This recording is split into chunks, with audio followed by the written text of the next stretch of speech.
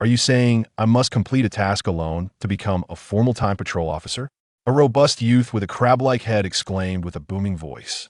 Indeed, little Yukong, a playful girl with pink hair and pointed ears replied. This is your first solo mission, and is also the only long-term task since the inception of the Time Patrol. Did I not already join the Time Patrol? Why must I undergo an assessment? Wukong scratched his head, feeling somewhat troubled. He had been with the Time Patrol since he could remember, raised solely by the Kai of Time Cane. Thanks to this upbringing, he had mastered all the skills of a Time Patrol officer, nearly exhausting his training with Stop-a-Lie.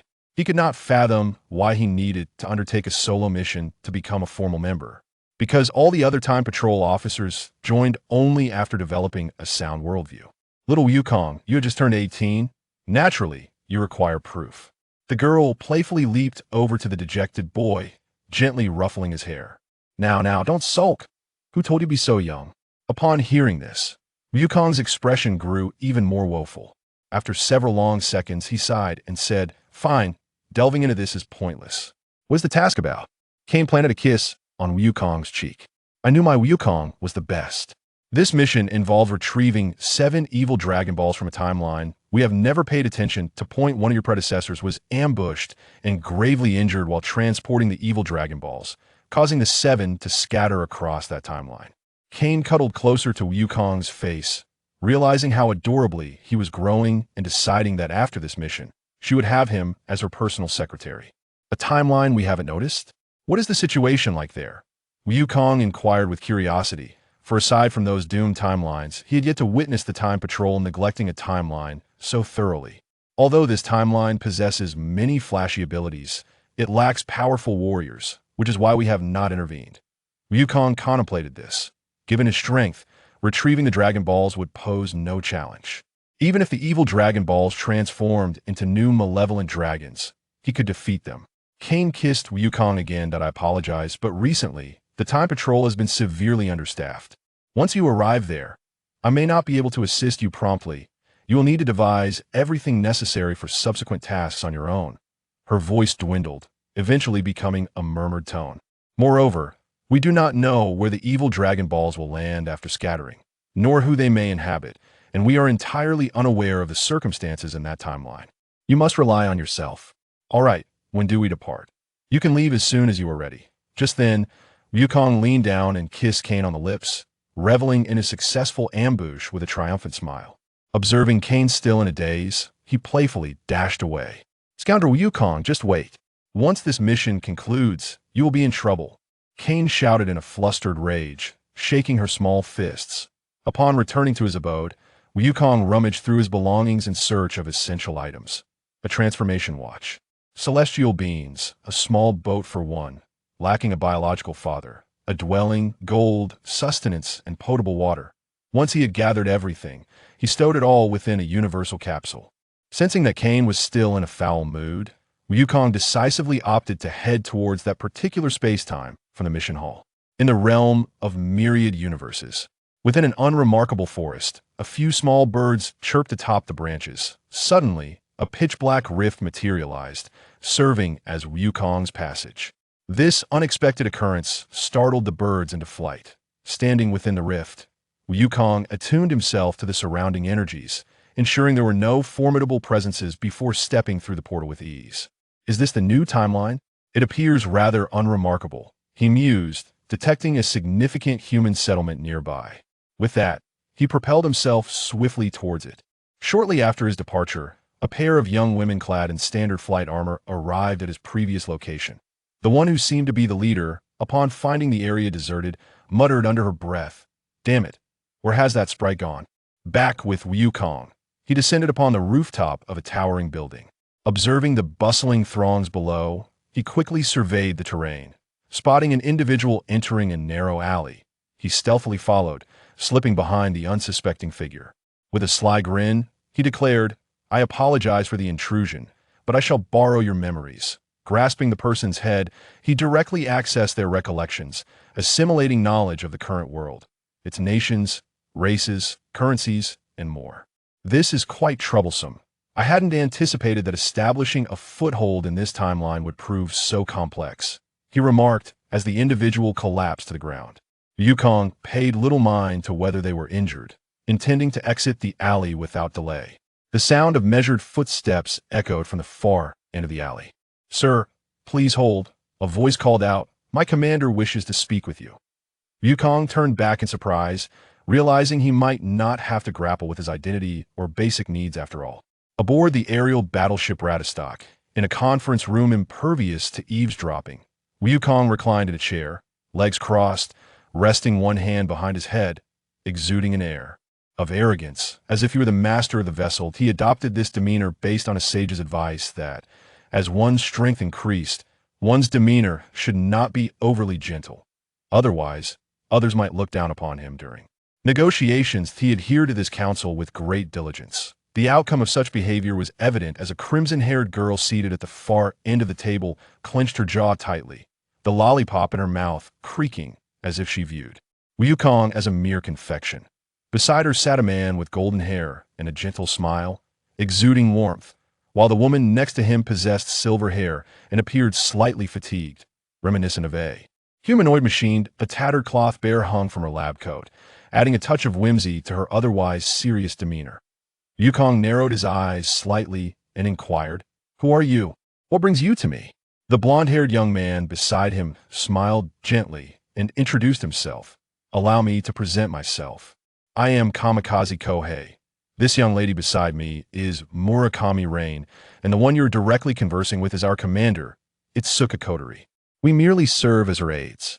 Upon hearing this, Yukong cast a surprised glance at the girl. Judging by her physical age, she appeared to be merely around 14 years old. Such youth, yet she held the position of a commander within a powerful faction. Truly, one must not judge by appearances. As for your invitation, it is the decision of our commander. Noticing Yukong's gaze, Itsuka Kotori swiftly rose, leaning over the table with her hands pressed down, adopting a posture that exuded an immense sense of authority. "Hey, are you an elf?" Yukong momentarily hesitated. "That depends on your definition of an ELF. An elf is a visitor from another realm. Their every appearance in our world brings forth spatial tremors, inflicting considerable damage and loss upon Earth.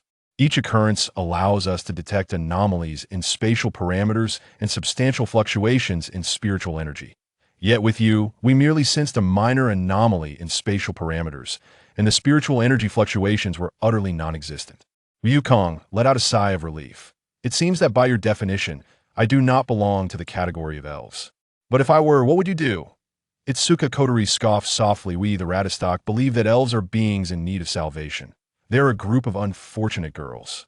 We would seal their spiritual powers, allowing them to live normal lives. That I see. What a commendable plan," Yukong remarked. "Furthermore, we, the Ratastock, will take responsibility for their basic needs.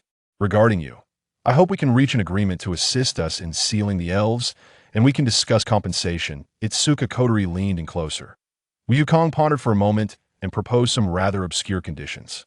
Although the Ratastock representatives did not fully comprehend the rationale behind them, they acquiesced nonetheless. Yukong smiled faintly. "May our collaboration be fruitful." Chapter 2. The meal is finally here. "So, you mean to say that I should disguise myself as a student to approach Shizaki Wakaharu?" Sun Wukong sat in the conference room of Flaxinus, arms crossed, brow slightly furrowed. Indeed, Wakaharu Kinri, with a lollipop in her mouth and legs crossed, is a key figure in sealing the spirits, although she remains oblivious to this fact.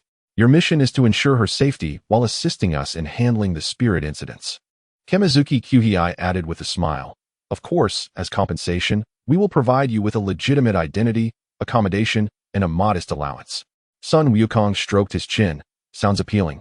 But there is one problem. What problem? I have never attended school. The conference room fell silent in an instant. Mirasame Ryuin, expressionless, adjusted her glasses. Are you implying that you have never been to school? Well, I have been training with the Time Patrol since childhood. My education comprised only battle history and universal language. Sun Wukong spread his hands, completely ignorant of subjects like mathematics, literature, or history. Kinri bit down on her lollipop, shattering it. Are you serious? Quite serious. Kamizuki pondered for a moment, then clapped his hands. No worries. We can arrange for you to have the identity of a returnee, claiming you have been living abroad and are unfamiliar with Japanese curricula. Can that really pass muster? It's better than saying I've never been to school. Kinri sighed. Fine. Let us do it this way. Ryuin, prepare a student ID and uniform for him. Understood. Sun Wukong stood up and stretched. So what should I do now? Kinri revealed a mischievous smile. First, you must pass our combat test. The testing ground is situated in the underground training facility of Ladisak. The rules are simple. Kinri pointed to the combat simulation robot opposite them. Defeat it to prove your capability to handle the spirits. Sun Wukong glanced at the robot. Is that all? Do not underestimate it. This is the latest model, capable of simulating the combat strength of elite spirits. Oh, the moment the battle commenced, boom. The robot exploded. Kinri, Kamizuki, Ryuin, data overflow, instrument damaged. Sun Wukong retracted his fist, feigning innocence. It seems rather fragile. Kinri's lips twitched. Who exactly are you? A time patroller. As I mentioned. Just then, an alarm suddenly blared. Warning. Troops detected approaching. Kinri's expression changed. Oh no, the energy fluctuation from earlier has been detected by them. Sun Wukong raised an eyebrow. Who are the spirit troops? A bunch of lunatics intent on exterminating all spirits. Kinri quickly operated the control panel. We must teleport you away. We cannot let them discover our collaboration just yet.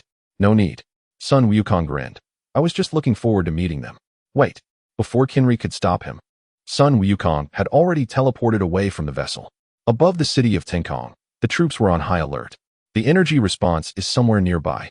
Hinakami Ryoko ordered. Spread out and search for the target. Kuya Zeko scanned the streets impassively when, suddenly, her detector emitted a sharp alarm. Target detected. She abruptly looked up to see a black-haired youth perched on a power pole, curiously observing her. You are the spirit? Origami coldly questioned. Her laser cannon locked onto the target. Not at all. Sun Wukong leaped down, landing steadily. I am merely a passing transfer student. A lie. Without hesitation. Origami squeezed the trigger. Whoosh. The laser beam sliced through the air, but in the instant before impact, Sun Wukong's figure vanished. Behind her, Origami's pupils contracted sharply. Before she could turn around, she felt a chill at the nape of her neck as Sun Wukong's finger gently tapped her armored joint. Your equipment is impressive, but your movements are too slow. Origami spun around abruptly, sweeping her attack, yet once again, she missed. Sun Wukong had retreated 5 meters, hands in pockets. Wearing an expression of ease. What exactly are you? Origami's voice wavered for the first time. I already told you, a transfer student. Sun Wukong blinked. Care to grab some ramen together? When Ryuko Hinata and her team arrived, they found Origami standing in place, while the target had long since disappeared. The next day at Zen High School, this is our new transfer student, Sun Wukong. Introduced Hiratsuka, he has just returned from abroad, so please take care of him. Sparse applause echoed in the classroom. Hachiman Hikigaya, with dead fish eyes, muttered, another social butterfly. Yui Yugahama quietly cheered. His hair looks so cool. Kasumi Gakaka Shiwa squinted. That name is definitely a fake. After the class bell rang, Yukino Shida strode directly to Sun Wukong's desk. Son, I was instructed by Hiratsuka-sensei to help you familiarize yourself with the campus. Oh, thank you. Sun Wukong responded with a bright smile. As they walked down the corridor, Yukino suddenly remarked, your cloak violates school regulations. I know, but it's a matter of principle. Principle? Yes, just like your unwavering adherence to what is right, Sun Wukong said, tilting his head slightly to gauge her thoughts. There are some things one cannot forsake, even if they are misunderstood, right? Yukino blinked slightly. How does he know what I'm thinking? Before she could respond, Sun Wukong abruptly stopped and gazed out the window. Huh, what's wrong? He pointed to a fleeting silver-haired figure on the playground. Is she from your school? Yukino followed his gaze. I don't recognize her. Do you know her? Sun Wukong squinted. No, I just find her quite special. That ominous aura feels like the energy from Dragon Ball. After school, Sun Wukong trailed Yuri now to the park. The girl sat on a bench, intently licking her ice cream. Oh, it's melting. Yuri now watched the cream drip onto her hand, and suddenly, with a crackle, sparks erupted from her fingertips. The ice cream was instantly charred. Oh. She stared blankly at the blackened remnants. Another failure. Need some help? Yuri now shot her head up. Pupils constricting. When did you? Sun Wukong crouched down, offering a new ice cream. Here, just bought it. Yuri now warily stepped back. Are you a superpower user? How did you find me? Because I saw the light on your hand. Sun Wukong chuckled softly, while carefully sensing that ominous aura. That night, aboard the bridge of the Flaxinus. So, you not only provoked, but also engaged with an individual suspected to be a Dragon Ball host? Kintorai ground her teeth. Sun Wukong gnawed on the celestial bean, proclaiming, "Ah, progress is smooth. Smooth, my foot." Qin Li dropped the lollipop. "Our collaboration must remain confidential. Fear not. No one will discover it." Sun Wukong grinned. "By the way, I shall officially begin my protection of Shirji tomorrow, correct?" Qin Li inhaled deeply, replying, "Indeed. But remember, you must never reveal your identity." "Understood." Suddenly, Kamiyu interjected, "Commander, a new spatial tremor has been detected." Qin Li's expression shifted. "Location? At Zen High School, tomorrow morning." All eyes turned toward Sun Wukong. He flexed his wrist, a dangerous smile gracing his lips. "It seems my enrollment day will not be dull." Chapter 3. The Awakening of the Four-Star Dragon. The afternoon sun lazily poured into the second-year classroom, chalk dust drifting gently in the beams of light. Sun Wukong rested his chin on one hand, the other spinning a ballpoint pen, his gaze occasionally flitting to the front row where Yubahama Yui sat. Ever since he detected something amiss, he had been covertly observing the pink-haired girl for 3 days. "Sun Wukong, please answer this question." The voice of their homeroom teacher, Okamine Tamaki, jolted him back to reality. The blackboard was filled with complex mathematical formulas, and the entire class turned to stare at him. Sun Wukong scratched his head. "Is the answer to blast the problem away with the Kamehameha?" Laughter erupted in the classroom. "Go stand in the hallway." In the corridor, Sun Wukong leaned against the window, suddenly sensing a peculiar fluctuation in the aura. He turned sharply to see Yubahama Yui bent over, taking notes. Yet her shadow twisted oddly in the sunlight, faintly revealing the outline of dragon wings. Indeed, something was amiss. The bell rang, and Yui exited the classroom, clutching her textbook. Sun Wukong stealthily followed, noticing her gait had become somewhat rigid, each step leaving shallow scorch marks on the floor. "Yubahama," he called out as he hurried to catch up. "May I borrow your notes from the last class?" Yui slowly turned, her pupils constricting into fine lines under the sunlight. Of course, her voice echoed with an eerie resonance. At the moment their hands brushed while exchanging the notebook, Sun Wukong felt her wrist burning, far hotter than human body temperature. Yui suddenly began to tremble violently, her textbook scattering across the floor. "What is wrong with you?" "So hot, so hot." Yui clawed at her collar, revealing 4 black star marks arranged in a diamond shape beneath her collarbone.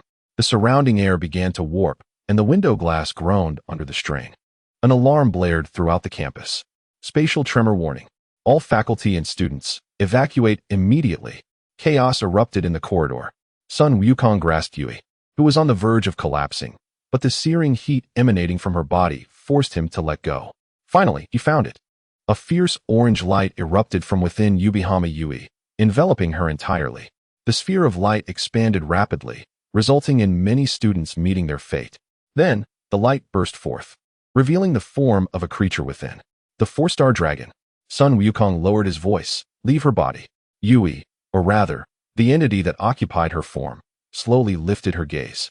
As her eyes fully opened, the once brown pupils had transformed into the distinctive golden orbs of the Dragon Ball world. "Long time no see, Saiyan." Suddenly, the entire teaching building shook violently. The fluorescent lights on the ceiling shattered in quick succession, and the glass windows crumbled into fine dust under an invisible pressure. Amidst the panicked screams of the students, the 4-star dragon levitated into the air, its limbs stretching naturally. "Stop! You will ruin her body." The corners of the 4-star dragon's mouth curled into a cold smirk. "This vessel is quite decent." It unleashed a fierce aura, yet its expression remained eerily calm. Sun Wukong clenched his fists but refrained from recklessly attacking, fearing harm to the host. The back wall of the classroom collapsed with a thunderous roar, revealing a bizarre scene outside. The entire sky had turned a dark crimson, with 4 massive black stars suspended in the celestial expanse. Distant skyscrapers twisted and warped like melting candles. "Welcome to my domain." Its body convulsed violently, a white light surfacing beneath its skin. A terrifying crack reverberated from its spine, and its shoulder blades unnaturally protruded, as if something was about to burst forth. "No, how can this be?" The 4-star dragon's voice suddenly became fragmented. Its body fell rigidly to the ground like a marionette with severed strings, the golden light in its eyes flickering. Sun Wukong keenly sensed that something seemed poised to separate from the 4-star dragon's body. Suddenly, a thought struck him, and he called out, Yubihama-san, hold on. In apparent response to his plea, the four-star dragon's left hand shot up, tightly gripping its own throat. It sensed Yubihama's will and couldn't help but let out a low growl. A mere human dares to. Since you wish to leave, then leave. This bizarre tug-of-war continued for a full 3 minutes. Ultimately, with a sound reminiscent of shattering glass, a semi-transparent silhouette emerged from behind the four-star dragon. Pink hair, a delicate yet robust figure, and a radiant visage. It was Yubihama. One must commend the girl's willpower. The dragon's voice turned low and deep as it began to speak. Yui's body fell like a marionette with severed strings. Caught by Sun Wukong in a swift motion. What have you done to her? I merely borrowed her body for a moment. The formidable physique of the four-star dragon hovered in the air, though it was no longer needed. Suddenly, the entire sky darkened. The four-star dragon shone brilliantly, countless particles of light converging from all directions, gradually solidifying into a human form. First, the phantom transformed into a corporeal figure, then a lithe body, and finally that iconic shoulder-length pink hair. She fell from the air, and Wukong quickly caught her. As the four-star dragon fully revealed its true form, the entire power system of Tiangong City collapsed simultaneously. It hovered over the campus, every inch of its skin radiating a molten glow. The feeling of awakening is magnificent. A deep voice resonated through the heavens and the earth. The four-star dragon slowly lowered its head, its golden pupils locking onto Sun Wukong within the teaching building. Now, it is time to commence our battle. With these words, its figure transformed into a phantom and vanished into the air, reappearing before Wukong in the blink of an eye, as if it had transcended time itself. Ah! Goku roared in fury, and in the blink of an eye, he transformed into Super Saiyan 4. He steadfastly received the powerful strike from the four-star dragon. Astonished that this typically honorable opponent would resort to a sneak attack. Sensing Goku's confusion, the four-star dragon remarked, I initiated my attack within your line of sight. This does not constitute a sneak attack. Moreover, if you cannot withstand this blow, you are unworthy of battling me. Goku silently set aside his thoughts of Yubabin and declared, let's take this to the skies. With that, he soared upward, and the four-star dragon, chuckling, swiftly pursued him. It was only when they reached an altitude of approximately 50,000 meters that Goku halted, facing the four-star dragon directly. They gazed at one another in silence, each attempting to uncover the other's vulnerabilities. Suddenly, Goku made his move. In a fraction of a second, he appeared behind the four-star dragon and unleashed a powerful punch that struck the dragon's face, causing it to stagger. Yet, leveraging this force, the four-star dragon retaliated with a fierce kick to Goku's shoulder, and they separated in an instant. The heavens dimmed, and the stars hung in the balance. Goku and the four-star dragon transformed into two beams of light, tearing through the fabric of the universe, with each collision triggering dimensional collapse. The might of Super Saiyan 4 was enveloped in crimson thunder. Each strike unleashed a spiraling force that pierced the cosmos. Meanwhile, the four-star dragon's dark energy surged, and as its claws swiped, the very space around them shattered like fragile glass. Huh! Goku bellowed, channeling the strength of countless colossal apes into his right fist. The winds of his punch approached, shattering nearby planets into radiant meteor showers. The four-star dragon howled defiantly, crossing its arms as a malevolent energy coalesced into a blazing sun. Bracing itself against this cataclysmic blow, boom! The moment their powers clashed, time and space twisted, and the laws of nature crumbled.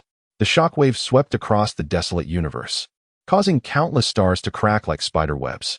The four-star dragon grinned savagely, unleashing its full dark energy, and with a sweeping motion of its wings, it struck Goku violently, sending him crashing through several burning stars. Yet, just as the four-star dragon's laughter echoed, Goku unleashed the tenfold dragon fist. His figure suddenly flickered, engulfed in a fiery aura of gold and crimson, his right fist embodying the ultimate battle spirit of a Saiyan. The surging energy twisted into a golden dragon silhouette. This punch contained the ferocity to shatter the universe, and wherever it passed, even the void itself was vaporized. Impossible. The four-star dragon's pupils constricted, and in a frantic attempt, it gathered all its dark energy to defend, but this punch transcended its comprehension. Boom! The force of Goku's fist penetrated the body of the dark dragon, unleashing a cataclysmic energy akin to a supernova explosion, its dazzling brilliance consuming the entirety of the cosmos. As the light dissipated, the four-star dragon's form fragmented into countless dark particles, vanishing into the void. Goku slowly withdrew his fist, his hair dancing wildly in the cosmic tempest. His gaze still ablaze with unquenchable fighting spirit. He reached out to catch the four-star ball drifting through space. It was over, and at that moment, the universe fell into silence. Back in the infirmary, Goku gazed thoughtfully at Yui on the hospital bed. In the twilight outside, three indistinct malevolent presences gradually faded from view. Chapter 4. Enlightenment of Self in the Treatment of Profound Theft. A sharp scream shattered the tranquility of the hospital room. Yui Yubahama, who lay in a comatose state, suddenly opened her eyes, her body jolting upright as if electrified. This unexpected movement caught Sora, who was seated by the bedside, off guard, causing him to stumble and fall from his chair, landing heavily on the floor. "What are you doing?" "Ouch," Sora groaned, rubbing his sore backside and grimacing. What was that noise? However, upon raising his gaze and seeing the lingering terror etched on Yui's face, his reprimanding words faltered and were swallowed. The girl's chest heaved violently, beads of sweat dotting her forehead, and her large eyes still reflected the remnants of fear. She glanced around, seemingly struggling to accept that she was now safe. Sora sighed, bracing himself against the floor as he stood up, gently brushing non-existent dust from his school uniform. He approached the bedside, unconsciously softening his tone. "Do not be afraid. That monster has been vanquished. You are safe now." This declaration seemed to activate a switch within Yui, and suddenly, her tears flowed freely. She hurled herself into Sora's embrace, gripping his clothing tightly, as if clinging to a lifeline. "I was so scared. I thought I was going to die," she sobbed, her cries muffled against Sora's chest, the warmth of her tears quickly soaking through his uniform. Sora froze momentarily, feeling somewhat unaccustomed to such intimate contact. After a brief hesitation, he finally lifted his arm, cautiously wrapping it around the trembling shoulders of the girl. "Do not be afraid. Do not be afraid," he softly reassured her, patting her back awkwardly. "I am here. I will protect you." Outside the window, the remnants of the sunset gradually faded, and twilight began to envelop the campus. In the hospital room, only Yui's intermittent sobs and Sora's occasional words of comfort filled the air. Time passed, though Sora was unaware of it, until the girl nestled in his arms finally calmed down, her breathing becoming steady and elongated. "Yui? Yui?" Sora tentatively called her name twice, but received no response. Lowering his gaze, he couldn't help but chuckle softly. The girl had fallen asleep in his embrace, her swollen eyes still marked by tear tracks, while a thin stream of saliva trickled from the corner of her mouth, dampening his uniform further. Sora's expression shifted as he raised an eyebrow. He stared at the suspicious wet spot, internally debating whether to rouse the girl from her poor sleeping position. Ultimately, he sighed in resignation. "Oh well," he murmured to himself. "Consider it a privilege for the patient." He gently laid Yui back onto the hospital bed, carefully tucking her in with the blanket. After completing these tasks, Sora glanced down at his now pitifully damp and wrinkled uniform, adorned with some questionable shiny stains. Shaking his head in helplessness, he turned and exited the infirmary. The corridor was illuminated, empty of any presence. It dawned on Sora that it was quite late. He hurried toward the school entrance, and in the distance, he spotted Shizuki leaning against the wall, anxiously scanning her surroundings. "Sora." Upon seeing him, Shizuki immediately rushed over, her expression filled with concern. "Are you and Yubahama-san all right?" she asked, her eyes brimming with worry, her fingers unconsciously twisting the hem of her skirt. During the battle that afternoon, she witnessed Goku transform into a form radiating a golden aura, charging towards the heavens alongside the monster. What transpired thereafter remained a mystery to her, leaving her to anxiously await at the school gate. Goku gently patted Shizuki's shoulder, offering her a reassuring smile. "Everything is fine now. At least that monster will not return." He paused before adding, "Yui is safe too, though she was a bit frightened and is now asleep." Shizuki visibly relaxed, her tense shoulders easing. She glanced at her phone and gasped, "Oh no, it's so late. Kinri is still waiting for me." In a flurry, she bowed to Goku, exclaiming, "I must take my leave." "Hurry along." Goku waved his hand. "Please convey my regards to Kinri." Watching Shizuki hastily depart, a faint smile crept onto Goku's lips, only to be swiftly replaced by fatigue. He gazed up at the now darkened sky, releasing a long sigh. What a lengthy day it has been. Opting not to walk home, he instantaneously transported himself to the Flaxinas. In the ship's command room, Kinri was savoring a lollipop, her eyes fixed on the data displayed on the large screen. Upon Goku's sudden appearance, she raised an eyebrow. Well, look who has returned, the great hero? Goku managed a wry smile, shaking his head. Please don't mock me. So much has transpired in one day.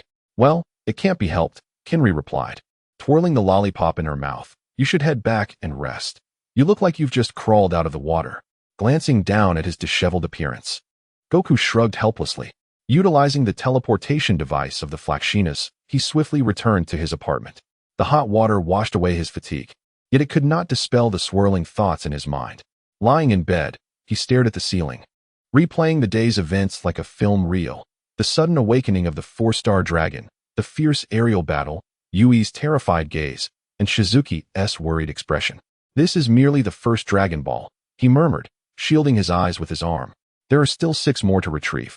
The prospect of future troubles filled Goku with a sense of despair, as if he could see the end of his life stretching out before him. In just a few days since arriving in this world, so much had transpired, he could hardly fathom what challenges lay ahead. Just as he began to drift off, a chilling thought pierced his mind. Goku sprang upright from his bed, nearly colliding with the ceiling. Oh no, there's a Dragon Ball host awaiting treatment. Frustrated, he slapped his forehead and quickly pressed the transformation watch on his wrist. In the blink of an eye, the Temporal Patrol's specialized battle attire replaced his pajamas. Goku closed his eyes, concentrating to sense the energy of the entire city. Found it. In the next moment, his figure vanished from the room, reappearing in a girl's dormitory at the Star Sea Academy. Moonlight streamed through the curtains, casting a gentle silver glow over the room. Yuri now lay quietly on her bed, her breathing soft and even. The arrival of Wukong did not awaken her. The pallid complexion of the young girl appeared even more haggard under the moonlight. Wukong tiptoed to the bedside, gingerly clasping Nao's hand. He closed his eyes, gradually channeling the pure positive energy from within himself into her body. The energy flowed like a warm stream, gradually washing away the negative effects brought by the Dragon Balls. Time passed, each second ticking away. Beads of perspiration formed on Wukong's forehead, yet he persisted without faltering. It was not until an hour later, sensing that Nao's body had reached its limit, that he reluctantly ceased the flow of energy. At the moment the healing concluded, something miraculous occurred. The night sky, once shrouded in dark clouds, suddenly cleared, and the silvery moonlight streamed through the window, illuminating both of them. Wukong gazed down at the girl on the bed, instinctively holding his breath. Nao's sleeping visage was breathtakingly beautiful in the moonlight, her long eyelashes casting delicate shadows on her face. The corners of her lips graced with the faintest hint of a smile. How adorable, Wukong murmured unconsciously. In that instant, he suddenly grasped why protagonists in certain novels could fall in love with multiple individuals, why love triangles existed. Memories of the girls he had encountered over the past few days flashed through his mind. Kaien's vivacity, Kinri's tsundere charm, Shiori's gentleness, Yui's exuberance, Lingin's calmness, and the enigmatic Nao before him, each one unique and captivating in her own right. Wukong smiled, a blend of relief and resolve gracing his features. Indeed, he had come to understand. Since fate had brought him to this world, allowing him to meet these wonderful girls, he would embrace this gift with open arms. I will protect everyone, he whispered to himself, with all his strength and sincerity. Before departing, he cast one last glance at the slumbering Nao, gently tucking the blanket around her. This time, he did not employ instant transmission. Instead, he pushed open the window and summoned the technique of flying through the air.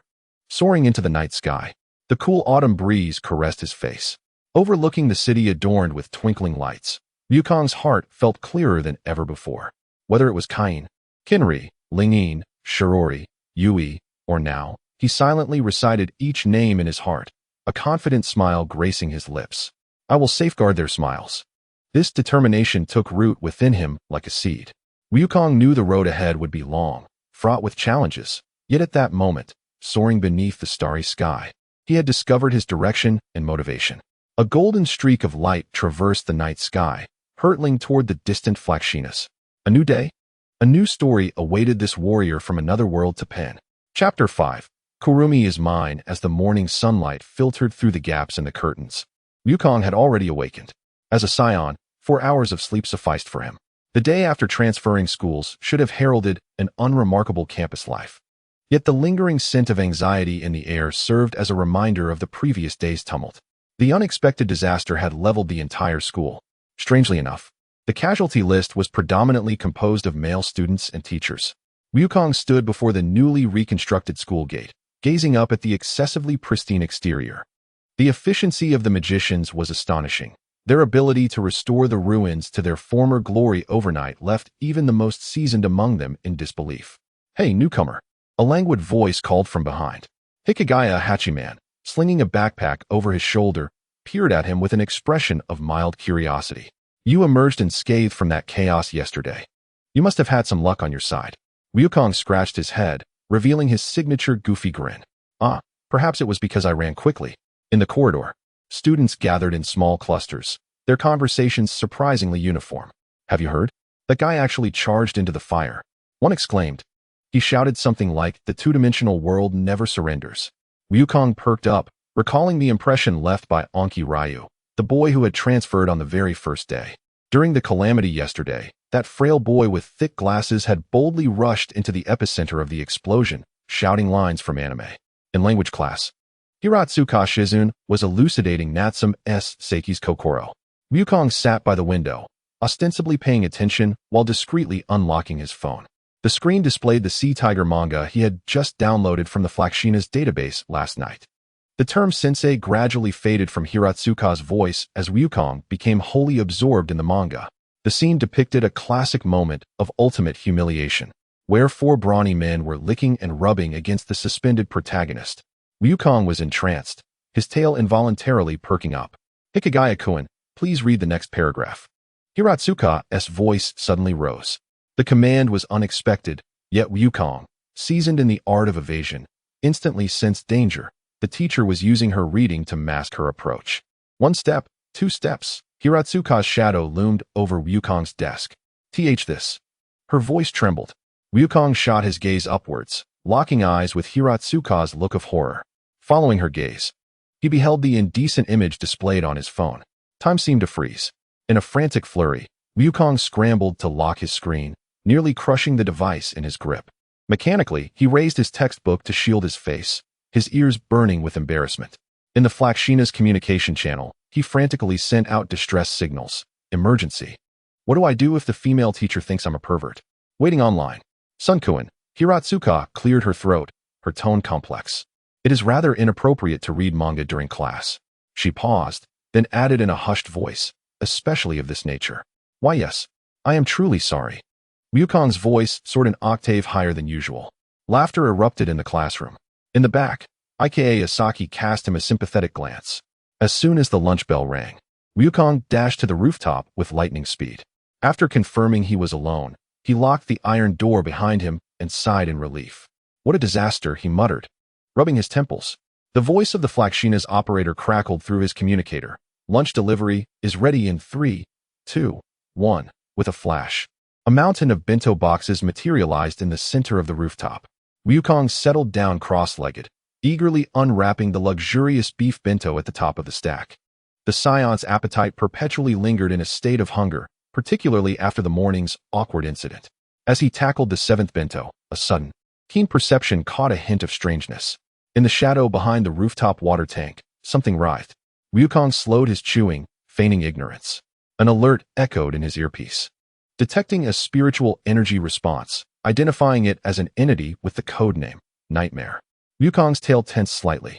He continued to eat, but his muscles were already on high alert. The shadow quietly observed him as he finished his meal, remaining still until Wukong stood to leave. "Have you seen enough?" Wukong abruptly turned, his voice laced with danger. "Show yourself, or vanish forever." The shadow spread like ink, revealing a girl in a black gothic dress who gracefully emerged. She lifted her skirt and bowed, her mismatched red and black eyes glittering with mischief. "Tokusaki Kurumi, codename, Nightmare. It is a pleasure to meet you, esteemed scion from another world," she said, her voice sweet as honey. Wukong returned the gesture with a fist salute, yet his gaze remained wary. "What do you seek?" "I wish to borrow your precious time." Kurumi replied with a light laugh, summoning the massive clock-like phantom, the temporal emperor. The golden dial flickered with an eerie glow. Upon witnessing Kurumi accelerate time with her first bullet, Wukong's golden pupils contracted sharply. This ability to manipulate time was precisely the forbidden power that temporal patrol agents dreaded. Regrettably, Wukong's figure suddenly vanished, reappearing behind Kurumi in an instant. I cannot allow such power to exist. Ethereal chains sprang forth from his palm like serpents, swiftly ensnaring Kurumi's limbs. The girl widened her eyes in astonishment.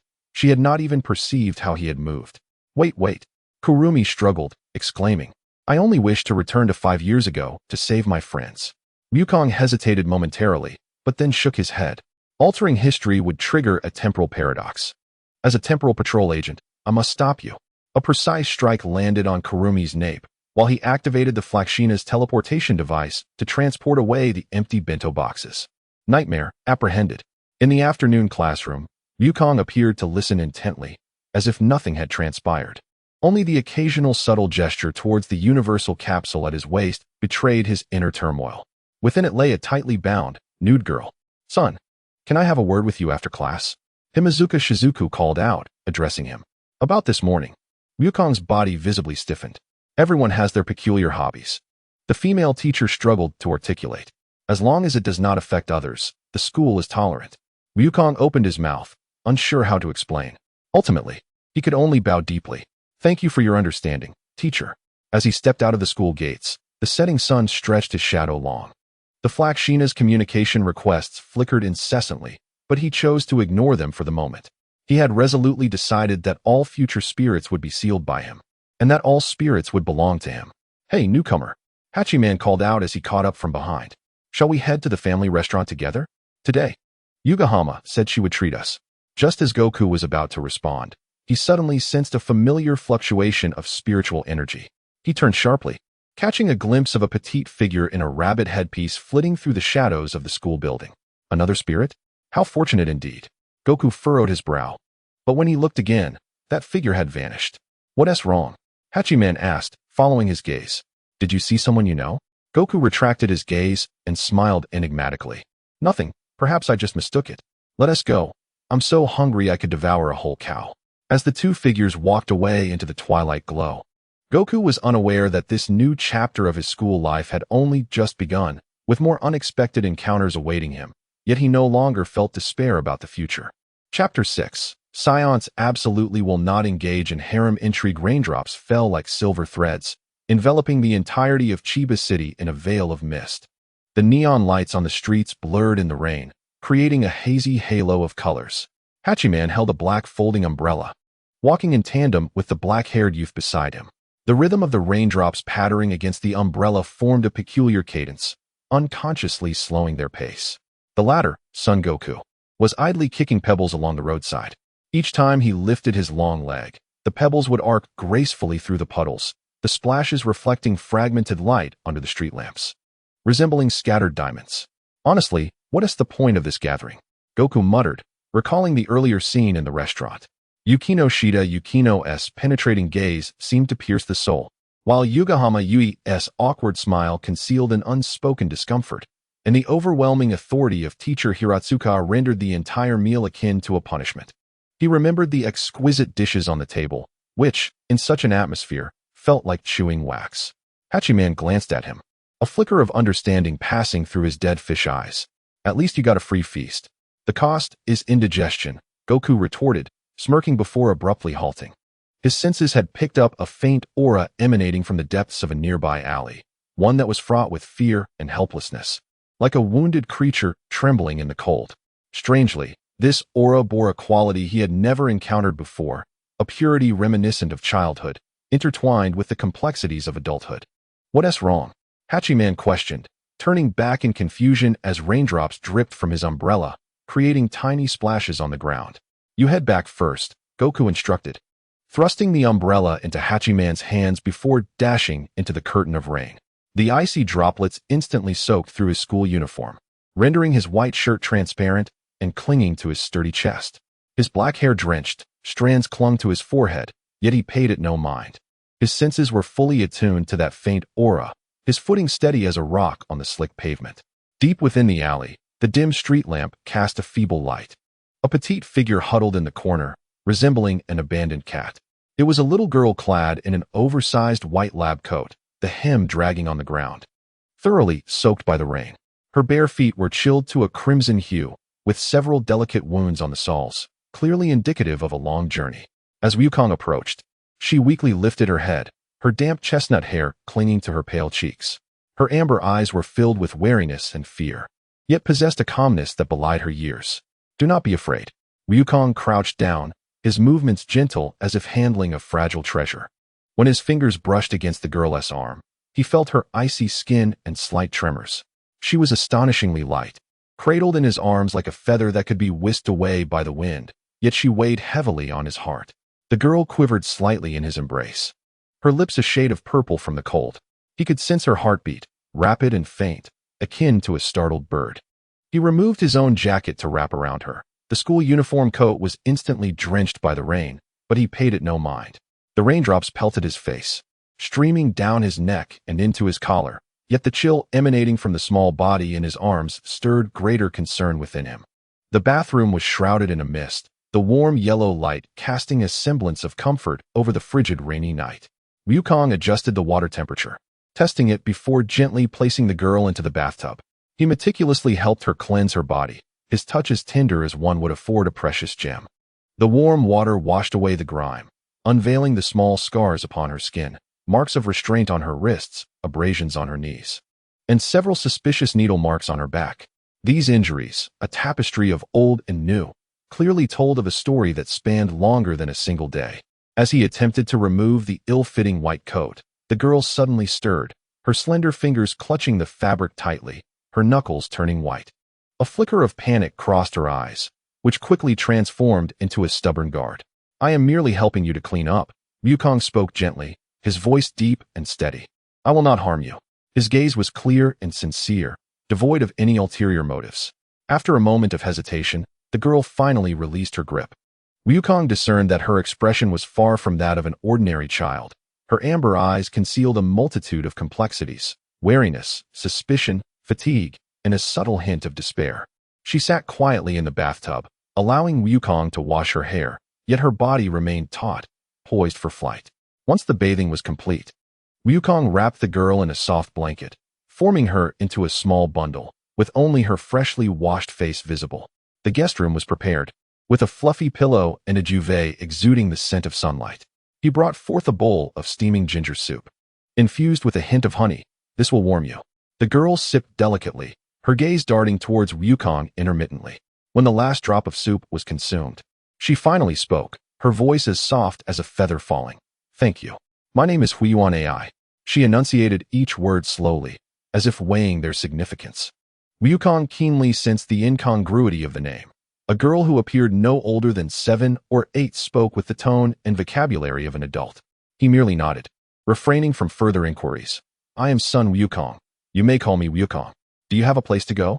Hybera AI, as she identified herself, shook her head, a flicker of melancholy passing through her eyes.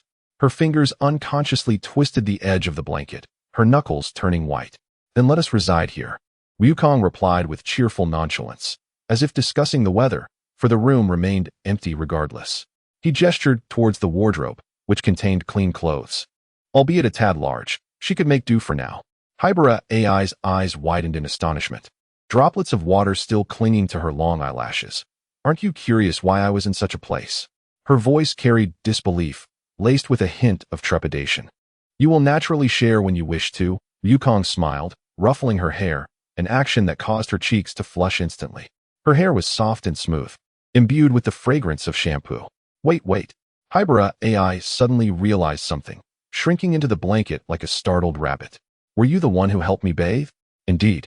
There is no one else here, Wukong replied, utterly oblivious to the implications of her question. Ah. A pillow struck his face with pinpoint accuracy, the force surprising for such a small frame. Pervert. Get out. As Wukong was ushered out of the room, he scratched his head, droplets of water flinging everywhere. He found it perplexing why assisting someone with a bath would provoke such anger. Standing in the corridor, he shook his head and proceeded to the master bedroom, where another dilemma awaited him. The door to the master bedroom creaked open gently, releasing a faint squeak. Inside the dimly lit room, only a small lamp at the bedside cast a warm yellow glow. Kurumi Tokisaki was bound by ropes on the bed, her black gothic dress somewhat disheveled. her mismatched eyes glinting with a dangerous light under the illumination. Upon noticing Wukong's entrance, she began to struggle violently, muffled growls of fury escaping from her gagged mouth. Still not learned your lesson, huh? Wukong sighed, approaching the bedside to sit down. The mattress sank slightly under his weight. He carefully removed the cloth from Kurumi's mouth, as delicately as if disarming a bomb. You bastard. I will absolutely kill you. I will tear you to shreds. As soon as she could speak, Kurumi unleashed a torrent of curses, her voice hoarse from prolonged restraint. She writhed fiercely, her long black hair spilling chaotically across the pillow like a tempestuous cloud. Wukong regarded her indifferently, a knowing smile gracing his lips. He brushed his fingers against her cheek, sensing the heat rising from her anger. We have ample time ahead of us. His voice was low and tranquil, yet laced with an undeniable conviction. In the following 5 days, Wukong substantiated this assertion through his actions. He called it Suka Coterie to request leave. Her voice on the other end was filled with skepticism. Yet he simply stated he had pressing personal matters to attend to. After hanging up, he devoted himself wholeheartedly to instructing the disobedient spirit. Every morning, as the first rays of sunlight filtered through the curtain-s gaps into the room, Wukong would awaken, gazing at Kurumi still lost in her dreams. Her sleeping face was unexpectedly serene and gentle, bearing no trace of the madness she exhibited when awake. Wukong gently brushed aside the strands of hair from her forehead, his fingertips tracing the delicate contours of her features. Every day after school, Huiyuan AI would hear strange sounds emanating from the master bedroom, sometimes a low murmur of conversation. At other times the fierce sounds of struggle, and occasionally an indistinct whimpering. These noises caused her perception of Wukong to plummet from that of a benevolent soul to a depraved fiend. Blushing, she would hurriedly pass by the door of the master bedroom, throw her backpack heavily onto the sofa, and intentionally crank up the television volume. However, on the 5th night, when Wukong finally released Kurumi from all her restraints, an unexpected scene unfolded. Kurumi not only refrained from attacking him, but instead leapt into his embrace, her slender arms tightly encircling his neck. A peculiar light flickered in her eyes, no longer filled with rage and hatred, but rather a complex, almost obsessive emotion. Do you still desire more? She asked seductively, her voice slightly hoarse from days of training, yet imbued with an unprecedented softness. Her fingers glided gently across Wukong's chest, the black polish on her nails already chipped. Wukong suppressed the rising impulses within him and grasped her restless hand. Enough for today. It's time to pick up Xiao AI, he said, his voice somewhat husky, his Adam's apple bobbing slightly. In the bathroom, warm water cascaded over Wukong's body as he tilted his head back, allowing the water to wash over his weary face. The mirror, fogged by steam, only vaguely reflected his muscular silhouette. The 5 days of intense struggle had taken their toll, yet he felt an overwhelming sense of satisfaction. As he dried off and changed into clean loungewear, preparing to head out, he discovered that Huiyuan AI had returned on her own. She sat on the living room sofa with her homework sprawled across her lap, yet her gaze frequently drifted towards the master bedroom. Upon seeing Wukong emerge, she immediately cast him a disdainful look, though curiosity sparkled in her eyes. Did you two go 5 days without food or water? She could no longer contain her inquiry, her tone deliberately calm, though the slight flush of her ears betrayed her true feelings. Her fingers unconsciously twisted a pencil, leaving meaningless scratches across her homework. Wukong nearly laughed aloud as he settled beside Huiyuan AI, the sofa sinking under his weight. You'll understand in due time, he said mysteriously, winking at her as he reached out to ruffle her hair, only to have her deftly evade his touch. During dinner, the awakened Kurumi naturally sat beside Wukong, clad in a black loungewear ensemble that accentuated her fair complexion. Unlike her violent demeanor from 5 days prior, she now resembled a contented cat, affectionately serving Wukong food and occasionally whispering sweet nothings into his ear, prompting soft laughter from him. Huiyuan AI watched the scene unfold, feeling an inexplicable discomfort gnawing at her insides. She aggressively prodded her rice, mashing the fish into a pulp. I'm full, she abruptly declared, rising with a stiff tone. Starting tomorrow, I'm going back to school. Wukong suddenly interjected, his gaze flitting between the two girls. You both must get along well at home. His tone carried an undeniable air of command. Who wants to get along with her? AI Hybra murmured softly, yet she obediently returned to her seat to finish the remnants of her meal. Kurumi, with a smile playing on her lips, remarked, Oh, don't worry. I shall take good care of my little sister." The emphasis she placed on the words little sister carried a hint of provocation. In the stillness of the deep night, Wukong stood on the balcony, gazing at the starry sky. The night breeze tousled his dark hair, carrying with it the refreshing scent characteristic of the post-rain atmosphere. In just a few short days, his life had undergone a dramatic transformation. An escapee from an organization, a tamed sprite, and the daunting classes awaiting him the next day. Truly, it was more troublesome than dealing with Frisia, he mused to himself, a smile unconsciously creeping onto his lips. In the distance, the city lights twinkled like countless stars. While behind him, in the warmth of the room, two girls with starkly different personalities were embroiled in a dispute over the ownership of the remote control. Perhaps, this life wasn't so bad after all. Chapter 7. Shizuka's worldview crumbles. The morning sunlight filtered through the gaps in the curtains, casting a pale golden hue over the classroom desks and chairs. Sun Wukong lay lazily atop his desk, idly spinning a pen with his fingers, his gaze occasionally drifting towards the window. He had contemplated late into the night, and now his eyelids felt heavy with fatigue. Suddenly, the classroom door swung open, allowing a faint whiff of tobacco to waft in. Silence enveloped the room. A deep, slightly husky female voice pierced the stillness, causing the entire class to fall silent. Standing at the podium was a tall woman, her black blazer casually draped over her shoulders, the top two buttons of her white shirt undone, revealing an elegant collarbone. With her left hand tucked into her pocket and her right hand holding an unlit cigarette, her signature pose, she announced, "Today, we have a transfer student." Her gaze swept across the classroom, lingering momentarily in a corner where Wukong was yawning. The boys in the class immediately stirred, whispers rising in a cacophony. "I hope she's a cute girl, preferably gentle." No, the tsundere type is the best." Jean Takahira raised an eyebrow, a slight smile gracing her lips. "It seems you are all quite eager." She stepped aside to make room as the classroom door opened once more. When the girl entered, the entire class fell silent. She was clad in a standard school uniform, her black hair cascading like silk, shimmering subtly under the sunlight. Most striking were her heterochromatic eyes, the left a vivid crimson, while the right gleamed a profound gold, as if capable of seeing into one's soul. "I am Kurumi Tokisaki," she said, inclining her body slightly, a faint smile dancing at the corners of her mouth. "I look forward to your guidance." Her succinct introduction sent the hearts of all the boys racing. So beautiful. She must be the school beauty. Wait, are her eyes enhanced with contact lenses? The boys excitedly whispered among themselves, already fantasizing about how to strike up a conversation with this enchanting girl. However, their daydreams were brutally shattered in the next moment. Kurumi's gaze swept the classroom, ultimately fixing on a certain spot. Wukong, propping his chin on his hand, stared at her with a look of utter bewilderment. Wukong's voice suddenly transformed into a dulcet tone as she gracefully approached him, drawing the astonished gazes of the entire class.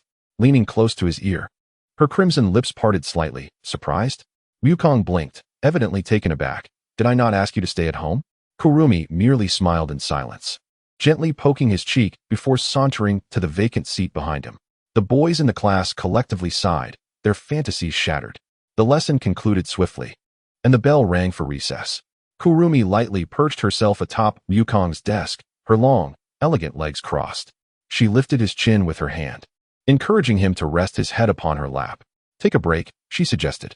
Wukong, unhesitant, adjusted his position and comfortably nestled against her. Upon opening his eyes, he was met with Kurumi's smiling crimson gaze, the warmth within those eyes nearly overflowing. "She is truly beautiful. No wonder she is my wife," he mused. The surrounding boys gritted their teeth, yet remained powerless. During the lunch break, Wukong prepared to head to the rooftop as usual. "Shall we go together today?" Kurumi inquired, retrieving a folding bench from the shadows with a beaming smile. Wukong nodded, and the two ascended to the rooftop one after the other. However, the door was locked. "That's strange. It shouldn't be locked." Wukong frowned, twisting the metal lock until it yielded like soft clay. The rooftop was covered in dust as Kurumi took her first step. A layer of grime adhered to her shoe. Observing this, Wukong gently blew a breath, a soft breeze sweeping through and gathering the dust into the corners, clearing a pristine area. "That should suffice," he declared. Kurumi blinked, her smile deepening. How considerate. She unfolded the bench, taking a seat on the left side, patting her thigh invitingly. "Come, enjoy a lap pillow." Without hesitation, Wukong lay down, burying his face between her soft thighs and inhaling deeply. What an epic experience. Kurumi couldn't help but chuckle, her fingers delicately combing through his hair. You foolish boy. She took the bento, her fingertip inadvertently brushing against his palm, igniting a delightful sensation within Wukong. Elegantly, she peeled back the plastic wrap from the first rice ball, teasingly wiggling it before him. Open wide. As Wukong obediently opened his mouth, Kurumi unexpectedly shifted the rice ball's direction, taking a delicate bite herself. Watching the bewilderment in Wukong's wide eyes, she burst into laughter, the corners of her eyes curving charmingly. Just kidding. The second bite finally made its way to Wukong's lips. He swallowed most of the rice ball in one go. His cheeks puffed up as he chewed, prompting Kurumi to poke his cheek playfully with her fingertip. Eat slowly. No one is competing with you, she chided, wiping the grains of rice from the corners of his mouth with a tenderness akin to handling fragile treasures. Sunlight filtered through the rooftop railing, casting dappled shadows upon them. Kurumi's long hair cascaded down, a few playful strands brushing against Wukong's cheek, carrying the fragrant scent of gardenia from her shampoo. Suddenly, Wukong reached out, capturing a strand of her hair and twirling it between his fingers. Your hair is truly lovely. As Kurumi's movements momentarily paused, a flicker of surprise glimmered in her crimson eyes, which soon transformed into a deeper, more intoxicating sweetness. Fool, she murmured, unexpectedly uttering such words. Lowering her gaze, she unwrapped another rice ball, intentionally selecting the portion with shrimp as a reward for him. Thus, they fed each other, sharing not only food but also the intertwining of their breaths and warmth. When Kurumi once again extended the rice ball to Goku's lips, she discovered he had already fallen asleep with food in his mouth, his eyelashes casting tiny shadows beneath his eyes. How truly charming, she whispered softly, her fingertips gently tracing the contours of his brow, marveling at how he could doze off in such a place. A gentle breeze swept by, and Kurumi discreetly untied her hair, allowing its cascade to fall like a curtain, shielding the slumbering Goku from the glaring sunlight. Her gaze lingered on his defenseless sleeping face, her crimson eyes brimming with an overwhelming affection. Sweet dreams, my little son. During the last class of the afternoon, the piercing alarm of a spatial quake suddenly resonated throughout the campus. The classroom erupted into chaos as everyone sprang into action. Everyone, evacuate according to the emergency route, commanded Shizuku, striking the table. The students hastily fled the classroom, Goku and Kurumi blending into the crowd as they made their way to the underground shelter. Along the way, the announcement finally revealed the location of the spatial quake, somewhere on a specific street. Residents nearby, please seek shelter immediately. Shizuku's face turned ashen. Kaguri said she was going to buy something there today. Trembling, she pulled out her phone to call her sister, only to be met with a disheartening message. The number you have dialed is temporarily unavailable. The location indicated that Kaguri was indeed inside that shopping mall. No, I must go find her, Shizuku declared, turning to rush out of the shelter. Goku grabbed her arm. Wait, I will go with you. Kurumi smiled faintly. I shall accompany you as well. When the three arrived at the scene, all surrounding shops were closed, and the streets were deserted. Suddenly, the space ahead began to distort, and a dark energy sphere rapidly expanded, instantly engulfing half the commercial street. With a deafening roar, as the dust settled, a petite girl stood at the center of a massive crater. She wore a green dress, her hood adorned with large rabbit ears, clutching a worn-out doll in her arms, her gaze timid and frightened, resembling a startled little rabbit. Through the earpiece of the hidden observer, Kaguri's voice resonated. Her ability is to manipulate ice. Be cautious. Goku gently tapped the earpiece in response, while Shizuku stood frozen in shock. Did that girl just emerge from the spatial quake? Before she could gather her thoughts, the creature in the pit summoned a gigantic steel rabbit and swiftly rode away. Wait. Shizuku instinctively attempted to pursue, but Goku restrained her. Don't rush, she won't escape. Just then, a blinding white light enveloped them. When Shizuku opened her eyes again, she found herself in a pure white, enclosed space. Where is this?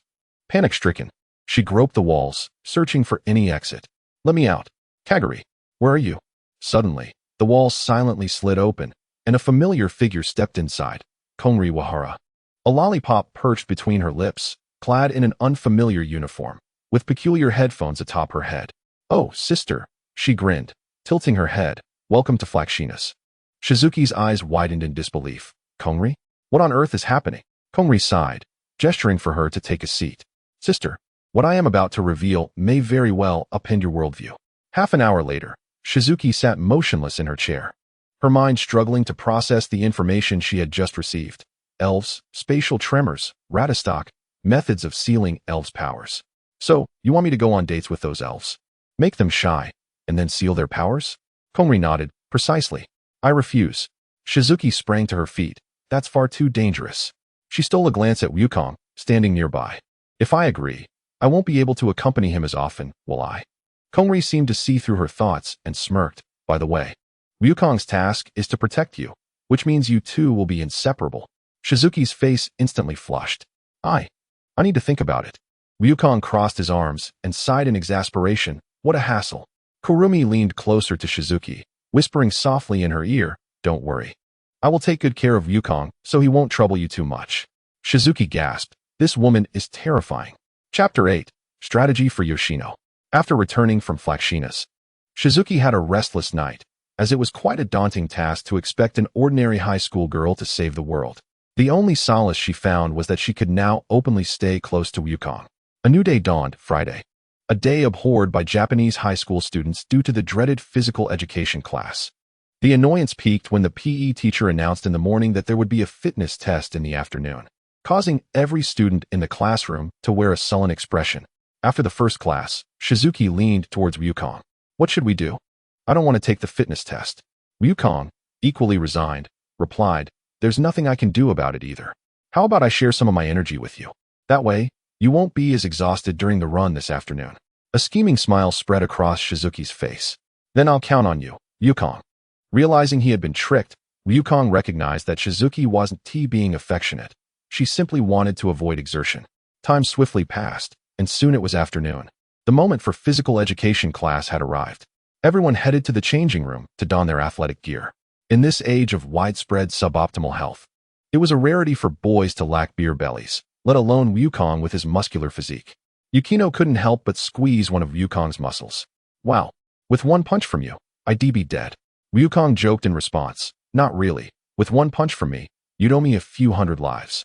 Yukino lightly punched Wukong's shoulder. You're just boasting. Wukong smiled and shook his head. Once everyone was dressed, they gathered on the playground. The physical education teacher, bearing a serious expression, commenced the arrangement of the fitness assessment, the first event being the 1,000-meter run. At the sound of the whistle, the boys surged forward like wild stallions. Naturally, Wukong effortlessly led the pack, while Hikigaya trailed behind, panting as he pursued. Meanwhile, Shizuki benefited from the energy emanating from Wukong, initially running with relative ease. However, as time passed, she realized her stamina was swiftly depleting.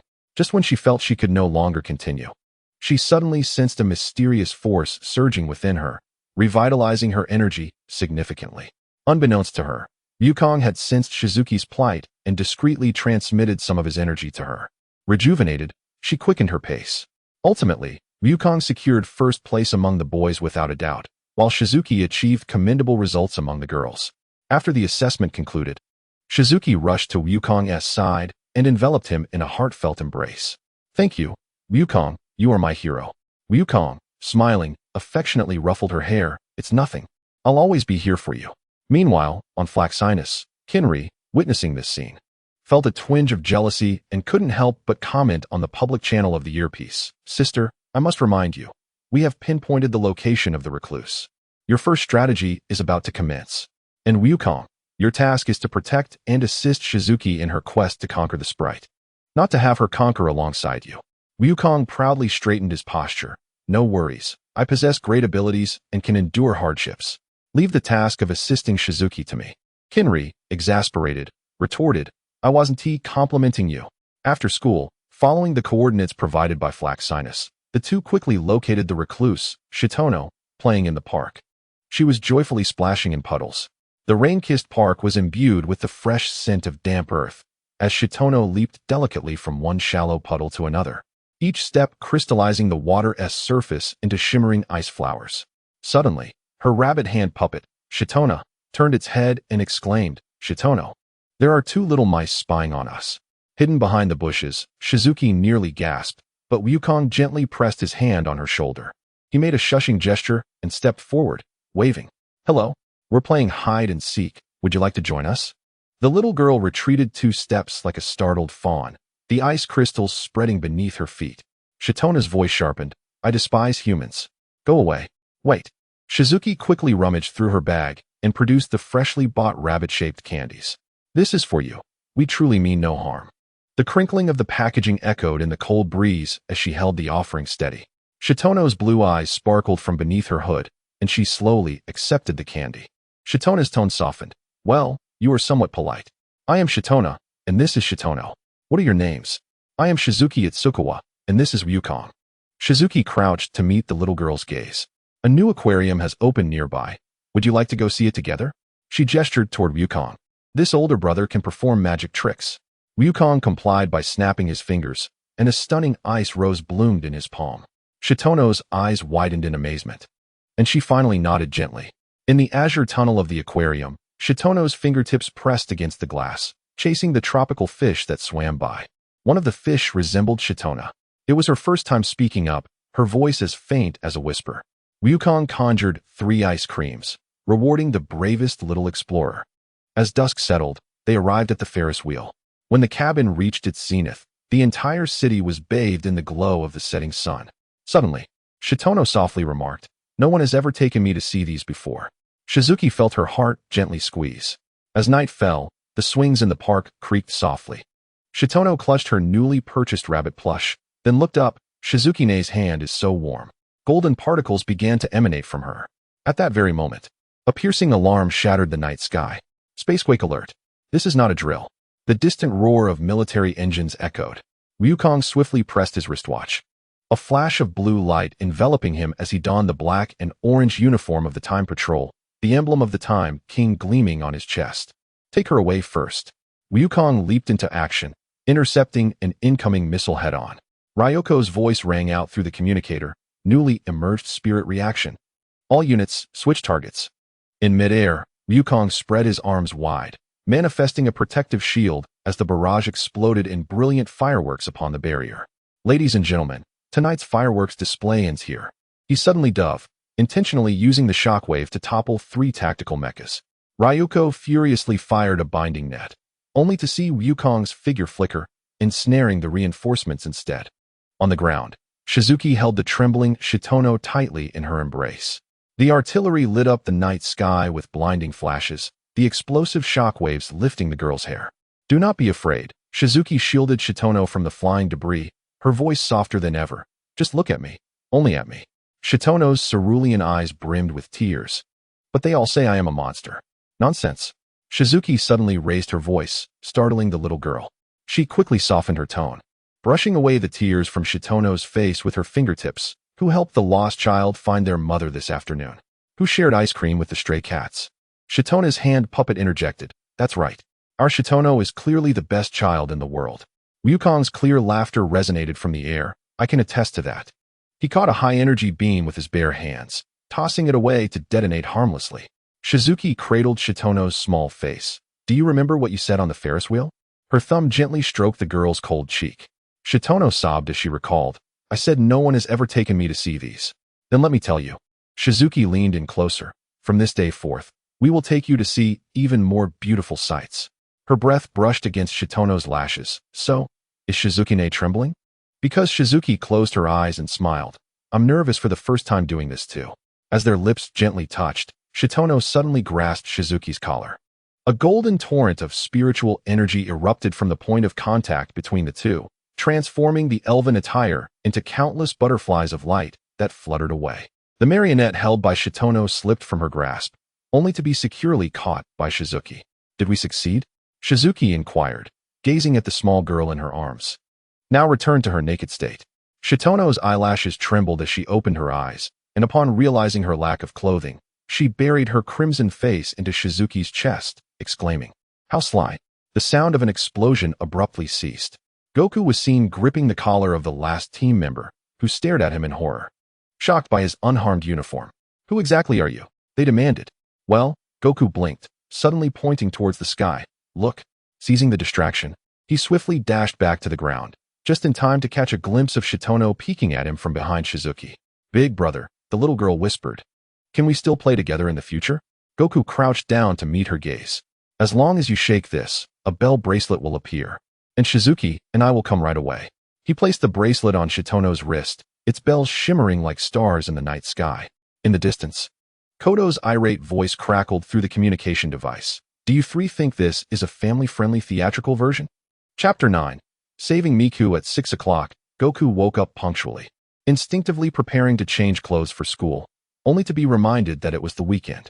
He breathed a sigh of relief. For him, even with the aid of comics and novels, the hours spent in class were utterly tormenting.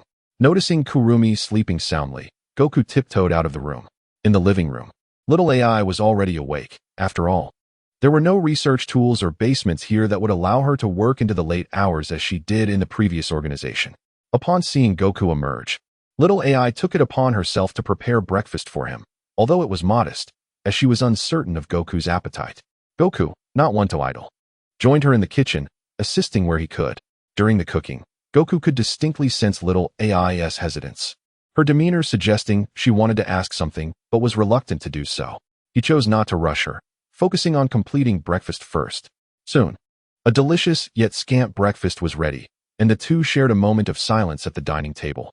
Ultimately, it was little AI who could no longer bear the peculiar atmosphere and broke the silence by asking, "Who exactly are you?" Goku was momentarily taken aback. "You noticed?" Little AI responded, somewhat anxious. After all, going without food or drink for 5 consecutive days doesn't seem normal, does it? Goku smiled slightly. "Then why not take a guess at what we are?" Little AI, now intrigued, asked, "Could you be the legendary hybrids?" Goku was taken aback again. "What hybrids? Whose blood?" Now it was little AI's turn to be puzzled. "Dragons, half-human, half-dragon hybrids."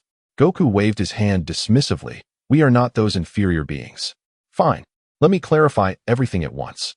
He pointed to Kurumi, who was sleeping in the room, and explained, "Kurumi is a being known as an elf.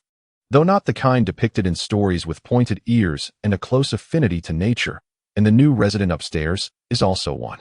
As for me, I am a temporal patrol officer from an alternate timeline, tasked with eliminating dangerous individuals who disrupt the fabric of time. Moreover, I am not from Earth, but elves can be considered native beings of this planet." Zioi was taken aback, utterly astonished. She never anticipated that her life would one day be invaded by extraterrestrials and elves. The shock she felt was far greater than when she first learned of the existence of half-dragon beings. Wukong recounted to Zioi everything he knew about elves, igniting a spark of excitement in her eyes. She yearned to study Wukong and the elves, yet found it difficult to express her curiosity and could only shyly gaze at him. "You wish to study us?" Zioi gasped in disbelief. How could Wukong possibly know her thoughts? Wukong then clarified, "When I found you, I had already accessed your memories."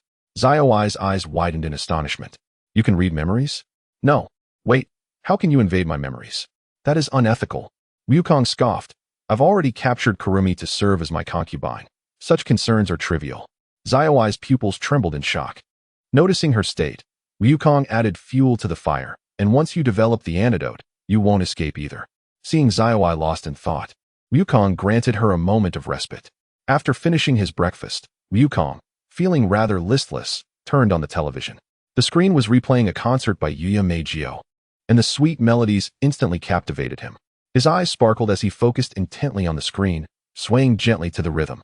Once the concert concluded, Wukong eagerly pulled out his phone and searched for Yuya Meijio's works on a music app. One song after another played, and he listened in rapture, losing track of time as he devoured each of Meijio's previous pieces.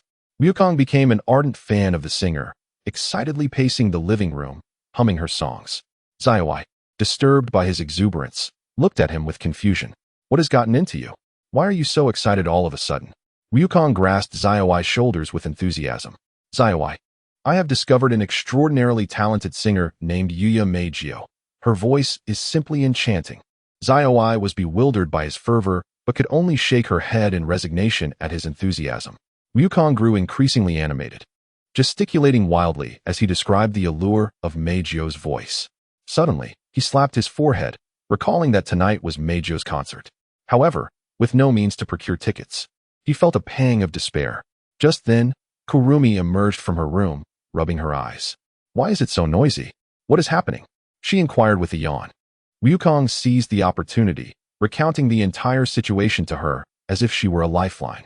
After listening, Kurumi's lips curled into a mysterious smile. What could be difficult about that? Allow me to handle it.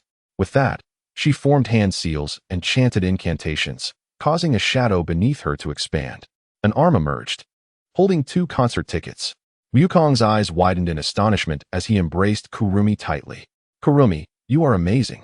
Kurumi haughtily snorted. Of course, you should consider who I am. Holding the tickets, Wukong leaped for joy and exclaimed to Xiaowai, Xiaowai, let's go to the concert tonight. After a moment's hesitation, Xiaowai finally nodded in agreement. As Wukong glanced at the time, he realized that there was still more than half a day until the evening concert. He suggested, since we have nothing to do at the moment, why don't we go out for some fun? Xiao Ai blinked, inquiring, where to? Kurumi languidly leaned against the sofa, stifling a yawn. Anywhere, as long as it's not too boring. Suddenly, an idea struck Wukong, and with excitement, he clapped his hands. Let us go to the water park. After we tire ourselves out, we can soak in a hot spring, and finally, we'll stroll through the snack street and eat until the concert begins. Xiao Ai hesitated. The water park? Won't it be too crowded? However, Kurumi perked up, a slight smile gracing her lips. That sounds delightful. It's a perfect way to stretch our limbs. Seeing Xiao Ai still wavering, Wukong took her hand and cheerfully said, don't worry. With us around, no one will disturb your fun. Xiao Ai was reluctantly pulled along, sighing, yet a faint smile appeared at the corners of her mouth. The water park was alive with sounds of laughter and excitement, with various slides, pools, and wave pools bustling with activity. Upon entering, Wukong dashed towards the highest slide. Turning back to shout to the others, I'm going to try this first. Kurumi crossed her arms, watching him with keen interest. This guy is truly full of energy. Xiao Ai observed her surroundings quietly. Although somewhat reserved, she felt herself relaxing upon seeing Wukong having such a great time. Hey, little one. Kurumi suddenly leaned closer, a mischievous smile on her face. Shall we have a race to see who slides down first? Xiao Ai was taken aback for a moment, then raised an eyebrow. Who are you calling little? Let us do it. The two climbed up the slide one after the other. Kurumi purposely slowed her pace, allowing Xiao Ai to slide down first, then leapt gracefully, spinning midair before landing smoothly in the water. Wukong applauded from the side. Impressive. But I still slid down the fastest. The trio thoroughly enjoyed themselves, moving from the slide to the lazy river and then to the wave pool. Wukong even attempted to cheat using his flight technique, only to be met with a disapproving glance from Kurumi. After tiring themselves, they made their way to a nearby hot spring inn. Ah, this is bliss. Wukong sighed contentedly as he soaked in the hot spring. Xiao Ai sat beside him, the warm water allowing her tense nerves to completely unwind. Kurumi leaned against the edge of the pool, eyes closed in relaxation, and suddenly spoke up, speaking of which. You mentioned you are a time-space patroller. What is your world like? Wukong pondered for a moment, much livelier than here, filled with powerful adversaries, along with dragons and deities. Curious, Xiao Ai asked, just how strong is your battle power? Wukong scratched his head and chuckled, at full strength. I could probably destroy a third of a universe with a single punch. Xiao Ai was taken aback, while Kurumi chuckled lightly. No wonder you can easily subdue fairies. Wukong waved his hand dismissively, but during my current mission, I won't unleash my power unless absolutely necessary. In the evening, they arrived at the snack street, where a plethora of enticing aromas wafted through the air. Takoyaki, taiyaki, grilled skewers, ramen. I want them all. Wukong's eyes sparkled as he entered scavenger mode. Xiao Ai looked at her hands piled high with various snacks, and sighed. Can you really finish all of this? Kurumi elegantly took a bite of her crepe and remarked nonchalantly, don't underestimate him. His appetite is like a black hole. As Wukong stuffed his mouth with roasted meat, he mumbled, one must eat well before a concert to have the energy to enjoy it. Xiao Ai chuckled and slowly savored the delicacies in her hands. When the concert reminder alarm set by Wukong went off, the sky outside had completely darkened. He excitedly pulled out his phone, and the moment the screen illuminated, a flurry of notifications cascaded like snowflakes. Each headline was startling. Rising star Yuya Miku's scandal exposed. Exclusive. Idol singer's secret deal with Chables. Pure image shattered. Evidence of sugar daddy relationship surfaces before concert. Wukong furrowed his brow in confusion. He rapidly scrolled through the screen, discovering that these reports originated from various media outlets. Yet all were published within the same minute. accompanied by indistinct, distant photographs. "This is too contrived," he muttered, his scion instincts immediately sensing something amiss. Logically, a celebrity of this caliber would have their management firm executing crisis public relations. Yet, 3 negative trending topics had already emerged on social media without any official statement. What is happening? Xiao AI leaned closer, the cold light of the phone screen reflecting on her glasses. Someone intends to ruin Miku. Ryukong's voice dropped to an unusual somber tone. Kurumi peeked over his shoulder, a faint scent of roses wafting from her hair. Just the usual tactics of the entertainment industry. When they arrived at the concert venue, the sight outside was alarming. Hundreds of furious fans brandished placards emblazoned with glaring slogans like "Fraud," "Refund our money." Scalpers wove through the crowd, offering exorbitant prices for tickets. "Make way." Ryukong cleared a path with his broad shoulders, gripping Kurumi's slender wrist with his left hand while shielding Xiao AI to his side with his right arm. Protesters attempted to shove them, but were repelled by an invisible force the moment they made contact with Ryukong. Inside the venue, the situation was even worse. The audience area, which should have been filled to capacity, had large sections unoccupied, and the remaining spectators mostly wore grim expressions. When the stage lights suddenly illuminated, Miku appeared all alone under the spotlight, and the first jeer cut through the air like a knife. "Good evening, everyone." Miku's greeting was drowned out by a cacophony of insults. She took a deep breath, and as the music's prelude began, Ryukong noticed her fingers gripping the microphone trembled slightly. Yet, when she began to sing, her enchanting voice remained as pure as ever. Ryukong instinctively straightened up, but just as she reached the second chorus, a water bottle struck the edge of the stage. "Get off. Stop pretending to be innocent. Return our money." Several burly men suddenly vaulted over the barrier, rushing towards the stage. In an instant, Ryukong vanished from the stands, reappearing before Miku in the blink of an eye. His movement was so swift it was nearly imperceptible, and with a gust of his palm, he sent the assailant staggering back 3 meters. However, the entire venue had erupted, with more audience members beginning to surge forward.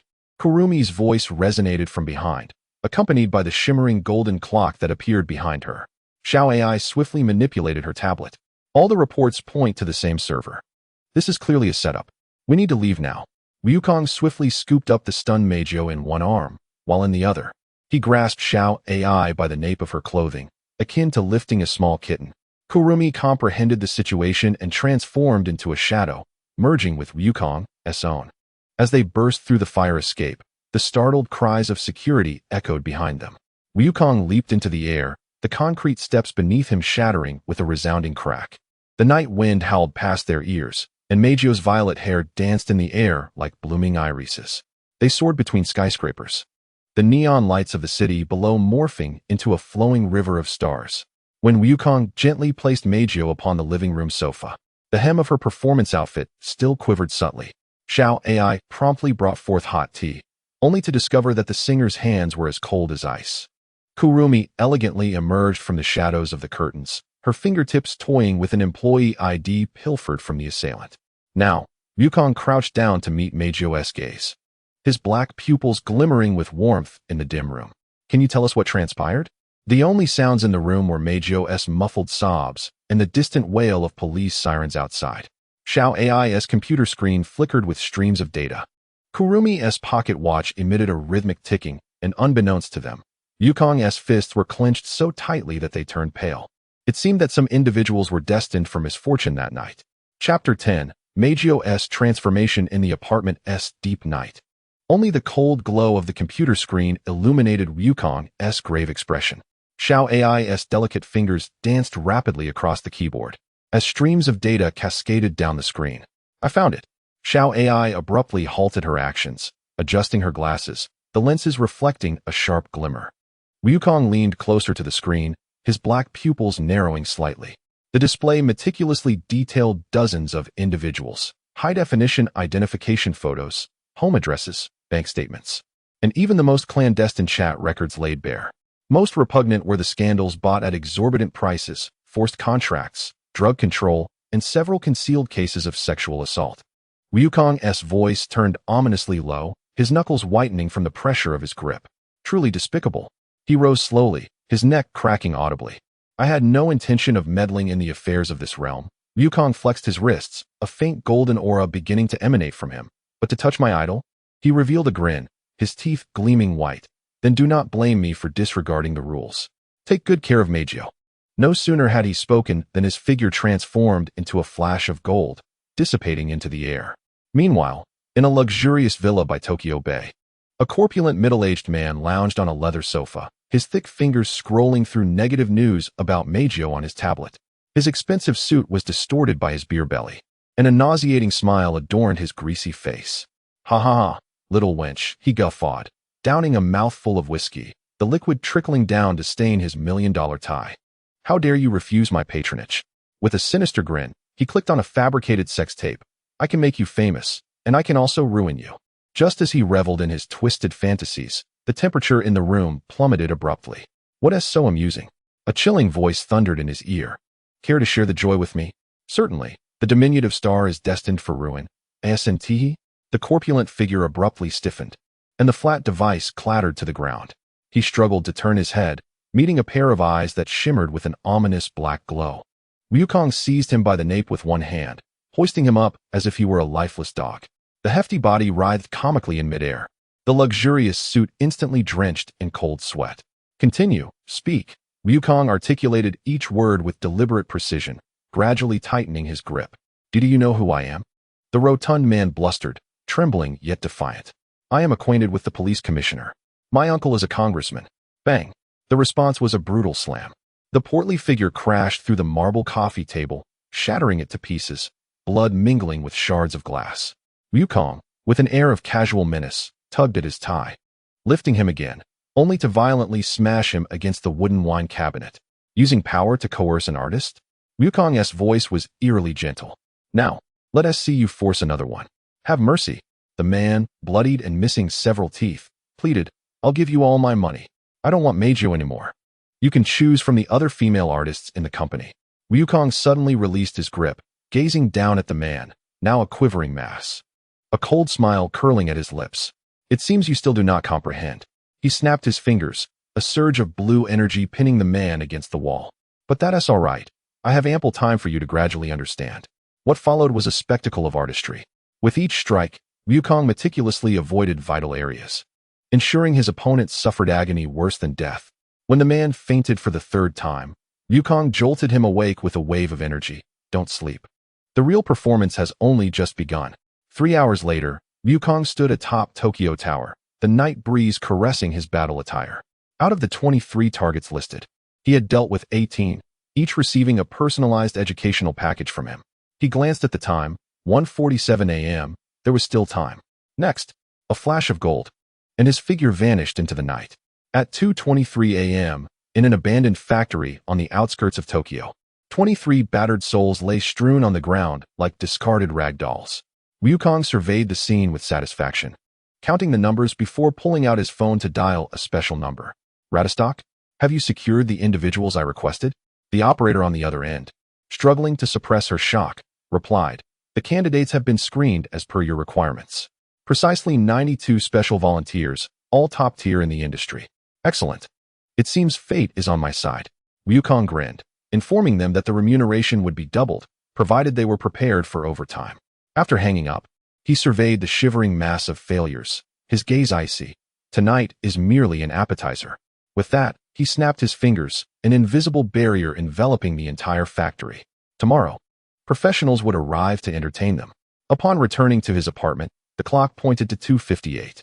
The room was enveloped in tranquility, illuminated only by the gentle glow of the wall lamp. Xiao Ai and Meijio had long fallen into slumber, while Kurumi curled up on the couch, clutching a book in a futile effort to stay awake. At the sound of the door opening, she immediately stirred, a flicker of relief passing through her heterochromatic eyes. Is it done? Indeed. Gently, Wukong lifted her into his arms, placing a tender kiss amidst her hair, everything meticulously arranged. Kurumi buried her face against his chest. Inhaling the familiar scent, there is a hint of blood on you. A bath will suffice. Wukong carried her toward the bedroom, urging her to sleep. For tomorrow promised a splendid performance. The warm scene of their embrace starkly contrasted with the extraordinary event that was about to unfold in the factory. Meanwhile, Meijio found herself ensnared in a peculiar dream. She envisioned herself standing on the stage of Tokyo Dome, where 100,000 voices resounded in unison, calling her name. Under the spotlight, she took a deep breath, ready to sing her signature song, yet no sound emerged. Panic surged like a tidal wave. The audience began to stir. Some booing, others hurling drink bottles. Desperately, Meijio sought to explain, but not a single syllable could escape her lips. Suddenly, the entire world froze. Audience, lights. Even the bottles suspended in midair. All color faded, leaving only a desolate gray. A pitiful child, a mosaic-like figure glowing with white light, appeared before her. The taste of betrayal is unpleasant, I assenti it? Meijio attempted to retreat, but found herself utterly immobilized. I am the spirit here to assist you. The mosaic's voice flickered in and out. Those who have harmed you now suffer a fate worse than death. Meijio's pupils constricted sharply. Oh, you weren't aware? The mosaic emitted a sinister laughter. Your fan has unleashed a massacre tonight. Yet it suddenly leaned close to her ear. Could it be that he has done all of this for you? A vivid image flashed before Meijio's eyes. Ryukong tenderly embracing Kurumi, their intimate smiles exchanging warmth. Look, who does he truly care for? The mosaic's voice slithered like a venomous serpent. You are merely a pretext. Meijio's heart raced violently, tears welling in her eyes. But I can bestow upon you power. The mosaic transformed into a purple crystal, capable of not only restoring your voice, but also ensuring you will never be bullied again. The crystal spun slowly, emanating an alluring glow. Would you care to try? Trembling, Meijio reached out her hand. In the realm of reality, the sleeping Meijio suddenly tensed. A pale lavender aura seeped from her being, tracing intricate patterns upon her skin. As the light peaked, a magnificent ethereal outfit quietly took shape. As the violet glow gradually dissipated, Meijio slowly opened her eyes. Instinctively, she caressed her throat, gently humming a note that reverberated through the bedroom like a celestial melody. This sound was more ethereal than before, imbued with a quality transcending the mundane. To her astonishment, even in the pitch darkness of the room, she could discern every detail, the cosmetics on the vanity, the garments in the wardrobe, and even the tremors of leaves 30 meters away outside the window. Even more wondrous was her newfound ability to sense the flowing energy in the air, as if she had suddenly awakened a sixth sense. Meijio raised her hand, a purple halo coalescing at her fingertips. When she attempted to cast the halo into the air, the light instantly transformed into countless twinkling stardust, forming a small segment of a musical staff within the room. Is this the power of a spirit? She murmured to herself, her voice laced with a mixture of surprise and unease. Suddenly, an excruciating pain surged through her. Meijio fell to her knees, sensing a strange presence awakening deep within her consciousness. Countless fragmented images flashed through her mind. The coerced signing of an inequitable contract, the agent's drugged beverage. The intimate photographs threatened to be exposed. In anguish, she clutched her head, her nails digging deeply into her scalp. At that moment, the voice of the mosaic sprite echoed once more. It hurts, doesn't it? These memories, these wounds, their sounds ebbing and flowing, but soon, you shall make all who have harmed you pay dearly. Meijio's pupils gradually transformed into an eerie shade of purple, and the corners of her mouth curled into a chilling smile. She rose to her feet, her garments swirling without a breeze, as every glass object in the room shattered simultaneously. In the adjacent room, Ryukong, who had been soundly asleep, suddenly opened his eyes wide. He keenly sensed an unfamiliar surge of spiritual energy, but as he concentrated to investigate, the disturbance peculiarly vanished. Was it an illusion? He glanced down at the peacefully slumbering Kurumi in his arms, gently tucking her blanket around her. Ryukong drifted back into slumber. All the while, Meijio, concealed in the shadows of the corridor, observed everything with clarity. The spiritual crystal in her hand emanated an ominous glow as the mosaic sprite's voice whispered in her ear. Soon, everyone will forever remember your song, and you shall possess him eternally. A flicker of struggle crossed Meijio's eyes, but it was swiftly engulfed by the violet radiance. She softly hummed a melody, her voice penetrating the walls, causing the glass of the entire apartment building to shatter once more. In her dreams, Xiao AI stirred uneasily but did not awaken. Chapter 11. The ultimate insult and the strategy against Meijio. What a splendid Sunday it was, not merely because there were no classes, but also because someone was about to face dire misfortune. Ryukong sought out Ratastock to recruit several talents for the live broadcast. After all, Sharing joy is far more delightful than solitary merriment. To effectively serve as a warning, Ryukong utilized special privileges to ensure that every television in Japan was connected to this live stream. Once the equipment was set and the personnel in place, the broadcast commenced. A completely concealed young lady stood at the center of the screen. Good morning, dear viewers. This live broadcast is exclusively sponsored by Mr. Sun Ryukong. She stepped aside, revealing the 23 individuals suspended behind her, reminiscent of roasted ducks. I believe everyone is quite curious as to why these 23 are hanging here. Next, let us invite Mr. Sun Ryukong to enlighten us.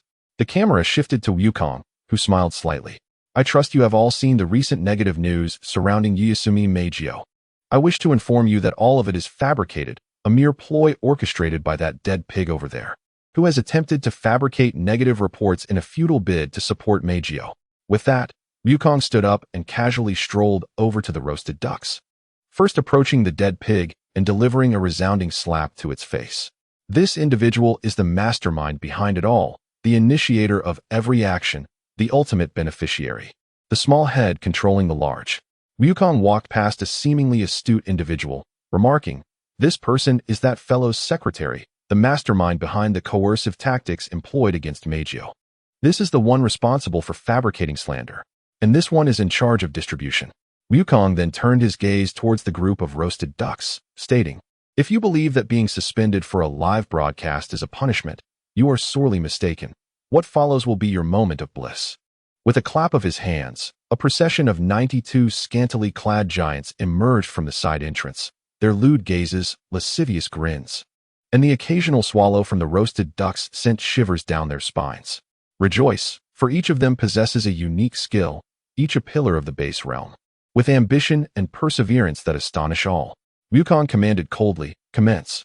The ruffians surged forward, swiftly identifying their targets before engaging them. Ryukong turned to leave, beckoning the others out of the factory.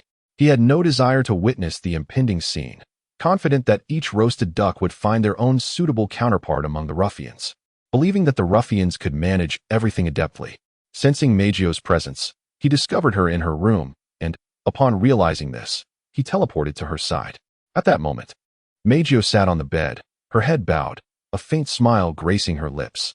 "Meijio," Ryukong said gently, ruffling her hair, "this matter has been resolved satisfactorily. You need not worry about others' opinions of you anymore." Meijio's smile blossomed further, her lips parting. "Then, Mr. Ryukong, might you belong solely to me?" Ryukong felt a fleeting sensation brush past his mind, but upon closer inspection, found nothing. "That is not feasible. I have my own affairs, and others await my attention."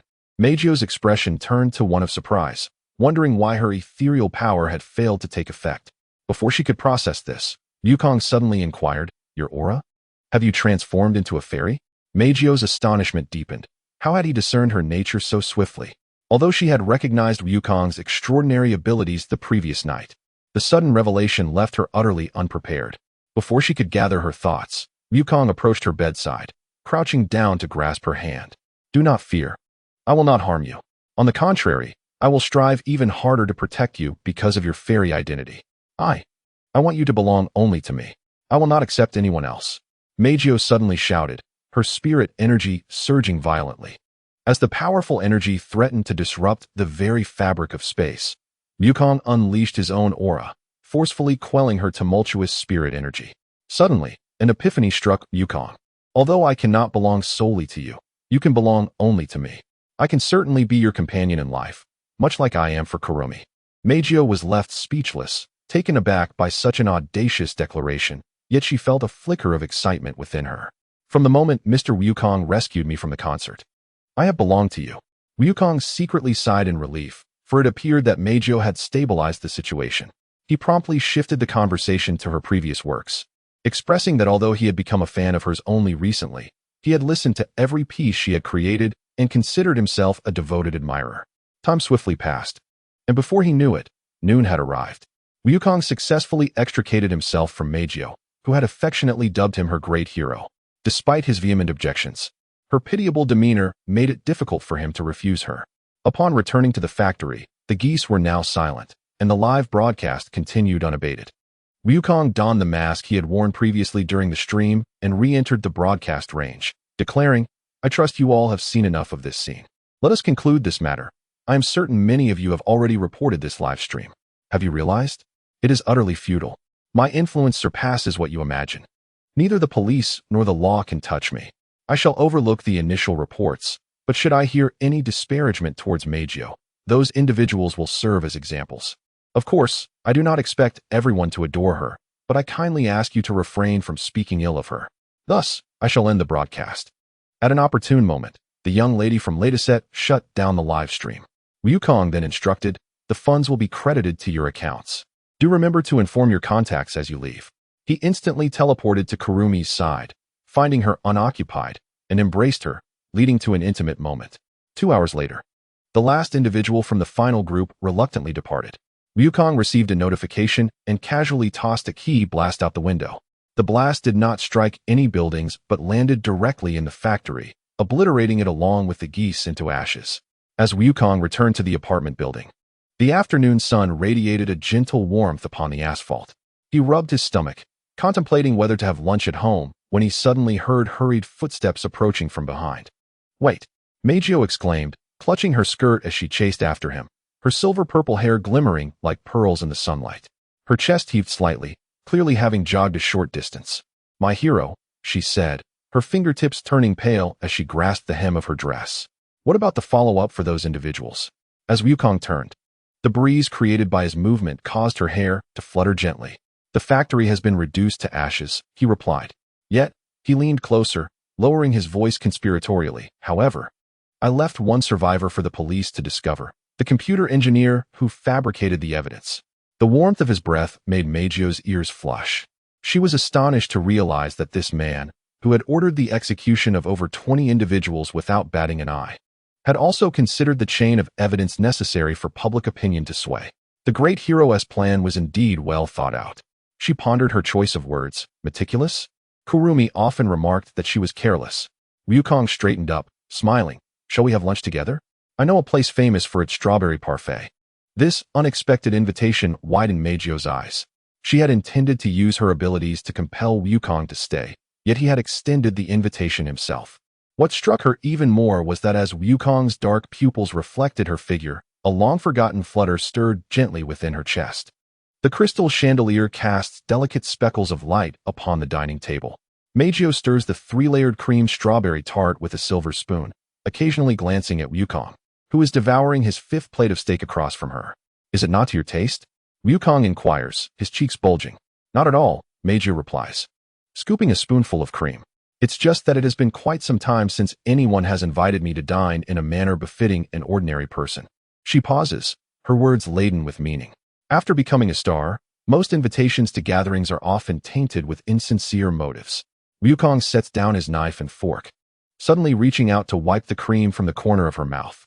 Now you do. This spontaneous gesture causes Meijio to freeze. She never anticipated Wukong would be so audacious.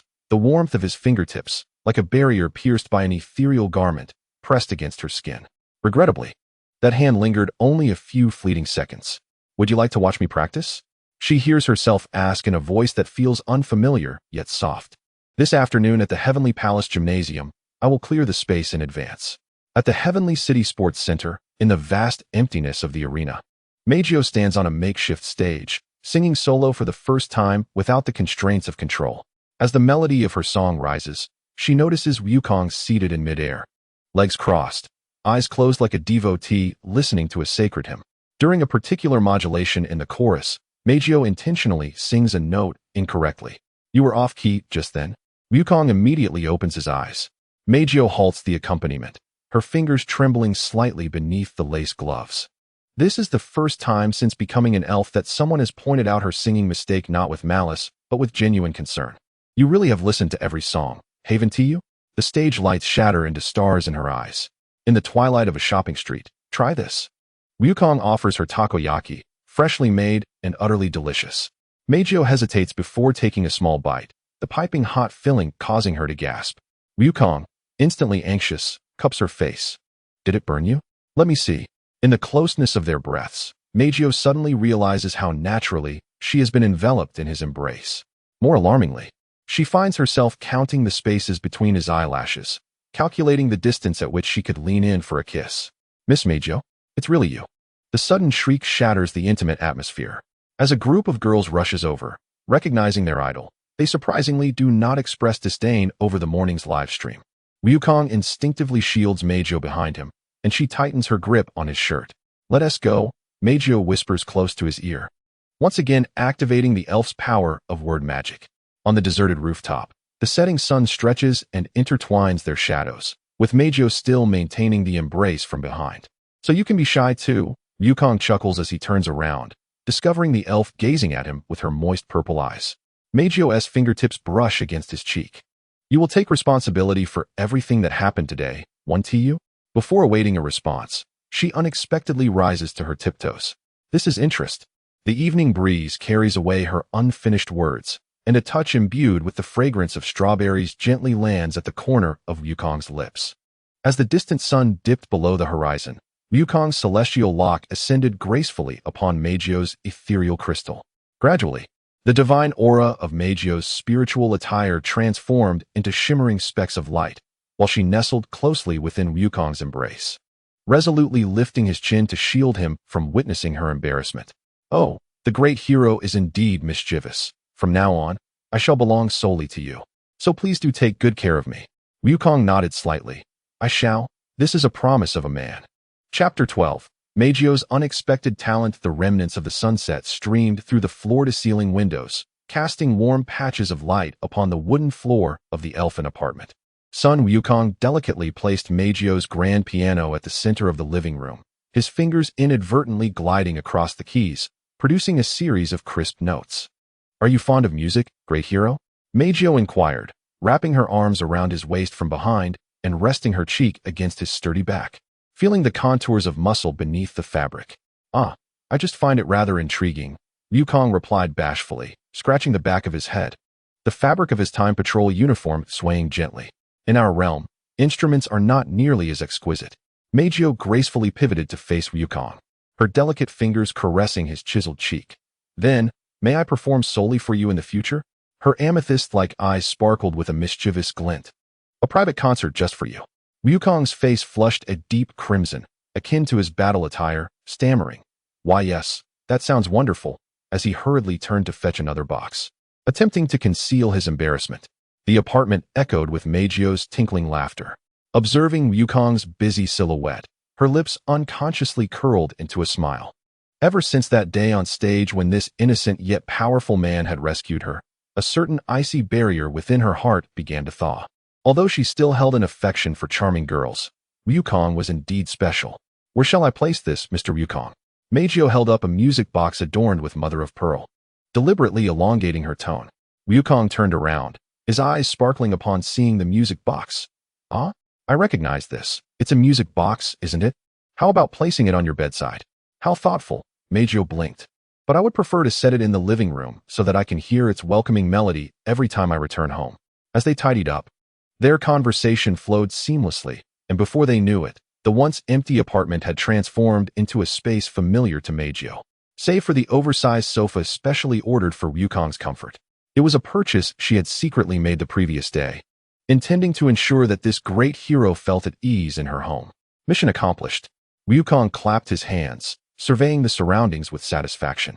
With his speed, he could have completed the task in mere minutes, but he had deliberately slowed his pace to match Meijyo's rhythm. She retrieved 2 cans of chilled fruit juice from the fridge, handing one to Wukong. I am truly grateful for your help today. Without you, I would have been unsure how long it would have taken me to move everything alone. It was but a small matter, Wukong replied, taking a hearty gulp from the can, his Adam's apple bobbing with each swallow. But, Meijyo, why must you move all this old furniture? Didn't Ratastock say he could provide you with brand new ones? Meijyo's gaze suddenly softened as she gently caressed the armrest of the sofa. These are all gifts from my fans, she said, her voice imbued with nostalgia. Although public performances were currently impossible, these tokens reminded her of those who had once supported her. Wukong nodded thoughtfully. Although he struggled to grasp the emotional attachment to material possessions, having never experienced the departure of anyone he cared for, he could sense the warmth in Meijyo's words. Just as Meijyo was about to speak, she was unexpectedly interrupted by a soft touch. Thank you, my great hero. Here is a little kiss as a reward. Meijio rose on her toes and placed a fleeting kiss on Wukong's cheek. Instantly, he froze, his bronze skin flushing a visible shade of red, even the tips of his ears turning crimson. Aye. Wukong stammered, standing there utterly flustered, his mind a blank slate. Although he prided himself on being adept at charming girls, Kurumi never engaged in such sudden assaults. Meijio's enthusiasm left him both astonished and inexplicably elated, while simultaneously disorienting him. Amused by his reaction, Meijio covered her lips with her delicate fingers. Mr. Wukong, you are truly adorable. Would you like to stay the night? My bed is quite comfortable. You know. And no, I can't. Wukong quickly waved his hands, nearly knocking over his drink. I have things to do, important matters to attend to, so I won't disturb you. Work again? Meijio pouted, her cherry lips forming a slight frown. She guessed something about his commitments, but soon brightened up again. All right then. But you must make it up to me next time. Wukong nodded as if granted a reprieve, hastily retreating towards the balcony. I'll take my leave now. Contact me anytime if you need anything. Before his words faded, a milky white aura enveloped him, transforming into a streak of light that vanished into the darkening night sky. Meijio watched the direction of his departure, letting out a gentle sigh before breaking into laughter. He runs so fast, yet such a pure reaction only makes me want to tease him more. The night breeze howled past Wukong's ears as he soared over the city at supersonic speed.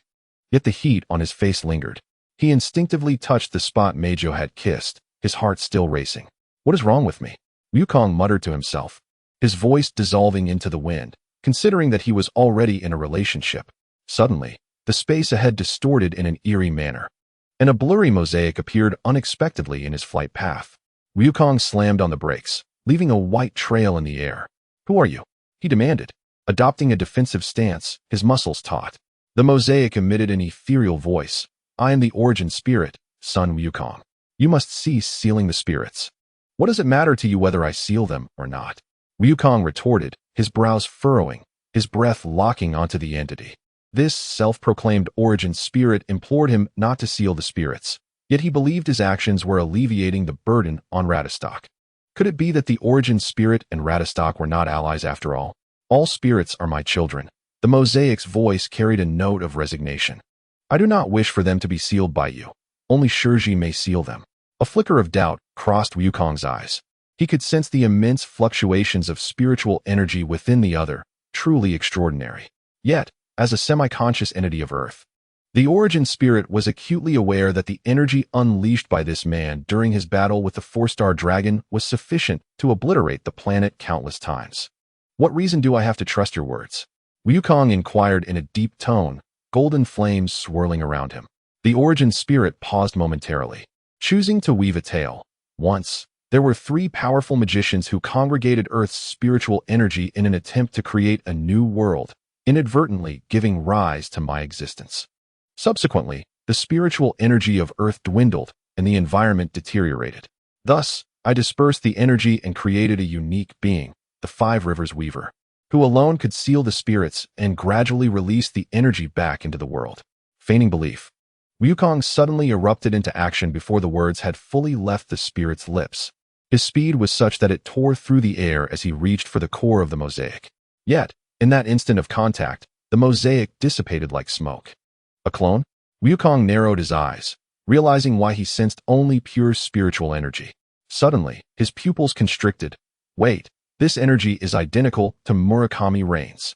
Wukong continued his flight towards the Star Sea Academy, his thoughts swirling.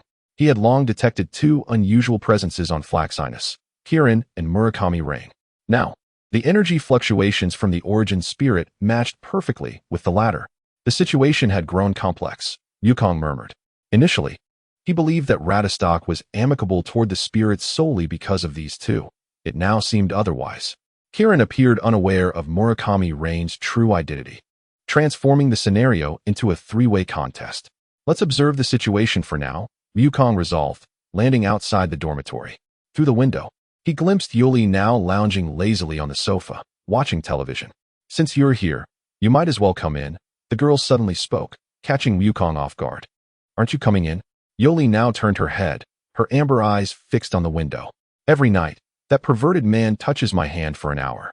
Wukong awkwardly scratched his nose as he floated in through the window. How did you discover my presence? I thought I was well concealed. Yuli now raised a camera towards him. I noticed you the first time. I wasn't even asleep then. She tilted her head, adding, although you moved lightly. A girl's intuition is quite accurate. Wukong frowned slightly. He had sensed that Yuli Nao's presence was stable when he initiated the purification. While her energy had fluctuated during the transfer, he had presumed it was merely a normal reaction to the positive energy encountered by the Dragon Balls. So, I was exposed from the very beginning. Wukong calmly settled onto the sofa. Yuli now extended her hand. You arrived early today, but we still need to do the same thing, right? Let us finish it now. Very well, Wukong replied as he grasped her slender wrist, beginning to channel positive energy. Yuli now comfortably squinted her eyes. That day, I intended to subdue you, but from your footsteps, I deduced you were a trained adult male, and I might not stand a chance. She playfully winked. You came in and held my hand for an hour. At that moment, I genuinely thought I had encountered a pervert, but I felt warm all over, exceptionally comfortable. Why not continue a bit longer? Excess can be detrimental, Wukong succinctly replied. Please, Yuri now, don't be like that. An hour is far too brief. Could it possibly last until I drift into slumber? After a moment's contemplation, Wukong replied. Only this once, it shall not be repeated. Yay, Yuri now exclaimed, joyfully pulling Wukong towards the bed, where they lay fully clothed. I'm ready, let us begin. Wukong shook his head in resignation and continued to channel energy. A warm, golden glow flowed between their clasped hands. What kind of extraordinary ability is this? It feels so delightful. Yuri now curled up like a languid cat. It's not a superpower. Don't lie to me, she pouted. It truly isn't, Wukong insisted. Believe what you wish. Yuri now suddenly smiled mysteriously. Let me tell you, my ability allows me to completely vanish from someone's sight, just like this. As her words faded, her figure abruptly disappeared. Yet, Wukong could still sense the warmth in his hand. Moments later, she reappeared. Impressive, isn't it? Quite remarkable. Wukong replied nonchalantly. So dismissive. Yuri now puffed out her cheeks. Wukong smiled gently and increased the energy output. A satisfied sigh escaped the girl as she swiftly fell into a deep sleep, her eyelashes casting delicate shadows in the soft light. Once he confirmed her slumber, Wukong gently released her hand and tucked her in. After absorbing the memories, he extinguished the lamp and quietly exited the room. Under the starlit sky, Wukong gazed at the twinkling stars, his heart filled with wonder. The world of dragons, fairies, and superpowers is even more magnificent than he had imagined. Chapter 13. Awakening of Superpowers. Wukong opened his eyes to the sunlight streaming through the pale purple curtains, casting a warm glow upon the bed. He sighed deeply. It was yet another dreaded Monday. A heavy sensation weighed upon his chest, and he glanced down to find the delicate lavender hair of Miku cascading like a waterfall across him. Her fair cheeks still bore the blush of last night's fervor, and her long eyelashes fluttered slightly, as if she might awaken at any moment. Wukong could not help but reminisce about Miku's wildness from the previous night, a smile involuntarily gracing his lips. He gently caressed her hair, his touch astonishingly tender, in stark contrast to the destructive Saiyan warrior he typically embodied. Sensing his gentle caress, Miku furrowed her brow slightly, tightening her embrace around his arm, emitting a soft, kitten-like murmur. Wukong couldn't suppress a chuckle, the sound rousing the sleeping girl. Wukong-kun, Miku blinked drowsily, her amethyst eyes still heavy with sleep, yet they sparkled with clarity upon recognizing him. Good morning, Miku-chan, Wukong teased, leaning closer to her ear. I feel it wasn't sufficient. Shall we continue tonight? Miku's face turned a ghastly pale, the memories of the previous night flooding back like a tidal wave. She abruptly released Wukong, curling up in the corner of the bed, shaking her head repeatedly like a frightened creature. No, I concede.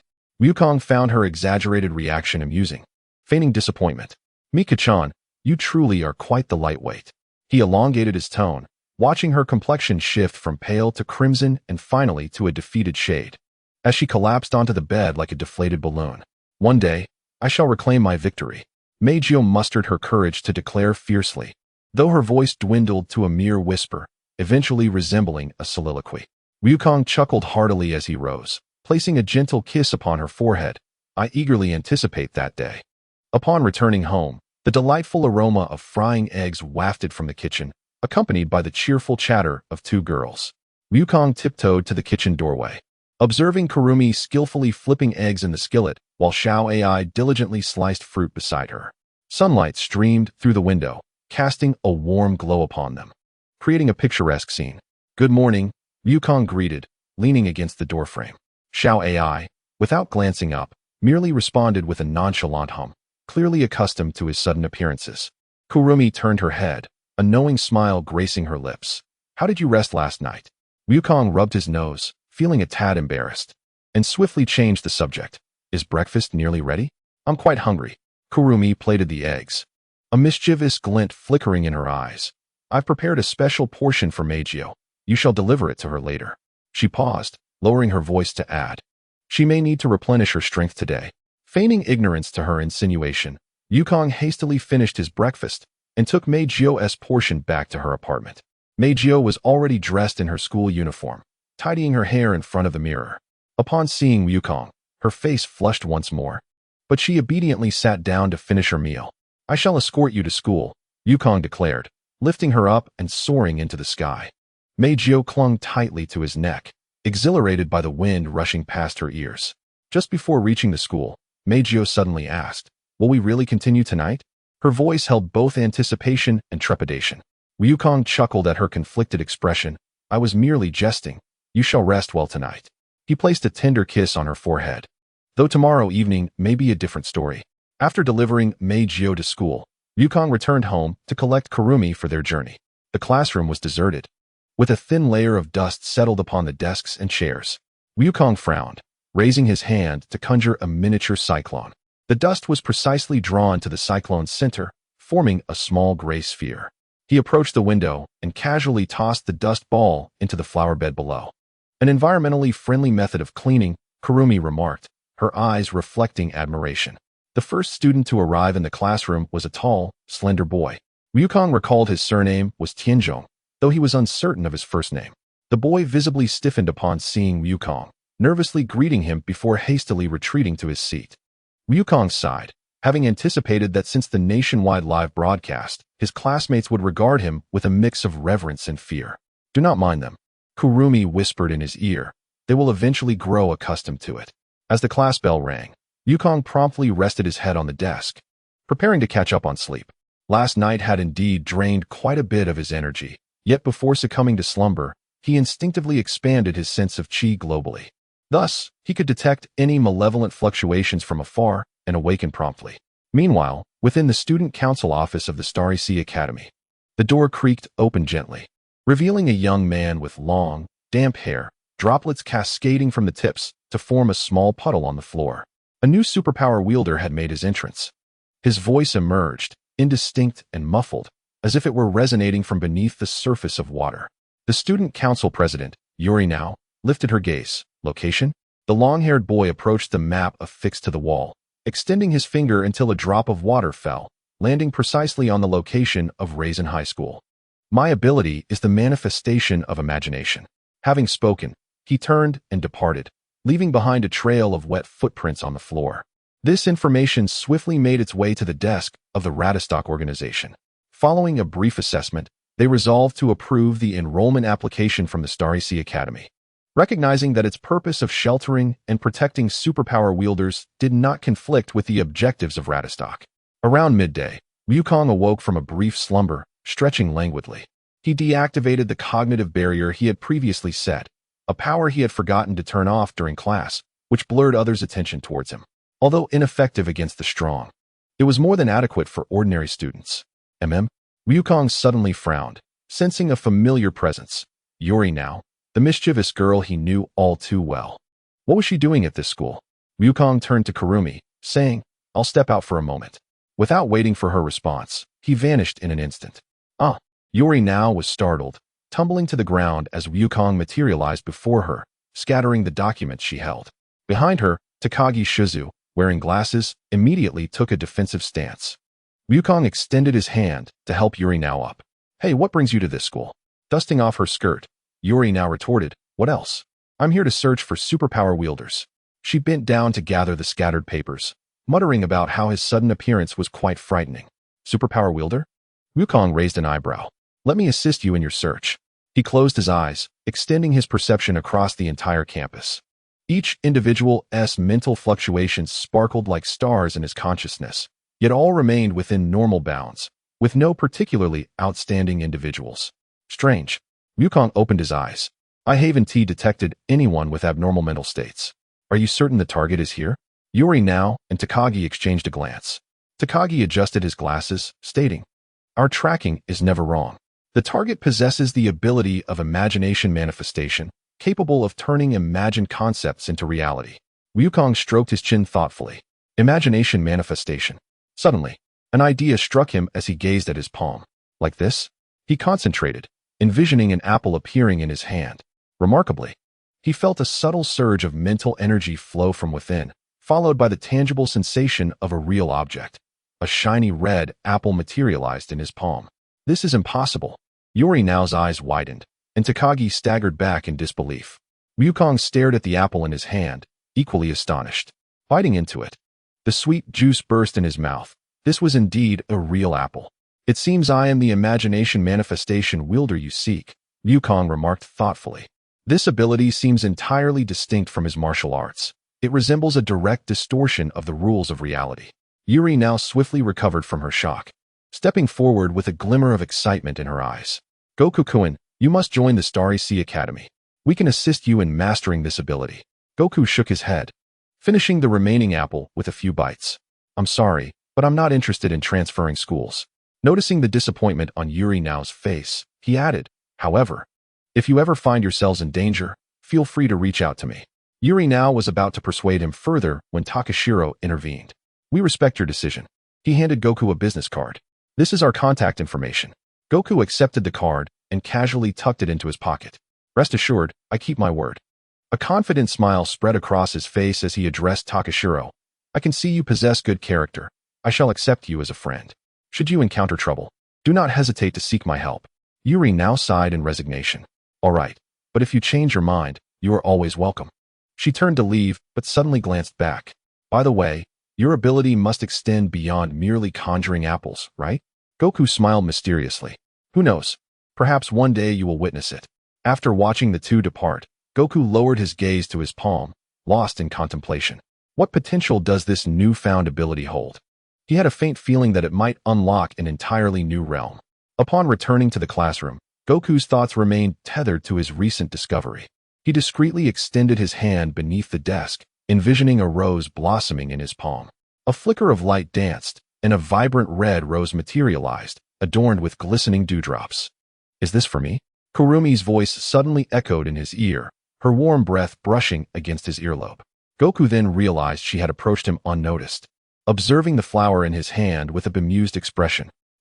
Goku awkwardly offered her the rose. Kurumi accepted it, inhaling its fragrance, her eyes widening in surprise. It's not an illusion. You can genuinely create tangible objects?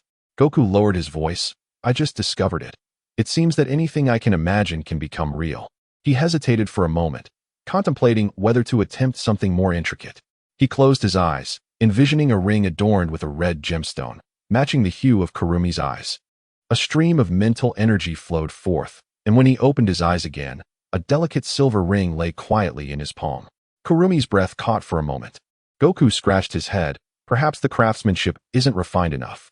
You fool. Kurumi suddenly snatched the ring and placed it on her right ring finger, twirling it under the sunlight to admire the brilliance of the gemstone. You dared to choose a ring for your first piece of jewelry. You have quite the flair. A dangerous smile curled at her lips. Is this a proposal? Goku's face turned crimson. No. It's just that purple suits you well. Their conversation was interrupted by the teacher's cough from the podium. Kurumi chuckled softly as she turned away. But Goku noticed that she continued to caress the ring with her thumb, never once removing it. Chapter 14. The rotation of the magnetic field after school, Yukong contacted Radstock, instructing them to find an isolated location for an experiment. Radstock, known for their efficiency, quickly discovered a desolate mountain. Yukong initially intended for Kurumi to return, but she insisted on accompanying him, and he relented. Atop the barren peak, dark clouds gathered ominously, as if the very heavens trembled in anticipation of the power about to be unleashed. Yukong sat cross-legged in the center of a circular clearing he had created, the charred rocks surrounding him bearing witness to the astonishing energy he had just released. Kurumi stood at a safe distance, her ethereal attire fluttering in the wind. The amber clock eye glimmering with curiosity and concern. Is it truly necessary? She murmured softly, her fingers unconsciously entwined in a strand of hair. Yukong closed his eyes, focusing as the energy within him surged like a dormant volcano ready to erupt. He delved deep into his memories, recalling the theoretical forces of electrical currents. The rotation of magnetic fields, 250,000 star-breaking units, 500,000 anti-gravitational units, and 750,000 units of matter reconfiguration, each concept akin to a key, awaiting the unlocking of a forbidden door. As Wukong's lips barely moved to utter this ultimate phrase, he felt a constraint within him shatter. The rotation of the magnetic field. Arise, he thundered. With a deafening roar, Wukong's eyes flew open, and his black pupils emitted a tangible spark of electricity. In an instant, a brilliant blue thunderstorm erupted around him, arcs of lightning dancing like silver serpents, vaporizing the surrounding rocks within a 100-meter radius. The air crackled with an acrid scent, and the ground fractured under the weight of the terrifying energy. He's truly reckless, Kurumi exclaimed, swiftly retreating as a stray bolt of lightning singed her attire. She was compelled to summon the Time Emperor, using her temporal abilities to transport herself to a safer distance. At the storm's epicenter, Wukong reveled in the new power surging through him. This force was both ferocious and familiar, as if it were the other half of his soul that had long been dormant. He extended his hands, and the lightning obediently coalesced into a sphere within his palms. As docile as a cherished pet, this is the power to seize dominion, Wukong thought, a euphoric smile gracing his lips. He had anticipated that conjuring such strength would deplete his mental fortitude. Yet he discovered his reserves far exceeded his expectations. He not only bore it with ease, but attained an astonishing realm of 1,000,000 units. Even more delightfully, this was merely the beginning. With a mere thought, the power within him responded to his commanding will, instantly surging to 2,000,000 units. In that moment, he comprehended that his body and spirit, tempered through countless battles, were more than capable of supporting him in achieving the ultimate realm of celestial martial arts. Ha! Wukong could not contain his laughter, the sound echoing off the distant cliffs, sending stones tumbling. In a flash, he appeared beside Kurumi, wrapping his arms around her slender waist. Have you succeeded? Kurumi gasped, her eyes widening in surprise at his sudden embrace. Wukong did not respond with words. Instead, he captured her luscious red lips in a fervent and commanding kiss, infused with the thrill of newfound power and a desire for conquest. As they parted, a rare blush adorned Kurumi's cheeks. I have forged an entirely new system of power, Goku remarked, gently caressing Kurumi's long hair, his eyes shimmering with ambition. Once I fully master it, I shall impart it to you. Thus, even in the absence of spirit crystallization, you shall possess the strength to protect yourselves. Kurumi tilted her head, questioning, with you here, do we really need to worry about such things? Goku's expression suddenly turned grave. I am a time-space patroller, tasked with battling evil dragons. If I am not present when the primordial spirit comes knocking. His unspoken words lingered heavily in the air, their meaning unmistakable. Is this power truly that formidable? Kurumi pondered, skepticism flickering within her. With 250,000 horses of strength, one could shatter the earth, Goku replied with a confident grin. After all, this place is not the comics version, capable of withstanding a level 50 earthquake. With your talent, reaching this realm would be effortless. He gazed into the distance, the newly acquired power not only amplifying his strength, but also awakening desires long suppressed within him. You should return first, Goku suddenly declared, his voice growing somber. I shall not be returning tonight. Kurumi keenly noticed the shift in his tone. Where are you headed? To find you new sisters, Goku stated candidly. The magnetic field's rotation brought not only power, but also a newfound courage to express desires more openly. Kurumi let out a soft huff, twirling a strand of hair around her finger. Then let her have you for tonight. Tomorrow, you must compensate me doubly. She understood this man all too well. Rather than obstructing him, it was wiser to let events unfold naturally. Goku laughed in agreement, then transformed into a streak of lightning, soaring towards Yori's dormitory. As he flew, he reveled in the astonishing speed granted by his 2,000,000 horses of power, the air parting before him to form a vacuum passage. Upon reaching the dormitory, Goku discovered that now had yet to return. With a snap of his fingers, he employed his 750,000 000 horses of material reconstitution ability to conjure an extravagant dinner. Sizzling steak, creamy mushroom soup wafting an enticing aroma, and a vibrant fresh fruit salad. Each dish perfectly replicated the Michelin 3-star standards lodged in his memory. Just as he admired his culinary masterpiece, a sudden disturbance rippled through the air. Emanating from several kilometers away, Goku furrowed his brow, extending his magnetic field, the sight before him causing his pupils to constrict. In an alley, 3 girls were assaulting Now, who merely shielded her head in silence, showing no inclination to resist. Seeking death, Goku's eyes glinted coldly. In the blink of an eye, he vanished from the dormitory, materializing at the scene of the bullying. The assailants had no time to comprehend his presence before feeling a chill at their throats. Their eyes widened in terror. Screams caught in their throats, as their heads neatly detached from their shoulders. With an impassive expression, Goku raised his hand, unleashing an energy blast that utterly vaporized the corpses, leaving not a drop of blood behind. Now, Goku knelt beside her, his voice softening to a striking contrast from that of the Avenger moments ago. He gently lifted her face, and upon noticing the blood at the corner of her lips and the bruises adorning her skin, his heart clenched as if gripped by an invisible hand. A green light of healing magic emanated from his palm, visibly mending Nao's wounds at an astonishing rate. She stared blankly at the sudden appearance of Wukong, her eyes gradually replacing their numbness with a complex array of emotions. "Is it school bullying?" Wukong gently inquired, extending his arms to lift her effortlessly. Nao's fragile body felt painfully light, trembling slightly in his embrace. She finally responded with a simple murmur, burying her face in Wukong's sturdy chest. The warmth and the steady rhythm of his heartbeat enveloped her in a long-lost sense of safety. Upon returning to the dormitory, Wukong carefully set her down on the sofa. It was then that he noticed the multiple tears in Nao's school uniform, revealing faint scars on her exposed skin.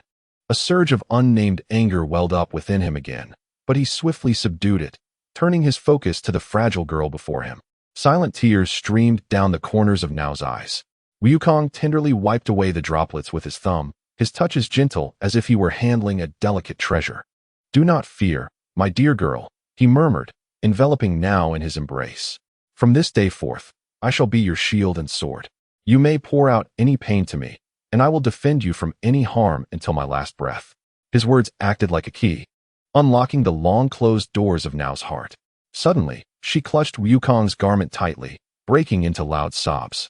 The fears of being sold to research institutions by her parents, the grievances of enduring bullying alone, and the loneliness that no one understood, all the suppressed emotions from years past surged forth like a torrential flood.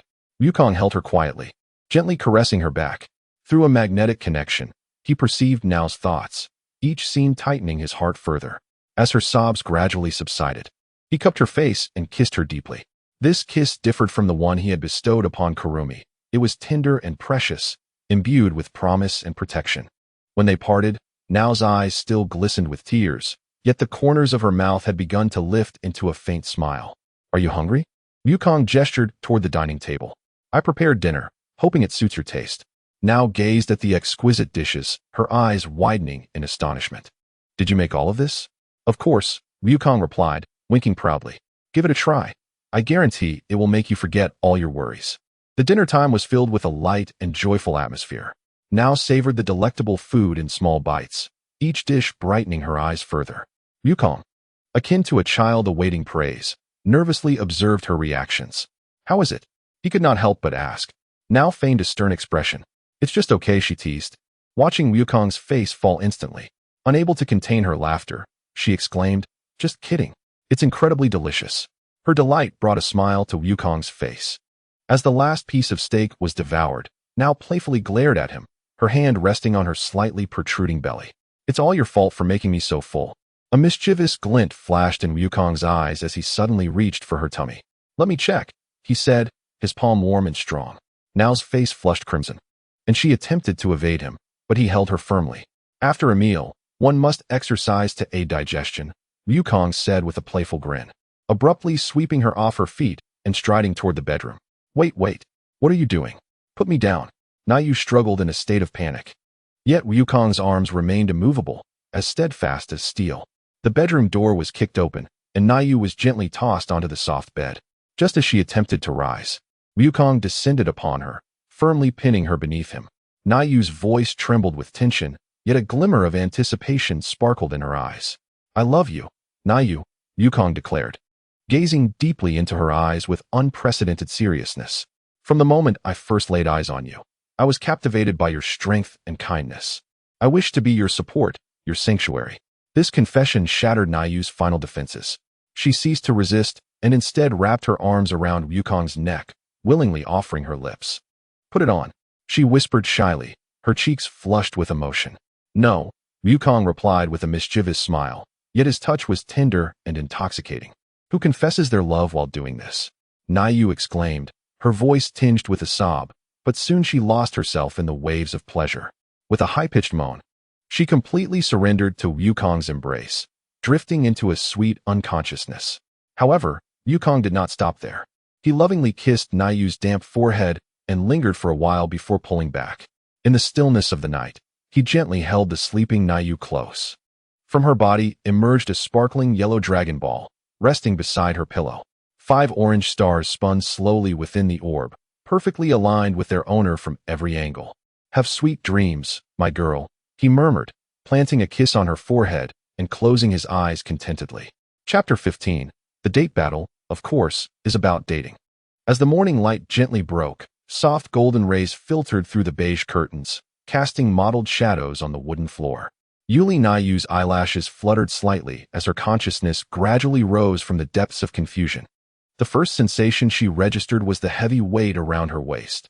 Wukong's strong arm encircled her possessively, his warm palm resting on her lower abdomen. Nayu attempted to turn, but every muscle in her body protested with soreness. The wild memories of the previous night surged like a tide, instantly flushing her fair cheeks with crimson. Cautiously, she turned her head, and her eyes fell upon Wukong's sleeping visage, mere inches away. So this is what he looks like while asleep. Stripped of his usual confidence and bravado, Wukong appeared surprisingly serene in this moment.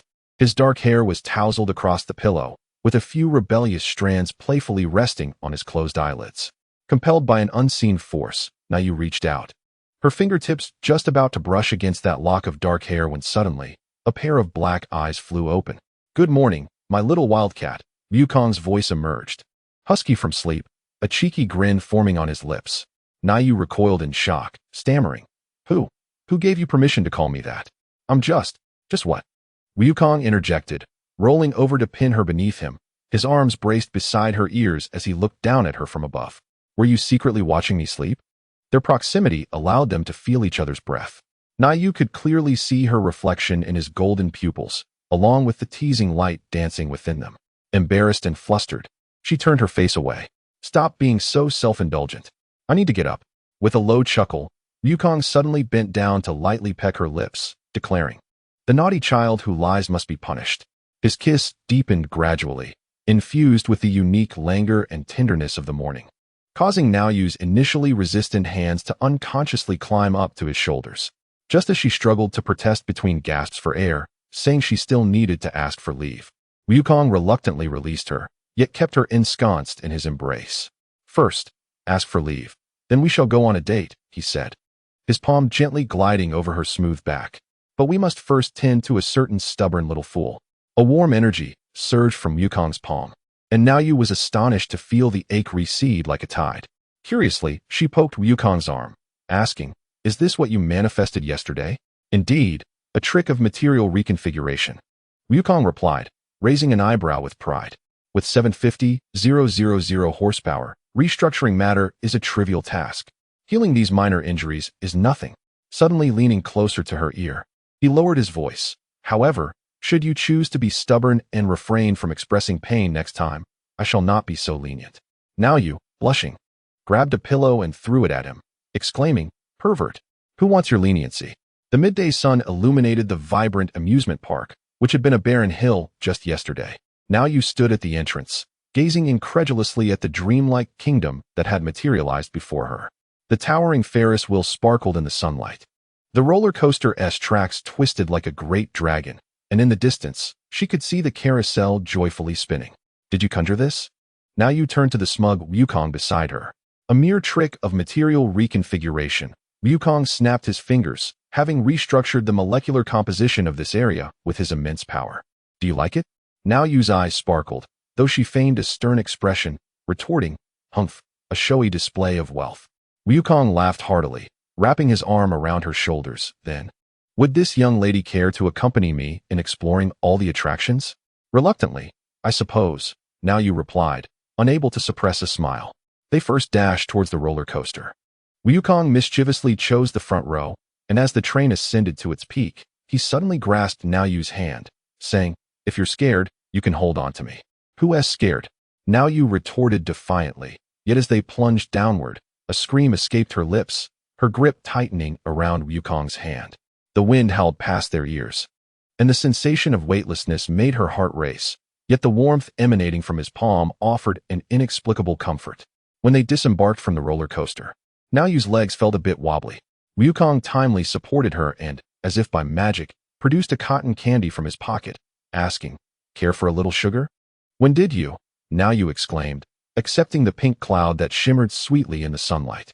She took a small bite, the sugary taste melting on her tongue, and she couldn't help but squint her eyes in delight.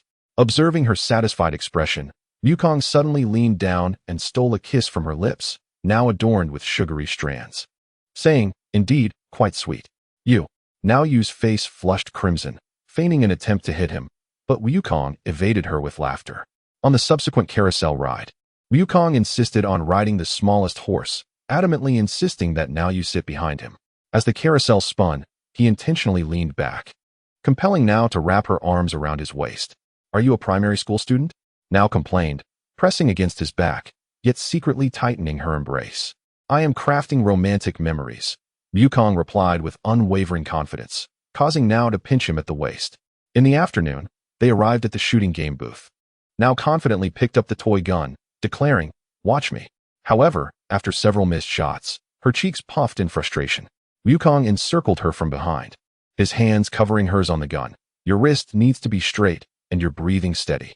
His breath brushed against her ear, quickening her heartbeat. "I know," Now exclaimed, flustered as she wriggled free. "I'll do it myself." Under Wukong's guidance, she finally hit the bullseye, winning an adorably ugly rabbit plush. Clutching the toy, Now's face radiated uncontainable joy. "Look, I won." Wukong gazed at her tenderly, suddenly realizing that her smile was more precious than any strength. "Shall we head to the haunted house next?" Wukong pointed to the eerie, ancient castle nearby, mischief glinting in his eyes.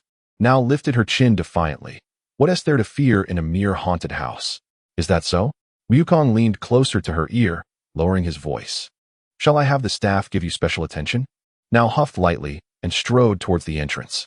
Yet, as she stepped into the dim corridor, a gust of chilly wind rushed at her. Sinister sound effects echoed around, and faintly, she could hear a woman sobbing. "It's all fake," Now reassured herself. Yet she instinctively inched closer to Wukong.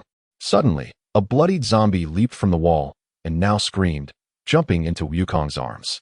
He caught her securely, his shoulders shaking with laughter. "Didn't you say you wouldn't be scared?"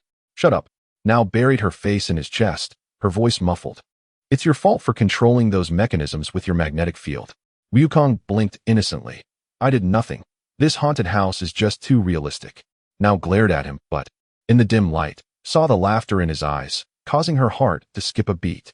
Flustered, she pushed him away. "Let's go?" Throughout their journey, Now clung tightly to Wukong's hand, shrinking closer to him with each frightening scene. Wukong relished this dependence, occasionally feigning a scream to frighten her, which earned him Now's angry glares and playful punches. When they finally exited the haunted house, Now let out a long breath, only to realize their hands were still tightly intertwined. She hastily attempted to withdraw her hand, but Wukong held on firmly. "The sunset is beautiful," Wukong remarked suddenly. Now followed his gaze, witnessing the western sky transformed into a resplendent orange, the clouds resembling flames. The amusement park gradually illuminated with colorful lights, resembling a fairy tale realm. "Let's ride the Ferris wheel," Wukong suggested softly. As the Ferris wheel ascended slowly, the entire amusement park unfolded beneath them. Now leaned against the glass, marveling at the buildings shrinking below. Wukong embraced her from behind, resting his chin gently atop her head. "Now," he called, his voice deeper than usual. Now you turned around, meeting his earnest gaze. Wukong cradled her face in his hands, his thumb gently caressing her cheek. From now on, I'll accompany you whenever I can, all right? Nayu's heart raced unexpectedly. She lowered her eyelids, her long lashes casting a delicate shadow. Whenever? Won't you get tired of it? How could I? Yukong chuckled softly. I intend to be by your side for a lifetime. These words stirred a warm current within Nayu's chest. She lifted her gaze to meet his eyes, seeing her reflection in the depths of his dark orbs, along with an unguarded affection. Suit yourself, she murmured softly. After all, I can't shake you off. Yukong leaned down and captured her lips in a kiss, gentle and lingering, as if pouring all unspoken promises into that moment. As the Ferris wheel reached its zenith, the sunset's golden glow streamed through the glass, bathing the two in a warm embrace, and time seemed to stand still. Upon returning to the dormitory, night had fully descended. Yukong conjured a sumptuous dinner with his powers, and they dined in comfortable silence. Nayu sipped her hot cocoa, stealing glances at Yukong, who was intently slicing his steak. Tomorrow. She hesitated before speaking. Are you going to accompany someone else? Yukong nodded. Yes, I promised her. He keenly sensed the shift in Nayu's mood, taking her hand in his. Are you feeling jealous? Not at all. Nayu withdrew her hand, but, seeing the disappointment in his eyes, added softly, You owe me a favor the day after tomorrow. Yukong's eyes brightened. Oh, what kind of favor? Accompany me to the movies, Nayu said, feigning calmness, though her ears betrayed her with a subtle flush. Just a regular date. Yukong couldn't help but chuckle. As you wish, my princess. Don't call me that, Nayu exclaimed, tossing a pillow at him. Yukong caught the pillow with a laugh, suddenly lifting her effortlessly. Then let's consider this in advance on your favor for tonight. Put me down, you pervert. Her protests were soon drowned out by his kisses. Outside, the stars twinkled, and a full moon silently observed this tender scene, as if witnessing an extraordinary night, filled with the promise of sweetness and adventure to come. Chapter 16, An Angel? Sadly, not the image of a bare-bottomed child. On Wednesday morning, sunlight streamed through the half-open curtains, casting a golden beam on the floor. Yukong opened his eyes to find Nayu peacefully asleep beside him. She curled into his embrace, her breath steady and long, the scent of her shampoo wafting gently through the air. Yukong shifted his arm, which had grown somewhat numb, causing Nayu to mumble discontentedly in her slumber. Burrowing deeper into him, he couldn't help but chuckle, recalling a line from a film that mocked, You will eventually perish in the embrace of a woman. In retrospect, that remark held a kernel of truth. Outside, the chirping of early birds filled the air, and Yukong's gaze lingered on Nayu's serene face. He touched his own still soft cheek, his eyes now lacking their usual sharpness, replaced by a hint of languor. I have been wounded by indulgence, to the point of becoming this haggard, he whispered to himself with self-deprecation. From this day forth, I shall abstain from alcohol. As soon as the words left his lips, he caught a whiff of the enchanting fragrance wafting from Nao's hair, a scent that evoked memories of the previous night's revelry.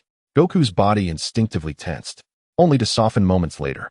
He sighed, allowing the magnetic field's power to extend like invisible tendrils, effortlessly infiltrating the Flaxinus system to grant himself and now a reprieve. Just a little more sleep, he murmured to himself, his hand resting gently upon Nao's soft bosom as he closed his eyes once more. It was not until the midday sun flooded the room with light that they stirred awake.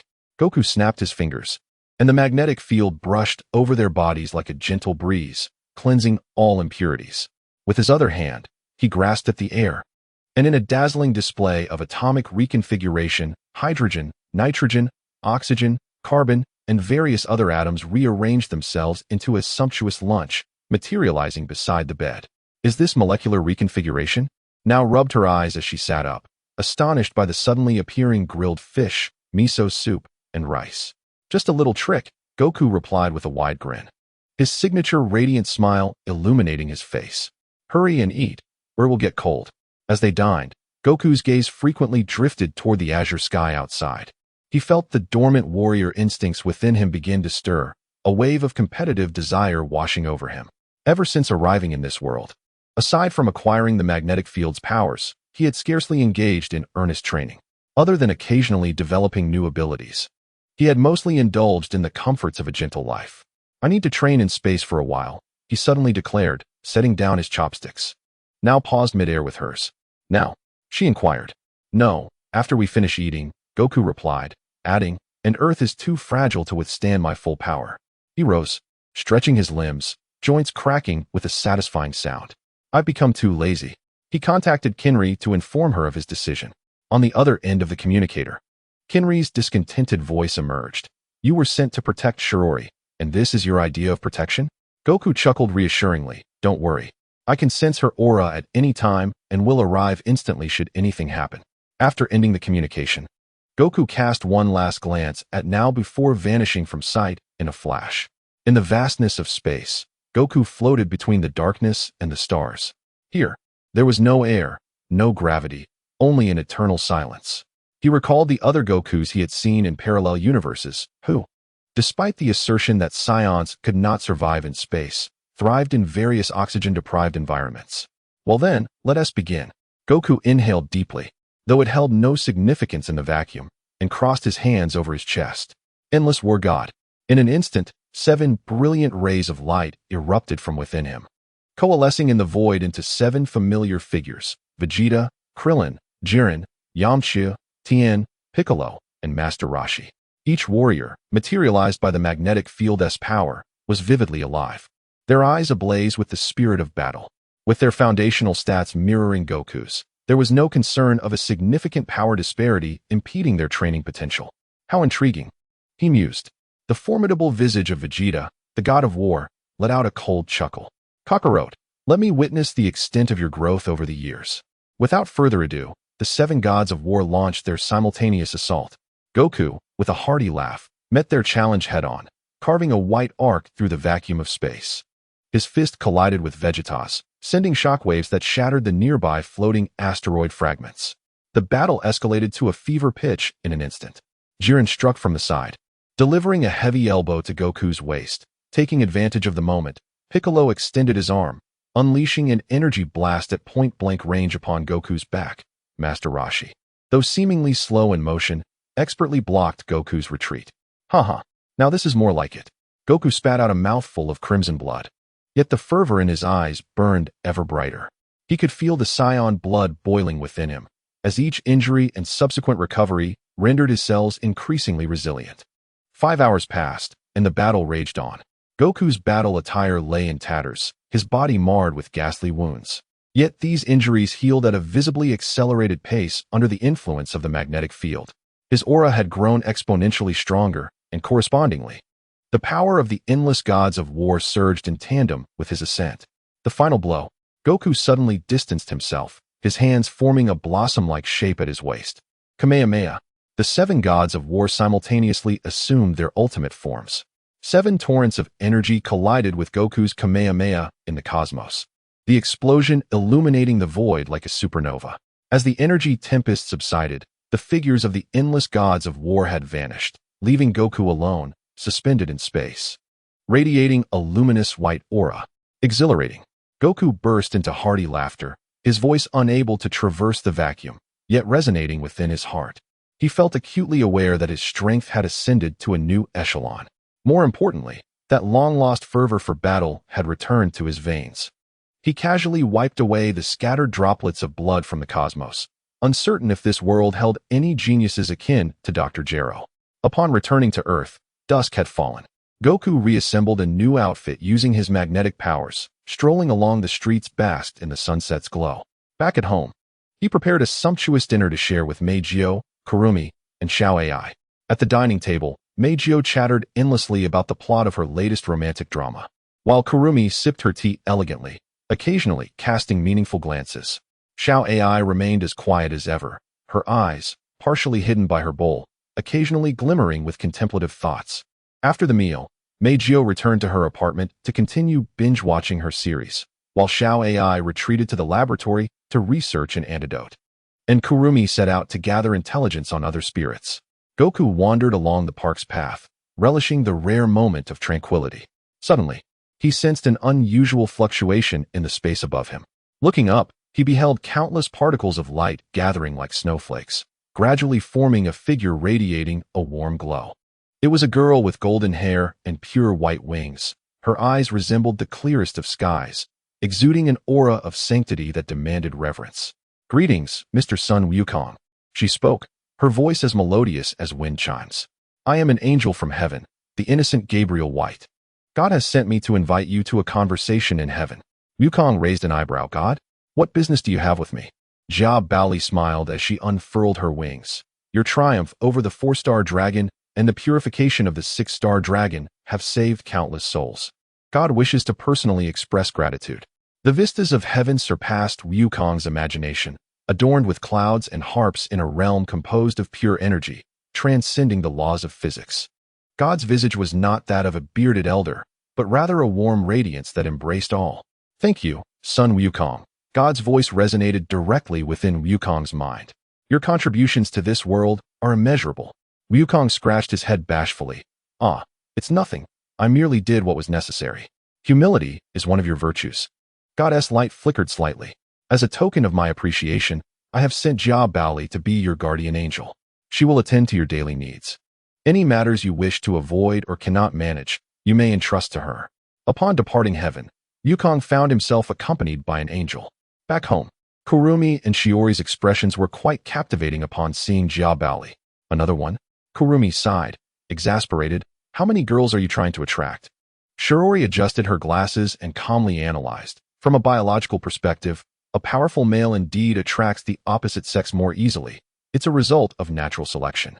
Wukong could only smile awkwardly, unsure how to respond. In the stillness of the night, Wukong cradled Kurumi as they returned to the bedroom. Moonlight streamed through the window, casting a silvery sheen upon Kurumi's fair skin. In her orange clock-shaped left eye, the hands of the clock turned slowly. Did you enjoy your training today? Kurumi's fingers brushed gently across Wukong's firm chest. Though no visible signs of injury marred his body, those with sufficient strength could sense the unusual fluctuations in the cosmos. Ah, I've regained some sensations. Wukong grasped her hand, savoring the delicate touch of her slender fingers. I nearly forgot the joy of battle. Kurumi chuckled lightly, straddling Wukong. Then, let me see how much energy you have left. Their forms entwined in the moonlight, breaths and heartbeats intermingling. Wukong felt the warmth of Kurumi's body and suddenly realized that perhaps this was the balance he had always sought. The potent strength and tender emotions were not contradictory, but rather rendered his life more complete. When the fervor subsided, and Kurumi, nestled in Wukong's embrace, fell into a deep slumber, he gazed at the ceiling, a satisfied smile gracing his lips. Tomorrow, he would continue to grow stronger, safeguarding those he cherished. Yet at this moment, he simply wished to revel in this tranquil happiness. Chapter 17. The Fall of Jia Baoli at 6:30 in the morning. A fine drizzle fell outside, enveloping Chiba City in a shrouded mist. The message from Hiratsuka struck Wukong's nerves like a dull blade. 2 days of leave. 2 days of homework, complete it before sleeping. Those mere 12 words curled the youth into a shrimp-like position beneath the soft covers. Initially, he was engulfed in confusion, followed by a wave of frustration, ultimately burying his face into the pillow, emitting a silent wail that startled Kurumi awake. How could I have forgotten? Forgotten what? Not merely the absence of a leave request, but the very fact that he was still attending school. For the past 5 days, he had treated the classroom as a vast backdrop, the teacher's voice fading into mere white noise. Now, that backdrop had transformed into a sharp, gnashing reality, and the white noise had morphed into a thunderous roar. It was maddening. He abruptly sat up, his disheveled hair standing on end like a cluster of black grass struck by lightning. Outside, the rain pattered softly, yet he could hear the thunderous rhythm of his own heartbeat against his eardrums. Suddenly, a flash of insight struck his mind: magnetic force. The mere utterance of those 4 words washed away all his agitation like a receding tide. Wukong exhaled slowly, his fingertips tracing invisible lines in the air, as if sketching an unseen thread. Find a top student, replicate, and submit. The boy grinned, revealing his canines, a smile reminiscent of a fox that had just stolen the moon. With a flick of magnetic force, Wukong swiftly refreshed himself and Kurumi, then utilized the disguise watch to change his attire. Upon entering the living room, he was just about to conjure breakfast using his magnetic power when the guest room door creaked open. Kurumi emerged, clad in a black and white maid outfit, her skirt so short it seemed to embarrass even the light of day. Sunlight streamed through the side window, fracturing into golden dust upon her eyelashes. In that instant, Wukong felt the delicate fabric of his reason fray. He instinctively stifled his inappropriate thoughts, yet in the next moment, he let them blaze freely. Would she cry? Would she beg for mercy? Blood surged towards his lower abdomen as his fingertips trembled slightly, dark ripples rising within the depths of his pupils. Kurumi keenly sensed his aggressive gaze, her voice trembling into delicate strands. "Mr. Wukong, please refrain from such impolite thoughts." Wukong remained silent. His tongue pressed against the roof of his mouth, as if savoring a certain delightful sin. The girl's face visibly flushed, steam almost rising from her head. In a flurry, she fled towards the kitchen, her footsteps creating a chaotic rhythm. Wukong watched her retreating figure, his throat bobbing as he chuckled softly. That laughter echoed like a stone dropped into a deep well, reverberating long and stirring a flock of invisible black crows. In the kitchen, Kurumi cracked eggs into a bowl, her wrist trembling so violently that the egg whites splattered onto her sleeve. She stared at the sticky transparency, suddenly recalling the words of God. Wukong is a double-edged sword, capable of saving or destroying the world. You must guide him towards goodness. Yet her mind was consumed by the boy's recent gaze, fiery, viscous, like molten pine resin, intent on enveloping her entire being. Can I truly pull him back? The edge of the porcelain bowl reflected her own eyes, blue as the sea before a tempest. The oil in the pan began to crackle, and she hastily poured in the egg mixture, the smoke rising and stinging her eyes. Once he heads to school, I shall pray. She blinked forcefully, attempting to suppress the bitterness, as if that alone could evaporate her fear. At 7:25, in front of the house, the rain had ceased, and the puddles on the cobblestone path mirrored the fragmented golden sky. Wukong crouched down, and Kurumi skillfully leaped onto his back, her arms coiling around his neck like a languid serpent. Which is more ostentatious, the embrace or the back? The boy tilted his head, his breath brushing against her ear. Huzo buried her face in his shoulder, her voice muffled yet sweet. Hold me tight. The two ambled toward the school, where the security guard leaned against a pillar, chewing on a toothpick, shaking his head in amusement at their intertwined shadows. Youth is indeed a splendid thing. In the classroom, she was already seated by the window, sunlight casting a delicate golden hue upon her features. Wukong approached, his fingertips tapping the desk. May I borrow your homework? She looked up, a teasing smile gracing her lips. Finally remembered you are still a student? Hom. She withdrew her exercise book, lightly tapping the cover with her nails. Make your handwriting more presentable. Don't even think about copying my style. Wukong took the book, the magnetic force swirling in his palm as 750,000 elements reconfigured like an invisible tide. Ink surged forth. Words materialized anew, and within a mere 3 seconds, a Wukong version of the assignment was born. He casually flipped through it, his brows arching in surprise. Ah, you've even replicated the teacher's red pen marks. A flick of his finger, and the crimson ink transformed into wisps of ash, dissipating into nothingness. As the class bell rang, he pulled out a volume of Naruto, something he had purchased earlier but was only now getting around to reading. The teacher at the podium spoke eloquently, the magnetic field automatically inscribing the sound waves into his memory. Wukong flipped through the pages rapidly, though his gaze grew increasingly vacant, as if he were daydreaming or diving deep into the ocean to retrieve a lost star. Meanwhile, at home, Cavalieri knelt in the guest room, the cold light of her notebook screen illuminating her pale face. The search bar blinked with the cursor. How to save a boy who has fallen into darkness. She created a forum, revising her query multiple times until only the most innocuous wording remained. A kind girl wishes to guide her lost companion back. What should she do? She clicked post. 1 second, 2 seconds. Responses flooded in, akin to a torrential downpour on a lake's surface. First floor, sacrifice yourself to the demon, lead him to shore. Second floor, marry him, bear him 17 or 18 children, warm his heart with family. Third floor, recite the Tao Te Ching to him 300 times a day, until he falls asleep. Cavalieri's fingers hovered over the touchpad, her cheeks flushing crimson, nearly bleeding with embarrassment. What are these responses? Unbeknownst to her, behind every reply, the algorithms of Flaxinus whirred into action.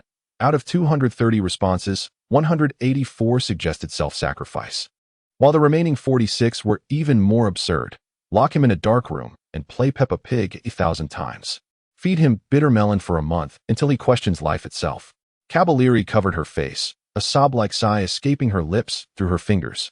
Yet, from the depths of that sigh, a stubborn sprout quietly emerged, if it truly came to that. She clenched the lace trim of her nightgown, her knuckles whitening as if grasping her last retreat. As dusk fell, The setting sun bled crimson. Wukong and Kyuzo entered their home, where Xiao AI was sprawled on the coffee table, diligently working on her assignments. Ones she could complete, but there were simply too many. Cavalieri stood at the end of the corridor, her hands clasped, the sunset illuminating her, as if she were enveloped in a halo of sanctity. Wukong, she spoke softly, yet with an undeniable gravity, I wish to speak with you privately. The youth raised an eyebrow, passing his backpack to Kyuzo, and followed her into the guest room. As the door closed, the sounds of rain, voices, and the television outside faded into a distant hum. The room remained shrouded in darkness, with the final rays of the setting sun penetrating through the curtain's crevice, casting a warm glow upon the tips of Jia Bao's hair, as if adorning her with a crown of flames. She inhaled deeply, revealing her angelic visage, her luminous wings unfurled, and a sacred hymn echoed softly in the void. In his name, purify thy heart. The light cascaded down upon Wukong, yet it resembled snow falling into fire. Emitting a faint sizzle, the youth stood amidst the radiance, his lashes casting slender shadows, and he languidly yawned. Jia Bao's prayers grew increasingly fervent, her voice trembling like a string stretched to its limit. She lifted her gaze to find Wukong's eyelids drooping, his head bobbing, seemingly on the verge of slumber. Mr. Wukong. Her round face puffed up in indignation as she stamped her foot, the floor resonating with a dull thud. In an instant, the light wings dissipated, plunging the room back into twilight. Jia Bao's shoulders sagged, and after a prolonged moment, she sighed softly, her exhalation akin to a fallen leaf drifting to Wukong's feet. She looked up, her eyes shifting from a deep blue to an almost translucent gold, as if she had resolved to take decisive action. Since words are futile, I shall ensnare you myself. Her fingertips grazed the first button of her collar. Snap. The second. Snap. The fabric slipped soundlessly to the floor, pooling around her ankles like a discarded, pure white feathered garment. She stood barefoot on the wooden floor, her arches gently curling, a chill creeping up from her soles, igniting a shiver. The last vestiges of sunlight brushed against her collarbone, waist, and knees, tracing curves as though divinely sketched. In that moment, Wukong's pupils constricted sharply. The air seemed to be siphoned away, time stretching into a viscous thread. The youth could hear the rhythmic thump of his own heartbeat, loud and insistent. Jia Bao raised her gaze, her voice a whisper as delicate as a feather landing on a blade. Please, look at me. Outside, the rain began to fall once more. The fine droplets tapped against the glass like countless tiny fingers inquiring. Inside, the light was dim, and the girl's skin glimmered with a soft, pearlescent sheen in the shadows. Wukong's throat bobbed, his fingertips trembling slightly. He suddenly realized that in this moment, there was no magnetic pull, no power, no deities or demons. Only two youthful and fervent bodies, laid bare before one another in the impending storm of dusk. The rain intensified. The night grew dense, as if soaked in ink, with the streetlights illuminating only a thin silver line through the window's gap. As Jia Bao's fingertips brushed against Wukong's collar, he still bore a sense of fatigue. Yet the warmth of her palm jolted him awake. The fabric slipped away silently, and at the instant their skin met, a subtle electric current coursed through them, causing them both to shiver. Their breaths intertwined, their heartbeats gradually synchronizing, akin to two streams quietly converging into a hidden river. A low, almost prayer-like tremor escaped Jia Bao's throat, each rise and fall propelled by an unseen force to greater heights. Wukong's palm shielded her back, offering respite from the winds that might assail her delicate wings. Amidst the ebb and flow of the tide, her high notes soared to celestial heights, only to shatter into fine particles at the brightest star, leaving behind a lingering tremor in the air. After a moment of silence, a rhythmic echo resonated once more. Jia Bao's voice, drenched as if by rain, bore a soft rasp, responding and then dissolving into a sweet, weary whimper. The clock's hands pointed to 10, while the neon lights outside had long extinguished. Jabali found herself ensconced in the soft embrace of the bedding, her forehead adorned with damp strands of hair, coalescing into a crescent shape, and a dazed, enchanting smile graced her lips. Wukong leaned down, gently tracing the delicate crimson mark newly etched upon her left thigh. Reminiscent of the first wave imprint left by the tide upon the shore, he then inscribed two intricate rows of symbols on the opposite side, akin to a star map quietly recorded by a nocturnal vessel. With her eyes half closed, Jabali murmured dreamily, I am yours. Her voice was so faint it seemed to dissipate into the very air. Wukong tucked the blankets around her snugly, his fingertips conjuring a soft glow.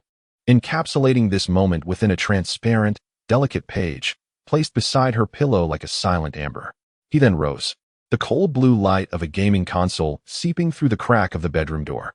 Kwang-san sat with her back to him, her fingers dancing over the controller like a sudden downpour. Wukong leaned against the door frame, waiting for the flash of the game's conclusion to fade before he stepped forward. Threads of air coiled around her wrists and ankles, reminiscent of gentle night tides silently caressing the sands. Kwang-san turned her head, a familiar smile curving her lips. Yet in the next instant, it was swallowed by the deeper shadows of the night, as a new movement of the melody quietly resonated once more within the elongated shadows. Chapter 18. Regret and Reparation. On a Friday morning, sunlight filtered through the gaps in the curtains, casting a golden hue upon Kwang-san's silvery locks. Wukong's face lay nestled against her soft chest, his nostrils filled with the sweet fragrance of milk. In a drowsy haze, he pondered that if he could just endure this day, a leisurely weekend would await him. Just then, the mobile phone on the bedside table suddenly vibrated, its buzzing sound piercing the tranquility of the room.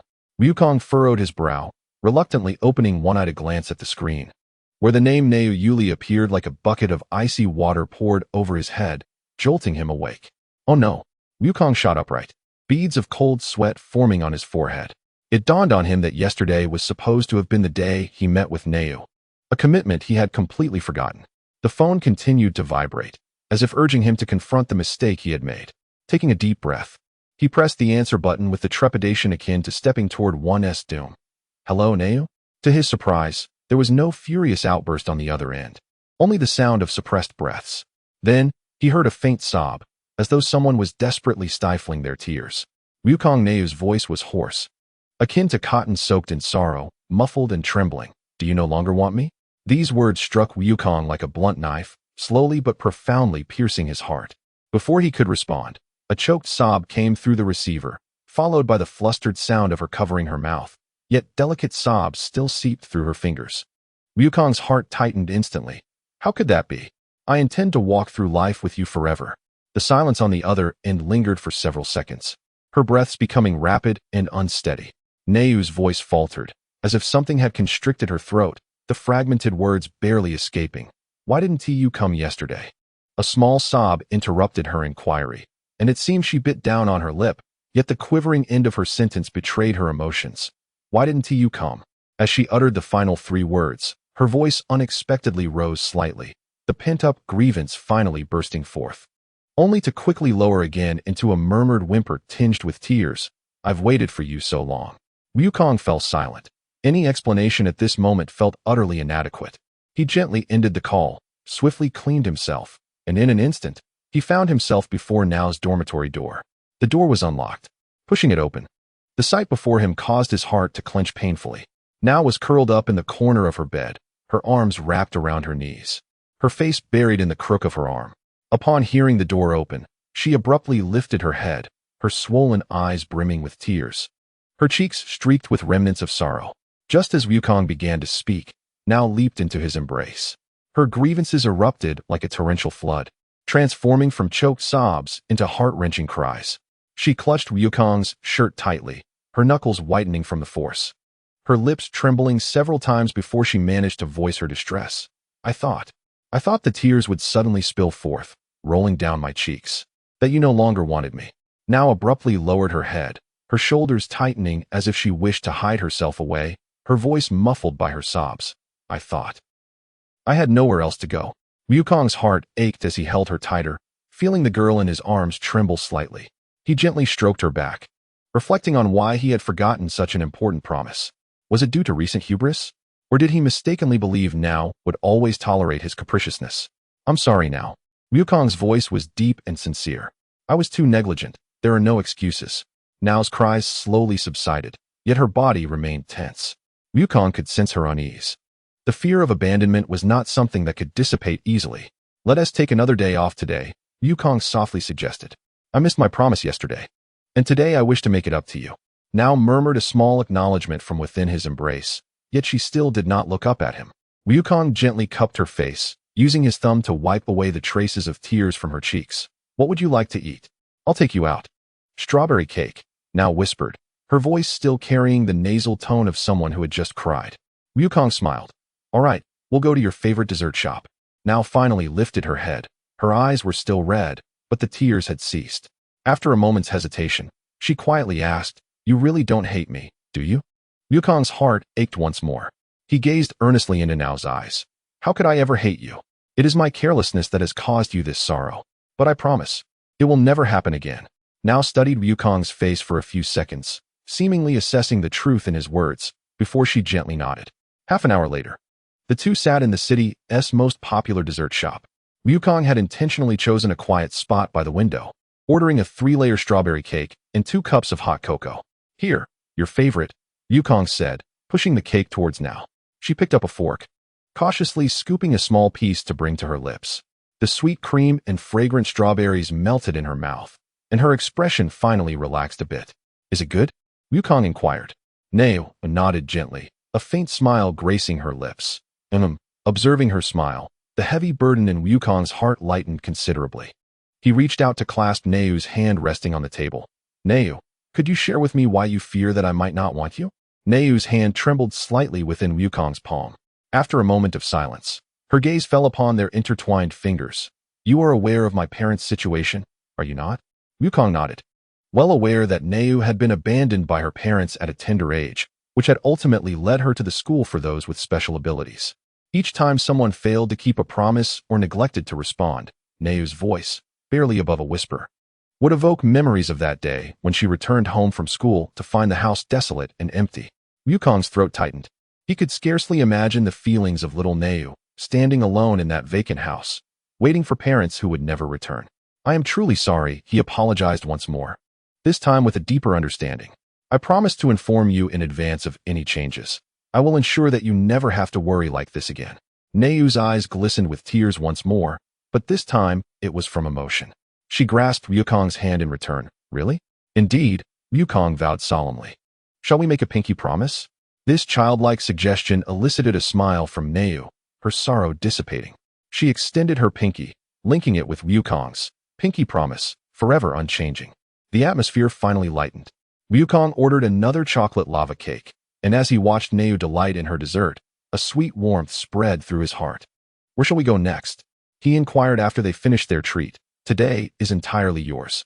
Nao tilted her head in thought. The amusement park? Excellent idea. Wukong immediately concurred. I know a newly opened one with an enormous Ferris wheel. Nao's eyes sparkled, the previous gloom seemingly vanishing. After Wukong settled the bill, they strolled hand in hand towards the amusement park. The venue was alive with chatter, colorful balloons, and cheerful music, creating a joyous ambience. Nao, like a child, eagerly gazed around, pulling Wukong to experience various attractions. Wukong, let us ride that, she exclaimed, pointing to the carousel, her eyes glimmering with anticipation. Wukong was somewhat surprised. You wish to ride the carousel? In his memory, Nao favored more exhilarating rides. Nao nodded, a faint blush appearing on her cheeks. As a child, I envied the other kids riding with their parents. Wukong's heart softened anew. Without hesitation, he purchased tickets and joined Nao in line. As the music began and the carousel whirled, Nao sat atop a white steed, her smile radiant as a blooming flower. Wukong stood beside her, one hand resting on her waist to prevent her from tumbling due to her excitement. Are you enjoying yourself? He asked when the carousel came to a halt. Nao nodded vigorously, her eyes sparkling. Yes. Absolutely thrilled.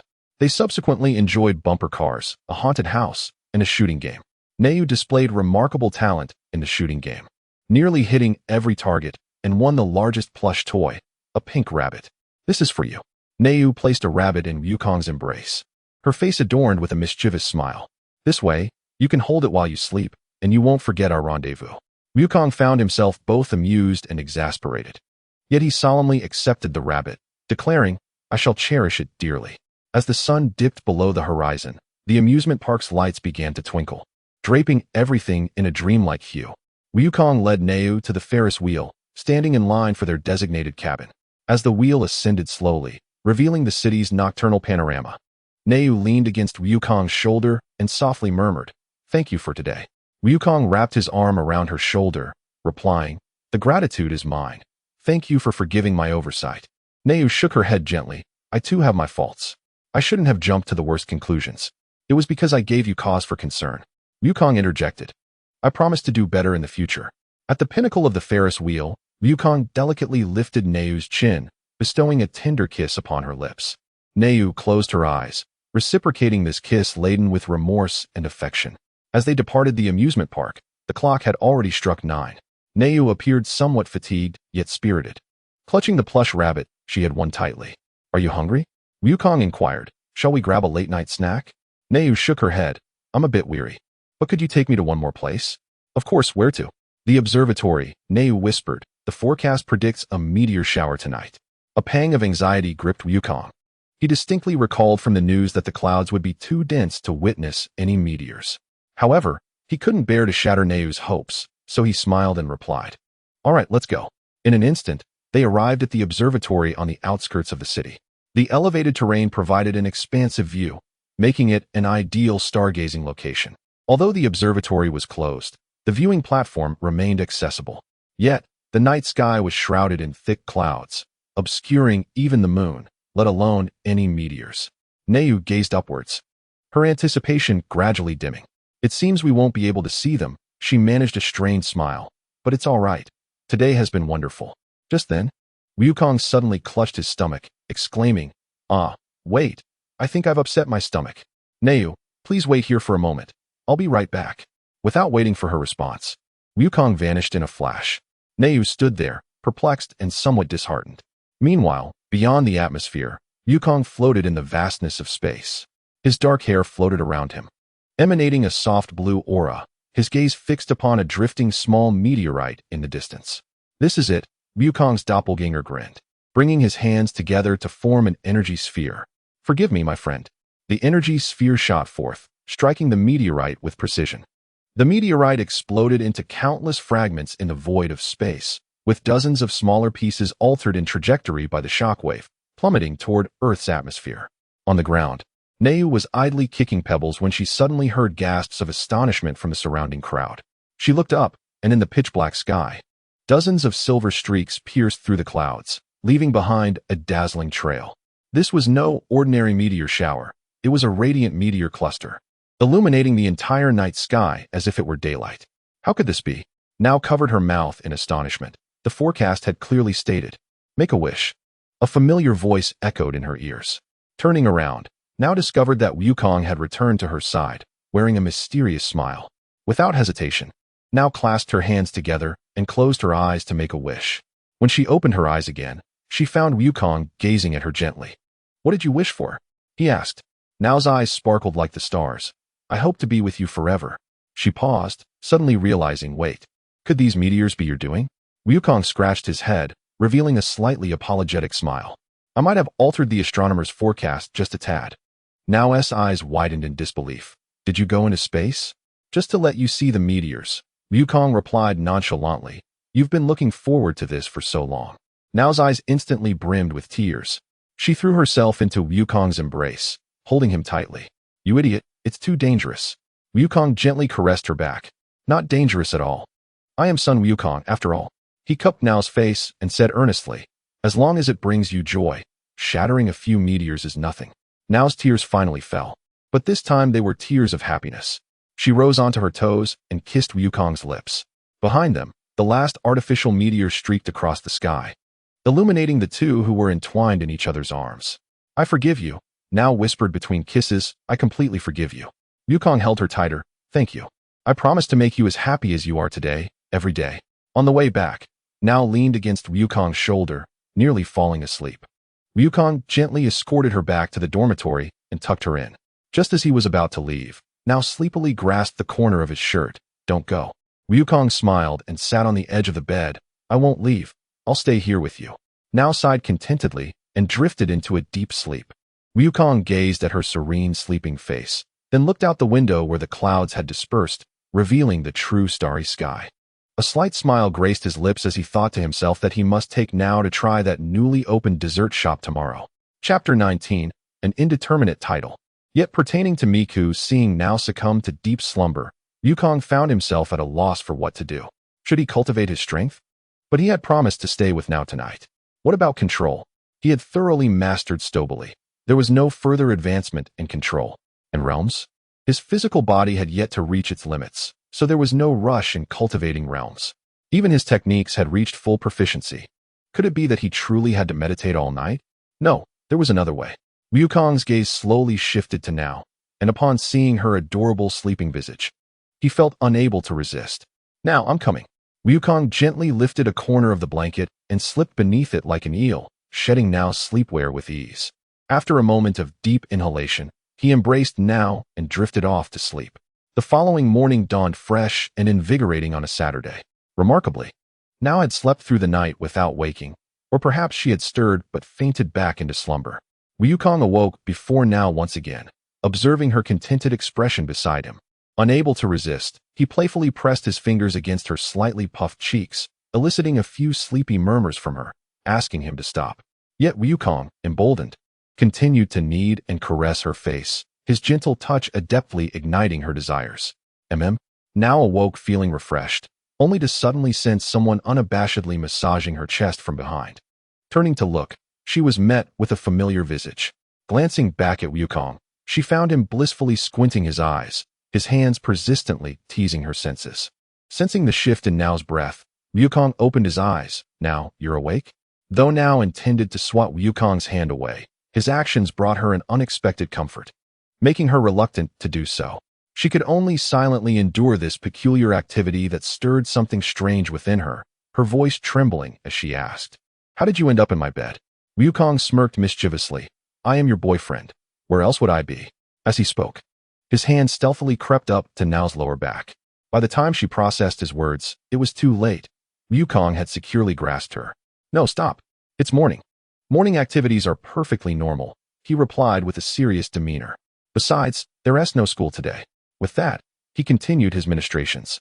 Now, already struggling to articulate her thoughts, found herself utterly speechless. 3 hours later, Now stirred from her slumber, her cheeks flushing at the sensations coursing through her. "Do you think I could get pregnant?" she asked, envisioning her round belly with a mix of shyness and anticipation. "There's a significant possibility. If you don't want that, I could extinguish them," Wukong replied, conjuring a sphere of energy in his palm, his words devoid of consideration for future offspring.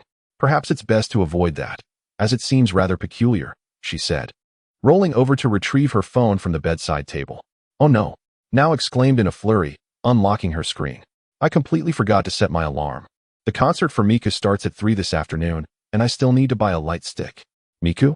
Wukong feigned indifference, yet his fingers tightened around the blanket unconsciously. "Isn't she the idol embroiled in controversy?" "Yes," Now replied, hastily dressing as she explained. "It's quite astonishing. Someone actually stood up for her, and there was a live broadcast across Japan. Those who participated directly suffered terribly, though we haven't heard anything about them since." Wukong, his back turned as he fastened his belt, felt a subtle movement in his throat as memories flooded back. The recollections of a day spent together. A boy and a girl nestled in each other's embrace, sealed their lifelong bond with a kiss beneath the setting sun.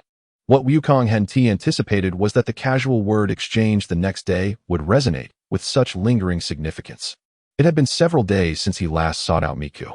Indeed, Now withdrew a golden ticket from the pocket of her coat, holding it delicately by one corner as she lowered her head to present it, her toes unconsciously scuffing the ground. "I apologize," she said. "I was so anxious while trying to secure tickets yesterday that the payment interface froze, and I only managed to acquire one." She pouted slightly. "But I have already sought to purchase another at a premium on a second-hand platform. If I truly cannot obtain it, Wukong has not received any tickets. It's quite all right. I have my own means. You need not feel burdened," he replied, reflecting on his own missteps. After all these days without reaching out to her, she must be quite upset. Yet, this was not the right moment to approach her. Wukong could not allow his own issues to disrupt her comeback concert. "How has she been lately?" Wukong endeavored to ensure his voice conveyed the concern of an ordinary fan. It was said that her rehearsals had been astonishingly flawless. Now tied her hair up, but hesitated for a moment. Her assistant mentioned that during every break, she would stare blankly at her phone, seemingly awaiting a message from someone. Wukong's heart skipped a beat. He pulled out his own phone, the lock screen devoid of missed calls or new message notifications. The last time they communicated was 3 weeks ago when Meijio sent him a voice message of her practicing a new song, and he, engrossed in a game, had assumed she was merely singing, failing to grasp the significance of the video and responding only with a thumbs-up emoji. Yukong now tilted her head in confusion. "You don't look well." "I'm fine." Yukong quickly adjusted his expression. "I just didn't expect to secure such a good spot." The midday sun scorched the streets as Yukong strolled alone through the commercial district.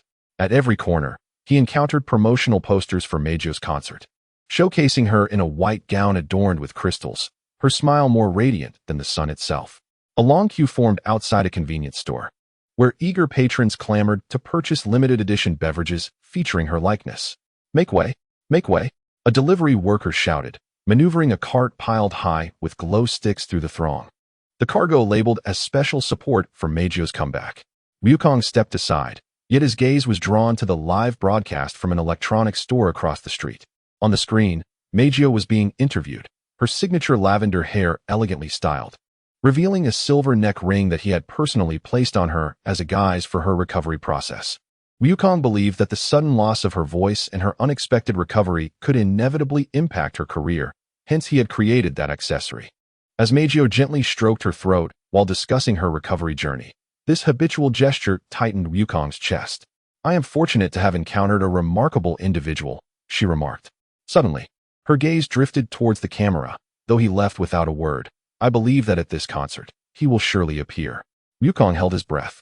For a fleeting moment, he was convinced that Meijio was gazing directly into his soul through the lens.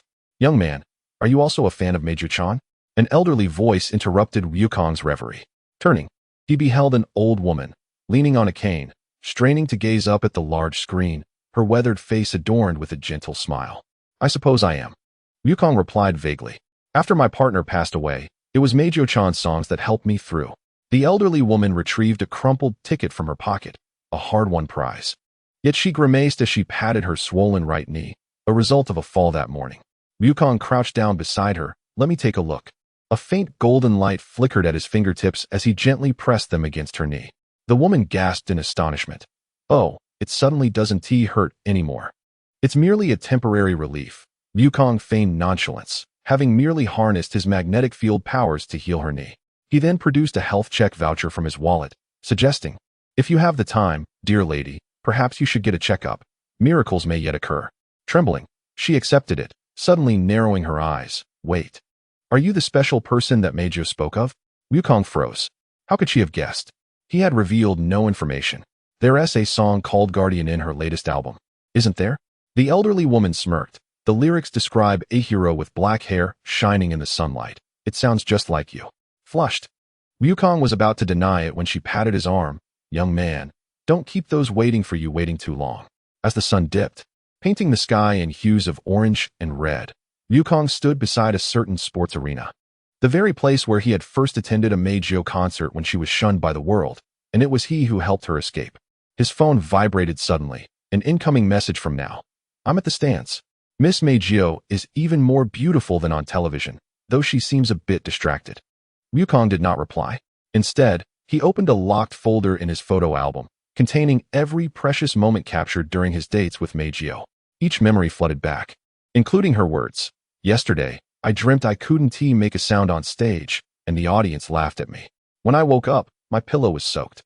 The collar you gave me is beautiful and comfortable, but I saw someone walking their dog today. Does this collar mean I'm your little puppy? Mr. Yukong, if I lose my voice again, will you still come to see me?" The doctor said it's a miracle. My voice returned so suddenly. "Truly, Yukong, you are the best. I wanted to tell you right away, but I couldn't find you. This concert, I will be waiting for you on stage." Yukong shut his phone, taking a deep breath. In the distance, lights began to illuminate the concert venue, resembling a crystal palace suspended in twilight. Without a ticket, he silently ascended to the highest steel beam of the venue, from where he could survey the entire stage and audience below. Now was seated in row 12, intently adjusting her recording equipment. The lights dimmed abruptly, and the vast arena fell silent in an instant. A beam of silver blue light struck the center of the stage, and Meijio ascended like a spirit coalescing from moonlight. She wore the sparkling gown from the poster, its hem trailing a halo of starlight as she moved. When the first note resonated, Wukong felt his heart synchronize with her voice. This was Meijio's first public performance since losing her voice. Her sound was even more crystal clear and enchanting than he remembered, each note infused with a vitality born from survival. As the third song came to a close, Meijio abruptly paused, softly addressing the microphone. The next song is dedicated to someone who vanished unexpectedly. She lifted her gaze, scanning the audience, her eyes sweeping every corner. And I knew he must be here today. The crowd erupted in a chorus of good-natured laughter and applause, but only Wukong gripped the edge of the steel beam tightly. This was their secret. They had already shared the intimacy of marriage, yet this revelation would undoubtedly wreak havoc on Meijio's career, as the recent scandal had amply demonstrated. As the music began, the melody of a song titled Gravity filled the air, one Wukong had never heard before, presumably unreleased. When Meijio reached the chorus, she suddenly lifted her head, her eyes locking onto Wukong's position with an instinctive awareness. Despite the distance of several dozen meters and the dazzling lights, Wukong could still discern the glimmer of tears in her eyes.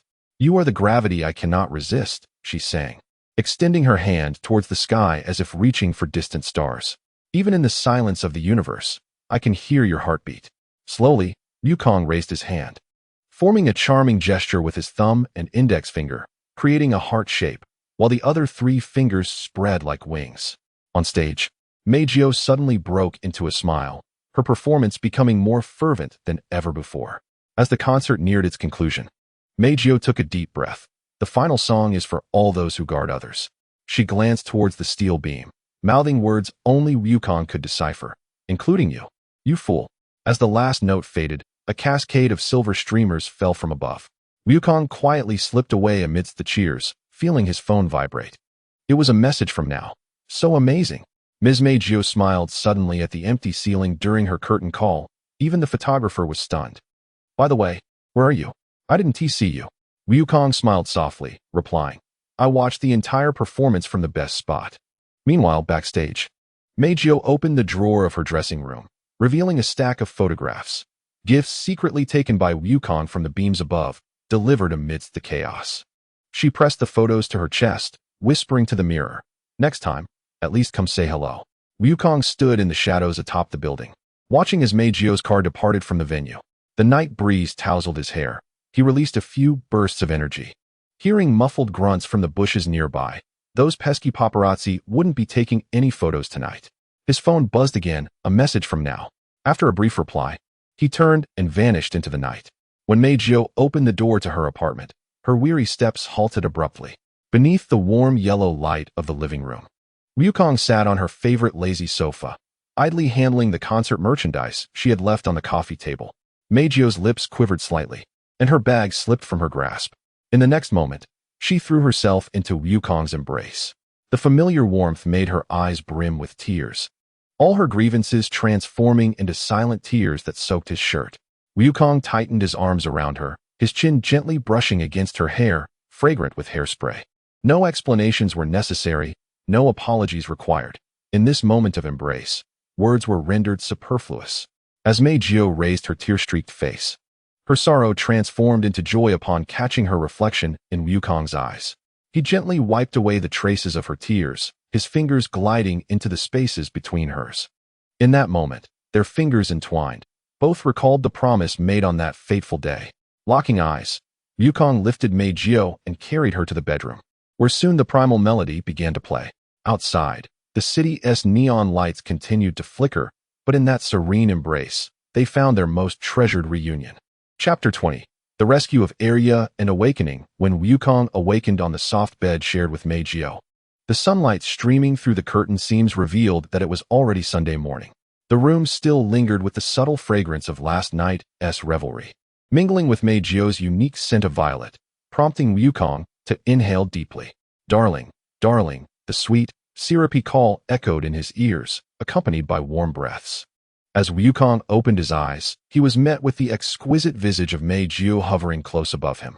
Unbeknownst to him, she had turned and settled upon him, her voluptuous form pressing firmly against his chest, rising and falling with each breath. Her long, purple hair cascaded like a waterfall, with a few playful strands brushing against Wukong's face, tickling him. Her amethyst-like eyes brimmed with affection, as her delicate nose gently nudged his cheek.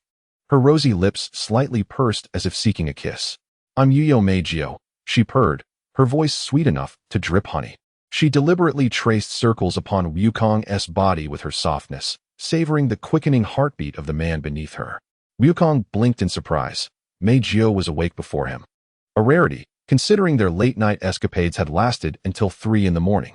Yet, gazing upon this enchanting sight, any man would awaken in an instant. A mischievous smile crept upon his lips as he suddenly flipped over, pinning Meijio beneath him. "An ambush comes with a price, little sprite." Wukong's deep voice sent a shiver down Meijio's spine. Before she could respond, he leaned down, capturing her enticing lips in a fervent kiss. His tongue deftly pried open her pearly gates, delving deep within. Though Meijio had experienced intimacy with Wukong before, this profound kiss was a new frontier for her. Instinctively, she yearned to retreat, but Wukong held her firmly by the back of her head. Her protest was stifled, soon morphing into sweet moans. Wukong skillfully entwined his tongue with hers, occasionally teasing her palate, at times savoring the tip of her tongue. Meijio felt her strength ebb away. Her hands languidly resting on Wukong's shoulders, her gaze gradually clouding. It was only when the need for air became pressing that Wukong reluctantly withdrew from their kiss. Meijio gasped for breath like a fish out of water, her cheeks flushed, her chest heaving. "Darling, you're too domineering." She playfully pouted, lightly striking Wukong's chest. "I can hardly breathe." Wukong, with a wicked grin, pinched her pert dairy silly girl. "You still have your nose to breathe, don't you?" Meijio nestled closer, resting her face against Wukong's robust chest, listening to the steady rhythm of his heartbeat, murmuring softly, "I was just too nervous, I'll know for next time." Witnessing her bashful demeanor, Wukong couldn't help but laugh heartily. He gently patted Meijio's back, urging her to rise. As he spoke, he twisted the dial of his transformation watch, instantly donning a deep blue casual outfit. A subtle electric shimmer enveloped him, and the magnetic field's power effortlessly cleansed his body. With a flick of his hand, Wukong directed a soft electric pulse towards Meijio, assisting her in her cleansing, yet leaving her wardrobe choices to her discerning taste. Confident that her fashion sense would exquisitely showcase her charm. Upon entering the living room, Wukong snapped his fingers, and the ingredients in the kitchen soared into the air, transforming into a lavish breakfast through the power of molecular restructuring. Fluffy omelets, golden French toast, a fresh fruit salad, and Meijio's favorite blueberry pancakes. While waiting for Meijio to prepare herself, Wukong's thoughts drifted to the recent investigation. Given the existence of an organization hunting fairies and protectors like Ladisatak, it was reasonable to conclude that there existed another entity coveting the power of the fairies. With his characteristic decisiveness, Wukong retrieved his phone and dialed Woodman. Unbeknownst to him, this seemingly ordinary call was encrypted through multiple layers of security. "Mr. Wukong, it is quite unexpected for you to reach out to me." Woodman's warm, magnetic voice resonated through the line. Wukong wasted no time. "There are those who kill fairies and those who protect them. Is there an organization seeking to seize their power?" After a few seconds of silence, Woodman let out a soft sigh, acknowledging, "Indeed, such an organization exists. Its leaders were once the last magicians of the world." Wukong raised an eyebrow. "You created the Origin Fairy? You know of this?" Woodman's voice was tinged with surprise. "Indeed. The three of us combined global spiritual energy to create the Origin Fairy. However, we later parted ways, and Isaac has long coveted the power of the Origin Fairy. Where is their headquarters? Which locations might harbor fairies?" Wukong interjected, cutting through Woodman's reminiscence. "Every facility could potentially imprison fairies, but the most likely location is the headquarters in the UK. Woodman paused before continuing. "Mr. Wukong, if you plan to take action, please exercise caution around Ellen Mathis. She is the strongest magician of our time." "Thank you." Wukong concluded the call just as Meijio emerged from her bedroom. Today, she had chosen a light purple off-shoulder dress that perfectly accentuated her slender waist and voluptuous figure. The hem of the dress reached mid-thigh, revealing her long, fair legs. Meijio bounded over, clinging to Wukong like a koala. "The breakfast looks amazing." After they had enjoyed their meal, Meijio's eyes suddenly sparkled with mischief. "Darling, let us play a little game to decide who washes the dishes." Just as Wukong was about to use his abilities to clean the dishes, he paused at her words. "Isn't it more convenient to use our powers?" "That sounds so dull." Meijio pouted, shaking Wukong's arm. "Come on. Let us play the water game, and see who makes the cup overflow first. Wukong, succumbing to her charming persuasion, conjured a transparent glass with his ability, ladies first. Meijio confidently took the cup, carefully filling it halfway with water. Wukong took over, skillfully adding a precise drop. The two engaged in a playful exchange, and soon the cup brimmed to the edge. Meijio bit her lower lip, her hand trembling slightly as she allowed the final drop to fall. Water spilled over the rim, eliciting a delightful gasp from Meijio. It seemed she had lost. Wukong chuckled. Immediately, Meijio donned a pitiful expression, clinging to Wukong's arm and nuzzling against him. Darling, you're the best. Please help me wash it. I wore a new dress today, and it would be such a shame to get it wet. Faced with such playful coaxing, Wukong found it difficult to resist. With a resigned yet affectionate poke at Meijio's nose, he relented. All right, I will wash it. Meijio joyfully planted a kiss on his cheek, exclaiming, I knew you cared for me the most. Wukong swiftly completed the washing of the dishes, while Meijio helped dry and put them away. The two lingered in their affectionate reverie until Meijio had to leave for a rehearsal of a new song, while Wukong prepared for his journey to England. Standing on the balcony, Wukong took a deep breath, a faint glow emanating from him. He harnessed his energy to form a special barrier around his body, capable of absorbing all electromagnetic waves, infrared rays, and sound waves. Simultaneously, he suppressed his aura to a minimum, rendering himself nearly invisible. Are you ready for a surprise? Wukong smirked coldly, disappearing in an instant. Above London, an almost imperceptible streak of light traversed the sky. Wukong gazed down at the skyscraper provided by Woodman, which towered distinctly above the surrounding buildings. Narrowing his eyes, he activated his magnetic field perception, penetrating through layers of walls to uncover dozens of secret facilities underground. Found it. Wukong pinpointed 2 high-energy reactions and an ensnared energy crystal, undoubtedly the other 2 magicians and a captive fairy. Closing his eyes momentarily, when he reopened them, his pupils had transformed into a peculiar shade of gray. Infinite bombardment. Without warning, without preparation, and even devoid of energy fluctuations. The air seemed to freeze for a second. Then crack. The glass of the building suddenly splintered with a web-like fracture, originating from Wukong's gaze. The space ahead twisted and contorted as an invisible force surged forth like a tsunami. Each strike was impeccably precise, obliterating every obstacle in its path, while deftly avoiding all personnel. As the dust settled, a straight corridor appeared in the heart of the building, leading directly to the underground chamber where the fairy was imprisoned. When Wukong penetrated through layers of laboratory barriers and finally reached the lowest level, a cell filled with cold apparatuses, the sight before him made even this battle-hardened warrior's pupils constrict. In the center of the lab, a petite figure was firmly secured on a restraint table. Her disheveled gray-green hair clung to her pale cheeks, and her once vibrant emerald eyes now held a dull glimmer. Clad in a specially designed white restraint suit, the material resembled some form of high molecular polymer, with metallic rings at the joints contorting her into a humiliating position. Most disturbingly, below her knees, there was nothing but emptiness. How cruel, Wukong murmured softly, his voice trembling with the fury that threatened to erupt. His gaze swept towards the surgical rack nearby, where dozens of translucent slices of flesh were meticulously arranged, each marked with precise dates and times. With the instantaneous calculation of a supercomputer, Wukong determined that these slices, when assembled, formed 2 complete human legs.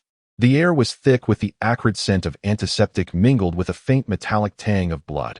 Surveillance screens mounted on the walls displayed the physiological metrics of the captive, with the pain index astonishingly high.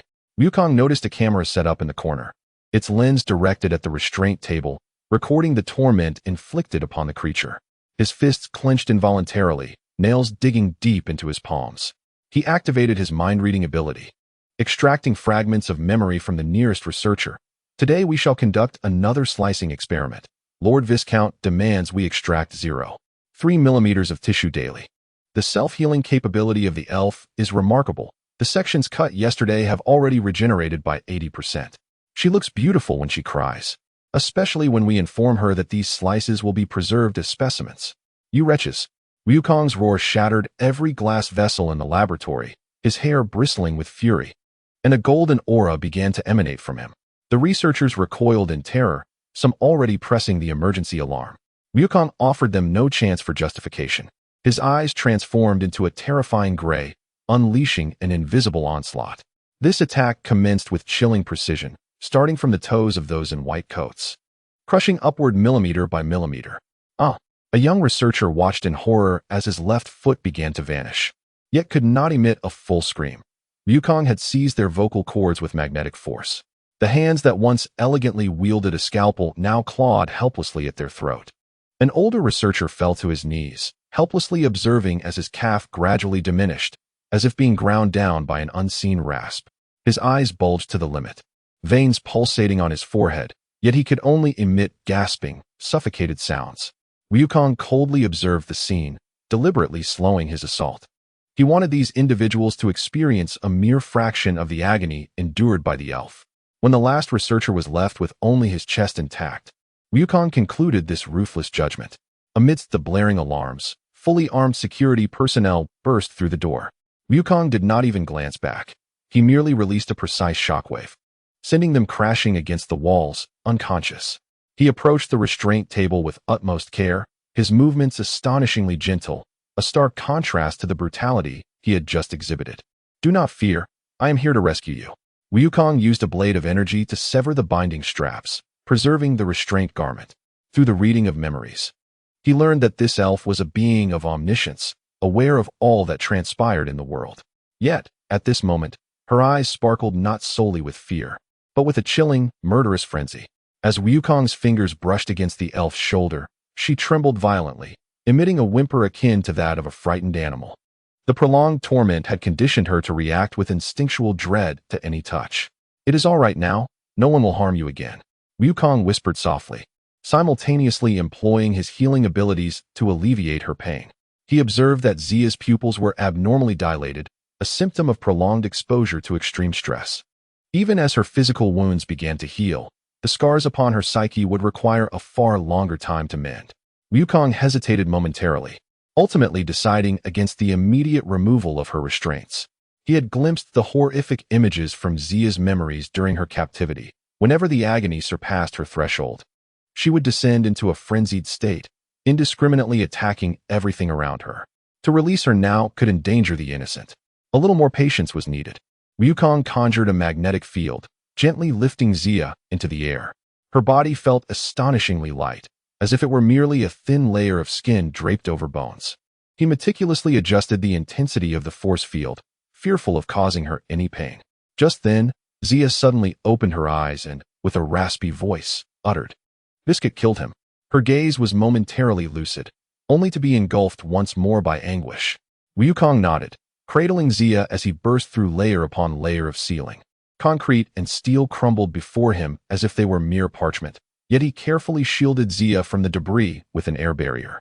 As they ascended, Zia's breath grew increasingly rapid, and Wukong could feel her heartbeat racing unnaturally. "Relax, we are almost there," he murmured reassuringly, increasing his pace. When they finally broke through the last partition, they found themselves in a spacious office. Before the floor-to-ceiling windows, Isaac Repellum Viscott stood with his back to them, admiring the nighttime skyline of London. Upon hearing their approach, he slowly turned, a disquieting smile gracing his face. "Ah, my dear Zia, have you brought a guest?" His voice was as gentle as that of an old friend, yet his gaze was as cold as a serpent's. Wukong felt Zia tremble violently in his arms, her pupils shrinking to pinpricks, her breathing becoming erratic. This was a classic post-traumatic stress reaction. "Viscott," Wukong's voice seemed to drop the room temperature by 10 degrees. "You have lived long enough." Before Viscott could respond, a silver figure suddenly lunged from the side. It was Ellen Mathis, adorned in the latest manifestation device. Hailed as humanity's strongest magician, her speed was indeed remarkable, yet to Wukong, it appeared to unfold in slow motion. He did not even shift his stance. A flash of lightning sparked in his eyes. Ellen's manifestation device abruptly morphed and reconfigured into a gleaming silver straitjacket, enveloping her completely, leaving only her terrified eyes exposed. She crashed to the ground, writhing like a fish out of water.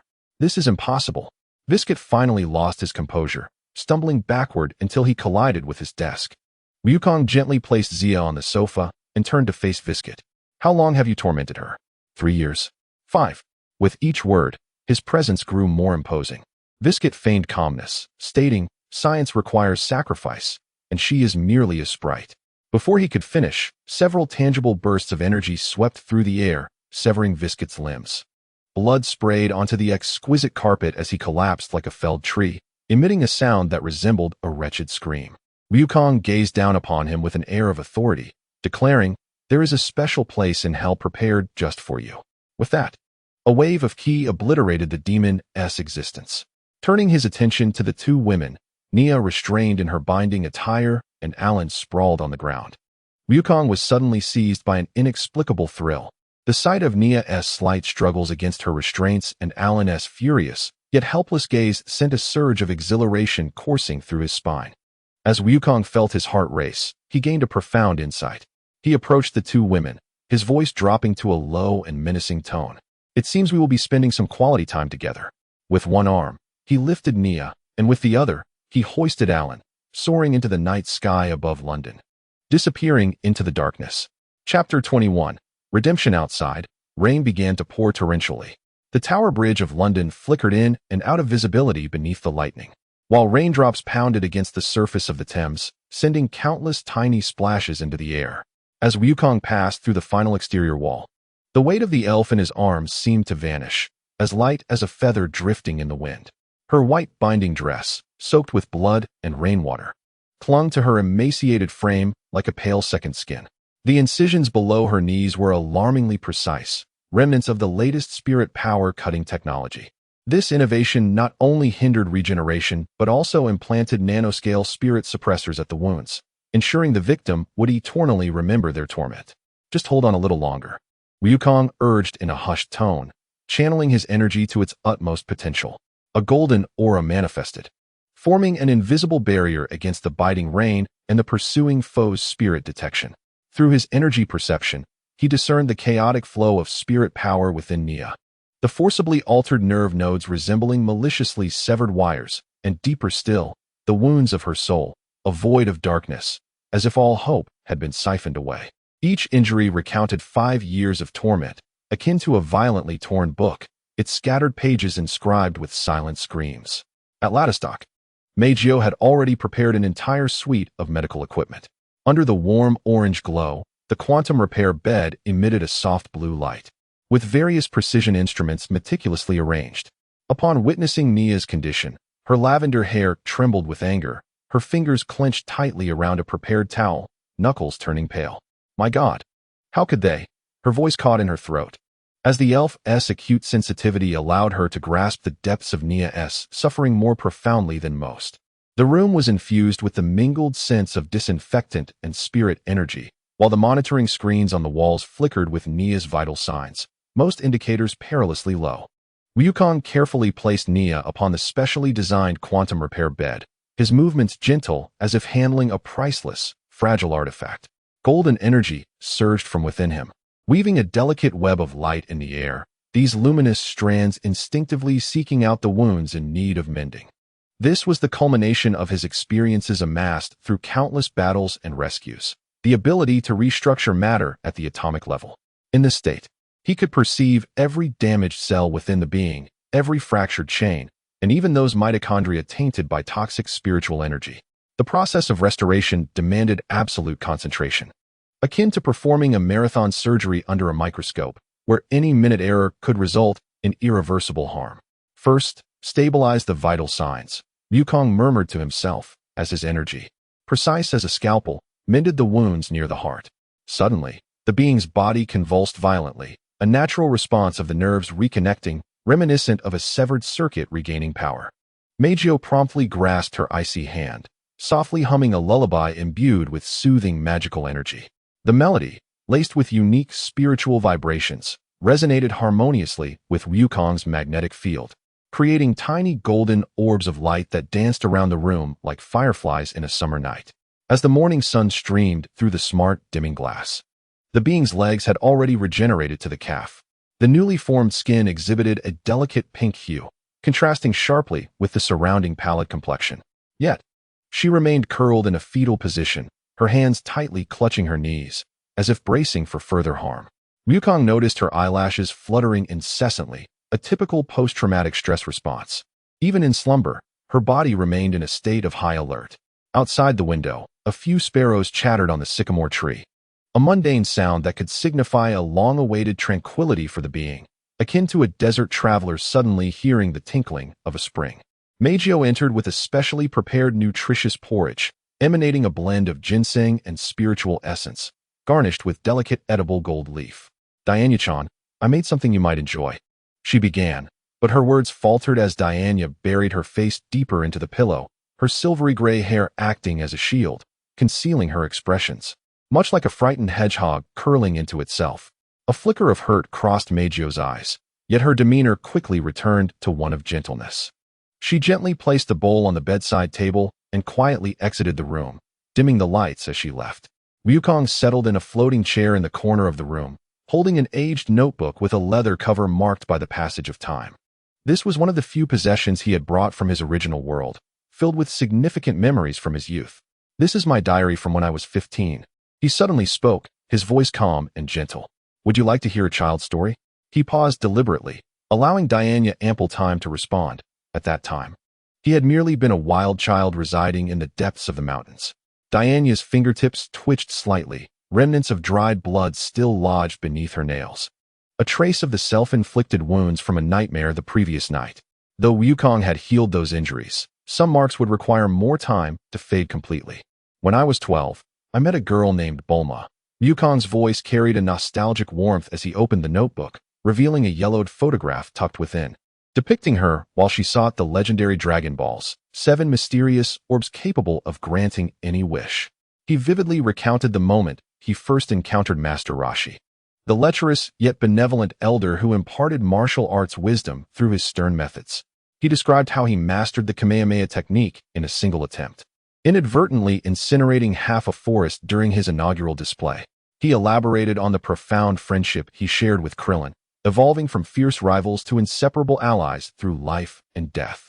It was only later that he discovered his true identity as a Saiyan, a warrior race hailing from another planet. A flicker of complexity ignited in Goku's eyes as his fingers brushed over a tear-stained page in his journal. What Earth had taught him was far more significant than mere combat. It imparted the essence of camaraderie, the meaning of sacrifice, and he paused, the significance of existence itself. Zia slowly turned her head, her amber eyes focusing on Goku's face for the first time. "Is all of this true?" Her voice was gravelly, a testament to her prolonged silence that had hardened her vocal cords. "Every word," Goku replied gently, flipping open his notebook to reveal several yellowed photographs.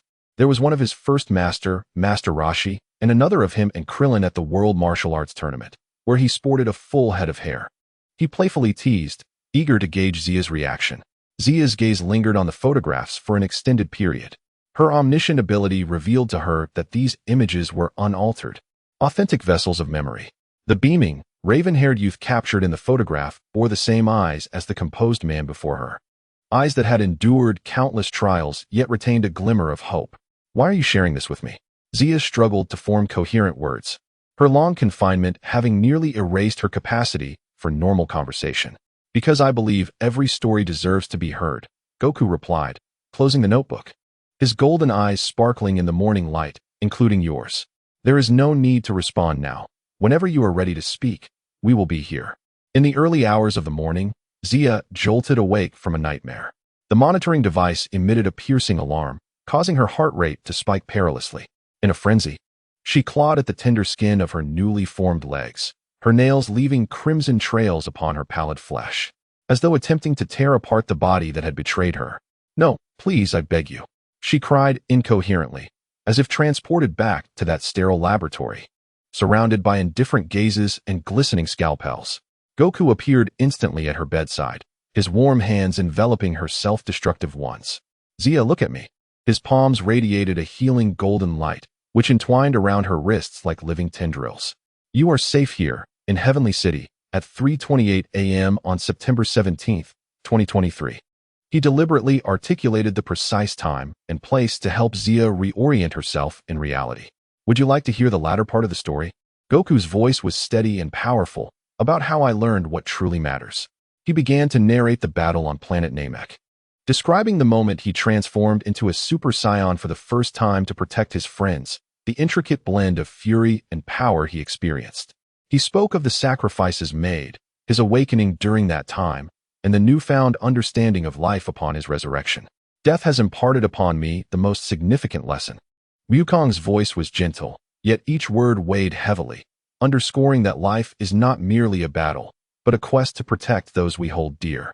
It is not about the past, but rather the future. Tears suddenly welled in Arya's eyes, leaving glistening trails upon her pale cheeks. I have nothing left to protect. This was her first candid expression of despair.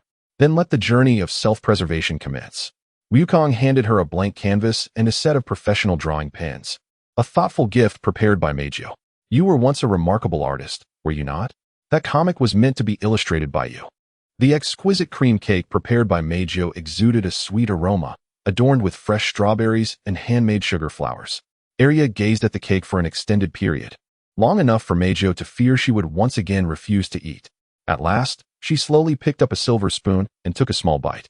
It is too sweet, she remarked, yet the spoon delved in for a second, then a third bite. The sensation of the cream melting on her tongue reminded her of the desserts she had savored 5 years prior at a fan convention. A time when her life was vibrant with color and possibility. Meijio's eyes sparkled, akin to stars igniting the night sky. Right? I used Madagascar vanilla and Belgian chocolate. She excitedly turned to Wukong, who was adjusting medical equipment. Darling, Arya-chan says it's delicious. Her voice brimmed with delight, as if she had just shared the most momentous news in the world.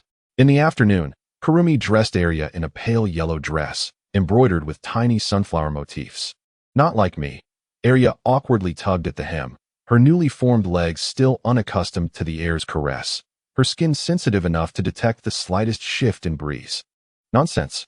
Kurumi twirled, clad in a deep crimson gothic gown that accentuated her snow-like complexion. According to color psychology, yellow stimulates creativity. With a flourish, she produced a woven straw hat from behind her back and gently placed it upon Arya's head. Look, perfect. Just like a plein air painter on a summer beach. She exaggerated her tone, attempting to elicit a smile from Arya.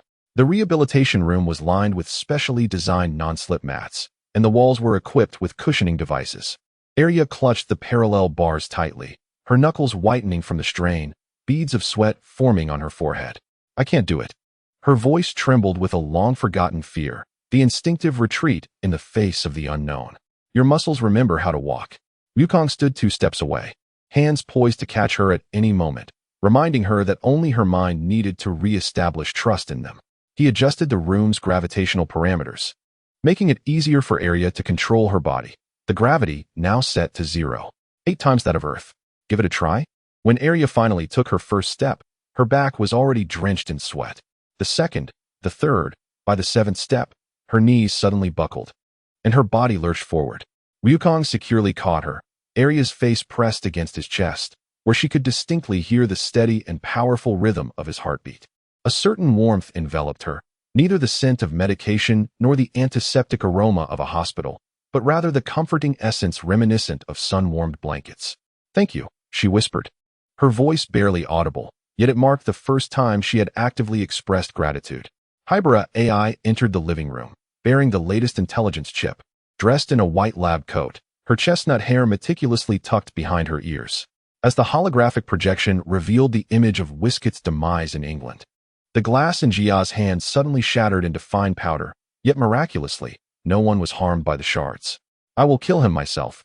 Her voice was chillingly calm, her pupils constricting to pinpricks, an overwhelming aura of suffocating pressure radiating from her.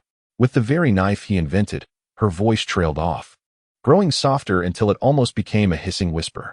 Wukong did not respond immediately, but instead called up a recording from earlier. The footage showed Whisket screaming in his office, his limbs having vanished, his face stripped of the arrogance that once defined him. This was the day you were saved, Wukong said as he shut off the projection, his tone chillingly detached. I severed his limbs. He should understand what it means to suffer worse than death. Jia's breath quickened, her chest heaving as if she had finally resurfaced after drowning. Yet, that was still insufficient. Wukong's voice suddenly took on an unusually serious tone as he locked eyes with Jia. Revenge is significant, but your life should not be ensnared by past hatred. Whisket is not worthy of becoming the entirety of your existence. Tears suddenly cascaded down Jia's cheeks. She seized everything within reach, hurling it against the wall. The crystal vase shattered against the bulletproof glass. The frame of a decorative painting thudded against the carpet. Ultimately, she collapsed to the ground, sobbing uncontrollably, her cries heart-wrenching, as if she were on the verge of expelling her very innards. This time, no one intervened, nor did anyone seek to console her. Sometimes, healing necessitates enduring a complete collapse, akin to how new life emerges only after a forest fire. When Shiori arrived to seal her spiritual power, Jia was attempting to sketch at the easel by the window. The lines were still awkward, her wrist stiff from prolonged disuse. Yet the outlines of 5 figures began to emerge. Herself, Wukong, Meijio, Kurumi, and the ever-distant Hybrid AI. Sunlight filtered through the sheer curtains, casting a gentle halo around her, gilding her with a golden edge. "Are you certain you wish to relinquish your spiritual power?" Shiori inquired softly, her blue hair shimmering with a pearlescent glow in the morning light. Dressed in the uniform of Zen High School, she appeared to be an ordinary high school girl, entirely unassuming for someone capable of sealing elfin powers. Jia nodded, her fingers unconsciously stroking the frayed edge of the paper. "I want to experience the world like an ordinary person." Her voice was soft, yet each word bore the weight of 1,000 burdens. "I do not wish to foresee the future or understand everything. I simply wish to live in the present." She gazed out at the cherry blossom tree. "I want to know how fragrant the cherry blossoms truly are, rather than merely understanding their chemical composition." The sealing ceremony was simple yet solemn. As the lips of Shiori departed from her mouth, Naya felt a heavy shackle dissipate into nothingness. The incessant influx of future visions, the memories and emotions of others, and the torrent of information she had never desired, yet was compelled to accept, all fell silent. In their place came the breeze wafting through the window, imbued with the crispness unique to early autumn, the sweet aroma of baked cookies, mingling with the scents of butter and vanilla. The haunting melodies of an ancient song hummed by Kurumi, carrying a sense of mystery, the soothing rustle of fashion magazines being turned by AI Hybrid, and the distinctive warmth of Goku, akin to sunlight. "How does it feel?" Goku extended his hand, palm upward. It was the hand of a warrior, calloused and scarred. Yet it offered the utmost safety and solace. Naya inhaled deeply, revealing her first genuine smile since arriving at this home. She placed her hand into that warm palm, feeling the gentle tightening of his fingers, akin to being reborn. Miku immediately lunged forward, enveloping her in a hug, her violet hair cascading like a waterfall. "Welcome to our big family." Her voice trembled with excitement, tears moistening Naya's shoulder. Kurumi shook the instant camera in her hand, her movements so swift they bordered on illusion. "Let us take a commemorative photo, our first family portrait." She began adjusting the lens, searching for the perfect angle. AI Hybrid stood a short distance away, adjusting her glasses, though the curve of her lips was far softer than usual. "Remember to smile, otherwise the picture will not develop properly." This was her unique way of showing concern, a warm heart concealed beneath a facade of indifference. Meanwhile, Goku quietly observed the scene, his dark eyes reflecting the warm morning light and the soul of one who had at last found redemption. He understood that Naya's path to recovery would be long. Yet at this moment, she had finally discovered her way home. Outside, cherry blossoms danced in the wind, a single petal gently adhering to the glass, as if sealing this moment with a beautiful stamp. Chapter 22. Dates, contracts, promises, and Jabberwocky. Goku's form dissipated like mist in the air, only to reappear in the dim, damp confines of a basement. This secret space had been quietly prepared when he initially brought Naya back. At that moment, he had separated a part of himself while his main self tended to the injured Naya, utilizing magnetic force to carve out this hidden chamber beneath the house. The sight within the basement was suffocating. Ellen Miramathis curled in a corner, a suspicious puddle collecting beneath her. Once a proud ace magician, she now resembled a wild dog stripped of its backbone, her lifeless blue eyes instinctively narrowing upon seeing Goku. The specially designed restraint suit clung to her, drenched in sweat, outlining her pitiable form. "You seem to be enjoying yourself," Goku remarked, a dangerous smile curling at the corners of his mouth. He vividly recalled the special magnetic force he had injected into her body 7 days prior, which not only sustained her vital signs, but had also heightened her nerve sensitivity by a staggering 3,000 times. Now, even the slightest friction of fabric would render the once proud magician vulnerable to exquisite sensations. A whimper escaped Ellen's throat, reminiscent of a small animal. In these 7 days, She endured torment more brutal than any punishment, with each struggle and breath delivering a tsunami of sensory shock. The suspicious puddle on the ground silently bore witness to her collapse in this infernal realm of pleasure. Snap! With a mere snap of his fingers, Wukong disintegrated the fibers of her straitjacket under the influence of the magnetic field.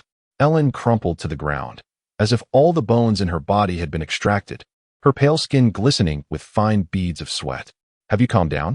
Wukong inquired, crouching down, a dangerous spark flickering in his dark eyes. Ellen desperately nodded, her cracked lips trembling as she managed to utter a few words. "I beg you, spare me. Then let us discuss atonement." Wukong's voice turned frigid, akin to the frozen earth of Siberia. "I am unaware of how many families you have destroyed, nor do I care how much blood stains your hands." He conjured a simple, white leisure outfit with a flick of his fingers, "but I shall have Radistock calculate precisely every debt you owe." The garments floated gently beside Ellen, and the gust of air as Wukong stood made her shiver involuntarily. "Use the remainder of your life to repay this." He paused momentarily as he turned towards the stairs. "Otherwise, I shall personally escort you to meet Viscount. I trust that old relic will welcome you in hell." Laughter and merriment filled the living room. Meijio was showcasing various outfits conjured through her spiritual power to Xiao AI, while Arya and Kurumi argued passionately over the plot of a certain comic. Wukong navigated through this warm chaos, heading straight back to his bedroom. The neatly stacked textbooks on his desk gleamed with an almost blinding brightness. Wukong smirked and casually flipped open the mathematics textbook. His mind, enhanced by the magnetic field, functioned like a precise scanner, with pages of knowledge instantaneously etched into his memory. The once obscure formulas and theorems now appeared strikingly clear, as simple as 112 to him. Ah, so it is that simple. The sound of the pencil gliding across the paper lasted less than half an hour. When the final problem was resolved, a childlike pride spread across Wukong's face. He instinctively sought to boast to Jabari but flushed with embarrassment upon realizing the thought. "Not because she wants me to study," the boy muttered as he pushed open Jabari's door. "Knowledge will enhance the magnetic field's power." Yes, that's it. The sight in the morning light momentarily took his breath away. Jabari knelt by the window, bathed in sunlight, her golden hair flowing with a honey-like sheen. Her hands were clasped before her chest, the pure white prayer robe cascading into graceful folds. Dust motes danced outside, forming a hazy halo around her, reminiscent of a medieval icon painting. Wukong quietly sat cross-legged, the magnetic power swirling in his palms, securely levitating the homework above. He gazed silently at the side profile of the angel in prayer until the sun began to dip in the west. "Mr. Wukong?" Jabari, having concluded her prayer, was startled by the suddenly appearing homework. "This is homework. It's all completed." Wukong abruptly swept the girl into his arms, spinning joyfully around the room. Amid her surprised exclamations, he playfully mimicked Vegeta's classic pose. "What do you think? Am I impressive?" "Ah, put me down." Jabari's cheeks flushed a deep crimson, akin to a ripe apple, as her radiant wings unfurled uncontrollably. "Wukong," she stammered, her heart racing. When her feet finally touched the ground, Jabari adjusted her disheveled robe, unable to conceal the smile curling at the corners of her lips. "You truly are remarkable." Wukong, brimming with pride, wiped the tip of his nose. At that moment, he was no longer the fearsome presence that intimidated others. He was merely a typical youth eager to showcase his accomplishments to his beloved. Outside, the afternoon sun gently intertwined their shadows. Wukong's fingers grazed Jabari's flushed earlobe, the magnetic force coalescing into delicate currents at his fingertips, causing the angelic maiden to shiver involuntarily. "As a reward, today shall belong solely to me, shall it not?" His voice was deep and tender, imbued with an irresistible conviction. Jabari lowered her gaze, her long golden lashes casting intricate shadows in the morning light. With a barely audible nod, she whispered, "Yes, that would be wonderful." Wukong beamed, the magnetic energy swirling around him promptly organizing the books and clothes strewn about the room. He seized Jabari's wrist, exclaiming, "Let us have breakfast first. I know of a delightful dessert shop nearby." Before she could respond, he whisked her out of the room. The girls in the living room, previously engaged in playful antics, abruptly halted. Meijio, with a chip dangling from her mouth, watched as it fell to the floor, while Arya's comic book slipped from her hands. Kurumi squinted, a knowing smile gracing her lips, and Xiao AI adjusted her glasses, the lenses reflecting a glimmer of light. "Good morning, everyone." Wukong announced exuberantly. Today, I shall take Jabari on a date. Oh, Meijio was the first to react, cupping her face in exaggerated astonishment. Our little Jabari is finally embarking on her first love date? Wait, Jabari's face turned an instant shade of scarlet as she floundered for words of explanation. Arya, seemingly out of nowhere, produced a camera. Come on, let us capture a commemorative photo before the date. Wukong, lean in a bit closer. Yes. Wrap your arm around little Jabari's waist. Without hesitation, Wukong complied, even using his magnetic power to make their hair dance gracefully in the air. Jabari stood rigid as a doll, her wings unfurling slightly behind her, beyond her control. With a click, Arya gazed with satisfaction at the screen. Perfect. This photo shall be titled Rebellious Youth Abducting an Angel. Hey. Wukong feigned anger, yet a smile betrayed him. Turning to Jabari, his tone softened. Pay them no mind. Let us be off. The pair arrived at a quaint dessert shop on the corner, sunlight streaming through the floor-to-ceiling windows onto the wooden table. Wukong ordered strawberry cake and milk tea for Jabari, while he opted for a cup of black coffee.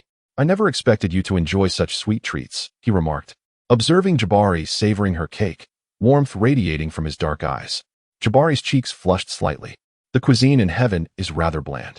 Suddenly, Wukong reached out, gently wiping the cream from the corner of her mouth with his thumb. The intimate gesture rendered Jia Bailey utterly motionless, her luminous wings unfurling dramatically behind her, drawing the attention of other patrons. Please, gather them in, Wukong chuckled. Do you wish for everyone to know that an angel is seated here? In the ensuing hours, Wukong guided Jia Bailey through the entirety of the city. They marveled at the schools of fish swimming through the glass tunnel of the aquarium, screamed in delight on the roller coaster at the amusement park, and shared a comic in a cozy corner of a bookstore. Jia Bailey's smile became increasingly genuine, her wings no longer bursting forth in nervousness. As dusk descended, Wukong led Jia Bailey to the highest observation deck in the city.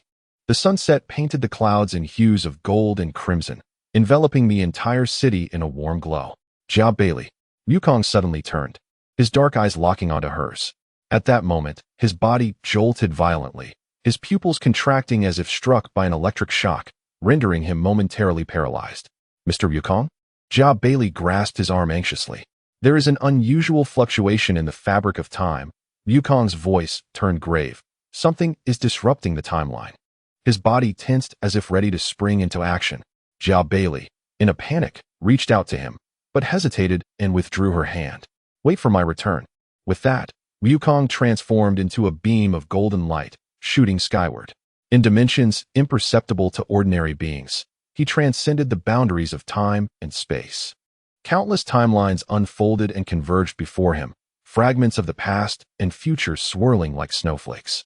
Suddenly, he glimpsed the figure of a young girl caught in the crevices of time, clad in unfamiliar attire, her red hair ribbon drifting through the temporal currents. Help me. The girl's voice resonated across time. Save Itomori Town. Wukong was astounded to discover that this girl, named Mitsuha Mayamizu, was conscious, her essence wandering through the gaps of time. More astonishing was that through her memories, he witnessed a horrifying future, a blazing comet set to obliterate the entire town in mere days. October 4th, dusk. Mitsuha's image began to fade. You must. Wukong longed to inquire further, yet the turbulent currents of time thrust him back into the reality of the present. He stood beneath the night sky, his brow furrowed in concern.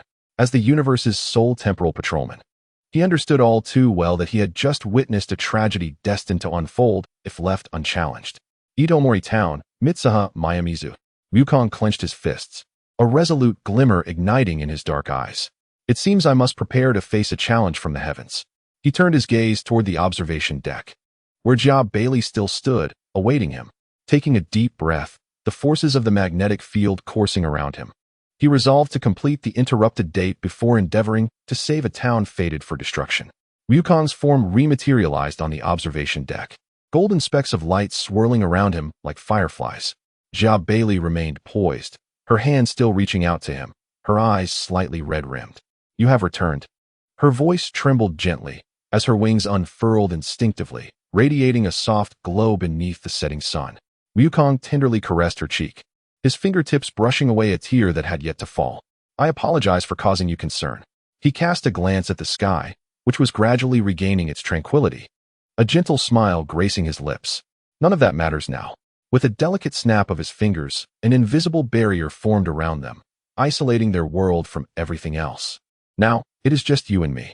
Jabali's cheeks flushed a soft pink, her luminous wings fluttering lightly. But the temporal fluctuations just now. It is of no consequence, Yukong reassured, taking a step closer to diminish the distance between them. Once that event unfolded, I handled it effortlessly. The evening breeze swept across the viewing platform, carrying the unique clamor of the city and the scent of fireworks. Yukong inhaled deeply, his dark eyes fixed intently on the golden-haired angel before him. Jabali, he began, his voice gentle yet resolute. I wanted to express that I cherish you, not merely as a companion or a friend, but as a man loves a woman. Jabali's pupils widened slightly, her wings fully unfurling, glimmering with golden light beneath the setting sun. Her lips trembled softly, yet no sound escaped. Yukong continued, from the moment you pulled me back, I recognized you as the one I wished to protect for a lifetime. Woo, Mr. Yukong. Jabali's voice was barely above a whisper, her tears shimmering in the sunlight. I have always. Her words faltered as Yukong leaned in, gently kissing her lips. In that moment, time seemed to stand still. Jabali's wings spread uncontrollably, radiating a warm golden glow that intertwined with Yukong's magnetic aura, creating a dazzling spectacle above the viewing platform.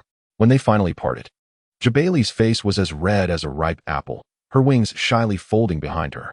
Yukong smiled as he took her hand. Come, I promise to spend the entire day with you. Jabali nodded softly, their fingers intertwining. As night deepened, the city's lights flickered to life, one by one. Yukong and Jabali strolled along the path home, their shadows intertwining beneath the street lamps, stretching long into the night. Occasionally, they exchanged smiles, their eyes brimming with uncontainable sweetness. In this moment, any notion of temporal anomalies or comic crises faded into oblivion. Yukong was simply an ordinary youth enraptured by love, while Jabali was merely an angelic maiden savoring the taste of romance for the first time. The streetlights cast elongated shadows behind them. Yukong's fingers gently grazed Jabali's palm, reveling in the unique softness and warmth of her angelic skin. Shall we return? Jabali inquired softly, her golden lashes casting delicate shadows under the lamplight. Yukong offered no reply, suddenly lifting her into his arms. Jabali gasped, her wings instinctively spreading, tracing a golden arc across the night sky. Hold tight, Yukong whispered in her ear, as his magnetic power coalesced beneath them. In the next moment, they ascended into the air, the night breeze tousling their hair, while the lights of the entire city twinkled below them. As Jelly once again found her footing, she stood upon the balcony of Yukong's bedroom.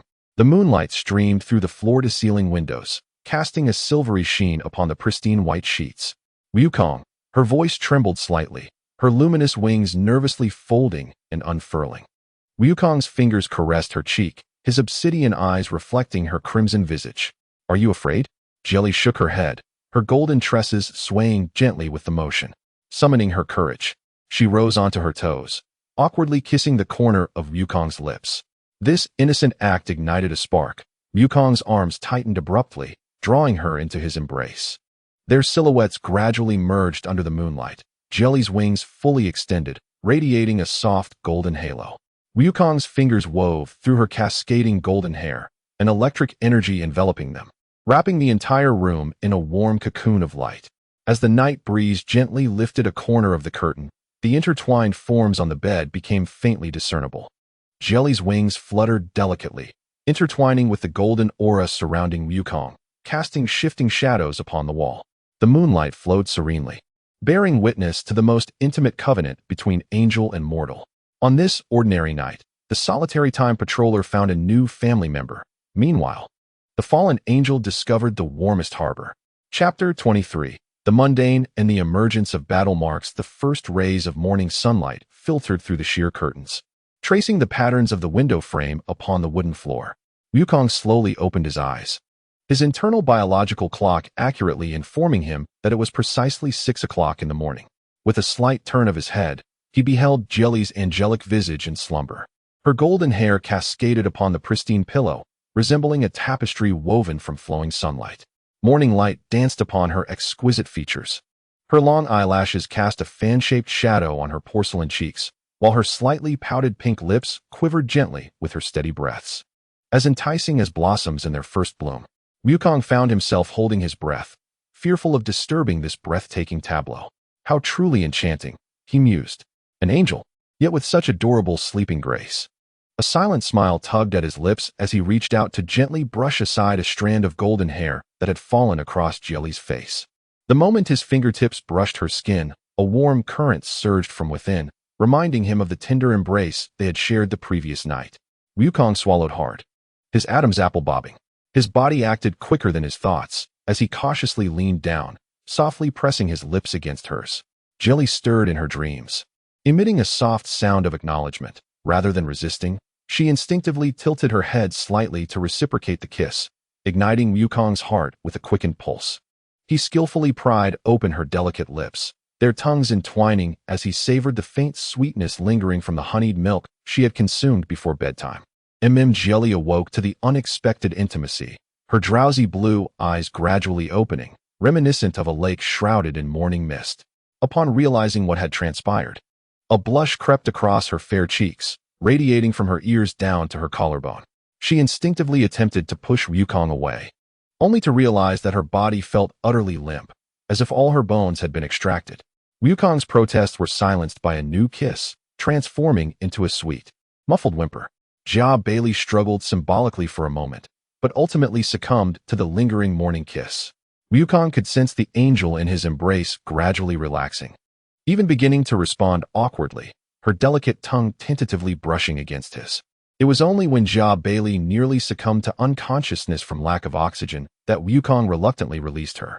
At that moment, Bailey's eyes were dazed, her blue irises shimmering with moisture, her cheeks flushed like the evening sky, her chest rising and falling dramatically, and her lips appeared exceptionally red and full from their kiss.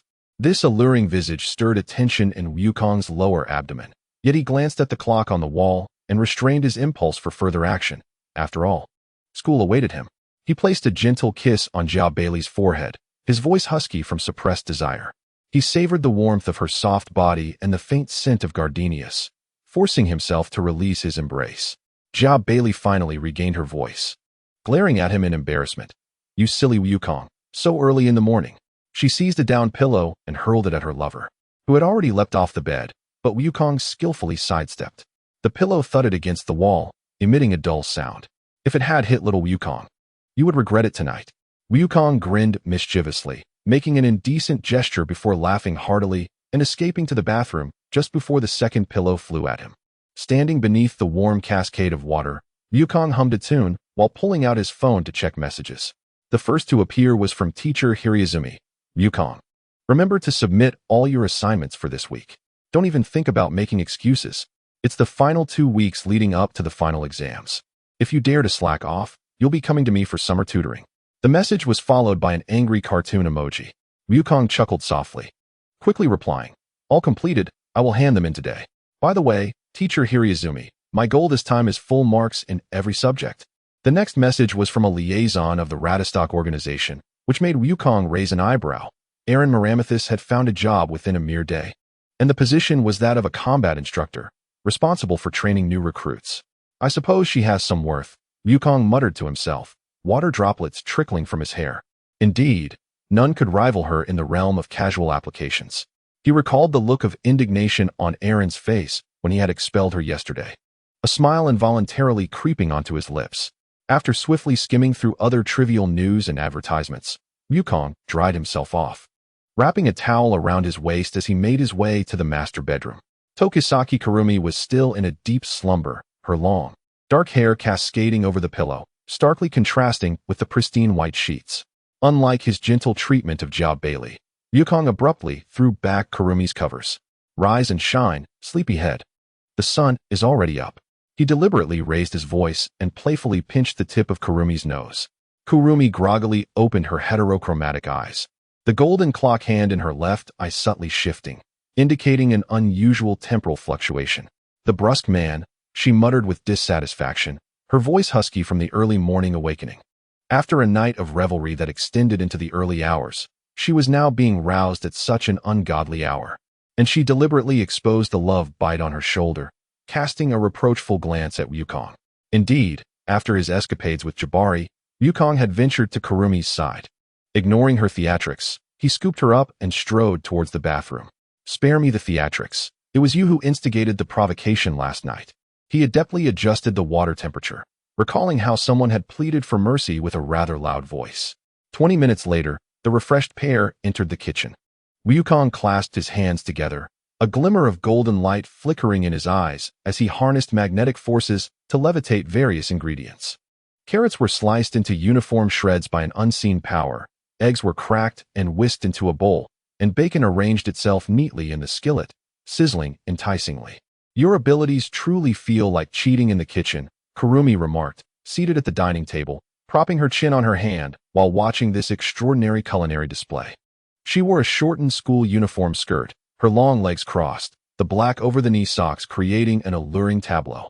Utilizing resources effectively, Yukong replied with a proud smile, snapping his fingers as the completed breakfast gracefully settled onto the table. Perfectly fried eggs, golden crispy bacon, a fresh vegetable salad, and freshly toasted bread. After enjoying their meal, Yukong conjured a transparent dome of air to cover the breakfast he had prepared for Jabari and Xiao Ai, ensuring that the temperature and texture remained at their finest. Having completed this, he and Kurumi departed for school. As they walked along the street blanketed by falling cherry blossoms, Yukong suddenly fell into deep contemplation. The recent events replayed in his mind, including the exceptionally arduous battle with the 4-star dragon, the peculiar glances from classmates upon returning to school on Monday, and the sudden purification of the 5-star ball following the now incident. "What is amiss?" Kurumi noted his distraction, her delicate fingers gently entwining with his pinky. As he had been lost in thought since moments ago, Yukong shook his head, returning her grasp. "It's nothing, merely pondering a few matters." He articulated his confusions, detailing the anomalies during the battle and those inexplicable coincidences. He meticulously recalled the details of his confrontation with the 4-star dragon. Logically, in his Super Saiyan 4 form, he should have effortlessly overpowered any evil dragon, yet that battle had proven exceptionally challenging. The 4-star dragon not only possessed immense strength, but also displayed combat skills that far exceeded his expectations, even predicting some of his moves. It was only now that Yukong suddenly realized the crucial Dragon Ball was significantly larger than the Earth's Dragon Balls, containing a power that was worlds apart. "So that's it, it must be the Dragon Ball from Namek," Yukong exclaimed, a fist striking his palm in revelation, realizing how formidable the 4-star dragon was, capable of employing techniques he had never encountered before.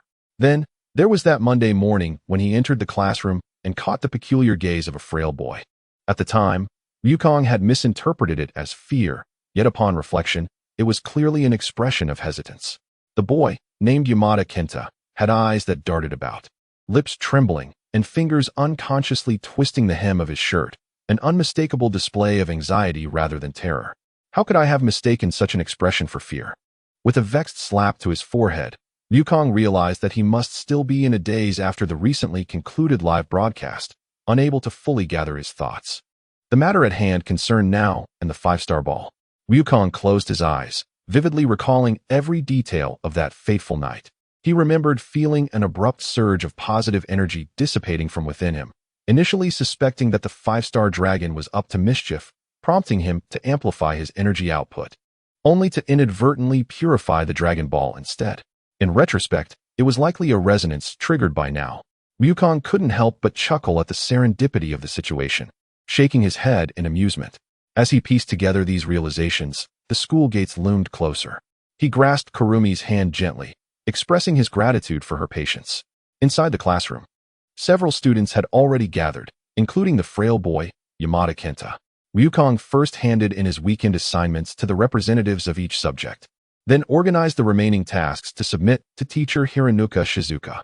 He opened his assignment book, which was filled to the brim with meticulously written characters, intricate mathematical formulas, and thorough essay responses, an astonishing transformation from the student who had once submitted blank papers just months prior. Once he completed these tasks, Yukong approached Yamada's desk and lightly tapped on it. Startled, the boy dropped his pencil with a clatter, looking up at Yukong with a mix of anxiety and confusion, his wide eyes behind his glasses betraying his nervousness. "Did you want to tell me something that day?" The Monday after that live broadcast, Yukong inquired directly, bending down to retrieve the fallen pencil for him. Yamada's face flushed instantly, stammering, "WL, how? Muscle." His fingers unconsciously tugged at the hem of his shirt, as if he might tear the fabric in his agitation. Ryukong patiently awaited his attempt to articulate his thoughts. But the more anxious Yamada became, the less coherent he was. Finally, his head bowed in defeat, drenched in sweat. He resembled a child caught in wrongdoing. "Don't be nervous," Ryukong encouraged, pulling up a chair to sit beside him, meeting his gaze at eye level. "I'm listening." Yamada took a deep breath, summoning what seemed like all his courage. "I want to ask you how you built this muscle." Upon uttering this query, he appeared to expend all his energy, his shoulders slumping in exhaustion. Ryukong was taken aback by the nature of the question, momentarily stunned. He glanced down at his well-defined muscle lines, even beneath his school uniform, and suddenly understood. It all comes down to consistent practice. He mimicked the motion of lifting weights, explaining how he trained daily while maintaining a balanced diet and ensuring ample rest. Noticing Yamada's crestfallen expression, Ryukong curiously prodded, "Why not consult a coach at the gym? They could provide you with more structured advice." "I can't." Yamada's voice was scarcely audible, his neck withdrawing slightly. "They all look so strong, and I'm so weak." Ryukong activated his empathic abilities, instantly grasping the boy's inner feelings of inferiority and timidity. He envisioned Yamada being mocked during physical education, the envious glances he cast upon other boys, and his struggle to muster the courage to step into a gym, yearning for change. Ryukong placed a reassuring hand on his shoulder, offering an encouraging smile. "Leave it to me. Tonight, I will devise a training plan tailored just for you." He feigned an inspection of Yamada's arms and shoulders, assuring him that he would transform into a muscular figure, starting from the basics and progressing gradually. Yamada's eyes sparkled with hope, akin to a drowning man grasping a lifeline. He bowed repeatedly in gratitude, his glasses slipping down to the tip of his nose. "Really? Thank you so much. I will definitely put in the effort." The morning classes passed in monotony. Ryukong attended to his lessons while sketching out a training regimen for Yamada in his notebook, occasionally glancing at the clouds drifting outside. During the lunch break, he delivered a hefty stack of assignments to the teacher's office. Observing the mountain of papers piled high on Ms. Hiratsuka's desk, Ryukong couldn't help but imagine her frustration at having no time to indulge in a smoke due to the grading. A smile involuntarily crept across his lips. Before departing, he mischievously concealed the teacher's lighter with his powers, eagerly anticipating her reaction upon discovering the prank. As the school bell rang, Ryukong packed his bag and told Kurumi, "You can head back first. I have a few matters to attend to." Kurumi gave him a knowing glance. "Off to save the world again? Should I lend a hand?" "Not this time. Just confirming a few things," Ryukong replied, planting a gentle kiss on her forehead and assuring Kabane not to wait for him for dinner.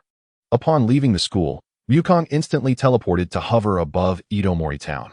The lake at dusk shimmered like a vast mirror reflecting the sky, suspended among the clouds. His supervision enabled him to discern every student on the campus with clarity, although they had never met. He immediately recognized the girl who had sent out a distress signal, Mitsuha Mayamizu. She was laughing and chatting with her friends as they approached the school gate. Her chestnut hair styled into a traditional braid, the ends tied with a red ribbon. Through the magnetic field of mind reading, Ryukong gleaned that Mitsuha, besides being a shrine maiden, led an unremarkable life. She was troubled by the town's insularity, yearned for the splendor of Tokyo, and harbored a crush on a classmate, much like any other rural girl. But what future events could have prompted her call for help? To be on the safe side, Ryukong gathered a spark of golden light at his fingertips and gently flicked it, the radiance traversing space and entering Mitsuha's being. "This way, no matter what happens. I can sense it immediately and protect you," he murmured, watching as the oblivious Mitsuha waved goodbye to her friends and headed alone towards the shrine.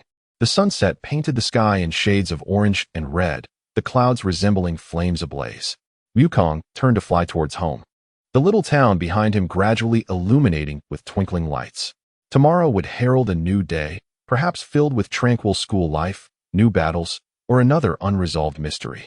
Yet, in this moment, he longed to return home swiftly and relish the evening hours spent with Kabane and Kurumi. Once home, Ryukong sat at his desk, ready to devise a fitness plan for Yamada Kenta. He brushed aside the bangs that had fallen over his forehead and suddenly noticed an unfamiliar silver streak in the mirror. "What is this?" Ryukong furrowed his brow, leaning closer to the mirror, his fingers brushing against the lightning-like mark on his forehead. The intricate patterns extend from the center of the brow straight to the hairline, with several minimalist geometric designs symmetrically distributed on either side, glistening with a metallic sheen under the light. Suddenly tugging at his collar, he discovered that the same patterns had spread to his collarbone. When did this happen? Wukong muttered in astonishment. It dawned on him that ever since he had mastered the power of the magnetic field, these battle marks had long since formed. He had only just noticed them today. In the bathroom, Wukong removed his shirt for a closer inspection. The reflection in the mirror prompted him to whistle. The silver battle marks resembled an intricately designed circuit diagram, beginning at his forehead and cascading down his neck, enveloping his shoulders and part of his chest, resembling a complete and minimalist energy circuit. Is this the magnetic field battle mark? Wukong posed before the mirror, observing that the patterns remained completely still, distinctly different from the ordinary battle marks that fluctuated with energy waves. He attempted to channel the magnetic field power, causing the battle marks to glow faintly, yet their shape and position remained unchanged. How cool! Wukong exclaimed excitedly, snapping his fingers and immediately retrieving his phone for a selfie. He carefully adjusted the angle to perfectly showcase the metallic quality of the battle marks. This is undoubtedly the most impressive style of battle marks I have ever seen. After his shower, Wukong could no longer suppress his urge to boast. He rushed into the living room wrapped only in a towel. Ahhhh and Kurumi, engrossed in a show on the sofa, were startled by his sudden appearance. "Look, everyone!" Wukong exclaimed, wiping the droplets from his face and slicking back his damp hair, fully revealing the battle marks on his forehead. "I have incredibly cool magnetic field battle marks." Ahhhh nearly spit out her milk tea, exclaiming, What is that? When did you get a tattoo?" "It's not a tattoo," Wukong said excitedly, pulling down the upper part of his towel to reveal the patterns on his chest. "These are battle marks that naturally formed as I cultivated the power of the magnetic field to a certain level. Look, they connect from my forehead to my chest." Kurumi set down the remote, her heterochromatic eyes widening slightly. "Let me see." She approached Wukong, gently touching the patterns at his collarbone, confirming they were not ordinary tattoos. Energy flowed within these designs. Right? Wukong puffed out his chest with pride. "And have you noticed? These patterns are perfectly symmetrical, simple, yet incredibly high-tech." Ahhhh, intrigued, leaned closer and poked Wukong's forehead. "Does it hurt?" "Of course not. It's a symbol of honor, you know?" Wukong grabbed both of their hands and placed them on the battle marks on his chest. "Can you feel the magnetic energy within?" Kurumi suddenly donned a mischievous smile. "Since you're so eager to show off," she abruptly yanked Wukong's towel away. "Why not let us see the full version?" "Hey, wait." Wukong hurried to grab the towel, only to find Ahhhh had already taken out her phone and started recording. "Don't be shy," Ahhhh teased with a playful grin. "Aren't you the one wanting to flaunt your symbol of honor?" Wukong's face flushed red as he reclaimed the towel, wrapping it around himself. "I'm not ready yet. Let me pose properly before you take the picture." "All right, then what pose do you want?" Kurumi asked, her eyes twinkling with anticipation. "You'll end up revealing it anyway." Jabali covered her mouth with a gentle smile. "Hee, your expression just now was simply classic." Wukong tightened his bath towel. His cheeks puffed with pride, but soon he could not help but boast. "Just wait and see. When my power grows stronger, these battle markings will continue to evolve." Yes, our great hero," Jabali replied, putting away her phone. "But do remember to secure your towel a little better next time you show off," Kurumi added. "Or perhaps just forego it altogether. It's sufficient as it is." Blushing, Wukong hurried back to his bedroom, laughter echoing behind him from the two. Though he was teased, a sense of joy filled his heart. After all, such impressive battle markings were indeed worthy of a grand display. Chapter 24. The Proud Commander on a refreshing Tuesday morning. Sunlight streamed through the classroom windows, casting mottled shadows upon the floor. As Sun Wukong, now under the guise of a transfer student, pushed open the classroom door, the morning breeze infused with the fragrance of cherry blossoms greeted him. He inhaled deeply. This peaceful campus life felt both novel and delightful to him. In the back row of the classroom sat a boy who always kept his head down, his voice barely audible, like that of a mosquito. Upon seeing Wukong enter, the boy immediately straightened his back, his eyes sparkling with anticipation. "As Sun classmate," he exclaimed, nearly jumping up to greet him. "I followed your advice and did push-ups and squats. My muscles are indeed a bit sore, but I want to increase the number." Wukong slung his backpack over his shoulder, a lazy yet warm smile gracing his lips. Hey, didn't we agree yesterday?" 50 push-ups and 100 squats, no more than that. He approached the boy, gently squeezing his frail arm, muscles developed during rest. Not while training. Do you wish to turn into scrap metal? Feeling dejected, the boy lowered his head, his fingers nervously twisting together. But I want to grow stronger quickly. Like you. A complex emotion flickered in Wukong's eyes. He recalled how he had felt 17 years ago, eager to prove something. He gave the boy's shoulder a firm, yet well-measured pat. Listen, kid. Training is like cooking. If the heat is insufficient, the food is undercooked, and if it's too high, it burns. Look at those athletes running outside. How many of them achieve their prowess in a single day? Following Wukong's gesture, the boy glanced outside and nodded thoughtfully. Seizing the opportunity, Wukong returned to his seat and pulled out his phone from the drawer. The screen displayed the novel Jetian, which he had stayed up late reading the previous night. Downloaded from a Chinese website, it narrated the tale of a mortal defying fate. For some reason, this story resonated with him deeply. Ding! A new message alert popped up on his phone. It was from Kiraha Kanari. There's a meeting after school today. Don't be late. Wukong smirked, replying with a gotted emoji. This girl, who appeared to be just a middle school student in their school, was, in fact, the twin-tailed commander of the airship Flaxinus, and her attitude towards him had grown increasingly nuanced of late. As the class bell rang, Wukong stowed away his phone. At the podium, the math teacher animatedly illustrated trigonometric functions with vivid metaphors. Wukong was astonished to discover that when he earnestly listened, the knowledge presented to him was indeed captivating. He recalled that just a fortnight ago, he had considered attending classes a form of torment. Now, however, he was wholly engrossed in taking notes. Thus, we may perceive this perspective as akin to a revolving Ferris wheel. Suddenly, the teacher's voice was interrupted by a piercing alarm. Strangely, it seemed that none of his classmates had noticed. Wukong abruptly lifted his head, his pupils constricting to the size of pinpricks. This was no ordinary sound. It was an infrasound wave generated by a surge of spiritual energy. What alarmed him further was the familiar wavelength of this energy. It belonged to Qinli. Cursed be it. Was it not said that it could be controlled? Wukong cursed inwardly. He swiftly surveyed his surroundings, confirming that no one was paying attention to him. In that moment, the dormant magnetic force within him stirred to life. An invisible wave emanated from his being, causing all classmates and the teacher to momentarily lapse into a daze. I need to use the restroom, Wukong declared, his tone imbued with an undeniable authority. The teacher nodded, seemingly oblivious to the abruptness of his statement. The moment he exited the classroom, Wukong's figure dissipated like a mere bubble in the air. In the next instant, he found himself in the command room of the colossal airship, Flaxinus, soaring at an altitude of thousands of meters. The scene before him tightened his entire being. The command room was in disarray. The control console crackled with electric sparks, and several crew members lay unconscious on the floor. At the center, on the command throne, was Qinli, clad in a scarlet spiritual attire, clutching a massive battle axe, writhing in agony as the space around her distorted due to the rampant surge of spiritual energy. Qinli, Wukong exclaimed, his voice low, as he flashed to her side like a bolt of lightning. Qinli abruptly raised her head, her once vibrant crimson eyes now bloodshot, filled with madness and despair. Kill me, she managed to utter through gritted teeth, her battle axe rising uncontrollably, poised to strike.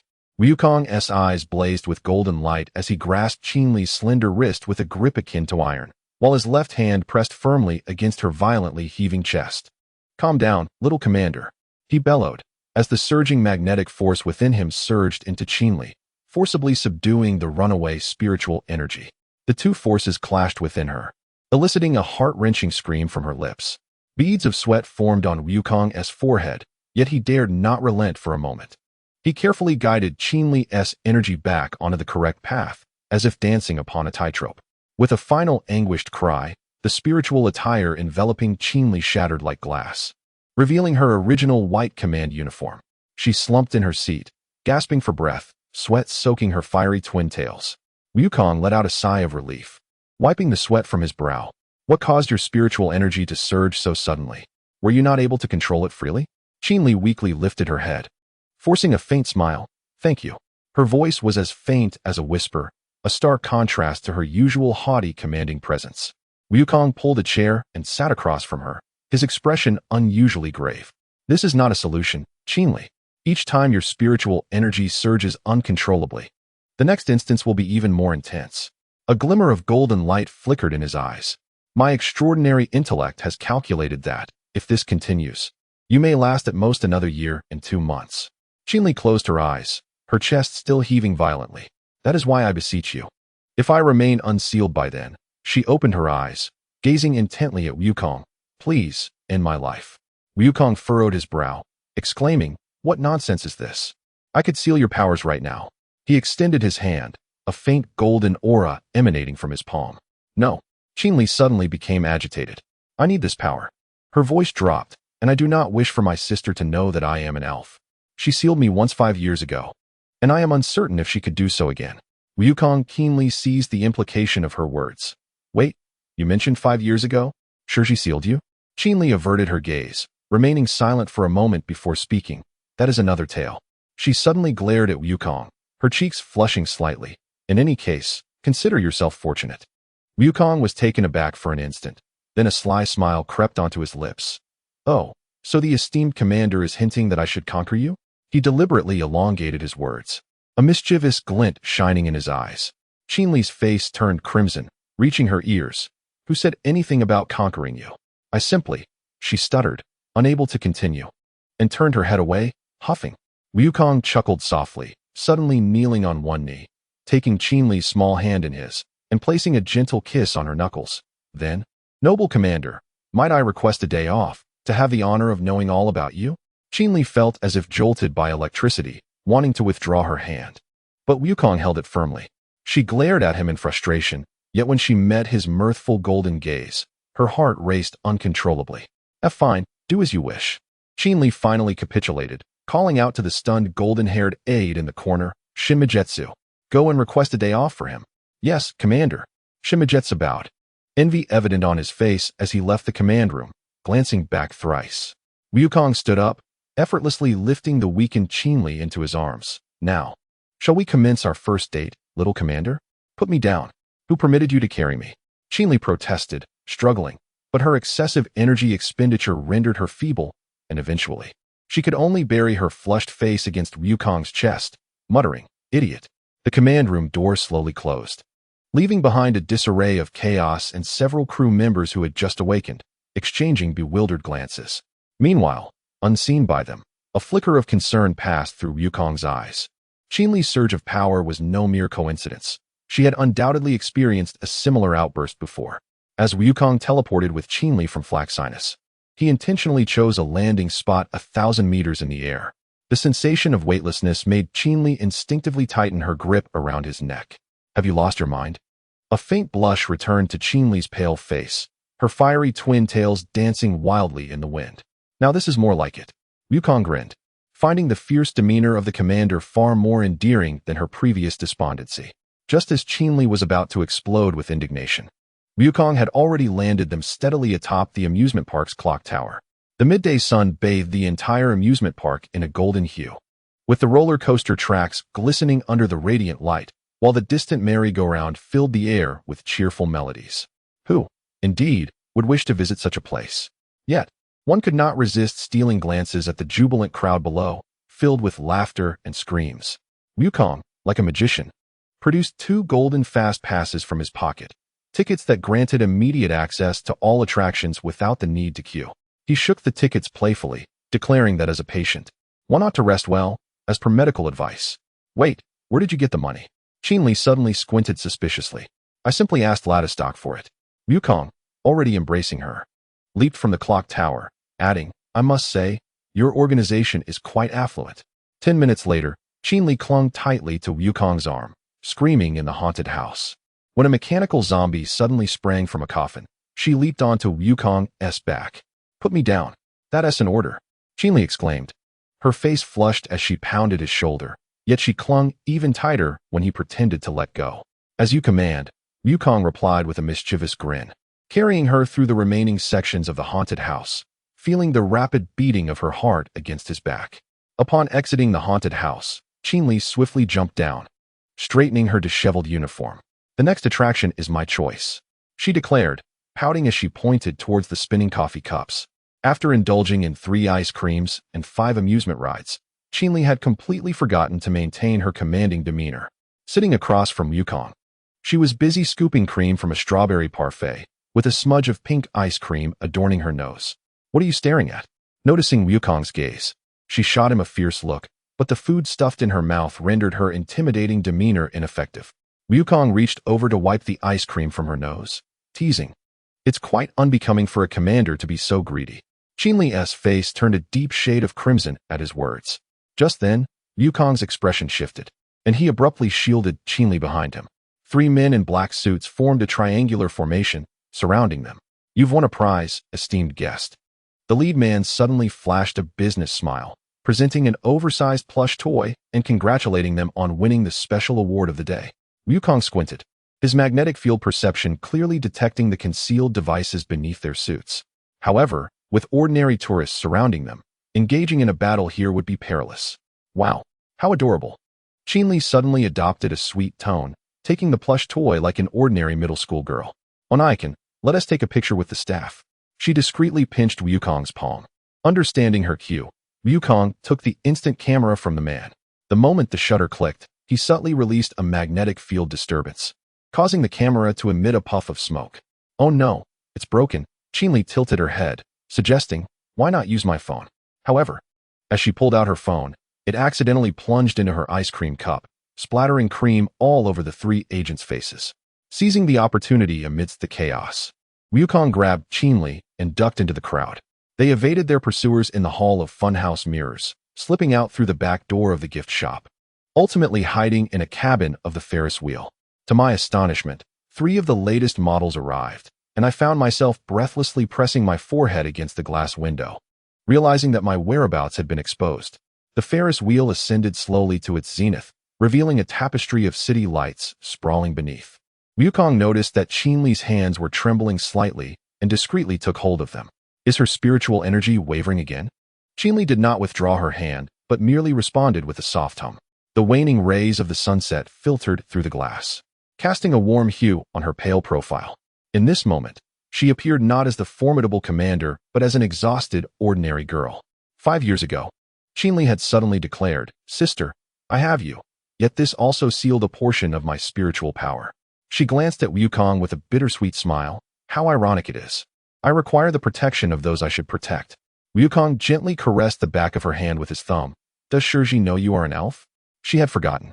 Qinli gazed into the distance. After that incident, all memories concerning elves were sealed away. A tear fell upon their intertwined hands. For I cannot allow her to seal me away again, for it would remind her of everything. Suddenly, Wukong pulled her into his embrace. Qinli stiffened momentarily, then relaxed, resting her forehead against his shoulder. Listening, Wukong's voice resonated through his chest. Do not worry. I am here now. I can help you fulfill your wishes. He cradled her face, their foreheads touching. Allow me to be your sanctuary. The cabin swayed slightly as it began to descend. In a flurry, Qinli pushed him away and wiped her eyes. Fool, you idiot. Who permitted you to utter such sappy words? Yet, until they reached the ground, she did not release Wukong's hand. Wukong insisted on escorting Qinli home. As they walked, her pace gradually slowed, and she ultimately leaned against the wall, gasping for breath. Her spiritual energy again. She could not finish her sentence before her knees buckled, and she fell forward. Wukong caught her just in time, realizing that the girl in his arms was burning with fever. The shimmering aura of Shunwei Lingzhuang flickered around her, as if threatening to break free. Hold on, Wukong urged, lifting Qinli into his arms and swiftly ascending to the highest viewing tower in the city. The night wind was biting, yet Qinli's temperature remained alarmingly high. Put me down. Qinli weakly protested, I might infect you. Wukong paid no heed, carefully laying his uniform jacket on the observation deck before gently placing her down. Then, his magnetic energy radiated outward, penetrating the building's foundation, forming a glowing seal underground. This temporary barrier, Wukong sighed, can isolate the fluctuations of spiritual energy. Qinli curled up in the jacket, biting her lip in pain. Wukong knelt beside her, gently lifting her head to rest on his lap. Endure for a moment, he encouraged, his hands hovering above her body as golden energy fell like gentle rain. Qinli whimpered like a wounded creature, her fingers clutching Wukong's trousers tightly. A sudden, searing pain coursed through her, causing Qinli to arch her back and strike her head against Wukong's knee. He remained unwavering, continuing to channel his energy steadily. Time seemed to stretch indefinitely until Qinli's breathing finally stabilized. Exhausted, she lay there, gazing up at the myriad of stars. "Why help me?" she whispered softly. Wukong raised his gaze to the stars, remarking, "Perhaps it is because you remind me of a certain fool who always tries to show off." "An ex-girlfriend?" Qini squinted suddenly. "It's me, of course." Wukong chuckled, playfully poking her forehead. In his youth, he had yearned to grow stronger, only to nearly exhaust himself in the process. Qini let out a soft hum, but nestled closer into his embrace. The night breeze lifted her twin ponytails, strands of hair brushing against Wukong's cheek, carrying the scent of strawberry shampoo. "Actually," Qini began, 5 years ago, my sister suffered a sudden amnesia right after she kissed me."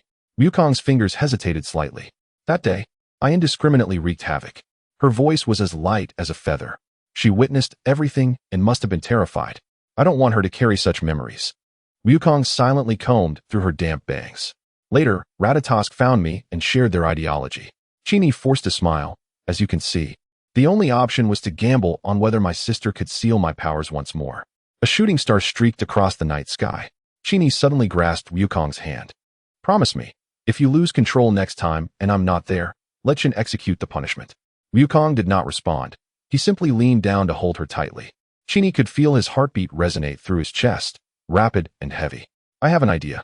After a long pause, Wukong released her. "If a complete seal isn't possible, perhaps we could divert some of the energy." "Divert?" Qini inquired. "Temporarily transfer part of the spiritual energy into my body." Wukong's eyes shimmered with golden light, reminiscent of a parallel circuit sharing the load. Qini's eyes widened in shock. "Are you insane? The energy of spirits could tear apart an ordinary person's body." "Do you really think I'm an ordinary person?" Wukong grinned. Their debate continued until dawn broke in the east. Ultimately, Qini reluctantly agreed to this plan, under the condition that Wukong must seal her immediately after he conquers her. To this, Wukong could only respond, "As long as you're happy." "Is this what you call a safe place?" Qini eyed the enormous aquarium with skepticism. Today, she had changed into casual clothes. A red plaid skirt paired with a white knit top, looking every bit the ordinary middle school girl. Wukong produced 2 tickets. "The underground level 3 has a special barrier that can shield us from the society's detection." He winked proudly. "And there's a special exhibition today?" The aquarium's blue light cast a dreamy hue over everything. Initially cautious, Qini was soon captivated by the deep-sea creatures. She leaned against the massive tank, her eyes fixated on the manta rays gliding past, their reflections dancing in her gaze. "So beautiful," she murmured absent-mindedly. Wukong stood half a step behind her, a smile unconsciously tugging at his lips. In that moment, Qini was devoid of the commanding presence, stripped of the fierceness of a spirit, merely a girl enthralled by the wonders of the ocean. "Over here." Qini suddenly took Wukong's hand, pulling him towards the jellyfish exhibit. Her palm was small and soft, a delightful touch that could drive any shadow wild with longing. The translucent jellyfish shimmered under the light, shifting colors, and Qini's expression softened in response. Wukong subtly tightened his grip, intertwining their fingers. Qini blushed, but did not pull away. "Do you know?" Wukong pointed at the box jellyfish, whose venom can instantly paralyze the heart, yet serves as a vital ingredient for treating arrhythmias. Qini pondered. "Just like my spiritual power can both destroy and create." Wukong continued her thought. "Yesterday, I analyzed the structure of the fairy's spiritual energy and discovered it harbors the essence of creation." He gently squeezed Qini's hand. "Is this not the true nature of fairy power?" Qini gazed at him, suddenly feeling a lump in her throat. For 5 years, everyone had viewed fairies as embodiments of disaster, yet this person saw the other side of their strength. They enjoyed lunch at an underwater restaurant in the aquarium, seated in a tunnel-like booth with vibrant schools of fish swimming overhead. Qini sipped her blue coral drink, listening to Wukong recount his experiences on missions in other realms. Then, to her astonishment, he referred to the energy wave as gentle cuisine. Wukong exaggeratedly mimicked it, only to end up stunned and wide-eyed by his own demonstration. Qini laughed out loud, quickly realizing her gaffe and covering her face with the menu. Wukong looked at her tenderly, suddenly reaching out to wipe the sauce from the corner of her mouth. The atmosphere grew suddenly intimate. Qini, flustered, shifted the topic. "So, what exactly is the principle behind your magnetic field power?" Wukong smiled mysteriously. "Well, I'll tell you after our date." "Who agreed to go on a date with you?" Qini's ears flushed bright red. This is merely a training session for stabilizing my spiritual power. Wukong, not disclosing the truth, simply chuckled and offered her a piece of sushi. The afternoon's special exhibition turned out to be a penguin feeding show. Chini was captivated, even unaware that she had been clutching Wukong's arm the entire time. When a little penguin waddled into the water, her joy was that of a child. "It's the first time I've seen you smile like this," Wukong remarked as they were leaving. Chini's smile froze. Indeed. When was the last time she had laughed so freely? 5 years ago? 10 years? Or perhaps never. "It has been a long time," she admitted softly, haunted by the turmoil of her spiritual power. Suddenly, Wukong pulled her into a corner of the fire escape. In her astonished gaze, he gently cradled her face. "This is not working hours, Miss Chini," he said, his voice impossibly tender. "Before me, you may simply be yourself." In the dim light of the passage, their shadows melded together. Chini closed her eyes, feeling Wukong's breath drawing closer. An alarm blared. Her earpiece suddenly erupted with warnings of an impending spatial tremor. Level. Chini abruptly pushed Wukong away, activating her commander mode. Location? Directly above you. It's the flame demon. Chini's complexion turned ashen. The Berserker was the code name for her spiritual power when it ran amok. "Impossible," she murmured, looking down at her hands, only to find her fingertips glowing. As Wukong's hands shimmered with golden light, he was about to employ the magnetic heavenly lock when he recalled Qin Li's words and abruptly halted the technique, cradling her as he dashed towards the third underground level. "The barrier can hold for a while." His voice was fragmented by their frantic pace. "As we discussed yesterday, we must divert. It's too dangerous." Qin Li struggled, insisting, "At least let me contact Shinmatsu. Forget about everything else." Wukong forcefully kicked open an iron door marked as an equipment room, swiftly sealing the entrance with his energy. "Trust me, Qin Li." He placed her at the center and sat opposite her. As the formidable magnetic force surged forth, streams of golden and crimson light began to circulate between them. "It will be all right soon," Wukong warned. "Are you ready?" Qin Li inhaled deeply, grasping his outstretched hand. "You idiot, why ask such a thing at a time like this?" The void materialized as anticipated. Qin Li felt a force invade her body, forcibly extracting the omnipresent spiritual energy within her. She bit her lip fiercely until her strength waned completely. Wukong's condition was even more dire. The elven energy coursed restlessly across his surface, the divine armor fluctuating in and out of existence. Yet, he maintained a steady grip on Qin Li's hand, his dark eyes unwaveringly fixed upon her. "Look at me. Only at me." His voice seemed to echo from a distant place. "Imagine there is a bridge between us." Qin Li focused all her mental energy, attempting to guide the reborn flow of spiritual power. Gradually, the rampant energy began to adhere to a certain rhythm, forming a balanced cycle between them. When the last trace of spiritual power settled into tranquility, both collapsed onto the ground. Qin Li struggled to crawl towards Wukong, finding him with closed eyes, striving to control the force, yet a familiar mischievous smile lingered at the corner of his mouth. "You fool. You big idiot." She rested her head on Wukong's chest, listening to his strong heartbeat, tears silently streaming down her face, until she could no longer sustain herself and fainted. Under the influence of Wukong's formidable aura and magnetic force, he ceased his attempts to control the energy, instead locking it securely within his own body. Seeing Qin Li faint again, Wukong shook his head and instantaneously transported them back to Flaxina's. At dusk, Qin Li awoke in the medical room of Flaxina's, finding Wukong seated beside her, engrossed in documents. The moment she opened her eyes, he set his tablet aside. "You're awake?" he inquired with a smile, though concern still shadowed his features. Qin Li weakly raised her hand, signaling success. It worked. Of course it would. Wukong was indifferent to the magnitude of the feat, but seeing his playful grin, Qin Li realized her worries had been in vain. "I was worried you might get hurt before I fainted." Her fist lightly tapped Wukong's chest, its force as gentle as a feather. Wukong seized her wrist and gently tugged, causing Qin Li to lose her balance and fall into his embrace. How could anything have happened? He stroked her back affectionately, adding, "Even that primordial elf, your spiritual energy is to me like a drop of ink in the ocean. Utterly insignificant." The muffled sound from Qin Li's chest echoed softly. "Nevertheless, spiritual energy remains a most extraordinary force. You are permitted to siphon my spiritual energy, but only once a week and under my vigilant supervision." "As you command, my esteemed commander," came the playful reply.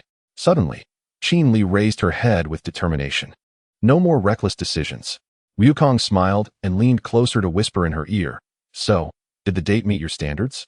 Qin Li's face flushed instantly. She struggled to rise, but Wukong held her firmly in his embrace. It barely passed, she murmured softly. Wukong, emboldened, pressed further. Does that mean I can be promoted to your official boyfriend?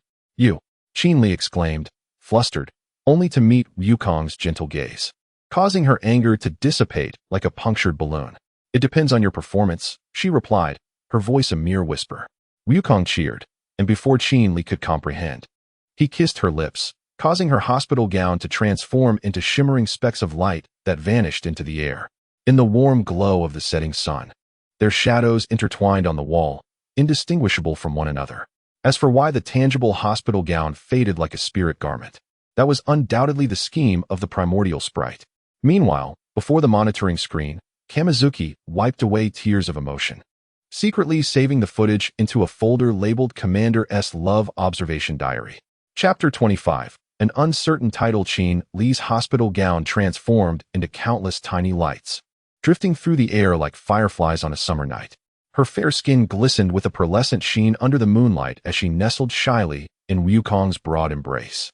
Wukong looked down at her, a sly smile curling at the corners of his mouth. It seems I won't need to check on the siphoning every week anymore. You fool. Qin Li lightly bit her lip, playfully punching Wukong's chest. You could have sealed my spiritual energy. Why didn't you tell me sooner? Wukong grinned and winked. I mentioned it on our very first meeting. It's your memory that's lacking. You're dodging the issue. Qin Li, both embarrassed and annoyed, retaliated with another punch, then anxiously scanned her surroundings. What do we do now? Everyone saw. And what of it? Wukong raised an eyebrow nonchalantly, golden light dancing at his fingertips as a brand new commander's uniform enveloped Qin Li's petite frame. He feigned contemplation. According to the plot, I should carry you home and cherish you properly. However, he elongated his tone, a certain middle schooler might land me in jail. Qin Li's cheeks flushed crimson. Even the black ribbons in her hair quivered with indignation. Pervert. Lecher. Lowly enthusiast. You have nothing but lewd thoughts. Wukong calmly flicked her forehead. I am merely stating objective facts. Yet, it seems someone, upon hearing kiss, automatically completes the narrative. Who's the real pervert here? Lowly enthusiast. Brat. Lowly enthusiast. Brat. Their childish banter echoed under the lights until Wukong suddenly lifted Qin Li with one hand, eliciting a startled gasp from the girl. Put me down. With a disdainful gaze, Wukong deliberately scrutinized her. I have no interest in the flat-chested girl. Perhaps it is best to let Shiori discipline this sister who talks nonsense. Qilin flailed her arms in midair. The sister of mixed fish wouldn't dare to scold me. Is that so? Wukong revealed a meaningful smile. Let us wait and see. In a flash of golden light, the two suddenly appeared in the living room of the Itsukahara household. Sitting comfortably on the sofa and watching television, Shitono abruptly looked up, and the rabbit puppet Shitona cheerfully exclaimed, Oh, it's brother Wukong.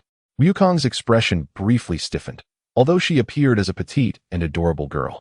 The title of brother always reminded him of an inconvenient age difference. Is Shiori at home? He inquired, clearing his throat.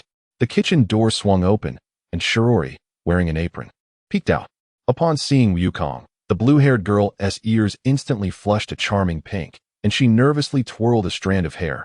Wukong, why are you here? Could it be this thought nearly caused her to drop the spoon in her hand?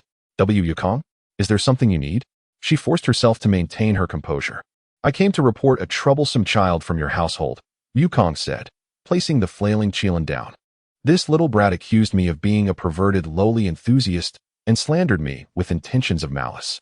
Shiori's expression swiftly shifted from shyness to shock, finally settling into a parental authority. She placed her hands on her hips, her blue ponytail swaying gently as she turned. Qilin, did you really say such things to Wukong? Qilin leaped onto the sofa like a puffed-up kitten, her black ribbon instantly transforming into white as she defiantly retorted, That idiot monkey said he wanted to take me home. She suddenly faltered, her ears burning red enough to bleed, and finally, in a fit of frustration, stamped her foot. It's just that he said something really vulgar. Hey, Wukong sat cross-legged in midair, casually biting into a rice cracker from the coffee table. I merely stated the progression of the plot objectively. It's your own thoughts that are unhealthy. He winked at Shitono. ISNT that right, little rabbit? Shitono, clutching her puppet, shook her head in a panic, nearly shrinking into the sofa's crevice. I didn't hear anything.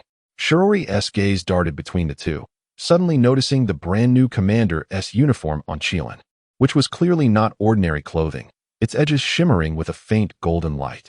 A certain possibility flashed through her mind, and her cheeks abruptly turned crimson. Yukon, have you already seen Qilin's sister? Why are you blushing so much? Qilin exclaimed, exasperated, as she hurled a cushion at her. He disassembled my hospital gown when he sealed me. That idiot just used his ability to reconstruct my clothes. Oh, Wukong suddenly wore a mischievous grin, his fingers crackling with a faint electric glow. What if I were to disassemble the commander's uniform now? You wouldn't dare. Qilin lunged at him, attempting to grab his neck, but Wukong held her forehead back with one hand, her short limbs flailing in the air like a cat caught by the scruff of its neck. Suddenly, Shitona sprang out from the sofa crevice, dramatically exclaiming, "Ah? Oh, the essence of youth. How delightful it is to be young. It is certainly not that kind of relationship." Kinri and Wukong retorted in unison, exchanging fierce glares afterwards. Shizuki observed the commotion between the two, and with a sudden sigh, she removed her apron and softly inquired, "I shall brew some black tea." Kinri, you would prefer it flavored with brown sugar, correct? And what would you like, Wukong? The two, who were entangled in a playful scuffle, abruptly froze. Kinri released her grip on Wukong's collar, awkwardly turning her head. "Add 2 cubes of sugar, please." Wukong scratched his head and chuckled, just like Kinri. The gentle clinking of porcelain echoed from the kitchen, and the living room fell into a peculiar silence. Shitono quietly donned a rabbit hand puppet, whispering, "Is Miss Kinri's spiritual energy all right now?" "Ah, thanks to this fool," Kinri muttered, gazing at her palm, her voice gradually diminishing. "Though he is a lowly loving perverted monkey, he truly helped a great deal." Wukong pretended not to hear, yet a sly smile crept upon his lips. He reached out to ruffle Kinri's hair, retracting his hand swiftly before she could retaliate. "Next time you encounter a problem, speak up sooner. Don't always try to be the commander. Mind your own business." Kinri kicked him playfully, but subtly inched closer to Wukong. When Shizuki returned with the tea tray, she beheld this scene. Wukong languidly reclined on the sofa, munching on senbei, while Kinri sat beside him, hugging her knees and feigning interest in the television. Despite the distance between them, their hearts seemed intertwined. "The tea is ready," Shizuki said gently, placing the steaming cups on the coffee table. As Wukong reached out to take one, Kinri suddenly murmured, "Thank you." "What? I didn't catch that." Wukong elongated his tone playfully. "I said thank you, you fool," Kinri exclaimed, grabbing a cushion to hurl at him. But upon seeing the smile in Wukong's eyes, her resolve softened, and she merely patted the cushion against his face. Shitono, holding a teacup, secretly chuckled at the scene. As night descended, the living room of the Itsuka family was bathed in warm yellow light. Outside, the occasional chirping of insects added a tranquil touch to the summer evening. Just as Shizuki set down the tea tray, a sudden clap echoed, plunging the entire house into darkness. "Is there a power outage?" Kinri's voice broke the silence. Shitono uttered a soft "ah," followed by Shitona's playful voice. "The darkness is the perfect opportunity for a night raid." "Shut up, puppet." Kinri's voice, tinged with embarrassment and annoyance, accompanied the rustling of fabric, evidently in a tug-of-war for the hand puppet. "Don't panic." Wukong's voice was laced with amusement. A glimmer of golden light sparkled at his fingertips, gradually expanding into a soft orb of light that floated in the center of the living room, casting a warm glow upon everyone's faces. With the illumination, Shizuki searched for candles, lining slender white candles on the dining table, which Wukong lit one by one. The flickering candlelight danced across his deep-set features, adding a touch of gentleness to his usually nonchalant expression. "I will check the circuit breaker," Shizuki said, rising to her feet. "No need," Wukong replied, glancing out the window. "It's a neighborhood outage. It should be restored within half an hour." Kinri pouted. "How do you know? Have you once again employed your somewhat dubious abilities to spy on the power company? This is what one might call a judicious use of resources." Wukong, with a flourish akin to magic, conjured a handful of dumplings from thin air and distributed them among the group. Since there was nothing else to do, why not share some ghost stories? Shitono immediately trembled and nestled closer to Shiori, while Shitona, brimming with excitement, exclaimed, Yes. Let's start with Mr. Wukong." "Hey." Kodori quickly covered the mouth of the puppet. "Don't. Aren't you afraid of being frightened?" Yet her eyes sparkled under the flickering candlelight, clearly intrigued. Shiori smiled as she observed their playful banter, rising to retrieve a light blanket from the closet, gently draping it over Shitono's shoulders, saying, "It gets chilly at night." Unbeknownst to them, Yukong had already settled into a comfortable position, half reclining on a lazy sofa by the window. The moonlight streamed through, mingling with the candle's glow upon him. He cleared his throat and began, "All right then, I shall tell a not-so-terrifying tale about a certain boastful little imp who, despite losing control of his spiritual power, stubbornly refrained from admitting it. As a result, this morning, son, Yukong." Kodori suddenly hurled a cushion at him, striking her target with precision. Yukong exaggeratedly gasped and pretended to be knocked down, but cleverly used the incoming cushion to cushion his head. Amidst the flickering candlelight, Shitono stifled a laugh. Kodori miffed, returned to the sofa, inadvertently brushing against Yukong's hand. She recoiled as if shocked, but, unlike her usual self, merely turned her face away, allowing the moonlight to illuminate her flushed ears. Shiori observed everything with a knowing smile, gently stirring her tea with a silver spoon. The chime blended with the summer night's chorus of insects, composing a warm melody for this unexpected evening of darkness. Suddenly, with a beep, the television rebooted, and the lights flooded back to life. The sudden brightness caused everyone to squint. Instinctively, Kodori shielded her eyes as the lights flickered on. When she lowered her hands to adjust to the light, she found Yukong gazing at her, his dark pupils shimmering with a honeyed glow under the illumination. "What are you staring at?" Kodori, flustered, hastily grabbed another cushion to clutch to her chest, noticing that the once black ribbon had inexplicably turned white. Yukong did not retort as usual. Instead, he simply smiled and turned to Shiori, saying, "The tea is delightful." His fingertips lightly grazed the rim of the ceramic cup, half filled with honey-infused black tea, reflecting the light like melted amber. Just as Shiori was about to respond, Shitono suddenly leapt from Shitono's hands, exclaiming, "Oh my! Being young is wonderful," with an exaggerated theatrical tone. "On this splendid night, why don't we play a game?" "Absolutely not." Kodori immediately rejected the idea. But upon noticing Shitono's eager gaze, her tone softened. "Unless it's a proper game." Yukong had, unbeknownst to them, sat up straight, magically producing a deck of Hanafuda cards from his pocket. "I just happened to bring this along." "Why on earth do you carry that with you?" Kodori exclaimed, her eyes wide. "The magnetic field shifts 750,000 units of matter reorganizing." Yukong skillfully shuffled the cards, making them dance like a rainbow between his fingers. "So, what do you say? Care for a round?" Shiori observed the spark of determination igniting in Chini's expression, unable to suppress a light laugh. "I shall prepare some snacks," she declared. As she rose, the hem of her skirt brushed against Yukong's arm, leaving a faint scent of shampoo in the air. Upon returning to the living room with a platter of treats, the atmosphere had reached a boiling point. Chini's forehead rested on the table, her gaze fixated on the cards in her hand, while Yukong leaned back in his chair, a confident smile playing on his lips. Shitono, anxiously clutching her puppet, blushed deeply. "Best out of three," Chini exclaimed, her white ribbon fluttering with her sudden movement. "Are you trying to cheat, Commander?" Yukong raised an eyebrow. "Not cheating. This is a reasonable request." Shiori gently placed the snack platter on the coffee table, softly reminding, "Chini, you have school tomorrow." Just as Chini was about to retort, a flash of lightning streaked across the sky, followed by a resounding clap of thunder as raindrops began to pelt the window.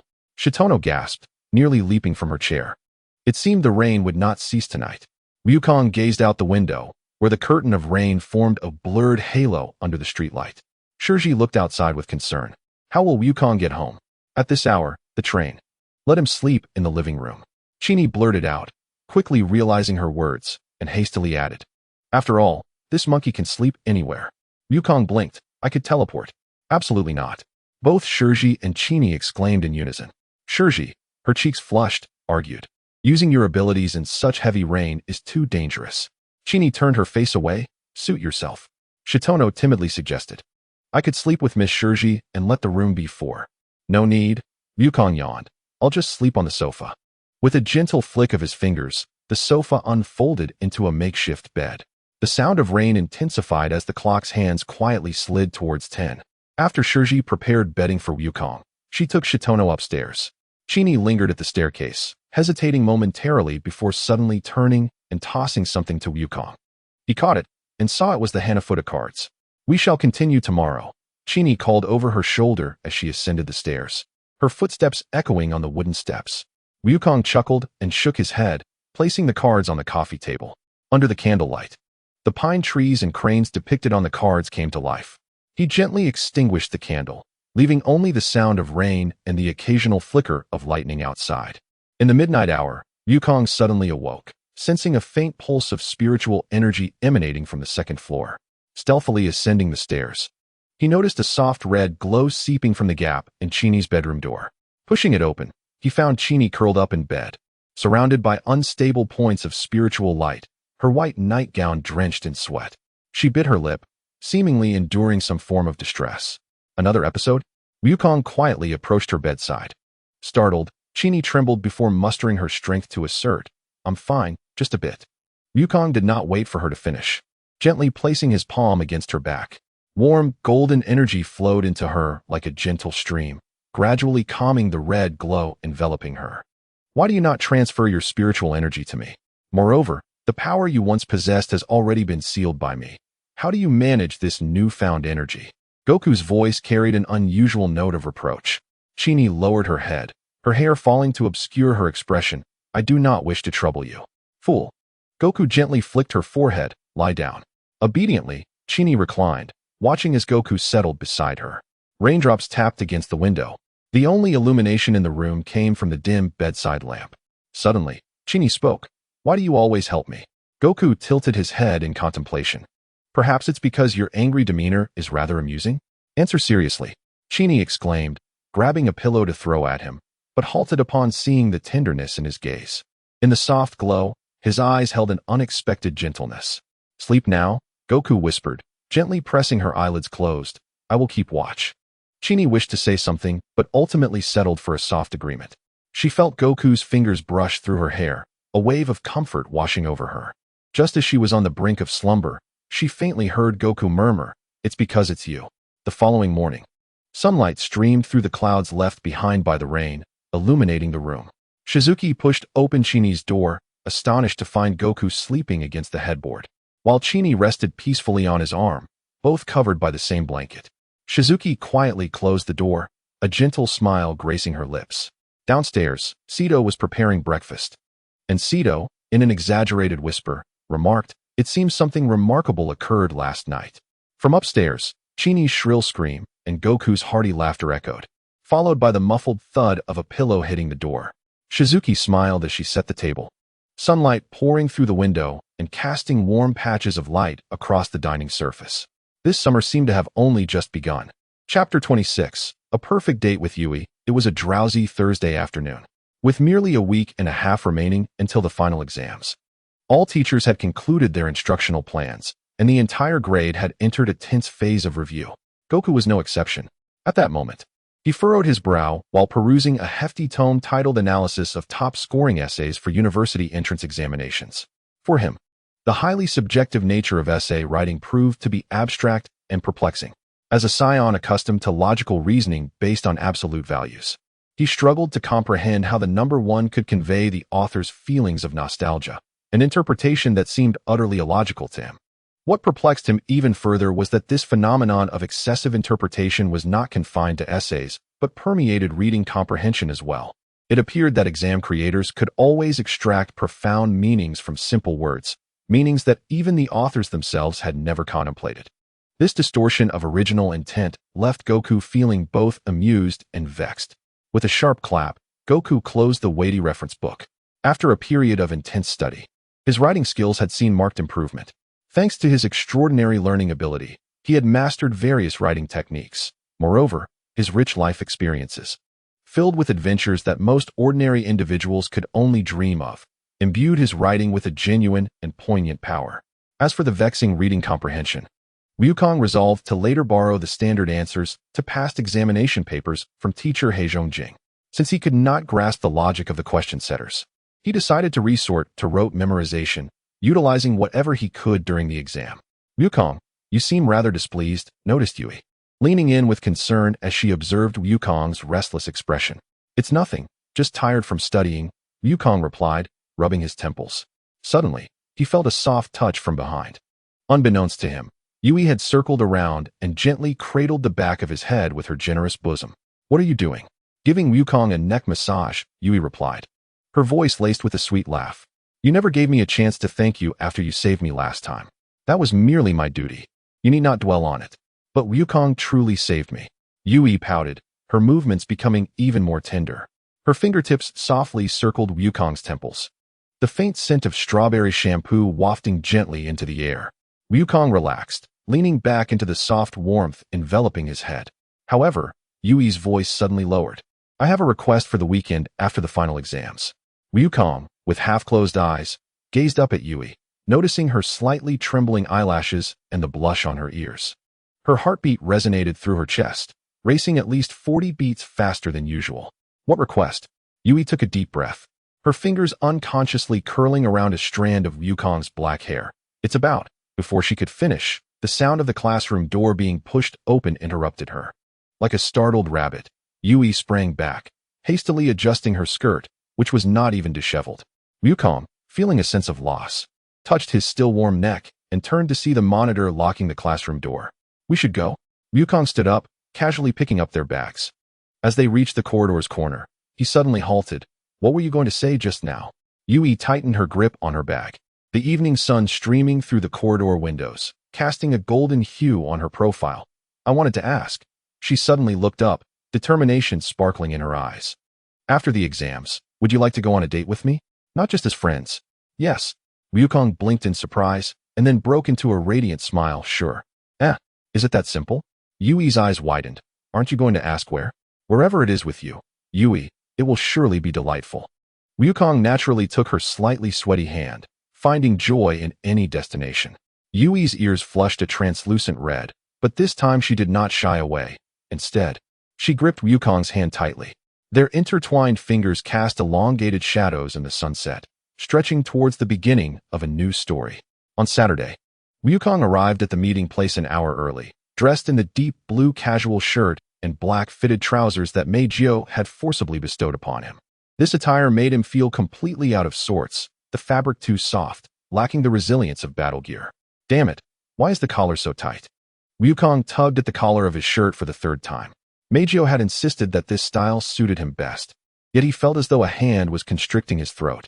The morning sun cascaded over the glass facades of the commercial street, and Wukong glanced at his reflection.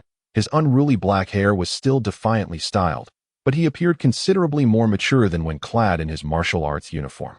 He recalled Kurumi's admonition just before he left. This time, she was the one who invited him on a date, not the other way around. So he should listen more to what the girl had to say. Wukong-kun. A familiar voice called from behind, and as he turned, his breath caught in his throat. Yui was jogging towards him, her light pink dress swaying gently with each step, reminiscent of a blooming flower. Today, she had intricately braided her long pink hair into a fishtail, adorned with delicate pearl hair accessories that shimmered softly in the sunlight. Why are you here so early? Yui panted slightly as she halted in front of Wukong, her cheeks flushed with a rosy hue from her brisk run. I arrived half an hour early, she explained. Wukong's gaze involuntarily fell upon her eyelashes, which were accentuated by a light coat of mascara that made her amber eyes sparkle even more. You look beautiful. He candidly expressed his thoughts. Yui's small bag suddenly fell to the ground with a thud, and she hurriedly bent down to retrieve it, her ears turning crimson. Why did you say that all of a sudden? Wukong picked up the bag and, in a fluid motion, took her hand in his. I speak the truth. He keenly noticed that Yui had chosen a new perfume today, a refreshing blend of citrus with a hint of floral fragrance, which suited her perfectly. You actually noticed my perfume? Yui exclaimed in surprise, her eyes widening before she shyly lowered her gaze. I specifically chose a new one. The Saiyan sense of smell is quite keen, Wukong chuckled, giving her hand a gentle squeeze. Shall we head out? Where to first? Yui pulled out a meticulously crafted itinerary from her bag. I plan to visit the newly opened aquarium first, then ride the Ferris wheel. And later we can explore the night market. She stole a glance at Wukong's reaction, wondering if it might be too ordinary. Wukong took the hand-drawn itinerary from her, which even detailed the highlights of each attraction and the expected duration of their visit. This meticulous planning warmed his heart. It's perfect. I've never been to an aquarium. Really? Yui's eyes sparkled with excitement. Then she grew anxious again. But will Yukon-kun find it boring? I heard you can survive in space, so perhaps marine life. With you, everything is interesting. Yukong naturally intertwined his fingers with hers, feeling the slight tremor in her palm. Besides, I am quite curious about Earth's marine creatures. As they made their way to the aquarium, Yui gradually relaxed, beginning to enthusiastically share the information she had researched. Yukong observed that she unconsciously gestured with her free hand, as if she were an excited little bird. When she spoke about the bioluminescent organs of certain deep-sea fish, her eyes shone with astonishing brilliance, as if she herself had transformed into a luminous creature. "We're here," Yui exclaimed as they arrived in front of a magnificent blue structure. This is the largest dome aquarium in Asia. The ticket counter was lined with a long queue, and as Yukong contemplated suggesting they simply fly up, Jie mysteriously shook her head. "I have prepared for this." She retrieved 2 fast-track passes from her wallet, obtained through her father's connections, allowing them to use a special entrance. Yukong raised an eyebrow. "So Jie also wields privilege?" "Only in this particular situation," she replied, blushing as she defended herself. "I wouldn't use a special channel for an ordinary date." Upon entering the aquarium, Yukong was immediately awestruck by the spectacle before him. Behind the immense, curved glass, countless marine creatures glided through the cerulean waters. A majestic manta ray glided gracefully overhead, casting a shifting shadow. "How vast!" Yukong exclaimed, gazing upward, utterly captivated. The sensation of being submerged beneath the sea was more enchanting than floating in the cosmos. Jie quietly moved closer, her shoulder brushing against his. "I've heard this main tank is 15 meters deep, home to over 30,000 species of marine life." They strolled slowly down the spiraling pathway, the surrounding blue deepening with every step. Sharks, sea turtles, and schools of vividly colored fish swam by, and Yukong, like an enthralled child, pressed his face against the glass, tracing the path of each fish. "Do you like fish, Yukong-kun?" Jie inquired curiously. "Well, there are no oceans this vast on Kent. Just some swimming pools for training underwater combat skills." Yukong's voice suddenly grew somber. Jie perceptively noted the change in his tone and gently squeezed his hand. "Do you miss home?" Yukong paused in silence for a moment before nodding. "Indeed, I do somewhat. The cycle of fighting, training, learning, and playing repeats endlessly. It was only upon arriving on Earth that I realized life could be so colorful." Jie's heart felt a tender tug. She pulled Yukong to a viewing platform, surrounded by the azure waters, as if they were ensconced in an underwater palace. "Tell me about your home," she said softly, "not as a warrior's memories, but of your childhood." Yukong looked at her, surprised. In all his brief years, apart from Kane, no one had ever asked him this question. People were more concerned with his combat prowess, his special moves, the formidable foes he had defeated, and the missions he had undertaken. "There aren't any particularly special memories," he mused, watching the fish swim by. 6 months ago, I was in a cultivation chamber. Then basic training. I volunteered for missions at the age of 12. Tears glimmered in Jie's eyes, though she quickly blinked to conceal them. "What surprised you most when you first came to Earth?" "The culture," Yukong answered without hesitation. "Kent is a city steeped in futuristic technology. History, humanity, and culture are all absent from Kent Road. Although I often encountered other civilizations during missions, I could never truly experience everything in this world. It truly astonished me." Jie could not help but laugh, yet tears cascaded down her cheeks. She hurriedly tried to wipe them away, but Yukong gently stopped her. He tenderly wiped her tears away with his thumb, his touch remarkably gentle. "Don't cry," he murmured softly. "Those days are behind us. Now, I have Kurumi, Miku, and the likes, and also you." His thumb lingered on Yui's cheek, and for a brief moment, her breath hitched.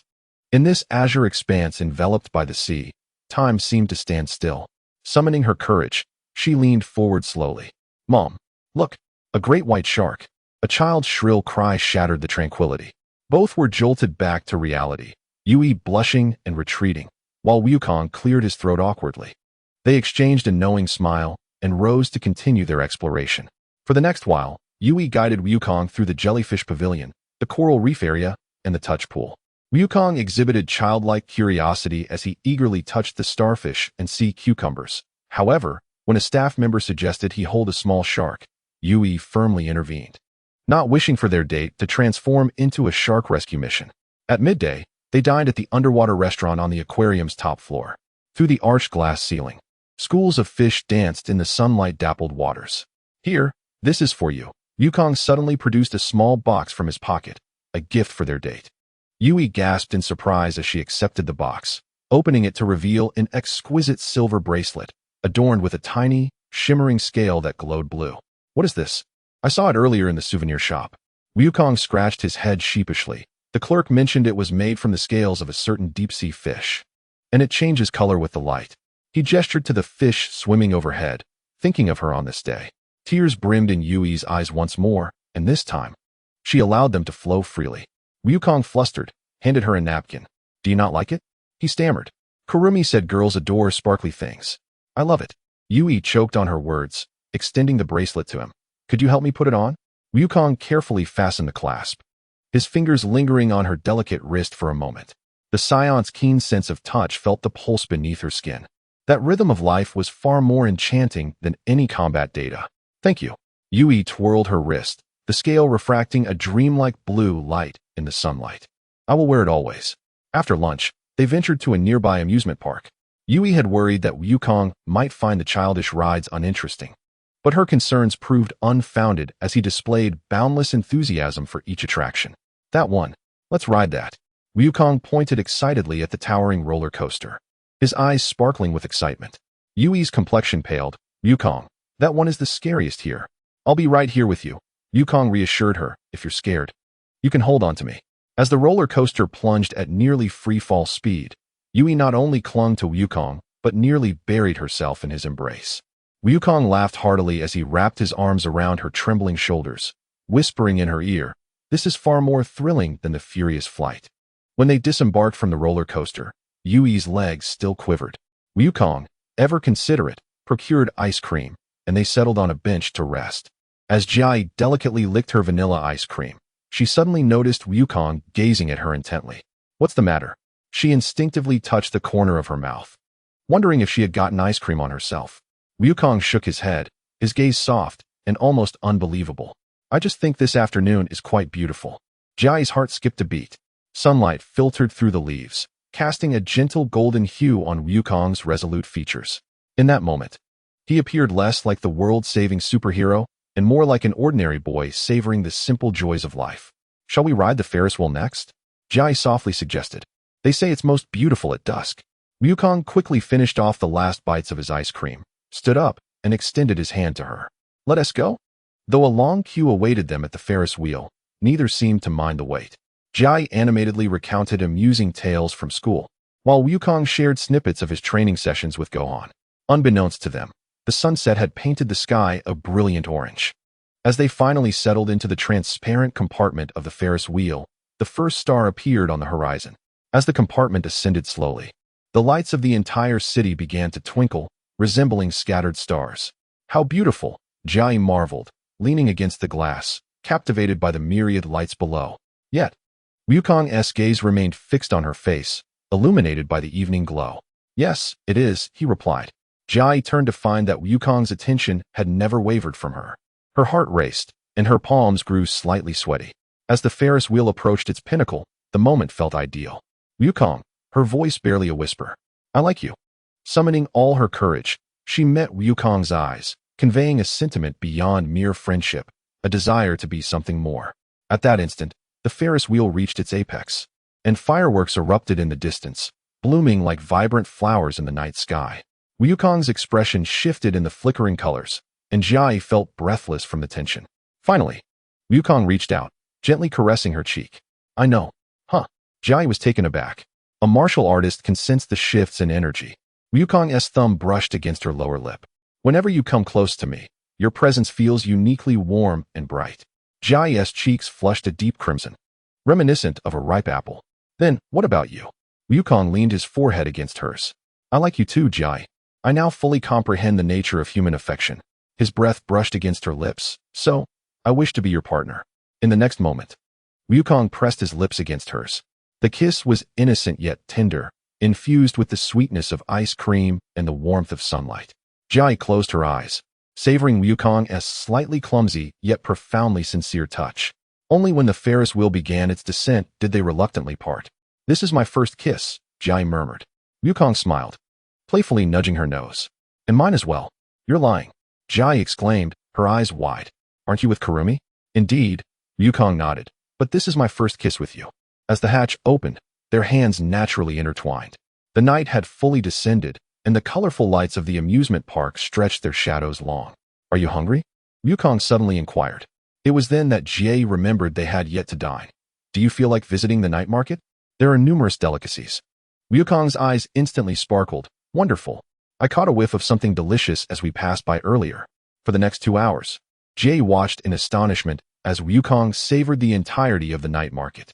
From takoyaki to grilled squid, from fried noodles to crepes, Yukong nearly sampled every stall.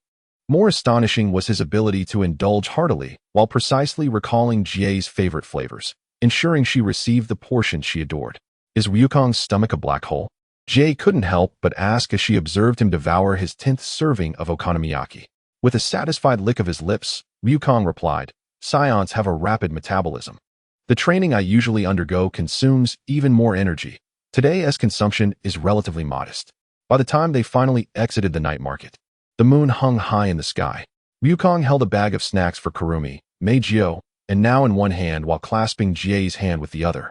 The night breeze caressed their hair, carrying the warmth unique to early summer. Did you enjoy today? Jie softly asked. Yukong paused, gazing intently at her. It's the most wonderful day I can remember. After a moment's pause, he added, Can we go on another date?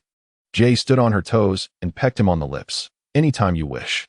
On their way back, they walked leisurely, each reluctant to see the day draw to a close. As they neared Jie's home, Yukong suddenly halted her. Close your eyes. Confused, Jie complied, only to feel her body lighten. When she opened her eyes again, she found herself on the rooftop of her home. Yukong embraced her from behind, resting his chin gently atop her head. Look, he said, pointing to the night sky. Jie looked up to behold a sky teeming with stars, sparkling like diamonds.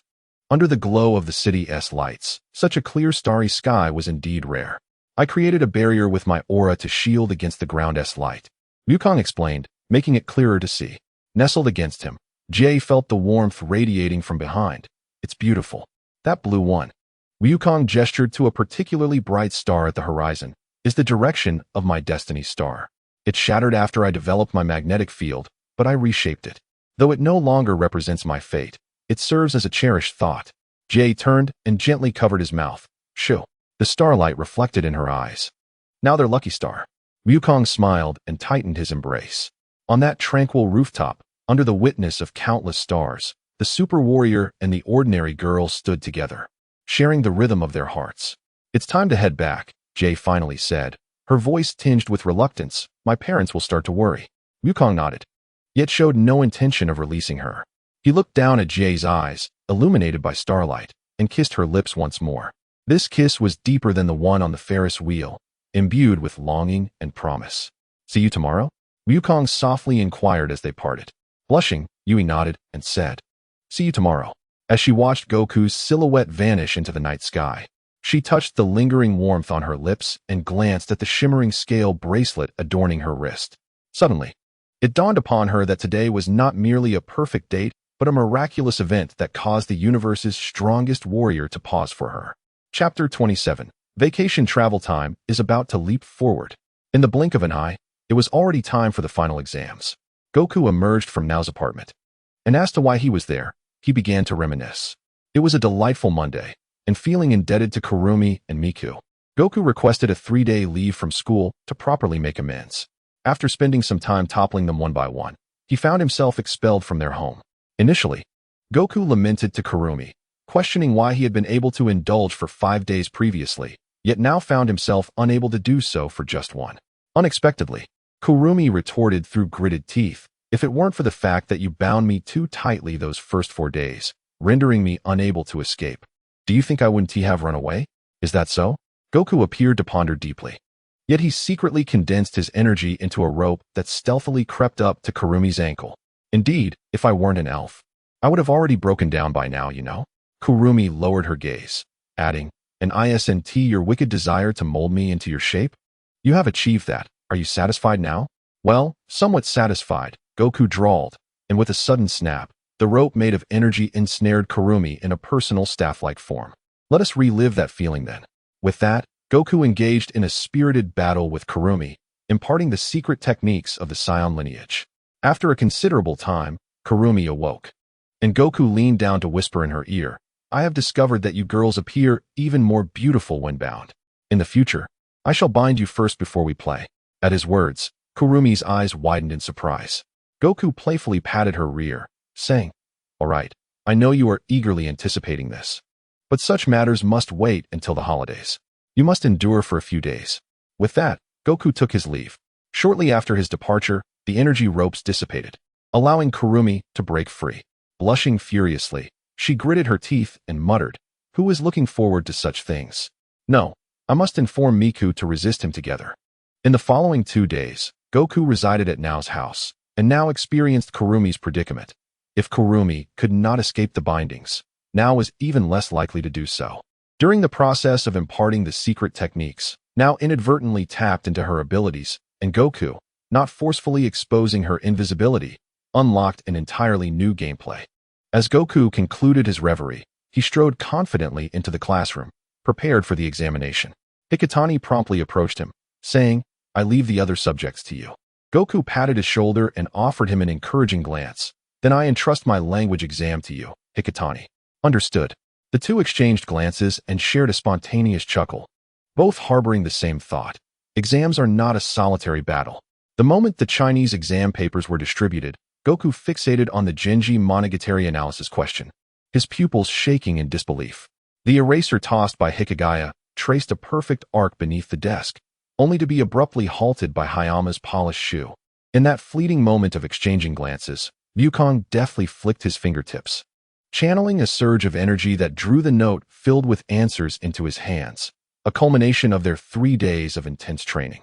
During the mathematics examination, the situation took an unexpected turn as Wukong discreetly conveyed coordinates to Hikigaya using Morse code, but the commotion caught the vigilant eye of the proctor. Thinking quickly, Wukong feigned a sneeze and swiftly penned a note, sending it floating toward Hikigaya with a gust of air. When it came time to submit their papers, Hayama observed the identical incorrect answers from both students and marked a significant asterisk in the grading book.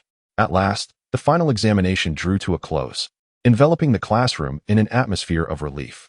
Wukong stretched widely, the sound of cracking bones drawing the attention of his peers. The examinations were finally over. With a broad grin, he leaped onto the podium, clapped his hands, and declared, Hey, everyone, listen to me. Instantly, all eyes were on him. I plan to travel to Huaxia during the summer vacation. Who wants to join me? Wukong exclaimed enthusiastically, envisioning indulging in delicious cuisine, climbing the Great Wall, and exploring picturesque landscapes. The classroom erupted in excitement. Huaxia? Is that for real? Yui Uebari's eyes sparkled. I've heard their hot pot is incredible. Wukong, is there a particular reason for your sudden decision to go to Huaxia? Yukino Shida inquired calmly, seemingly accustomed to his impulsive nature. Nothing special, just curious to see it. Wukong scratched his head, adding, And I've heard there are many skilled individuals there. Perhaps I can learn something. Ah, that is indeed your style. Kurumi leaned against the window, a subtle smile gracing her lips. However, it sounds rather intriguing. I'll join as well. Huh, Kurumi is going too? Shizaki looked over in surprise, hesitating before raising her hand. Then I'll come along as well. Oh, Shizaki too? That is fantastic. Wukong exclaimed, pumping his fist in the air.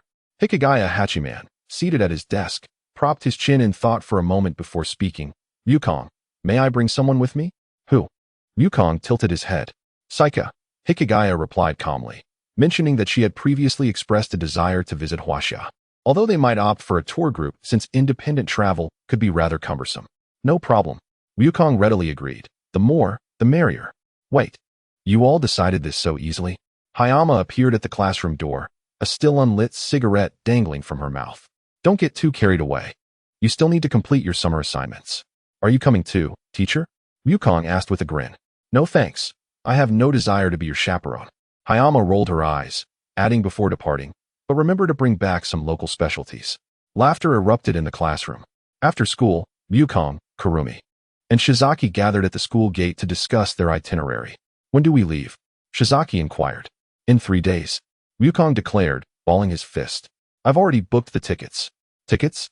Kurumi raised an eyebrow. Where did you get the money? Ah, with a light chuckle, Wukong remarked, it's sponsored by Tarsatok. And since they're collaborating with me, I might as well make use of their funds. Indeed, Huang-san sighed, but she decided to let it go. After all, she was rather looking forward to it. Shiori expressed her concerns, saying, but shouldn't we plan our route? China is vast. We can't just wander aimlessly, can we? Fear not. Wukong confidently patted his chest. I have it all figured out. First, we shall feast on Peking duck in the capital, then visit Shaolin Temple, and afterward, venture to Mount Shu to see if there are any hidden masters. Mount Shu? Shiori looked perplexed. Isn't that a fictional place? Perhaps it truly exists. Wukong's eyes sparkled with excitement.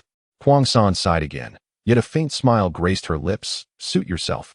It shouldn't be dull at the very least. Nearby, Hachiman and Ayaka listened intently to their conversation. Ayaka whispered, Hachiman, should we really not join the group? Their itinerary sounds far more exciting. Hachiman cast her a glance, exasperated. Ayaka, think carefully. If we accompany Wukong, we might encounter all manner of extraordinary situations. For instance, he might suddenly engage in a battle with some hidden master, and the entire mountain could be reduced to rubble. Ayaka pondered for a moment before responding with a smile. But wouldn't that be even more thrilling? Hachiman remarked. It seems this summer vacation is destined to be anything but tranquil. Just then, as the group fervently debated, the back door of the classroom was flung open. Meijio rushed in, breathless, brandishing a colorful flyer. Everyone, look! China is hosting an international idol competition. The flyer boldly announced the first China Idol Supernova Selection Contest, with a staggering amount of prize money listed. Meijio's eyes sparkled. Wukong, we absolutely must enter this. But weren't we supposed to? Wukong began. But Meijio had already seized his arm, shaking him excitedly. I beg you, I can use my fairy powers to help you cheat. I mean to cheer you on. At that moment, Hiratsuka appeared at the classroom door, clearing her throat meaningfully. Some students, cheating on exams is one thing, but cheating in competitions, teacher. Meijio immediately switched to a pitiful expression. How can this be called cheating? It's called teamwork. The atmosphere in the classroom grew even more animated. Yui suddenly raised her hand. Can I be in charge of the support team? I brought homemade cheerleading pom-poms. She then pulled out 2 sparkling pom-poms from her backpack. Hayama sighed. Are you going on a vacation or trying to conquer the entertainment industry in China? In the clubroom after school, Wukong and his companions gathered around a makeshift desk. Huang-san projected a map of China onto the wall with her shadows, while Meijio used her fairy powers to illuminate several key locations. First, upon our arrival, we shall head straight to Quanjude. Wukong illustrated a duck symbol at the capital's location. And then, of course, we must participate in the idol competition preliminaries. Meijio eagerly placed a star sticker on the location of Magic City. Shiori timidly raised her hand, suggesting, shouldn't we first go to the hotel to drop off our luggage? Hachiman and Ayaka sat in a corner, quietly perusing the travel agency's brochures. Suddenly, Ayaka pointed to a page, exclaiming, Hachiman, this Shaolin Martial Arts Experience Day tour seems rather appealing. Hachiman adjusted his glasses, retorting, are you sure it's not the challenging Martial Arts Experience Day tour? Given Wukong's character, he would likely challenge the entire Shaolin Temple. At that moment, the classroom door swung open once more. Kurumi entered, clutching a stack of documents. I asked Ratatosker to check the entry regulations for Huaxia. You need to be mindful of these stipulations. She distributed the documents, with the top page circled in red, highlighting the prohibition against using superpowers in public places. Wukong scratched his head, exclaiming, huh? So my teleportation, definitely not allowed. The group chorused in unison. On the eve of their departure, everyone convened at Wukong's home for final preparations. The versatile capsule he provided contained various high-tech gadgets, among which the most notable was a language translator, crafted by Wukong's extraordinary intellect. He referred to this device as a synesthetic beacon, available in both wearable and implantable forms. Aside from Wukong, everyone else utilized the implantable type, alleviating concerns regarding language barriers. Wukong proudly showcased the device, adding, however, I've imposed a slight restriction. Until you reach adulthood, all your swear words will be substituted with terms like adorable or precious. Rest assured, we won't be using foul language, Hachiman replied resignedly. The group was composed of individuals of considerable decorum, incapable of casual cursing. Miku was trying on her performance outfit for the competition, a stunning water blue hanfu infused with modern elements, shimmering under the lights. What do you think? She twirled around. I've specifically fused traditional Huaxia styles. Shiori genuinely admired. It's truly beautiful.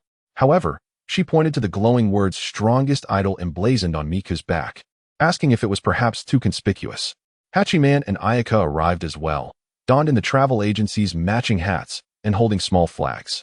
Ayaka excitedly remarked, "Our itinerary includes the Great Wall and the Terracotta Warriors." Wukong leaned in for a closer look, exclaiming, "Wow, yours is so official. Even the scheduled bathroom breaks are noted."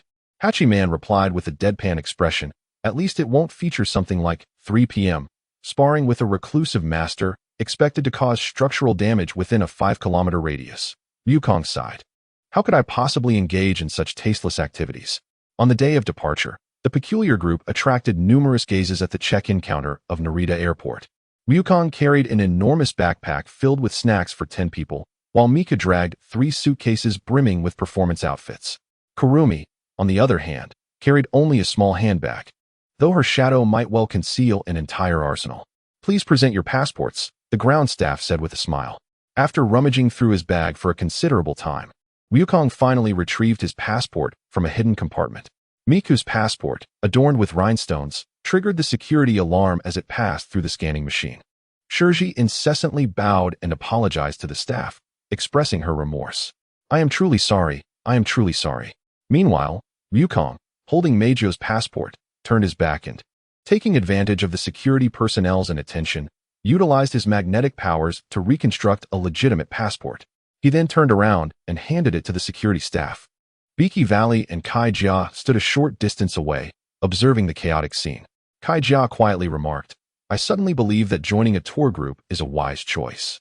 Just as they were preparing to board, an announcement echoed through the terminal. "Attention passengers of Flight 876 to the capital, your boarding gate has been changed." Wukong immediately raised his hand, suggesting, "How about I teleport everyone over?" "Absolutely not." They all shouted in unison, startling even the passers-by.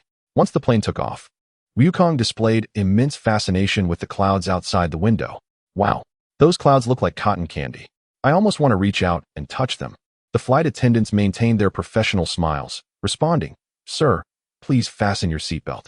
Meijio was busy signing autographs for the elderly lady next to her, while Kurumi discreetly intercepted Wukong's hand as he attempted to phase through the wall. Shiori, having taken 3 motion sickness pills, leaned pale against her seat. Biki Valley and Kai Jia's flight was 2 hours later than theirs. Before boarding, Biki Valley received a message from Wukong. "The in-flight meal is quite delicious. I want to pack it all to take home." The message was accompanied by 20 smiling emojis. Kai Jia glanced at the weather forecast on her phone. The capital is sunny for the next few days. Biki Valley looked out the window, hoping yes. Let's hope Wukong and the others don't turn this sunny day into a thunderstorm. Upon landing, Wukong and his group triggered a minor commotion as they exited customs. First, Meijio's traditional Hanfu incited admiration, with everyone marveling at her beauty. Then, in a fit of excitement, Wukong boasted that he intended to visit all the attractions in China during this summer vacation. "This is China," he exclaimed, taking a deep breath. "I can sense the presence of masters here. Most are stronger than Alan. Coming here was indeed the right choice." Shiori frantically attempted to prevent him from running towards the powerful aura emanating from a certain direction. "We need to go to the hotel first. Let us drop off our luggage." Meanwhile, Kurumi noticed a suspicious figure in black observing them from a distance. She discreetly signaled to Wukong, who then activated his magnetic mind-reading ability, only to discover that the individual was merely a fervent fan of Meijio. At the same time, Biki Valley and Kai Jia were on the tour bus heading to the hotel. The tour guide was explaining, "Tomorrow we will visit the Forbidden City. Please be mindful not to." Kai Jia suddenly pointed out the window. "Hachiman, look. Isn't that Wukong and the others?" They saw Wukong sprinting ahead with 3 suitcases in tow, while the girls walked leisurely together, laughing and chatting. Biki Valley silently pulled down the curtain. "It's him. Let us go greet him shortly." After checking into the hotel, Wukong suggested a night tour of the capital. "I heard roasted duck is even better at night." Meijio raised her hand, exclaiming, "I want to inspect the competition venue." Shiori timidly interjected, "Shouldn't we first adjust to the time difference?" Ultimately, the group found themselves at Wangfujing Street. In a mere 10 minutes, Wukong devoured the entire stock of 5 snack stalls, while Meijio was mistakenly approached by passers-by who sought a photograph with her. Just as they were reveling in their delightful outing, Kurumi suddenly seized Wukong's arm. Sensing a menacing aura, From a shadowy alley emerged three inebriated individuals who, upon spotting Meijio, staggered towards her, exclaiming, "Are you Miss Meijio? Could you grant us an autograph?" Despite their evident unsteadiness, they recognized Meijio with astonishing clarity. Is this the indomitable spirit of a fan? Wukong rose, ready to incapacitate the trio, but Meijio intervened, saying, "It's perfectly fine. Where would you like me to sign?" They eagerly pulled at their clothing, declaring, "Right here, on our shirts." After she signed, they profusely expressed their gratitude, proclaiming ludicrously that they would never wash the shirts again. By the time they returned to the hotel, it was well past midnight. Wukong, still exhilarated, declared, "Tomorrow, I must visit the Shaolin Temple." Meanwhile, Shizuki lay sprawled on the bed, yearning only to sleep until naturally awakened. In another hotel, Hikigaya received a message from Wukong. "Today, I encountered a few drunken men. Initially, I thought they were here to cause trouble, but they merely wanted autographs. The quality of Huaxiao people is astonishing. Wait, I ascend my nationality Huaxiao as well?" Curiosity piqued, Kaika asked, "Yari, what are you laughing about?" Hikigaya tucked away his phone, replying, "Oh, nothing. I just think this trip will be quite entertaining." Chapter 28. The elimination from the competition as the digital clock's luminescent numbers flickered to 0000. Wukong opened his eyes. He silently sprang from his bed, his muscular form illuminated by the moonlight, casting a chiseled silhouette. Through the wall, he could distinctly hear the steady breaths of the others. Excellent. They were all fast asleep. The taste of that roasted duck from earlier resurfaced on his palate. He had sensed their exhaustion and, being considerate, had only indulged in 3 pieces. Now, however, hunger gnawed at him. A Scion's appetite had never been so diminished. A scheming smile spread across his face as he swiftly maneuvered his fingers over his phone. 50? No, let us order 100 instead. When placing the order, he deliberately selected the expedited option, incurring an additional delivery fee which prompted a confirmation notification. Without hesitation, he pressed his fingerprint, and the notification of successful payment resonated crisply in the stillness. As the elevator doors opened just a crack, his figure darted to the center of the lobby. The receptionist abruptly looked up, catching only a fleeting shadow. In the next moment, the dark-haired man languidly reclined on a sofa in the lounge, as if he had been seated there all along. "Do you require assistance, sir?" she inquired. "No need." Wukong shook his head, his gaze unwaveringly fixed upon the hotel entrance. His posture appeared nonchalant, yet every muscle conveyed an undercurrent of anticipation. Unbeknownst to him, his tail had unwound and was now impatiently tapping against the genuine leather sofa. When the first waft of roasted duck fragrance permeated through the glass doors, Wukong's eyes ignited with a ravenous gleam. 5 delivery personnel entered in succession, pushing carts laden with culinary delights, the stainless steel covers unable to mask the rich aroma of meat. He licked his parched lips. The blood of a Scion surged within him, not ignited by the prospect of formidable foes, but by a primal yearning for sustenance.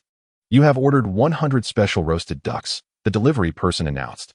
The lead courier wiped the sweat from his brow and remarked, "You certainly have quite the appetite." Wukong chuckled. "What can I say? I was born with a hearty appetite, which has caused me discomfort for quite some time. This was a fabrication, in a foreign land. One must adapt to local customs, and feigning ordinariness minimizes trouble." He lifted the lid of the nearest dish, revealing glistening roast duck arranged neatly, the subcutaneous fat shimmering under the light in a near-translucent perfection. He tore off a duck leg, biting into it with bone and meat, the crisp crackling sound silencing the entire hall. The receptionist gazed at this seemingly slender man, astonished by his remarkable efficiency in devouring the roast duck. His manner of eating was not particularly refined, yet it possessed a unique rhythmic quality, devoid of unnecessary movements. Each bite was precise and ceremonious, as if he were performing a sacred ritual. More captivating were his eyes, which occasionally sparkled with a rosy glow of happiness while he feasted. Upon reaching the 73rd piece, Wukong abruptly halted. He slowly turned his gaze towards the side entrance of the hotel, his pupils slightly constricting. "Interesting," he murmured to himself, a dangerous smile curling at the corners of his mouth. An unwelcome intruder was attempting to spy on him through binoculars. Wukong continued his leisurely meal, and to his surprise, the man had yet to depart even after he finished eating. However, Wukong had no intention of letting him off so easily. The greasy fingers of Wukong shimmered with an almost imperceptible electric current that dissolved the grease. It was undetectable unless one looked closely. As he stood, the air around him thickened. He cast a sinister smile towards the rooftop of a distant building. In the next moment, he exited the hotel and vanished around the corner of a narrow alley. Where did he go? The man atop the roof wondered, but the very next second, a brown tail ensnared his neck, lifting him off the ground. Wukong pressed his index and middle fingers against the base of his skull and coldly inquired, "Reveal your true self and state your intentions, or prepare to be torn apart by me." Although the man struggled for breath under the grip on his neck, he managed to utter, "My duty is to ensure your safety. Any further information requires authorization from my superiors." So he was with the government. Wukong tapped into his magnetic field to read the man's thoughts, confirming his claims before releasing him. "I understand. Continue your task as if I were never here." The man coughed twice. "Thank you for your understanding." Wukong infused him with a trace of magnetic energy to alleviate his discomfort before disappearing from his sight. Upon returning to his hotel room, Wukong found it was already quite late. He quietly slipped back into bed, his tail naturally wrapping around his waist. Careful not to disturb the peacefully sleeping Meijio and Kwang-san beside him. They were curled up under the covers, sleeping facing each other, leaving a space in between that was clearly reserved for someone. Their breathing was steady and tranquil. Wukong lay flat, his arm encircling their shoulders, pulling them closer together. A smile involuntarily gracing his lips. Tomorrow, he would partake in a competition, he whispered to himself, closing his eyes. Yet his mind began to contemplate the arrangements for the day ahead. The following noon, the backstage of the television station was bustling with activity. Meijio stood before the makeup mirror as a stylist adjusted the details of her stage costume. She caught sight of Wukong leaning against the wall, his expression one of bewilderment amid the bustling crowd, and couldn't help but stifle a soft laugh. She hurried over, grasping his arm. "Are you nervous?" Wukong shook his head. "I've never felt nervous in a fight. What is there to be anxious about in singing? I just don't know what to do now." Meijio pouted. "Since you don't know what to do, just watch me closely. Being an idol requires more than just the ability to sing, you know." She stood on her toes, whispering conspiratorially in his ear, "But it's all right, because I'm here." Wukong raised an eyebrow. "You're not thinking of using the power of the sprite to cheat, are you?" Meijio blinked, a mischievous smile gracing her lips. "How can that be called cheating? I merely wish to enhance your voice a little." With a resigned sigh, Wukong reached out to tousle her hair. "You." On stage, the spotlight suddenly illuminated Wukong. He stood at the center, his black martial arts uniform starkly contrasting with Meijio's resplendent stage dress. As the music began, Wukong's voice emerged, steady and precise, each note flawless, yet devoid of emotional depth. The audience responded with polite and restrained applause, while the producers at the judges' table exchanged glances, their expressions tinged with disappointment. Meijio stood beside him, subtly raising her hand, a faint trace of spiritual energy coalescing at her fingertips. With just a hint of the power of the war song princess, Wukong's voice could effortlessly captivate all hearts. However, her spiritual energy was suddenly restrained by an invisible force. Meijio turned to Wukong, only to find him watching her with a knowing smile, a glimmer of mischief in his golden eyes. "Magnetic field lock," Meijio whispered, both exasperated and amused. "You're breaking the rules." Wukong shrugged, replying softly, "I want to rely on my own strength. I don't wish to cheat." Meijio puffed out her cheeks, yet a trace of helpless amusement flickered in her eyes. She understood Wukong's nature well. He would rather lose honorably than win through external means. Ultimately, when the judges announced the results, Wukong's name was absent from the list of those advancing. A few sighs echoed from the audience, yet Wukong remained unfazed, even finding the time to pull a candy bean from his pocket to chew. Backstage, Meijio grabbed his collar, indignantly stating, "If you had just let me help a little, we could have won." Wukong chuckled, pinching her cheek. "A loss is a loss. It doesn't bother me. But it matters to me." Meijio stamped her foot. "I was hoping we would win so I could perform an address with Darling." Wukong paused, then his smile softened. He pulled her into an embrace, resting his chin gently atop her head. "If you want to see me in a dress, I can wear one for you anytime. I'll practice singing seriously for the next competition." Meijio huffed softly, but couldn't suppress the smile tugging at her lips. "It's a promise, okay?" That night, on the hotel rooftop, Wukong sat cross-legged, holding the rejection notice, while Meijio leaned against his shoulder, gazing at the distant city lights. Suddenly, Wukong spoke up. "Being an idol is actually quite interesting." Meijio looked up at him. "So will you participate again next time?" Wukong grinned. "Sure, But he pinched her nose. No cheating. Meijio laughed, swatting his hand away, and tilted her head to kiss him. The night breeze caressed the surroundings, and the distant neon lights continued to flicker. Perhaps they were not the most perfect idol group, but who truly cares? When Wukong and Meijio returned to their hotel room, it was already late at night. The warm glow of the corridor lights cast two overlapping shadows on the carpet. Meijio, carrying her high heels in hand, walked barefoot on the soft carpet, producing a faint rustling sound. Wukong gazed at her delicate feet, swallowing involuntarily. "You performed splendidly today," Meijio remarked as she opened the door, turning back to wink at Wukong. "Even though you didn't make the cut, the judges praised your pitch." Wukong scratched his head, his tail swaying instinctively. "It's just that I sang without much emotion. Right?" He stepped into the room and hung his coat on the rack. "It's much more challenging than fighting." Meijio chuckled, bouncing barefoot to the edge of the bed. She patted the spot beside her, signaling for Wukong to join her. "Would you like me to teach you? Idol singing techniques are quite impressive." Wukong approached but did not sit down. Instead, he bent down and swept her up in his arms. Meijio gasped, instinctively wrapping her arms around his neck. "It's time for bed," Wukong said earnestly, his dark pupils absorbing the warm glow of the bedside lamp. "We're going to the Great Wall tomorrow." Meijio pouted, her fingers playfully twisting the fabric of his shirt. "But I'm not ready to sleep yet."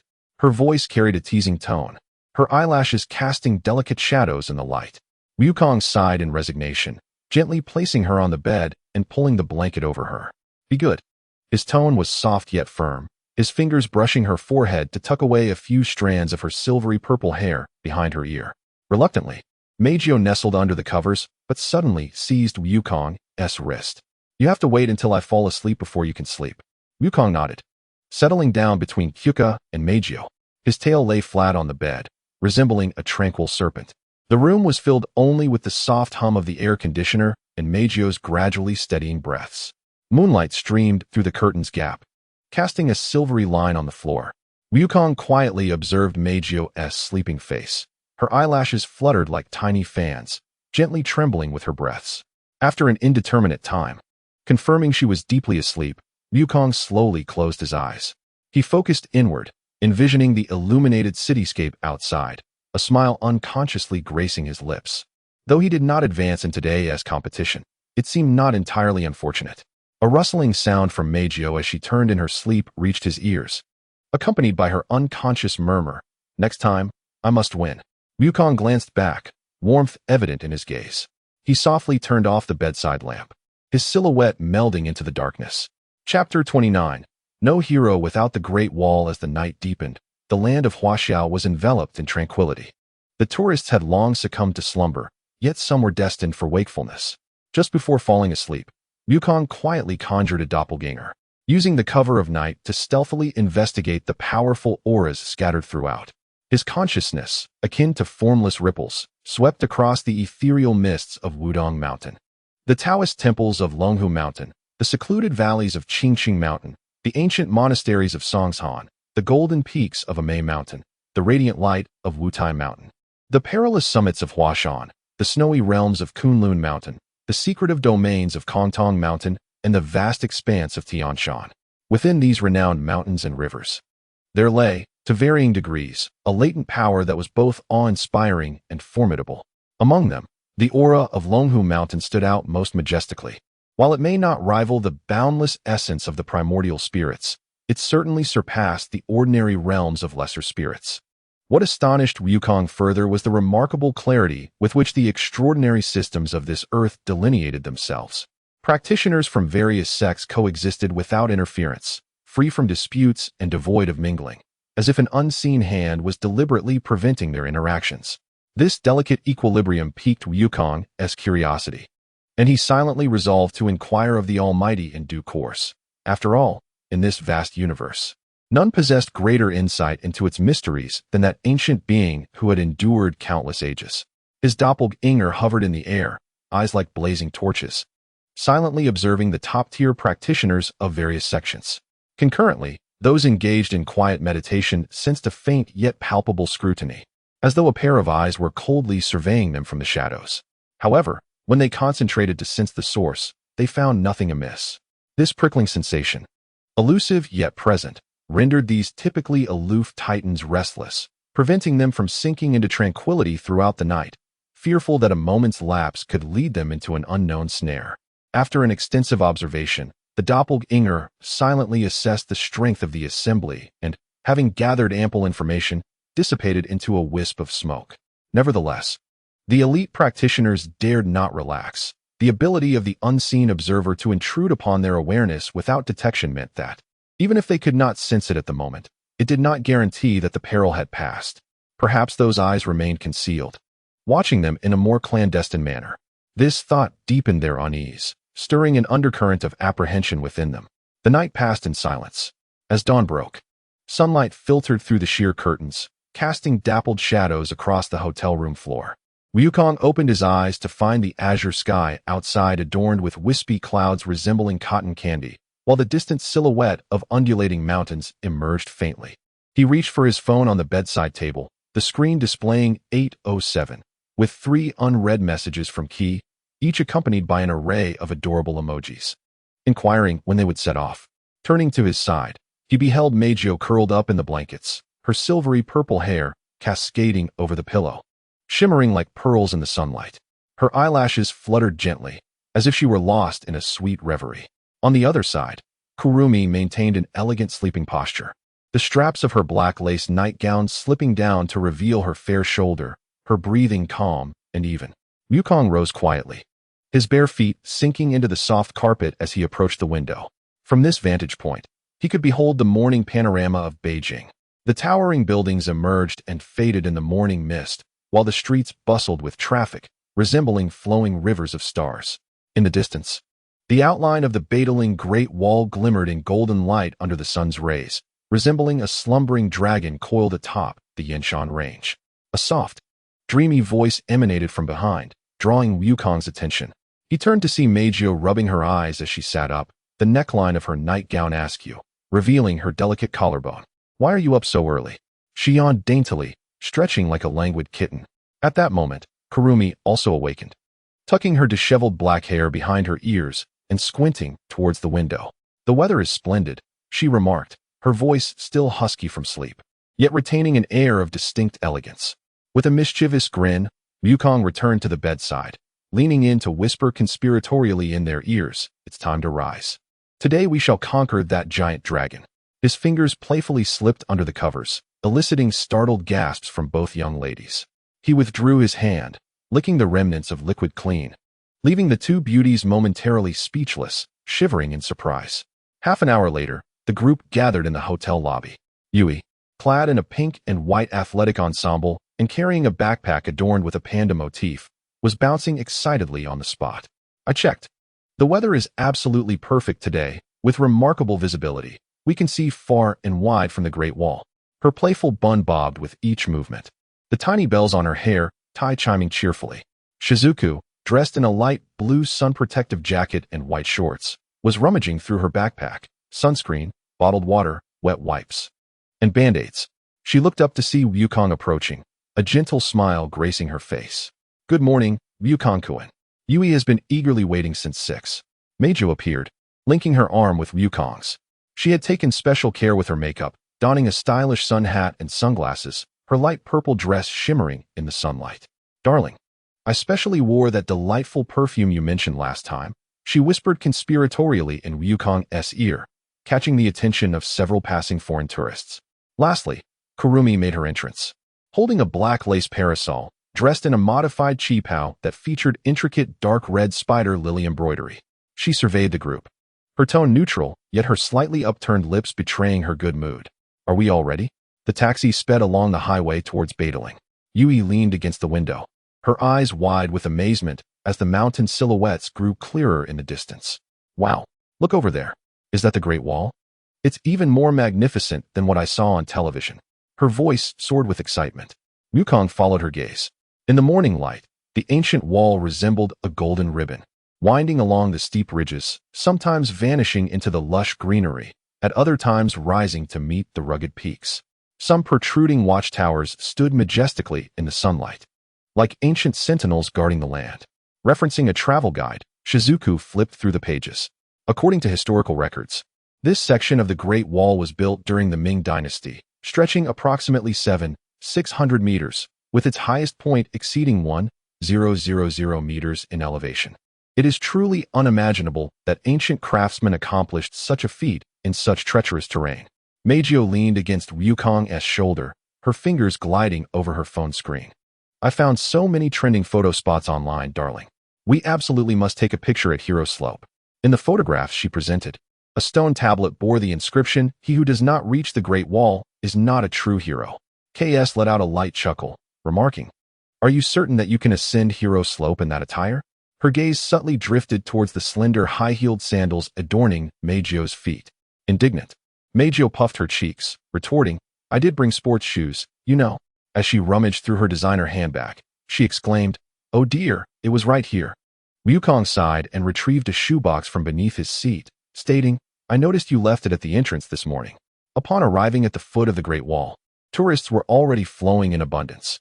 In the plaza by the entrance, several small flags from various tour groups fluttered in the breeze, while guides articulated instructions in a multitude of languages. The air was rich with the aromas of roasted corn and savory pancakes, as vendors enthusiastically called out to potential customers. "We should purchase our tickets first," Shiori suggested, glancing at the signage before leading the way up the northern route, reputed for its superior scenery. While queuing, Jay noticed a small stall selling souvenirs, adorned with an array of miniature Great Wall models and postcards. "Wukong, look at this," she exclaimed, lifting a brass miniature beacon tower, her eyes sparkling with delight. Just as Wukong was about to respond, a commotion erupted from behind them.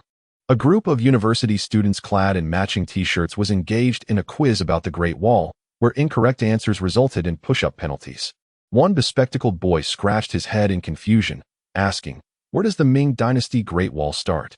Isn't it Shanhaiguan?" "No, it's the Hushan Great Wall." Jay could not resist interjecting, "I read about that in a travel guide."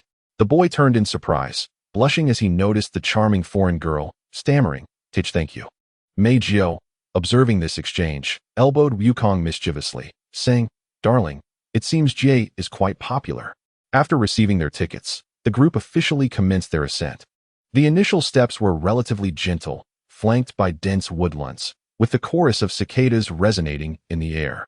However, as they climbed higher, the steps became increasingly steep, with some sections nearly extending at a 60-degree angle. Breathless and leaning on her knees, Jay gasped, her cheeks flushed.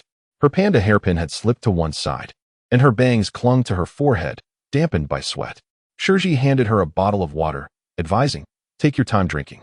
The Great Wall was originally constructed as a military defense fortification, and such a steep design was intended to thwart enemy advances. At that moment, a melodious jingling sound caught their attention. They turned to see an elderly gentleman, his hair as white as snow, slowly ascending with the aid of a cane, a string of copper bells hanging from his waist. Even more astonishing was the procession of a dozen cats trailing behind him, each displaying a vibrant array of colors, all energetically prancing along. It was a rare occasion to witness KS's astonishment. A nearby tour guide explained, "This gentleman is known as the Cat King of the Great Wall. In retirement, he comes daily to feed the cats, all of which he has cared for. It is said that the oldest among them has been with him for 12 years. Jay's eyes sparkled with excitement. "How impressive," she said, squatting down to pet the nearest orange cat, only to be disdainfully ignored. Instead, the cat approached Wukong, affectionately rubbing against his pant leg. Meijio could not help but laugh out loud. Even the cat knows who is the mightiest. Continuing to ascend, the vista gradually expanded. Standing atop the first beacon tower, she gazed into the distance, where the undulating mountains stretched like waves to the horizon, and the Great Wall coiled like a colossal dragon along the verdant ridges. A gentle breeze swept through, carrying with it the refreshing scent of distant pine forests. As Kinsangu reached out to touch the ancient stones of the wall, he felt their icy and rough texture, each block imbued with centuries of history. Wukong observed the varying sizes of the bricks, some adorned with faint inscriptions. These were marks from the kills that had constructed the wall long ago, he explained, akin to today's quality traceability system. Just then, a melodious sound of the eru wafted through the air. The group turned towards the source, where an elderly artist clad in traditional attire sat in the shadow of the watchtower, performing. Before him lay a small basket. The piece he played was steeped in antiquity, seemingly narrating the millennia-old tales of the Great Wall. Meijio suddenly tugged at Wukong's sleeve. "Darling, let us go see over there." She pointed to a nearby spot crowded with people. It turned out to be a young lady in Hanfu demonstrating the art of tea. With graceful movements, she served visitors fragrant tea. Notably, she utilized an exquisite set of antiquated tea ware with intricate carvings of the Great Wall upon the tea tray. "This is crafted from unique clay found at the foot of the Great Wall," the tea master smiled. "Only this clay can produce such distinctive gray-blue hues." Jie cautiously cradled a teacup, the clear brew emanating a subtle jasmine fragrance. "Delicious," she exclaimed in delight, then suddenly pondered, turning to Wukong. "Have you ever visited the Great Wall before?" Wukong gazed at the distant, rolling hills, his expression becoming contemplative. "No, but I have once personally dismantled structures far mightier than this." He did not elaborate further, yet Kinsangu perceptibly noticed a flicker of sorrow in his eyes. As they continued their ascent, the group arrived at the renowned Hero-S slope. The steps here were nearly vertical, and many tourists clutched the railings, panting heavily. An inscription on a stone tablet boldly proclaimed, "Those who have not climbed the Great Wall are not true heroes," while a line of eager individuals awaited their turn to capture the moment. "Do we really have to climb this?" Meijio hesitated, glancing at her meticulously manicured nails. "Absolutely." Jie was already brimming with excitement, seeing this as an opportunity to prove her heroic spirit. Ultimately, spurred on by Wukong's encouragement, everyone successfully reached the summit. Standing atop the highest watchtower, the view was breathtaking. In the distance, the city of Beijing appeared shrouded in mist, while the nearby mountains rose majestically. The Great Wall soared like a dragon amidst the peaks. What a magnificent sight! Shiori could not help but exclaim. "Standing here truly allows one to grasp the essence of I'll climb to the utmost heights and survey all beneath me." Meijio leaned against Wukong's shoulder, lifting her phone to take a selfie. "Darling, smile. I want to set this as my wallpaper." Meanwhile, Kinsangu stood quietly by the wall, allowing the mountain breeze to dance through her hair. Sunlight streamed through the clouds, casting a golden outline around her, creating a beauty reminiscent of a masterful oil painting. Suddenly, Jie noticed that numerous small wooden pieces were inserted into the crevices of the city wall, each inscribed with various wishes. "Are these wish plaques?" she inquired curiously. A nearby tourist explained, "This is a tradition of the Great Wall. One writes their wishes on wooden pieces and places them in the wall's crevices." Reputed to be quite effective, Wukong purchased several blank wish plaques to distribute among the group. Meijio promptly wrote that she hoped to date Darling every day. Earning a playful flick on the forehead from Wukong, Kurumi wrote a wish for world peace, prompting Meijio's teasing remark. "I didn't expect Miss Kurumi to be so sentimental." Wukong penned a wish for this moment to be eternal, and Jie, upon catching a glimpse, discreetly altered her wish to desire to be forever with everyone. Unbeknownst to her, as she turned to hang her wish plaque, Wukong's lips subtly curled into a smile. As they descended the mountain, the group opted for the cable car. Through the glass windows, the full grandeur of the Great Wall unfolded before them. Winding like a colossal dragon amidst the towering mountains, its watchtowers glimmering like dragon scales in the sunlight. Jie leaned against the window, captivated by the magnificent view. Meijio rested her head on Wukong's shoulder. Kurumi captured this rare panorama with her phone. Upon reaching the foot of the mountain, dusk had already settled in. The setting sun cast a golden-red glow upon the Great Wall, while the clouds were painted in vibrant hues of orange and red. Tourists paused to capture photographs, eager to preserve this beautiful moment. "Shall we go for dinner?" Wukong proposed. "I've heard that there's an excellent time-honored roast duck restaurant nearby." Jie immediately raised her hand in agreement, exclaiming, "Yay, I'm starving." She bounced ahead, suddenly recalling something and turning to ask, "Where shall we go tomorrow?" "How about the Forbidden City?" Shiori suggested, browsing through the travel guide, noting the many precious historical artifacts there. Meijio linked her arm with Wukong's, saying, "I'd like to stroll around Wangfujing and buy some souvenirs." Kurumi, holding an umbrella, replied, "Whatever you all choose." Though her gaze lingered on the distant Great Wall under the sunset, a hint of unnoticeable nostalgia flickering in her eyes. As night descended and the lights began to twinkle, the group sat on the restaurant terrace, the outline of the Great Wall barely visible in the twilight, with a few lights shining like stars scattered across the landscape. The aroma of roasted duck wafted from the table, and Jie eagerly picked up her chopsticks. "Cheers." Meijio raised her juice, toasting to their heroic journey of the day. The clinking of glasses resonated with a crisp sound. Wukong observed the laughter and camaraderie among the group, then gazed towards the great wall enveloped in night, a peculiar feeling welling up within him. This ancient structure, which had witnessed a millennium of history, had now borne witness to their precious memories. On the way back to the hotel, Jie, weary and swaying, was ultimately carried on Wukong's back. Meijio clasped Wukong's other arm, still chattering about the souvenirs she meant to buy tomorrow. Kurumi trailed slightly behind, watching the trio ahead, unknowingly breaking into a gentle smile. Though this day's journey along the Great Wall lacked thrilling adventures, the laughter, sweat, warmth of mutual support, and the breathtaking scenery steeped in millennia of civilization would forever remain their most cherished memories. As Wukong inscribed on the wish card, "May this moment endure." Chapter 30. The Forbidden City and an Unexpected Encounter. At 7 in the morning mist over Beijing had yet to dissipate completely. Yet the traffic along Chang'an Avenue began to stir. The taxi carrying Wukong and his companions glided past Tiananmen Square, where Jeannie pressed her small face against the window, her breath forming a delicate cloud of vapor on the glass. Look, Tiananmen," she exclaimed excitedly, her two little pigtails bobbing with her animated gestures. Today, she had donned a white shirt adorned with a cartoon panda, paired with denim overalls and pink sneakers, exuding a vivacious charm. Shiori smiled as she closed her travel guide. "We arrived just in time. There aren't many tourists yet." Dressed in a light blue sun-protective jacket and white casual trousers, she carried a beige canvas bag brimming with pre-packed mineral water, wet wipes, and sunscreen.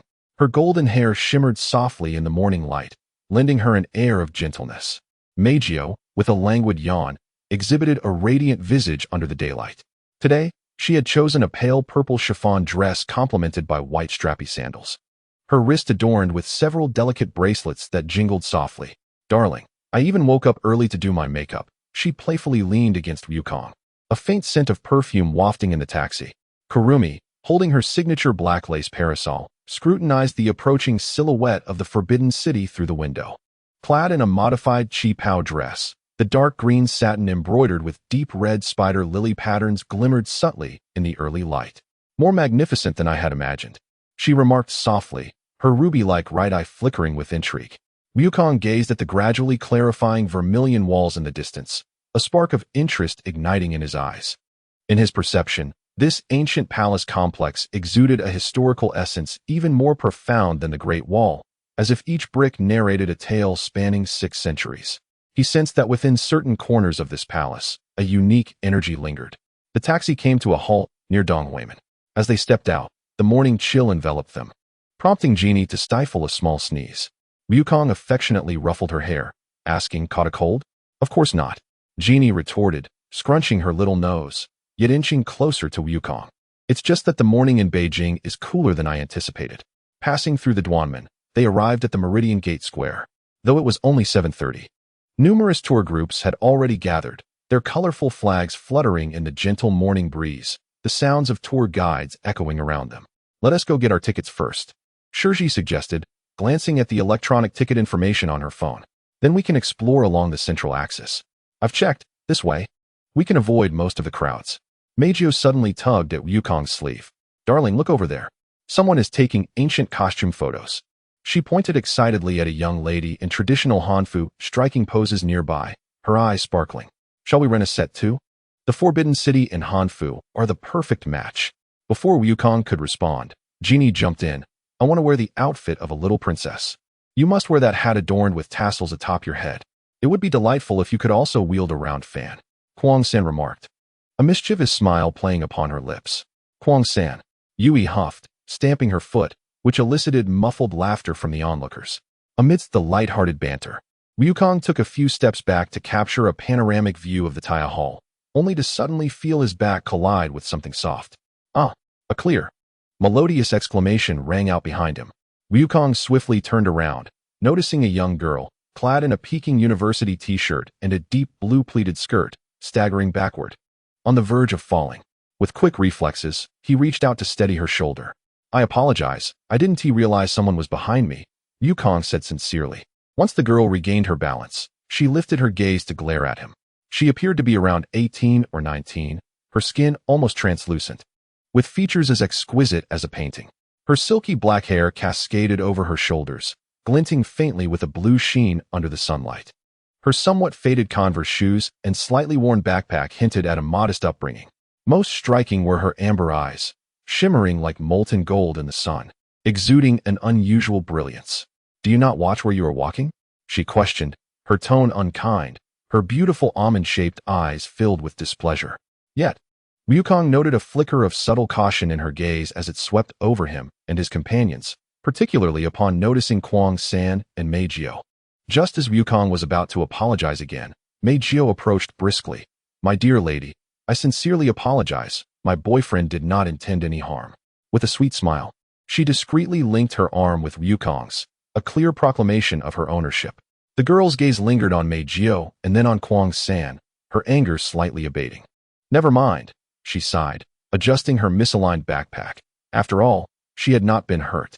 Her voice was clear and pleasant, carrying a hint of the distinctive Beijing dialect. Yui, intrigued, leaned closer. "What is your name? Would you care to join us?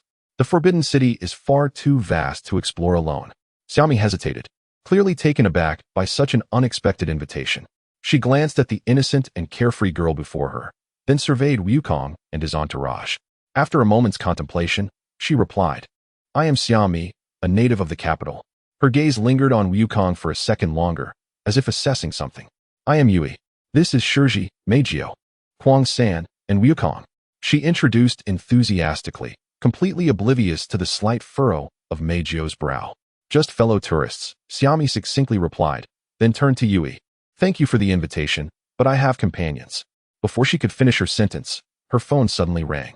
Glancing at the caller ID, she frowned slightly. "Excuse me. I must take this call," she said, stepping aside. Wukong keenly overheard her speaking in a lowered voice. "I understand. Yes, I have seen them. No, they should merely be ordinary tourists. All right, I will be careful." Her tone carried a hint of reluctance and resignation. After hanging up the phone, Xiaomi seemed to have a change of heart. She turned to the group and said, "My friend has encountered a sudden obligation and cannot make it. If you don't mind, I can serve as your temporary guide." Her smile appeared somewhat forced, yet he had already begun to cheer. Wonderful.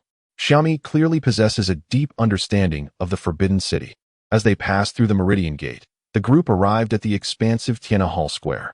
The morning sun cast its golden rays upon the Jinshui Bridge, creating a shimmering reflection, while the distant Hall of Supreme Harmony emerged from the morning mist, resembling a scene from a fairy tale. "This is the place where the Emperor held court," Shiori explained, pointing towards the resplendent Hall of Supreme Harmony. During the Ming Dynasty, it was called the Hall of Worshipping Heaven, later renamed the Hall of Imperial Supremacy. And only after the Qing dynasty's entrance into Beijing was it referred to as the Hall of Supreme Harmony. Xiaomi expressed her surprise. "You possess such detailed knowledge. Shiori is truly remarkable." Qi chimed in proudly. "She even knows how many tiles there are in the Forbidden City." "Not quite," Shiori replied, blushing slightly. "I merely did some preliminary research. However, it is said that the Forbidden City contains 99,995 rooms, symbolizing the notion of 9-5 supreme." Xiaomi nodded. "Indeed.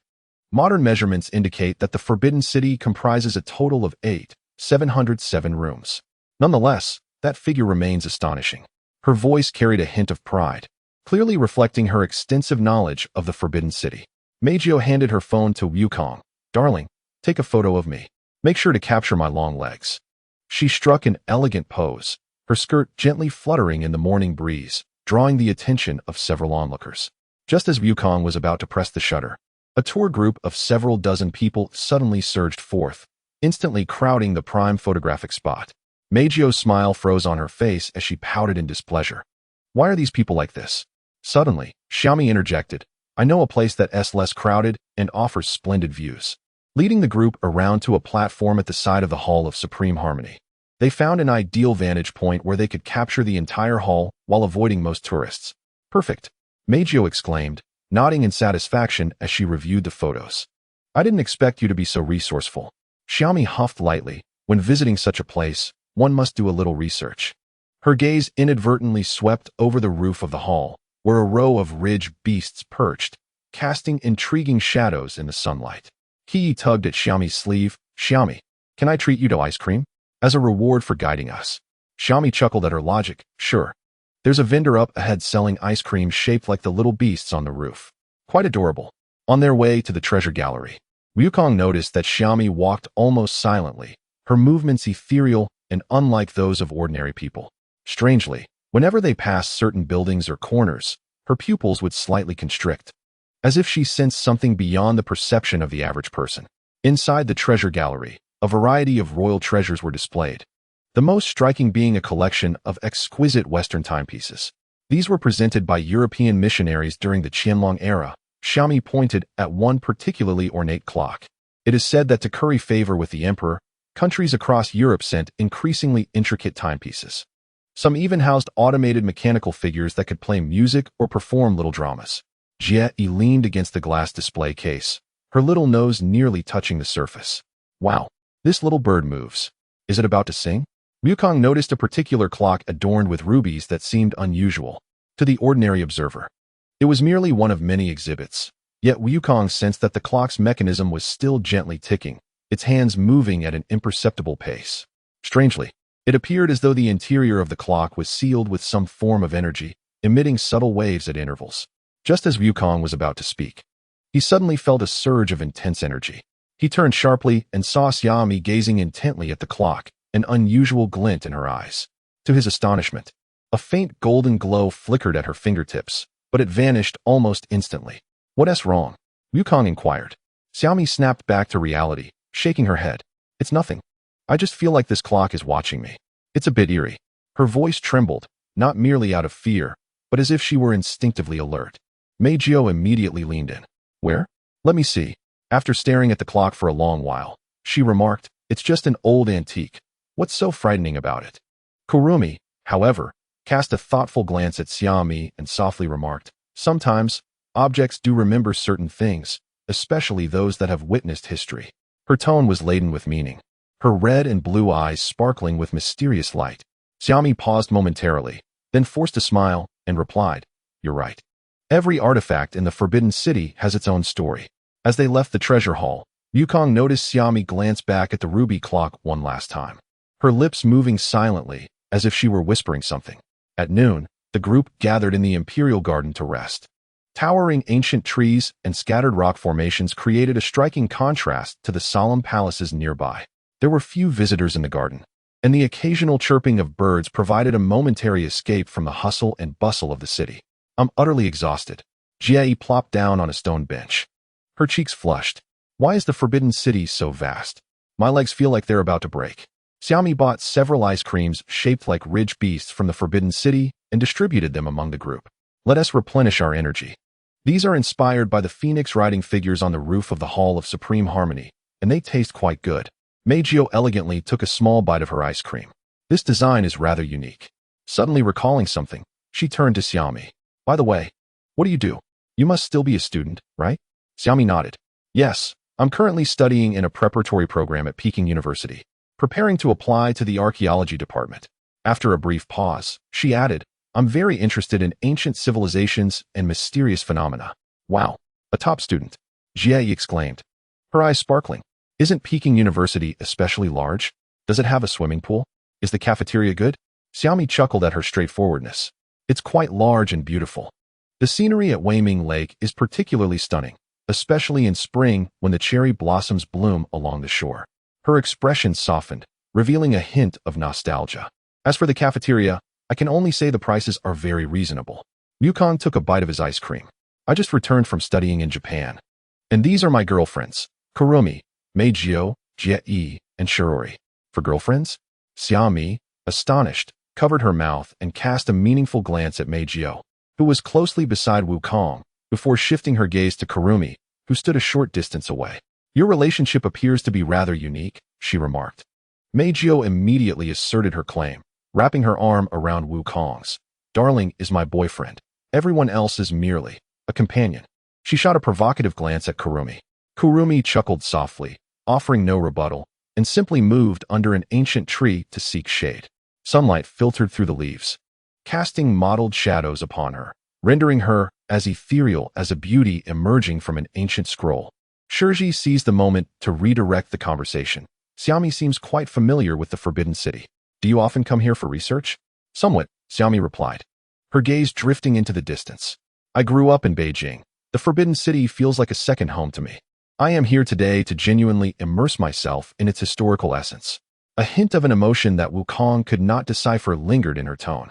Suddenly, Wukong inquired, is your teacher's surname Su, named Su Wenyuan? Xiaomi's eyes widened in shock. How do you know? Her body tensed instantly, fingers unconsciously gripping the hem of her garment. Just a guess, Wukong smiled. When you gazed at that ruby clock in the clock museum, your expression reminded me of a paper I once read regarding the study of clocks in the Ming and Qing dynasties, authored by Professor Su Wenyuan. Your reaction confirmed my guess. That was my mentor's magnum opus. Xiaomi's expression grew intricate, a flicker of sadness passing through her eyes. He passed away last year. That clock was the last artifact he studied in his lifetime. It is said to harbor a hidden secret, but he never had the chance to unravel it. Her voice trailed off. After a moment of silence, Yui suddenly exclaimed, let us go have lunch. I'm famished. The Forbidden City is so vast. It must have consumed a great deal of calories. In the afternoon, the group gathered before the Nine-Dragon Wall. This shadow wall, crafted from colorful glazed tiles, shimmered brilliantly in the sunlight, with 9 dragons that appeared so lifelike they might leap forth at any moment. This is the largest of the 3 existing Nine-Dragon walls in the country, Xiaomi explained. It comprises 270 glazed tiles, with each dragon striking a unique pose, symbolizing the supreme authority of the emperor. Meijio eagerly posed. Darling, quick, take my picture. Capture all 9 dragons. Wukong stepped back, seeking the ideal angle. When Xiaomi suddenly interjected, a little to the left, that angle will avoid the glare. Pointing to a specific spot, she revealed the best vantage point for photographing the Nine-Dragon Wall, a fact known to few. Under Xiaomi's guidance, Wukong captured several photos that could only be described as professional grade. Meijio, glancing at the images on her phone, unexpectedly expressed her gratitude to Xiaomi. I didn't realize you were quite knowledgeable about photography. It's just a hobby, Xiaomi shrugged. Yet Wukong noticed that as she said this, her gaze unconsciously flickered towards the central blue dragon of the Nine-Dragon Wall, her brow slightly furrowed. Come, let's take a group photo, Yui enthusiastically suggested, using my selfie stick. We can capture the entire Nine-Dragon Wall along with all of us. The group lined up, with the resplendent Nine-Dragon Wall serving as their backdrop. In the forefront, Yui made a peace sign, flanked by Shizuki and Miku, with Wukong positioned centrally, while Kurumi and Natsuya stood at a slight distance. 3, 2, 1, cheese. At the very moment the shutter clicked, Wukong keenly observed a flicker in the eye of a blue dragon on the Nine-Dragon Wall. Concurrently, Natsuya's pupils constricted slightly, and his right hand instinctively reached for a small pendant hanging around his neck. Curiously, Wukong sensed a faint energy fluctuation emanating from the wall, but it dissipated almost immediately. What's wrong? Shizuki noticed the change in Wukong's expression. Nothing, Wukong shook his head, attributing it to the glaring sunlight that had momentarily dazzled him. Kurumi, holding an umbrella, gazed thoughtfully at the Nine-Dragon Wall, remarking, it is said that after the construction of this wall, the emperor had special gems embedded in the dragon's eyes, which create peculiar optical effects when viewed from certain angles. Her meaningful glance swept over Natsuya. Natsuya's body stiffened momentarily, but quickly returned to normal. Is that so? This is the first time I've heard of such a legend. Although his tone was casual, Wukong noticed that his fingers were unconsciously stroking the small pendant. As evening descended, the group departed from the Palace of Heavenly Purity. The setting sun cast a golden-red glow upon the glazed tiles of the Forbidden City, rendering it breathtakingly beautiful. In the distance, Jingshan appeared like a traditional ink wash painting, perfectly capping off the day's journey. What are your plans next? Natsuya inquired, his silhouette elongated in the sunset, his shadow seemingly more animated than others. Let us go eat Peking duck, Yui exclaimed, raising her hand. Shizuki has made a reservation at Quanjude. I've heard their duck skin is crispy and the meat tender, especially delicious with sweet bean sauce. Would you like to join us? Shizuki kindly invited. Thanks to you. We've been able to explore so many hidden corners today. Natsuya glanced at his watch. No, I still need to take care of my younger brother tonight. He retrieved a slip of paper from his bag, scribbled down his phone number, and handed it to Wukong. This is my contact information. If you need any tips while exploring Beijing, feel free to reach out. His fingertips trembled slightly as he passed the note, as if engaged in an internal struggle. Wukong accepted the note, where a string of numbers was elegantly inscribed. Thank you. Thanks to you, we've seen so many lesser-known corners today. Natsuya smiled faintly. Likewise. I Haven T strolled through the Forbidden City so leisurely in a long time. After a brief hesitation, he added, that ruby clock is said to be quite special. As my grandfather mentioned, if you're interested, you might want to look up more information. His tone suddenly turned urgent. Remember, if the clock strikes at midnight, do not look at it.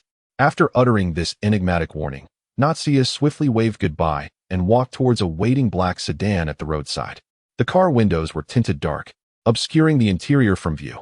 Just as the door swung open, Wukong keenly noticed a figure in a black trench coat seated in the driver's seat, their eyes glimmering with an eerie golden light in the twilight. That driver. Wukong squinted, but the sedan had already sped away, vanishing into the flow of traffic. Darling, let us hasten to dine. I am utterly famished, Meijio interjected, grasping Wukong's arm and disrupting his contemplations. Kong-san, holding an umbrella, gazed thoughtfully at the receding shadows of the departing vehicles, pondering the enigmatic girl. She possesses an extraordinary aura, he mused. Wukong carefully tucked away the note. Let us proceed. I shall treat everyone today as a token of gratitude for your efforts. The group ambled along the moat towards Wangfujing, the majestic silhouette of the Forbidden City gradually succumbing to the encroaching twilight. This day's excursion to the Forbidden City was rendered all the more vibrant due to an unexpected encounter. Wukong felt an inkling that he would cross paths with the mysterious girl named Xiaomi once more, while the secrets of the enigmatic ruby clock and the Nine Dragons Wall awaited revelation. Chapter 31. Nibelungen and Xiaomi's confession as night deepened. The illuminated streets of Beijing were shrouded in a soft, ethereal glow. Wukong and his companions strolled leisurely back to their hotel, yet his awareness remained keenly attuned to Xiaomi's essence. Since their meeting at the Forbidden City, he had sensed an unusual vitality emanating from this spirited Beijing lass, not to mention her exceptional prowess as a guide. To safeguard her, Wukong had consistently devoted a fragment of his focus to her movements. Suddenly, he halted abruptly, his ebony pupils narrowing to pinpricks. Darling, what troubles you? Meijio noticed his unease with piercing insight. Wukong, has something occurred? Kong-sen inquired with genuine concern. Wukong's voice took on an uncommon gravity. Xiaomi's presence has abruptly vanished. He raised his gaze towards the encroaching darkness. You all return to the hotel. I shall handle this matter. His companions exchanged anxious glances, but nodded in agreement. Be cautious. Return swiftly. Indeed, before the words had fully escaped his lips, Wukong's figure transformed into a fleeting shadow, vanishing into the night. In an instant, he found himself before a nondescript subway station entrance. The bright lights within and the modern amenities appeared entirely unremarkable. However, Wukong could distinctly discern a twisted alternate dimension concealed within this seemingly ordinary space. Typically, entry into such an otherworldly realm necessitated specific conditions, a citywide subway pass, or the appearance of a phantom train at a certain hour. Yet for Wukong, these regulations held no significance. Having forcibly breached even the formidable confines of the time room, he was undeterred by this level of barrier. With a casual gesture, he cleaved the air, creating a pitch-black rift. The edges of the fissure resembled a torn void, ravenously consuming the surrounding light. Peering through the aperture revealed a desolate landscape, endless tracks flanked by a void of darkness, as if leading to the world's end. Deeper within, a rust-ridden tunnel flickered into view, its mottled concrete walls adorned with dark crimson rust, while the tracks remained eerily pristine, resembling a deathly path enticing prey into a trap. The entire expanse was hauntingly silent, as if mocking the audacity of any intruder. Regardless of who you are, a glint of cold determination flashed in Wukong's golden eyes. Those who dare to threaten me shall be prepared to face the consequences. With a single stride, his figure traversed the lengthy railway. With a second step, he found himself deep within the dimly lit tunnel. There, he spotted the girl Xiaomi, advancing alone, a package of unopened potato chips in her hand, leisurely as if she had been abruptly cast into this strange realm. Wukong narrowed his eyes, scrutinizing Xiaomi before him. She appeared entirely unfazed, even munching on her chips, as if she were merely lost in a subway station rather than ensnared in a bizarre otherworld. Xiaomi? Wukong crossed his arms, a hint of skepticism lacing his tone. What brings you here? Xiaomi blinked, revealing an innocent smile. Oh dear, I intended to take a shortcut home. and somehow, I ended up here. She shook her bag of chips. Would you like some? Cucumber flavor, quite refreshing. Wukong did not accept, merely gazing at her, his golden pupils flickering slightly, as if assessing her authenticity. Xiaomi felt a twinge of unease under his gaze and chuckled nervously. Why are you looking at me like that? It's a bit frightening. At that moment, a deep call echoed from the depths of the tunnel. Sister. The voice seemed to emanate from a great distance, yet it resonated directly in their minds, imbued with an indescribable eeriness. Xiaomi's expression shifted instantaneously, her fingers instinctively tightening around the chip bag, producing a sharp crackle. A knowing smile crept onto Wukong's lips. So it is sister, is it? Xiaomi's demeanor stiffened, but she quickly reverted to her playful guise, tilting her head and laughing. Huh, what are you talking about? It's so dark here, it could just be an echo. Right? An echo? Wukong scoffed softly. I've never heard of an echo that calls someone sister. Xiaomi's smile began to fade, her gaze turning perilous. She sighed, a hint of resignation in her voice. Sigh, I was hoping to linger a bit longer. Why are you so perceptive? Then who exactly are you? Wukong flexed his wrist, a spark of combativeness igniting in his eyes. This peculiar space is your doing, isn't it? Xiaomi did not respond immediately. Instead, she brushed the crumbs of chips from her hands and lifted her gaze, a strange smile curling at her lips. Allow me to reintroduce myself. I am Jormungandr, one of the Dragon Kings. Her voice lost its sweetness, imbued with an ancient and commanding presence, her pupils gleaming with a golden light, causing the surrounding space to tremble slightly at her existence. Wukong tilted his head, a look of confusion etched on his face. Xiaomi, Jormungandr, how can you possess two names? You are clearly human. What talk of Dragon Kings is this? Xiaomi proudly lifted her chin, her golden dragon pupils glimmering in the darkness. This human guise is but a fade. I am the Dragon King of Earth and Mountains, a sovereign wielding authority. Wukong's brows furrowed deeper. Do not jest. You reek of human essence. Impudent. Xiaomi's voice suddenly took on an ancient and regal tone. We, the noble dragon lineage, are incomparable to you mere insects of humanity. Wukong's expression turned icy. Oh? How do you intend to treat humanity? A cruel smile curled at Xiaomi's lips. On the day our sovereign returns, all of humanity shall submit to the dominion of the dragon race. Is that so? Wukong's voice was eerily calm, yet a golden aura began to emanate from him. He slowly ascended, hovering in the center of the tunnel, deliberately suppressing his aura to a combat power level of 2 million. Even so, the terrifying energy fluctuations caused the entire Nibelungen to tremble. Caught off guard, Xiaomi was abruptly pressed to the ground by this overwhelming pressure. She struggled desperately as dragon scales began to emerge from her skin, yet she could not lift a single finger. Ultimately, she could only cry out, Brother, brother, I was wrong. I am human. I truly am human. With a cold snort, Wukong retracted his pressure. Xiaomi immediately transformed back into her human form, darting forward to cling to Wukong's leg, wailing without dignity, Big brother, I am indeed human. A good citizen. A very good citizen. Observing this girl, who had been so arrogant just moments ago, but now displayed such a lack of decorum, Wukong could not help but ruffle her hair. So, you're not claiming to be a dragon now? Xiaomi looked up, a sycophantic smile gracing her face. How could I? Brother, had I known you were so formidable, I would have switched sides long ago. She gazed at Wukong with her big, wet eyes, eagerly awaiting his response. Feeling uneasy under her intense gaze, Wukong replied helplessly, Speak plainly. Xiaomi rubbed her hands together, cautiously saying, Big brother, could you possibly protect me? Protect you? Wukong raised an eyebrow. What mischief have you been up to? No. Xiaomi quickly waved her hands, then lowered her voice. I mean, when the Dark King awakens. Could you? Wukong crossed his arms. Elaborate. Wukong, arms folded, looked down at Xiaomi. And who exactly is the Dark King? Xiaomi shrank her neck, cautiously loosening her grip on Wukong's leg, though her body remained close to him.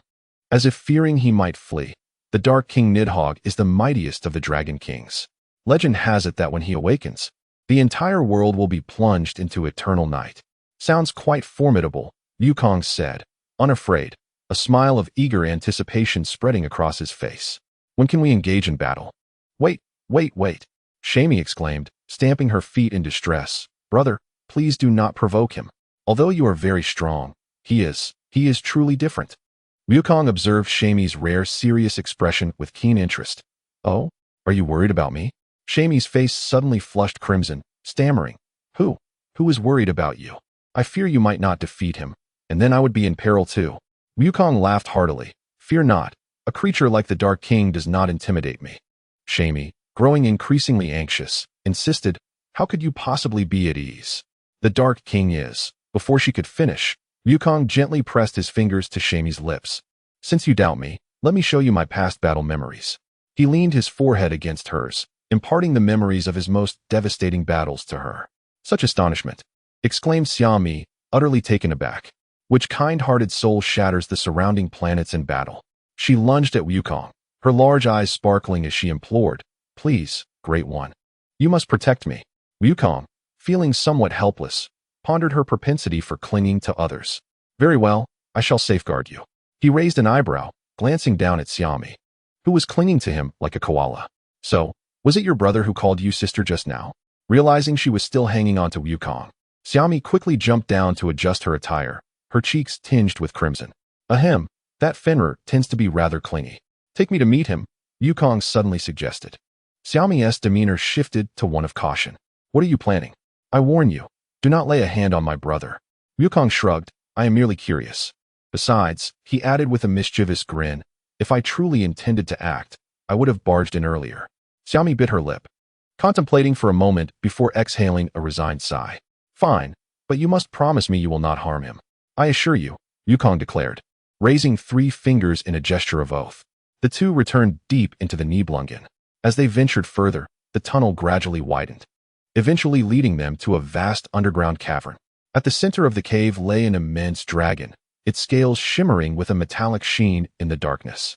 Sister, the dragon rumbled in a deep voice, but upon noticing Wukong, it immediately tensed with vigilance. Do not be afraid, Fenrir, Xiaomi quickly approached, gently stroking the dragon's snout. This is, son Wukong.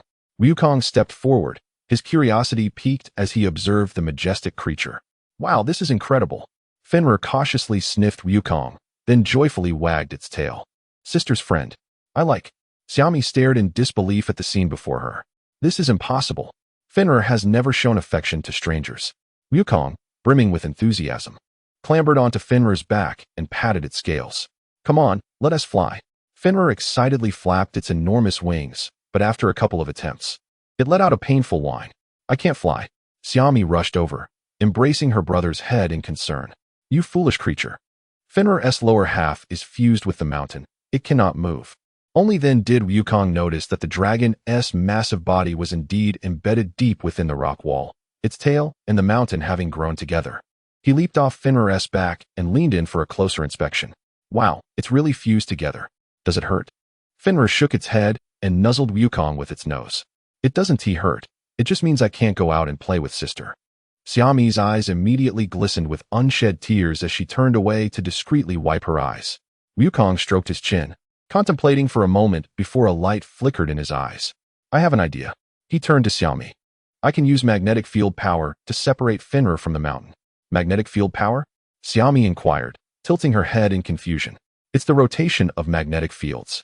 Wukong casually explained a power system driven by love, quantified in horsepower.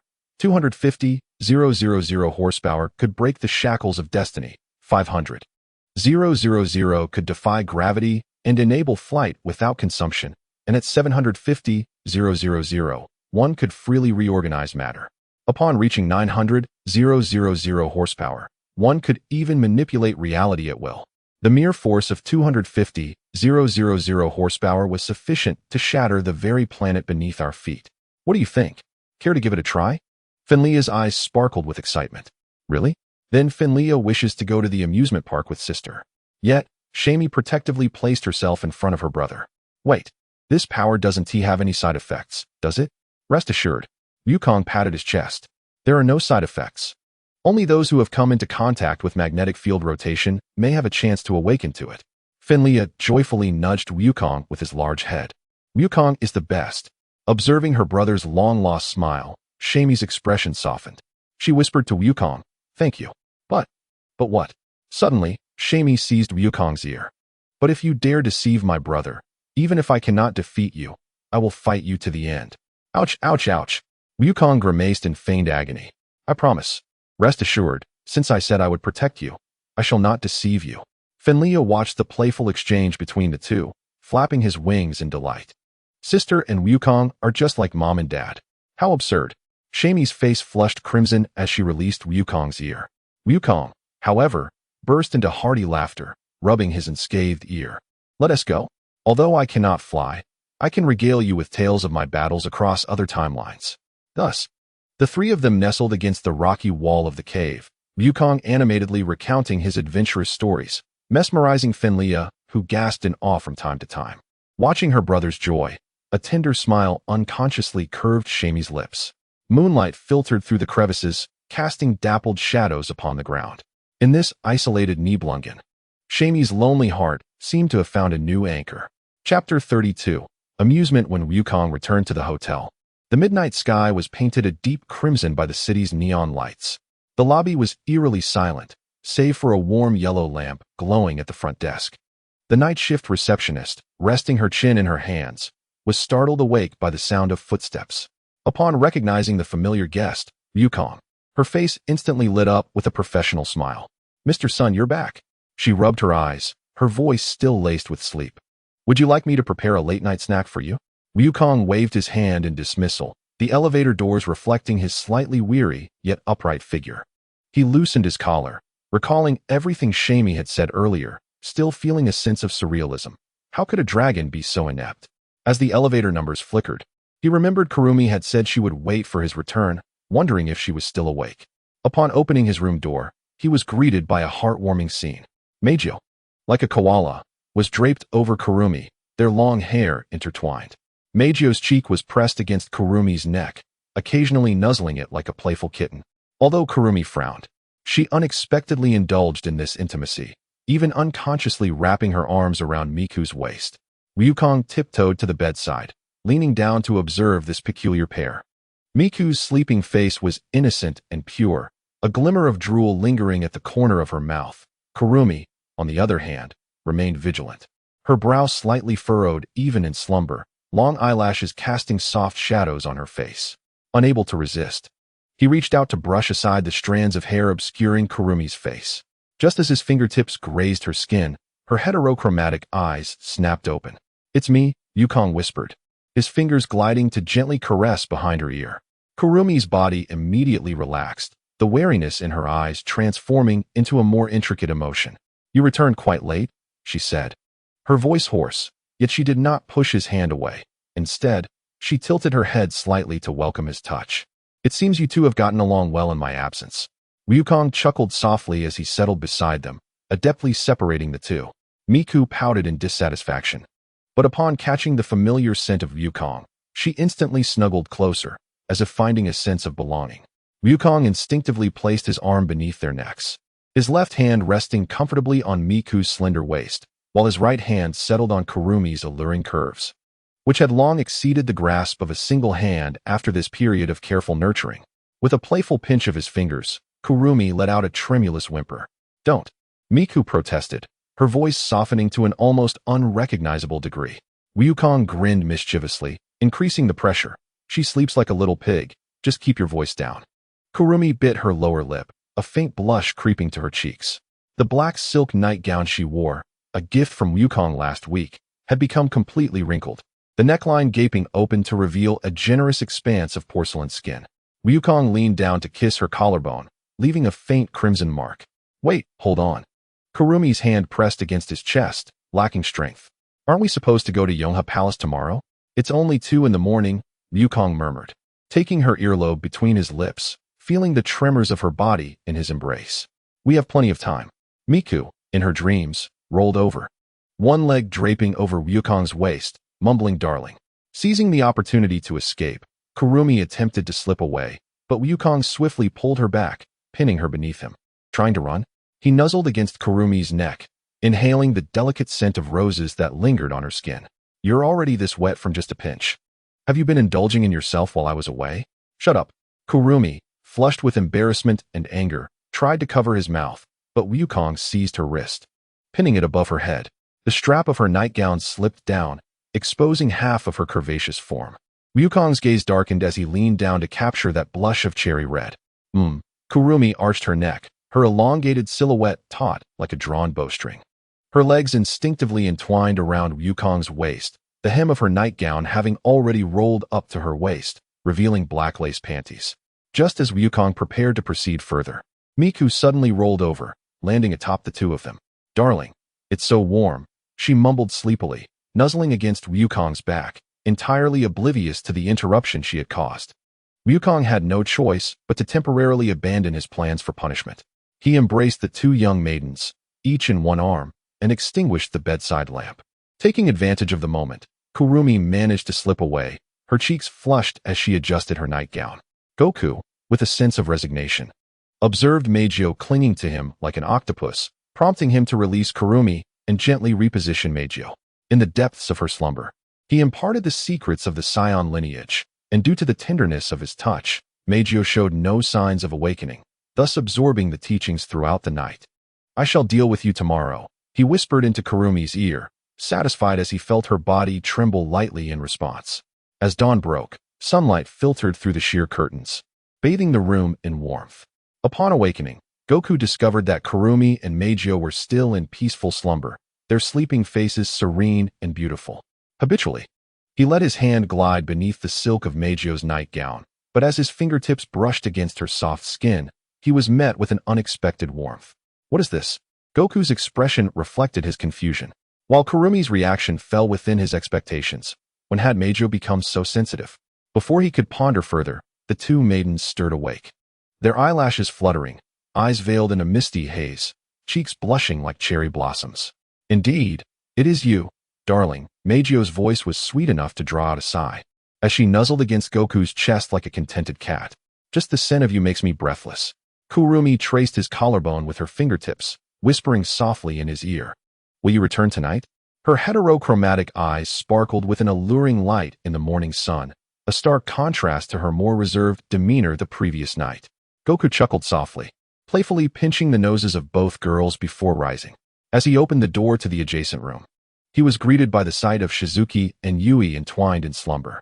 Bathed in the morning light, their bodies, clad only in intimate garments, revealed graceful curves, their fair skin glimmering like pearls.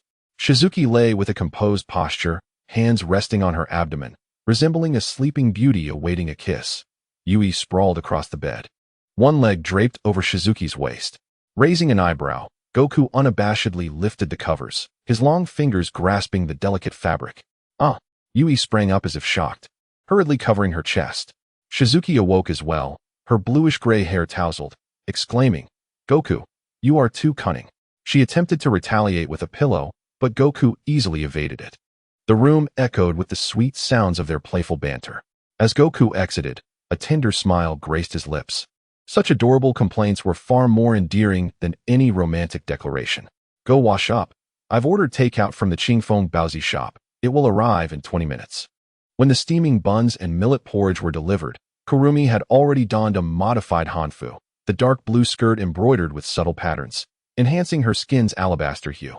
She was braiding Yui's hair, her slender fingers deftly weaving through the strands.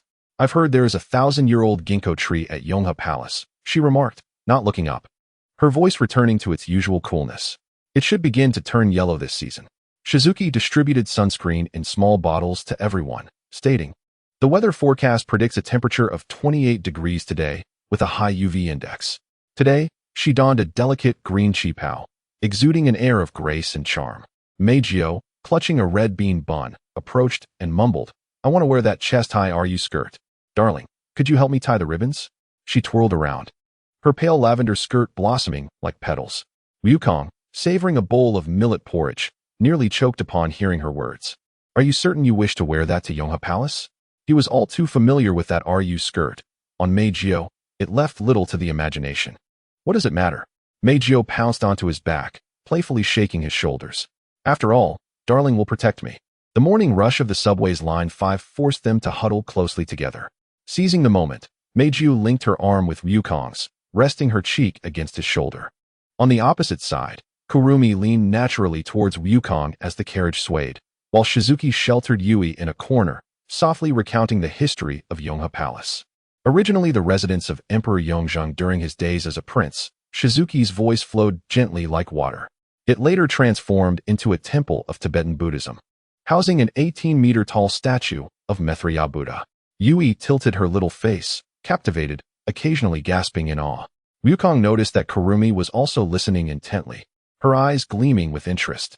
Only Mei Jiao was oblivious, engrossed in taking selfies and pulling Wukong into the frame. "Darling, smile," she pouted, leaning close to his face. And at the moment the shutter clicked, she unexpectedly pecked his cheek. As they exited the Yonghe Palace subway station, the autumn sun shone perfectly. The temple's red walls and golden roofs appeared particularly majestic against the blue sky, the air infused with a faint scent of sandalwood. Mei Jiao twirled with excitement, her pale lavender hanfu skirt unfurling like a flower. "I want to buy a sachet. I want to hang a prayer card. I want to spin the prayer wheel." While waiting in line to buy tickets, Wukong noticed Kurumi gazing upwards at the ridged beasts on the eaves. "Do you admire ancient architecture?" he inquired softly.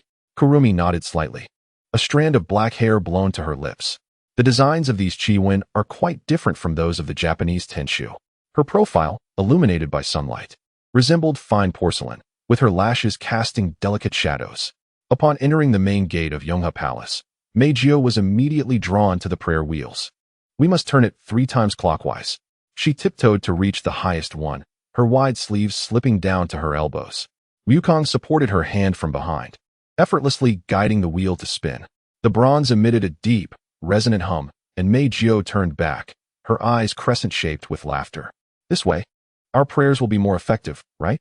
At the Dharma circulation area, Yui admired a bracelet made of small leaf-red sandalwood, while Shizuki helped her try it on.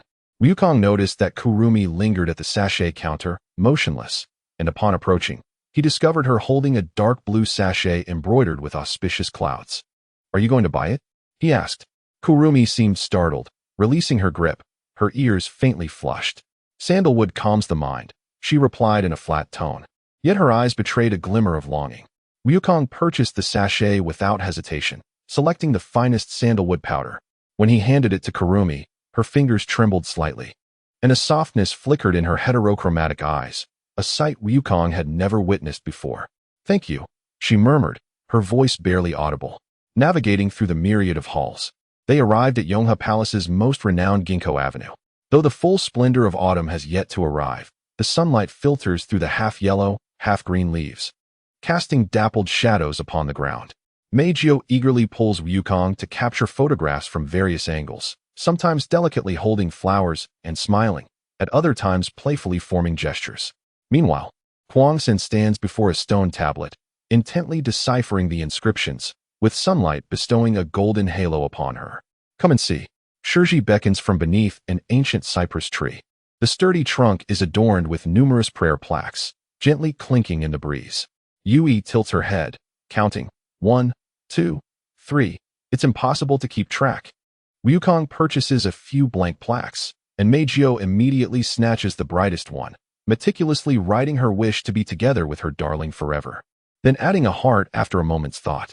Shirji pins a wish for Yui's good health and happiness, while Yui draws 5 little figures holding hands. After much hesitation, Huang Sen ultimately inscribes her name, Tokiwa Huang San, in slender yet bold strokes. Seizing the moment while she is distracted, Wukong adds a note on his plaque about exploring ancient architecture with Huang San. As noon approaches, they stroll along the western wall of Yonghe Temple toward the restaurant they had reserved. Along the way, they pass an old-fashioned yogurt shop, where Mei Jiao insists on trying the legendary palace cheese.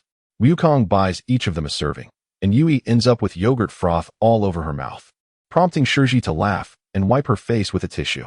The garden-like ambience of Jing's Hoyan captivates everyone, with tables scattered amidst rockeries and flowing water. The waiter leads them through a moon gate into a private room surrounded by lush bamboo. Mei Jiao is intrigued by the mock meat dish. The vegetarian dompa pork astonishingly resembles the marbled texture of its meaty counterpart. She pokes at the tender skin with her chopsticks. Huang Sen sips her matsutake soup and suddenly declares, "This afternoon, let us visit the Guozijian. I wish to see the coffered ceiling of the Byung Hall." Sunlight filters through the bamboo leaves, casting fragmented patterns on her face, accentuating her inky eyes. Wukong serves her a piece of vegetarian yellow fish, remarking, "I've heard that the dugong structure there is quite unique." "Indeed," Huang Sen nods, surprisingly elaborating further, The official architecture from the Ming and Qing dynasties features notably distinctive dugong brackets.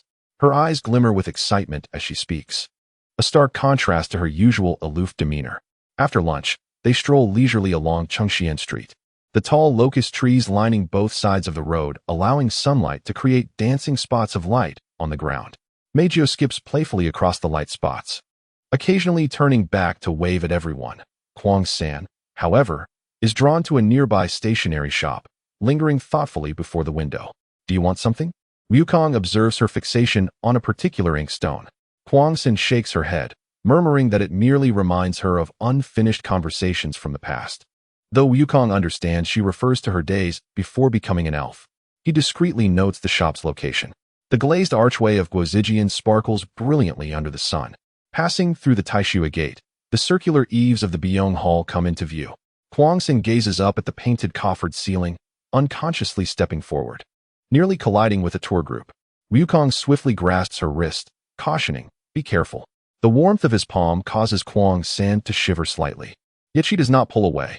Her wrist is so delicate it seems it might break with a mere touch, her skin cool as jade. Wukong does not release her immediately. Instead, he intertwines their fingers. "There are many people," Huang-san whispers, yet she makes no effort to withdraw her hand. The tips of her ears blush a translucent pink, resembling two delicate coral pieces under the sunlight. In the electronic guide, the meaning of Byong was being introduced, and Jie listened intently, her notebook filled with notes. Shirji softly explained the ancient imperial examination system, while Meijio was more captivated by the bronze turtle pedestal on the platform. Attempting to climb up for a photograph, Wukong hurriedly lifted her down. This is a cultural relic. In the Jinshi Balin, Kurumi's fingers gently traced the engraved strokes of the inscriptions. How many scholars had once gazed up at the names of these top scholars?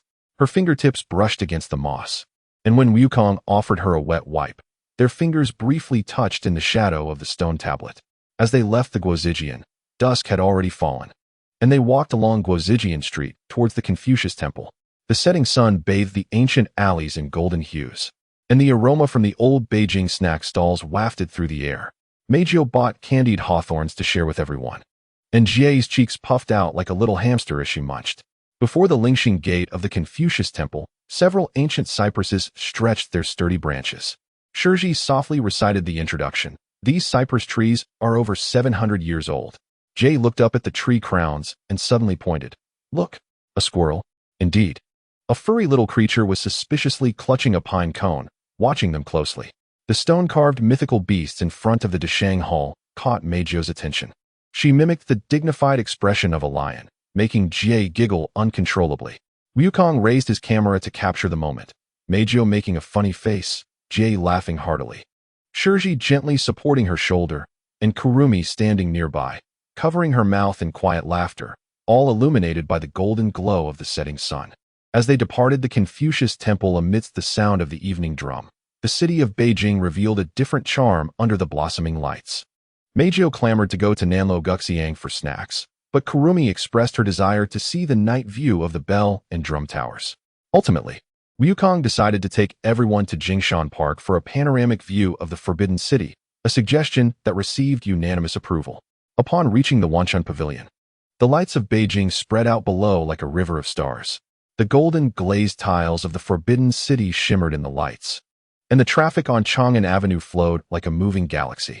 Meijio leaned against Wukong's shoulder, while Kurumi stood on the other side, their hair intertwining in the evening breeze.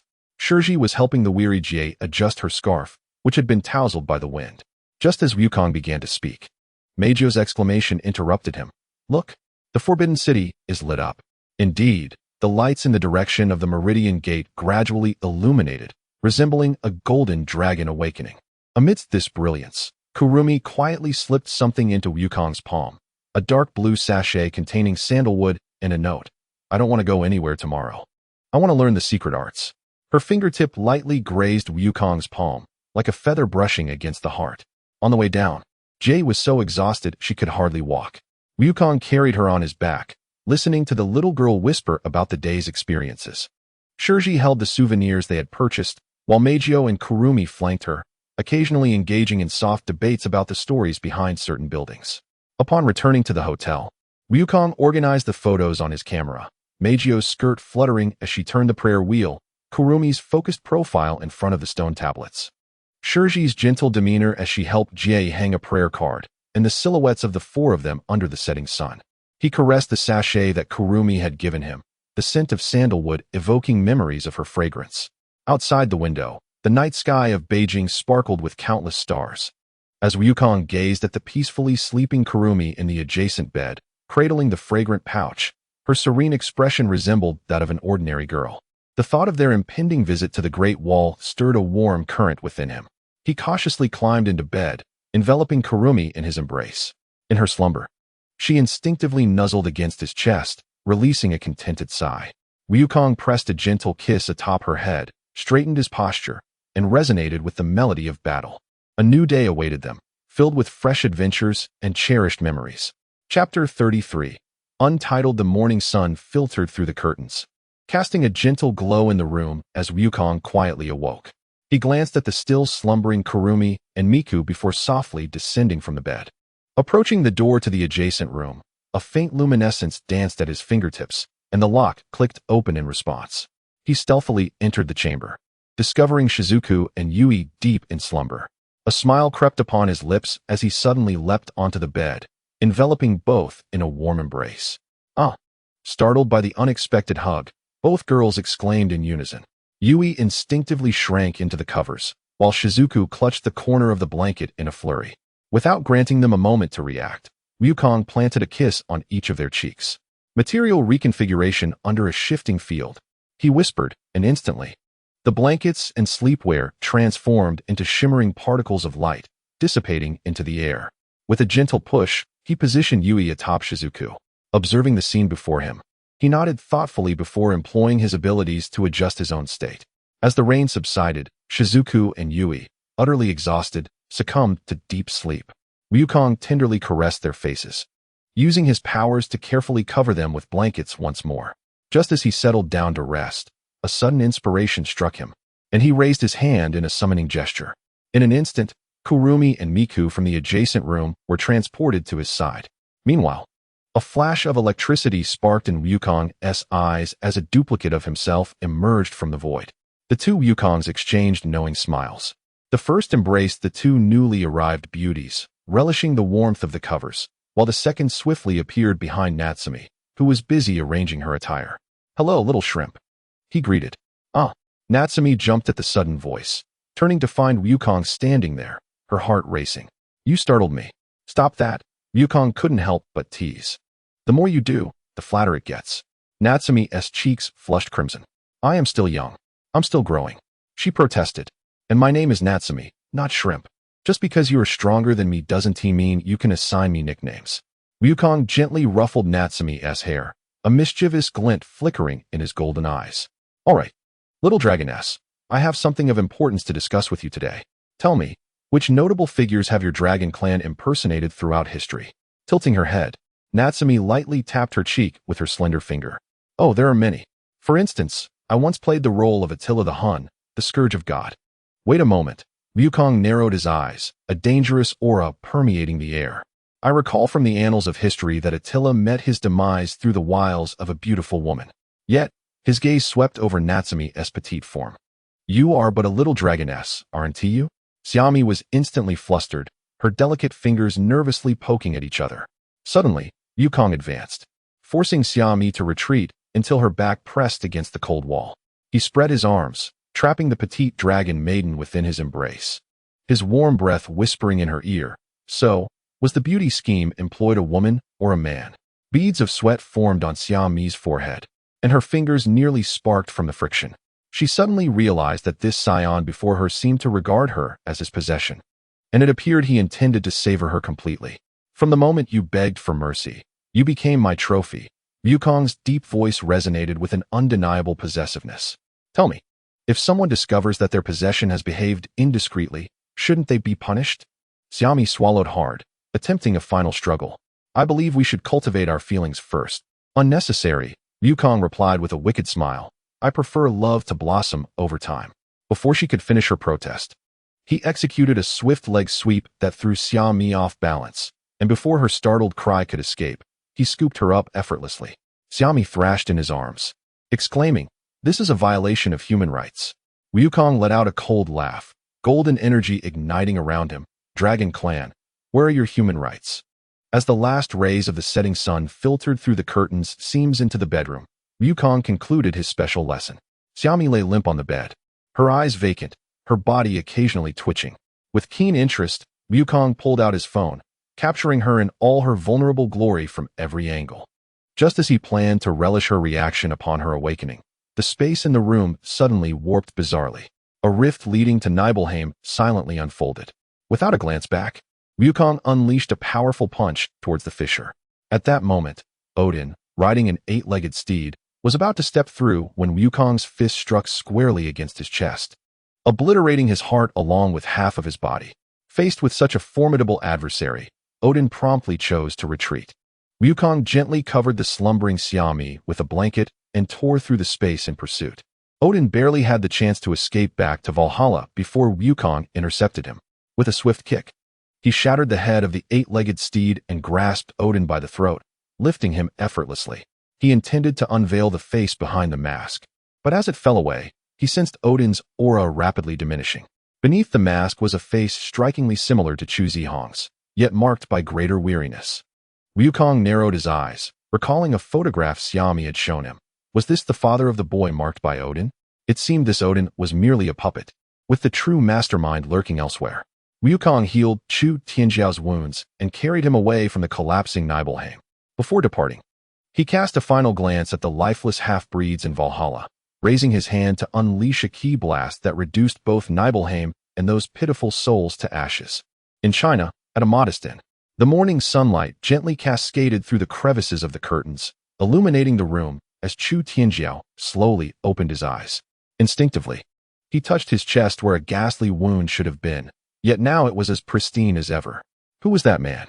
Rising to his feet, he approached the window, gazing at the unremarkable residential building in the distance. Last night, he had been brought here by a man who called himself Wukong after being extracted from Nibelungen.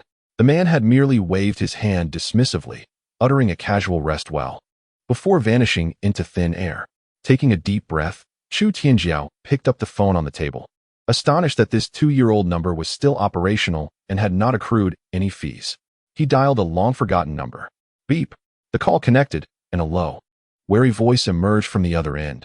Who is this? Schneider, it's me. A moment of silence enveloped the line, followed by a stifled gasp. Chu Tianjiao? At the Castle Academy in America, Professor Schneider set down the phone, his expression fluctuating between uncertainty and alarm. He abruptly stood, striding towards the principal's office, drawing curious glances from the execution department staff, who rarely witnessed such disarray from the steely professor.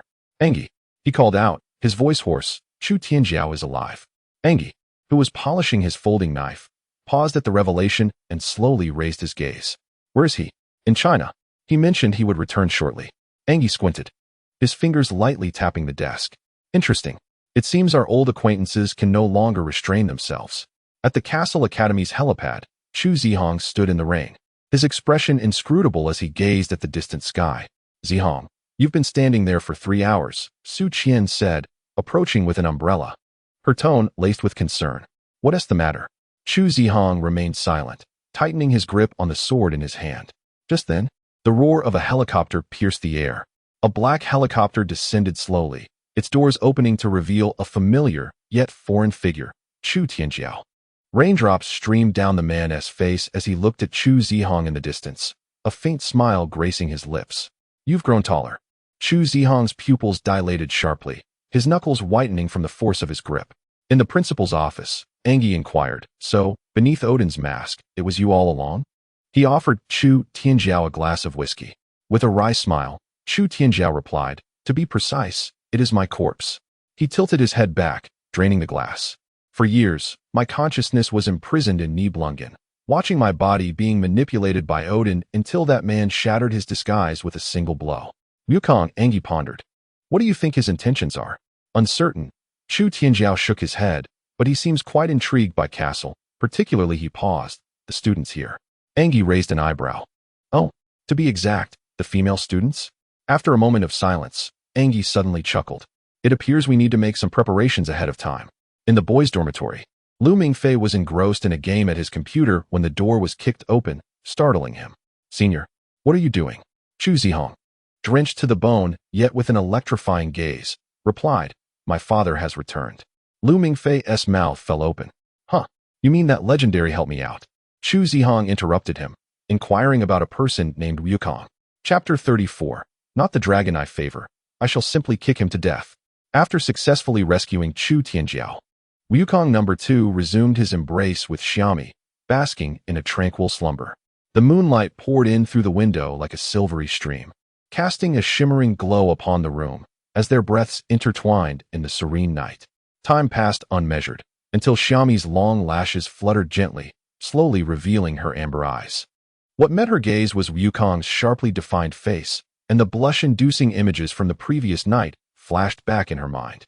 Recalling how this man had disregarded her tearful pleas for mercy, Xiaomi instinctively bit her lip in frustration. Cursing the scoundrel silently, an inexplicable fire ignited within her heart. Almost instinctively, she opened her mouth wide and bit down hard on Wukong's solid shoulder. Ouch! Instead of the anticipated taste of blood, a sharp pain radiated from her teeth. Covering her mouth, tears welled in her eyes as she incredulously observed the man before her. Was this truly human skin? It was undeniably more resilient than the toughest alloy. What on earth are you made of? Embarrassed and enraged, Xiaomi raised her delicate hand to strike Wukong's chest, only to hear a sharp crack as her palm stung painfully. Awakened by the commotion, Wukong opened his eyes to see Xiaomi, on the verge of tears. Rubbing his sleepy eyes, a playful smile curled at the corners of his mouth. I am a warrior who has faced countless life and death battles. How could my body not be resilient? His gaze lingered on Xiaomi's graceful curves. Or do you desire something more? Get lost. Xiaomi huffed, wrapping herself tightly in the blanket. You nearly broke me last night. Wukong's hearty laughter echoed throughout the room. Stretching lazily, his muscular form appeared particularly pronounced in the morning light. Xiaomi stole a glance, only to quickly avert her gaze, chastising herself for her lack of composure. Suddenly, a thought struck her, and she tilted her head, asking, why were you so certain that I was human when we first met? Wukong sat cross-legged, his demeanor growing serious. In my world, the concept of human is quite broad. Any sentient being, regardless of form, is considered human. Robots, intelligent life forms. Even beings of energy, if they possess independent thought and are not gods, they are deemed human. Wait, Xiaomi suddenly seized upon a crucial point. You mentioned that there are gods in your world? Indeed, Wukong affirmed, his expression deepening.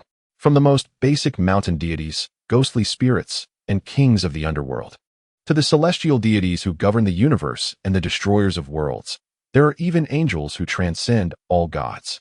Each deity has their own domain. The celestial deity creates life, while the destroyer annihilates planets that have lost their worth. Xiaomi listened, wide-eyed, as the intricate pantheon of gods unfolded before her.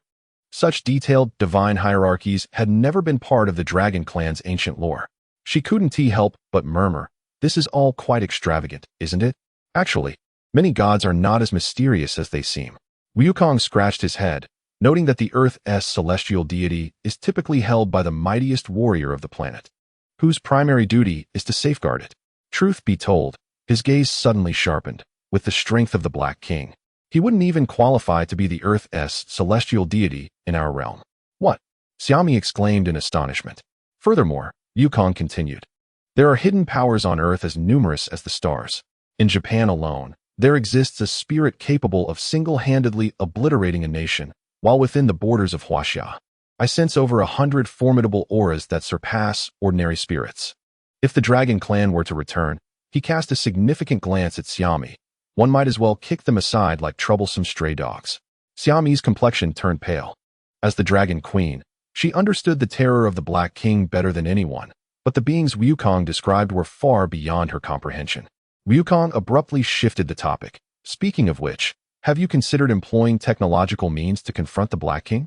He counted on his fingers, stating that humanity has now developed alloys harder than dragon scales, which could be fashioned into an eternal prison.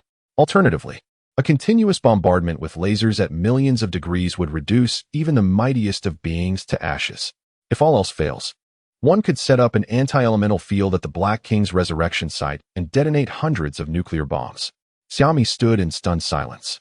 These strategies had never crossed her mind. The Dragon Clan had always prided itself on transcending humanity, yet they had overlooked the terrifying pace of human technological advancement. After a moment, she abruptly slapped her thigh. How could I not have thought of that? Wukong chuckled, ruffling Xiaomi's hair. Thus, you are but a small shrimp. To not comprehend such a simple concept, had I not been watching, you would have been sold and counted the money for someone else. You. Xiaomi's cheeks flushed crimson, resembling an irate kitten. Humph. I shall ignore you. A dangerous glint flickered in Wukong's eyes as a wicked smile curved his lips. Little shrimp, before me. You have no right to refuse. Before his words finished, he swiftly flipped over, pinning Xiaomi beneath him. Wait. I was wrong. Outside, the dawn had yet to break, and the battle within the room had only just commenced. After a while, Wukong gazed down at the slumbering Xiaomi in his arms, letting out a soft hum. Yggdrasil is but trivial. Today's victor, Xiaomi, utterly defeated.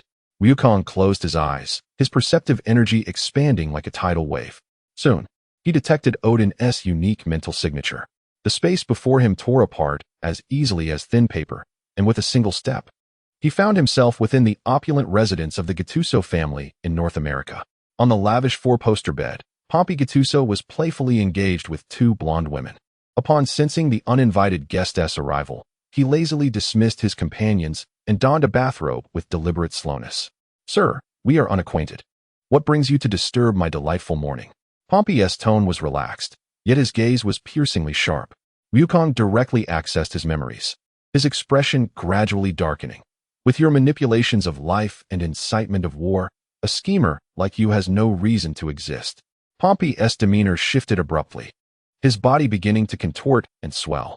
The inky scales pierced through the skin, and the massive dragon wings tore apart the nightgown. Under the oppressive might of the dragon, the entire room crumbled, and a piercing alarm echoed throughout the estate. Wukong, arms crossed, observed the scene with a cold, detached curiosity. He wondered what tricks this self-proclaimed deity could possibly muster. The fully transformed Pompey, or rather Odin, gathered a spear exuding an aura of annihilation in his grasp.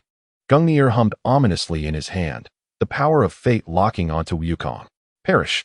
Odin bellowed, hurling the spear with ferocity. The weapon, imbued with an unwavering authority, sliced through the air, striking true to Wukong's left chest. Yet, the divine spear that could pierce dragon scales merely left a faint white mark upon Wukong's skin. Odin's pupils constricted violently, and without hesitation, he turned to flee. Is this all you are capable of? Wukong's voice resonated like a whisper from the underworld. In an instant, he appeared before Odin, delivering a seemingly casual sidekick that contained the power to obliterate stars. No, Odin's wail was abruptly silenced. Before absolute power, the so-called Dragon King, the deity, crumbled like fragile foam. Above the Gattuso estate, only a dissipating mist of blood remained. Wukong stood atop the ruins of the Gattuso manor, his consciousness surging like a tide, swiftly permeating the family's secret archives, memories, and past. Countless images flashed through his mind, distorted human experiments in the laboratory, children forcibly infused with dragon blood, and Gattuso clan members who had fallen from grace in their pursuit of power. Ah, so that's it. Wukong's gaze grew increasingly frigid. You do not seek to eliminate the dragon race. Rather, you aspire to usurp it and become the new rulers of dragons? With a wave of his hand, the ground of the estate violently cracked open, revealing a vast hidden laboratory beneath. Glass incubation pods housed numerous grotesque specimens, some retaining human outlines yet already adorned with dragon scales and bony wings. In the innermost archive, records chronicled centuries of the Gattuso family's human experimentation, revealing their attempts not only to study dragon blood, but also to engineer hybrid beings en masse, crafting their own dragon army. Truly unforgivable. Wukong's voice was low and menacing. His figure flickered, and with each appearance, a member of the Gattuso clan fell. Whether aged elders or young enforcers, those who had partaken in this nefarious scheme were inexorably erased. Blood stained the marble floors of the estate, yet there was not a trace of compassion in Wukong's eyes. Until he stood before Caesar Gattuso. Caesar stood amidst the ruins, his grip on the dick push trembling slightly. He surveyed the wreckage of the once mighty Gattuso manor. where the once exalted elders and stewards now lay cold as corpses. Before him stood Wukong, his expression devoid of emotion, as if the recent carnage were but a trivial matter, easily brushed aside. "You won't kill me?" Caesar's voice was low, laced with disbelief. Wukong did not respond immediately. Instead, he gazed into Caesar's eyes, delving into the most hidden recesses of his memories. A young Caesar stood by his mother's bedside. Her body had withered to a mere shadow of its former self, the skin barely concealing the eerie patterns reminiscent of dragon scales. She gasped painfully, each breath akin to being scorched by searing flames. Mother Caesar held her hand tightly, tears cascading silently down her cheeks. "Caesar, remember to never become like them." Her voice, though feeble, etched every word into his soul like a blade. Then, she succumbed to death. The cause was the corrosive effects of dragon blood combined with the Gattuso family's clandestine experiments, which aimed to infuse dragon blood into human bodies in a quest to create the perfect hybrid. Caesar's mother was but one of many victims. Wukong withdrew his consciousness. A subtle shift in his gaze. "You despise them," he began slowly, not as a question but as a declaration. Caesar's knuckles turned pale as suppressed fury flickered in his eyes. "I hate them," he murmured, "but I loathe myself even more for being powerless." Wukong fell silent for a moment. "Are you aware of all their transgressions?" Caesar shook his head. "I only know they caused my mother's death and that they are conducting some forbidden experiments." His gaze swept over the shattered incubation pods, the grotesque subjects within stirring nausea in his gut, unaware they had descended into such madness. Wukong scoffed. "They are not merely mad, but foolish. To attempt to alter humanity with dragon blood and create a new dragon lineage, they do not comprehend the peril they invite." Caesar closed his eyes and took a deep breath. "So how do you intend to deal with me?" He opened his eyes, meeting Wukong's gaze directly. "I am of the Gattuso lineage, a beneficiary of these sins. Even though I detest them, I cannot deny that the same malevolence courses through my veins." Wukong studied him intently, as if weighing his options. "You do deserve to die," he finally stated, but then raised his hand, a flash of golden light bursting forth, and Caesar felt a sudden pain pierce his chest. He looked down to see a golden pattern emerging on his skin, resembling some kind of seal. "What is this?" "A restriction," Wukong replied coolly. "From this day forth, your actions will be monitored by it. Should you attempt to inherit the family's malevolence, it will incinerate your heart." Caesar was taken aback, then managed a bitter smile. "Are you offering me a chance at redemption?" "No." Wukong turned away, presenting his back. "I merely wish to observe the path of one driven by hatred." Caesar remained silent for a long while before finally kneeling slowly, whispering, "Thank you." Wukong did not turn back, simply gesturing with his hand. "Go. Do not let me witness you tread the path of their ruin again." Caesar rose, casting one last glance at the now ruined Gattuso estate before departing. His journey was just beginning. Meanwhile, Wukong's figure gradually faded into the morning light. Chapter 35. With the strength of one, to overthrow the entire world. Wukong No. 2 stood beside Shamy's bed, gazing down at the still slumbering maiden, his expression gradually growing somber.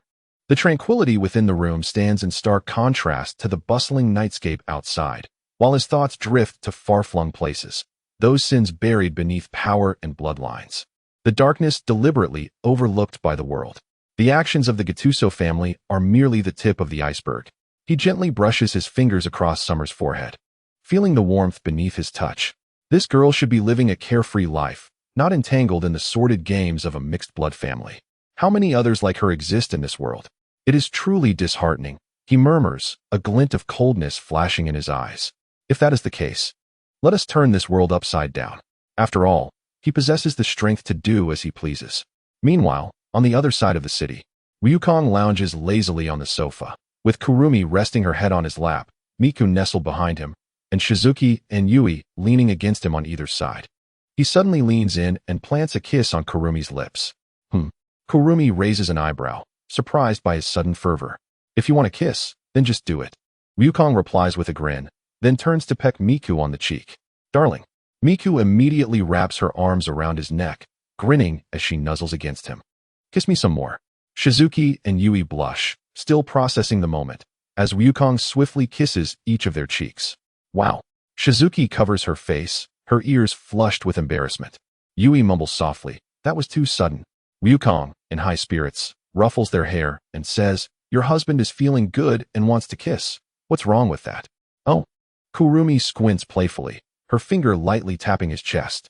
Is it really just a good mood? You're not planning something big, are you? Big thing. Yukong scoffs, clenching his fist, causing the air to tremble as if even space quaked within his grasp. For me, it's merely a trivial matter.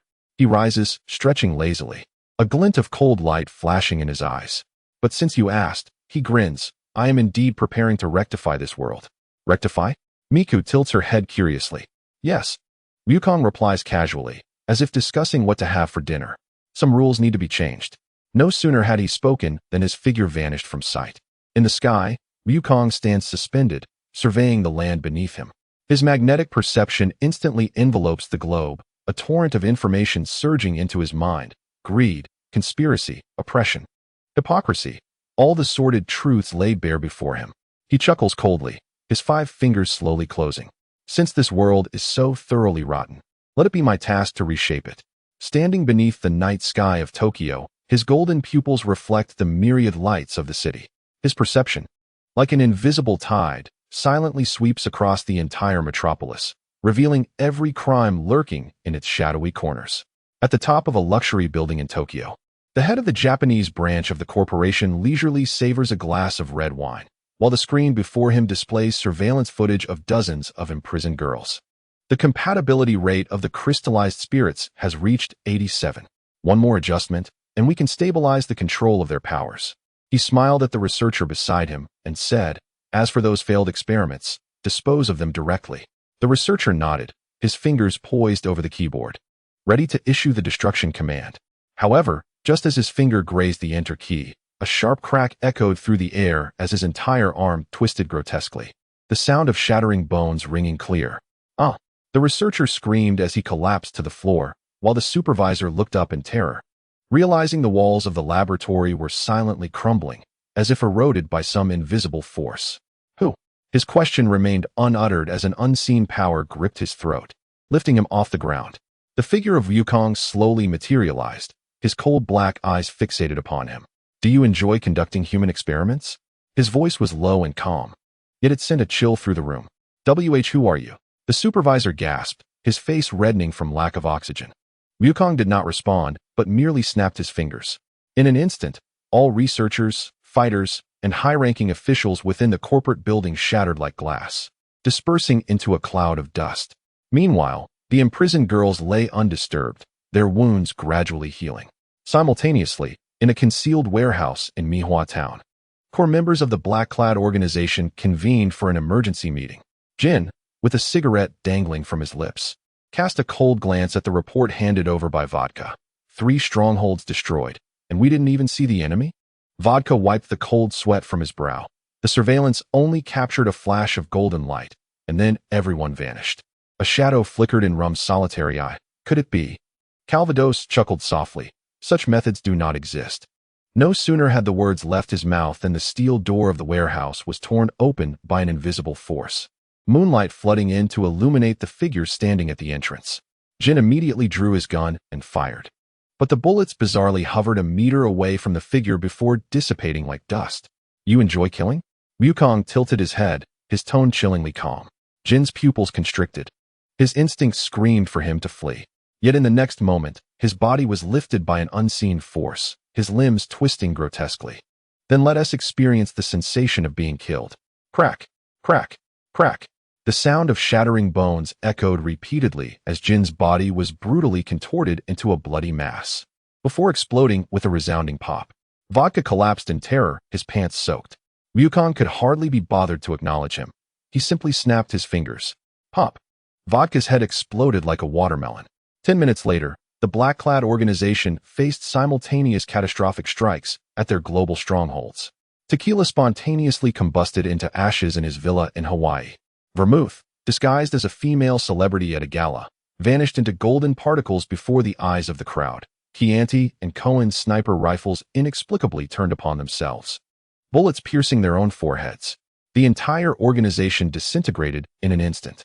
In Europe, at the headquarters of the secret society, the elders of the mixed blood family were deliberating on how to utilize dragon genes to create a new breed of dragons. with some even proposing the use of Deadpool as a biological weapon. As long as the power of the pure-blood Dragonborn can be mastered, the sacrifice of countless lives is worth it. An elder thundered, slamming his hand on the table in fury. Then you shall be the first to sacrifice. A chilling voice suddenly echoed within the conference room. Everyone turned abruptly, only to see Wukong seated at the end of the round table, toying with a blood-stained dragon scale. You. The elders attempted to react, only to find their bodies crumbling, skin cracking, bones twisting, and dragon blood surging back within them. No, this is impossible. Our lineage. Your lineage? Wukong scoffed, merely a filthy hybrid. With a simple gesture, the entire secret society's headquarters collapsed, the cries of the hybrid elites transforming into pools of blood. Wukong stood amidst the clouds, his black pupils surveying the vast expanse of Huaxia. His perception flowed like an invisible tide, silently sweeping across every inch of land, ultimately locking onto a hidden ancestral estate of the Chun family in Jiangnan. As one of the most prominent families among the hybrids in Huaxia, the Chun family presented a facade of nobility in Jiangnan, yet behind the scenes, they engaged in far more sordid dealings than the European secret societies. They not only colluded with remnants of the Dragon clan, but also cultivated death warriors through human sacrifices, refining the flesh and blood of ordinary people into longevity elixirs for the benefit of the family elites. Wukong's fingertips gently traced a line, and an invisible force instantaneously infiltrated every corner of the Chun estate. Countless memories surged into his mind like a revolving lantern. In the secret chamber where the Chun family's ancestral patriarch was in seclusion, hundreds of child corpses lay piled, their life force forcibly extracted, transformed into blood-red pills. On the underground altar, a hybrid girl, bound by chains, wailed in agony as her dragon blood was slowly siphoned to nurture a new legion of death warriors. The head of the Chun family smiled as he shook hands with a representative of the European Secret Society, sealing a pact to establish a new Dragonborn experimental base within Huaxia. Ah, Wukong's lips curled into a cold arc. Is this all that hybrids have amounted to? Without hesitation, he did not grant the Chun family any opportunity for defense. With a single point of his finger, in an instant, the ancestral ground of the Chun family was struck as if by divine retribution. The earth trembled, space distorted, and an invisible force descended from the heavens, crashing down with the fury of a deity. Boom! In a deafening roar, the Chun family's ancestral home, along with a radius of 1,000 meters of land, instantaneously collapsed into an unfathomable pit.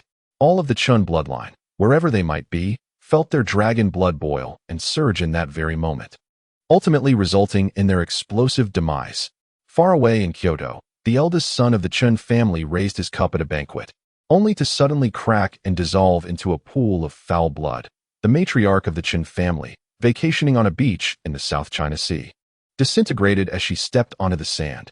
Even those hiding in a secret laboratory in Europe became nothing but ash in an instant. The bloodline severed, leaving not a blade of grass to grow. After a long while, a figure descended through the wind, landing at the edge of the ruins of the Chun estate. She was a woman clad in a flowing white gown, her black hair cascading like a waterfall, her features as exquisite as a painting, emanating a faint dragonic aura. She was Nuwa, the leader of the hybrids in Huaxia. At this moment, her expression was graver than ever.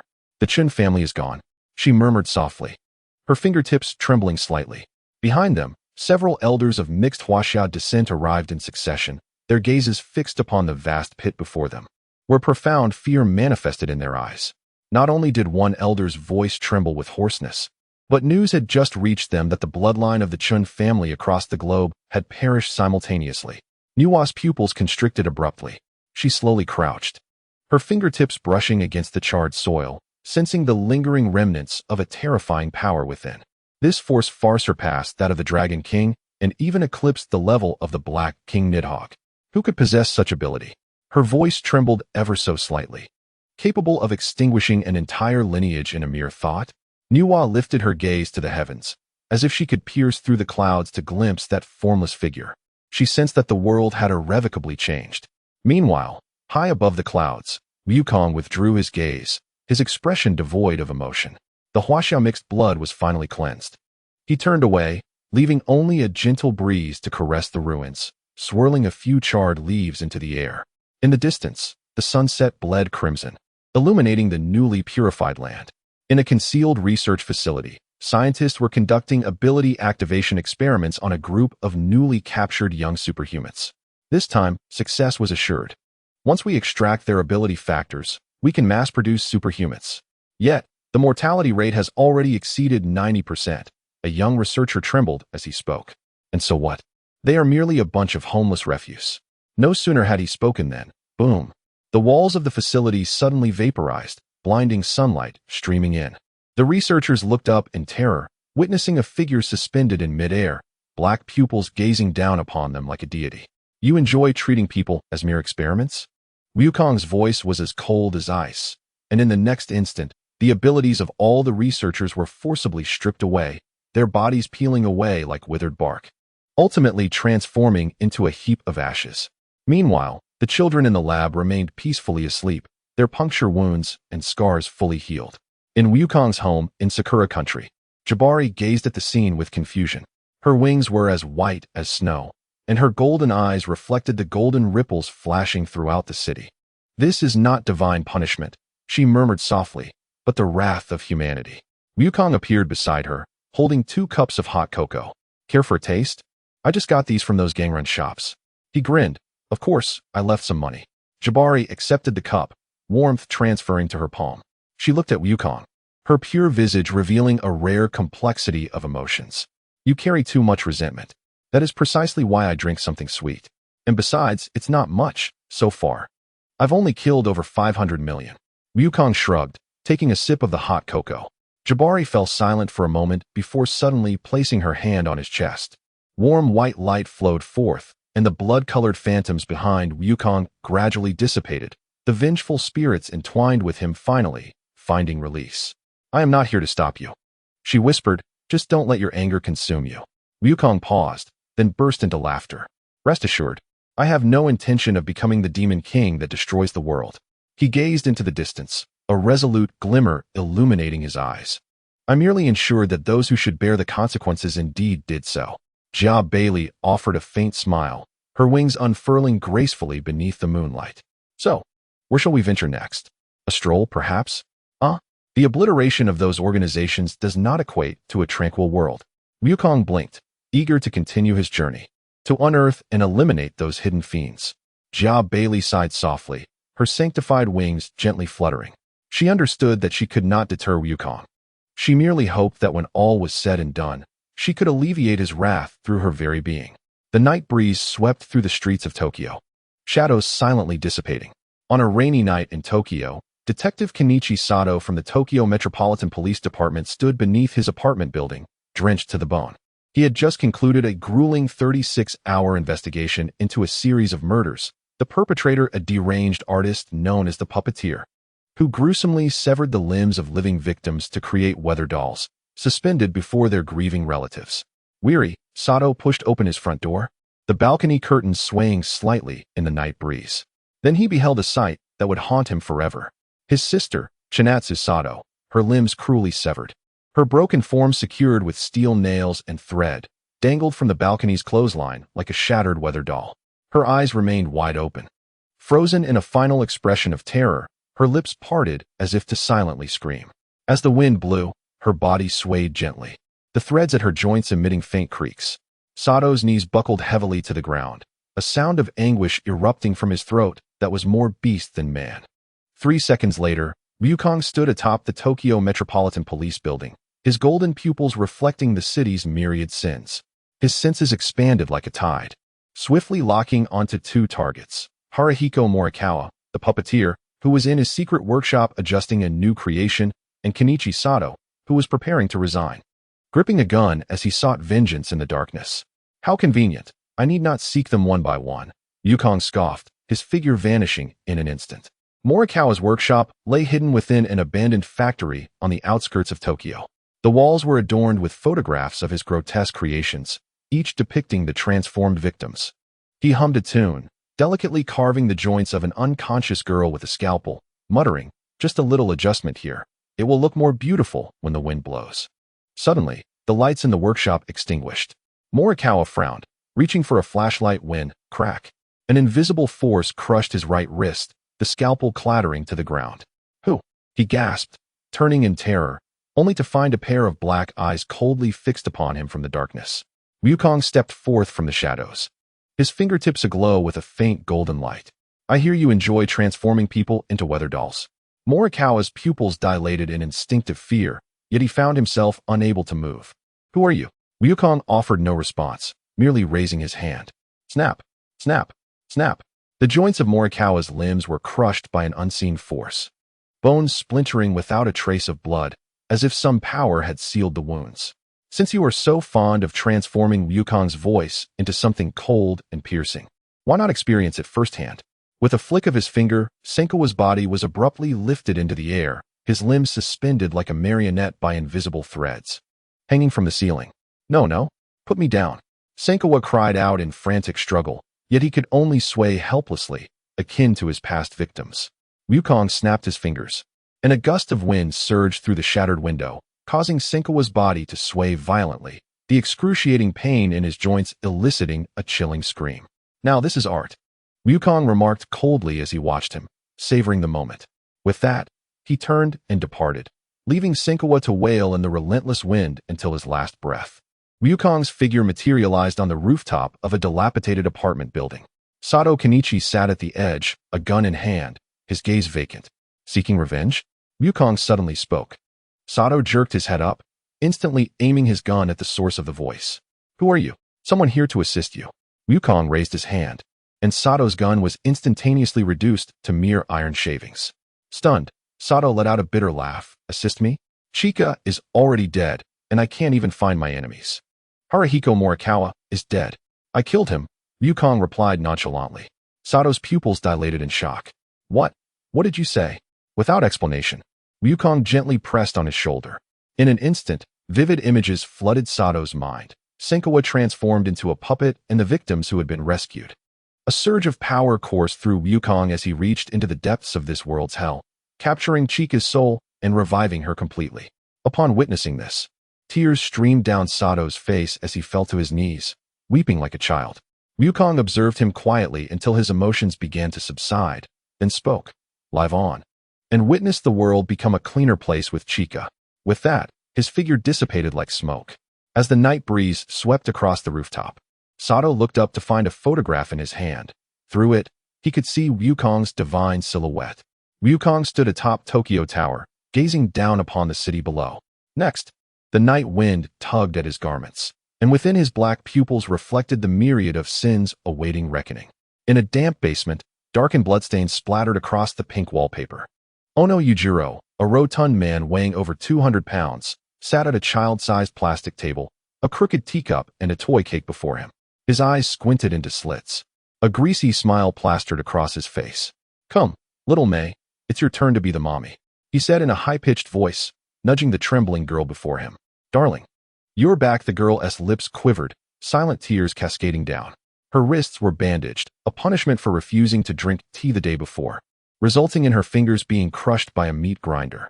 My darling has returned, she mechanically repeated, her voice dry. No.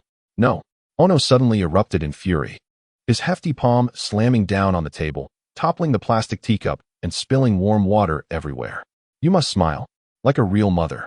The girl shuddered, forcing a twisted smile upon her face. The moment was quite delightful as Ding welcomed his husband back. He nodded in satisfaction, his corpulent frame sinking into the small chair, producing a creaking sound that seemed to protest under his weight. This was indeed a well-behaved child. Upstairs, his mother, Ding busied herself in the kitchen, simmering a pot of soup. She hummed a tune while chopping carrots into small pieces, appearing to be an ordinary housewife. The television broadcasted news about a missing girl, yet she did not even lift her eyelids. Yongzi, dinner is ready, she called gently towards the basement. There was no response. With a sigh, she carried the stew towards the basement. Upon opening the door, she found her son gripping another girl's hair, coercing her to feed a doll. Yongzi, come eat, she spoke softly, as if oblivious to the girl's desperate gaze. Just 5 more minutes. Ding pouted like a petulant child. All right, 5 minutes, Ding chuckled indulgently, setting the stew aside. Mama will keep it warm for you. Tonight, Ding was particularly excited. He had caught a new toy, a short-haired high school girl. who was more defiant than the previous ones. Come, let us play doctor. He clapped his hands in exhilaration, his flesh quivering in response. The girl regarded him coldly, a sudden smirk playing at the corners of her mouth. Sure, she replied. Ding-Y was momentarily taken aback. His previous toys never responded in such a manner. In the next instant, he discovered he could not move. The girl's figure twisted and elongated, ultimately transforming into a man with black hair and eyes. I hear you enjoy playing house. Wukong tilted his head, his tone calm. Ding-Y's pupils constricted as he emitted a choking sound from his throat. Let us play a new game. Wukong snapped his fingers. With a crack, Ding-Y's right wrist suddenly twisted 180 degrees, his thick palm pressing against his own forearm. Ah! Amidst the screams, Wukong slowly approached the staircase. Upstairs, Ding-Y hurriedly rushed down. Yongzi? What's wrong? She pushed open the door only to find her son dangling in midair like a rag doll, his limbs contorted at odd angles, his mouth stuffed with a toy pacifier. She trembled as she looked up, meeting Wukong's cold, black gaze. The mother, having failed in her duty, was deemed more culpable than the murderer. Wukong raised his hand, and suddenly, Ding-Y's body floated into the air, numerous invisible threads entwining her limbs, arranging her into a bowing posture of apology. Watch closely. The switch for the meat grinder was automatically pressed. The screams of Ding-Y ultimately merged with a mechanical roar. 3 days later, police discovered 7 surviving girls in the basement of a suburban residence. They huddled in a corner, covered by a blanket embroidered with small flowers. A reward once prepared by Ding-Y for her well-behaved child. Sunlight streamed through the window, dispelling the chill of the basement. Meanwhile, within the meat grinder, only a pile of indistinguishable red meat remained, alongside a photo of that rotund figure who had tortured the girls. Zhang Dihai, a construction company owner, sat in his luxurious office, crossing his legs as he perused the accounts. The wages for Old Li's crew can be delayed for another 3 months. He casually remarked to his secretary that should any trouble arise, he would have Biaozi handle it. The secretary hesitated for a moment. Zhang, Old Li's son, is hospitalized, and they are waiting for money to proceed with the surgery. Zhang Dihai scoffed, lighting a cigar. What does that concern me? The contract explicitly states that payment is contingent upon the completion of the project. They haven't finished the work, yet they expect to be paid? He exhaled a puff of smoke, narrowing his eyes. Moreover, if he dies, it's even better. It saves me from further annoyance. In the dead of night, within a dilapidated construction shed, Old Li crouched in a corner, clutching a hospital payment notice, his body trembling. His son, merely 12 years old, was battling leukemia, and the cost of chemotherapy had drained the family's finances. His co-workers had pooled together some money, but it was insufficient even for the surgery's initial costs. Boss Zhang said to wait. Old Wang whispered, though he knew how hollow those words were. Suddenly, the shed's door was kicked open. A group of thugs barged in, led by Biaozi, who grinned. I hear you lot are causing trouble? The dull thuds of steel pipes striking bones mingled with the sounds of screams. Old Li shielded his head, curled on the ground, while the cries of his co-workers echoed in his ears. In the end, Biaozi stepped on his hand. Sneering, Boss Zhang sends a message. If you dare to go to the labor bureau again, next time it won't just be bones that are broken. 3 days later, as Zhang Dihai was enjoying a night of revelry with a companion, his phone suddenly rang. Zhang, something's wrong. The secretary's voice trembled with fear. Biaozi and the others are all in the hospital. Zhang Dihai frowned. What happened? We don't know. They say they suddenly feel excruciating pain in their bones, as if someone is crushing them inch by inch. Zhang Dihai cursed under his breath and was about to call for clarification when the lights abruptly went out. In the darkness, a chilling voice echoed in his ear. Zhang Dihai, your debts must be settled. He turned sharply, meeting a pair of black eyes. The following morning, employees of the construction company pushed open Zhang Dihai's office door, collapsing in shock. Zhang Dihai was nailed to his own chair, his limbs contorted at unnatural angles, his mouth stuffed with a stack of counterfeit bills. A note was affixed to his chest, written in blood. Your hard-earned money, returned to you. On the desk lay a neat row of bank cards, each inscribed with the names Old Li, Old Wang, Old Zhang. The funds in the cards precisely matched the owed wages, along with medical expenses and compensation for emotional distress, to the last cent. When Old Li received the bank card, his hands trembled so violently he could barely hold it. The hospital called. informing him that an anonymous donor had contributed a sum sufficient for his son's surgery. He crouched in the hospital corridor, weeping like a child. Outside, a beam of sunlight pierced through the clouds, illuminating the tear-streaked bank card. Chapter 36. Unraveling Mysteries in the Tokyo Metropolitan Police Headquarters. A high-level meeting convened. The projection screen displayed a blurry surveillance video of the corporate building collapsing silently, researchers dissipating like dust, while the imprisoned girls floated serenely, eventually being gently placed in a nearby hospital. This was yet another instance of the countless supernatural events occurring today. The chief of police's countenance was ashen, his fingers drumming upon the table.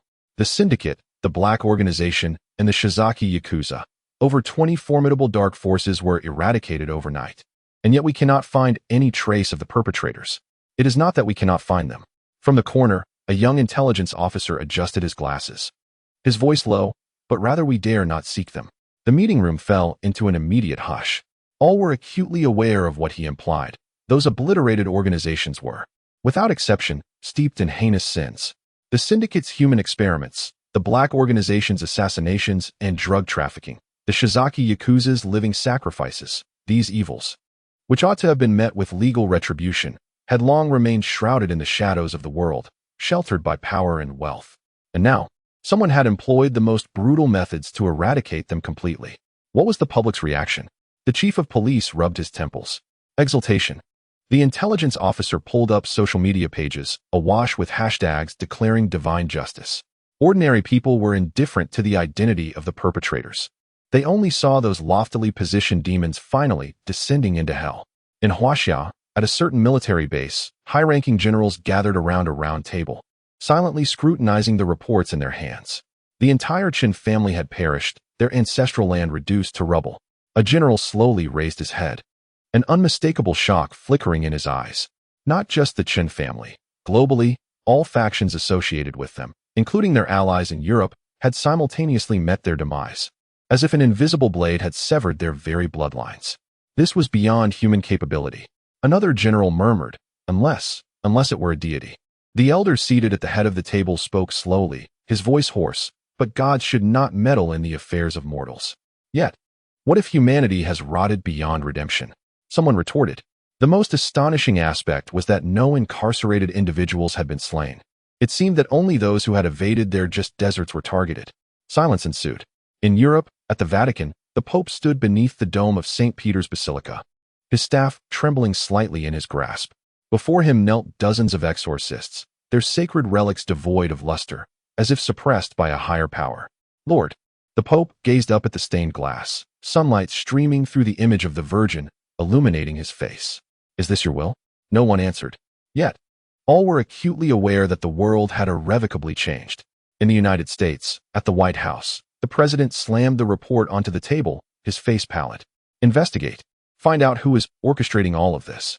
The director of the CIA bowed his head, his voice dry. Mr. President, we have tried, but all tracking measures have failed. Satellites, hackers, agents, none have yielded results. The only certainty is that this entity's priority surpasses our comprehension. What do you mean? The president narrowed his eyes.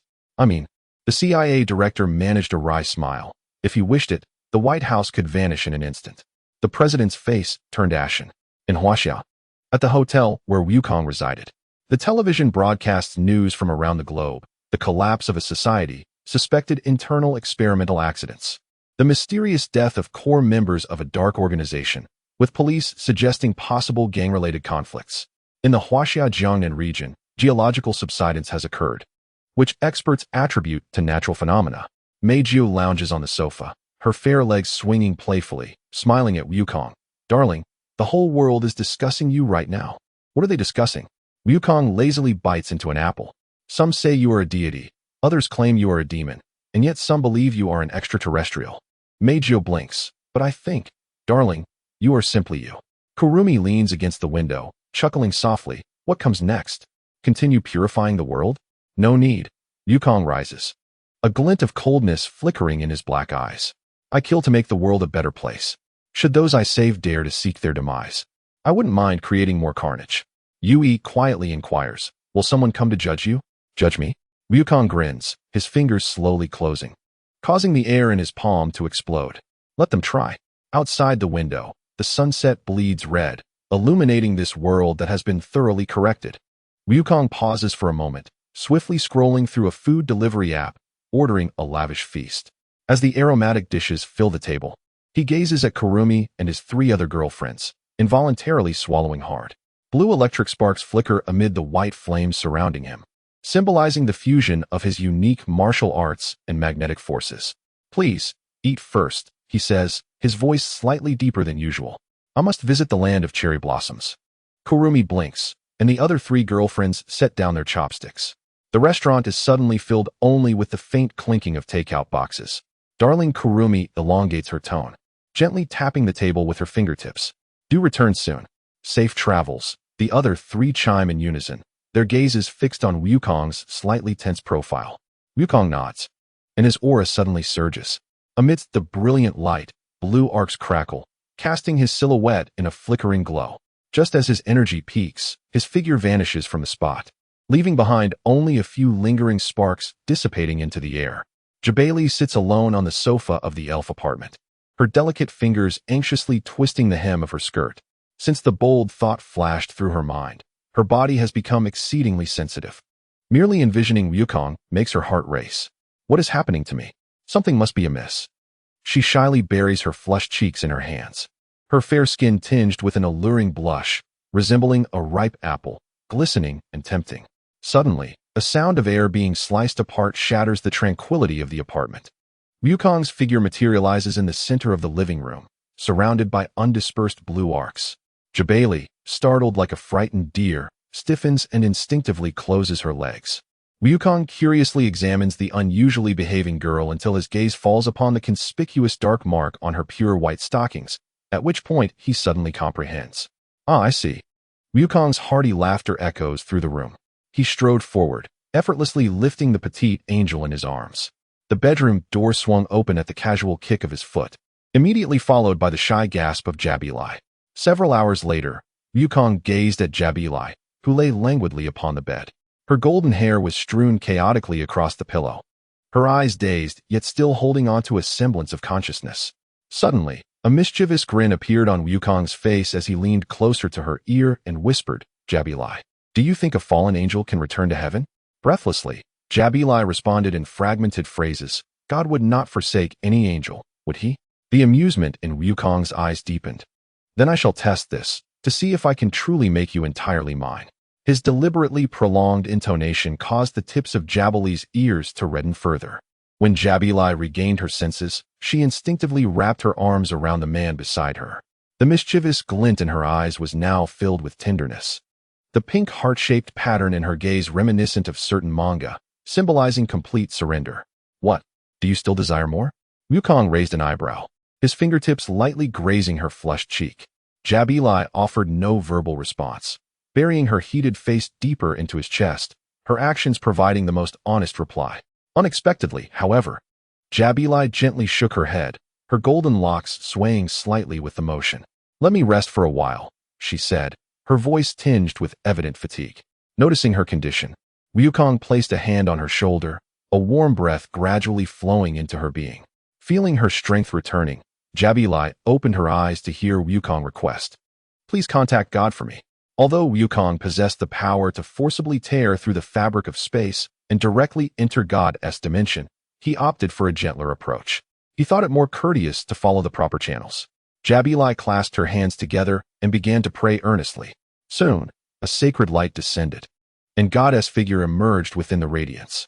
His gaze swept over every corner of the earth, taking in all that lay before him. When his eyes fell upon Jabali and Wukong, this omniscient and omnipotent being surprisingly fell into silence. Wukong paid no heed to God's silence and directly inquired, why do various extraordinary systems on Earth exist independently without conflict? God's voice resonated like a great bell in the void. I have separated them, allowing them to meet, yet not recognize one another. Upon hearing this response, Wukong secretly sighed in relief. He had initially feared that such a phenomenon might conceal a deeper conspiracy, which would necessitate employing his least adept skill, critical thinking. Knowing it was God's arrangement now brought him a sense of reassurance. God then countered with a question, why do you wish to kill those people? They will naturally endure eternal punishment in hell after their death. Is your action not superfluous? Wukong shook his head, his gaze resolute. The punishment of hell is a retribution bestowed from the perspective of the universe, while my act of killing stems from a human standpoint, aimed at preventing further harm to the innocent. God remained silent, gradually fading away in the holy light. Once the radiance vanished completely, Jilly leapt into Wukong's embrace. Her small face tilted up in concern as she asked, "Aren't you afraid of descending into hell after killing over 500 million people?" Wukong suddenly broke into a grin, displaying his signature mischievous expression. "Isn't there a saying online? Whether one kills a person or 10, it is still a crime, and one must go to hell. If that is the case, why not kill enough to become a legendary figure in hell?" His audacious words left Jelly speechless, her rosy lips slightly parted in shock. Wukong intended to seize the moment for something more, but after a moment of contemplation, he abandoned the thought. With a more serious demeanor, he continued, "To be honest, 500 million is not significant within the scope of my life experiences." He paused before elaborating, across countless timelines. There are always individuals who return to the past for various reasons. The advanced technological knowledge they carry in their minds is like a malignant tumor, if left unutilized. It may cause no harm, but once developed, it can alter the fate of entire planets or even galaxies. Wukong's gaze deepened. Though such alterations may seem trivial on a cosmic scale, they can profoundly impact the destinies of billions, even trillions of lives. Can you imagine how the Time Patrol would handle such situations? Jelly innocently speculated. Would they destroy the forbidden technologies?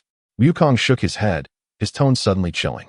The Time Patrol maintains a rather lax approach to such matters, with methods varying from individual to individual. A more benevolent patroller might merely destroy the technology and eliminate the time traveler, but many others would choose to obliterate the entire civilization. Observing Jelly cover her mouth in terror, Wukong continued, "In the beginning, I would meticulously discern whom should not exist and eliminate them one by one. However, I soon realized that such an approach merely treats the symptoms without addressing the root cause." He sighed. "Thus far, I have obliterated at least 80 civilizations, with the number of lost souls being beyond comprehension. In comparison, 500 million is truly negligible." Jelly was left utterly stunned, her golden pupils reflecting Wukong's calm demeanor. Wukong did not disturb her as she processed this information. Instead, he gently kissed her forehead before departing alone. Upon returning to the hotel in Huaxiao, he embraced all his girlfriends tenderly, sinking into a deep slumber in their company. Chapter 37. The continuation of purification. The shocking massacre that had sent ripples across the world continued to unfold, provoking a tsunami of public opinion that swept the globe. The staggering figure of 500 million, equivalent to 1/14 of the world's total population, had vanished in an instant. In the wake of this calamity, countless survivors were grappling with profound anguish, as their beloved ones remained forever trapped in yesterday. Those who have lost loved ones are filled with tears and an unshakable sorrow. A profound emotional turmoil that, in Wukong's eyes, undoubtedly represents an unstable and perilous factor. However, he does not intend to seek trouble with these individuals unless they recklessly confront him. As dawn breaks, Wukong awakens first, as is his custom. Surprisingly, the first thing he does upon opening his eyes is not to indulge in tender moments with his companion beside him, but to reach for his phone on the bedside table, eagerly perusing the latest news. His fingers glide swiftly across the screen, intently searching for public sentiment online, particularly to gauge people's reactions to the events of the previous day. Wukong has long sworn that if anyone dares to question why someone could not have arrived sooner or dismissively suggest that their actions do not warrant death, he will obliterate such sentiments from afar. At that moment, as if by some unspoken connection, his 4 girlfriends gradually awaken. Following the order of their awakening, Wukong gently places a good morning kiss on each of their lips. Noticing that their gazes converge on the news of the tragedy displayed on the phone, he snaps his fingers, and the smart television across the room springs to life, immediately switching to the news channel. The cold light of the television illuminates the bedroom as the news anchor, with a voice heavy and restrained, reports on the calamity referred to as the trial of the century, in contrast to the cautious official rhetoric. The scrolling comments at the bottom of the screen reveal a bizarre division. Amidst an overwhelming tide of fear and mourning, there are also numerous, hard-to-ignore expressions of long-suppressed jubilation and relief. Yui curls her legs, resting her chin on her knees, her gaze drifting over a comment that reads, "Finally, this day has come. Thank the heavens." She murmurs softly, "How much pain must those who have lost their dearest endure?" Her voice carries a tone of compassion, yet is imbued with a complex bewilderment. Yet, for some, their loved ones are precisely the culprits behind others' losses. Kurumi calmly interjects, her tablet displaying an extensive database. Analyzing cross-reference data, preliminary analyses reveal that among the missing individuals, a staggering 937 are linked to global wanted lists, major unresolved cases, and sources of wealth of dubious origin. For instance, she pauses, pointing to a name. This multinational energy tycoon, whose oil spill 3 years ago resulted in cancer among 300,000 fishermen along the Pacific coast. Yet he has managed to prolong all legal proceedings with his team of lawyers. Wukong does not scrutinize the data, merely responding with a nonchalant as if Kurumi were stating a well-known fact. His fingers swiftly swipe, meticulously filtering through the comments that truly irk him. Miku's fingertips glide over a trending comment that reads, "The methods are too brutal. Even if guilty, one should undergo a trial. This is inhumane." She emits a disdainful snort, retorting, "Trial? Who will preside over the trial? Those laws nurtured by their capital? Or the international courts they infiltrate and control? By the time that process concludes, the executioner could naturally die of old age, while the grass on the victims' graves grows several meters high." Her words cut like a knife, ripping apart the hypocritical veil of tender sentiment. Shiori, the epitome of tranquility, gently placed the warmed milk before each individual. Her gaze drifted across the news footage of a politician's son, weeping profusely into the camera, lamenting the loss of his beloved father. In a hushed yet clear voice, she remarked, "This man's cherished father still possesses a goblet fashioned from the skull of his adversary in his study. The tears they shed are merely a crocodile's performance." Wukong finally set aside his phone, the cold curve of his lips resurfacing. He overheard the girls' conversation, particularly the words exchanged between Meijio and Shiori, which sparked a glimmer of near admiration in his eyes. Cruelty? Procedure? He echoed these two phrases softly, imbued with an air of ultimate authority, as if pronouncing a sentence. "My judgment upon them is the final decree. What I am enacting is merely a return, unscathed, of the deeds they have inflicted upon others. They have savored their privileges for far too long. It is time they experienced the true essence of equality, the equality of death." His words bore no fervor, only a chilling, irrefutable rationality, as if he were not executing slaughter, but rather fulfilling a long overdue necessity to cleanse the system of its detritus. At that moment, his phone screen illuminated once more, revealing a comment. A fool had dared to suggest that since Wukong had taken so many lives, he too should atone with his own. Wukong's gaze sharpened instantaneously, the previous lethargy and mockery evaporating, replaced by a focused and efficient aura of danger. He rose abruptly. A fool required immediate rectification. He addressed the girls with a tone that was calm, yet unassailable. "Stay here." No sooner had he spoken than his figure blurred, vanishing entirely from the bedroom, leaving behind only a faint ripple of energy and the 4 girls. On the television, the anchor continued reporting the tragedy, yet within the confines of the room. They understood that his departure was not to create further tragedy, but to rectify another long-ignored error. Wukong's silhouette materialized in the clouds. Beneath him stood a brightly lit modern office building, the headquarters of the New Ideology Media Company, the base of the renowned public intellectual Li Weiman, who had demanded Wukong's death as penance. At that moment, Li Weiman was fervently broadcasting live. "We must clearly recognize that this so-called sanctioner is, in fact, the greatest perpetrator of violence. What right does he have to judge others? I assert that all who support him are accomplices." No sooner had he spoken than the bulletproof glass wall of the studio shattered into fine dust. Wukong strode in, the night breeze accompanying him, his black pupils glimmering with an inhuman light under the illumination. "Continue." Wukong's voice was terrifyingly calm. "I am quite intrigued to hear how someone who profits from inciting division, resulting in the destruction of 17 families, defines violence." Li Weiman's complexion turned pale as he instinctively reached for the alarm, only to discover that the building's power system had been completely incapacitated. Yet, the broadcasting equipment continued to operate, relaying this scene to a global audience. 3 years ago, your article entitled "Lower-Class Males Should Not Have Offspring" directly led to the suicide of a 32-year-old delivery worker named Jean. Every word from Wukong resonates with the chill of ice. which you have dubbed as optimized genes. Last year, you orchestrated public opinion, transforming a female teacher into a materialistic woman, leading her to endure online harassment and subsequently suffer a mental breakdown. In return, you amassed 2 million followers.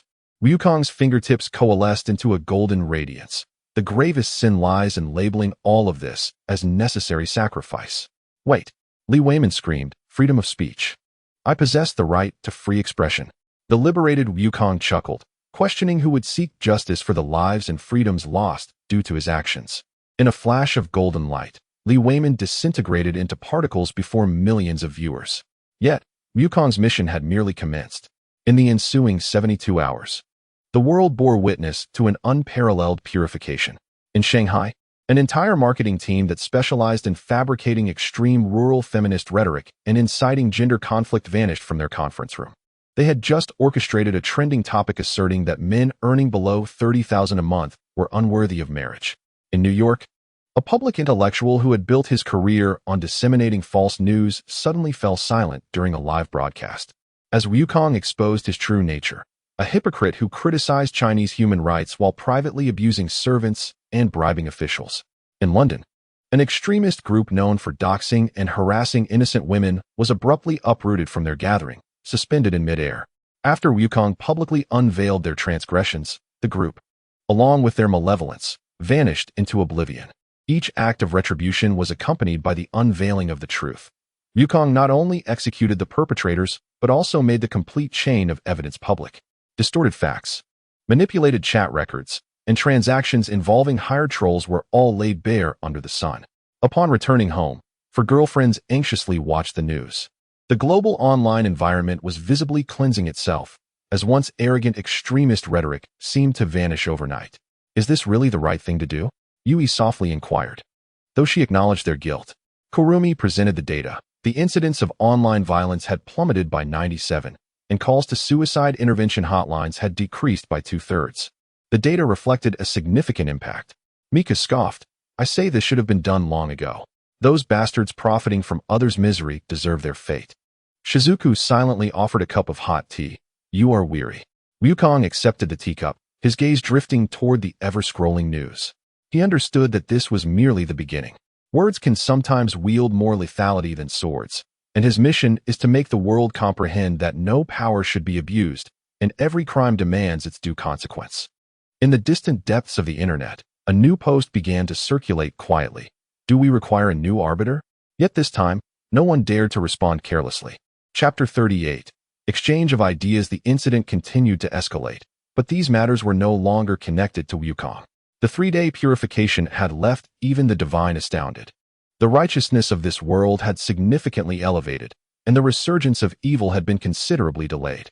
From this perspective, it appears that Wukong has engaged in an act that lacks discernment. Yet, he remains utterly unconcerned. In his eyes, should there be no alternative, he would undoubtedly extract the malevolent dragon from its host and confront it head-on. With the fusion of magnetic field manipulation and the martial arts of Qi, his techniques have transcended those of his past. Even if the world's evil dissipates, he remains capable of conjuring sufficient malevolence to lure the dragon from its lair, just as he did when facing Kurumi. The next leg of Wukong's journey leads him to the Baiyun Temple. Previously, he sensed several formidable presences within the temple, individuals who could be deemed top-tier even on a global scale. He intends to explore the temple in the morning, hoping for a fortuitous encounter with those masters, thus establishing a sincere acquaintance. This would render any request for sparring more natural. Should they be reluctant to accept, he would respect their wishes without insistence.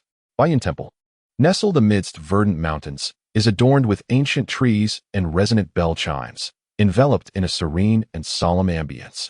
Upon their arrival at the mountain gate, the group attracted numerous gazes, not for any particular reason, but due to the striking presence of Wukong's 4 female companions. Kurumi, naturally, clung to Wukong's arm, her gothic dress of deep crimson and black contrasting sharply with the temple's ancient tranquility, accentuating her bewitching allure. A faint smile graced her lips, her clock-like eyes sweeping over the surroundings as if perceiving the very traces of time itself. Miku, on the other hand, exuded vivacity, her bright dress and flowing silver-purple hair reminiscent of a moonlit waterfall. She hummed a cheerful tune, accustomed to the admiration cast by onlookers, even winking at a dazed young monk, leaving his ears flushed with embarrassment. Occasionally, she would lean closer to Wukong, her voice soft and sweet. "Mr. Wukong, the breeze here is delightful. Would you like me to sing a song?" Yui donned a loose, soft-knitted sweater and a long skirt, her demeanor gentle and serene. Unlike Kurumi or Miku, she bore no extraordinary aura, appearing more like an ordinary high school girl who had stumbled into this picturesque landscape. Yet, her soft features and occasional natural charm rendered her particularly endearing. Quietly staying by Wukong's side, she curiously observed the ridged beasts on the eaves and the stone-carved runes, softly exclaiming, "These are truly remarkable. They must be from a long, long time ago, right?" Shizuki trailed slightly behind, her demeanor graceful and composed, a warm smile perpetually gracing her face. She attentively looked after the group, occasionally reminding Miku to be mindful of the surroundings and sharing bits of cultural knowledge with Yui. Though she may not have been the center of attention, her gentle presence softened the atmosphere of the entire group. The uniqueness of this ensemble quickly drew the attention of those within the temple. An elderly Taoist priest, his hair and beard entirely white and his complexion rosy, approached with steady steps and an upright posture. One of the masters Wukong had sensed earlier, Xianxing, the esteemed guest host of the temple. "Wishing you boundless blessings from the celestial lord." "Esteemed guests, I extend my warmest welcome," he said with utmost respect, his gaze lingering momentarily on Wukong, Kurumi, and Miku, a flicker of surprise flashing across his eyes. "I am Xianxing, a humble host of this temple," observing the remarkable demeanor of the esteemed guests, particularly that of the gentleman who gazed at Wukong with a presence as solid as a mountain and as fluid as the sea. "I, a humble Taoist, am at a loss. Pray, could you enlighten me as to the purpose of your visit?" Wukong immediately adjusted his demeanor, responding with utmost seriousness. "Greetings, Taoist. I am Wukong. We have long heard of the tranquility and solemnity of the Baiyun Temple, renowned for its eminent masters, and have come to pay a visit and explore. If fate allows, I would be immensely grateful for the guidance of the temple's sages to exchange insights and refine our martial arts." Upon hearing this, Suin Qiang was momentarily taken aback. He had encountered numerous martial artists throughout his journey, but never had he seen one so candid and sincere, accompanied by multiple female companions, seeking instruction. His younger disciples behind him were already blushing, unsure where to direct their gazes. Exchanging martial arts? Suin Qiang pondered, stroking his beard. He could sense the unfathomable power within Wukong and vaguely noticed the unusual auras emanating from Kwangsan and Meijio, realizing that they were far from ordinary visitors. Just as he was about to politely decline, a deep and gentle voice resonated from behind. "Suin Qiang, since we have distinguished guests, why not invite them into the quiet room for tea?" Three elder gentlemen approached leisurely. The central figure, tall and robust with a ruddy complexion, possessed a gaze that sparkled with inner brilliance. He was none other than Yujizan, the head of Baiyun Temple, whose presence Wukong had sensed as the strongest. To his left stood a slender Taoist wielding a whisk, known as Yumming. On his right was a portly figure with a warm smile, the Taoist Qingsong. Suin Qiang exhaled in relief and promptly introduced them. Yujizan's eyes, akin to warm jade, fell upon Wukong, and he nodded with a smile. "My young friend, your aura is pure and grand, subtly hinting at the presence of dragons and tigers, truly remarkable." He then turned his gaze to Kwangsan and Meijio, his expression briefly revealing surprise. Yet his tone remained calm. "You young ladies are indeed extraordinary. Baiyun Temple is graced today by your presence." Wukong bowed again with solemnity. "I am Wukong, honored to meet the esteemed master and the two Taoists. We apologize for our impromptu visit, interrupting your tranquility, and hope for your understanding." Seeing Wukong's composed demeanor and clear gaze, notwithstanding the fervor of his spirit, Yujizan's fondness for him grew. He chuckled. "There is no need for excessive courtesy. The essence of martial arts lies in exchange. However, as this is a place of serenity, it is not suitable for combat. There is a tranquil pond in the back mountain, surrounded by a peaceful ambience where the energies harmonize. If you do not mind, would you care to accompany me there for tea and discourse? You may also engage in light sparring, should you wish." Wukong's eyes sparkled with joy upon hearing this. "Thank you, master. It is an honor to receive guidance from your esteemed self." Thus, the group followed Yujizan towards the tranquil pond in the back mountain. The winding path was tranquil, with the clear sounds of nature echoing around them. Meijio could not help but hum a melody, her ethereal voice blending harmoniously with the birdsong and the sound of the stream. Taoist Chingsong, listening intently, smiled while stroking his beard. The young lady's musicality is innate, almost instinctual. Meanwhile, Kwang-san was intrigued by the ancient talismans on the stone walls, her gaze flickering with understanding. Jie quietly followed behind, occasionally whispering to Shirji, "The air here is truly delightful." Shirji nodded gently, ensuring that no one strayed from the group. Upon reaching the tranquil pond, they beheld jade-like waters, serene and undisturbed, encircled by mountains and stones, exuding a harmonious yet resilient energy. Yujizan, channeling his chi, skillfully performed the technique flowing clouds pouring dew, brewing tea and serving it to everyone, showcasing his exquisite control. After expressing his sincere gratitude, Yukong drank the tea, though he did not comprehend its profound significance. He nonetheless respected this gesture of hospitality. After a brief exchange of pleasantries, Master Yujing, perceiving Yukong's eagerness, smiled and said, "Young friend, please." Yukong solemnly returned the gesture with a bow. "I humbly seek your guidance." The two positioned themselves by the pond. Master Yujing initiated the encounter, his palm strike flowing gently yet imbued with immeasurable power, stirring the surrounding air like clouds and water, embodying the White Cloud Temple's ultimate technique, soft cloud hand. Thousands of threads entangled, which coiled around Wukong in layers. Wukong focused intently, constraining the magnetic force beneath 50,000, his energy flowing with intent. He exclaimed, "Magnetic field rotation." 50,000 flowing rock-shattering fist. He did not pursue pure brute force, but rather softened his strikes. His fists darted like agile fish, precisely penetrating the dense energy's seams, dispersing and dissolving it with fluidity, leaving the surroundings intact. Master Yujing's eyes brightened with admiration. Excellent technique. He then shifted his stance, soaring like a cloud crane, pressing down with one palm, his true energy coalescing like jade, the mountain suppression seal bearing down upon Wukong with overwhelming might. Unflinching, Wukong crossed his arms to block. A faint arc of electricity crackling around him, magnetic field rotation, 48,000 indestructible armor. Amidst the resonating hum, the heavy palm print, akin to a mountain, was forcefully parried, causing the ground beneath him to slightly sink. Yet the surging waves of energy were once again restrained within a confined space. Observing the duel, Yumming, Chingsong, and Shuqing grew increasingly astonished. This young man not only exhibited exquisite control over his power, but his techniques were also unprecedented, harmonizing strength and gentleness with a pure disposition devoid of malice. Kyuzo smirked slightly, finding this scholarly exchange quite entertaining. Miku watched intently, while Shizuku appeared somewhat concerned, and Yui, though not understanding the techniques, sensed the gravity and sincerity, softly exclaiming, "Wukong-kun is so earnest." After several exchanges, Master Yujing retreated gracefully, laughing heartily. "Excellent. Young friend, your foundation is profound, and your control is unparalleled. I have seldom witnessed such mastery in my lifetime. Your strength is formidable yet discreet. I am truly impressed." Wukong, retracting his stance, respectfully replied, "You flatter me, senior. Your soft cloud hand and mountain suppression seal embody the balance of strength and gentleness, from which I have learned much." The two exchanged knowing smiles, a mutual appreciation evident between them. However, at that moment, Kyuzo stepped forward with a light laugh, her skirt fluttering slightly. "Ah, what a splendid discussion of martial arts.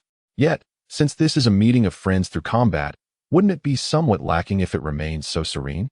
In her hand, she quietly revealed an ancient firearm, its muzzle pointed not at anyone, but towards the sky, a hint of crimson light flickering in her eyes.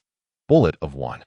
Silently, the light above the tranquil pond began to distort, an indescribable rule subtly manipulating the flow of time, altering its course. The expressions of Master Yujing and the others shifted abruptly. They distinctly sensed the peculiarities of their surroundings. A power that transcended martial arts and touched upon the very fabric of laws. The power of time. Master Yujing gazed at Kyuzo, disbelief etched across his features. Wukong, initially taken aback, scratched his head in exasperation. "Kyuzo, you are being quite reckless," yet curiosity glimmered in his eyes, clearly eager to witness the unfolding spectacle under the subtle shifts of time. Kyuzo graciously inclined her body, merely adding a touch of amusement, Mr. Wukong. After all, a thrilling contest deserves ample time to savor, does it not? The crowd at Meijio erupted with cheers, exclaiming, "Incredible! Sister Kwang-san is so impressive." Shirji sighed softly, "Miss Kwang-san." Yui blinked in confusion. Though she was unaware of the unfolding events, she sensed that the atmosphere had grown increasingly tense and peculiar. The four esteemed figures from Baiyun Temple exchanged glances, their hearts stirred with tumultuous waves. They had initially believed that Wukong was the variable. Little did they know that this young lady beside him possessed such unfathomable abilities. What was meant to be a solemn and tranquil discourse had now veered into entirely uncharted territory. The serenity of the Jingxin Pond was utterly shattered, and Wukong's quest for guidance became ever more tumultuous and engaging, thanks to these extraordinary companions at his side. By the banks of the Jingxin Pond, time's flow was subtly altered by Kwang-san's singular strike, though not cataclysmic. Each second felt remarkably elongated and vivid. Master Yujian suppressed his astonishment at the power of time. Redirecting his gaze back to Wukong, his fighting spirit intensifying. "My young friend, it seems that fate has aligned today, granting us the opportunity for a thorough discourse. Be cautious." He no longer held back. With hands outstretched, his vital energy surged like a tidal wave, summoning the ethereal mist of the pond to coalesce into an immensely solid and grand Taiji emblem. It spun slowly, emanating a formidable aura capable of suppressing all things, an embodiment of the profound Taiji Xiangong, Yin Yang Zhen Yuan. This strike far surpassed his previous efforts, representing one of Baiyun Temple's ultimate techniques, a harmonious blend of offense and defense, infused with the principles of heaven and earth. Wukong felt the immense pressure, yet found joy in it. His eyes ignited with pure combat fervor. "This is splendid. Senior, I shall also take this more seriously."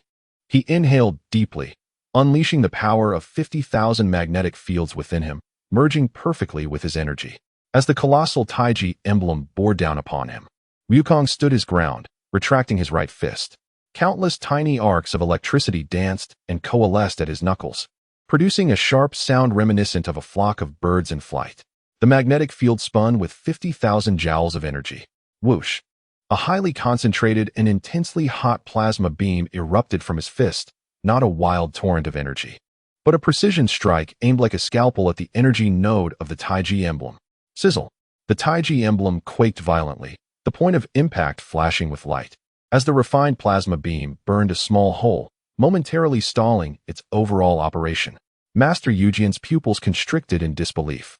He had not anticipated that his formidable strike could be so artfully countered. Instantly, he changed tactics, vanishing like a wraith, only to reappear beside Wukong in the next breath. With a finger poised like a sword, his vital energy coalesced at his fingertip, silently targeting the vital point at Wukong's back. Yunzhongji Pasha? The finger's wind was subtle yet malicious, specifically designed to penetrate protective energy fields. However, Wukong's combat experience exceeded all expectations. The magnetic field's power heightened his sensitivity to the flow of energy. Without even looking back, his left arm instinctively shifted backward. The magnetic field spun with 49,000 units of material reconfiguration. This was not an offensive maneuver, but a rapid enhancement of the structural integrity and density of the air molecules, fine-tuning their magnetic alignment to form an invisible, resilient barrier. Clang! A crisp sound echoed. Like metal striking metal, the esteemed Master Yuji, resolute in his intentions, felt as though his fingertip had made contact with the most resilient alloy in existence, sending a tingling sensation coursing through him, rendering any advancement impossible. What? A wave of shock surged within Master Yuji. This defensive technique was unprecedented. Not merely a matter of brute force, but a profound enhancement and deflection of essence. Seizing the opportunity while his previous strength ebbed and his new vigor had yet to manifest, Wukong pivoted suddenly, his 10 fingers splayed, directed at Master Yuji. Magnetic field. Rotate with 50,000 heavenly nets. This was not a straightforward offensive maneuver, but rather an outpouring of countless fine, yet immensely resilient magnetic field lines, surging forth like an actual net of heaven and earth, instantaneously enveloping Master Yuji's vital points, restricting his movements and disrupting the flow of his vital energy. Master Yuji felt an immediate constriction around him. His actions hobbled as if ensnared in an invisible quagmire, the circulation of his vital energy becoming obstructed. He uttered a low growl, unleashing a torrent of potent true essence in an attempt to shatter this intangible force field, only to discover its remarkable resilience. It responded to his efforts, making it nearly impossible to fully extricate himself. What a peculiar method of restraint. Master Yuji marveled, refusing to be complacent. His footsteps quickening in a rhythmic pattern reminiscent of the 8 trigrams, his form becoming indistinct as he invoked the elusive footwork of the White Cloud Temple, endeavoring to evade the densest parts of the force field and find a chance to escape. Wukong, however, was not inclined to permit such an easy liberation. He advanced relentlessly, his fists raining down like a torrent, yet each strike was not aimed directly at the body, but rather served to reinforce and constrict that heavenly net, magnetic field. Rotate with 48,000 chain explosive fists. Countless punches transformed not into explosions, but into precise magnetic field impacts, continuously battering the nodes of the heavenly net, causing it to constrict further and the pressure to intensify. The Taoist Yu Ming, Qing Song, and Xian Qing watched with beads of sweat forming on their palms. They had never witnessed their sect leader being subdued in such an extraordinary manner. The young man's techniques were unfathomable, yet immensely powerful, demonstrating an exquisite control over force that had reached a transcendent level. Kong Sen observed with keen interest, commenting, "Ah, Mr. Wukong's new techniques are far more captivating than the previous brute force." Meijio nervously gripped Shiji's arm. "Darling, how formidable." Yet Shiji expressed concern. "Will he get hurt if this continues?" Yui, unable to fully comprehend the rapid movements, felt the air thrumming, lights flashing, her mouth agape in awe. Incredible, truly incredible. In the midst of it all, though temporarily ensnared, Master Yuji remained composed.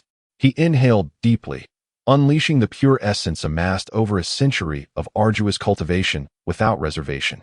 His Taoist robe billowed without wind, a magnificent aura ascending towards the heavens. The infinite Tao scriptures, all methods returned to the source. He ceased attempting to evade or dismantle the magnetic force net, instead channeling an overwhelmingly potent force throughout his entire being, transforming into a blazing sun of pure yang. Vast and unyielding, intent on proving his path through sheer strength, forcefully attempting to rupture this invisible restraint. With a crackle and hiss, the intangible magnetic force net groaned under the strain, beginning to oscillate violently, on the verge of being forcibly breached by the vast ocean of true essence. Wukong's eyes sparkled with intensity, aware that the moment of truth had arrived. He no longer maintained the intricate web of magnetic forces, but instead concentrated all 50,000 units of magnetic energy within himself. Clenching his right fist, a wave of destructive energy began to coalesce, distorting the air around his fist due to the intense heat and pressure. 50,000 whale-slaying fist, he roared, proclaiming the name of this classic move. Although the power was restrained to 50,000 units, the essence of its tyrannical intent and catastrophic strength was unmistakably evident. As he unleashed the punch, it resonated with the mournful cry of a giant whale, the overwhelming force surging toward the escaping Yujizi. Just as Yujizi broke free from his bindings, he sensed an overwhelming punch that threatened his very life, rendering escape impossible. His hair stood on end as he pushed the state of unifying all techniques to its utmost limit. With both palms thrust forward, he converged his lifelong mastery into an impenetrable barrier, a turquoise light wall adorned with the swirling patterns of Taiji and Bagua. His ultimate defensive stance, the Bagua shield. Boom. This clash surpassed all previous encounters in ferocity. The terrifying energy shockwave could no longer be contained, erupting into a visible circular air wave that violently spread outward. The tranquil surface of the meditation pond was forcefully compressed before erupting skyward, the rocks along the shore cracking and the vegetation bowing in submission. Onlookers quickly harnessed their energy or displayed their prowess to withstand the onslaught of the shockwave. A small shadow appeared before Kwang San, absorbing the impact, while Mei Jiao was pulled behind by Shi, and Ji was shielded by Taoist Xuanqing's flowing robe. As the brilliance faded, the two combatants stood facing each other. Wukong panted slightly, his fist reddened, yet his gaze remained bright. Yujizi's robe sleeves were slightly torn, his breath somewhat disordered. Yet the light in his eyes shone with unprecedented brilliance. After a brief silence, Yujizi spoke first, his voice imbued with immense admiration and a hint of fatigue. What a magnificent whale-slaying fist. It is supremely tyrannical, yet exquisitely controlled, sparing this place from harm. Young friend, you have won. I am in awe. Hearing this, Wukong immediately dissipated all his energy, respectfully clasping his fists in salute. Senior, I humbly accept your defeat. It is your restraint that allowed me to gain this small advantage. Your cultivation and martial virtue truly command my respect. His words were heartfelt. It was evident that the other had refrained from utilizing certain hidden techniques or treasures, engaging him purely through martial prowess. Yujizi laughed heartily, the last remnants of his reservations melting away, feeling immensely relieved. Wonderful, wonderful. It is indeed a stroke of fortune to encounter a young friend like you today. This discourse on martial arts has been exhilarating. However, just as the two shared a mutual appreciation and the atmosphere softened, Kwang San interjected with a light laugh. Ah, since the victor has been determined, it is time to return the excess time. She raised the Kiki Emperor once more. An arcane shadow energy shot into the sky, and the previously altered flow of time instantaneously began to revert to its original state. Having just experienced an intense battle, Yujizi, his mind still in turmoil, was struck by a sudden wave of dizziness and a sense of temporal dislocation, as if a high-speed object had come to an abrupt halt. Thud! The formidable master, who had just clashed with Wukong in an earth-shattering duel, embarrassingly succumbed to the abrupt shift in the flow of time, losing consciousness at the edge of the meditation pond. Wukong swiftly dashed forward, catching him and using his own energy to compensate for the Taoist's loss. The crowd, Meijio, Taoist, Shijia, Master, Jie Yuao. What just happened? Yu Ming, Qing Song, and Xian Qing, the three Taoists, stood in stunned silence, completely unprepared for this sudden turn of events. Kwang San elegantly stowed away her firearm, gazing at the two individuals who had fainted, a mischievous smile of satisfaction gracing her face. Hee, isn't this rather amusing? After such a fierce battle, one certainly needs a good rest. The discourse at Baiyun Temple concluded dramatically and unexpectedly, leaving all in attendance astonished. Meanwhile, Wukong's journey of challenges, undoubtedly, would continue to be filled with surprises thanks to his girlfriends. Chapter 39. The rotation of magnetic fields and cultivation. Wukong carefully laid Yu Jinren flat on the ground, gently channeling pure and gentle energy to replenish the vital essence that had been depleted due to the drastic fluctuations in the flow of time. Yu Ming, Qing Song, and Xian Qing quickly gathered around, their faces etched with concern and bewilderment. Senior brother, Master, are you unharmed? Moments later, Yu Jinren gradually awakened, his eyes initially clouded with confusion before swiftly regaining clarity. Recalling the bizarre sensation of temporal dislocation before losing consciousness, he couldn't help but chuckle.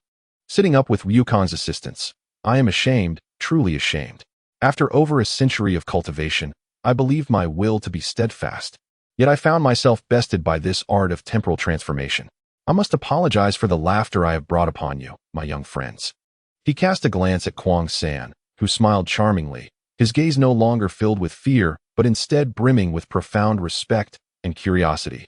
What this lady, Tokusaki Kurumi, wields is indeed the supreme power pertaining to the very essence of time. Truly unfathomable and unheard of. Kwang San slightly inclined her body, her smile unwavering. It's merely a trivial trick. I did not mean to startle the Taoist. Her tone was as light as if she had merely stirred a breeze. Wukong scratched his head, apologetically explaining. Senior, Kwang San sometimes enjoys jesting, but she harbors no malice. This time, it was our carelessness.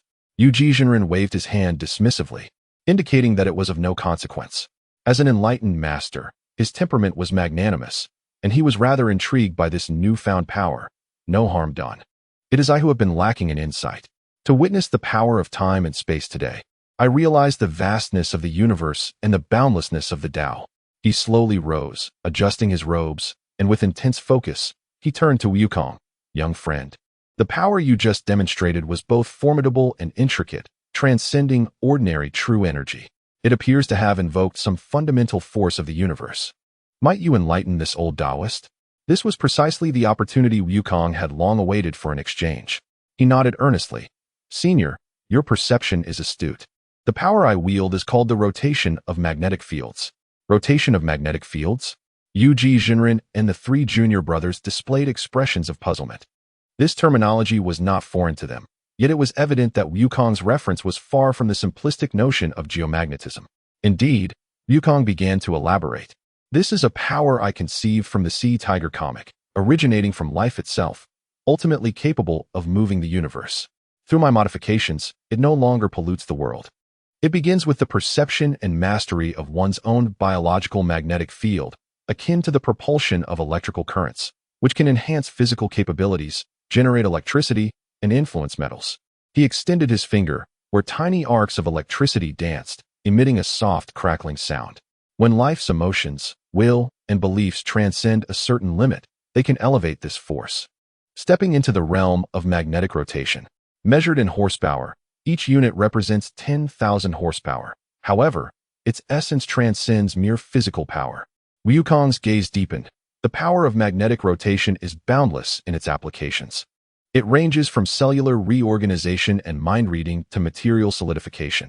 He gestured towards the position where the Jade Emperor had previously deflected the cloud finger technique, to grand phenomena such as energy release, limb regeneration, and even the reversal of causality, modification of reality, and the shattering of stars, all of which are possible. This is a path of uncovering one's intrinsic potential, driven by will and emotion, ultimately pursuing a state of completeness and ultimate power. He succinctly described the various extraordinary abilities that arise from enhancing one's power, as well as the significance of mastering power in the pursuit of perfection. 250. 000 horsepower can shatter stars. 750. 000 can reorganize matter. 900. 000 can alter reality. And the pinnacle of 1,000,000 horsepower represents the ultimate realm. The four eminent figures of the Baiyun Temple were profoundly shaken, their expressions shifting unpredictably. This power system completely upended their understanding. It is not about absorbing the spiritual energy of heaven and earth to refine oneself, but rather about purely excavating one's own microcosm, using thoughts and emotions as fuel, ultimately achieving the ability to create worlds and extinguish stars, manipulating the very fabric of reality. Its dominance, directness, and potential left them in disbelief. Using emotion as the source of power will transcend limits to alter reality, murmured the Jade Emperor, his eyes gleaming with brilliance. This is truly a tyrannical path that validates through strength, leading directly to the source. No need for spiritual roots, no reliance on external objects, solely depending on oneself. Young friend, what a breathtaking journey you have embarked upon. He could easily envision that the practitioners on this path possess a resilience of spirit and a ferocity in battle that far surpass ordinary cultivators. Wukong nodded, then shook his head. Power itself is neither good nor bad. It depends on the wielder. I am also learning to control it better. In contrast, the elder's power, which he observed with keen interest, seemed to emphasize communication and harmony with the natural world, progressing gradually through refining essence into qi, transforming qi into spirit, and refining spirit into the void, ultimately aligning with the Tao to seek longevity and freedom. The fluidity and natural essence contained in your earlier techniques have greatly inspired me. The Jade Emperor stroked his beard and sighed deeply. Young friend, your comprehension is remarkable. Our cultivation indeed follows the Taoist golden elixir path.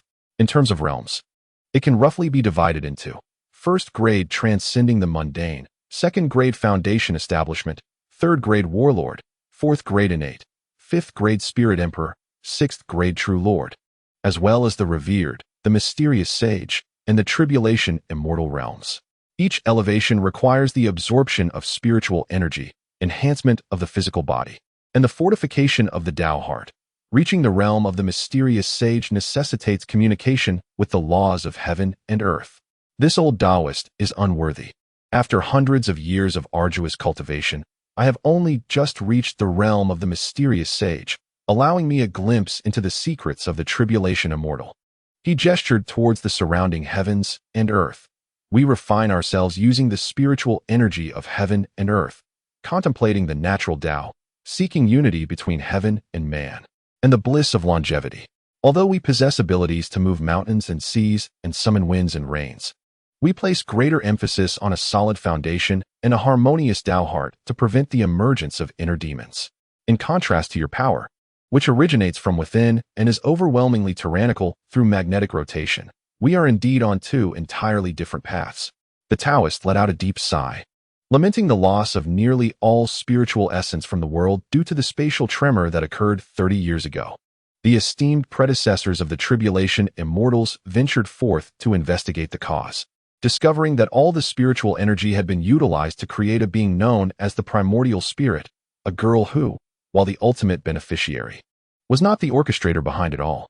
The elders were reluctant to commit acts of unwarranted violence. Some journeyed beyond the heavens in search of solutions, while the remaining elders stayed on earth to analyze the spiritual essence, attempting to regenerate it.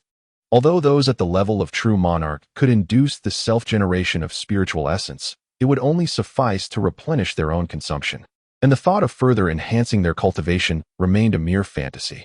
Conversely, cultivators beneath the true monarch level could only hope that their venerable predecessors would revive the spiritual essence in their lifetimes.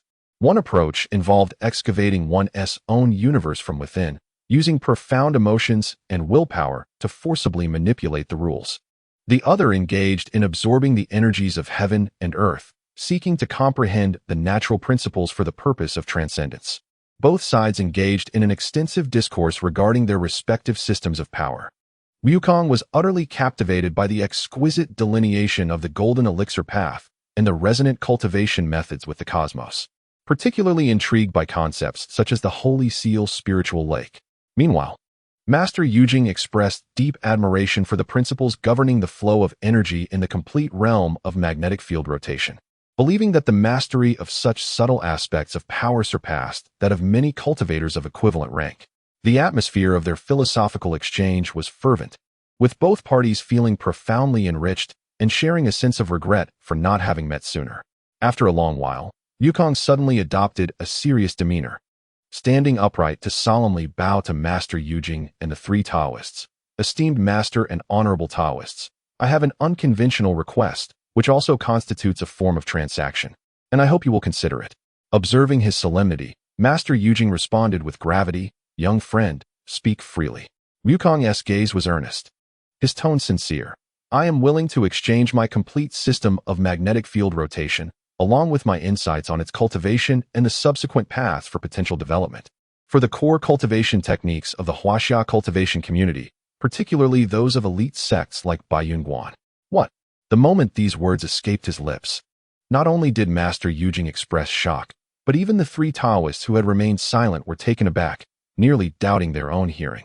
To offer an entire, comprehensive system that directly taps into the essence of the universe, one brimming with limitless potential, in exchange for their techniques was a transaction beyond any measure of value. Master Yujing inhaled deeply, suppressing the tumult within, and replied solemnly, Young friend, do you comprehend the gravity of your words? The value of your mastery over magnetic field rotation far exceeds your own imagination, not to mention the techniques of Baiyunguan alone. Even if one were to amalgamate the legacies of all top sects in Huaxia, it would hardly compare to even a fraction of your system. Why do you seek this? Wukong smiled, his expression pure and untroubled. Esteemed elder, the significance of power lies in its application and transmission.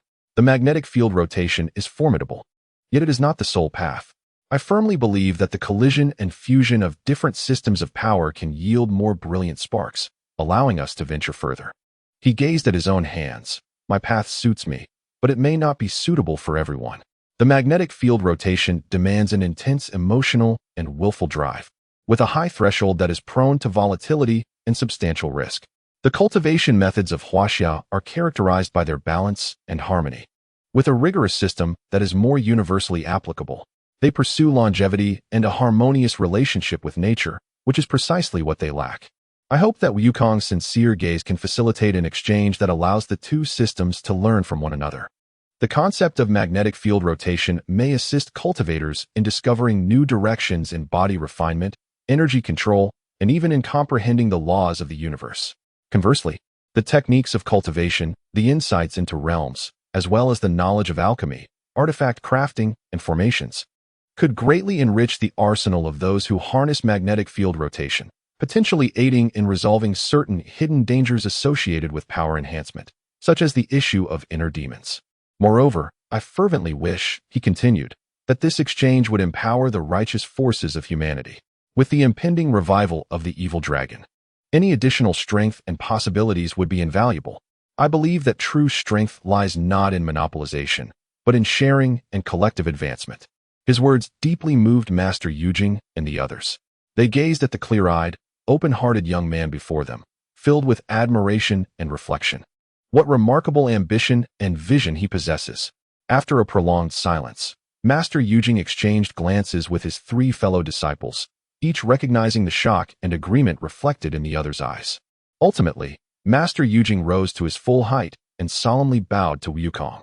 Young friend's heart, demeanor, and perspective command my utmost respect. This endeavor shall benefit generations to come and significantly bolster the righteous path of humanity. On behalf of Baiyun Temple, I willingly commit. He then shifted his tone, adding, however, this matter is of great consequence and cannot be addressed solely by Baiyun Temple. Across the vast expanse of Huaxia, exceptional talents abound, and numerous hidden sects exist.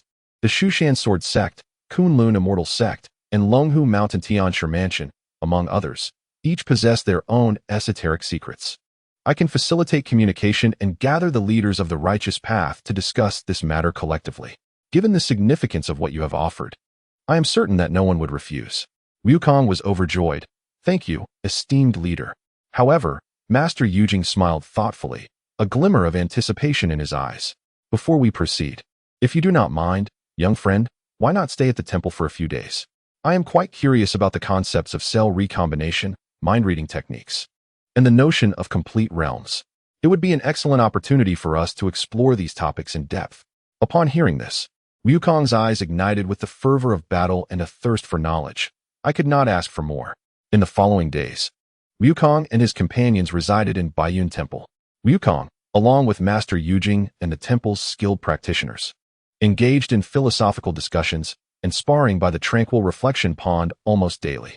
They occasionally clashed the principles of magnetic field rotation with the arts of cultivation, while also exchanging nuanced insights on power control. Meanwhile, Kurumi, Miku, Yui, and Shizuku were accompanied by young disciples as they explored Baiyun Temple and its picturesque surroundings, occasionally joining the discussions to contribute their unique perspectives from different worlds. The air above Baiyun Temple frequently resonated with the thunderous sounds of energy clashes and joyous laughter. An exchange and fusion across the realms of power was quietly unfolding in this ancient sanctuary of Taoism. Furthermore, the news of Wukong's supreme power system offering to exchange universal cultivation techniques was being discreetly disseminated through Baiyun Temple's channels, poised to incite an unprecedented wave throughout the entire cultivation community.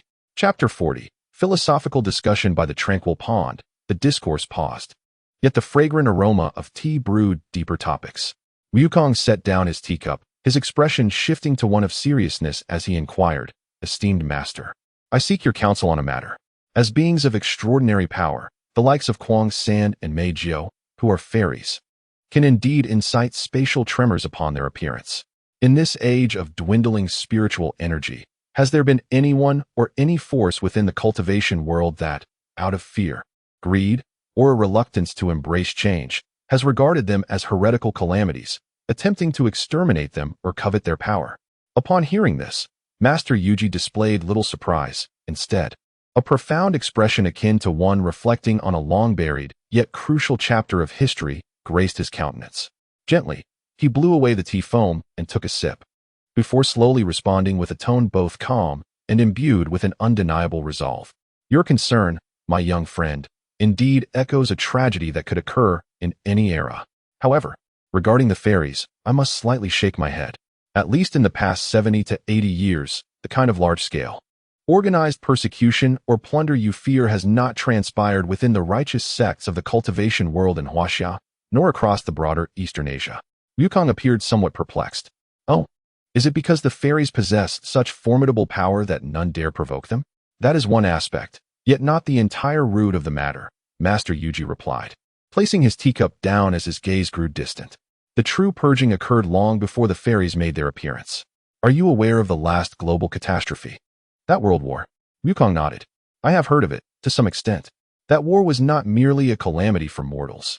It was a purgatory for the entire realm, including our cultivation community. Master Yuji's voice deepened, laden with the weight of smoke and slaughter that pervaded the heavens and earth. tainted with malevolence and resentment.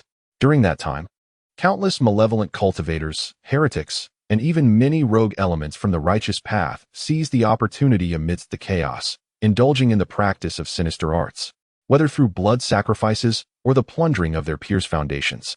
They even set their sights on certain anomalous beings that began to manifest due to the war, attempting to control them and transform them into instruments of war.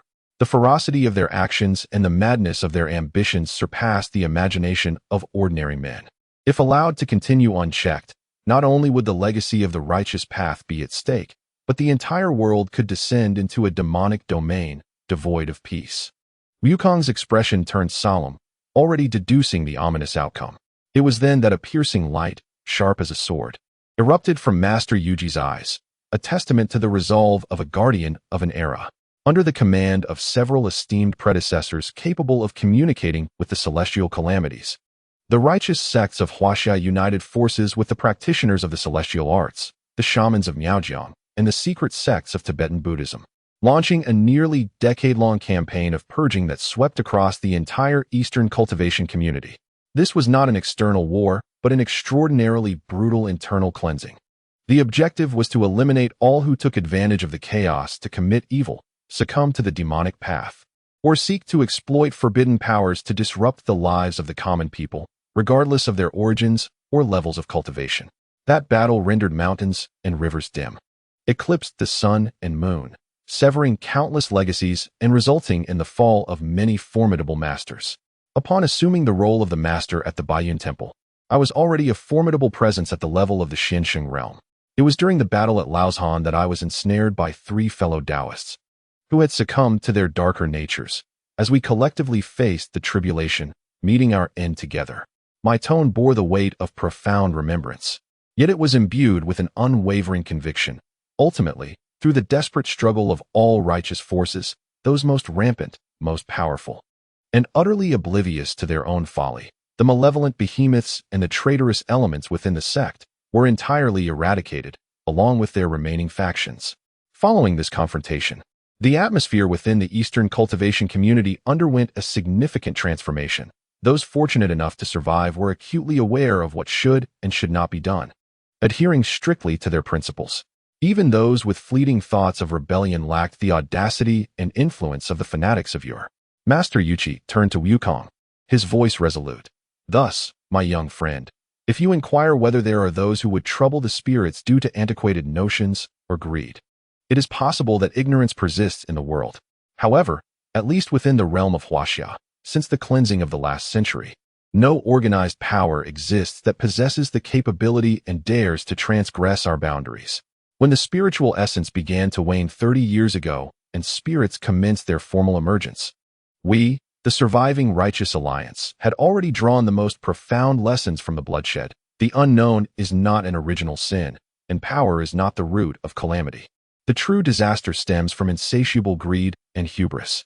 In the face of spirits, entities that transcend traditional understanding and possess unknown levels of power, avoidance, observation, and cautious engagement are the only viable choices. Any thoughts of subjugating demons or seizing treasures are paths to death and would undoubtedly invite catastrophic repercussions upon our human race. This ironclad principle has permeated the very core of every high-ranking member in the current cultivation community. Upon hearing this, Wukong felt a sudden clarity in his heart and developed a deep respect for these venerable sects with their rich heritage. It was evident that long before the spirits manifested on a grand scale, the guardians of this world had already expunged the most significant internal instabilities through the most harrowing of means, establishing a foundation of reason and restraint for future generations. So it was, Wukong mused, the foresight of my predecessors, their willingness to make great sacrifices, is truly admirable. How many needless conflicts and sacrifices have been averted as a result? Master Yuji waved his hand and sighed. It is merely a consensus forged through painful lessons. Survival is already a challenge. How can we afford to self-destruct due to internal pests? Now, it appears that your and Shurji's ability to communicate and coexist with the spirits represents the turning point we have longed for yet felt powerless to achieve. At that moment, a middle-aged Taoist hurriedly entered, respectfully bowing to Master Yuji. Respected Master, there are guests at the mountain gate. The current Tianshi of Longhu Mountain and the elder in charge of the Shu Mountain Sword Sect have arrived, stating they have received word from the temple and come specifically for the exchange of the Great Tao. A glint of excitement flashed in Master Yuchi's eyes, and he shared a knowing smile with Wukong. These were indeed old comrades who had shared the trials of that cleansing. Quickly, please invite them in. No, I shall personally go to greet them, he exclaimed with a hearty laugh. My young friend, shall we go together? Let you meet these venerable individuals who have traversed the blood and fire of the old era. They will surely be most curious about your method of manipulating the magnetic field. That aligns perfectly with my desires. Wukong laughed as he rose. He eagerly anticipated discussing profound philosophies with these audacious, visionary, and principled figures of the righteous path. The grand curtain of exchange is about to be drawn. The esteemed Master Yuji leads the way, with Wukong following closely behind. Their steps are composed, yet they exude an aura of profound majesty as they traverse the ancient corridors of the Baiyun Temple, heading directly towards the mountain gate. Before they even reach the entrance, Wukong's extraordinarily keen perception has already detected two distinctly different, yet equally unfathomable presences. One emanates a resplendent and formidable essence, akin to thunder rolling through the nine heavens, embodying the utmost yang and strength, yet it remains restrained and profound, like a lightning bolt poised to strike. It is the authentic Taoist essence of the Longhu Mountain Tianshi Mansion. The other presence is sharp and unparalleled, soaring high like an ancient sword concealed within its scabbard. Though it remains sheathed, its intent to sever worldly ties and obliterate myriad laws nearly rends the very fabric of space. Unmistakably belonging to the supreme sword cultivator of the Shushan sword sect. Outside the mountain gate, the two guests, undeterred by a brief wait, calmly survey the breathtaking vistas of the Baiyun Temple. On the left stands a figure clad in a purple Tianshi robe, adorned with a lotus crown. His countenance lean and refined, with eyes that flicker with electric brilliance. He wields a jade whisk, and his aura subtly aligns with the heavens, as if a single word from him could summon celestial might. This is the contemporary Tianshi of Longhu Mountain, Zhang Xianin. To the right is a figure in simple blue robes, standing tall like a pine tree. Though he appears to be of middle age, his gaze is sharp, as if honed by the trials of countless years. He bears a classically styled long sword on his back, its scabbard sealed, yet the chilling sword intent almost seeps through, warping the surrounding light. He is the esteemed law elder of the Shushan sword sect, Jian Xiaozu. Upon seeing Master Yuji personally greet them, accompanied by a youth whose depth of presence belies his seeming youthfulness, both Zhang Tianshi and Jian Xiaozu exchange glances of surprise, quickly donning smiles to acknowledge the encounter. Blessings of the infinite celestial beings, I am honored by the personal reception of Brother Yuji. I, along with my friend Jian Xiaozu, am humbled, Zhang Tianshi expresses, bowing respectfully. His voice as warm as jade, yet carrying an air of authority. Jian Xiaozu merely nods slightly, succinctly replying, Brother Yuji, I trust you have been well. His gaze lingers more on Wukong, a natural curiosity emanating from a sword cultivator's instinctive appraisal of a formidable presence. Master Yuji laughs heartily in response. The arrival of both Tao friends truly brings brilliance to Baiyun Temple. How could I dare to be negligent? He gestures to introduce Wukong. Come, allow me to present to you an extraordinary young friend. This is Wukong. Though not a direct disciple of our orthodox sect, he has embarked upon an unprecedented celestial path. His cultivation immeasurable, and his understanding of the Tao has enlightened my own. He turns to Wukong, young friend. These two are none other than the current Tianshi Zhang Xianin and the esteemed law elder Jian Xiaozu of the Shushan sword sect. They are pillars of the righteous path today and dear friends of mine. Wukong bows respectfully, neither servile nor arrogant. With a bright smile, I am Wukong. Honored to meet Tianshi Zhang and Elder Jian. I have long heard of your esteemed names. It is a privilege to finally make your acquaintance. His aura is harmonious and natural, devoid of ostentation. Yet the invisible pressure that emanates from his very being elicits a quiet awe in figures of Zhang Tianshi and Jian Xiaozu's stature. Zhang Tianshi waves his whisk, smiling as he returns the greeting. Wukong Tao friend, you are too modest. To receive such high praise from Brother Yuji, you must indeed be an extraordinary individual. His cultivation is profound, having reached the realm of Xiansheng. With a keen sense, although he cannot fully see through Wukong's foundation, He can vaguely perceive the immense power concealed beneath that calm exterior, akin to the vast expanse of the cosmic sea, leaving him utterly astonished. Jian Xiaozu, more direct in his approach, fixes his sharp gaze upon Wukong as if attempting to see through him. Your aura is truly exceptional. It is neither true essence, nor spiritual power, nor demonic energy, but rather a refined unity, self-generating a universe, yet holding back a curious path. As a top-tier sword cultivator, he possesses an extraordinarily acute perception, instinctively sensing the essence of the power within Wukong, which is unlike any system in this world. Wukong does not mind Jian Xiaozu's directness. Instead, he smiles appreciatively and replies, Elder, you have discerning eyes. This is the initial form of the magnetic field rotation power that I cultivate, derived from the magnetic field of life itself, without external pursuit. Magnetic field rotation? Zhang Tianshi and Jian Xiaozu exchange glances, both recognizing the intrigue and confusion in each other's eyes. This term is unfamiliar to them. At an opportune moment, Yu Jinren smiles and interjects, this is not a place for idle chatter. As esteemed friends have traveled from afar, please allow us to enter the pavilion and enjoy some tea. The path of young friend Wukong is exquisite and cannot be encapsulated in mere words. We must sit down and discuss it in detail. Thus, the group proceeds to the Ting Song Pavilion, designated for receiving distinguished guests. Outside, ancient pines tower like a canopy, while ethereal clouds swirl. Inside, the fragrance of sandalwood wafts gently, creating an elegant and serene ambience. After the hosts and guests are seated, a young acolyte serves fragrant tea. Following a brief exchange of pleasantries, Zhang Tianshi takes the lead, his expression slightly somber as he gazes at Yu Jinren. Brother Yu, is it true that the message spoke of exchanging supreme techniques for the core inheritance of the righteous path in the world? Forgive me for being blunt, but this matter is indeed astonishing. His gaze inadvertently drifts towards Wukong, clearly aware that the source of this shocking proposition lies with the young man. Though Jian Xiaozu remains silent, his sharp eyes remain fixed on Yu Jinren and Wukong, awaiting an answer. Had it not been for his deep bond with Yu Jinren, knowing him well, he might have thought this was some absurd jest. Yu Jinren's expression turns serious as he responds, Esteemed friends, this matter is absolutely true and not mere jest. When I first heard, I was equally astonished. He turns to Wukong. It is best that young friend Wukong elucidates this matter personally for both of you. Wukong sets down his teacup, meeting the probing gazes of Zhang Tianshi and Jian Xiaozu with sincerity. He speaks calmly, Esteemed elders, this proposition indeed originates from me. I am willing to exchange the complete system of my magnetic field rotation, including its theoretical foundations, cultivation steps, power tier divisions, various applications of its extraordinary abilities, and all insights regarding potential development, without reservation, in return for the core cultivation methods of the major sects of the righteous path in Huaxia. His tone is steady, yet imbued with an undeniable sincerity and determination.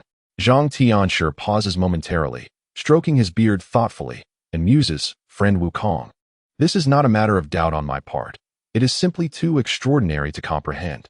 Do you realize that a complete set of techniques that directly points to the supreme path holds a value capable of establishing a lineage that could dominate for millennia? It represents the fundamental essence of a sect or even a civilization. To exchange it, even for the convergence of all righteous path techniques, its worth may not be fully expressed. Yet, it is evident that the implication is clear. This exchange bears an imbalance that heavily favors the other side. Jian Xiaozu slowly opened his mouth, his voice akin to the friction of a sword's edge. Equivalent exchange is the ultimate principle of heaven and earth. Your path is formidable. I can sense its strength. Yet, precisely because of its potency, its value becomes immeasurable. What motivates this action? His inquiry was direct and incisive. Wukong smiled, his expression clear and serene. What the predecessors have said rings true. In terms of sheer value, the pinnacle of the magnetic field's rotation indeed possesses an extraordinary quality. However, its very might also reveals a certain bias. He paused briefly to organize his thoughts and continued. The path I have forged is profoundly reliant on the emotions, will, and beliefs of the practitioner.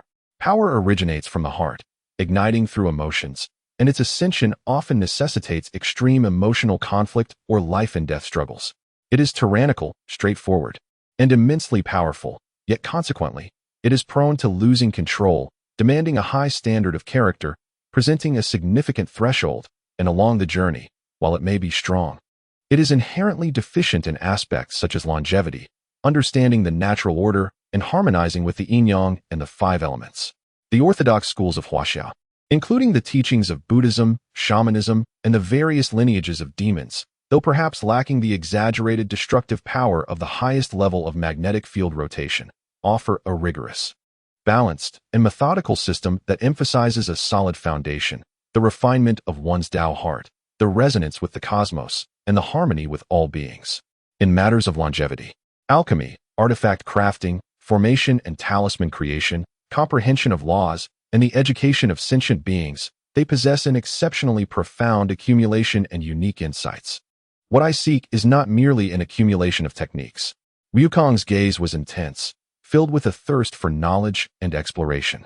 Rather, I aspire for a collision, a reference, and a fusion of these two distinctly different systems. The concepts of magnetic field rotation may aid practitioners in body refinement, breath control, unearthing their divine treasures, and harnessing stronger willpower to master the laws. Conversely, the essence of the cultivation system could compensate for the shortcomings of magnetic field rotation in terms of fine control, emotional cultivation, application of external resources, and mitigating the risks of inner demons. He concluded with utmost sincerity, I believe that at the end of the Tao, different paths may converge. Only through mutual communication and learning can we progress further. Moreover, in these times of dwindling spiritual energy and the impending resurgence of malevolent forces, enhancing the strength of the righteous path in the mortal realm to confront future calamities is of paramount importance.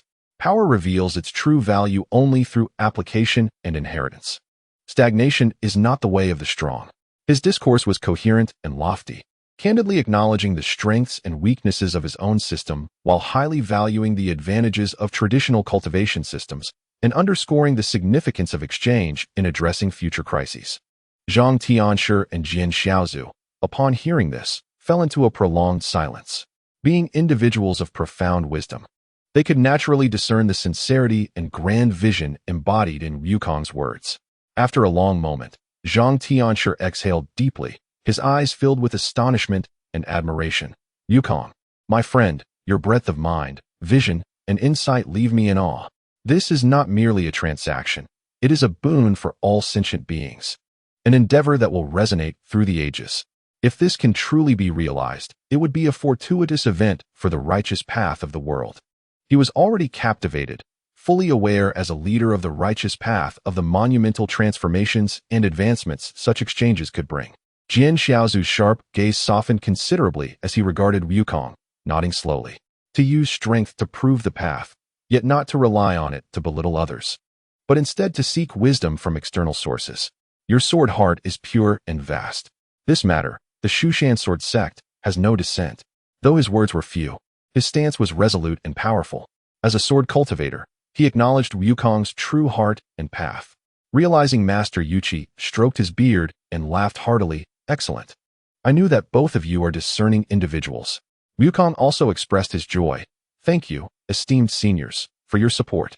Yet, Zhang Tianshi interjected, however, Wukong, esteemed friend Yuchi, while this is commendable, it still requires careful deliberation. The righteous sects of the world are numerous. Although we lead a few, there are many hidden legacies, each possessing unique skills.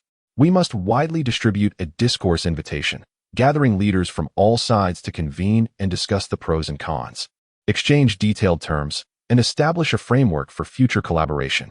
Only then can we ensure a prudent course, lest misunderstandings and turmoil arise. Master Yuchi nodded. What you say is indeed true. I have already instructed someone to draft the invitation and am preparing to discuss it with both of you, so we can jointly sign and send it to various places. At this, both Zhang Tianshi and Jian Xiaozu expressed their agreement.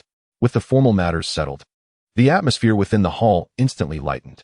Jian Xiaozu, unable to contain his excitement, gazed intently at Wukong. Wukong, is your power known as magnetic field rotation? As you mentioned, does its strength arise from within and explode from emotion? Could you perhaps demonstrate a bit? As a top-tier sword cultivator, he possessed a profound curiosity and even a fervor for all-powerful and unknown forces. Upon hearing this, Wukong's eyes sparkled with interest. I would be delighted. Upon hearing of the unparalleled sword technique of Shushan, I too wish to witness it. However, this place may not suffice for full display. Why don't we restrain our powers and engage in a friendly spar, keeping it brief? Jian Xiaozu's eyes gleamed with enthusiasm. Excellent. Master Yuchi and Zhang Tianshi exchanged smiles, pleased to see this development. They too were filled with curiosity regarding Wukong's power. The group moved to a reinforced martial arts arena at the back of the Baiyun Temple. In the arena, Wukong and Jian Xiaozu stood facing each other. Jian Xiaozu's fingers formed a sword shape, unsheathed, but emanating an unparalleled sword intent that soared into the heavens, as if it could sever all worldly ties. Wukong, be cautious. This is my Shushan Zhanshan sword intent. Before his words fell, an invisible yet exceptionally sharp sword of intent transcended space, aimed directly at Wukong's heart and mind. This sword was not a physical attack.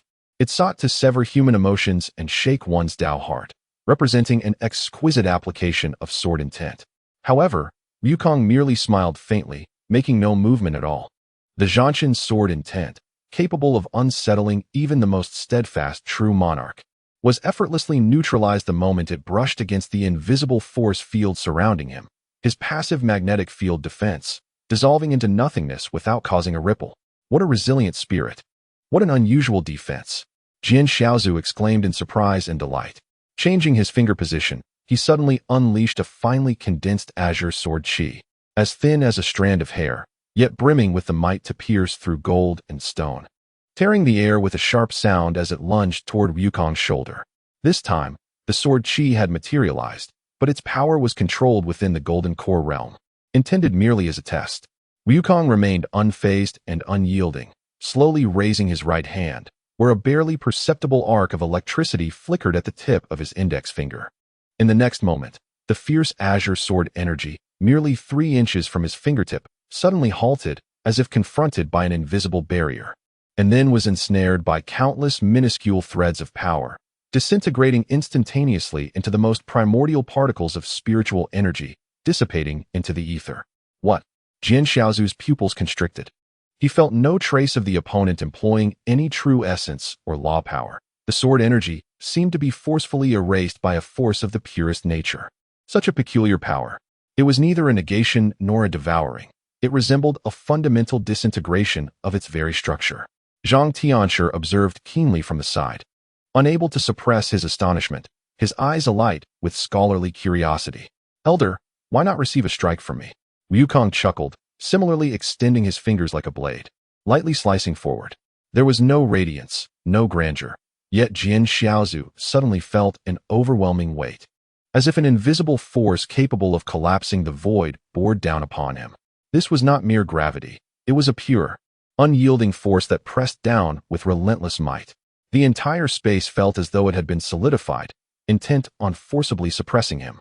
Come forth, Jian Xiaozu exclaimed, his voice low, as the sheath behind him trembled slightly, unleashing a surge of unparalleled sword intent. It was not an attack, but rather a forceful slicing through the oppressive invisible field with his unmatched sword will. With a sound akin to fabric tearing, Jian Xiaozu's form wavered slightly, escaping the confines of suppression. Yet, his gaze towards Wukong had irrevocably transformed, filled with shock and elation. What a magnificent rotation of the magnetic field! It could wield pure power with such intricate and domineering finesse. There was no need to borrow from heaven and earth. He himself was a cosmic furnace. He could not help but marvel. If you unleashed your full power, that strike would likely be sufficient to easily crush a mountain. Wukong withdrew his hand, smiling. Elder, your sword intent is equally pure and unmatched, capable of severing all, even the force field itself. I am in awe. The two exchanged knowing smiles, an unspoken camaraderie blossoming between them. Zhang Tianshi clapped his hands in admiration, exclaiming, Splendid. Today, I have come to realize that there are beings beyond beings, realms beyond realms. The prowess of my friend Wukong indeed diverges from any system in this world, directly pointing to the very essence of power. I am most eager to delve into the concept of complete realms and the flow of power. Yukaji Jinren chuckled. In that case, why don't we linger at this Baiyun temple for a few more days? The discourse invitation will take some time to be sent out, and this opportunity is perfect for us to engage in a thorough exchange with our young friend Wukong. Not only can he impart to us the intricacies of magnetic field rotation, but we can also explore the essence of the golden elixir path, thunder law, and sword path with him. This proposition quickly garnered unanimous approval. Thus, in the ensuing days, the Tingsong Pavilion and the martial arts arena in the back mountain became the venue for the foremost powerhouses of the age to engage in discourse and sparring.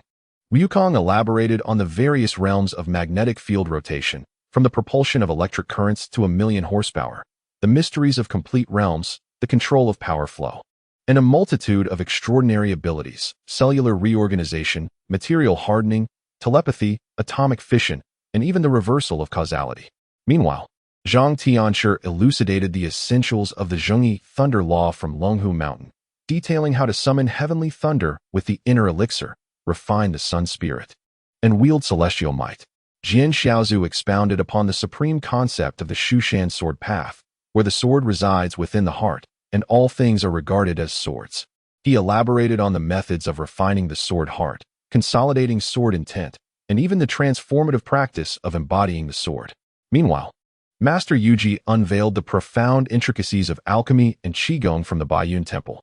The clash of diverse philosophical systems here ignited a fervent exchange, mutually validating one another. Wukong, with his exceptional realm and magnetic force, possessed an unparalleled perception of the microscopic world, often incisively identifying areas for optimization within traditional cultivation methods. He even proposed some fantastical, yet highly feasible ideas, frequently enlightening the three Taoist masters, leaving them with a sense of sudden clarity.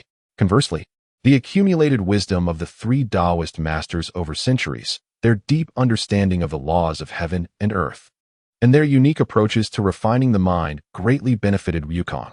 Many of his confusions regarding the delicate control of power, energy transformation, and the elevation of consciousness were resolved, allowing him to wield his strength with increasing fluidity and grace. This elevated discourse undoubtedly served as an exceptional and quality prelude to the impending grand assembly of the righteous path. Days later, the first batch of sect leaders who received the invitation began to arrive at Baiyun Temple. The first to arrive was the ethereal Yao Guang, a beautiful woman from the lineage of the Queen Mother of the West, dressed in imperial attire. Following her, the master of the Maoshan Qingsong sect, the head of the Gezhou Mountain Lingbao sect, along with several renowned loose immortals, arrived in succession. Baiyun Temple became a gathering place for luminaries, young and old alike. Each newly arrived powerhouse, upon gaining a preliminary understanding of Wukong and the earth-shattering proposal, underwent a process of astonishment, skepticism, and ultimately, acceptance. Wukong welcomed all, engaging in exchanges and discussions with every interested party. With his absolute strength and candid demeanor, he swiftly gained the respect and recognition of these titans of the righteous path. The entire Baiyun Temple seemed to return to an era of ancient Taoist prosperity, filled with an ethereal aura, where the laws manifested and wondrous phenomena unfolded. A storm that would fundamentally alter the landscape of cultivation in this realm was quietly gathering within this ancient temple. Wukong understood that when all invited guests had arrived, it would mark the official commencement of a grand exchange concerning the future. He awaited this moment with anticipation and preparation. Chapter 41. The creation of the path within moments. The leaders of the righteous path arrived one after another, and the Baiyun Temple was enveloped in celestial energy. This place of quiet cultivation now gathered nearly half of the pinnacle forces of the Chinese cultivation community. In the ancient halls, flashes of lightning occasionally appeared, sword intent soaring into the skies, or the fragrance of elixirs wafting through the air, with array patterns flickering, as the essences of various sects interwove within a harmonious atmosphere of discourse and exploration. Ultimately, when the last invited guest, a hidden immortal from the Panlai Island in the South China Sea, arrived, the three hosts, Master Yuji, Zhang Tianshi, and Jian Xiaozu, conferred with Wukong and decided to officially commence this unprecedented exchange of the Tao in the largest hall of Baiyun Temple, the Sanqing Hall, the following day. On that day, within the Sanqing Hall, the sound of the cloud board lightly resonated, and the fragrant sandalwood wafted through the air. The solemn and majestic statue of the Sanqing Tao ancestor gazed down upon the throng of practitioners gathered within the hall. The revered figures of Yuji Zhenren, Zhang Tianshi, Zhang Ziazi, Yao Guang Xinzi, the esteemed leader of the Maoshan Qingzong, the head of the Lingbao sect, the immortal of Nanhai, alongside numerous illustrious loose cultivators and masters of major sects, were seated in an orderly manner upon their cushions. All eyes converged, with a shared focus on the composed figure of Wukong, who sat beside Yuji Jinren. As the initiator of this gathering, Yuji Jinren was the first to rise, bowing respectfully to the assembly, his voice resonating throughout the hall. Wishing you boundless blessings, esteemed friends.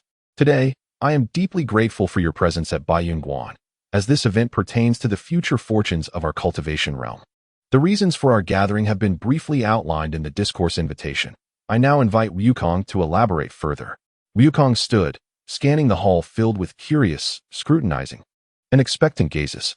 With a serene smile, he clasped his fists in salute. I am Wukong, honored to meet all esteemed seniors and fellow cultivators. The purpose of our assembly is straightforward. I propose to exchange my original magnetic field rotation system in its entirety for copies of the core inheritances of your respective sections. Though his words were delivered calmly, they resonated like a boulder plummeting into a tranquil pond, stirring the minds of those present. Even though they were somewhat aware of the concept, hearing it firsthand still left them in a state of astonished contemplation. And a faint sound of inhalation swept through the hall. An elder clad in an 8 trigrams Taoist robe stroked his beard thoughtfully. He was Xuanji Zi, the leader of the Lingbao sect. He spoke slowly. Wukong, it is not that I am narrow-minded, but this method is unheard of. Its value is indeed difficult to assess. You claim it can directly point to the supreme path. Might we be granted the opportunity to witness its extraordinary nature with our own eyes? It is not disbelief, but rather the necessity of first-hand experience. Upon hearing this, many cultivators nodded in agreement, although they had listened to Yuji Jinren and others recount the details. It could not compare to personal experience. Wukong had anticipated this reaction, responding readily. That is only fitting. Please, esteemed friends, guide me. Instead of stepping further into the hall, he merely focused his thoughts. In an instant, an invisible yet immense force field emanated from him, enveloping the entire Sanqing Hall. The attendees suddenly felt a weight upon them, as if they had sunk into an intangible pool of mercury, every movement demanding several times the usual effort. Even the flow of their inner essence sluggishly hindered. More astonishingly, their spiritual senses seemed to be obstructed, rendering them unable to perceive the surrounding energies of heaven and earth. The only clarity amidst the confusion was the profound presence of Wukong, akin to a divine being or an otherworldly entity. This was one of the fundamental applications of magnetic field power, the domain of force. Wukong explained, within this domain, I am the sovereign. I can restrain movements and isolate spiritual awareness. Several masters, skilled in formations, exchanged glances, their expressions shifting. They sensed that this was not merely a formation but a realm of pure willpower. Then, Wukong raised his hand, palm facing upward. A glimmer of light emerged from his palm, swiftly coalescing into a translucent stone that shimmered with a metallic luster. Almost immediately, the stone began to shift and transform as if it were alive, and within mere moments, it morphed into a chilling short sword, adorned with spontaneously generated runes. Its aura formidable, rivaling that of swords crafted by renowned artisans. The reconfiguration of matter, the transmutation of stone into gold, the elevation of the mundane into the extraordinary. Wukong spoke with an even tone. As long as one comprehends the structure of matter and possesses ample energy, anything is possible. Before the assembly could fully recover from their astonishment, Wukong's gaze drifted toward the cup of fragrant tea resting on the table before Xuanji Zi. The tea in the cup danced gracefully without a breeze, the leaves swirling elegantly, and in the blink of an eye, they coalesced on the surface of the water into a delicate, intricate talisman that shimmered with ethereal light, though it dissipated back into the tea within moments. The brief manifestation of the talisman and the pure spiritual energy it radiated caused the eyes of all the talisman masters to widen in astonishment. The power of thought intervened with reality, transforming the void into symbols. Wukong smiled and remarked, "My understanding of talismanic arts is rather shallow. I merely replicate its form. If one were to grasp its essence, the efficacy would undoubtedly extend beyond this." He then turned his gaze to Jian Xiaozu, who understood and pointed, unleashing a strand of concentrated, tangible sword intent that shot forth, aimed directly at Wukong's face. Although this strike was not delivered with full force, it was potent enough to severely injure an ordinary Xiansheng. However, as the sword intent approached within 3 feet of Wukong, It seemed to collide with an invisible barrier, producing a soft chime as it shattered into fragments, vanishing without a trace, while Wukong's garments remained undisturbed. Absolute defense, Wukong declared. The magnetic force shields my body, a manifestation of my will, rendering all methods ineffective against me. Unless one possesses power levels vastly superior to mine or wields special attributes capable of breaking through, it is nearly impossible to inflict any harm. With the demonstration concluded, Wukong retracted his aura, and the suffocating force within the hall vanished instantaneously, leaving everyone feeling lighter. Their true essence flowing once more, their spiritual awareness returning to the world, as if awakening from a dream. The hall was enveloped in silence, where even a falling needle could be heard. All skepticism, scrutiny, and curiosity transformed into disbelief and shock.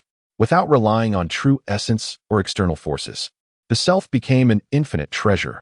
With a mere thought, one could alter matter, simulate myriad methods, and achieve invincible defense. What a formidable and wondrous path this was. Zuanjizi sighed deeply, rising to offer a respectful bow to Wukong. Your path, dear friend, is truly remarkable, filled with profound mysteries that far surpass my imagination. I previously harbored doubts. I ask for your forgiveness. Should this method truly be disseminated, it would serve as an unparalleled tool against the chaotic times ahead. My Lingbao sect is willing to exchange the complete volumes of Lingbao during Jing and Talisman Jade Canon for your true transmission of the Great Way. With Zuanjizi leading the way, the other leaders of the various sects, still in shock, began to regain their composure. The leader of the Maoshan Shangqing sect stood up, declaring, the Maoshan Shangqing sect is willing to exchange the Shangqing Dedong Xinjing and the annotations along with the secret talisman methods for this path. The Nanhai Earth Immortal clapped his hands in admiration, saying, I dwell in seclusion overseas and possess little, but I do have an ancient scroll of Shui Mu Xian Ji Pianin years of alchemical insights, which I wish to offer in exchange for a glimpse of your magnetic field techniques. In an instant, the hall was filled with eager voices, the atmosphere more fervent than ever. Even the most traditional sects, such as Longhushan and Shushan, had been utterly captivated by Wukong's demonstration and discussions over the days. Zhang Tianshi and Jian Xiaozu were the first to express their willingness to exchange their most esteemed texts. Seeing this, Yujizi laughed heartily. If that is the case, I invite all esteemed friends to present the titles of the texts you wish to exchange, or the jade slips that contain your profound methods. Wukong, my friend, shall also record his insights on the magnetic field cultivation into the jade slips. To ensure fairness, the exchange process will be jointly witnessed by myself, Zhang Tianshi, and Jian Xiaozu, with an oath sworn by the three pure ones, guaranteeing that no secrets of any sect will be leaked, and will be solely for Wukong's study and reference. There were no objections from the gathered assembly. Thus, the leaders of various sects either retrieved their pre-prepared jade slips or inscribed the essence of their cultivation methods on the spot with their divine thoughts. Placing shimmering jade slips and elegantly composed ancient texts upon the jade table that had been meticulously prepared in the hall. Wukong, too, was not idle. He took out 4 blank jade slips and, after a moment of concentration, etched the entirety of the cultivation methods concerning the rotation of magnetic fields. From the initiation of electric currents to the ultimate realm, along with precautions, insights, and numerous techniques for the development and application of extraordinary abilities. He even included some preliminary concepts regarding the integration of traditional methods, as well as the techniques from Ultimate Infinite Qigong, the Dhamma Sutra, and the Imperial Extreme Astonishment. Ultimately, on one side of the jade table lay a heap of dozens of core heritage copies from the eminent figures of the righteous path, radiating brilliance and intertwining with the essence of Tao, epitomizing the quintessence of the cultivation civilization of this world. On the other side, however, was merely Wukong's seemingly unadorned jade slip, which concealed a brand new path to transcendence.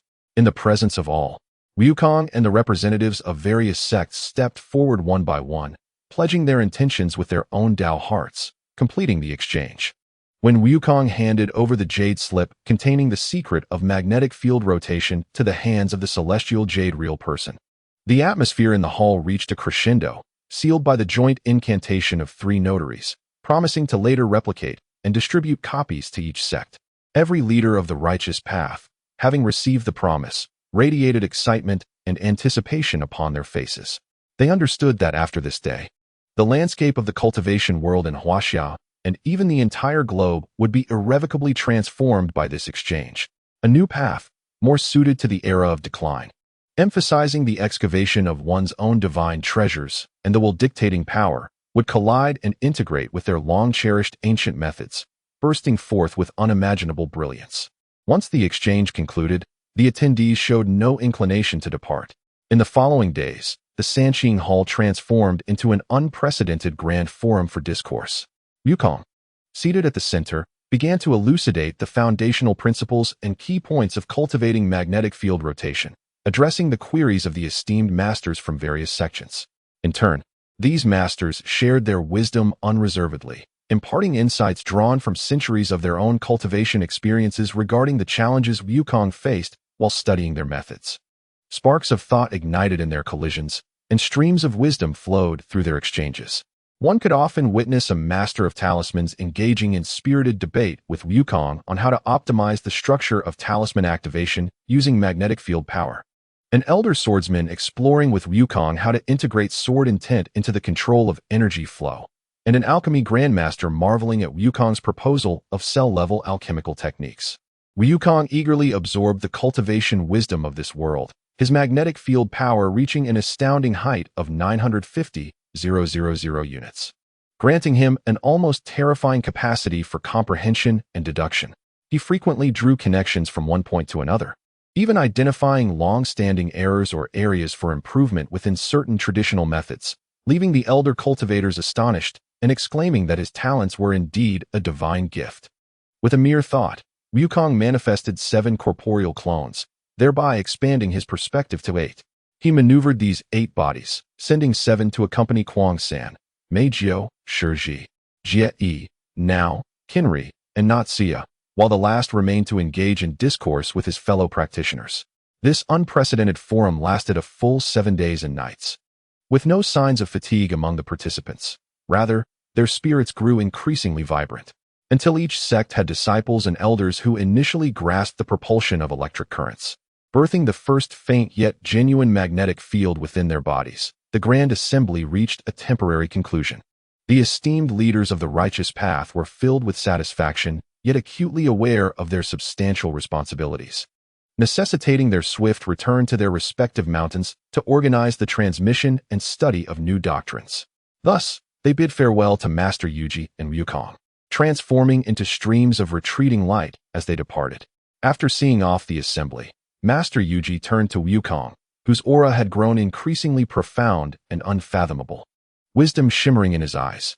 He remarked, "My young friend, after this battle, you have indeed gathered the essence of the righteous path in this realm within yourself. What visions do you hold for the future?" Wukong gazed at the tumultuous clouds in the sky, his gaze deep and contemplative, a slight smile gracing his lips. "The quintessence of myriad schools converges within me. The next step is to integrate this knowledge, creating a true martial art that is uniquely suited to me, capable of infinite amalgamation and unrivaled across the world." In his hand, a faint electric arc leapt, subtly resonating with the sounds of wind and thunder, the intent of his sword ringing clear as the fragrance of elixirs filled the air. The embryonic forms of myriad techniques began to take shape in his palm. Although the grand exchange ritual within the Hall of the Three Pure Ones had concluded, the ripples it generated were merely beginning to spread. The leaders of various sects, bearing the replicated jade slips of the ultimate infinite chi art and other treasures, departed from the White Cloud Monastery, their hearts brimming with excitement and urgency. They understood that this seemingly inconspicuous jade slip contained the key to revolutionizing the existing cultivation system and ushering in a new era. A transformative storm sweeping through the entire righteous cultivation community had quietly commenced. Wukong did not leave the White Cloud Monastery immediately. He needed time to digest the vast knowledge acquired from the exchange.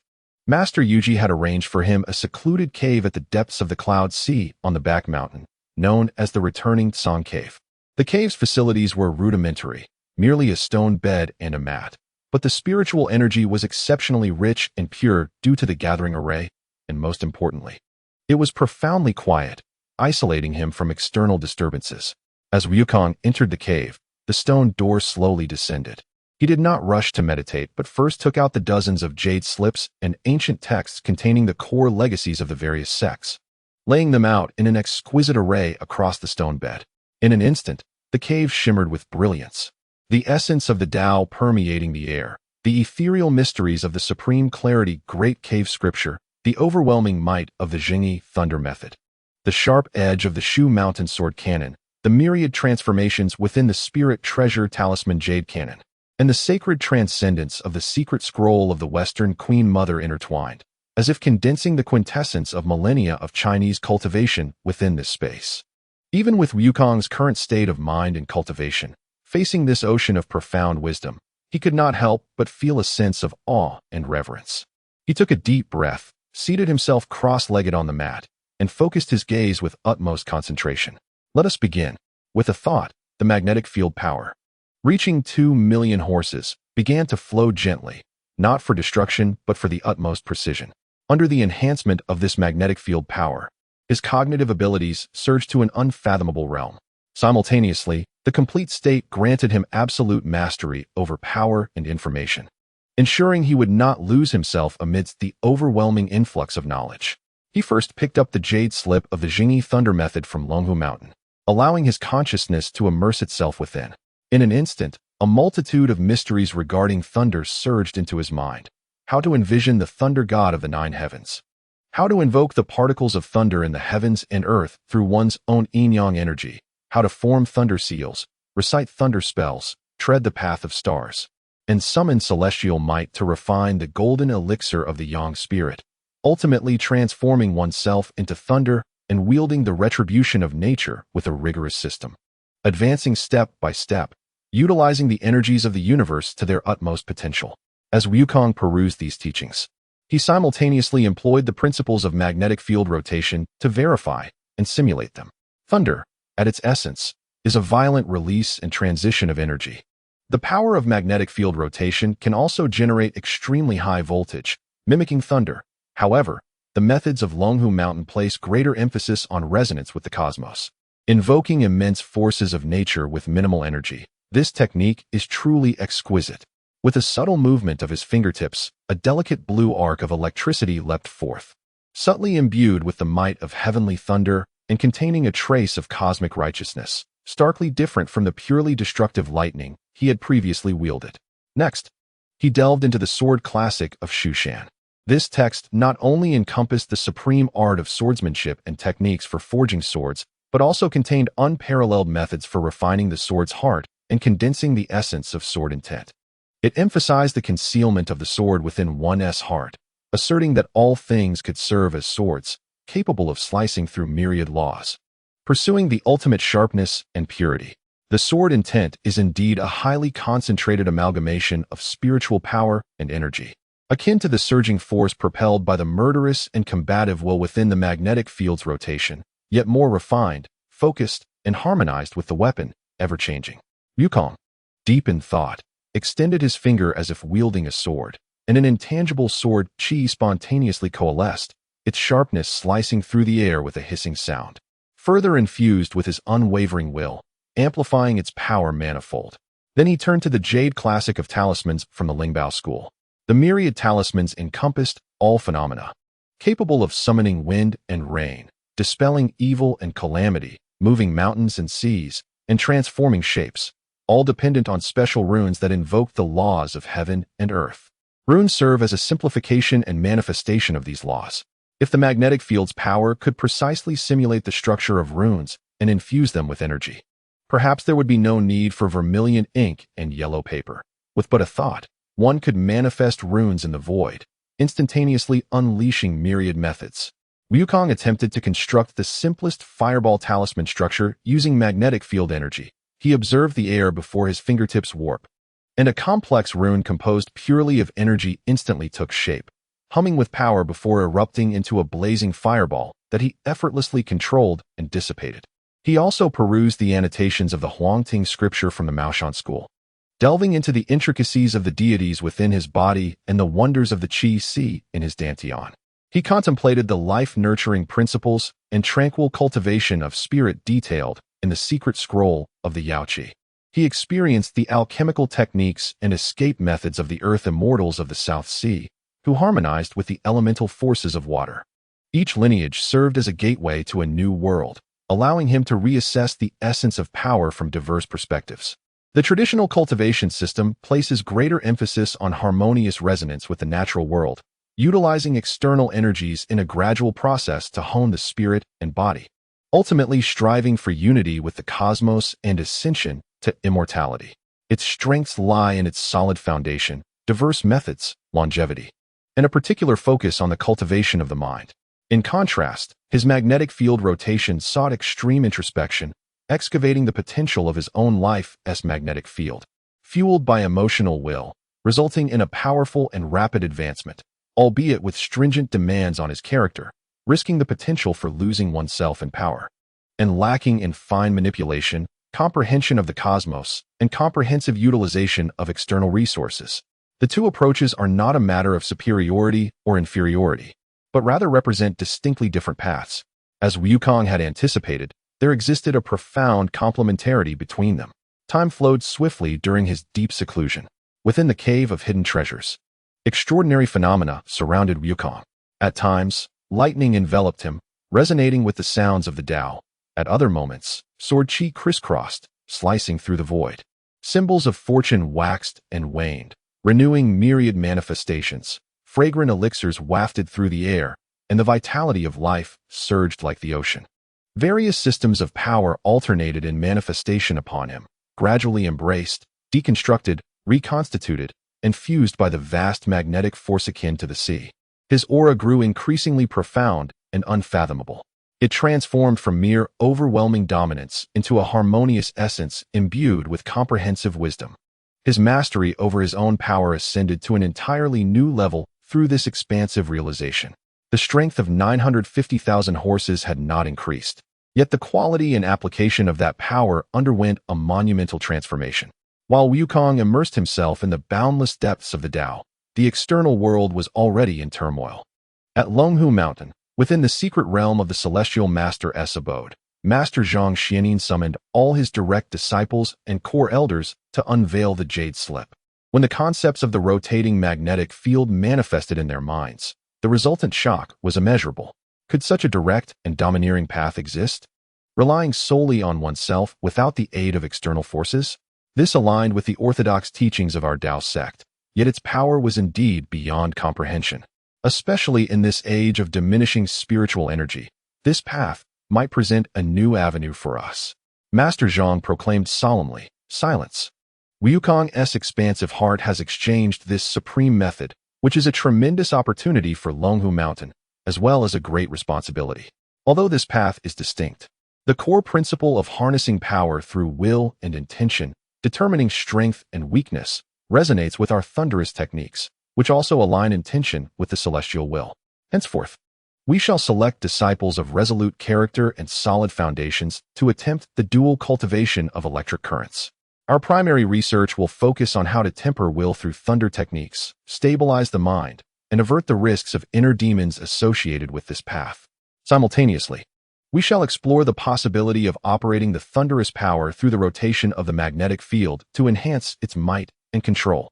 At Mount Shu, before the Sword Tomb, Sword Xiaozu stood with his hands clasped behind him, surrounded by countless disciples of the sword sect. A faint electric arc danced at his fingertips, radiating a piercing sword intent. The power of this rotating magnetic field, strong and unyielding, perfectly complemented the ultimate sharpness pursued by our swordsmanship. Sword Xiaozu's voice was cold, yet his strength stemmed from deep emotion, easily unleashed but difficult to retract. We, disciples of Mount Shu, must constantly uphold the essence of the sword, wielding this power with supreme sword intent, rather than allowing ourselves to be governed by it. From this day forth, all disciples are required to cultivate the electric current, with the primary objective of infusing sword intent into the flow of power, achieving a unity of will and strength, allowing force to emanate from the sword. Furthermore, we must endeavor to see if we can directly condense intangible sword energy using the magnetic field's power or enhance our innate flying swords. The major sects of Maoshan, Lingbao, Yaoqi, and Nanhai, as well as some practitioners who had acquired the techniques, were fervently engaged in the study and practice of this new method. The entire righteous cultivation community appeared invigorated, as if infused with a potent tonic, radiating unprecedented vitality. Naturally, the process was not without its challenges. Some disciples, lacking in fortitude, recklessly attempted to cultivate the magnetic field's power, resulting in uncontrolled emotions and surging strength. Fortunately, each sect had prepared for such occurrences, and masters swiftly intervened, preventing any catastrophic consequences. Many seasoned and prudent practitioners hold a reserved attitude towards this unconventional new method, remaining in a state of observation. However, a greater number of examples of success and astonishing discoveries have emerged.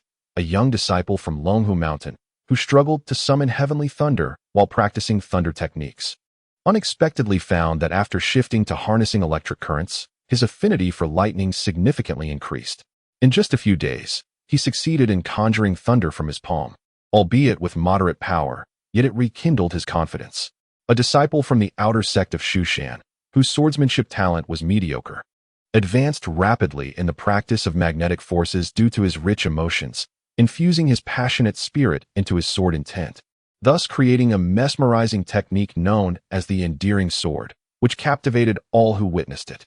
A talisman master from the Lingbao faction attempted to draw symbols in mid-air using magnetic forces, discovering not only an increase in success rates, but also a remarkable enhancement in the potency of the talismans, though it exacted a considerable toll on his mental energy. Leaders from various sects continuously exchanged insights, summarizing strengths and weaknesses, gradually refining the integrated cultivation system. The entire realm of cultivation is quietly, yet resolutely embarking on an unprecedented new path, all traced back to the figure within the Guizhong cave of Baiyun Temple. A month later, the stone door of the Guizhong cave slowly creaked open. Wukong emerged, his attire unchanged and his appearance unaltered. Yet his eyes seemed to harbor the profound spectacle of the birth and demise of galaxies, the flow of myriad laws. His aura was harmonious and subdued. To the untrained eye, he appeared almost indistinguishable from an ordinary mortal. However, upon closer inspection, one could sense the terrifying power and wisdom beneath the tranquil surface, potent enough to shake the world. Yujing Jinren had long sensed his presence and quietly appeared outside the cave, marveling at Wukong's demeanor with a glimmer of admiration in his eyes. "Young friend, it appears you have gained much." Wukong smiled slightly, his expression brimming with confidence and understanding. "I have integrated the insights of many and gleaned some knowledge." "Senior, what is the situation in the outside world?" Yujing Jinren recounted the progress and challenges faced by various sects in their new practices, his tone laced with satisfaction and sentiment. "Though there have been setbacks, the overall trend is positive. Many disciples who have been stuck at a bottleneck for years are now revitalized. Each sect is actively exploring the path of integration. Your efforts, young friend, will benefit future generations." Wukong nodded. "That is excellent. Identifying problems and resolving them is the essence of the Tao." He paused, gazing into the distance, as if penetrating layers of space to see those diligently practicing. "What I have gained far exceeds what I have given. The quintessence of 100 schools resides within my heart. It is time to embark on the next step." "Oh, where does the young friend wish to go?" Yujing Jinren inquired. "Travel." Wukong's gaze was resolute and warm. "Moreover, Kurumi, Miku, and Shizuku are waiting for my return. I am sure Nao and Kotori are also quite worried." Yujing Jinren stroked his beard, nodding. "A noble intention. Engaging in worldly practice is the true path of cultivation. Young friend, feel free to proceed. Baiyun Temple will always welcome your return. Should you need assistance, the righteous paths of the world are at your service."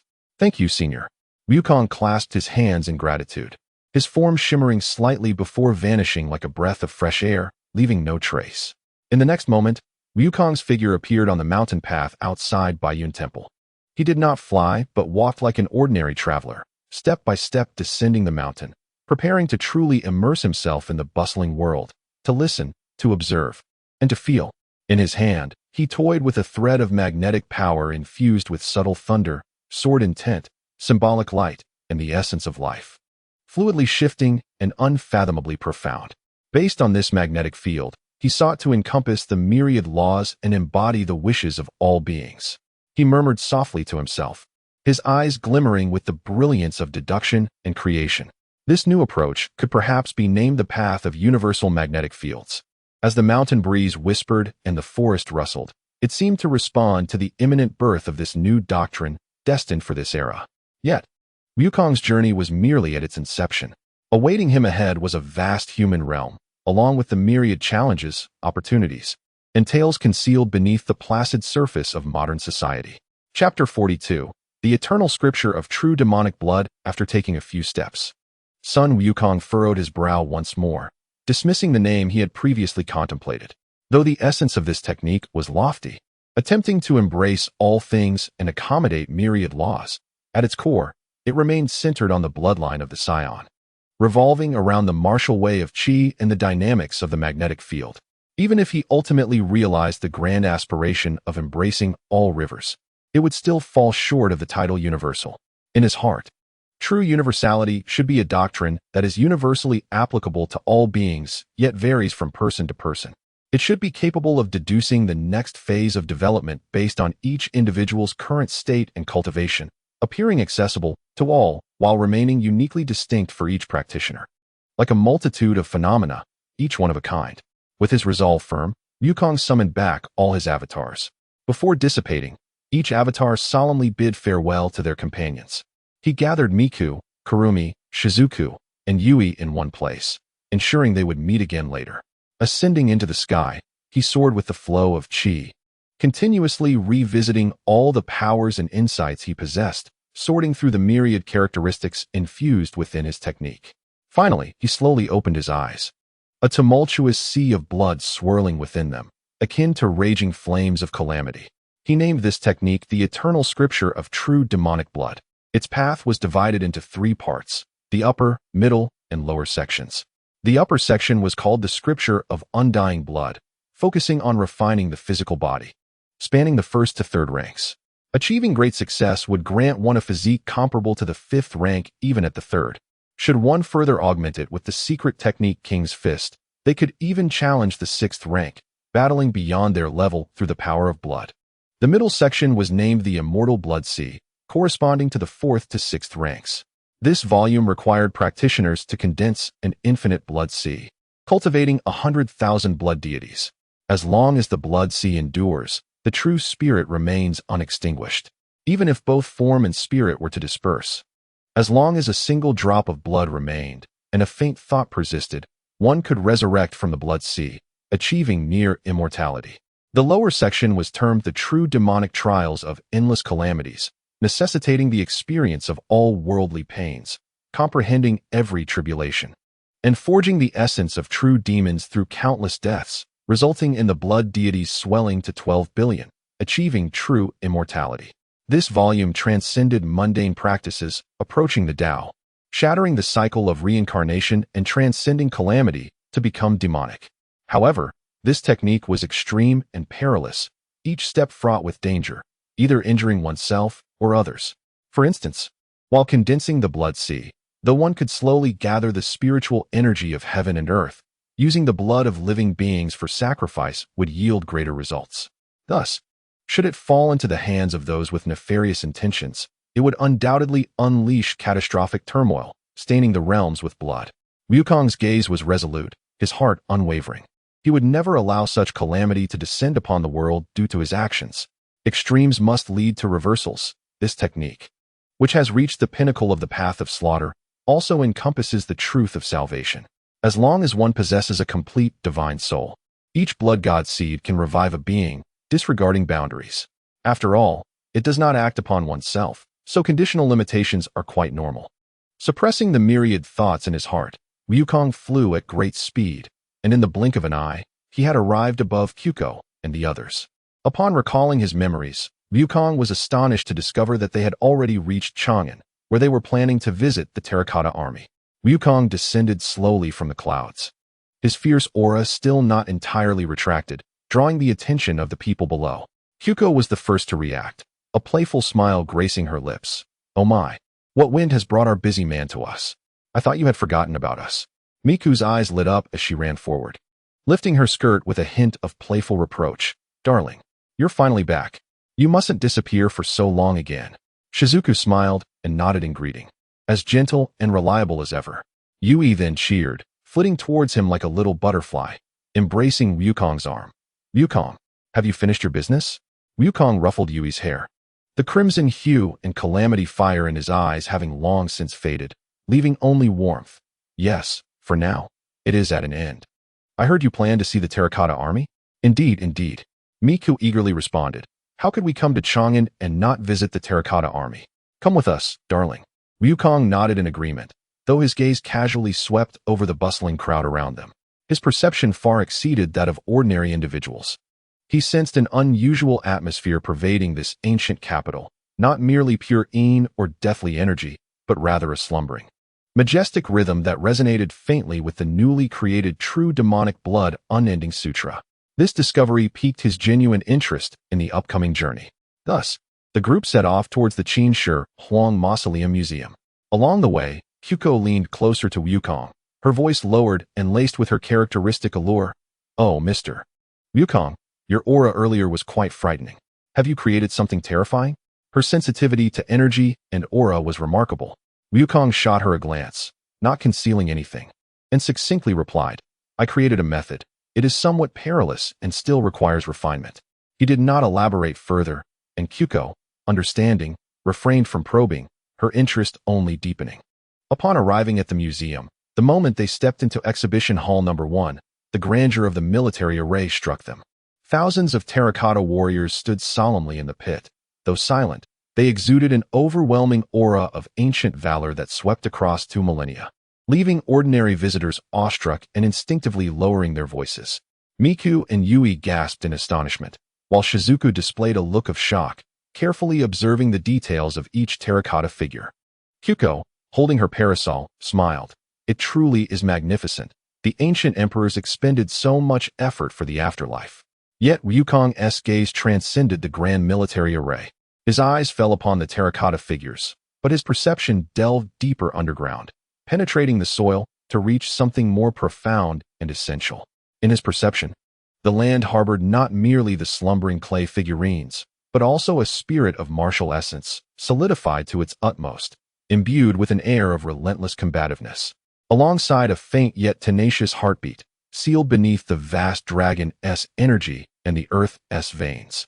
This was not the vitality of living beings, but rather a peculiar existence born from the fervent beliefs of the masses, forged through blood and fire, and enriched by the essence of the earth. Enshrined within the dragon veins and imperial aura of the first emperor, it established an enigmatic equilibrium. Fascinating, Wukong murmured softly to himself.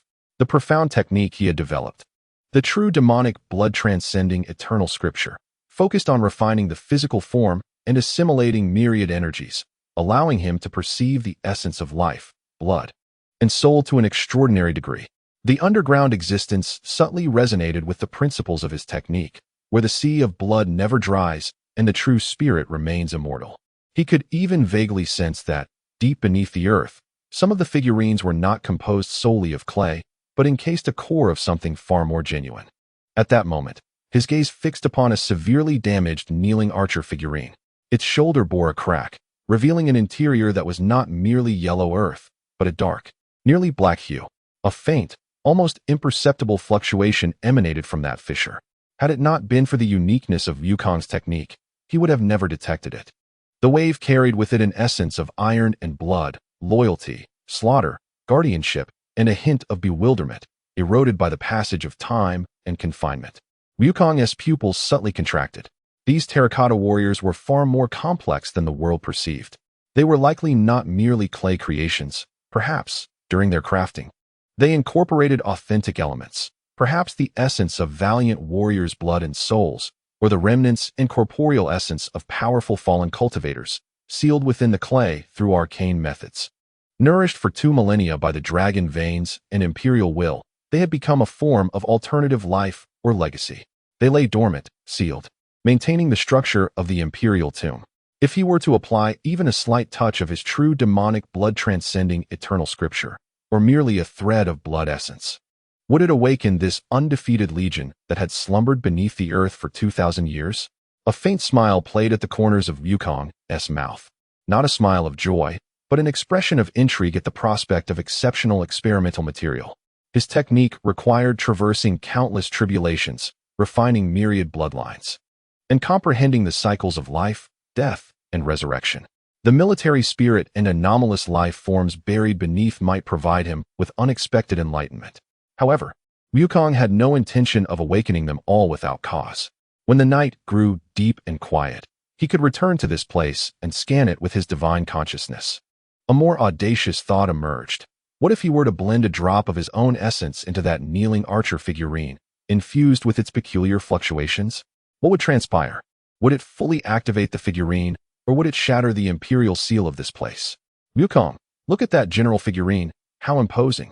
Katsuki's call snapped him back to reality. Wukong withdrew his gaze, suppressing the tumult of thoughts within, and replied with a gentle smile. Indeed, it is quite formidable. However, even the mightiest army, if it sleeps too long, may succumb to rust. His words carried a deeper meaning, perceptible only to Kurumi, who cast him a knowing glance before surveying the land beneath their feet. As the visit continued, Wukong transformed from mere tourist to an intrepid seeker. His consciousness, akin to invisible tendrils, meticulously explored every inch of the land and every terracotta figure in sight, silently deducing the workings of the subterranean force, validating the profound mysteries of his true demon transformation blood unbreakable sutra. As he departed, dusk had fallen, casting a crimson glow over the museum. Wukong cast one last glance at the immense earthen mound, vowing to return one day, not as a mere visitor, but as the founder of the true demon transformation blood unbreakable sutra, to unveil the secrets of this underground realm and perhaps to resurrect the masters of this military formation. That would undoubtedly be an intriguing discourse. The afterglow of the setting sun imbued the grand mausoleum of Emperor Qin with a solemn gold-red hue. The throngs of visitors gradually dispersed, the clamor receding, leaving behind only the silent legion of clay soldiers, steadfastly guarding their slumbering emperor. Wukong and his companions walked the path back to the city. Meijio remained animatedly chattering, debating which terracotta figure was the most handsome, while Shiori patiently chimed in, occasionally correcting Meijio's overly exuberant historical misconceptions. Ketsui, entwined in Wukong's arm, leaned gently against him, her face adorned with a serene and contented smile. Her keen perception picked up on Wukong's momentary focus during the visit and the silence that followed. Wukong-kun, Ketsui's voice was soft, laced with concern. You seemed particularly engrossed earlier. Did you discover something intriguing? She tilted her face upward, her clear eyes reflecting the twilight, filled with trust and affection. Wukong gazed down at her. The excitement of uncovering perilous techniques and secrets of the underground momentarily soothed by her gentleness. He wrapped his arm around Ketsui's shoulders, drawing her closer. Her cheeks flushed slightly, yet she did not pull away. Instead, she nestled tighter against him. Indeed, I have encountered some rather fascinating things, Wukong confessed, mindful of Ketsui's sensitivity, yet aware that some matters were too intricate to disclose fully, lest they frighten her. The terracotta warriors are far more intriguing than they appear. Their essence is not simple. Inside, Ketsui blinked, puzzled. Aren't they made of clay? They are clay, but they embody more than mere earth, Wukong carefully articulated, hinting at ancient powers, some dormant entities. Nearby, Kurumi, her ears perked, caught wind of their conversation and sauntered over, her parasol swaying gracefully, a mischievous smile adorning her face. It seems our Mr. Wukong has stumbled upon quite an extraordinary secret. You're not contemplating excavating those national treasures for research, are you? That would be a grave offense, she teased, though genuine curiosity sparkled in her red-black eyes. Wukong chuckled lightly. Not at this moment. Yet in his heart, he added, at least not through such a rudimentary method. Meijio then clung to Wukong's other arm, playfully pouting. Darling, what is so fascinating about those clay figures? They don't even compare to your magnificence. What shall we dine on tonight? I've heard that the lamb palma in Chang'an is particularly famous. Shiori gazed at Wukong, caught between two enchanting maidens, and smiled wryly as he attempted to mediate. Indeed, the culinary delights cannot be overlooked. However, since Wukong is so fascinated by the terracotta warriors, perhaps we could gather more information or take a closer look tomorrow. Wukong shook his head. I have other commitments tomorrow. With this new technique just established, there remains much to deduce and refine. I require a tranquil space for seclusion over the next few days. He had created the true demonic blood transcendent sutra, fraught with countless challenges and exceptional dangers. Despite its lofty aspirations, the particulars still needed meticulous honing, particularly in balancing its self-destructive extremes and realizing the ultimate vision that is universal yet varies among individuals. The inspiration drawn from the subterranean terracotta warriors demanded further time for contemplation. Hearing this, Yui, though somewhat reluctant, immediately expressed her support. Yes, cultivation is important. We will explore on our own. You need not worry about us, Yukong. Meijio pouted but dared not disturb Yukong's earnest endeavors. Kurumi chuckled. Go ahead and focus. I will take good care of Yui, as well as the delightful Shirji and Meijio. That night, Yukong established a simple barrier in his hotel room, isolating himself from the outside world. He sat cross-legged, his mind delving deep within. In his consciousness, the verses of the true demonic blood transcendence sutra flowed like crimson stars. The upper section, the Undying Blood Sutra, was the clearest, rooted in the Saiyan bloodline, merging the forces of chi and magnetic fields to temper the physical body and awaken latent potential. Each step was accompanied by extreme refinement and nearly destructive reshaping of the body. Practitioners must endure immense suffering, yet the resulting physique would be unmatched in strength. The middle section, the Undying Blood Sea, was far more enigmatic, involving the profound principles of soul, true spirit, energy transformation, and storage. Condensing the blood sea and differentiating the blood godsons was akin to dispersing one's life essence for storage. Each blood godson served as a resurrection node, a source of power. How can one efficiently condense the blood sea? Beyond the perilous and hasty method of seizing the essence of living beings, are there alternative paths? Perhaps by invoking the malevolent energies of the Earth's veins, absorbing stellar energy, or even transforming the vast, dormant forces that remain unclaimed? With this line of thought, Yukong's mind began to stir with vigor. The ancient capital of Chang'an, steeped in the legacy of 13 dynasties, was a nexus of dragon veins, its atmospheric essence far exceeding imagination. The dormant power coalesced within the formation of the Qin Emperor's terracotta army was the quintessence of this phenomenon. The iron-blooded, violent, protective, and loyal sentiments embedded within that power had endured through the millennia, never truly dissipating, merely suppressed and solidified. Was this not a natural, unclaimed embryonic blood sea, awaiting exploration? If he could subtly invoke a trace of the subterranean power, using the Undying Blood Sea secret technique for analysis, transformation, and absorption, even a minuscule fraction, he could gain profound insights into this technique and potentially optimize its foundational structure. However, this notion was exceedingly perilous. The layout of the Qin Emperor's tomb was intricate. Disturbing one element could impact the entire system. Should he awaken an unforeseen force, it could provoke significant repercussions. After a prolonged contemplation, Yukong ultimately resolved to take the risk. It is not a matter of direct absorption, but rather an initial process of perception and analysis. He needed to delve deeper into the very essence of the subterranean power. He separated a thread of exceedingly subtle consciousness, imbued with a trace of the vitality inherent in the indestructible blood canon, akin to an invisible bloodline that silently penetrated the foundation of the hotel, burrowing underground, gradually advancing towards the direction of the terracotta army pit. As the consciousness descended, it deftly avoided various modern pipelines, piercing through layers of soil and rock.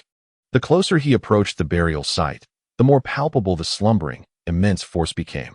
At last, his consciousness once again made contact with the peculiar space deep beneath the first pit. This time, he was better prepared. Instead of broadly scanning, the consciousness coalesced into a pinpoint, carefully circumventing the colossal will of the entire military formation, accurately targeting the kneeling archer figurine he had observed earlier, which bore a crack upon its shoulder. The moment the consciousness brushed against the darkened core within, a resonant hum erupted. A fragmented image surged violently into Yukong's mind. The cacophony of battle echoed. The black banners of the Qin army fluttered ominously in the wind. Cold bronze halberds stained with blood. A soldier, clad in tattered leather armor and smeared with gore, his gaze sharp as an eagle's, strained to draw the Qin crossbow in his grasp. Behind him was a forest of spears. Before him surged an indistinct enemy. A fierce, loyal, and death-defying battle spirit ascended to the heavens. The vision flickered and vanished. What followed was an interminable stretch of cold, dark slumber. His consciousness blurred, unable to perceive the passage of time, marked only by endless waiting and a profound, bone-deep sense of protective obsession. He sensed the external world with the faintest clarity, as if observing reality through thick, frosted glass. It was not until today that an extraordinarily potent, life-filled yet imbued with utter annihilation and devouring intent, peculiar force swept over him like a lighthouse beam, causing his dormant core, silent for millennia, to stir ever so slightly. Now was the moment. Wukong seized the faint ripple generated by that stirring. The techniques of the indestructible blood sea activated swiftly, striving to analyze its core structure and comprehend its fundamental power. However, just as his analytical force reached that core, a resounding clang erupted, seemingly echoing from the depths of the netherworld or from a distant ancient past, a thunderous collision of metal. It was not a genuine sound, but rather a counterattack of intensely concentrated martial intent. This intent was frigid, pure, and utterly destructive, a primal combat response. It surged up along the thread of consciousness Wukong had extended, like a bolt of lightning striking back. The restrictions Wukong had set into motion trembled violently, and the air within the room grew chillingly frigid, as if an invisible spear were thrusting towards his brow. Humph! Wukong let out a cold snort, a flash of bloodlight flickering in his eyes, as the indestructible blood cannon activated autonomously, the formidable force of vitality roaring within him, instantly crushing and dissipating the retaliatory martial intent. Yet this counterstrike left him slightly startled. This was merely an unconscious reaction from a damaged figurine. Should the entire formation be roused, the backlash of thousands, perhaps even tens of thousands of such intents could prove formidable enough to warrant his utmost seriousness. More troubling was that the collision, although slight, resembled a small stone cast into the tranquil surface of a lake, sending forth nearly imperceptible ripples in the slumbering subterranean realm. Wukong could distinctly sense that, centered around the kneeling archer figurine, several nearby warrior statues' cores seemed to flicker faintly, disrupting the dormant rhythm with an exquisite nuance. A deeper, more majestic force, reminiscent of a dragon's roar, began to flow languidly through the depths of the earth, seemingly disturbed by this minute disturbance, and commenced to scrutinize its domain. Alarmed, Wukong immediately retracted all his spiritual awareness, severing his connection to the underground, completely concealing his presence. He exhaled deeply, beads of sweat forming on his brow, not due to the expenditure of energy, but rather from the peril of that moment. He had underestimated the protective mechanisms of this ancient imperial tomb and the sensitivity of the warrior statues. Clearly, any intentions to breach their defenses would not be so straightforward. Wukong mused to himself, his gaze brightening. The greater the challenge, the more intrigued he became. The power buried beneath was something he yearned to possess, albeit requiring a more meticulous plan and enhanced strength. Through the recent adventure of perception and analysis, he conceived novel ideas regarding the cultivation of the undying blood sea. Perhaps, in the initial stages of refining the blood sea, it was unnecessary to solely pursue magnitude and expediency. Instead, greater emphasis could be placed on quality and characteristics. For instance, he could endeavor to emulate the military spirit of aggression he had just sensed, thereby forging a special blood avatar with both offensive and defensive capabilities. Alternatively, should the opportunity arise, capturing formidable battle souls or unique energy entities to refine into the blood sea could significantly amplify its power. This night's adventure had yielded rewards beyond expectation. In the following days, Wukong occasionally accompanied Jie and the others in exploring Chang'an, savoring gourmet delights and immersing himself in the ancient city's charm. However, he devoted more time to the simulation, calculation, and optimization of every detail in the true demonic blood transcendent scripture, particularly in how to safely invoke and utilize external forces, as well as how to mitigate the damage during the initial stages of cultivation. Jie and the others remained consistently gentle and considerate, never intruding upon his focus, merely calling him for meals at regular intervals and quietly keeping him company at night, offering their unique support and warmth. Her presence acted as a steady anchor during Wukong's extreme methodical explorations, reminding him of the original intent behind creating this technique, not merely for destruction and power. Although Meijio occasionally voiced her discontent over the limited time Wukong spent with her, she found joy in Jie's reassurances and the myriad culinary temptations of Chang'an. Kurumi, ever elusive, seemed to be scheming something, often regarding Wukong with a knowing smile, as though she had sensed his subtle movements that night. Shizuki took on the responsibility of planning their itinerary and caring for everyone. Days later, Wukong had developed a relatively refined modification of the upper section of the true demonic blood transcendent scripture, the Undying Blood Canon, and the initial cultivation methods of the central section, the Undying Blood Sea. Although the latter stages remained fraught with uncertainty and peril, a solid foundation had been established. On the eve of their departure from Chang'an, Wukong returned alone to the vicinity of the Qin Huang Mausoleum Museum once more. The night was deep and profound, with stars and the moon cloaked in darkness, rendering the vast mausoleum even more mysterious and solemn. He gazed from afar at the immense mound of earth, his eyes seemingly penetrating the layers of soil to behold the slumbering legion beneath. "Wait," Wukong murmured softly to himself, a confident smile curling at the corners of his mouth. "Once my powers are fully realized, or I discover the right method, I shall return. At that time, the true demon transformation blood unbreakable sutra shall reach greater perfection because of you. It would indeed be a great pity for this army to remain entombed here." Turning away, he melded into the darkness of the night. Behind him lay the miraculous remnants of an empire that had slept for millennia. Ahead stretched the path of demonic cultivation paved with blood and celestial power. In that moment, his thoughts drifted to returning to the hotel to behold their gentle smiles. This unyielding demonic scripture, born of the desire to protect, perhaps also required a touch of tenderness to balance its extremes and brilliance. Wukong quickened his pace towards the brightly lit city. The road ahead was long, but with those he wished to safeguard and a clear goal in mind, each step felt more resolute. Across the myriad realms, the blood of the demon flows eternally. Yet his true home would always lie within that tenderness. Wukong had already prepared for what was to come. Once this holiday concluded, he would impart the art of energy manipulation and magnetic rotation to them, subsequently extracting their spiritual crystals, allowing them to cultivate their techniques. In truth, none of the fairies possessed the talent for cultivation. Had they been endowed with such gifts, the crystals would have been refined long ago, and there would have been no need for Kurumi to search for hosts. Chapter 43. Upon returning to the hotel, Kurumi and the others had already drifted into slumber. Whether due to restlessness or otherwise, their garments lay in disarray. Miku's hand rested upon Kurumi's wicked form, occasionally giving it a playful squeeze, while Yui nestled her arms around Kurumi's, burying her face into the ample softness. Shiori lay quietly beside them. Wukong shook his head. Such an alluring scene was his alone to enjoy, and he had no desire to share this beauty. She was his. Wukong nestled himself among them, his consciousness sweeping over every corner of their bodies like a beam of light, allowing him to understand them more intimately, even knowing each of their sensitive points. Coughing slightly, he set aside distractions and devised the most suitable cultivation methods for each one based on their individual circumstances. Thus, when it came time to extract their spiritual crystals, the concepts contained within would remain intact, ensuring they would encounter no bottlenecks before reaching the 8th tier of cultivation. As the first light of dawn broke, the young ladies began to awaken one by one.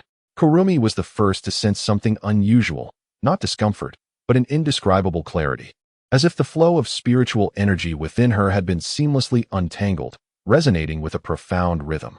Her amethyst eyes flicked to the side, where Miku's hand lay unconsciously on her chest, and Yui clung to her arm like a cherished doll, her small face nestled against Kurumi's softness.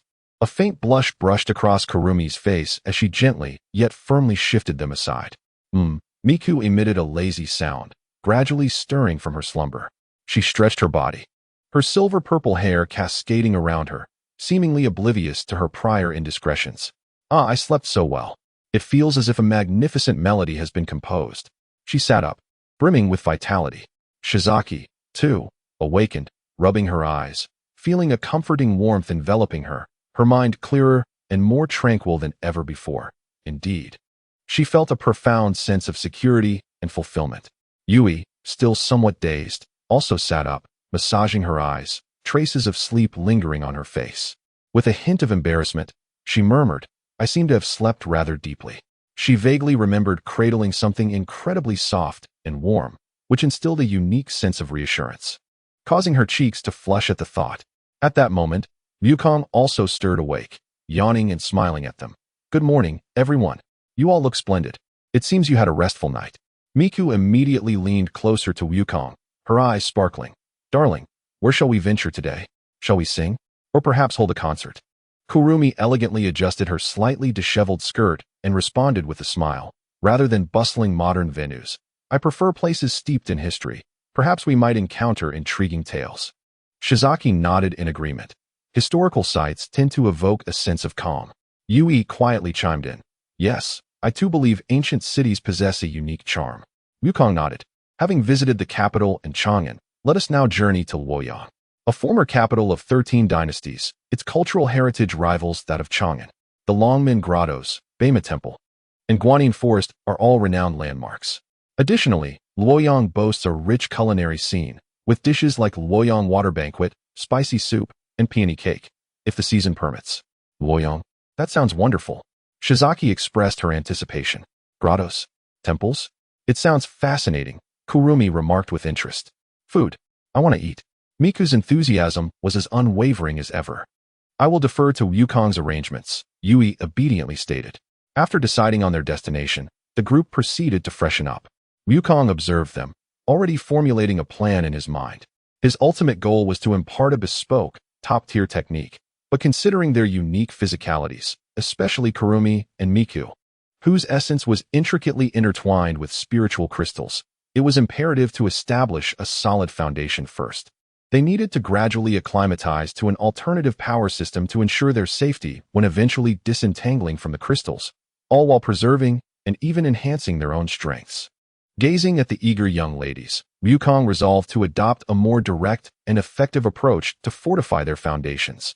He understood that traditional training methods often required years of painstaking effort, yet he possessed sufficient power to carve a shortcut for them. Before we set off to Luoyang, allow me to lay a solid groundwork for you. This will make our adventures more enjoyable and less tiring, Wukong said with a smile, a subtle glimmer of golden light flickering in his eyes. Are you going to give us special training, Mr. Wukong? Kurumi asked with keen interest. Is it something exciting? Miku leaned in closer. Shizaki and Yui also looked at him curiously. Close your eyes, relax your bodies, and feel my guidance, Wukong instructed without excessive elaboration, his voice imbued with a soothing, persuasive power. The girls complied, each closing their eyes. Wukong began by channeling his own energy, instead of unleashing an overwhelming force. He meticulously refined and softened his vast aura, releasing delicate streams of pure energy, which he gradually infused into the bodies of the four young ladies. This influx of foreign energy is both potent and remarkably gentle, akin to the warmest sunlight and the clearest spring water, enveloping their cores in an instant. Remember this sensation. It epitomizes the feeling of mastering one's own energy flow. Kurumi felt a warm current begin to circulate autonomously within her, harmoniously aligning with her inner spirit power. Instead of clashing, as if it were meticulously carving out a riverbed, bestowing upon her an unprecedented sense of fluidity and control, she immediately focused all her attention, etching every detail into her memory. Miku sensed that the warm current carried a wondrous rhythm, subtly resonating with her vocal abilities, granting her a newfound comprehension of her energy fluctuations. Shiori experienced a profound peace within that energy, its inclusiveness providing unparalleled comfort and stability, making the process of guidance remarkably smooth. Yui felt a warm sensation in her lower abdomen. Where the current flowed, her body seemed to awaken with vitality and exuberance. With his unparalleled control, Wukong directly utilized his energy to establish a foundation for them, imprinting the most fundamental mastery of energy. This was tantamount to bypassing years of training that an ordinary person would endure, allowing them to swiftly grasp the essentials of energy cultivation. However, this was merely the beginning. Soon, a more potent light flickered in Wukong's eyes as he harnessed the magnetic field's transformative power derived from his original intent. This time, he meticulously regulated the output of his strength. Next, a different force would be infused into their bodies, which might evoke peculiar sensations. Yet he assured them it was entirely harmless. Wukong communicated in advance. With a subtle thought, he precisely infused 4 strands of fine, yet terrifyingly potent magnetic force into each of the 4 young women. In an instant, Kurumi, Miku, Shiori, and Yui felt a slight tremor coursing through their bodies simultaneously. Their sensations became even more vivid and extraordinary. Kurumi perceived her body as though it were suddenly filled with countless minute, controllable currents, each cell vibrating gently and emitting a low hum. Her perception of time seemed sharper and more manageable, and the shadow realm appeared to stabilize. Miku experienced the vibrations of sound transforming into visible ripples within her perception. She could even sense the subtle variations of the magnetic field of sound waves in the air, instantly elevating her precision in sound control to an impressive level. Shiori felt her inherent inclusivity imbued with strength, vaguely perceiving the biological magnetic fields of those around her and even soothing their restlessness.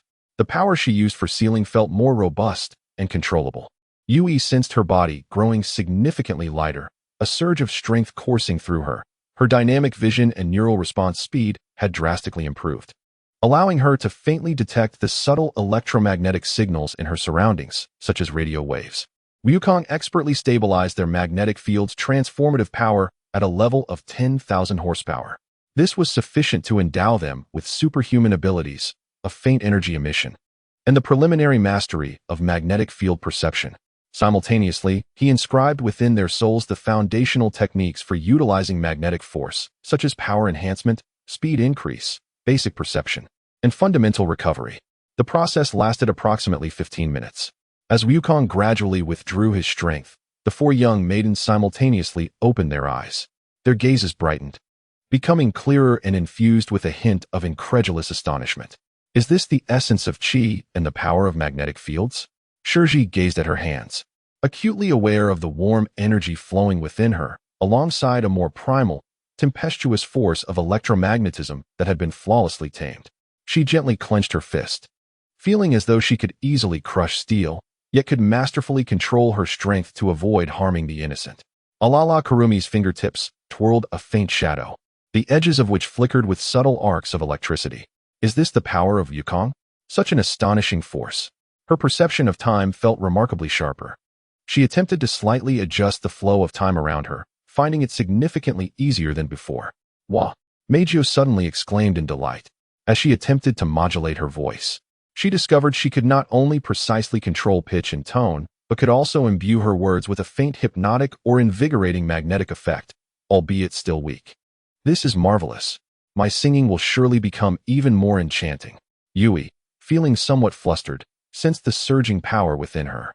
She tentatively jumped, nearly colliding with the ceiling. My apologies.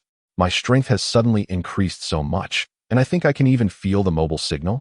She tilted her head in confusion. Wukong regarded them with satisfaction. You have now reached the threshold.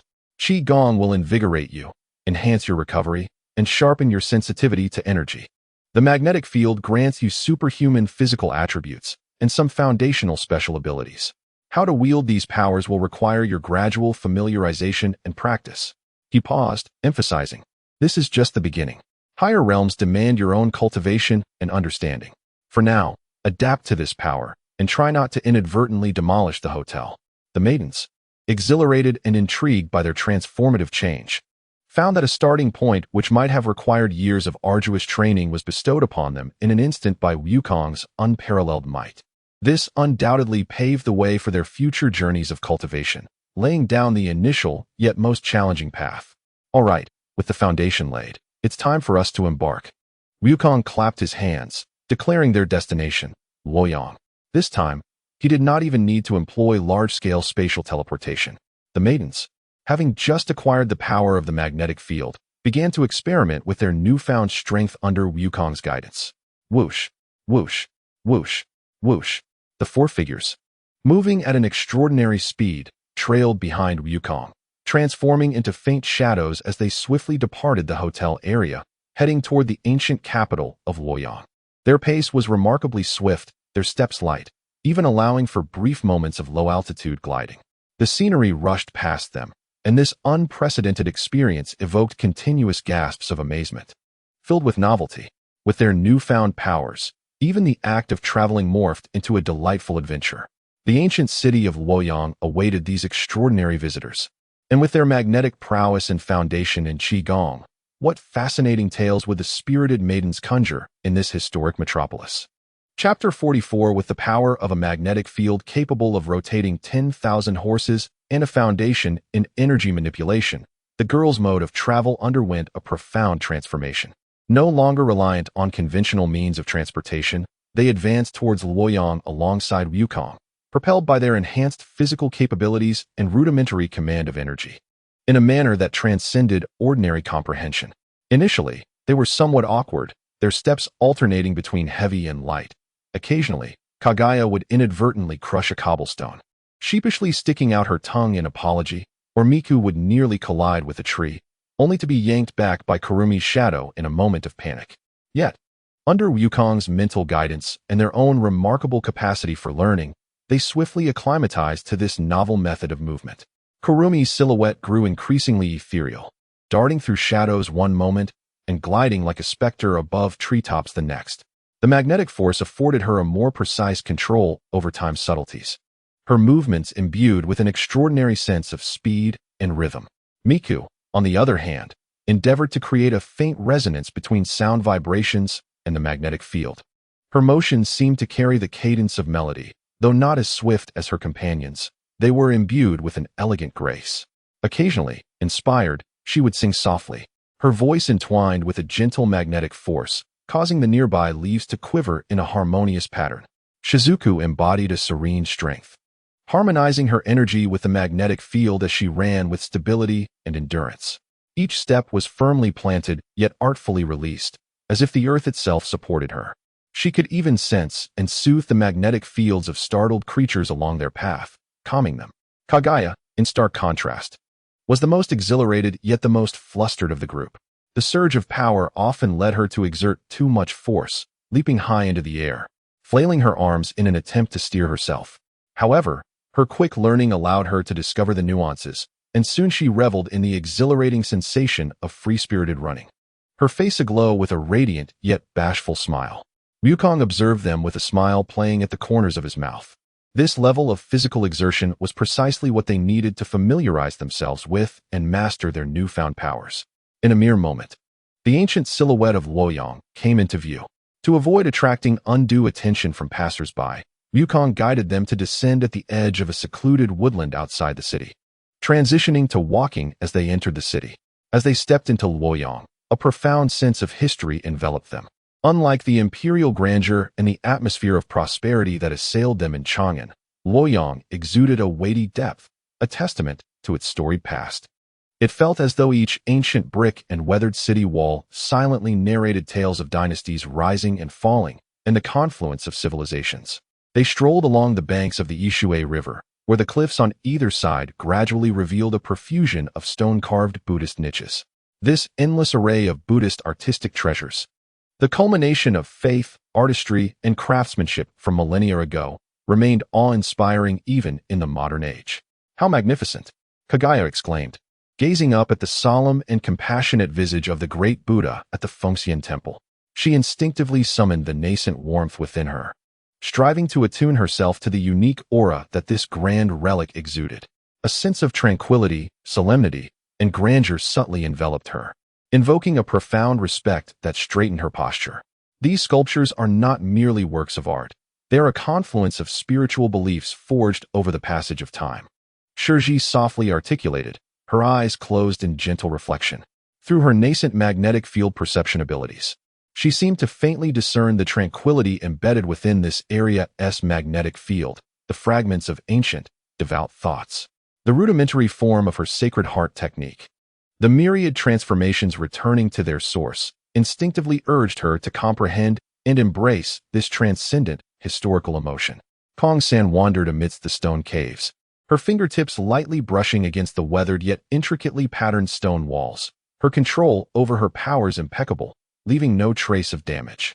Her heightened sense of temporal awareness, augmented by the magnetic forces, allowed her to vividly read the profound imprints left by time upon these lifeless creations. The passage of time had etched such deep, captivating marks here. She could even subtly adjust the flow of time in her immediate vicinity, observing these millennia-old relics at varying frame rates, granting her an extraordinary visual experience akin to peering through the cracks of time. Meijio, on the other hand, developed a keen interest in the propagation of sound within the caves. She softly hummed a pure note, utilizing the magnetic field to imperceptibly assist her in perceiving the echoes, reflections, and resonances against the rock walls. The echoes here were fascinating, imbued with a spacious and ancient resonance.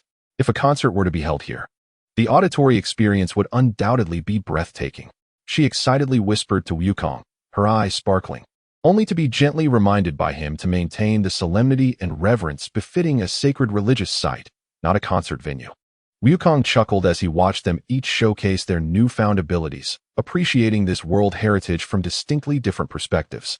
He even discreetly guided them on how to better envelop themselves with their gentle energy, insulating against any inadvertent fluctuations, thereby maximizing the protection of these fragile and precious antiquities from even the slightest harm. After a morning filled with exploration, hunger inevitably struck the group. Wukong, well acquainted with the area, led them to the renowned Jean Butong restaurant, eager to indulge in the famous water banquet of Luoyang. As 24 steaming dishes were presented one after another on the grand circular table, the array of tastes, sour, sweet, spicy, and salty, created a spectacular scene that left the young women in awe. Wow, so much food. It all looks delicious, Yui exclaimed, her eyes gleaming with excitement as she gazed at the bountiful dishes, instinctively swallowing. Meijio had already picked up her chopsticks, eager to dive in, commenting on the colors and aromas of the dishes. With their superhuman physiques and accelerated metabolism, their appetites had indeed grown, and the magnetic forces had significantly heightened their energy requirements. While savoring exquisite delicacies, they unconsciously wielded their newly acquired powers. Shiori could deftly control the pressure of her fingertips, skillfully using chopsticks to pick up the exceptionally tender ingredients, such as Luoyang's renowned noodle dish, without marring their form. Kurumi, with her heightened perception, could subtly discern the optimal temperature and timing for each soup, ensuring the most delightful taste experience. Meijio analyzed the intricate layers of flavor in each broth as she ate, her mind swirling with thoughts of how to replicate such a rich gustatory experience through sound and magnetic fields. Yui, exuberantly enjoying her meal, found her appetite vastly increased by her newfound strength, though she remained cautious, carefully managing her grip to avoid accidentally shattering the delicate porcelain bowls or spoons in her excitement. Wukong, observing their joyful feasting, cheerfully shared the historical origins and intriguing anecdotes of each dish. After lunch, they proceeded to the Baima Temple, celebrated as the foremost ancient temple in China. Walking amidst the towering pines and cypress trees, listening to the ethereal chanting of sutras, they felt a serene tranquility envelop their hearts, as if their spirits naturally found peace. Here, Kurumi and Shiori appeared particularly absorbed. Kurumi resonated with the temple's stillness, which seemed to transcend ordinary time, creating a subtle connection with the nascent form of her dark cosmic wheel's secret teachings. Shiori, in turn, felt the expansive magnetic field of peace and inclusivity, allowing her sacred heart's principle to operate effortlessly, rendering her spirit clearer and more serene, as if she could embrace and comprehend all that had settled within this sacred space. Meijio, too, tempered her lively demeanor, curiously observing the devout monks as they chanted. She endeavored to use her ability to sense magnetic fields intertwined with sound to discern if the rhythmic chanting contained any unique, concentrated energy fluctuations, perhaps a manifestation of faint willpower or faith. Yui quietly followed behind the group, her hands clasped in prayer, exuding a sense of sincere reverence. The warm currents of energy within her flowed gently, enveloping her in a comforting warmth, and her mood became exceptionally tranquil. Subsequently, they visited the Luoyang Museum. Through the rich and exquisite artifacts on display, ranging from the bronze vessels of the Xia, Shang, and Zhou dynasties to the terracotta figurines and murals of the Han and Tang periods, they systematically explored Luoyang's illustrious history as the capital of 13 dynasties and the evolution of its civilization. In this context, their new abilities found further application. Kurumi became more attuned to the lingering temporal information embedded in the bronze and jade artifacts. Shiori could vaguely perceive the intense emotions or faith resonating within certain precious relics. Meijio attempted to listen for any echoes of ancient whinnies within a vividly crafted Tang dynasty horse figurine. Though there were none, she persistently endeavored. Yui marveled at the exquisite craftsmanship of ancient artisans, her enhanced vision allowing her to discern minute details and traces of creation far beyond the ordinary. Wukong once again assumed the role of a temporary guide, his knowledge surpassing that of typical historians, as he interspersed tales of folklore, and lesser-known historical narratives, captivating the young women with his insights. As the lights began to twinkle, they strolled through the ancient streets of Luoyang, immersing themselves in the vibrant atmosphere of the historic city.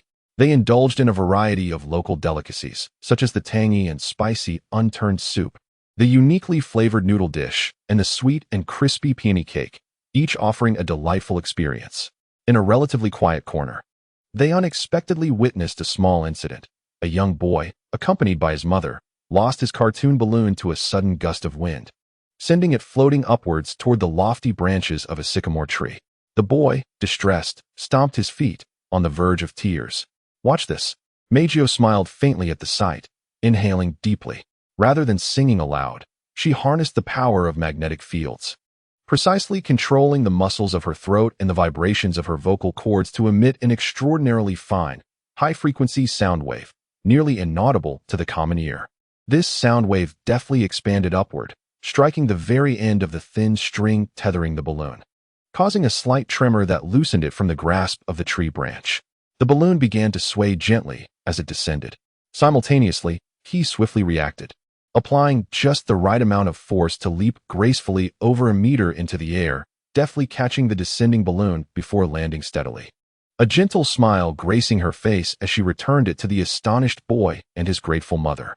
"Thank you, elder sister," the boy exclaimed, his tears replaced with joy as he tightly embraced his reclaimed balloon. The parents regarded this as a fortunate encounter with an agile and kind-hearted young girl, oblivious to the extraordinary nature of the event. This small episode elicited shared smiles among the girls, as they found fulfillment in aiding others while subtly wielding their newfound powers without causing a stir in the mundane world. It bestowed upon them a unique sense of accomplishment and joy. After a day of exploration, as nightfall descended, they returned contentedly to the comfortable abode arranged by Wukong. Despite the day's extensive adventures, the girls, fortified by the foundational strength of a magnetic field and their newly acquired energy skills, felt invigorated and spirited. After freshening up, they spontaneously gathered in the living room, exchanging insights and experiences regarding their day and the application of their powers. Feeling the ancient relics and the weight of history through energy is truly special, as if one could touch an intangible depth. Shirji shared first, her tone gentle. Adjusting the flow of time to observe stationary objects reveals many details and nuances we usually overlook. Kurumi elegantly leaned against the sofa, her fingertips tracing nearly invisible ripples of space-time distortion. The fusion of sound and magnetic fields presents an abundance of possibilities to explore. It's not merely about attack or allure. Today's meticulous operation is equally fascinating. Meijio excitedly gestured, seemingly conceiving a new melody. "I nearly jumped too high again today, but I managed to control it much better." He chuckled shyly, her eyes sparkling with evident satisfaction from the day's experiences. Wukong observed the girls seated together, fervently discussing, sharing, and even attempting to demonstrate some techniques for controlling their newfound powers. He nodded in satisfaction. For him, this blend of play and practice was precisely what they needed at this stage of their training. The journey to Luoyang not only allowed them to appreciate the rich cultural heritage of the ancient capital, but also unknowingly solidified the powers they had recently acquired. They began to grasp how to integrate their extraordinary abilities into daily life, using them to perceive the world and assist others, rather than solely for combat or destruction. This was merely a delightful beginning to their long path of cultivation and future adventures. Wukong's gaze swept across their faces, brimming with curiosity and excitement, and he understood that the potential within these young women extended far beyond what was visible. In the days to come, a wealth of experiences, challenges, and wondrous sights awaited them to explore together. Chapter 45. The Journey to Shanghai. Once school resumes. I plan to create a spiritual time capsule, and each of you must enter it for thorough training. The four exclaimed in unison, their eyes fixed on Wukong with confusion. Wukong raised an eyebrow slightly, his tone imbued with undeniable resolve. "What do you mean? Do you not yearn for greater power, for a longer life?" Yui lowered her head, her fingers nervously twisting the hem of her clothing, and quietly murmured, I think just being able to spend my life by Wukong's side is enough happiness for me. I don't really care about power or longevity." Wukong sighed softly, his expression becoming complex and profound. "But I do care. I have already lived for 150 years, and in just a few days, Once my cultivation reaches the 8th rank, I will have at least another 100,000 years ahead of me. It is precisely for this reason that, even for my own sake, I must urge you all to grow stronger." Kurumi smiled gently, revealing an elegant and enigmatic grin. She stepped forward, performing a graceful curtsy. Her voice soft yet firm. "I cannot imagine a future without my presence alongside Wukong. In the long years to come, I hope to receive your guidance, Wukong." Miyuki suddenly leaped forward, clinging to Wukong like a koala, and with a playful tone said, "I swear I will sing for Darling for a lifetime." "How could I leave before Darling?" "Absolutely not." Shizuki, listening to their words, seemed to recall something and her cheeks flushed crimson. She lowered her head, her voice barely a whisper, yet filled with sincerity. "As long as I can be with Wukong, I will be content. Indeed, there is no need to rush with cultivation. As the saying goes, balance between work and rest is the key to longevity." Wukong casually placed his hands in his pockets, surveying the eager faces of his companions. "Since this is a rare holiday, we should certainly unwind and enjoy ourselves thoroughly." Yui instantly raised her hand with excitement, proposing, "I know. How about we visit Shanghai? I've looked up some information, and it's not only a global metropolis, but also the most economically developed city in China. The Oriental Pearl Tower, the Bund, and Disneyland are among a plethora of delightful attractions." Wukong turned to Kurumi, Meijio, and Shizaki, noticing the twinkle of anticipation in their eyes, and with no objections raised. He promptly declared, "Unanimously approved. Thus, our holiday destination shall be Shanghai."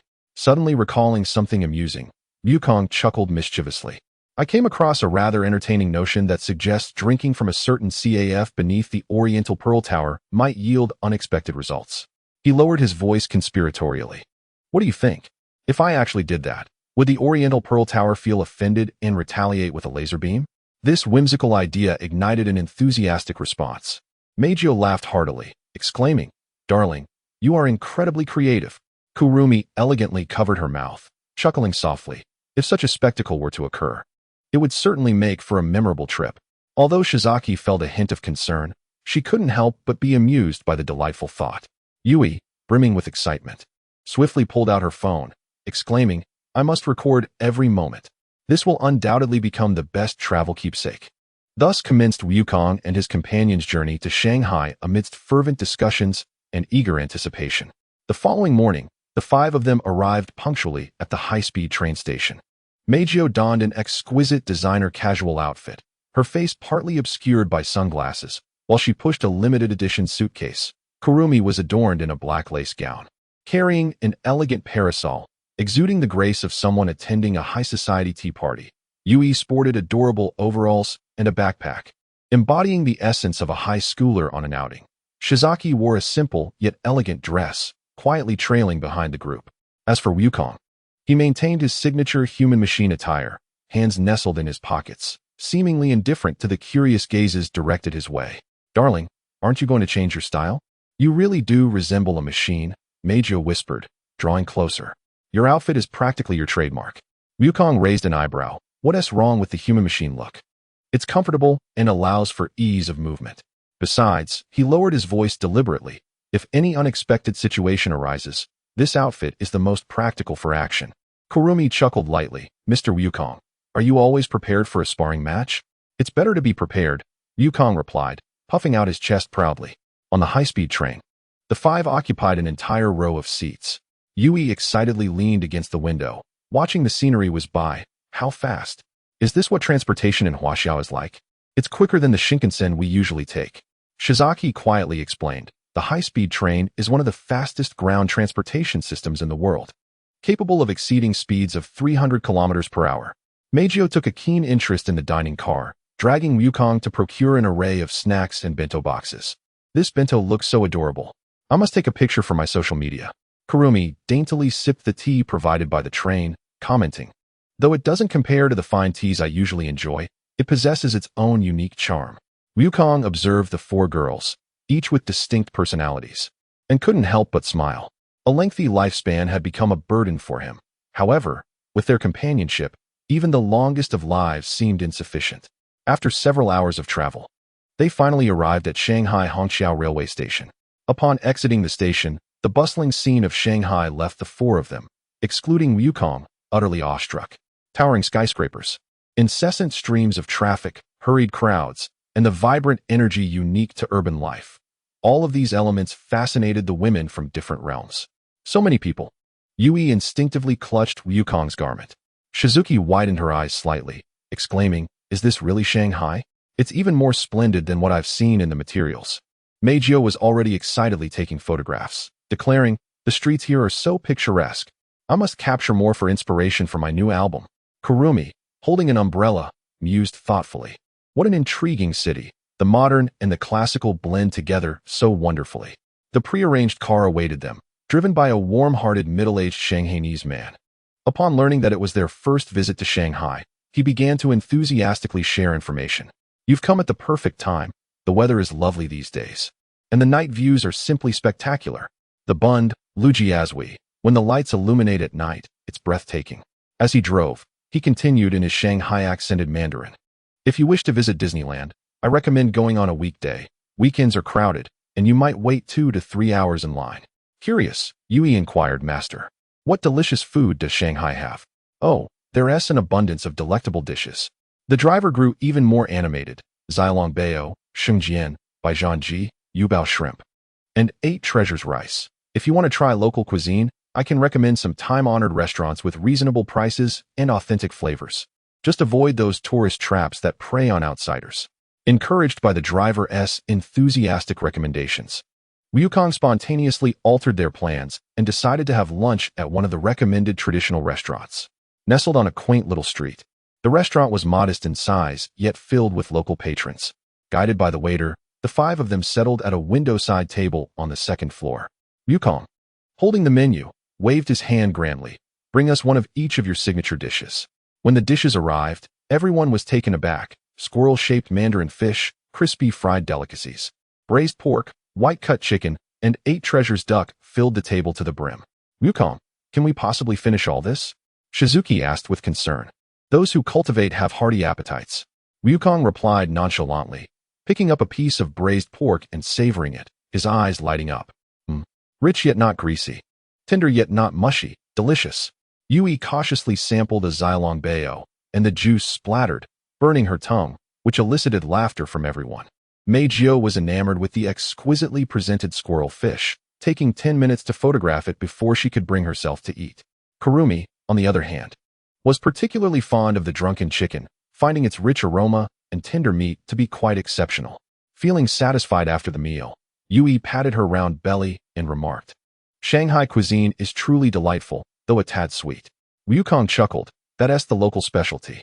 Now that we are full, let us drop off our luggage at the accommodation and embark on the first stop of our Shanghai journey." Their chosen lodging was nestled within an old Western-style house, meticulously renovated to preserve the essence of old Shanghai while incorporating modern comforts.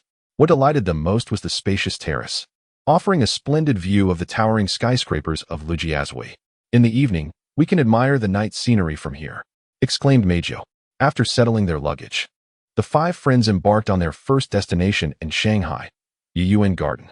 Within the garden, the intricate design of the classical landscape left the 4 women in awe. The rockeries, flowing water, and pavilions all manifested the quintessence of Eastern aesthetics. Meijio traversed the winding bridge several times, exclaiming, "This design is so ingenious.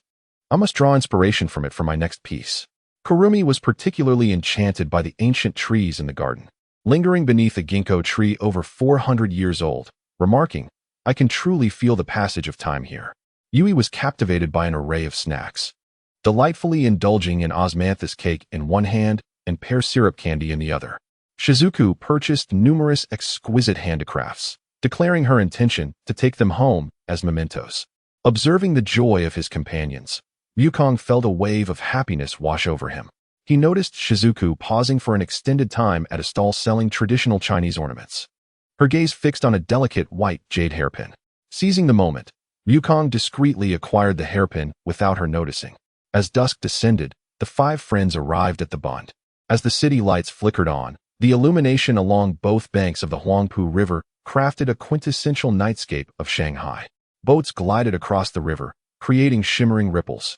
On the Pudong side, the Oriental Pearl Tower, Jinmao Tower, and Shanghai Tower formed a spectacular skyline, while on the Puxi side, The Bun's architectural ensemble appeared particularly elegant under the glow of lights. How beautiful! Even the worldly Kurumi found herself awestruck by the scene before her. Meijio, overwhelmed with excitement, could hardly speak, focusing solely on capturing photographs. Yui widened her eyes, determined not to miss a single detail. Shizuku stood quietly by the railing, letting the river breeze tousle her long hair. Wukong, observing this tableau from behind, felt a warm surge in his heart. This is Shanghai, he whispered, where modernity coexists with tradition and speed intertwines with poetry. The following day, the five set off early for Disneyland.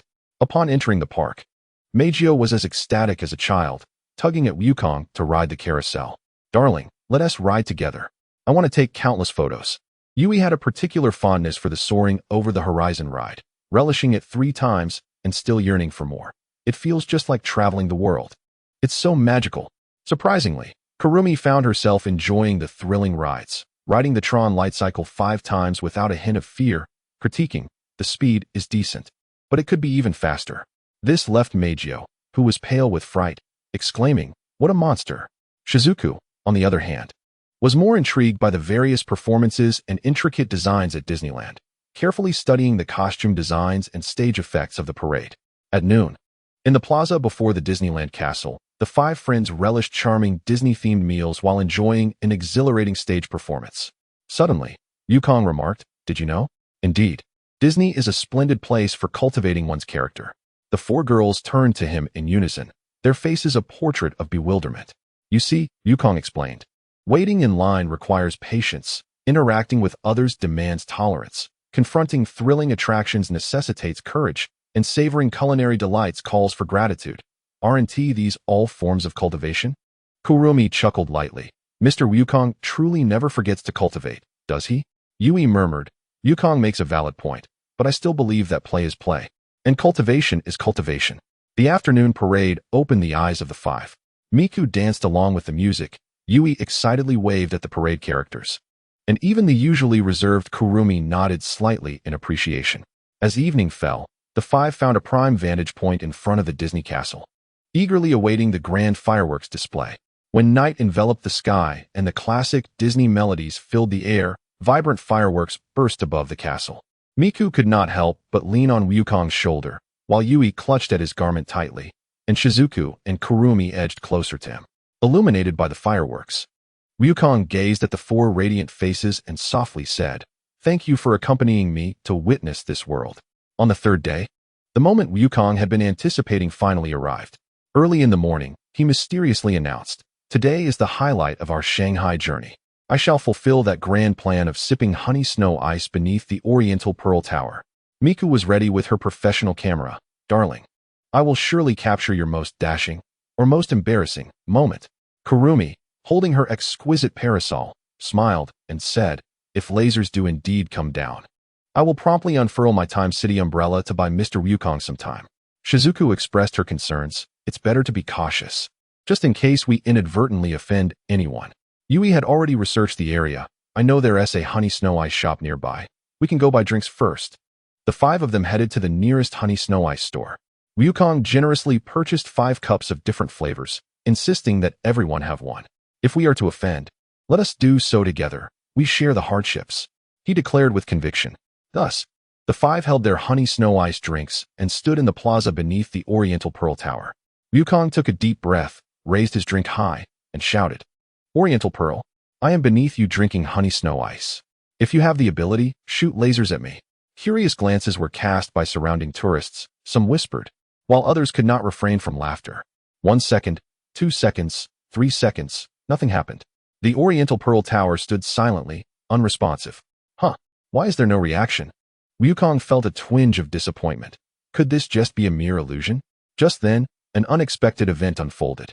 A lady in the uniform of the Oriental Pearl Tower approached with a smile. Hello, dear visitors. I am the public relations manager of the Oriental Pearl Tower. We have noticed your amusing antics, and coincidentally, we are hosting a special event today. Would you be interested in participating? The 5 exchanged glances, and ultimately, Wukong spoke on their behalf. What sort of event? The manager smiled mysteriously. It is an activity perfectly suited for all of you, the special experience journey at Mishuai City. We can invite you to ascend the Oriental Pearl Tower, where you can enjoy specially crafted Mishua beverages at the observation deck while admiring the panoramic view of Shanghai. This unexpected invitation left the five of them momentarily stunned. Meijio was the first to react. So, we can ascend the Oriental Pearl Tower for free? The manager nodded. Not only that, but we will provide you with a passage, so there's no need to queue. How wonderful! Jie exclaimed, jumping with excitement. Thus, under the manager's guidance, the five of them ascended directly to the main observation deck of the Oriental Pearl Tower through the exclusive passage. Standing on the 259-meter high transparent observation corridor, they were treated to a breathtaking view of the Huangpu River and the Bund below. The manager had specifically prepared Mishua beverage cups adorned with the image of the Oriental Pearl Tower for them. Wukong stood on the glass floor, gazing at the scenery beneath his feet. And couldn't he help but chuckle? I never expected not only to be spared from laser beams, but also to receive such a treat. Kurumi elegantly savored her special drink. It seems that even famous landmarks possess an unexpected sense of humor. Meijio was busy taking photos. The view here is simply magnificent. I must post a series of 9-grid pictures on WeChat. Jie cautiously walked on the glass floor, filled with both fear and excitement. It's really so high. But the scenery is truly beautiful. Shiori quietly observed the view outside the window, softly remarking, "From this height, all troubles seem so insignificant." The manager smiled and explained, "In fact, we often see tourists engaging in amusing activities at various landmarks. Some even become viral sensations. As the managers of these landmarks, we prefer to approach such behaviors with an open and humorous attitude, sometimes even collaborating with tourists to create delightful surprises." Wukong pondered, "So, it's not that landmarks lack a sense of humor, but rather that they lack the eyes to discover it." After spending a delightful afternoon atop the Oriental Pearl Tower, the five decided to conclude their Shanghai trip with a riverside dinner. They chose a restaurant on the Bund, with a dazzling view of the Pudong skyline outside the window. Boats traversed the Huangpu River, and the neon lights flickered, painting a dynamic urban tapestry. At the dining table, the five raised their glasses in a toast. To this unforgettable trip to Shanghai, Wukong initiated. To the Oriental Pearl Tower for not firing lasers. Meijio playfully added. To having each other as company throughout our long lives, Kurumi smiled. To more adventures and travels. Jie exclaimed excitedly. Shiori gently clinked her glass and whispered, to always being together like this. After dinner, the five strolled along the Bund. The river breeze caressed their faces. The night scenery was enchanting, and everything felt just right. Wukong suddenly halted, retrieving a small box from his pocket. "Oh, I have gifts for you." In the astonished gaze of the four women, Wukong opened the box, revealing 4 meticulously chosen gifts: a delicate Shanghai-style folding fan for Kurumi, a pair of stylish hype-eye earrings for Meijio, a box of traditional Shanghai snowflake cream for Jie, and a white jade hairpin he had quietly purchased at Yuyuan Garden for Shiori. Wukong's 4 companions gazed in astonishment at the gifts in their hands, momentarily at a loss for words. Throughout their extensive lives, they would encounter numerous such journeys and memories. Wukong looked at them with gentle eyes, and he hoped that each cherished recollection would always include their figures. The chimes of the Bund rang out at the perfect moment, reverberating across both banks of the Huangpu River. The silhouettes of 5 individuals nestled together in the twilight, their backs set against the dazzling glow of the city. Their journey in Shanghai had come to an end, yet their adventure was far from over. Upon returning to their lodgings, Wukong stood on the terrace, gazing at the distant Oriental Pearl Tower, suddenly breaking into a smile. Next time, he mused to himself, should I try eating jianbing guozi beneath the Statue of Liberty? This thought provoked an involuntary laugh. It seemed that within the long life he was about to embrace, countless such whims awaited realization, and most importantly, he had companions willing to share in these experiences. Under the night sky, Shanghai remained aglow, resembling an everlasting stage, eagerly anticipating the unfolding of more stories. Wukong and his companions were the ever-present protagonists on this stage. Chapter 46. Another Dragon Ball host under the moonlight. Shanghai continued to shine brilliantly, resembling a city that never sleeps, an unparalleled spectacle of prosperity that Wukong had never witnessed on Earth. He closed his eyes, quietly absorbing the vibrant pulse of this metropolis, teeming with the unique vitality of humanity amid the clamor. At the moment his consciousness surged through a corner of the city like an ebbing tide. A faint yet chillingly sinister aura suddenly triggered his senses. This essence was unmistakable, It was the three-star dragon. Wukong furrowed his brow, a wave of confusion washing over him. Logically, in this era, no being on Earth should possess the capability to awaken the evil dragon. Nor could any entity fortuitously exist that could provide such an abundance of negative energy. Since clarity eluded him for the moment, he chose not to dwell on it. Wukong glanced back at the room to confirm that Kurumi and the others had fallen asleep. He then focused his energy, his form flickering away silently towards the source of the host. Following that elusive trace of malice, Wukong swiftly pinpointed an exceptionally opulent hotel situated near Shanghai Disneyland. On the 15th floor, within a lavish suite, the source of the sinister energy was quietly emanating a chilling presence. Inside the room, a strikingly beautiful young woman had just emerged from the bath, her damp hair cascading over her shoulders. She was draped in a towel, her skin slightly flushed from the steam, droplets of water cascading from her hair, enveloping her in a dreamy haze. She radiated an innate nobility, bright and proud, like a star that had never lost its luster. Casually, she settled onto the edge of the bed, causing the soft bedding to indent beneath her. She picked up her phone, seemingly dialing a number. Wukong turned his face deliberately away, respecting her privacy and refraining from intruding upon her thoughts or speech. "Mom, Dad, I'm going to Disneyland tomorrow. Good night." She spoke softly into the phone, her tone tinged with a hint of playfulness. After ending the call, she leisurely began watching a television series, the flickering light casting shadows across her face. Wukong was in no rush. He intended to wait until she fell asleep before commencing the purification of the Dragon Ball. Yet, at that very moment, a sudden transformation occurred. The three-star dragon seemed to be abruptly ignited by some unseen force, and in a flash, it tore open a dark portal. The doorway twisted and spun, and in an instant, it completely engulfed the unsuspecting girl. A terrified scream shattered the silence as she found herself in an utterly unfamiliar realm, panic immediately gripping her entire consciousness. The vast ice field stretched endlessly, the cold biting like a knife. She stumbled backward, her boots leaving chaotic marks upon the snow until her back collided with an astonishing warmth and solidity. In her frantic glance back, she met a pair of dark eyes, devoid of malice, instead reflecting a hint of curiosity and gentleness. Yet, this did little to alleviate her fear. She resembled a snow fox trapped in the Arctic, fully aware of her inability to confront the unknown, yet still attempting to raise imaginary spikes all over her body, striving to defend her last semblance of security through bravado. This stubborn yet fragile demeanor struck as particularly captivating. He could see that her bravado was merely a facade, concealing a young girl untouched by the storms of life. The standoff amidst the biting cold lasted less than a minute. The frigid air swiftly penetrated her thin bathrobe, rendering her teeth chattering and her exposed toes involuntarily curling into the snow, the bravado she had mustered dissipating entirely. "Who are you?" Her voice trembled, betraying her effort to maintain composure. "Where's this place? What do you intend to do with me?" Did not respond immediately. Instead, he quietly summoned the magnetic forces around him, enveloping her in an invisible barrier of warmth. The biting chill vanished, replaced by a gentleness reminiscent of spring. Only then did he raise an eyebrow and reply, "Miss, you mustn't speak carelessly.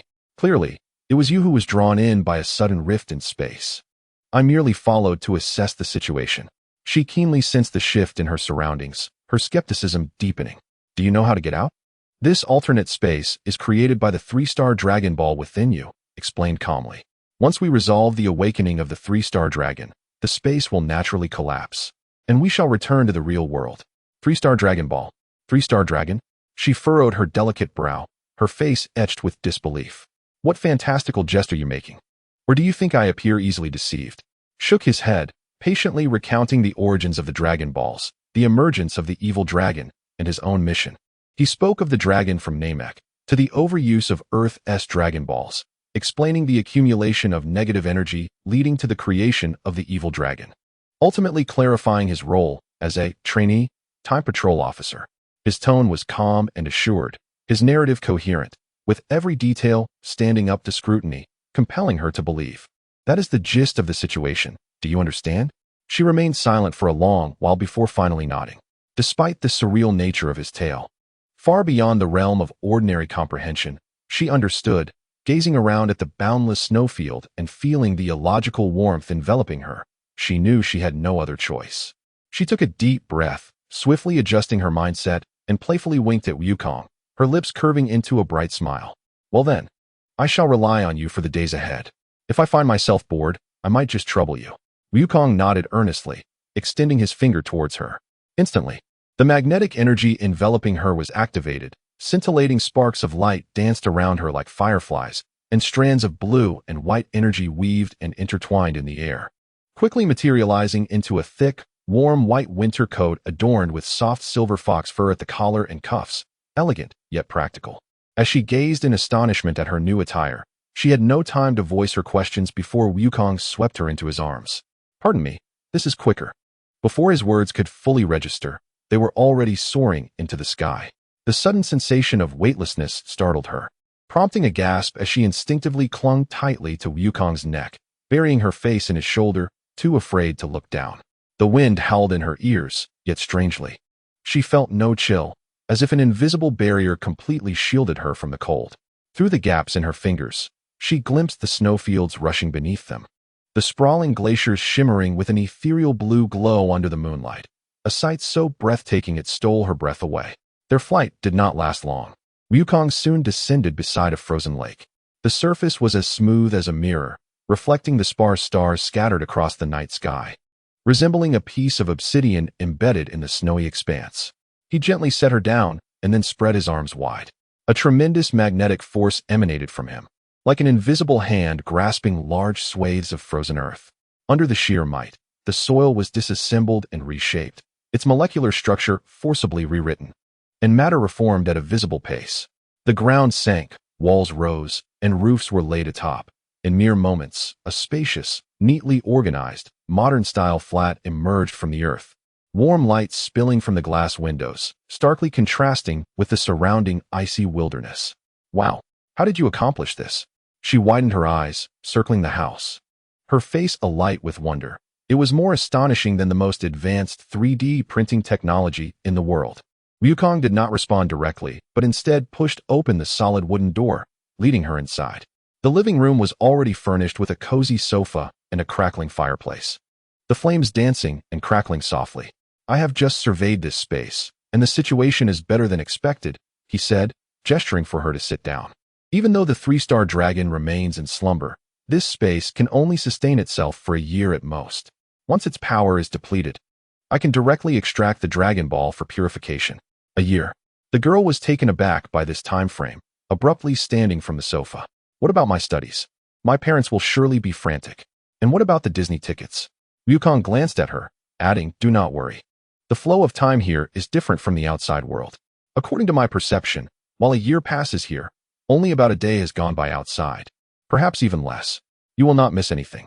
Upon hearing this, she finally exhaled deeply, her anxious heart returning to rest.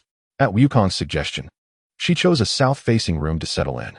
The room is arranged with simplicity and comfort, the bed invitingly soft, and the wardrobe thoughtfully stocked with several sets of fresh clothes. Before long, her footsteps resonate once more in the corridor, gently tapping on Wukong's door. Come in. She pushes the door open, stepping in with confidence and a bright smile, as if the earlier panic had never existed.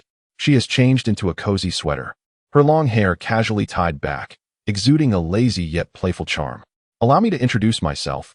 I am Su Xiaodang, a freshman at the University of Chicago, majoring in economics, though I also harbor a keen interest in art history. Wukong nods in response. I am Sun Wukong, but you may call me Wukong. Some refer to me as the Heavenly Forged Martial God, or the Heavenly Forged Taoist Lord. Heavenly Forged Martial God, Taoist Lord? Su Xiaodang cannot help but cover her mouth with a laugh, her eyes curving into lovely crescents. What a rather juvenile title. Have you perhaps attended a comic convention? Wukong glances at her with mild exasperation. These are rules and traditions. When the magnetic field reaches the threshold of 10,000 steeds, one earns the title of martial god. Those who cultivate also possess their own Taoist names. My title and Taoist name are both heavenly forged, and they are no jest. He pauses, adding, nonetheless, you are correct. It does indeed seem rather peculiar from your perspective. Following their introductions, the atmosphere noticeably lightens. Su Xiaodang boldly sits at the edge of Wukong's bed, entirely unconcerned with decorum. What if I become bored here? There's nothing to do, and my phone has no signal. She shakes her phone, which indeed displays no service. In response, Wukong raises his hand, activating his ability to manifest illusions. Instantly, countless discs, each brimming with stories, materialize out of thin air, stacked into a veritable mountain categorized by novels, comics, and films, soon forming a small hill in the corner. Among them are not only tales of myriad world's joys and sorrows, but also chronicled adventures of the son Wukong from the primary timeline. Each story meticulously divided into chapters and accompanied by what Wukong considers the most fitting theme songs. These are holographic and immersive, Wukong explains. Simply place one in the reader over there to experience it. You can either observe as a spectator or choose to embody a character. I assure you, it is far more authentic than the technology in your world. Sue shouting cheers, nearly bouncing with excitement as she clutches the towering stack of discs, her eyes sparkling. This is fantastic. Isn't this even more interesting than going to Disney? Racing to the door, she suddenly turns back with a mischievous smile. By the way, would you like to join me? It's rather dull to watch alone. Wukong pauses, slightly taken aback, then chuckles softly. Why don't you explore on your own first? I have matters to attend to. Watching her cheerful figure depart, Wukong cannot help but shake his head with a smile. Meanwhile, he divides a fragment of his consciousness to sense the current state of Kaguya and her companions on Earth, ensuring all is well. He then refocuses on the task at hand, monitoring the signs of the awakening of the three-star dragons and ensuring that this unexpectedly landed celestial maiden can navigate this extraordinary time safely. Thus begins an enchanting cohabitation in this isolated, snowy realm. Yet, Wukong remained oblivious to the fact that this girl named Su Xiaoqiang would bring unforeseen changes and delightful surprises to his mission. Chapter 47, Battle. Three-star dragon time slipped away like a fleeting shadow, and before long, for months had quietly passed. During this period, Wukong's care for Su Xiaoqiang was meticulous. He not only attended to her daily needs with great thoughtfulness, but also found various ways to amuse her each day. Sometimes he spun whimsical tales. Other times he made comical faces, and occasionally, he conjured delightful little trinkets she had never seen before through his magic. Gradually, Su Xiaoqiang's heart became entirely occupied by this boy, 3 years her junior, and on one gentle moonlit night, she unreservedly surrendered herself to him. Indeed, Wukong had openly confessed to her that he was merely a high school freshman and had several girlfriends. Although Su Xiaoqiang felt a surge of frustration, often throwing pillows at him and refusing to speak to him for an entire day, ultimately, she accepted this unusual affection, for he was the one who had descended upon her life upon a cloud of vibrant colors. On the afternoon of the 4th month and one day, sunlight gently seeped through the gaps of the snow-dusted window. Su Xiaoqiang stirred from her slumber, discovering herself still tightly embraced by Wukong. He was still fast asleep, his features serene like a painting, yet his arms held her firmly in place. She couldn't help but smile, recalling the events of the previous night when he had refused to relent despite her pleas, a blush creeping onto her cheeks. Such nights had persisted for an entire lunar month. Though the exertion was overwhelming, she gradually grew accustomed to their daily intimacy. Carefully, she shifted her body, attempting to slip free from his embrace. After considerable effort, she finally extricated herself. She donned fluffy gloves and tiptoed outside, quickly gathering a handful of crystalline snow, returning to the bedroom like a mischievous child reveling in her success. Gently, she molded the snow into a small ball, her eyes crescent-shaped with delight, and then pressed it against Wukong's face. With a puff, Wukong was jolted awake, nearly springing from the bed. Rubbing his face, he realized it was Su Xiaoqiang's prank. Noticing the remnants of snow on her gloves, and couldn't help but chuckle, scolding her playfully. Are you out of your mind? Su Xiaoqiang giggled foolishly, clearly still half asleep. She removed her gloves and tumbled back into the covers, nuzzling against him like a playful kitten before lazily murmuring, Lord Martial God, you still don't understand the joy of us ordinary folk, do you? I went through all this trouble just to hear you say, are you out of your mind? She lifted her sparkling eyes, her tone imbued with a mischievous satisfaction. Do you grasp the sense of redemption that phrase brings? Wukong's expression faltered, yet a glint of mischief flickered in his eyes. I do not. Suddenly, he reached out, capturing her wrists effortlessly and lifting them above her head, his form pressing closer. In an instant, their proximity diminished to mere inches, their noses nearly touching, breaths audible in the charged air. Su Xiaoqiang's pupils dilated, her heart racing like a drum. As she managed to force out a timid smile, "Can we reconcile?" Wukong gazed at her with a smile that was neither fully a smile nor a frown. His voice a low murmur that caressed her eardrum. "At this very moment, are you jesting?" For hours slipped by, and Wukong, fastening his garments, emerged with a radiant demeanor, leaving Su Xiaodang curled up amidst the disheveled bedding, her body still trembling involuntarily from their earlier intimacy. He walked with an unhurried grace until he reached a secluded expanse of snow a kilometer from the stronghold, where he paused. In the blink of an eye, his form suddenly expanded, rising to over 10 feet, his aura dense and profound like the abyss. He sat cross-legged in the void, eyes closed and spirit-focused, entering a state of profound meditation. The desolate world of ice and snow seemed to come to a standstill around him, with only the intangible energy circulating silently. The three-star dragon, concealed within Su Xiaotang, was indeed a cunning creature, ranking third among its kind. Despite Wukong's relentless efforts over the past 4 months, infusing her with his potent and unyielding energy in a bid to purify it, the dragon remained hidden, showing no signs of fracturing. A cold smile curved at the corners of Wukong's lips as he mused internally. "It has been 4 months. I shall see how long your obstinacy can endure." As night deepened and tranquility enveloped them, Wukong and Xiaodang embraced in slumber, their breaths entwined, the tent filled with a warm haze. Yet, amidst the profound silence, an unexpected change erupted. An icy blue specter surged forth from Su Xiaodang, carrying with it a biting chill and overwhelming resentment, coalescing into the form of the three-star dragon.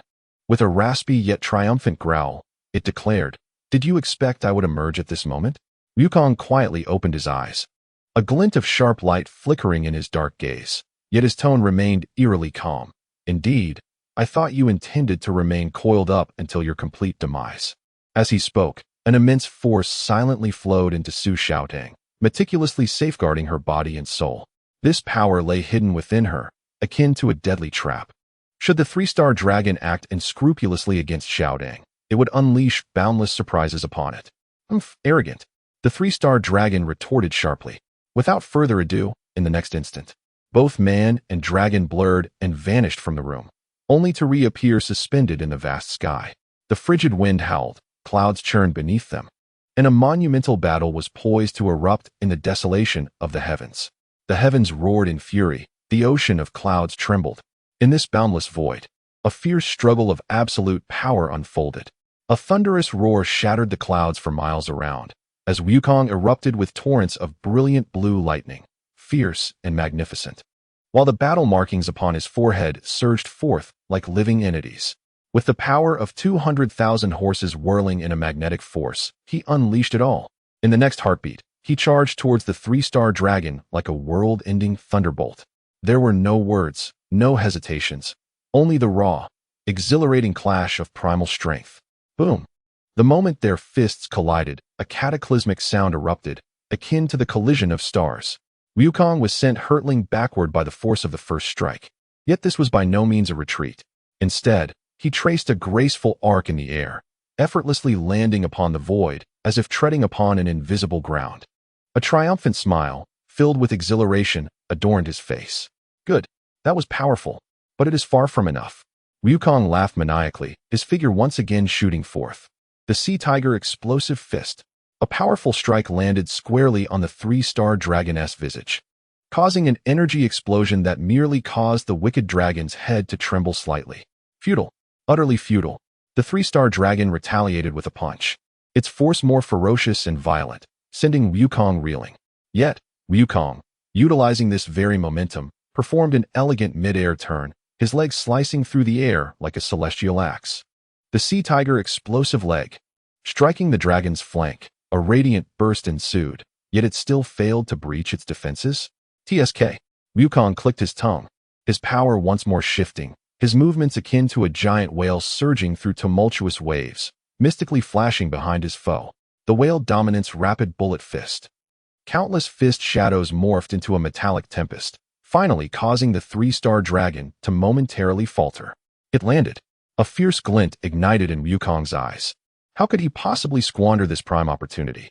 He abruptly stood still, the battle insignia on his forehead radiating brilliant light. as if a third eye of annihilation had suddenly been unveiled. Behold, I shall show you something remarkable. At the moment his power reached its zenith, his form vanished. Not through rapid movement, but through the very distortion of space itself. He materialized directly before the three-star dragon. A single punch. So simple, so direct, an unequivocal blow. It struck true. Boom. The three-star dragon's head snapped back violently, yet its combat instincts propelled an immediate counterattack, as a mighty headbutt crashed towards Wukong. Bang!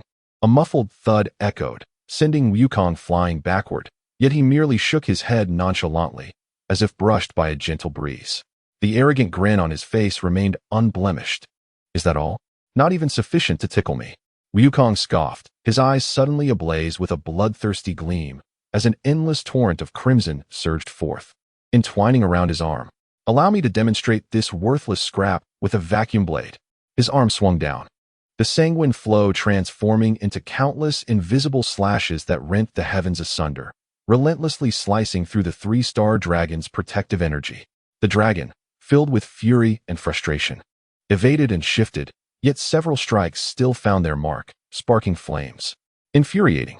It was utterly enraged, enduring the onslaught to charge forward once more, delivering a heavy punch that struck Wukong squarely on the head.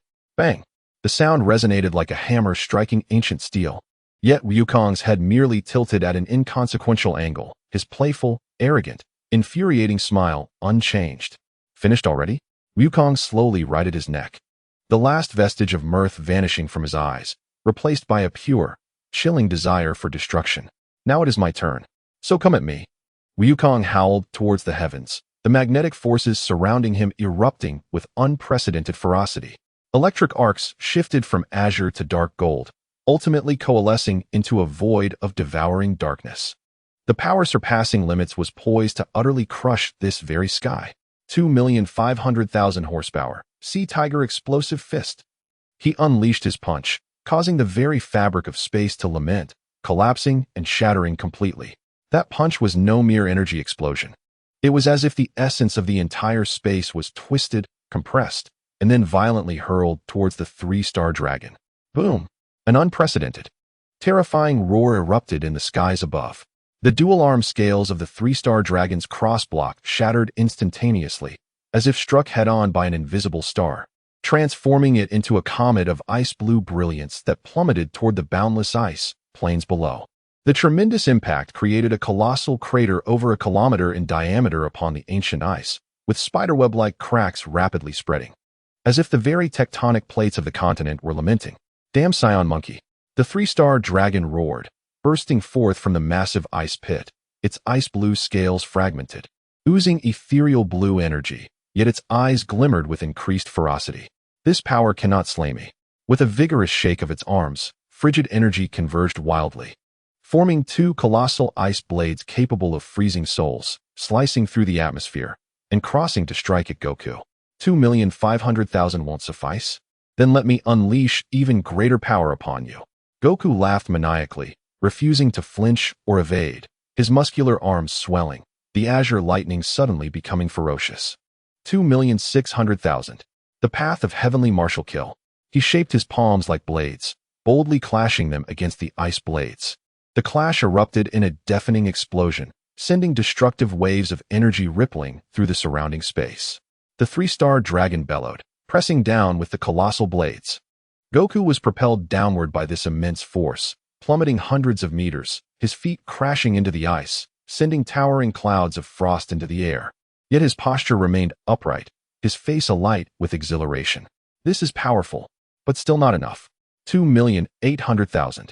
Break for me. Goku howled, his strength surging once more. The electric arcs on his hand blades instantly doubled in size. With a crisp crack, the two ice blades were forcibly cleaved apart.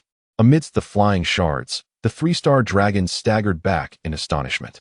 But Goku would not allow it a moment's respite. Whale dominates the world.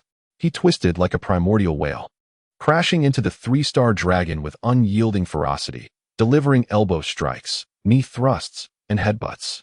The purest physical blows, infused with the terrifying power of 2,800,000, rained down upon the three-star dragon like a torrential storm. Bang, bang, bang, bang. Each strike resonated with the weight of a meteor's impact. The absolute defensive aura surrounding the three-star dragon flickered wildly, fragments of scales bursting away. It was rendered incapable of counterattack, forced into retreat. Ugh!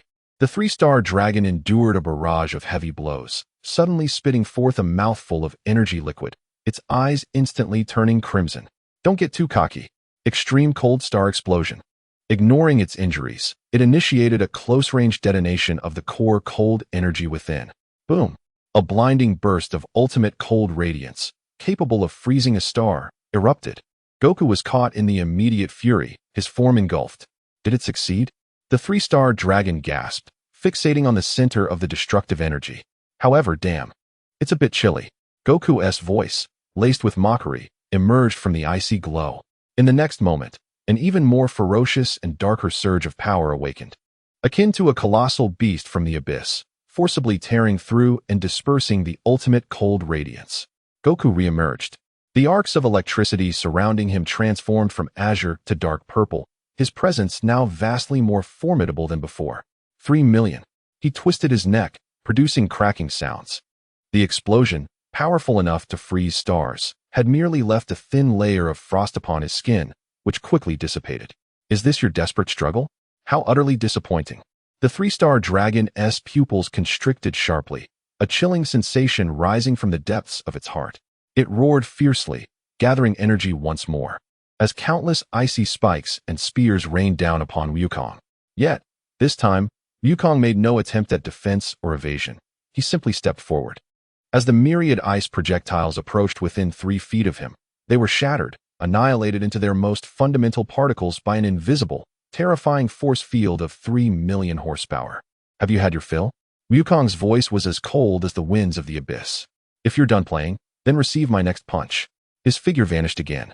Not through speed, but by the distortion of space brought forth by his immense power, creating an effect akin to teleportation.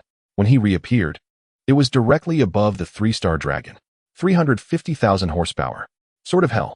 He formed his fingers into a blade. Dark violet energy of annihilation condensing into an invisible demonic sword that could sever causality and cleave through the underworld, plunging down toward the three-star dragon's crown. Sensing an unprecedented threat of death, the three-star dragon emitted a desperate shriek, channeling all its energy to its head, forming an immensely thick wall of eternal ice. Sizzle! The Sword of Hell struck the ice wall, producing a sound that grated on the teeth, as dark violet and ice blue energies clashed violently. The ice wall rapidly melted. Yet the advance of the Sword of Hell was also slowed. Block! Let us see how you can block this. Wukong roared, unleashing his power once more without reservation. 370,000 horsepower. Azura Path. Shatter for me. The Sword of Hell was suddenly entwined with countless bloodthirsty and frenzied Azura malevolence, its power surging dramatically. The impenetrable wall of eternal ice could no longer withstand the onslaught. Exploding into fragments, the Sword of Hell surged forward, and although its power had been diminished significantly, it still plunged ruthlessly into the three-star dragon's shoulder. Ack! The three-star dragon let out a heart-wrenching howl, as an annihilative energy infiltrated its body, wreaking havoc on its energy structure. It erupted violently, forcing Wukong back. Staggering as a terrifying hole in its shoulder continuously leaked energy, the speed of its recovery becoming excruciatingly slow. But it was not over. Wukong's battle spirit surged to its zenith, power propelling forth without restraint. Dark violet arcs of electricity crackled wildly around him, deepening in hue until they transformed into an ultimate darkness that devoured all. Three-star dragon. To perish beneath my ultimate power is your utmost honor. With this 4 million horsepower, I shall reduce you to atomic obliteration. Wukong's figure seemed to transform into the universe's primordial singularity, as if all light, energy, and matter were destined to be consumed by him. He unleashed upon the wounded and despairing three-star dragon an ending blow, flawless in its execution. The Sea Tiger. Explosive fist. Darkness engulfed everything. As absolute darkness gradually receded, it was as if the first ray of light at the dawn of the universe had returned. In the void, only Wukong stood serenely, the waves of destructive energy around him retracting like a receding tide. However, the end of the battle did not signify the conclusion of everything. Crack! A sound reminiscent of a fragile glass world shattering echoed simultaneously from every corner of this realm. The sky began to fracture, resembling a shattered mirror, with shards of heaven plummeting down, revealing not the celestial bodies of the universe, but a chaotic tapestry of distorted void colors. The endless ice plains of the earth emitted a mournful wail under the unbearable weight, as tremendous fissures transformed directly into abysses, devouring all that lay upon them. The frigid storm lost its source and began to howl erratically, swirling the fragmented remnants of space into a deadly torrent. This realm, maintained at absolute zero by the power of the three celestial dragons, commenced an irreversible collapse with the complete demise of its creator. Alas, even in death, tranquility eluded him. Goku furrowed his brow slightly, surveying the world spiraling into its conclusion, yet his tone remained calm, as if merely displeased by the inclement weather. He sensed the faintest trace of coordinates that still connected to Earth, a mark he had left upon his arrival. In the next moment, he vanished, appearing like a specter within the familiar ice house. Su Xiaochang was huddled anxiously at the edge of her bed, her face pale from the cataclysmic sounds outside. But upon seeing Goku emerge unscathed, her eyes sparkled with joy. "Goku, it's fine outside," he interrupted her, his voice leaving no room for argument. Stepping forward, he swept her into his arms with an authoritative yet reassuring grip.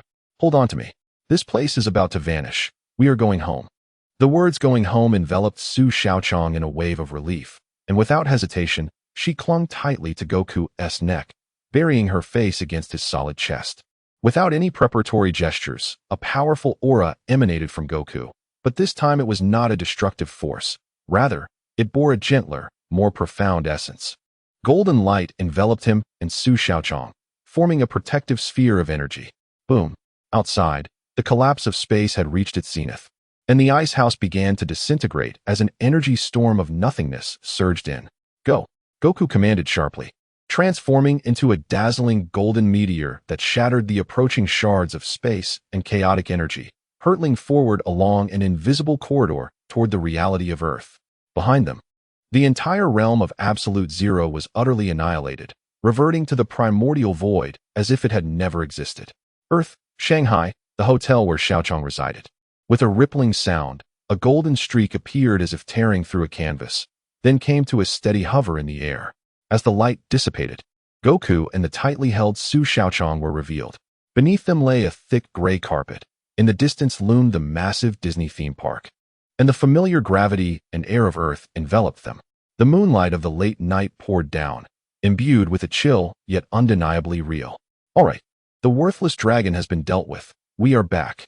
Goku gently released Su Xiaochang, setting her down as casually as if he had merely taken a stroll. As Su Xiaochang's feet touched the soft carpet, she felt the long-missed coldness of the real world. Gazing at the familiar youth before her and the recognizable hotel scenery behind, an overwhelming sense of surreal nostalgia washed over her. The 4 months of confinement and the subsequent cataclysmic battle seemed but a surreal dream. She inhaled a breath of the frigid air, suddenly leaping up to embrace Wukong tightly around the neck, planting a fervent kiss upon his cheek. "Welcome home, my divine warrior." Wukong was momentarily taken aback. Then his face broke into his signature grin, infused with a hint of arrogance and confidence. "Yes, I'm back." The sunlight stretched their silhouettes across the room, as if all the previous turmoil had merely been a prelude to this moment of ordinary return. Chapter 48. An unfought battleground outside the window. The night sky remained ink-stained. The stars scattered sparsely, while the outline of distant mountains appeared tranquil and profound beneath the deep blue veil of night. Inside the hotel suite, warmth enveloped the space, starkly contrasting with the collapsing realm of absolute zero they had just escaped. Wukong glanced at the heavy darkness outside, then turned to observe Su Xiaodong, who was still recovering from the shock, her features betraying an unmistakable weariness. Although she feigned vitality, the subtle tremors of her body and her slightly pallid complexion did not escape his notice. After all, for months of tribulations followed by a sudden return could leave any ordinary person mentally exhausted. "All right." Wukong's voice shattered the silence, softened slightly, yet imbued with undeniable authority. "Do not think of anything else. Go to sleep immediately. You need rest." He extended his hand, the rough yet astonishingly warm pads of his fingers gently caressing her cheek. the gesture incongruously clumsy in its tenderness, contrasting with his usual domineering demeanor. "I must step out for a bit," he continued, his tone regaining its usual decisiveness. "I need to meet with Kurumi and the others to brief them on the situation." He paused, considering the diverse personalities of the girls at home, each one a handful in her own right.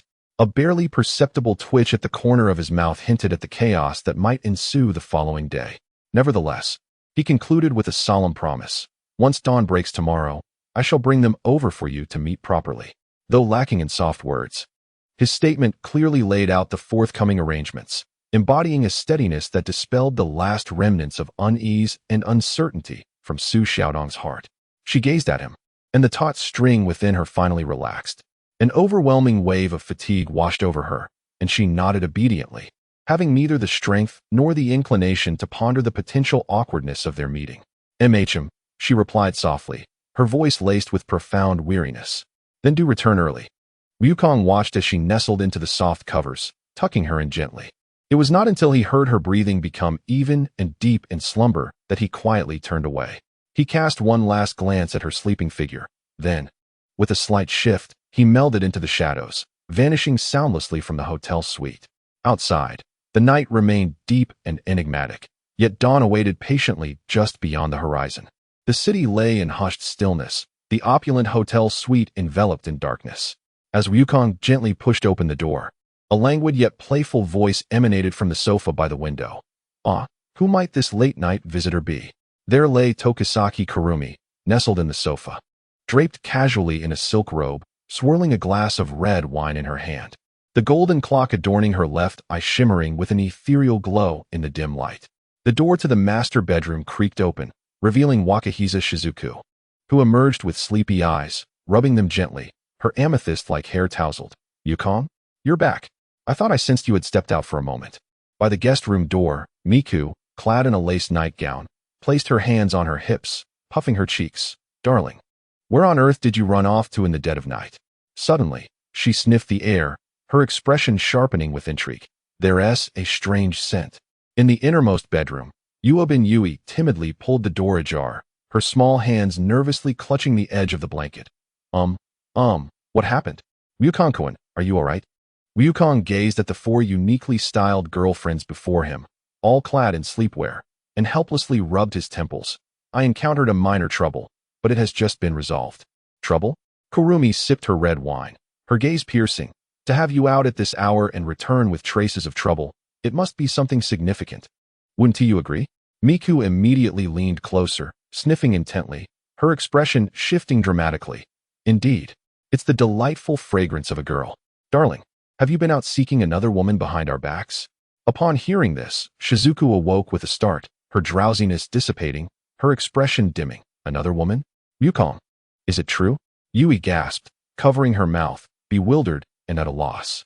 Wukong nodded calmly. "Indeed, I rescued a woman and was delayed a bit. A bit of time?" Kurumi's smile turned dangerously enchanting. "You were gone for less than 4 hours, yet the traces upon you suggest a much longer absence." Miku's voice rose sharply. "You rescued a woman? And then you were delayed?" "In the dead of night, a lone man and a woman. Darling, you wouldn't have." Faced with foreburning gazes, Wukong openly confessed. "Yes, and what of it?" These words detonated like a bombshell. "Hee hee." Kurumi let out a dangerously delightful laugh, shadows behind her beginning to writhe. "Darling, you're such a fool. I despise this." Miku stomped her feet in frustration, her eyes glistening. How could Wukong act like this? Shizuku clutched her pillow, her gaze dimmed. Why would you do this?" Yui cried, on the verge of tears. In the moment before the scene of chaos erupted, Wukong suddenly moved. He flashed forward, appearing before Miku, and before her startled gasp, he swept her into his arms. Whispering in her ear, "You dislike me? Then who was it that kept murmuring they couldn't sleep without me?" As he spoke, he playfully patted her side, causing Miku's face to flush crimson, her struggle diminishing. In the next heartbeat, he wrapped his other arm around Shizuku's waist, pulling her into his embrace. Disregarding her quiet exclamation, leaning closer, "What's this? Just saving someone, and you've lost faith in me?" His warm breath brushed against her ear, making her melt. He then turned to Kurumi, a teasing smirk playing on his lips. "Reel in those shadows, or you'll be the first to face the consequences tonight." Finally, He flashed a mischievous smile at Yui. Yui, go fetch the pillows from my room. None of you are leaving tonight. You're out of control. Kyuzo protested verbally. Yet her shadow behind her betrayed her honesty, as a subtle blush crept across her face. Meijio continued to grumble, it's unfair. Darling only bullies us. Though she had already nestled obediently against Ryukong's shoulder. Shiori defended herself softly. I do believe you.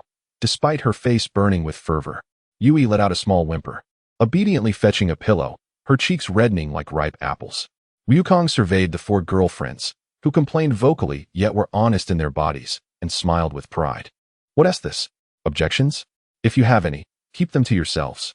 With a grand gesture, he dominantly declared that no one was permitted to sleep tonight, as he intended to interrogate them thoroughly about their audacity to doubt their man. With that, he embraced Meijio and Shiori, striding towards the large bed in the master bedroom. Kyuzo scoffed at his shamelessness, yet still rose to follow. Yui, clutching the pillow, trailed behind with her flushed little face. Thus, what had been a tense battlefield was transformed by Ryukong into an unspoken arena through his direct and domineering approach. Sunlight streamed through the enormous floor-to-ceiling windows, casting its glow upon the disheveled bed. Ryukong awoke leisurely, observing his 4 girlfriends still lost in slumber.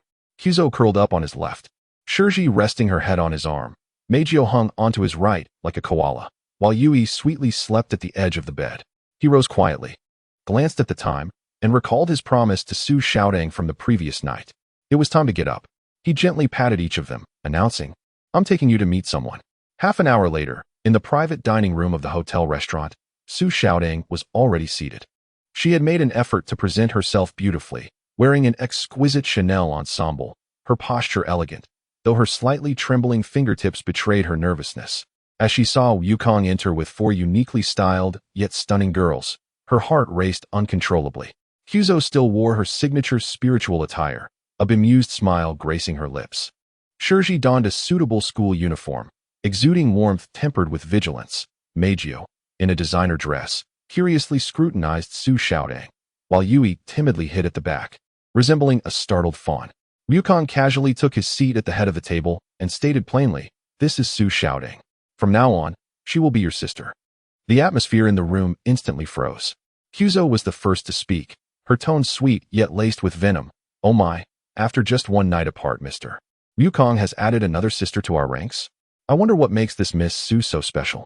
Meijio immediately chimed in, pouting, exactly. Darling is far too casual. We've been through so much together to be here. Shiori gently furrowed her brows, her tone calm, yet resolute. Ryukong, shouldn't we deliberate on this matter? Yui softly echoed, yes, it's all so sudden. Su Xiaodang took a deep breath, meeting Kyuzo's scrutinizing gaze. Her voice clear, yet unwavering. I understand that you all have shared many experiences with Ryukong. I do not wish to negate your past, nor am I here to claim anything. She lifted her chin slightly, her innate pride as a celestial maiden shining through. I am merely stating a fact.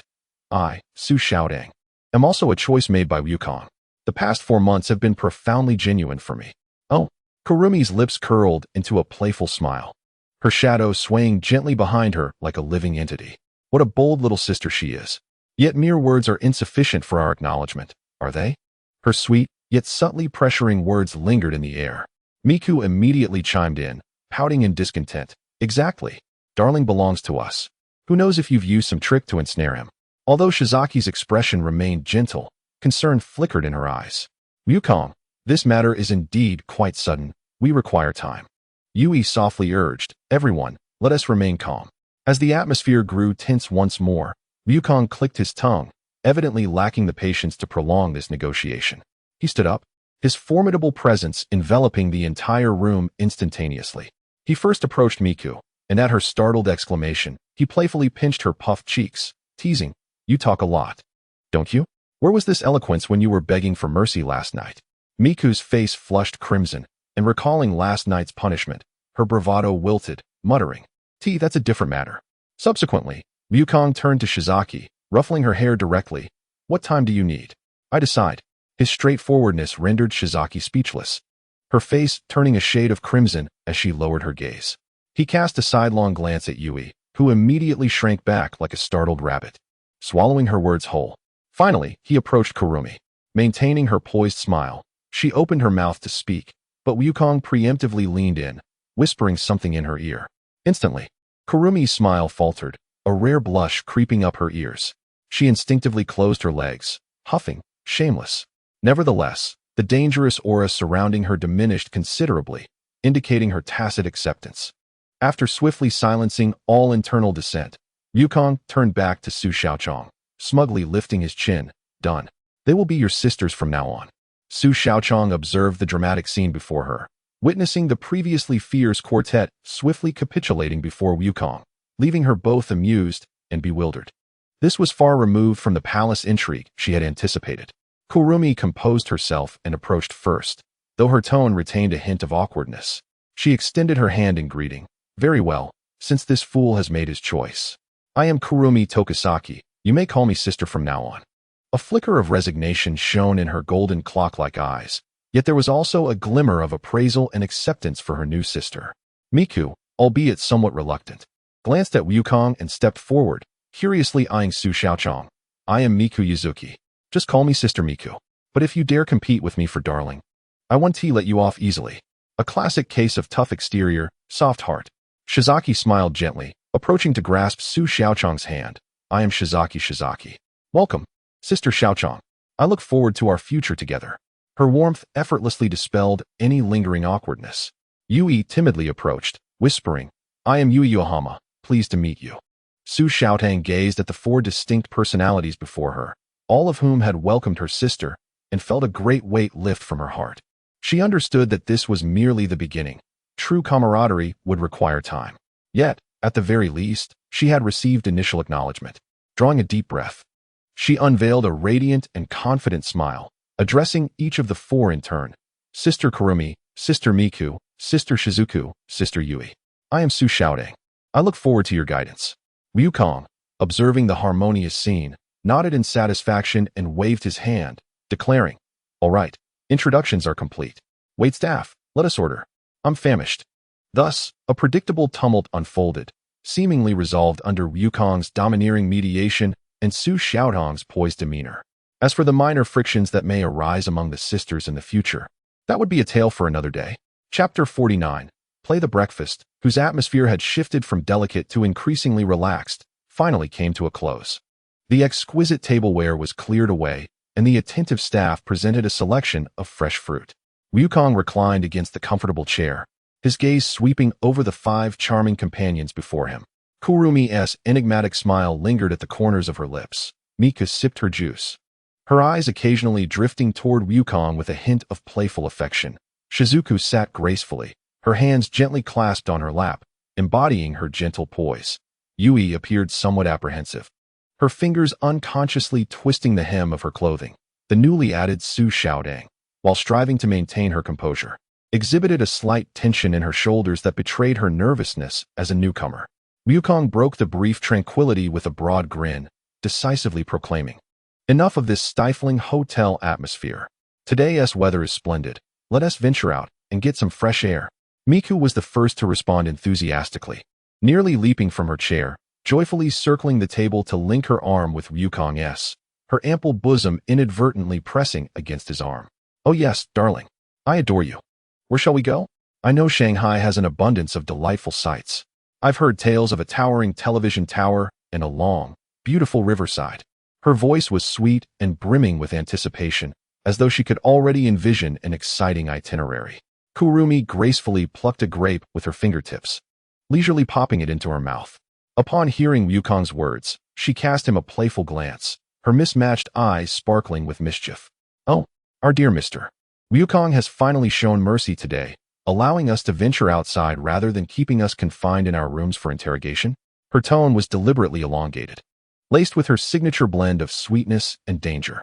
Shizuku's cheeks flushed slightly at the remark, as if recalling something, but she quickly regained her composure, gently nodding in agreement.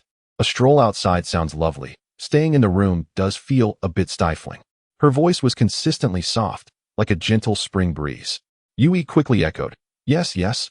Exploring the scenery sounds wonderful, glancing nervously at her sisters, seemingly concerned about saying the wrong thing. Although Su Xiaotang did not speak immediately, Her eyes unmistakably radiated anticipation and a subtle sense of relaxation.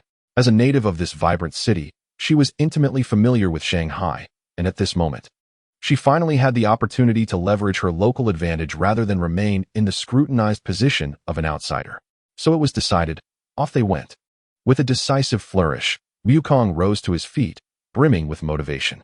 Thus, the six of them departed from the hotel restaurant, traversing the opulent lobby and stepping through the revolving doors. Instantly, the slightly humid yet invigorating air of early summer in Shanghai enveloped them, accompanied by the bustling symphony of traffic on the streets. This ensemble was undeniably striking. 5 exceptionally beautiful girls, each with a unique style, encircled a nonchalant boy whose lazy gaze concealed a sharp intellect. Wherever they went, they attracted nearly 100% of the onlookers' attention. Passers-by turned their heads, whispering and speculating whether this was an idle group or a party of wealthy heirs on an outing. Their first destination, Nanjing East Road Pedestrian Street and the Bund. They opted to take the subway to Nanjing East Road. On a weekday morning, the subway station was still teeming with people. Wukong naturally led the way, his invisible aura parting the throngs for the girls behind him. Kurumi seemed to relish this, a faint smile gracing her lips. Meijio clung closely to Wukong, her eyes sparkling with curiosity. Shiori and Yui held hands, carefully trailing behind, while Su Xiaoqiang lingered half a step back, her gaze sweeping over the familiar platform with a complex expression. Upon exiting the subway station, they found themselves amidst the bustling Nanjing East Road Pedestrian Street, renowned as the foremost commercial street in China. Enormous neon signs, a juxtaposition of century-old establishments and trendy flagship stores, throngs of domestic and international tourists, and the clattering of tourist trains painted a picture of vibrant urban life. Wow, so many people. It's so lively, Meijio exclaimed, her amethyst-like eyes shimmering with excitement as she was instantly drawn to a massive electronic product experience store nearby. Darling, shall we go check that out? She pointed at the gigantic curved screen. What a place brimming with vivacity and desire, Kurumi mused, though her gaze lingered more on the historic European architectural facades, like the Peace Hotel and the former site of the Huiluo Company, where the marks of time intertwined with the clamor of modern commerce, creating a unique charm.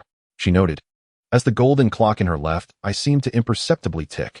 Shiori and Yui appeared to revel in the simple exuberance of the atmosphere. Shiori smiled warmly, observing the ceaseless flow of people and the myriad of goods around them. Yui, somewhat overwhelmed, whispered in amazement, "Wow, they sell everything here." At this moment, Su Xiaoqiang regained some of her composure, quickening her pace to walk alongside Wukong. In a hushed tone, she introduced, the history of Nanjing East Road stretches back quite far. Many of these old buildings are relics from that era. The butterfly pastries and fresh meat mooncakes from the first food store over there are quite famous, and Shindishang's double-stuffed dumplings and green rice cakes are specialties. Her explanation was succinct and clear, imbued with the familiarity of a local. Wukong listened, non-committally replying with a hum, his eyes scanning the bustling crowd, a smirk playing on his lips. Mortals certainly know how to stir things up. They moved forward slowly with the throngs of people. Meijio, indeed, dashed into an electronics store, displaying immense interest in a plethora of intriguing digital products. She nearly insisted that Wukong carry home the latest high-end gaming laptop and a luxurious set of equipment. Ultimately, it was Wukong's playful query, "Are you going to play it, or am I?" that prompted her to relent temporarily, turning instead to try on various headphones and take selfies in front of the mirror. Hugh-san, on the other hand, became captivated by an old silk shop, where she ran her fingers over the smooth silk and lingered over an exquisitely embroidered qipao. Wukong, noticing her gaze, signaled to the shopkeeper, "Wrap it up." Hugh-san raised an eyebrow at him, saying nothing, yet the curve of her lips deepened with a hint of amusement. Shi Ji and Jie, under Su Xiaoqiang's recommendation, queued in front of a renowned candy store, purchasing some local delicacies such as pear syrup candy and 5 spice beans. Jie carefully unwrapped a piece of candy, placing it in her mouth, her eyes instantly narrowing with bliss. As they traversed Nanjing East Road, the vast Chun-Yi Square came into view, leading to the famous Bund viewing platform. Ascending the platform revealed a breathtaking panorama. The breeze from the Huangpu River, laden with moisture, slightly alleviated the early summer's heat. Opposite them stood the modern skyline of Lijiazui, with the Oriental Pearl Tower, Jinmao Tower, Shanghai Tower, and the global financial center, forming a magnificent silhouette that starkly contrasted with the historical and architecturally diverse Bund behind them. Wukong, hands in pockets, approached the railing, gazing at the towering buildings across the river, raising an eyebrow. These mortals, he mused, while lacking in other talents, certainly excel in constructing edifices. This scene was indeed captivating. Meijio, brimming with excitement, began taking selfies from every angle, continuously beckoning. "Darling, come here, let's take a picture together. Sister Shiori, please help us capture this moment. Make sure to include the candied hawthorn skewers in the background." Hyu-san leaned against the railing, her long black hair dancing in the breeze. Her gaze fixed on the glass-walled forest across the river, her eyes deep and contemplative. She softly murmured, "At such heights, I wonder how it feels when one falls." Shiori chuckled as she accepted Meijio's phone, diligently capturing photos of her and Wukong. Jie also took out her phone, cautiously attempting to frame the magnificent scenery in her shot. Su Xiaochang stood beside Wukong, quietly introducing the names and heights of each iconic building across the river, his tone imbued with a subtle pride. Second stop, Chunghuang Temple, Yiyuan Garden. After lingering at the Bund for nearly an hour, capturing enough photos and enjoying the river breeze, Wukong led the still enchanted group to their next destination, the Chunghuang Temple commercial area. Crossing the famous Nine-Bend Bridge, koi fish swam gracefully in the pond. Surrounded by ancient-style buildings with flying eaves and red walls adorned with dark tiles, creating a starkly different atmosphere from the modern urban feel of the Bund. The area was bustling with people, filled with numerous snack stalls, craft shops, and tea houses, exuding a rich traditional market ambience and the enticing aroma of food. Wow! So many delicious treats. Meijio's attention was immediately captured as she pointed to the long queue at the Nanxiang bun shop. "That one. Those little buns look so delectable. Darling, I want to eat." "Those are soup dumplings," came the reply. Su Xiaoqiang smiled as he corrected. Nanxiang Zilongbao is indeed quite renowned, with its delicate skin, generous filling, and abundant broth, although the waiting time can be rather lengthy. "No matter. For the sake of delicious food, I am willing to wait." Meijio's eye sparkled, and she immediately pulled Wukong toward the line. Wukong glanced at the winding queue, his lips twitching, yet he allowed himself to be dragged along by Meijio. Ultimately, they procured several baskets of various flavored dumplings. Meijio savored them with delight, blowing on them to cool them down, yet unable to stop, even contemplating packing 10 portions to take back to the hotel for dinner, only to be heartlessly rebuffed by Wukong. Meanwhile, Kurumi lingered at a stall selling exquisite Suzhou embroidered fans and silk products. Her gaze fixated on a plain white satin fan adorned with intricate golden clock patterns and dark red mandala flowers, which resonated with her own elegant attire. Wukong stepped forward once more, inquiring about the price and making the payment, before placing the fan into her hands. Kurumi accepted the fan, gently waving it to conceal half of her face, revealing only her pair of mismatched eyes twinkling with mirth. "Mr. Wukong, you are exceptionally generous today. Have you committed some misdeed? If it is a gift, how can one ask for it back?" Kurumi chuckled softly, carefully stowing the fan away. Shiori and Yui developed a keen interest in spiced beans and pear syrup candy, purchasing quite a bit. Yui also took a fancy to a petite silk coin purse embroidered with an adorable panda design, hesitating over whether to buy it. Observing her indecision, Shiori gently purchased it for her as a gift. Blushing, Yui repeatedly thanked her, exclaiming, thank you, Sister Shiori." Su Xiaoqiang expertly led the group through the crowded alleyways, deftly avoiding throngs of tourists, until they discovered a hidden traditional Ningbo Tangyuan shop. The black sesame and chive meat Tangyuan here are quite authentic, not inferior to those trendy spots, she recommended. Once seated, they indulged in the soft, sweet Tangyuan, which indeed garnered acclaim. Wukong had a lukewarm interest in sweets, but partook in several, primarily for the joy of watching the others relish their treats, patiently accompanying them while also handling the payments and carrying bags. Strangely, most of the snacks and crafts they purchased mysteriously vanished into his spatial pocket, prompting Meijio to curiously tug at his arm, trying to ascertain where they had disappeared. After finishing the Tangyuan, they meandered through the adjacent Yuyuan Garden. This classic Jiangnan garden, adorned with pavilions, towers, rockeries, and pools, presented a tranquil contrast to the bustling commercial streets outside. The girls wandered through the garden, pausing to take photographs. Kurumi seemed particularly intrigued by the garden's layout and underlying philosophy, Meijio preferred to pose in the ornate pavilions. Shirji and Yui quietly appreciated the scenery, while Su Xiaoqiang occasionally played the role of a makeshift guide, sharing anecdotes about the garden's history. Their third stop was Tianzifang. In the afternoon, the sun grew somewhat intense.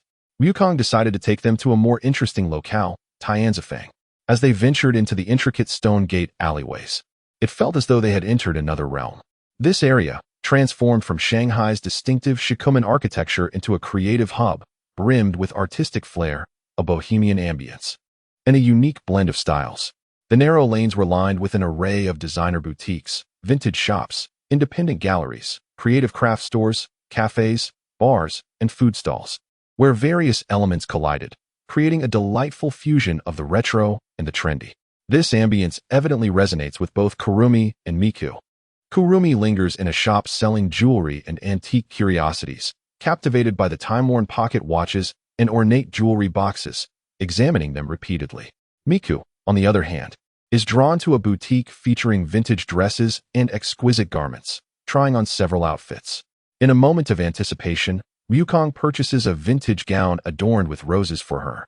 She also discovers a store dedicated to vinyl records and retro audio equipment, where she spends a considerable amount of time. They find a quaint open-air CAF tucked away in a narrow alley to rest. Seated in bamboo chairs, sipping iced coffee, they gaze at the garments hanging from the clothesline above, listening to the laughter of international tourists and the clicks of camera shutters, immersing themselves in the languid and artistic ambience of the alley.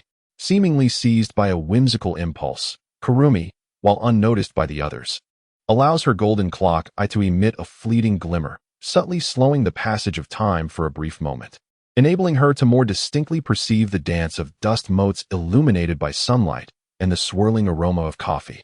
However, this minute fluctuation is swiftly detected by Wukong, who lightly taps Kurumi's smooth forehead with his finger, gently admonishing her, "I have told you not to act recklessly here." His tone carries a hint of warning, yet lacks any significant reproach. Kurumi winces, covering her forehead and casting him a reproachful glare, but ultimately complies, muttering, "You're such a miser." Shizuku and Yui express keen interest in a quaint shop selling handcrafted leather goods and custom silverware, with Yui selecting a delicate wallet from Madame Yubihama. Su Xiaodong appears quite familiar with the area, sharing insights on which establishments are trending hotspots and which possess genuine charm. As dusk settles over the Pudong Riverside Avenue, the sun begins its descent, painting the sky in warm hues of orange and red. Although the group remains exhilarated from their day of exploration, their pace begins to slow. Rather than returning to the Bund for night views, Wukong leads them on a ferry across the river to Pudong's Riverside Avenue. In contrast to the throngs at the Bund observation deck, Pudong Riverside Avenue offers a broader vista, adorned with lush greenery, ideal for leisurely strolls while admiring the panoramic view of the Bund's architectural marvels. The evening breeze wafts from the river, carrying a refreshing mist, adding to the comfort of the moment. The girls seem to have let go of their initial subtle tensions, leaning against the railing and watching as the dying rays of the sun gradually bathe the ancient buildings across the way in golden red hues, eagerly awaiting the moment when their lights will illuminate the night. Having played all day, Miku appears somewhat fatigued, naturally leaning against Wukong's left side, pointing excitedly at the Bund's buildings as they sequentially light up, exclaiming, "Look, darling, they're lighting up. Wow, it's as if stars are falling. It's even more beautiful than during the day." Shizuku stands quietly on Wukong's right, her long hair fluttering in the evening breeze, gazing at the dazzling scenery before her. A gentle and contented smile gracing her lips as she softly remarks, "It truly is beautiful." Kurumi, standing a bit further back, leans against the railing, gently waving her newly acquired golden clock fan, her gaze fixed upon the gradually illuminated golden skyline across the river, her expression contemplative, lost in thought about some philosophical quandary. Jie carefully retrieved her phone, adjusting the angle with utmost caution, striving to capture both the breathtaking scenery before her and the company of her friends. She murmured softly, "The light is a bit dim. I wonder if I can take a good shot." Su Xiaoqiang stood slightly behind Wukong, gazing at the dazzling lights, the flowing river, and the diverse yet seemingly accepting sisters around her. Among them was the boy, surrounded by admirers, who exuded an aura of omnipotence, invariably resolving issues with a blend of forcefulness and efficiency. At that moment, The tension that had long gripped her heart finally dissipated, and a genuine, relaxed smile began to grace her lips. This day unfolded far more effortlessly and joyfully than she had anticipated. Wukong, with his hands casually tucked into his pockets, admired the radiant spectacle of lights across the river, then glanced at the group of girlfriends who had finally quieted down, lost in the beauty surrounding them. He let out a contented hum, thinking, not too shabby. This place is decent enough. After a brief pause, he resolved to explore a different location the following day. As the lights began to twinkle, Shanghai's nightscape unfurled behind them, a lavish and resplendent tapestry. The Huangpu River bustled with cruise ships, and the neon lights sparkled, illustrating the city's boundless energy and allure. For Wukong and his girlfriends, this long, fulfilling, and delightful day gently drew to a close in the evening breeze along the Huangpu River. New tales and adventures awaited them the next day.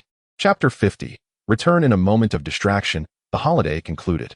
On this day, Xiaochang deliberately sent Q-san and the others away, wishing to share one last wild escapade with Wukong. However, upon his exit from Xiaochang's home, Wukong appeared completely unfazed, while Xiaochang seemed rather childish. Though she could not quite articulate why, Wukong's power radiated outward, manifesting as a doppelganger as he adeptly managed tasks on both fronts. On Xiaochang's side, he tenderly caressed her hair while awaiting her awakening. Meanwhile, having departed from Xiaochang's abode, Wukong returned to Sakura Academy alongside Q-san and the others. As this lengthy journey through Huaxia drew to a close, Wukong's cultivation had quietly ascended to the 8th tier. Even more astonishingly, he had successfully refined the exquisitely conceived artifacts, the Savior King's sword and the world-exterminating spear, bringing them to their ultimate form. At this moment, the two divine weapons floated gracefully at his sides. The Savior King's sword shimmered with an eternal flame akin to liquid gold, adorned with magnificent royal patterns at the hilt. In contrast, the world-exterminating spear displayed a sleek, dark purple shaft, with ferocious purging lightning coiling around it as if alive, emitting a resonant hum that seemed capable of tearing through the very fabric of reality. Both artifacts were crafted from a superior nanometal known as soul steel, now quietly exuding immense power, awaiting their master's command. Gazing at these two masterpieces, Wukong's thoughts wandered back to the original design concepts and the refining process. Choosing a sword and a spear as the core vessels was indeed an audacious decision. The crux lies in the fact that from the very inception of his concept, he never regarded them as isolated entities. Rather, he meticulously designed them as an intricate, separable, and combinable system of magical artifacts. Were it not for this foresight, the challenge of cultivating and mastering two vastly different, yet harmoniously resonant supreme artifacts would be unfathomable. The path of evolution for the Sword of the Savior. He profoundly drew upon and elevated the evolutionary paradigm known as the divine key of heavenly fire from an alternate dimension, establishing a clear and formidable trajectory. Heavenly fire divine judgment, heavenly fire great sword, cataclysmic oblivion, sword of the Savior. Each transformation signifies the liberation of deeper, destructive powers, culminating in the ultimate force capable of reshaping the world. Complementing this is the World Annihilation Gun, whose design inspiration stems from another divine weapon from the same realm, the Seven Thunders of Atonement. To achieve a perfect correspondence and complementarity with the theme of salvation, for salvation and annihilation are two sides of the same coin. He also devised a commensurate evolutionary path, Seven Thunders of Atonement, Judgment of Atonement, Radiant Thunder Cataclysm, World Annihilation Gun. Although the latter three forms had not existed in the original design, Wukong, with his extraordinary insight and the ability to materialize fantasies, not only completed this pathway but also made adjustments in weapon form that aligned with his own combat aesthetics. He resolutely transformed the original shape, which was more akin to a katana, into a straight longsword that is more conducive to piercing and slashing, embodying both a sense of power and speed as the ultimate manifestation of the magical gun. The design philosophy, while exquisite, demanded countless efforts to realize. Drawing upon his 8th tier cultivation and his remarkable ability to materialize fantasies, he painstakingly reconstructed and condensed the core of the sword imbued with the essence of ultimate destructive flames. The core of the gun infused with the fury of judgment thunder, and the soul-like steel nanometal that constitutes the main body of the artifact, endowed with self-repair, memory transformation, energy conduction, and myriad miraculous properties. The most ingenious aspect is that the final forms of the Sword of the Savior and the World Annihilation Gun are, in fact, preparatory stances for their mutual combination. At the junction of the sword guard and the gun barrel lies a precise interface composed of countless nanounits.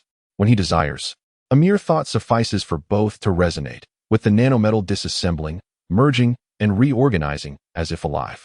The sword's hilt becomes a connecting piece, while the gun's body transforms into a conduction axis, ultimately culminating in a dazzling series of transformations that unify into a singular, supercomposite artifact, embodying both the essence of ultimate creation and annihilation. Having reflected upon the endeavor, Wukong withdrew his gaze with satisfaction. The design philosophy had materialized into reality. The journey was arduous, yet the outcome was impeccable. Now, this pair of partners, endowed with boundless power, stood ready to face any challenges that lay ahead with him. Wukong stood upon the clouds, feeling the immense power contained within his two supreme artifacts, the Sword of the Savior and the World Annihilation Gun. A smile of battle fervor curling at the corners of his lips. The second-ranked 4-star dragon and the third-ranked 3-star dragon had both perished at his hands. Now, he found himself anticipating the appearance of the 1-star dragon, reputed to be the strongest, yet never having shown itself. Whispering the title of the Super 1-star dragon, his eyes reflected not fear, but a blazing desire. He was filled with curiosity about the resplendent brilliance that his fully evolved Sword of Salvation and the world-destroying spear would unleash upon the arrival of the legendary strongest foe. What surprises awaited him? His anticipation grew. Eager to use the blood of the Super 1-star dragon to conduct a grand and exhilarating ceremony to awaken these unparalleled divine weapons that had long yearned for true battle. With his mind set, he swiftly traversed the ocean and returned to his home beneath the cherry blossoms. At that moment, his beloved companions, Kyuko, Shiori, Miku, Yui, and Su Xiaoqiang, were in the midst of tidying up after a leisurely holiday. Goku clapped his hands to draw their attention. Enough playing, time to pack up. School starts tomorrow. After issuing his command, he did not linger, as the spatial energy around him surged once more. Hey, darling, where are you off to this time? Miku inquired with a puzzled expression. Back to Huaxia for a bit, Goku replied, as if it were the most natural thing in the world. Just came back and you're off again? Why not bring that version of you back with you? Kyuko astutely questioned, alluding to his other self still residing in Huaxia. Goku simply regarded them with a curious glance, his tone calm, yet imbued with an undeniable certainty. What difference does it make? He is me, and I am him. Who goes to buy, it's all the same. For someone who could exist perfectly across multiple locations, such considerations were trivial. Before his words had fully faded, his figure vanished once more. In the next instant, Goku reappeared on the bustling streets of a prosperous city in Huaxia. His purpose was clear, to select heartfelt gifts for his mentors, friends, and classmates in the land of cherry blossoms for the new semester. For the affable and boisterous teacher, Ms. Jing, who was seldom without her cigarettes and drinks, Goku chose to indulge her preferences. He meticulously selected several packs of high-quality local cigarettes and a few bottles of renowned fine wine. Naturally, he did not forget her down-to-earth palate. Packing a large box filled with an array of unique local snacks and specially crafted appetizers. Thinking of Yukino, the studious and literature-loving girl, Goku entered a stylish large bookstore. He carefully selected several beautifully bound collections of classic literature and representative works by contemporary renowned Huaxia authors, confident that these books would resonate with her tastes. As for Miura Yumiko, who always set the trends in class and valued appearance, Goku's focus shifted to the realm of fashion. He chose several exquisitely designed pieces of jewelry from niche brands and a highly praised skincare gift set with gentle ingredients, sure to satisfy her pursuit of refinement. His thoughtful intentions extended beyond these individuals.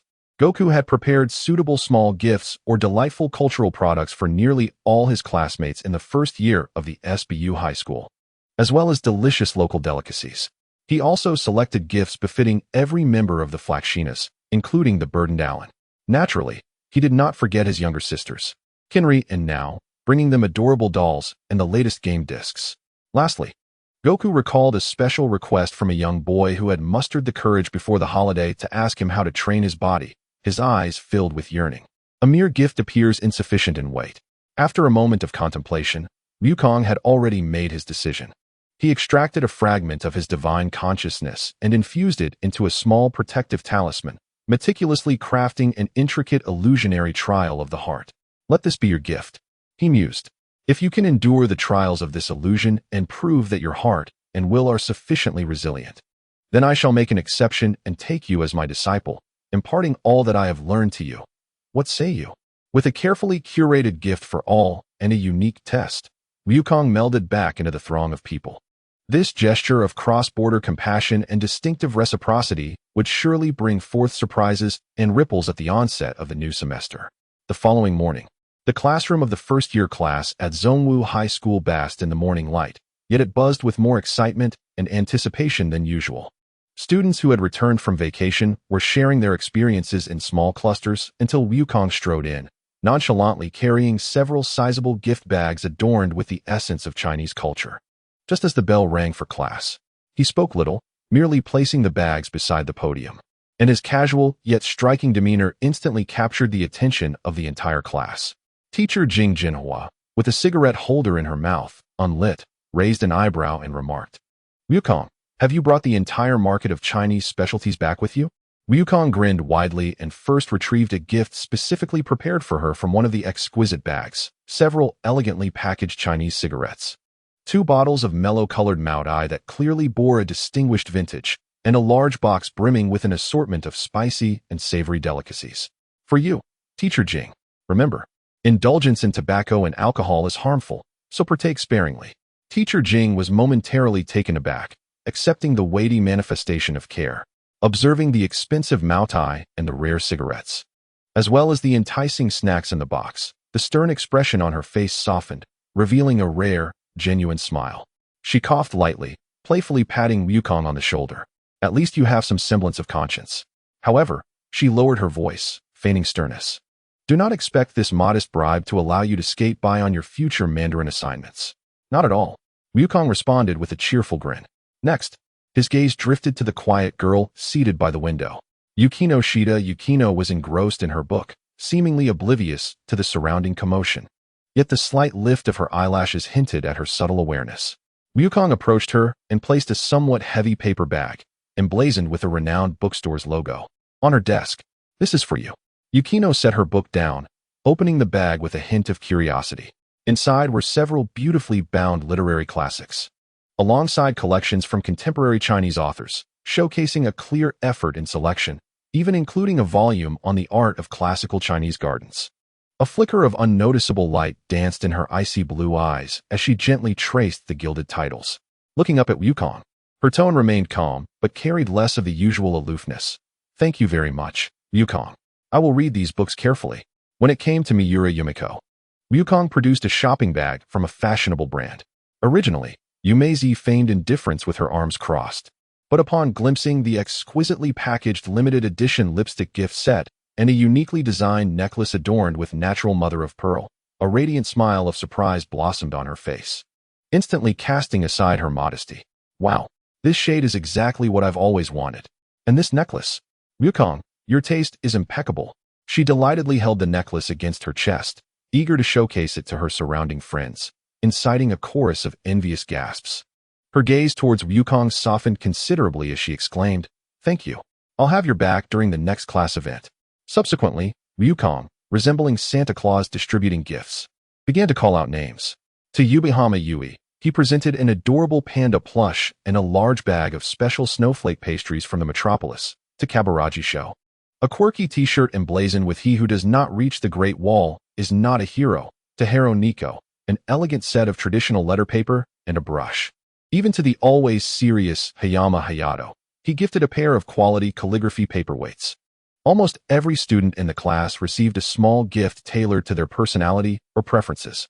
The atmosphere in the classroom instantly transformed into one of warmth and joy, filled with the excitement of unwrapping gifts and expressions of gratitude. This seemingly carefree Wukong, despite his usual laid-back demeanor, demonstrated an unexpectedly keen observational skill that left everyone pleasantly surprised and touched. Meanwhile, aboard the bridge of the Flakshina's airship, the atmosphere was somewhat different. In her commander mode, Katori Kiri was nibbling on a pearl while reviewing documents. A teleportation array silently illuminated on her desk, leaving behind a delicate gift box. Upon opening it, she discovered a peculiar box of lollipops from a century-old establishment in Huaxia, featuring exotic flavors like aged vinegar and Maotai liquor. Her lips twitched slightly, but after a contemplative hum, she unwrapped one and tasted it, raising an eyebrow in unexpected approval. Surprisingly, it's rather good. I suppose that fellow has some thoughtfulness. In a restricted chamber, the former commander, Alan Mira Mathis, was diligently fulfilling her penitent duties by organizing and analyzing endless dimensional fluctuation data. Her movements were mechanical and silent, as if she were isolated from the outside world. Suddenly, a small package materialized in the corner of her work desk, devoid of a sender's name. Cautiously, she glanced at it and, after a moment's hesitation, decided to open it. Inside, there were no precious items, only two things: a canister of exceptionally high quality, fragrant Jingshan Xiaozhong black tea, and a simple handwritten card. The card bore no excessive greetings, only a single, powerful line that seemed to encapsulate a certain intent. Tea is bitter as redemption. The sweetness is known within. Alan paused, holding the card. She gazed at the can of red tea, then at the line of text, as if she could perceive through the handwriting the serene yet all-seeing gaze of the young boy. This gift was devoid of pity or charity. It felt more like an acknowledgement of her current state and a silent yet profound recognition of her choice to bear the burden of guilt and quietly seek atonement. She remained silent for a considerable time, ultimately choosing not to set aside the gift. Instead, she delicately tore open the seal of the tea canister and took out a small handful of reddish-brown tea leaves to brew herself a cup. As the hot water poured over the leaves, an aromatic fragrance filled the air. The initial sip indeed bore a distinct astringency, yet it was soon followed by an enduring and profound sweetness. Holding the cup of tea, she lingered in stillness, gazing at the distant stars outside the cabin with a complex expression imbued with an ineffable tranquility that was more pronounced than ever before. Meanwhile, the young boy who had sought Wukong's advice for training before the holiday discovered a seemingly ordinary Huaxia knot amulet on his desk during the break. As curiosity led him to pick it up, an imperceptible wave of spiritual energy enveloped him in an instant. He froze momentarily, his gaze turning vacant as if entrapped in a state of distraction, unresponsive to the calls from the outside world. Clearly, the special gift Wukong had prepared for him, the heart-refining illusion, had quietly commenced. No one knew whether he could navigate this trial and earn the recognition of that extraordinary predecessor. On the first day of school, the entire class and even the wider social sphere became exceptionally warm and lively, thanks to Wukong's thoughtful gesture that transcended borders. Chapter 51. The Transformation of Marriage. Guess who? Before long, Hachiman Hikigaya entered the classroom.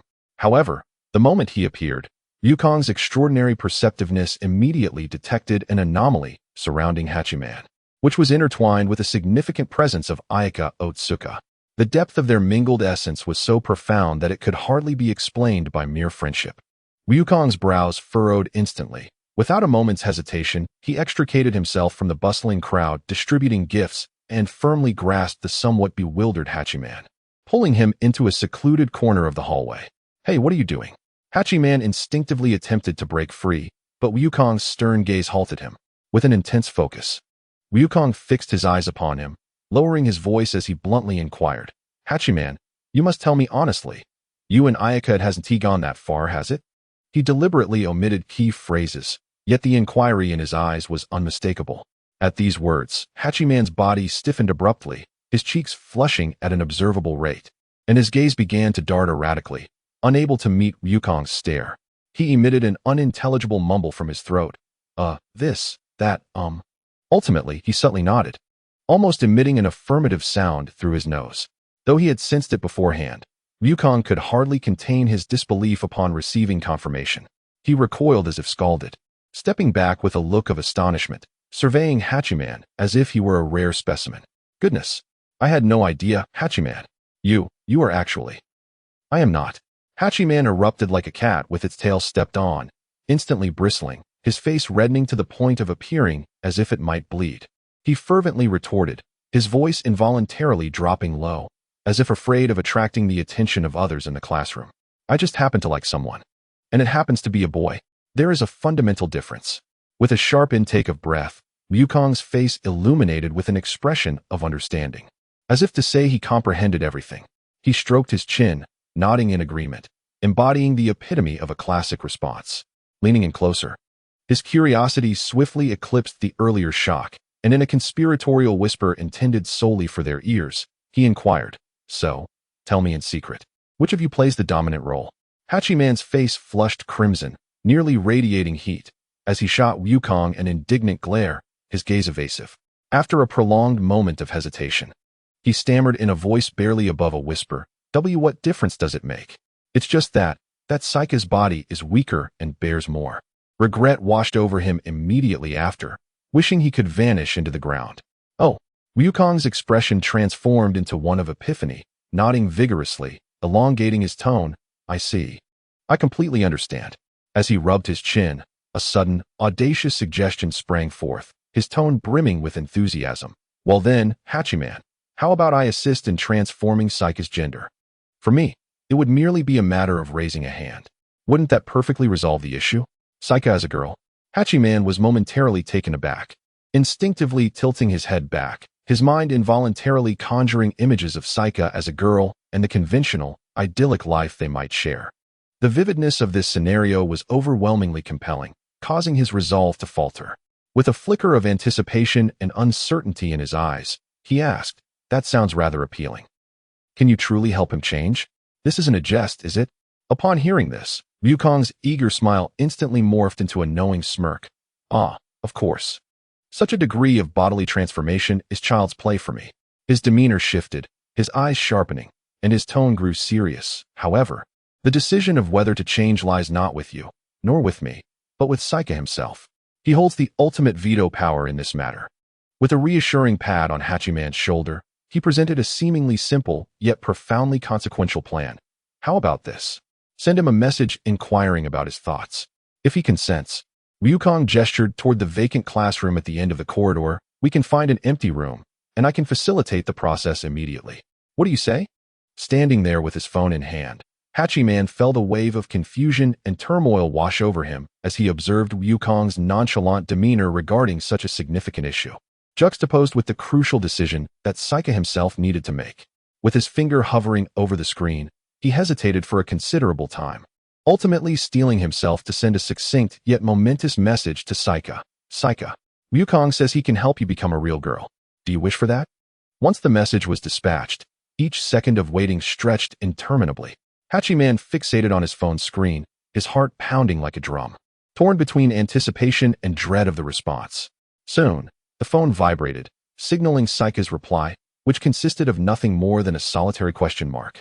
Shortly thereafter, another message popped up. "Hachiman, is this a new joke?" Hachiman took a deep breath, realizing that the matter could not be succinctly explained. He promptly dialed Ayaka's number. The call was answered almost instantly, and Ayaka's distinctive voice, tinged with softness and confusion, came through the receiver. "Moshi Moshi?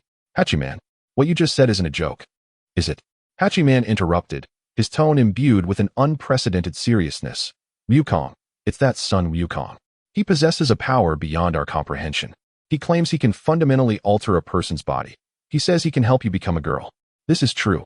A long silence ensued on the other end, so prolonged that Hachiman began to wonder if the signal had been lost. "Ayaka, are you still there?" "Yes." Her voice was faint, laced with an almost imperceptible tremor. "Hachiman, do you wish for me to become a girl?" Hachiman was struck directly in the heart by this question.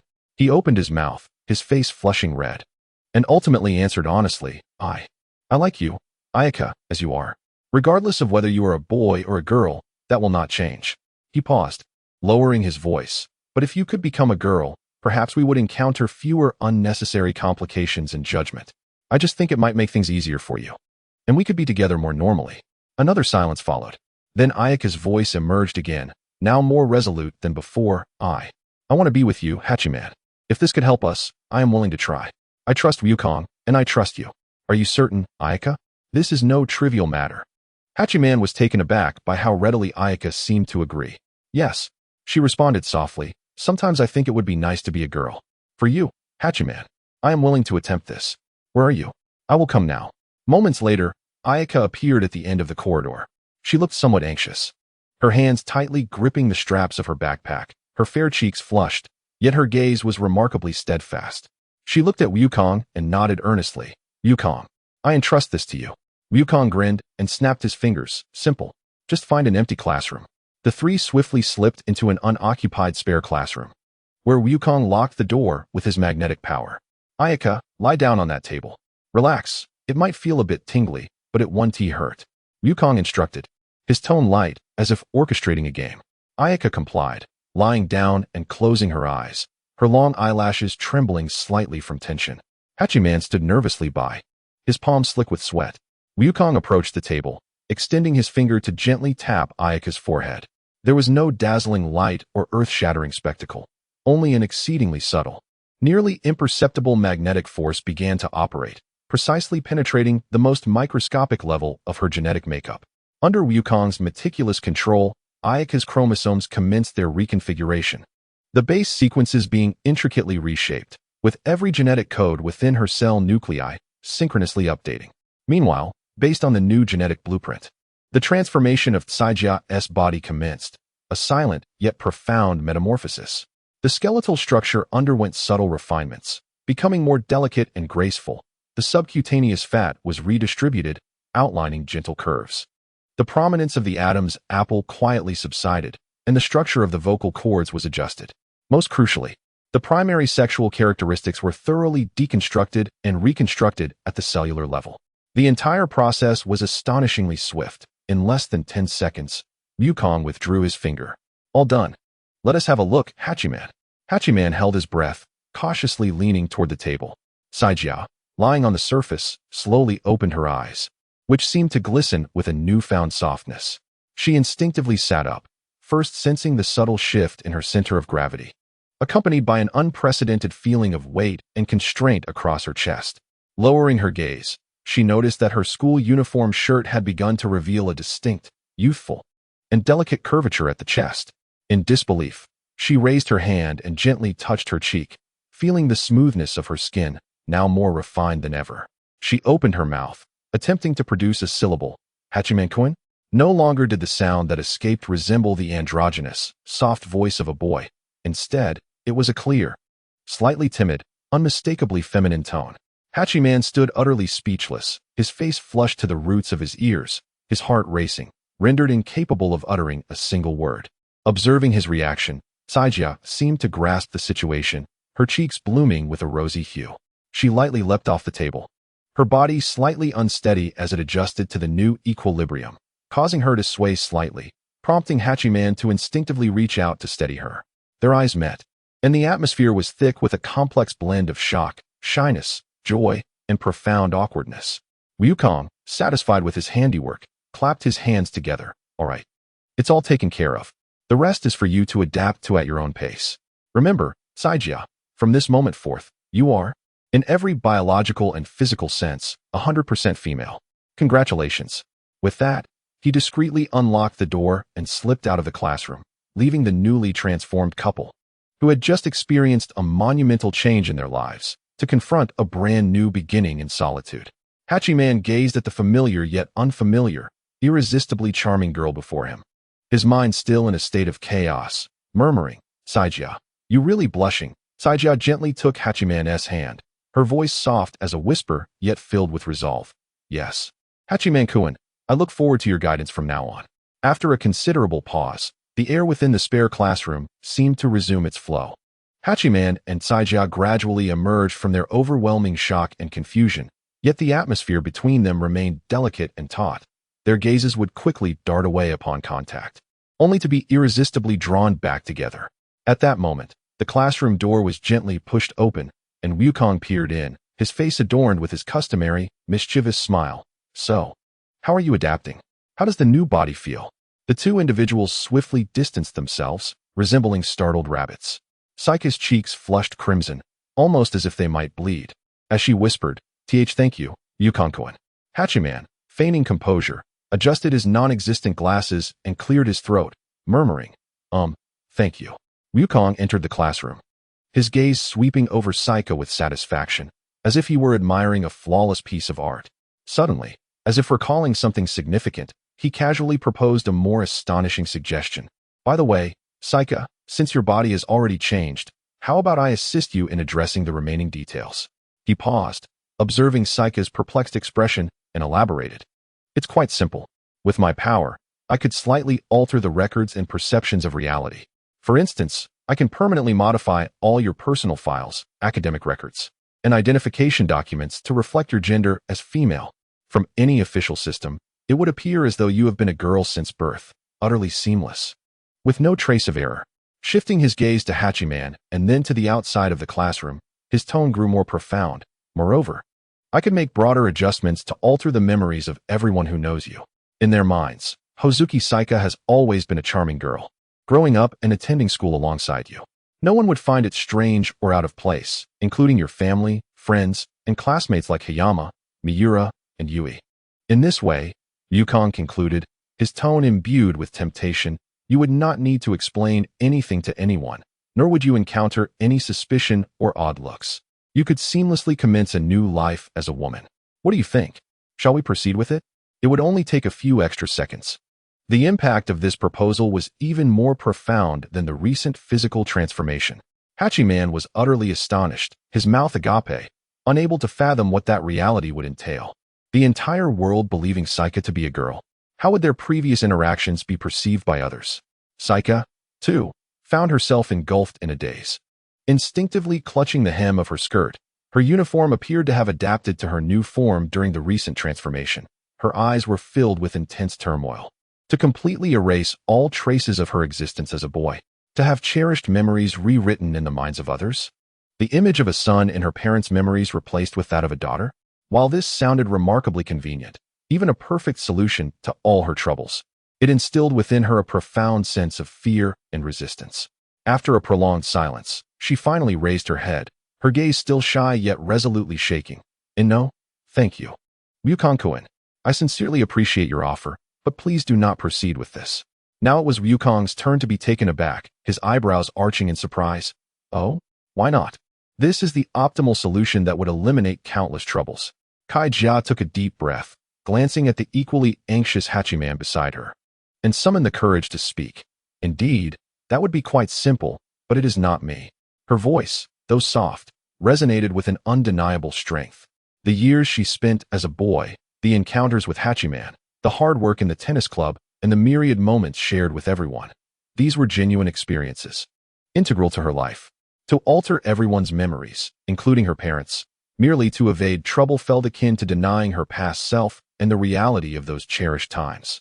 She lowered her gaze slightly, a blush tinting her cheeks, yet her tone grew increasingly resolute. Moreover, what Hachiman cherishes is the complete me, encompassing all my past experiences. If memories were modified, then this affection would also seem less authentic.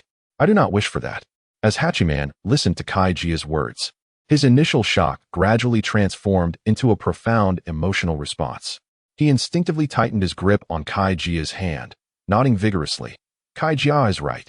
There is no need to alter memories. This is sufficient. I care not for the judgment of others. Though his ears were flushed a deep red, Ryukong observed the duo before him, their hands firmly clasped as they united against the allure of an easier existence. He paused for a moment, then chuckled softly, shaking his head. A rare note of admiration tinged his voice. Very well. I respect your choice. It takes courage to face reality and preserve the authenticity of your past. That is commendable. He waved his hand dismissively, stating, so be it. How you explain this to others is your own affair. I wish you both the best. With that, he turned away with a flourish, leaving the remaining challenges and future entirely in the hands of this couple, who had just experienced a profound transformation yet chose to embrace the truth. In the spare classroom, Hachiman and Kai Jia exchanged glances, each recognizing in the other's eyes a sense of relief mixed with a hint of apprehension about the future. However, more than anything, there was a shared determination to face everything together. Chapter 52. The Indolence of Jabari in the classroom. The teacher at the podium was eloquently analyzing classical sentence structures, the chalk scraping against the blackboard creating a soft, rustling sound. Ryukong rested his chin on one hand, his gaze seemingly focused on the open textbook. Though his mind had long since wandered beyond the confines of the classroom, his thoughts meticulously retraced every detail from the previous day's gift distribution, a subtle yet persistent sense of dissonance stirring beneath his awareness like an undercurrent in a deep river. The atmosphere yesterday had been predominantly joyful and successful. Most had expressed genuine fondness for the carefully prepared gifts. However, with his now heightened perceptiveness, he could not misinterpret the slight discord lurking beneath the surface of that harmony. This sensation was exceedingly subtle, akin to an almost imperceptible discord in a flawless musical score, compelling him to acknowledge it. His formidable awareness functioned like the most efficient processor, replaying yesterday's scenes in slow motion, analyzing them frame by frame, scrutinizing each person's expressions, tones, and even the minutest fluctuations of energy. Finally, after a painstaking unraveling of clues, all signs pointed clearly to an unexpected, yet somewhat plausible individual, one of his girlfriends, Jabari. He vividly recalled the moment when he presented her with the meticulously chosen, exquisitely embroidered white nun's habit. The reaction of Jelly was nothing short of perfect. Her clear, bright eyes sparkled with surprise and joy, illuminating her face with a sweet smile that resembled that of a little angel receiving divine grace. With delicate, fair hands, she reverently accepted the gift, instinctively cradling it to her chest, and in her uniquely soft and mellifluous voice, she expressed her gratitude. "Thank you, Wukong. I adore it. You are so thoughtful." To any observer, this was the quintessential and most enchanting response of a girlfriend receiving a cherished gift that resonated with her essence. However, in that fleeting moment when she held the nun's habit and slightly turned, believing no one could discern her, Wukong's keen senses caught a barely audible murmur escaping her lips. A whisper so faint it seemed to linger in her throat. This outfit is indeed very pure and beautiful, and I am genuinely happy. But if he had gifted me the collector's edition of Hell's Furnacer, a rare skin code for stellar fantasy, it might have been a tad more exhilarating. This almost hallucinatory murmur, submerged amidst the surrounding revelry and chatter, now resonated like thunder in Wukong's focused mind, growing ever clearer. Furrowing his brow slightly, he unconsciously tapped his fingers on the table. Jelly, with her uniquely ethereal demeanor, often radiated an otherworldly purity, and although she occasionally exhibited a curious but clumsy fascination with modern electronic devices, she had never shown excessive enthusiasm for them. Jelly. He silently repeated her name, and the dissonance he felt finally found its source, as my girlfriend. Receiving a gift so perfectly suited to her essence, her true thoughts were fixated on games and virtual items. A bemused realization began to surface, intensifying with each passing moment. Could it be that she was secretly indulging in games behind my back? Once this notion took root, it swiftly solidified. The more he pondered, the more plausible it seemed, prompting him to reflect on whether he had overlooked Jelly's other interests beyond her angelic attributes. He couldn't help but click his tongue in amusement, a blend of humor, helplessness, and curiosity washing over him, bestowing a sacred nun's habit upon his girlfriend, only for her first thought to be about game discs and skin codes. Wasn't that a rather vast deviation from expectation? Resolutely, he decided to delve into the seemingly pure and unblemished life of this little angel, to uncover the nature of her online existence.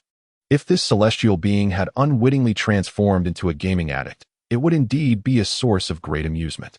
With his mind made up, Wukong hesitated no longer. He maintained his posture of propping his chin with one hand, gazing intently at his textbook as if fully absorbed in the lecture, while his thoughts split into two.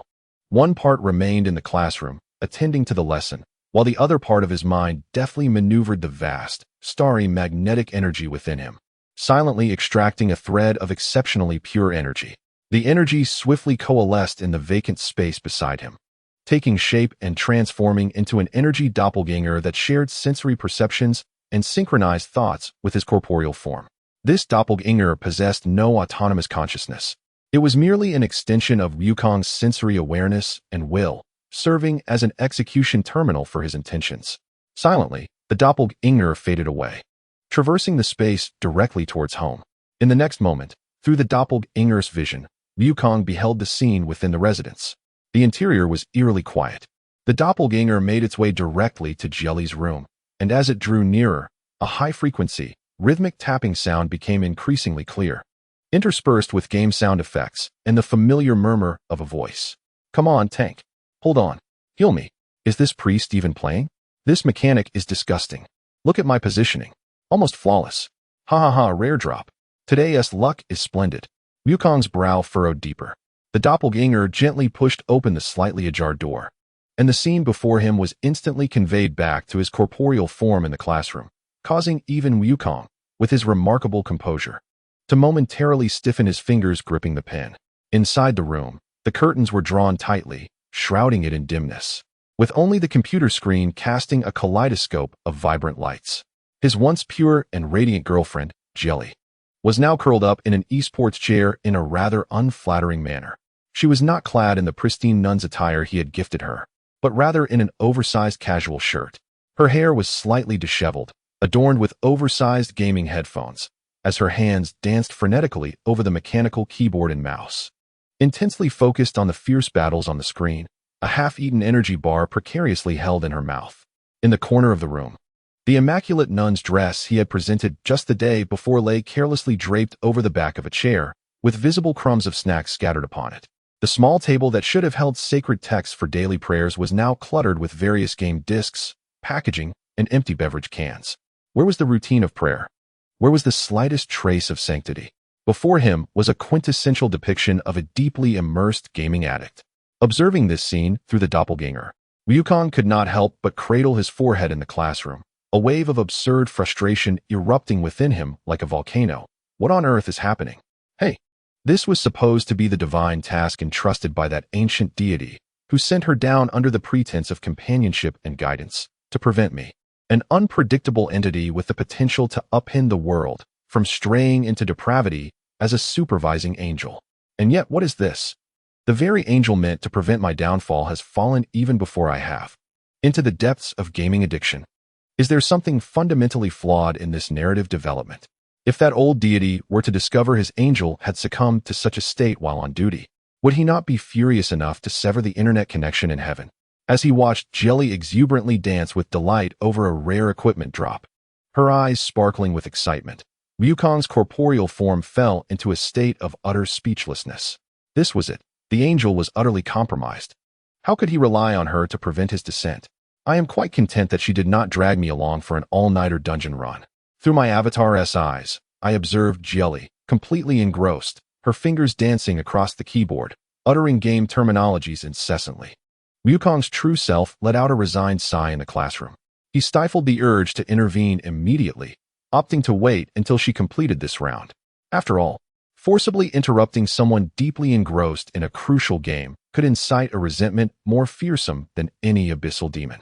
Thus, my avatar stood like the most patient of hunters, quietly leaning in the shadows by the door, biding its time. As seconds trickled by, finally, accompanied by a brilliant explosion effect on the screen and enormous words materializing, Jelly leaned back suddenly, exhaling deeply, a satisfied yet weary smile gracing her face as she removed her oversized headphones. In that fleeting moment of her lowered guard, Ryukong's avatar moved. Silently as a specter, it approached, and before she could react, it gently grasped her shoulder from behind. "Ah!" Jelly gasped, turning abruptly to find Ryukong in his avatar form, her startled expression swiftly morphing into one of guilt and panic. Ryukong, how did you come back? Wait, aren't you in class? This is your avatar? Instinctively, she reached to turn off the flickering game summary screen, but was halted by Ryukong's avatar. His face bore an enigmatic smile that sent a shiver down her spine, his gaze sweeping over the disarray of game packaging, leftover snacks, and the neglected nun's attire strewn about the room. He spoke slowly, his voice identical to his true self. "Little Jelly, is the game enjoyable?" "Well, it's not bad." Jelly's eyes wandered, desperately attempting to evade the situation. "I was just relaxing a bit, I swear. I'll pray later." "Oh, relaxing to the point of forgetting your fundamental duties?" His fingers brushed through her slightly disheveled hair, his tone calm, yet imbued with undeniable pressure. "God sent you to this world to prevent my fall, not to become ensnared in the virtual realm yourself." "I haven't forgotten," Jelly protested softly, though her conviction was evidently lacking. It seemed that mere verbal reminders were insufficient. The avatar shook its head, suddenly bending down to scoop the petite Jelly up in its arms. "Wah! Ryukong, what are you doing?" she exclaimed, instinctively wrapping her arms around his neck. The avatar carried her effortlessly to the bedside, gently placing her down before kneeling on one knee beside the bed, leaning closer, casting her in his shadow. Since conventional methods have failed to jog your memory of your responsibilities, Ryukong's avatar, also embodying his true self, gazed into her somewhat panicked azure eyes, a dangerous smile curling at the corners of his mouth. It seems I must employ a more unique and profound approach to help you remember. A unique approach? Jelly swallowed hard, her heart racing as she sensed impending mischief. Indeed, Wukong's doppelganger lowered his head and whispered softly in her ear, his warm breath cascading over her sensitive earlobe, urging her to experience firsthand the essence of true temptation and how a guardian angel ought to steadfastly uphold her mission at the precipice of descent. His words gradually gave way to actions. In the ensuing moments, Wukong engaged in a lengthy and profound re-education of Jabali, whose physical sensations were in total harmony with her essence. This education, devoid of violence, was filled with blushingly punitive and conquering elements, effectively entwining her responsibilities as a guardian angel with certain unmentionable memories laced with shame and pleasure. It was only after a considerable time that tranquility returned to the room, with only Jabali's faint breaths and the lingering flush on her face attesting to the events that had transpired. The neglected nun's attire seemed to re-enter her line of sight, silently reminding her of her original mission. Wukong's doppelganger tidied her disheveled collar and gently patted her cheek, his tone reverting to its usual languidness, yet imbued with an unmistakable insistence. Now, do you recall what you ought to do, my guardian angel? Jabali, her cheeks aflame, cast him a complex glance, ultimately acquiescing with a nod, murmuring, "Yes, I understand. I will play fewer games and pay more attention to you." The doppelganger smiled with satisfaction, his form gradually fading into a wisp of energy that dissipated into the air. In the classroom, Wukong's true self finally reclaimed that half of his spirit, a subtle smile gracing his lips. It seemed that the effects of this special education far surpassed mere lecturing. Chapter 53. The establishment of the servitude department. The school bell rang like a clarion call of liberation, students spilling from the classroom like a tidal wave. Wukong languidly stretched his body, preparing to join Kurumi, Shizaki, and Yui, who were waiting nearby, but he was intercepted at the doorway by the figure of teacher Hiraizumi. Also left behind was the seemingly cursed Hachiman Hikigaya, whose face bore the unmistakable expression of resignation. Just moments prior, the atmosphere in the classroom had been quite different. Kurumi had already elegantly grasped her signature backpack, a hint of an enigmatic smile playing at her lips, as if she knew everything, patiently awaiting Wukong. Shizaki had meticulously organized her notes, casting a gentle, inquiring glance at Wukong. Yui had swiftly tidied up, her eyes shimmering with anticipation for the after-school hours. Everything should have unfolded as harmoniously as it had on any other day. However, the appearance of teacher Hiraizumi shattered this tranquility. She seemed to have hurriedly arrived from the office, still faintly enveloped in the lingering scent of tobacco, clutching what appeared to be a misplaced folder. Her hawk-like gaze swept over the students who had yet to depart, ultimately honing in on Wukong and his companions, who were preparing to leave. "Hey, Wukong!" Teacher Hiraizumi called out, her voice imbued with a distinct, slightly hoarse magnetism. "Don't rush off just yet. There's something I need to discuss with you." This sudden summons instantly froze the previously relaxed atmosphere. As she prepared to approach Wukong, Kurumi paused, raising an eyebrow with a hint of intrigue. Her arms gracefully crossed in a posture that suggested she was ready to observe a spectacle. On the other hand, Shizuku displayed a trace of concern, gently biting her lip, while Yui instinctively tightened her grip on her backpack, appearing somewhat flustered. Wukong halted, turned around, and gazed at teacher Shizuku, his habitual nonchalance still present on his face. Yet his eyes glimmered with curiosity. Teacher Shizuku, do you have further instructions? Surely, you aren't thinking of returning that bottle of Matai because it didn't suit your palate?" Teacher Shizuku shot him an annoyed glare, shaking the folder in her hand. "Enough of your banter. This has nothing to do with your meager offerings. It's a matter of importance." She paused, her gaze sweeping across Kurumi and the others, adding, "It won't take up too much of your time.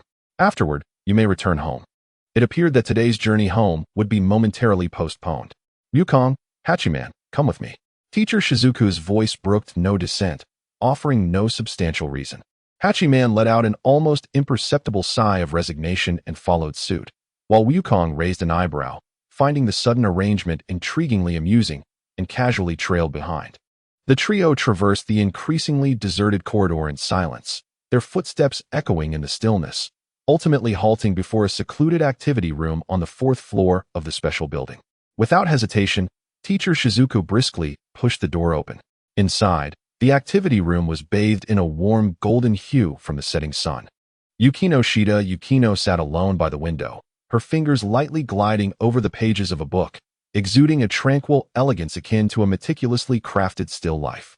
Upon hearing the commotion, she lifted her gaze, her cool eyes sweeping over teacher Shizuku before resting on the two boys of contrasting styles behind her. When her gaze fell upon Wukong, whose expression was indifferent yet laced with amusement and curiosity, her beautifully arched brows momentarily furrowed, barely perceptibly.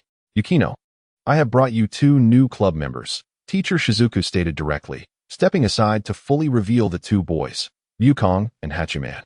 They will henceforth be part of your club. Her tone was as neutral as if proclaiming an established fact. I recall stating that one should knock before entering, teacher Hiratsuka. Yukino replied, closing her book, her voice steady yet imbued with an undeniable chill. Moreover, I have no plans to recruit members and do not believe this club necessitates such unconventional additions. Her gaze lingered on Wukong for a brief moment. The implication of her words unmistakable and scrutinizing. I knocked outside, but you may not have heard, teacher Shizuku sighed, presenting an irrefutable official rationale. Besides, the school mandates that a club must consist of at least 3 members, Yukino Shida. Surely, you wouldn't want this club, freshly established, to be disbanded over such procedural matters? Hachiman muttered quietly to himself, you clearly didn't knock. I saw it, which elicited a warning glare from teacher Shizuku. If the sole purpose of introducing unsuitable members is to satisfy formalities, then I believe this club has no reason to continue. Yukino's demeanor remained unyielding, her principles manifesting with an extraordinary rigidity, resembling an insurmountable icy peak. Hey, isn't it rather rude to express such discord right in front of me? Wukong finally interjected. He was not the least bit angered. Instead, he took a step forward, gazing at Yukino with keen interest, as if he had stumbled upon an intriguing novelty. Furthermore, I do not recall ever expressing a desire to join this club. That would be splendid, he continued. Teacher, you heard her yourself. Yukino responded coldly, her gaze sharp as a blade. Moreover, to my knowledge, this son's student maintains excessively close relationships with several female classmates. Can such a person truly comprehend and embody the essence of servitude? That is blatant prejudice, Wukong countered, his tone remaining light. Besides, it is precisely because I have genuinely assisted them with their respective troubles that they willingly choose to stay by my side. He silently added a caveat in his mind. Except for Kurumi, of course. As Yukino seemed poised to retort, Wukong preemptively interrupted her. Enough. I have no intention of joining anyway, so let us not dwell on it. He waved his hand dismissively, turning away and striding towards the activity room exit, casually patting Hachiman on the shoulder. I'm off. Good luck to you, he added with a hint of jest, clearly well aware of the delicate relationship between Hachiman and Ayaka that he had orchestrated. The door to the activity room quietly closed behind him, severing Yukino's icy gaze and Hachiman's classically apathetic dead fish eyes from view. The corridor fell into an immediate silence.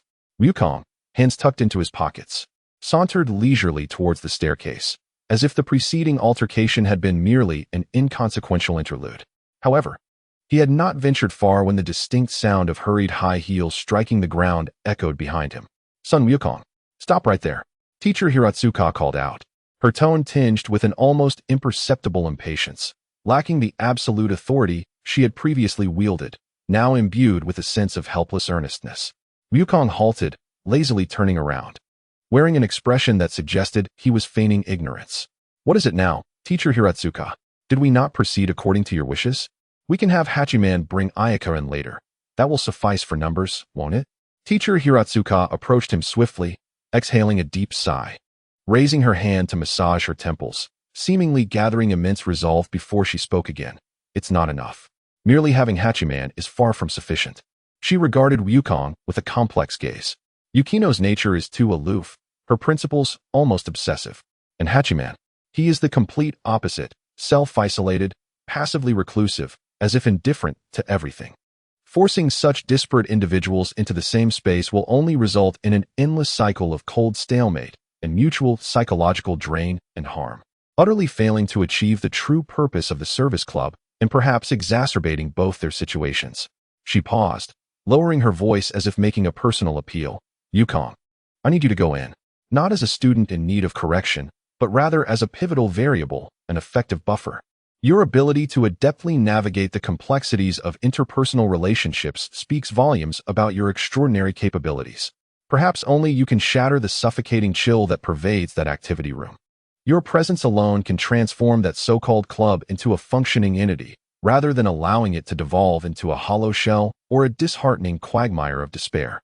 She gazed at Wukong, whose expression remained unmoved, and finally employed her ultimate and genuine ace in the hole. With her hands clasped together, she struck a pose that starkly contrasted with her usual demeanor, exuding a youthful charm.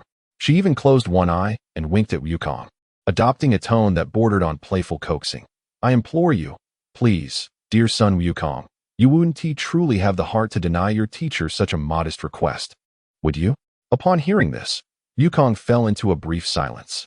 He scrutinized the rare, almost mischievous pleading expression on teacher Jing's face, and his mind involuntarily conjured images of her fiercely splitting the podium with her bare hands.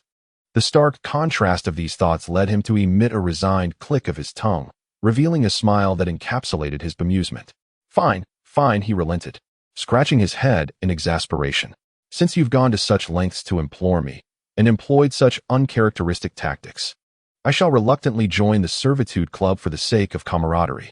His agreement was somewhat reluctant, yet a flicker of subtle intrigue passed through his usually indifferent gaze. Perhaps observing and correcting the coldness beneath the snow and the lethargy of the club might prove to be a rather engaging endeavor. Wonderful. Teacher Jing exhaled in palpable relief, her countenance instantly regaining its usual poise. Let us hurry back. They haven't officially commenced or reached a cacophony of chaos just yet. Thus, accompanied by Teacher Jing, who was nearly urging him along, Wukong returned to the threshold of the servitude department. Teacher Jing pushed the door open once more. The scene inside mirrored their departure almost identically. Yukino remained poised, engrossed in her book, her aura now even more frigid. Hiratsuka Hachiman nestled in the shadows of the corner, attempting to minimize his presence. Meanwhile, Tatsuka Ayaka stood awkwardly at the entrance, seemingly having just conveyed her intentions, the atmosphere in the room thick with discomfort. Upon seeing Wukong's return alongside Teacher Jing, whose expression suggested all was resolved, Yukino's brow furrowed tightly once more, her icy gaze interspersed with confusion and displeasure. Hachiman cast a glance filled with incredulity and the realization that matters were not as straightforward as they seemed. Teacher Jing cleared her throat, adopting a tone reminiscent of announcing significant news. Ahem. A slight misunderstanding occurred earlier. After a thorough and amicable discussion, Son Wukong has taken the time to reconsider and has ultimately decided to join the Servitude Club, willing to contribute his efforts to the organization. Now that we are all present, you may commence with today's assignments. Upon finishing her words, she did not wait for anyone to react. Swiftly retreating as if behind her lay not a group of students, but the imminent eruption of a volcano. With her departure, the activity room was left with a bewildered, blushing Ayaka, a frosty-faced Yukino Shida with piercing eyes, an utterly disoriented Hikigaya who wished to vanish, and the returning figure of Wukong, wearing an enigmatic smile as if everything were under his control. Hachiman seemed to attempt to shatter the suffocating silence. Clearing his throat and addressing Wukong, let me briefly explain the name of this club and what it entails. However, Wukong casually shook his head, interrupting, no need. I have already heard. A club born from the intent to assist others, embracing the philosophy of teaching one to fish rather than merely providing fish. Quite intriguing. His gaze shifted to Yukino Shida, his tone still languid, yet laced with a precise critique. I have also noted your ideals. Grand and noble, yet perhaps a touch overly idealistic and somewhat impractical. He completely disregarded Yukino Shida's nearly frostbite-inducing glare, finding a spot that was neither too close nor too far from both parties to settle down. Leaning lazily against the back of his chair, he seemed to assume the role of the host. Well then, isn't there a client present? Proceed. I wish to witness firsthand what you call serving. His return, alongside the almost pleading demeanor of the teacher who insisted he join, undeniably added layers of unpredictability and intrigue to the already complex dynamics of the service club. The room fell into a brief silence, the air still tinged with the subtle awkwardness brought by Wukong's return and the chilling aura radiating from Yukino Shida. Ayaka stood at the door, her pale cheeks flushed with nervousness and the weight of being the focal point. She clasped her hands anxiously in front of her, instinctively leaning slightly towards Hachiman, her eyes betraying a sense of reliance. Ultimately, it was Hikagaya's dry voice that broke the stalemate, attempting to redirect the attention back on track. Though his tone carried a hint of barely perceptible concern, more than he would show to an ordinary client. So, Ayaka, what is your request? Seizing the opportunity as if it were a lifeline, Ayaka nodded vigorously, her voice soft yet resolute. Yes. I would like to ask everyone in the service club to help me improve my tennis skills. The prefectural tournament is approaching, and I do not want to hold everyone back any longer. I want to become stronger. As she spoke, her gaze occasionally flicked towards Hachiman, seeking his support. Upon hearing this, Yukino Shida momentarily set aside her dissatisfaction with Wukong. She gently placed her book on the table, her hands crossing atop it, regaining her composed, analytical demeanor. This was her domain, accepting requests, analyzing issues, and providing solutions. Despite being aware of the current relationship between Ayaka and Hachiman, she maintained a professional attitude towards the request. To improve your tennis skills, is it? A clear and commendable objective. Yukino Shida's gaze fell upon Ayaka, her tone professional and objective. In which specific area do you feel insufficient? Is it your serve, your footwork, or perhaps your stamina? Considering the recent changes in your physique, it may be necessary to reassess your methods of exertion and allocation of physical energy. She spoke with caution, deliberately avoiding the sensitive term related to gender transition. It seems that a readaptation is required in various aspects, and with a hint of embarrassment, she lowered her gaze, instinctively touching her arm. Particularly concerning strength and control, everything felt entirely different than before. She struggled to respond adequately to powerful shots, and the quality of her returns was notably poor. Just as Yukino Shida was preparing to inquire further about the details, Wukong's languid voice interjected.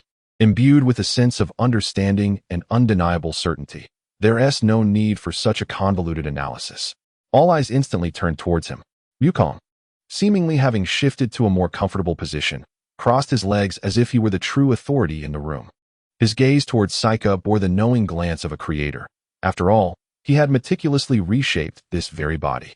Tennis, or any sport for that matter, ultimately boils down to a combination of physical capabilities, response time, dynamic vision, technical skill, and psychological resilience, he remarked nonchalantly, as if discussing a trivial matter. As for the potential of your new body and how to adapt swiftly, I dare say no one understands it better than I do. He turned to Saika, a confident smile curving his lips. Your request has been accepted. Moreover, there's no need to wait until tomorrow. We shall commence immediately. This is an opportune moment for me to assess the adaptability of my creation. Right now? Saika's eyes widened in surprise.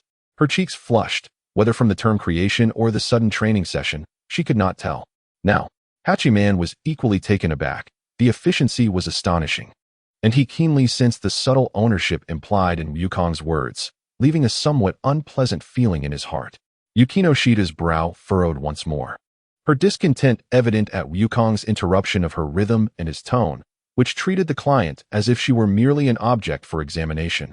Wukong, even if you accept the commission, you must respect the client's will and formulate a detailed adaptation plan, rather than treating her as your test subject. A plan? Wukong interrupted, rising to his feet and stretching his wrists, his gaze sweeping over Saika and the ever-watchful Hachiman. The best plan is to start immediately and adjust through practical experience. Truth is found in practice, is it not, Minister? Besides, I believe Saika is eager to adapt swiftly as well. Am I right? His final words were directed at Saika, infused with encouragement, yet tinged with an air of inevitability. Without hesitation, he strode towards the door, gesturing for Saika and Hachiman to follow. Let us go. The tennis club should have available courts at this hour. Hachiman, you should join us. Some of the practice work is solely your responsibility. He specifically called out Hachiman's name. His tone as casual as if arranging the most mundane task. As they reached the door, as if recalling something, he turned back to the still-seated Yukino Shida, her expression frosty. Hey, Minister, why are you still dawdling? This is the first official commission of the Servitude Club. As the Minister and Guardian of Principles, shouldn't you be fully involved and supervising to ensure my methods align with your esteemed standards? He executed a masterstroke, skillfully ensnaring her with the mission of the service club and her own principles. Yukino took a deep breath, clearly incensed by Wukong's audacious reversal of roles. His forceful pacing, and his precise exploitation of her vulnerabilities. Yet, his words resonated with her sense of duty as a leader and her unwavering commitment to righteousness. She shot Wukong a frosty glare, but ultimately rose from her seat, grasped her bag, and spoke in a tone that was almost gritted teeth. Of course, I will supervise. I will not permit any of your actions to inflict secondary harm upon our client. Hikigaya Hachiman observed the abrupt turn of events with an internal lament. Why must I start working overtime right after joining? And as a practice partner for a girlfriend, no less? However, upon witnessing Ayaka's anxious yet expectant gaze, he resigned himself to his fate and instinctively positioned himself protectively beside her. Thus, within the first hour of the service club's establishment, under the cold supervision of Yukino Shida Yukino, accompanied by Hikigaya Hachiman's complex emotions, and led by the new variable and Dr. Wukong, they set forth with their client, Hizuka Ayaka, towards the tennis court. Embarking on their inaugural service, an unexpectedly rigorous adaptive training session for her new physique. The setting sun elongated their shadows, and this intricate assembly, each harboring their own thoughts, foretold a tumultuous journey ahead for the service club. Chapter 54, Ripples. Yet Wukong would not relent. The fading sunlight, akin to molten gold, cascaded across the expansive tennis court of Sobu High, casting intertwined shadows of the four figures. The service club's first off-site activity commenced amidst this somewhat eerie and coercive atmosphere. Wukong's so-called simple preliminary training was, in fact, far more intense than one might presume. He did not allow Ayaka to directly handle the racket. Instead, he commanded her to engage in high-intensity shuttle runs, frog jumps, and core strength activation exercises. Too slow. Lighter on your feet. You are a cat now, not an elephant.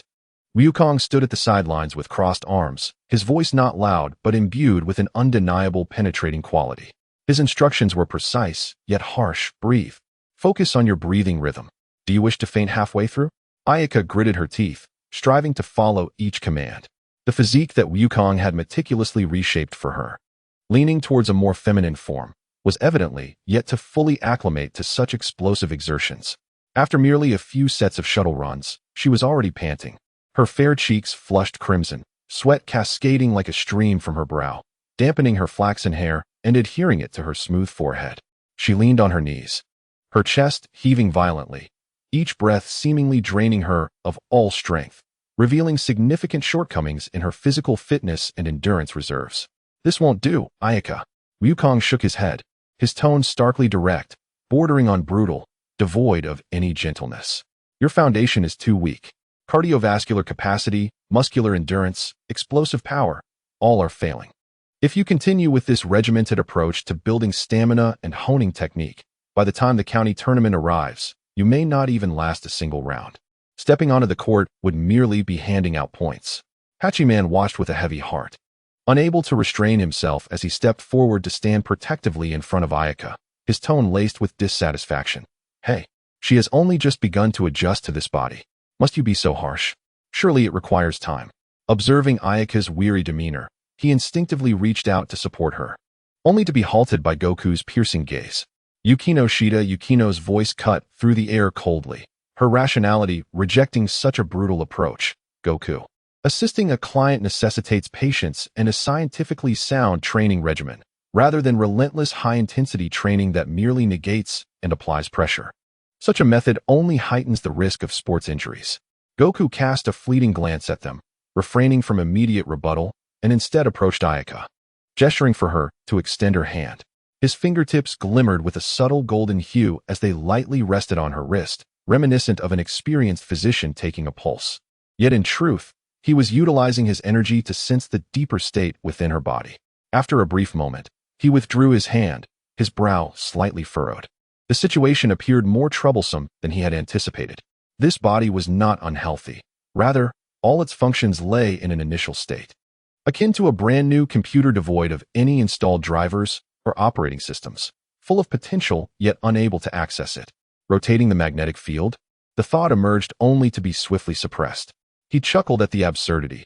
Such an extreme emphasis on personal will, worshipping strength above all, easily breeds obsession and madness, a veritable breeding ground for lunacy.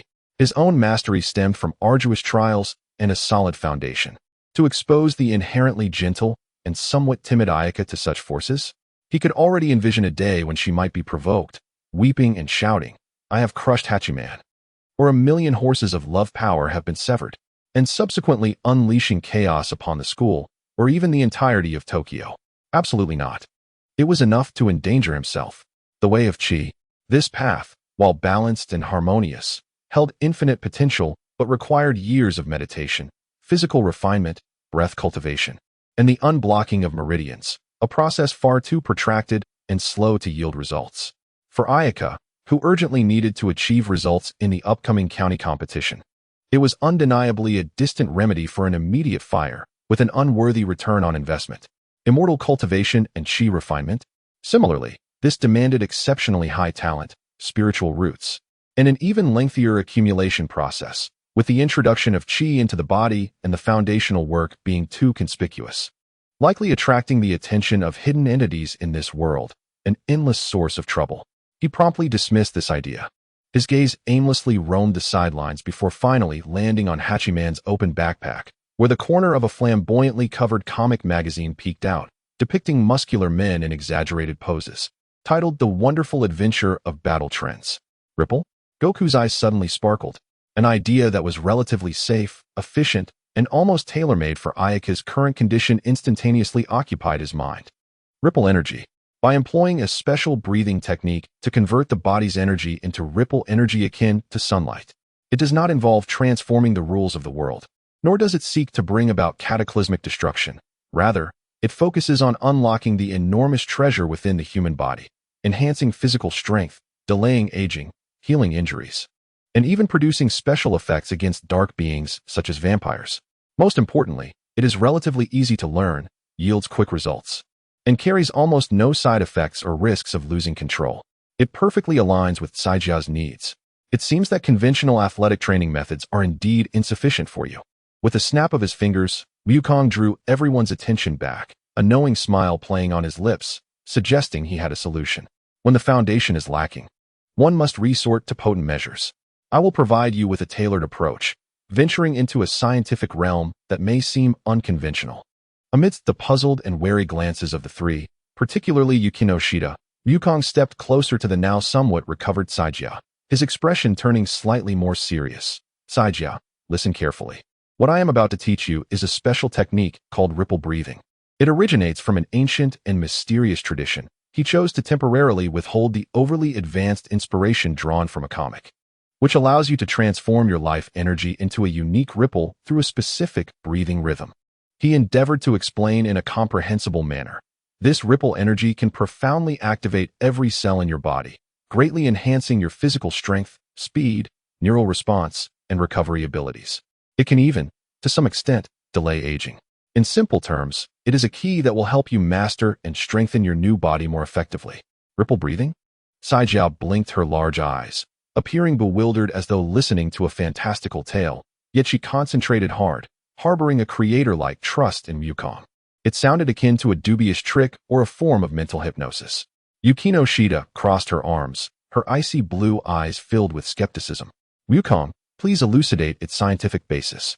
Otherwise, I cannot permit you to employ this dubious method on the client. Isn't it a matter of trying to discern its authenticity? Wukong replied with a grin, offering no further explanation. He understood that for Yukino Shida, who adhered to logic and science, seeing was far more persuasive than 1,000 spoken words. He extended his finger, gathering an almost imperceptible energy at its tip, but this time it was not destructive. Rather, it was a highly concentrated stream of mental guidance. He gently touched Saijia's forehead. Relax, do not resist, and carefully attune to the rhythm of your breathing. Saijia's body quivered slightly, overwhelmed by a peculiar rush of warmth and a torrent of complex information flooding her mind. It was neither sound nor text, but a pure sensation and knowledge. How to adjust the breathing muscles, how to control the diaphragm, how to allow the breath to flow within her at a unique frequency and depth, and how to transform biological energy into that marvelous ripple. All this profound knowledge was inscribed directly into the depths of her subconscious, as if it were an innate instinct.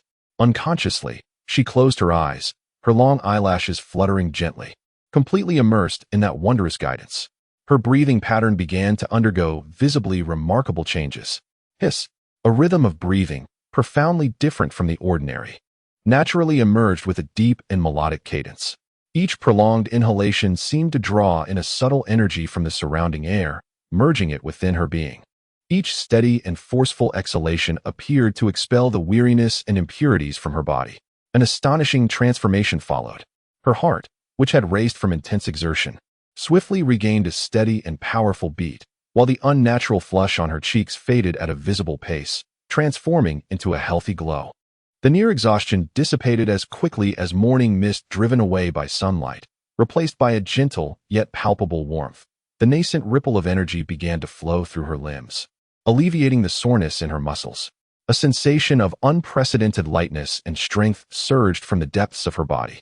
She opened her eyes in astonishment, raised her hands, and, in disbelief, clenched her fists, feeling a vitality coursing through her that surpassed even her pre-training state. "I can feel it," Sayaka exclaimed, her voice brimming with surprise and excitement. "My body feels so relaxed and warm, as if I possessed boundless energy." She instinctively jumped lightly, feeling her body's incredible lightness. What is the principle behind this? Hachiman stared in awe at the nearly magical scene before him, as his girlfriend, who had been on the verge of collapse and needed his support moments ago, now exhibited steady breathing, bright eyes, and skin radiating a healthy sheen, as though she had just undergone a rejuvenating experience rather than a grueling workout. "What have you done to her?" Yukino was equally taken aback. Her science and logic-oriented mind raced, yet could find no plausible explanation within the realms of known physiology or kinesiology. How could the effects of a breathing technique be so immediate and astounding? This contradicted the principle of conservation of energy. Yet, the evident and undeniable improvement in Sayaka's state of mind and physical performance was irrefutable. She opened her mouth, attempting to rationalize it through psychological suggestion or adrenaline, but the tangible restoration of Sayaka's vitality and her body's transformation shattered her scientific hypothesis. Her gaze toward Goku deepened, becoming more complex, filled with wariness and a hint of undeniable curiosity about this man, whose knowledge transcended the boundaries of common understanding, exuding both danger and allure. "This is the power of ripple." Goku retracted his finger, nodding with satisfaction, quite pleased with the results. It does not seek to alter the external world, but instead focuses on unearthing the infinite treasure within oneself. By consistently practicing this breathing technique daily, during exercise, learning, and even in everyday life, you will make it instinctual. Your physical condition will enter a phase of rapid enhancement, and your neural response speed will keep pace. As for tennis skills, he paused, his tone lightening. That will be the simplest aspect. Once your physical foundation is solid and your strength and reactions are aligned, those striking techniques and tactical awareness will be swiftly mastered with just a bit of practice. He glanced at the ever-curious Kaika, who was continually experiencing the transformations within her body, then shifted his gaze to Hachiman, whose expression was a blend of complexity and lingering shock, and to Yukino, who was lost in thought, her worldview shaken. In a tone reminiscent of a health product pitch, he added, "Rest assured, this substance is green, healthy, environmentally friendly, and devoid of side effects. It even enhances beauty and promotes metabolism. The only downside might be an increased appetite, as energy expenditure will naturally rise." "Thank you so much, Yukong," Kaika exclaimed, bowing deeply, her face radiating genuine joy and hope. For the first time, she truly sensed that rapidly gaining strength and no longer being a burden to the tennis club was an achievable goal. Hachiman watched as his girlfriend's confidence was reignited, his heart a tumult of emotions. He felt happiness for Kaika, yet a twinge of unease regarding Yukong's enigmatic methods. Nevertheless, he eventually murmured, "Thanks." Yukino returned from her musings, taking a deep breath to regain her composure, though her tone had shifted.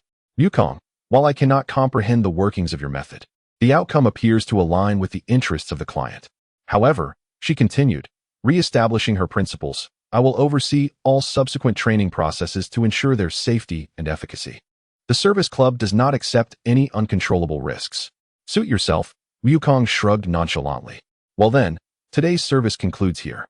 Kaika, remember to maintain your breathing rhythm when you return, even while sleeping. Come back after school tomorrow. We will commence training on the application of ripple energy in tennis techniques." As the sun finally sank below the horizon, dusk enveloped the campus. The service club's inaugural off-site activity drew to a close in an unexpectedly extraordinary manner, infused with unconventional colors and an air of mystery. Hachiman accompanied the revitalized Kaika as they departed, engaging in quiet conversation while Kaika animatedly gestured about her sensations, and Hachiman listened patiently, his gaze complex. Yukino Shida was the last to leave, casting a lingering glance at the empty tennis court before observing Wukong, who appeared relaxed and carefree. Ultimately, she said nothing and turned away, disappearing into the twilight, her cool silhouette seemingly burdened by a weighty contemplation. Wukong stretched lazily, watching them retreat with a smile tugging at the corners of his mouth. Ripple Taoism, quite intriguing. I wonder if I can train to generate currents. I should delve deeper into that manga next time. Whistling a tune, Wukong returned home, only to be met by a palpable low pressure the moment he opened the door. Kurumi and the other girls were waiting for him, their expressions filled with discontent. Wukong, you said you'd be back soon, yet you took 2 hours. Kurumi declared, arms crossed and visibly annoyed. The other girls chimed in agreement. Wukong scratched his head, displaying his signature goofy grin. He approached Kurumi, conjuring a beautiful flower from behind his back. See, I had important matters to attend to. Look, I brought you this flower. Kurumi turned her head away, though the corners of her mouth betrayed a hint of a smile. He then dashed over to Shitono, presenting her with an adorable doll. Kaguri, this is for you. Don't be upset. Jia Bailey cradled her doll, her small face blossoming with joy. Wukong gently coaxed each of the girls in turn, and soon their faces were adorned with smiles once more, filling the room with delightful laughter and cheer. Chapter 55. Science. The afternoon sun streamed through the windows of the service department's activity room, casting bright, warm patches of light upon the floor, while specks of dust floated languidly within the beams.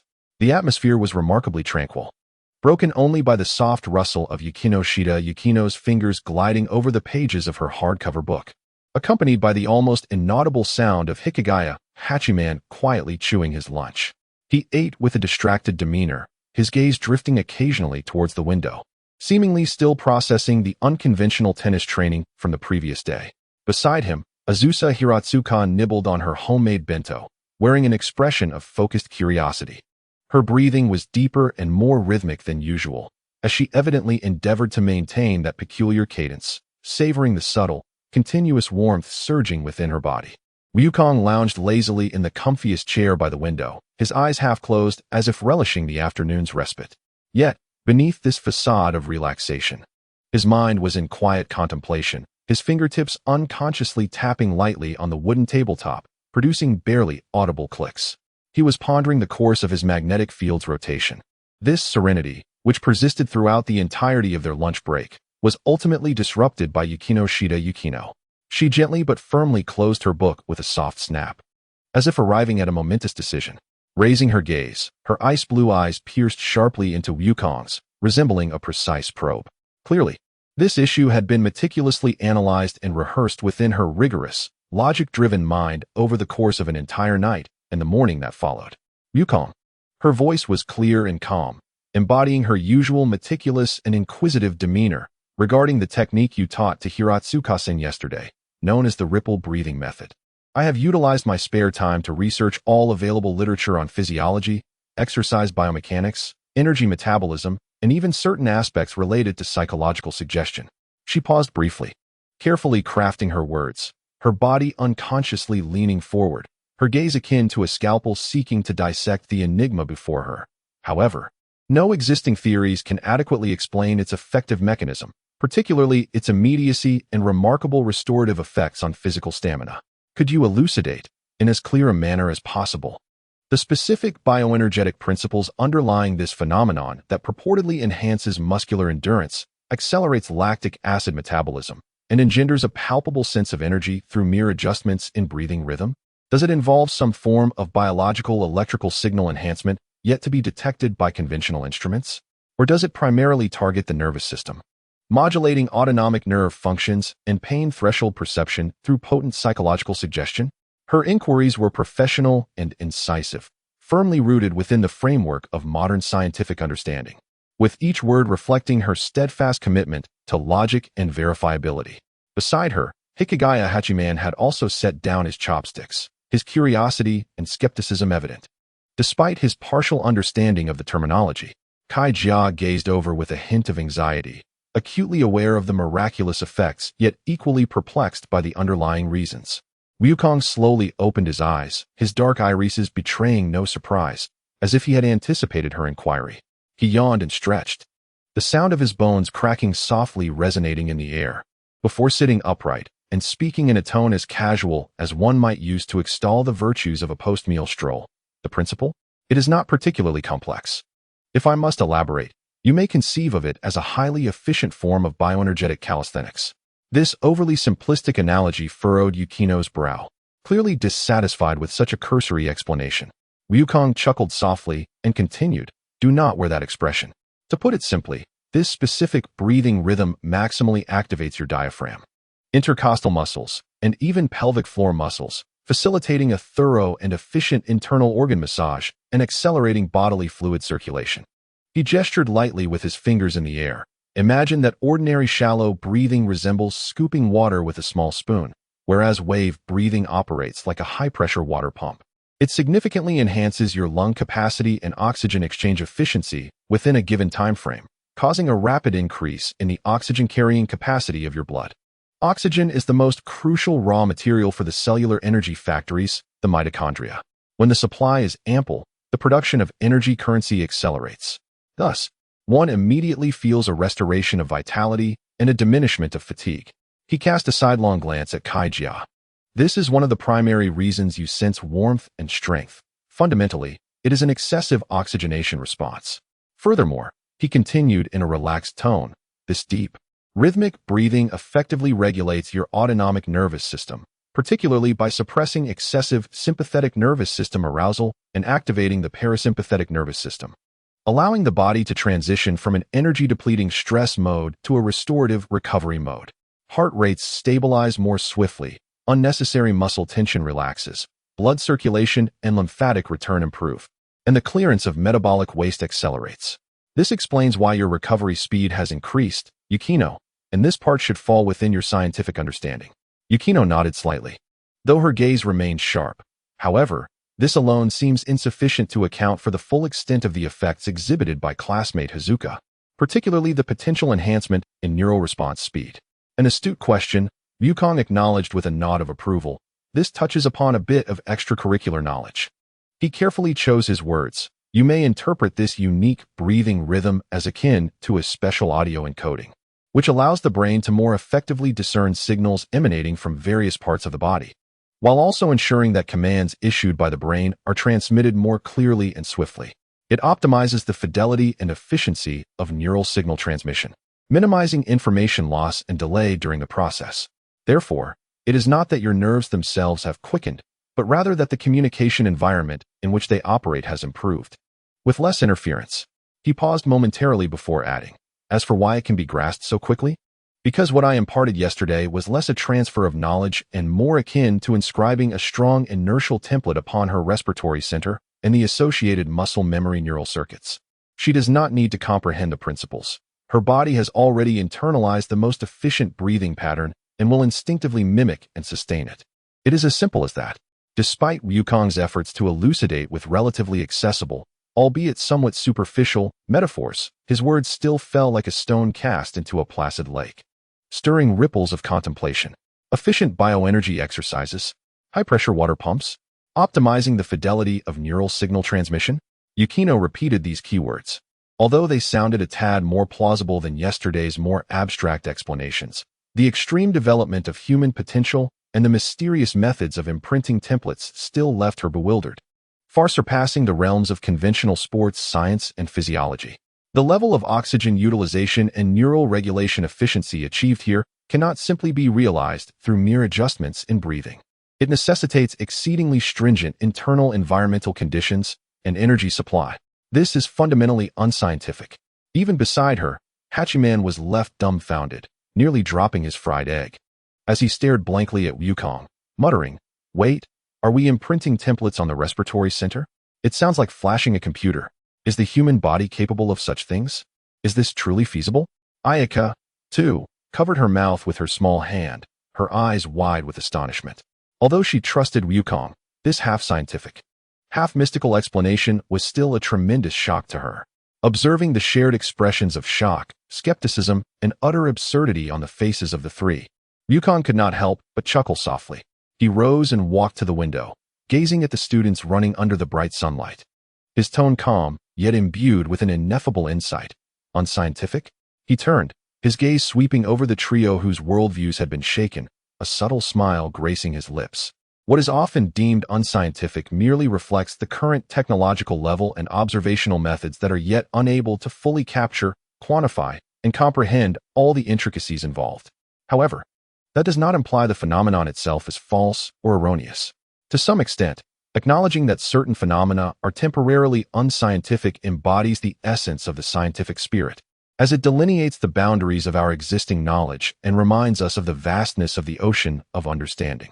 He paused, beginning to present more relatable examples that remain at the frontier of scientific exploration. Consider, for instance, the meridians and acupoints in traditional Chinese medicine, which modern anatomy cannot locate in tangible structures. Yet countless clinical cases and electrical measurements affirm their existence and efficacy. The placebo effect, where a sugar pill can genuinely produce analgesic or even therapeutic results, remains a biochemical enigma.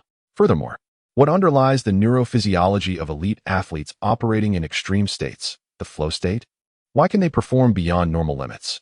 Humanity has yet to fully comprehend where memories are specifically stored in the brain or how they are encoded. And even the restorative nature of deep sleep and the true significance of dreams remain subjects of much debate. Our understanding of our own bodies may be far less profound than we imagine. His gaze fell once more upon the speechless Yukino. The existence and effects of ripples might merely touch upon certain advanced functions of the human body, a complex and intricate biological instrument, which have yet to be documented in any manual. It is there, operating and manifesting its effects. He pointed again at Ayaka, the results serving as the most direct evidence. Rather than becoming entangled in why it may not presently conform to scientific understanding, it is more fruitful to ponder why the familiar scientific models have yet to encapsulate it perfectly. Is it the model that requires expansion? Or must our observational dimensions be elevated? This discourse was not a condescending dismissal, but rather an invitation to expand one's thinking. A profound silence enveloped the activity room. Yukino Shida was left in utter astonishment. Her tightly furrowed brows remained unyielding. Yet the absolute denial and skepticism in her eyes began to be replaced by profound confusion and deep contemplation. The logic and reason she had adhered to throughout her life encountered a phenomenon that could not be easily refuted by existing textbook knowledge. The speaker did not espouse mysticism. Instead, he challenged her cognitive boundaries from a broader, almost philosophical scientific perspective. This sensation left her with an unprecedented intellectual shock. Hachiman Hikigaya wore an expression that suggested he couldn't quite grasp the conversation, but recognized its significance, his mind struggling to process the information. Feeling increasingly bewildered by this enigmatic figure, Goku, whose every utterance seemed to push the limits of his common knowledge.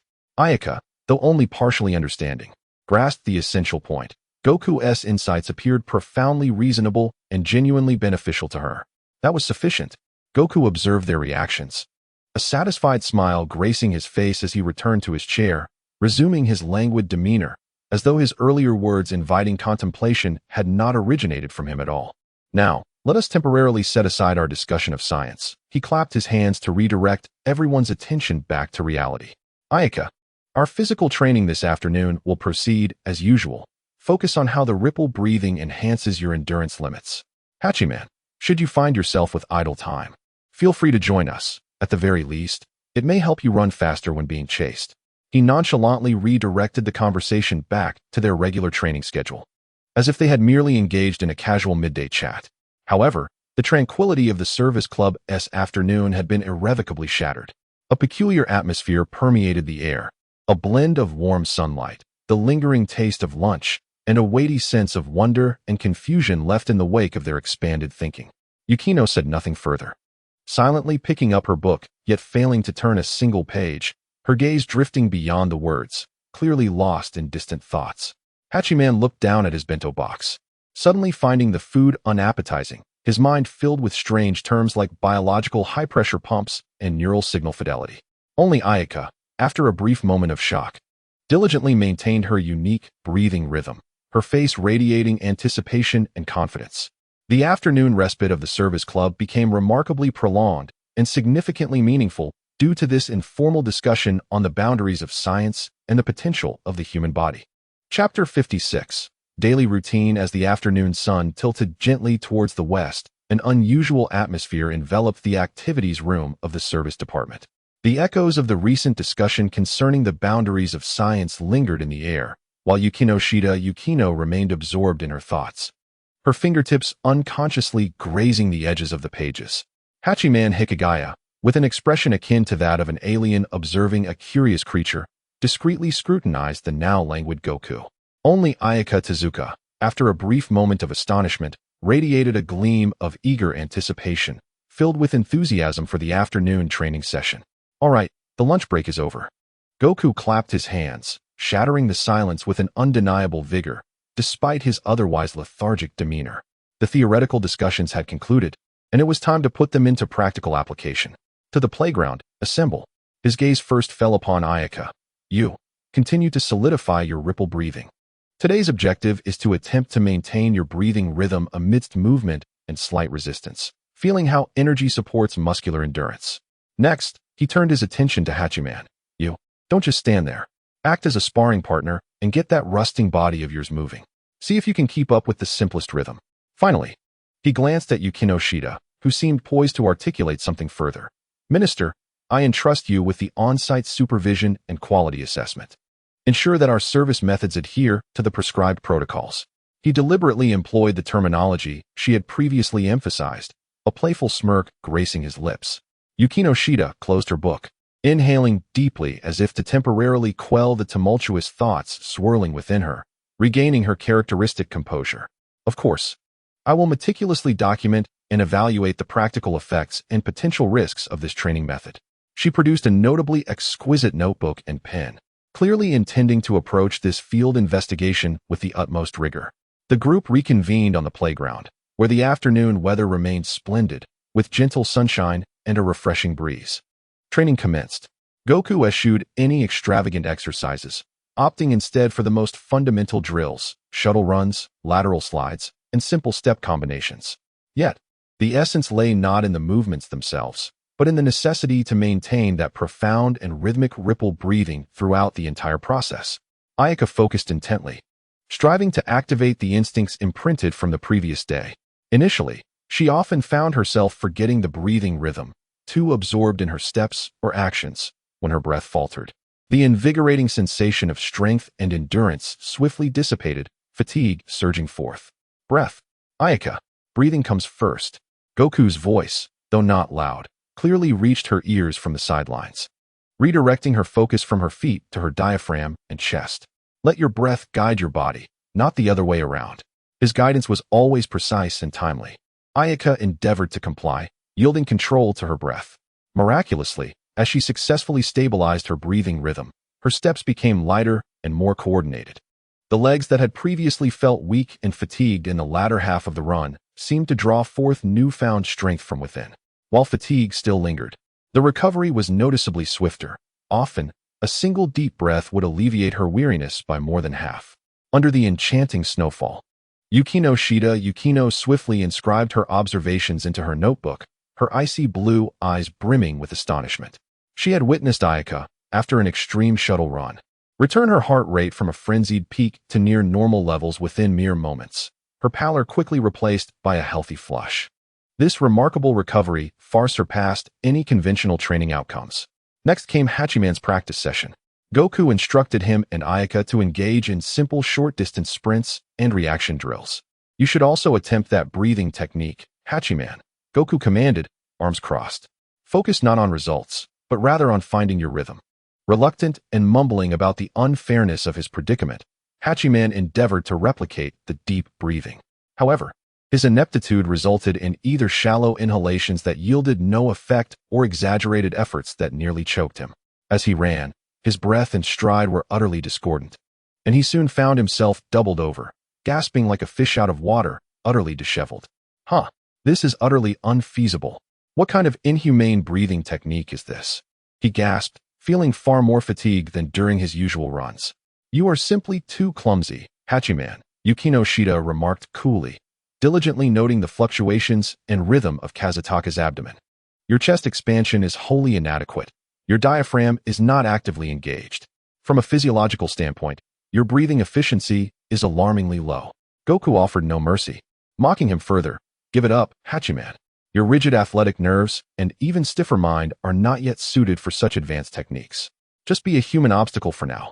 "Yap yap." Hachiman's face flushed, yet he found no retort, venting his frustration during the ensuing chase, only to be effortlessly surpassed by the increasingly adept Ayaka. As the practice progressed, Ayaka gradually found her rhythm. She began to grasp the sensation Goku had described, where breathing propelled her body forward.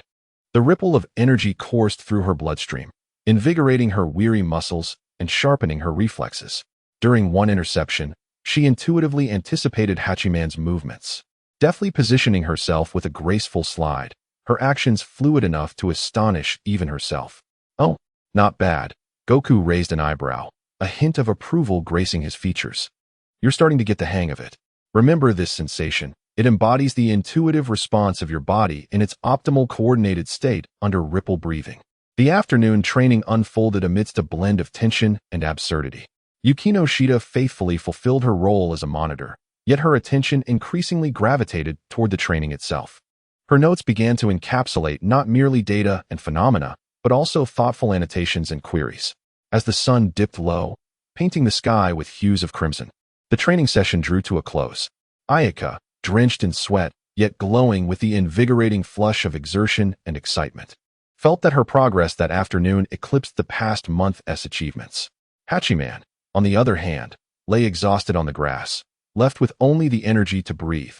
Once again convinced that exercise was his lifelong adversary, Yukino Shida closed her notebook and approached Goku, her expression a tapestry of complexity.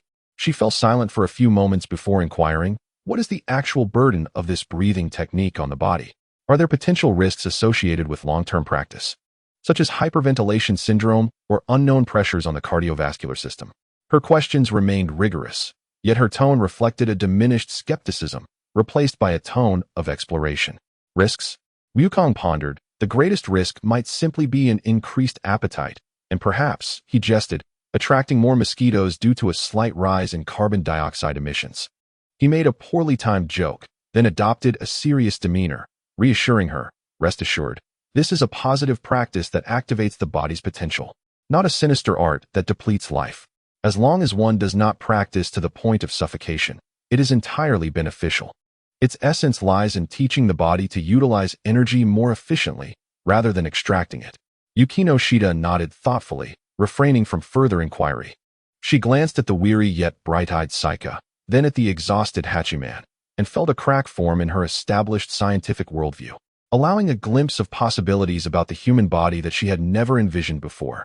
"We'll continue tomorrow," Wukong declared, stifling a yawn, "and that concludes today's service." Dismissed. On the way back, the setting sun elongated the shadows of the four individuals. Saika excitedly shared her insights from the training with Hachiman, chattering incessantly. Though Hachiman was fatigued, he could only smile helplessly in response to his girlfriend's joy. Yukino Shida walked quietly a little behind, occasionally glancing at Wukong's seemingly relaxed silhouette, her gaze profound. Wukong, with his hands in his pockets, leisurely enjoyed the evening breeze as if he had merely accomplished a trivial task. The second day of the service club slowly drew to a close amidst physical training, scientific inquiries, cognitive shocks, and moments of bemusement. Each member gleaned their own insights and reflections, and all sensed that with the addition of Sun Wukong, the days ahead were destined to be anything but ordinary and dull. The sunset's afterglow stretched their shadows across the asphalt, resembling four distinct silhouettes in a theatrical play. Saika remained immersed in the excitement of the afternoon training, the flush on her cheeks still not entirely faded. She linked her arm with Hachiman's, chattering away. "Really, Hachiman, by the end, it felt as though I didn't need to think too much. My body just knew how to move." Breathing transformed into an instinct, and that warm sensation lingered within, making it feel as if I could run endlessly without fatigue. Her eyes sparkled with the wonder of discovering a new realm. Hachiman, half dragged along by her enthusiasm, wore an expression of exhaustion and resignation, his breath heavy. "Yes, Yes, I get it, you're amazing. I just feel like a plaything. And I nearly suffocated trying to master that peculiar breathing technique, which is hardly something a normal person can grasp, he lamented, casting a resentful glance at the leisurely figure ahead. Yukino walked silently a short distance behind, maintaining a perfectly measured space between herself and the two in front. She refrained from engaging in their conversation, her gaze occasionally drifting toward the cherry blossom trees lining the path, yet more often fixated on the exquisite open notebook in her hands. The notes and data recorded earlier in the afternoon now appeared to her as a series of enigmas eagerly awaiting resolution. Time for heart rate recovery to resting levels after shuttle runs. Approximately 45 seconds. Control group, Hachiman. Approximately 4 minutes and 30 seconds. Subjective fatigue report. Significantly lower than expected for equivalent exercise observations on motor coordination and reaction speed. Indications of an unconventional enhancement, each numeral. Each observation posed a challenge to her established cognitive framework. She endeavored to elucidate these findings through known concepts such as excessive recovery, psychological suggestion peaks, and individual differences, yet found her explanations consistently inadequate, failing to encompass all phenomena comprehensively. That particular breathing technique seemed to genuinely touch upon a deeper, yet insufficiently described physiological mechanism for regulating human potential. This realization left her somewhat agitated, yet an insatiable curiosity surged within her. Involuntarily, she took a deep breath, attempting to replicate the rhythm, but still found herself at a loss, feeling slightly dizzy. At the forefront, Sun Wukong ambled along, hands leisurely tucked into his pockets, humming a tuneless melody, as if the intricate emotions of the three behind him had no bearing on his demeanor. The evening breeze tousled the strands of hair falling over his forehead, his dark eyes appearing languid and profound beneath the setting sun. As they approached the school gate, the figures of Kurumi, Shizuku, and Yui awaited them. The ordeal has finally concluded. Kurumi was the first to approach, a playful curve gracing her lips as her gaze flitted over the somewhat disheveled Hachiman, the exuberant Saika, the contemplative Yukino, and the relaxed Wukong, implying that their club activities had been rather eventful. She deliberately elongated her tone, clearly suggesting something more. Dearest, you are so slow. Meijo also joined, attempting to link her arm with Wukong's. However, upon noticing Yukino and Saika nearby, she hesitated slightly and instead inquired with curiosity, "What club activity were you engaged in? Why does Hachiman look as though he was hit by a truck?" Yui Yubihama glanced anxiously at Hachiman and Saika. "Are you both all right? You seem quite exhausted."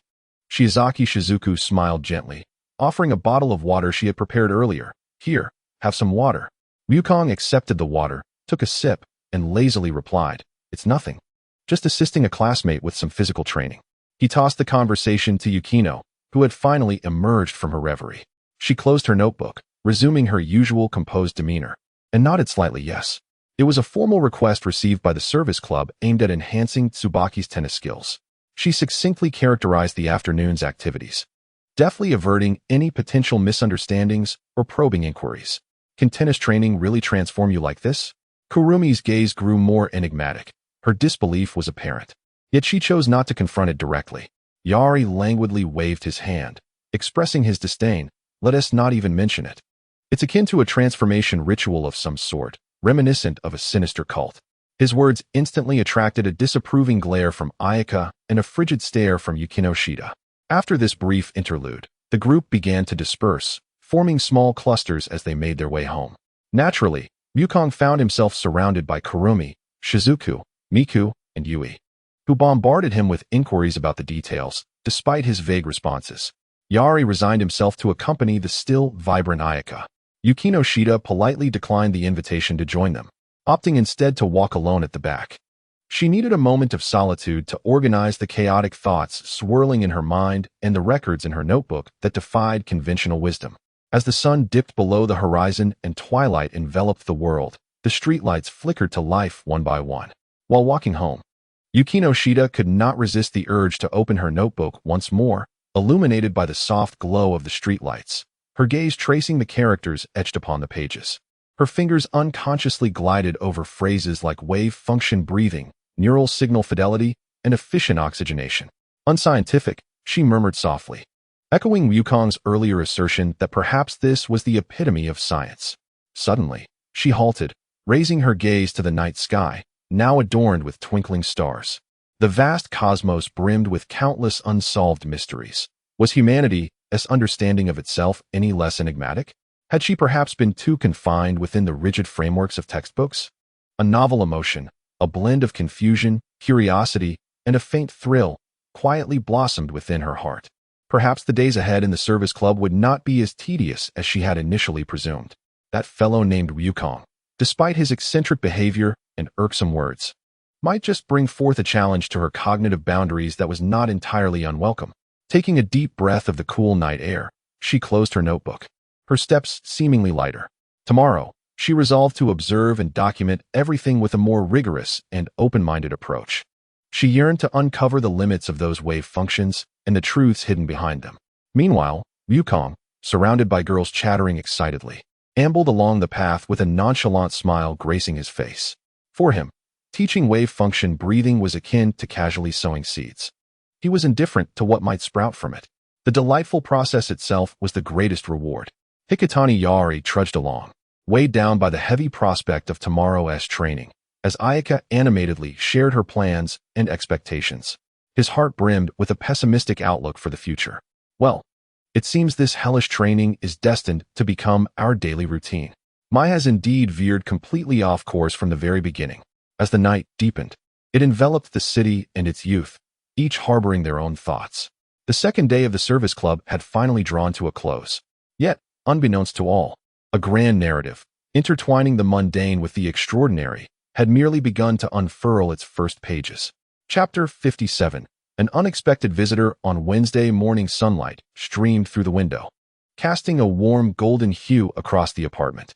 The enticing aroma of frying eggs and toasted bread wafted from the kitchen, where Shizuku was busily tying on an apron, while Yui assisted her with plating, humming a cheerful tune.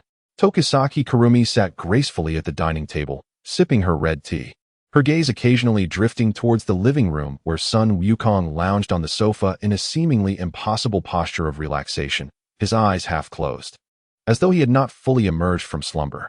"Darling, breakfast is almost ready," came the sweet and expectant voice of Ayaka Miku from the kitchen. "I made your favorite buns today." Wukong mumbled a vague response, shifting into a more comfortable position, displaying no inclination to move. It was not until Shizuki brought the sumptuous breakfast to the table and Yui gently nudged him that he slowly made his way to join them. The atmosphere at the table was amiable, yet beneath the surface, tensions simmered. Miku attempted to place the largest bun into Wukong's bowl, but was cleverly thwarted by Kurumi's witty verbal distractions. Shizuki, with a resigned smile, played peacemaker by distributing the food evenly among them. Meanwhile, Yui quietly discussed the day's class schedule, trying to steer the conversation elsewhere. Wukong appeared oblivious to it all, or perhaps accustomed to it, as he focused intently on devouring his meal with remarkable speed yet maintaining decorum. Speaking of which, Kurumi set down her teacup, a playful smile curling at the corners of her lips as she turned her attention to Wukong. "It seems that after school today, Wukong-kun will be heading to the servant club to continue mentoring that classmate, Hazuka, right?" "Yes," Wukong replied without lifting his head. "Once I commit to something, I see it through." He recalled the diligent figure of Saika and the vacant stare of Hachiman, finding amusement in their predicament. "Servant club?" Miku immediately perked up. "That sounds like a gathering of many girls." "Darling, I want to go too." "It's a legitimate club activity, Mikane," Yui quickly clarified. "It's to help classmates improve their tennis skills." "Oh, does improving skills necessitate constant companionship?" Kurumi gently swirled her teacup, the implication in her tone prompting a soft cough from Shizuki. Wukong shot her a bemused glance. "What with the innuendos? It sounds as if I have ulterior motives." "She has a boyfriend, after all. Speaking of which, I find their dynamic quite entertaining." With that, Wukong donned a mischievous grin. Just as the subtle tension of breakfast was about to linger, the doorbell rang unexpectedly. Who could that be at this hour? Shizuki wondered aloud as she rose. "Probably a delivery," Wukong replied casually, having indeed ordered a few newly released games online the previous day. However, when Shizuki opened the door, to their surprise, it was the unexpected figure of the petite nun and manga artist, Benju Anya. "Anya?" Wukong raised an eyebrow at the silhouette in the doorway. "What brings you here?" Standing there was the well-known manga artist, the petite nun Anya, who cheerfully replied, "I heard you all were back, so I thought I'd drop by for a visit." Though her tone was lighthearted, her face bore an expression of ingratiation. Wukong's eyes narrowed slightly. Recalling a humorous anecdote he had come across online about a friend who unwittingly depleted his brother's game account, he promptly signaled to Kurumi and the others to leave, opting to stay behind to entertain this uninvited guest. Wukong ushered Anya inside, closing the door behind them, mentally preparing for a myriad of potential complications. Leaning against the shoe cabinet, he gazed at the fidgeting Arya, who appeared hesitant and contemplative. He directly inquired, "Enough of that demeanor. Just speak plainly. What calamity have you caused? Have you blown up the editorial office or amassed a mountain of debt with some gaming company?" Arya quickly shook her head vehemently, her head wobbling like a rattle. No. This time, it's absolutely a matter of utmost importance. A matter of great consequence." Taking a deep breath, as if steeling herself for a monumental decision, her eyes sparkled with intensity as she turned to Wukong, her tone becoming exceptionally serious. "Wukong, grant me the rights to the story of that Wukong, the one set in the primary timeline, filled with grand battles that shake the very heavens, teeming with Saiyans, Namekians, and that fabled wish-granting orb." Wukong paused, clearly taken aback by this unexpected request. The tension in his body dissipated instantly, and he couldn't help but laugh. "Really? You blocked my door early in the morning, looking as if I had lost all my family's gold, just to ask for the rights to a story?" He had anticipated that Arya was facing some dire crisis that would require his intervention, perhaps involving a scandalous comic leading to censorship or inadvertently drawing the ire of a notorious criminal. Yet, it turned out to be a matter concerning a relic from another life. Seeing that Wukong seemed unfazed, Arya became animated, gesticulating wildly. "How can it be just that? It's the story of that Wukong, the Cosmic Emperor, the Super Saiyan, the androids, Majin Buu. It's a grand epic replete with fervor, friendship, perseverance, sacrifice, and boundless potential." Her voice brimmed with fervor, akin to an explorer who had stumbled upon a treasure of unimaginable worth. Such a magnificent tale cannot merely reside within his memory and those scattered across various timelines. That would be an egregious waste, a sacrilege against the muse of creation. It must be illustrated. Let everyone witness it. I am convinced it will become a monumental work that stirs the entire realm. With her hands clasped together, she assumed a beseeching expression, gazing imploringly at Wukong. "So what do you say? You know, we time travelers possess subtle connections to information. I am certain you know the entirety of his story. License it to me for illustration. I promise to pour my life's efforts into faithfully rendering the splendor of that world. We can negotiate the royalties." Wukong observed the fervently blushing comic artist, whose excitement stemmed from the tale of another version of himself, and shook his head with a resigned smile. For him, those battles and adventures were merely the fabric of that Wukong's daily existence, something he might comprehend in some manner but had not lived through. All right, do as you wish." He waved his hand dismissively, his tone lighthearted. "If you wish to illustrate it, then go ahead. After all, those events have been bottled up in my heart for quite some time. It might be nice for someone to document them." He paused momentarily before adding jokingly, "But remember to depict him as a Super Saiyan 3 looking dashing. I've heard that transformation takes quite an effort." "Fantastic. Wukong, you are the best." With an exuberant enthusiasm that nearly propelled her to leap, Daya promptly retrieved a tablet and an electronic pen from the seemingly inconspicuous pocket of her nun's robe. "Shall we first align on the overarching framework and the characterization of the principal figures?" she suggested. "How about commencing the first chapter with the moment when Wukong encounters Bulma? The Saiyan invasion of Earth could serve as the initial climax." Wukong observed Daya, whose eyes sparkled with fervor as she instantly transitioned into a state of productivity, and he could only chuckle in resignation. He glanced at the clock mounted on the wall. "Hey, Daya. What is it?" Daya did not look up, her fingers rapidly navigating the tablet as she began to sketch Bulma's initial likeness. "I should be heading to school soon," Wukong remarked, gesturing toward the clock. "You can handle the copyright details, and we can discuss the finer points after classes." School?" Daya momentarily emerged from her creative fervor, glanced at the time, and her expression transformed to one of regret. Ugh, the shackles of mundane compulsory education truly stifle the creative spirit of humanity. All right, you should hurry. I'll come find you after school. It's a promise." She hurriedly stowed away the tablet, as if fearful Wukong might change his mind, and dashed towards the door, calling back, "Make sure to pay attention in class. I will keep an eye on you after school. Before her words had fully faded, she had vanished into the corridor. Wukong stood at the now empty doorway, chuckling softly to himself. Now, not only did he have to guide training at the servants' department, but he also had to contend with an ardent female manga artist after school. He shook his head, picked up his backpack that had been carelessly tossed on the sofa, and ambled out the door. The morning sunlight was just right, and even in the uniform of SBU High, he could not conceal his uniquely laid-back demeanor. As he walked along the path to school, Wukong could not help but reminisce about Daya's fervent demeanor moments earlier. He pondered why the tale of Wukong could incite such excitement in her. To him, those battles were merely part of daily life, protecting Earth, confronting formidable foes, and continuously pushing his limits. Although there were indeed thrilling and perilous moments, they hardly constituted a grand epic. Nevertheless, since Daya was so passionate about it, Wukong had no objection to her illustrating those stories. After all, capturing the adventures of another realm in this manner seemed rather intriguing. He even began to anticipate how Daya would depict those battle scenes, particularly the moment of transformation into a Super Saiyan. Lost in thought, Wukong soon arrived at the gates of SBU High. He observed the stream of students entering the school, took a deep breath, and redirected his focus away from Daya and the copyright matters. Now, he needed to concentrate on another task, guiding Aika in her training of the ripple breathing technique at the servants' department. Entering the classroom, Wukong discovered that Hachiman and Aika were already present. Aika appeared quite spirited, her face adorned with an eager smile, while Hachiman maintained his usual world-weary expression, though there seemed to be a hint of curiosity in his gaze. "Good morning, Wukong." Aika greeted him enthusiastically. "I can hardly wait to begin today's training." Yahiro cast a sidelong glance at Wukong, muttering softly, "What kind of elixir did you feed her? She has been practicing that peculiar breathing technique since dawn, nearly choking on her breakfast." Wukong chuckled, refraining from a direct response, and instead turned to Ayaka, saying, "It is commendable to maintain such enthusiasm. But we must approach training gradually.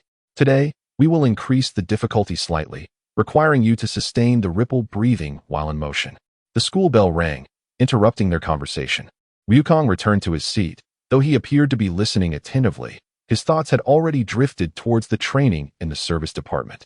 He pondered how to assist Ayaka in mastering the ripple breathing technique more effectively, while also considering how Yahiro could benefit, despite the latter's apparent lack of athletic prowess.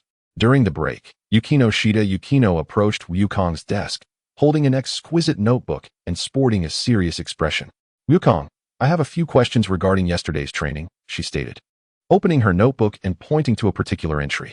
"I observed that Adzuki's heart rate recovery was unusually swift after employing that breathing technique. Could you explain how this occurs from a physiological standpoint?" Wukong, captivated by Yukino's earnest demeanor, could not resist teasing her. "Well, it's likely because the ripple energy optimizes mitochondrial function within her cells, enhancing synthesis efficiency, while simultaneously regulating the autonomic nervous system to promote parasympathetic activity, thereby accelerating the recovery process." Yukino frowned. "This explanation is too vague and lacks specific mechanisms. I am seeking a more scientific understanding." Wukong interjected, flashing a mischievous smile. "Sometimes, an excessive pursuit of scientific explanation can lead one to miss the opportunity to experience miracles. Why not try the ripple breathing for yourself? Experience brings true knowledge." Yukino appeared taken aback by this suggestion, pausing in silence before closing her notebook. "I shall consider this recommendation. However, prior to that, I require more objective data to evaluate the safety and efficacy of this training method." As she departed, Wukong smiled to himself, knowing that this stubborn department head would eventually set aside her biases and personally experience the wonders of ripple breathing, as long as she maintained her curiosity towards the unknown. The day's classes swiftly passed, and the school bell rang, signaling the end of the day. Wukong, Yahiro, and Ayaka made their way to the service department activity room, where Yukino awaited them. "I have already devised the afternoon training plan," she declared, pointing to the detailed training schedule on the whiteboard, which included warm-up exercises, breathing practices, footwork training, and ultimately, a confrontation exercise. Each segment had specific time requirements and precautions. Wukong admired the whiteboard. "An excellent plan, head. Shall we commence?" The training progressed smoothly. Ayaka had already grasped the fundamental techniques of ripple breathing quite well, managing to maintain her breathing rhythm even while in motion. Her progress was astonishing. with a noticeable enhancement in her stamina and a significant improvement in her tennis skills. Yahiro, though still somewhat clumsy, began to gradually find his rhythm under Wukong's guidance. While he occasionally choked or struggled to catch his breath, he was no longer as hapless as he had been the previous day. Yukino Shida was diligently documenting the training data, occasionally posing questions or suggestions. Though she remained skeptical about the scientific principles underlying the ripple breathing method, she could not deny its evident efficacy. After the training concluded, Saika exuberantly shared her feelings. I feel my reaction speed has notably improved today, and I don't feel fatigued at all. Wukong, this breathing technique is truly remarkable. Hachiman slumped in his chair, panting, and remarked, I actually feel utterly exhausted, but it is indeed somewhat intriguing. Yukino Shida closed her notebook and addressed Wukong. I have completed the documentation of the training data.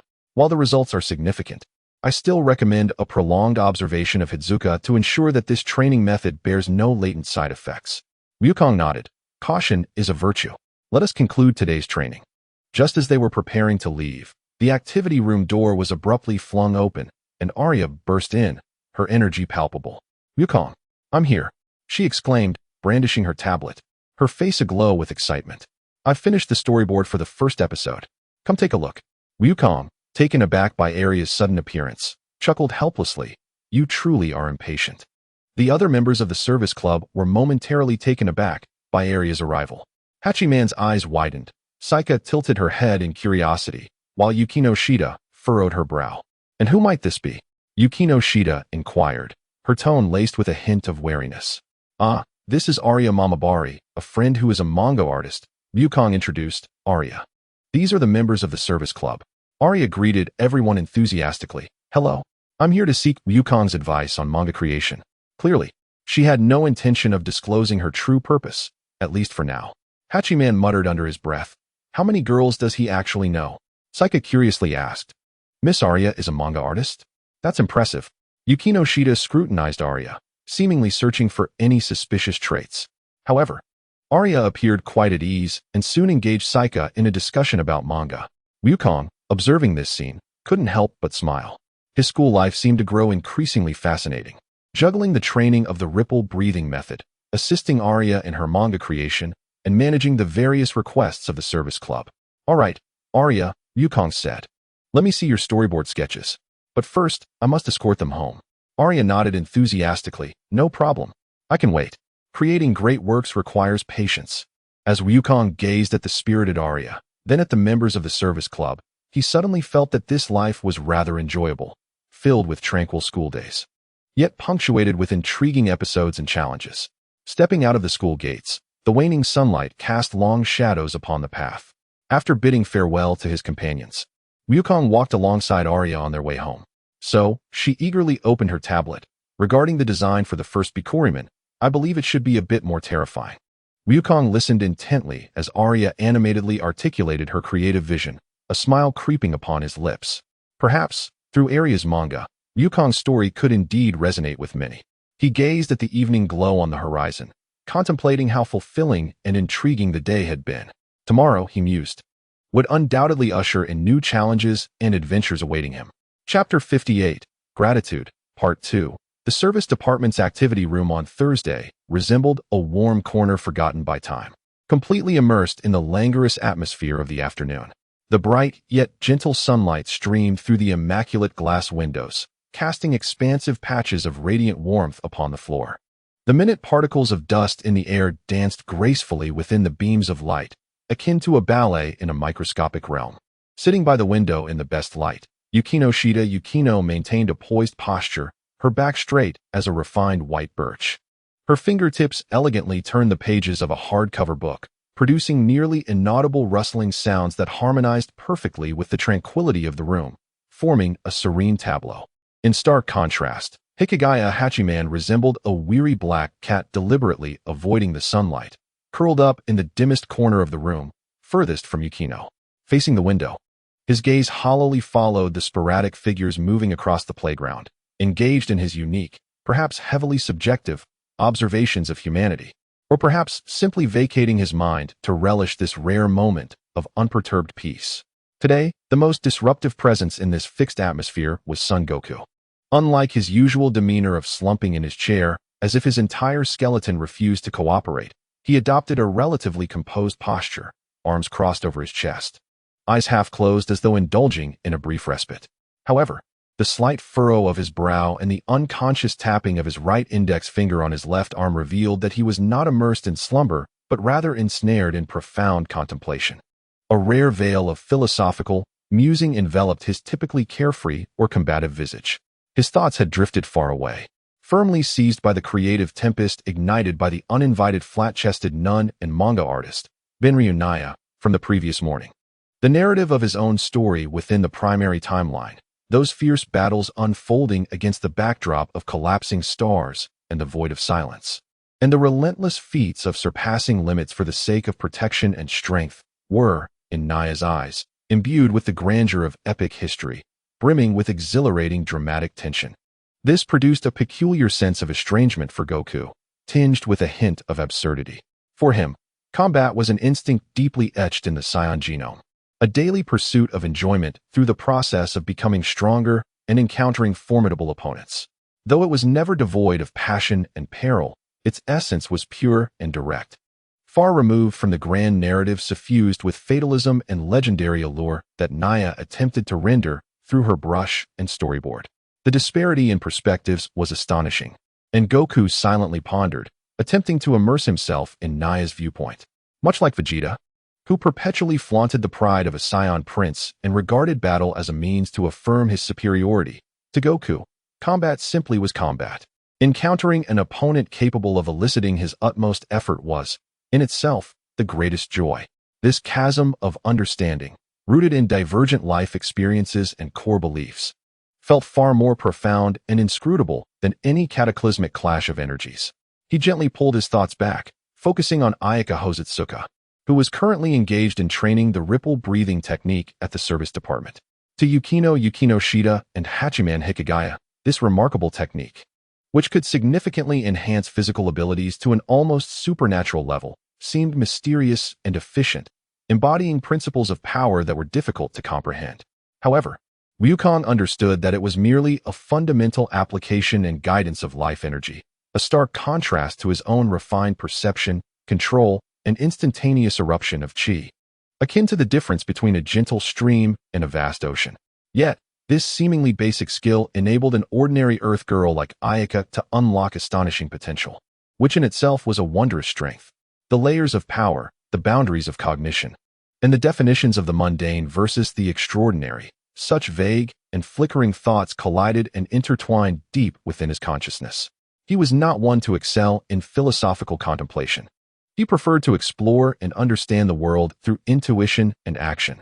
However, the subtle ripples generated by the intertwining of different world rules, power systems, and individual perspectives indeed brought forth a new intrigue, distinct from mere physical confrontation. This intrigue was more delicate, requiring a tranquil appreciation, akin to savoring a meticulously crafted dish by Shiori, where each nuance of flavor demanded patience to discern its intricacies.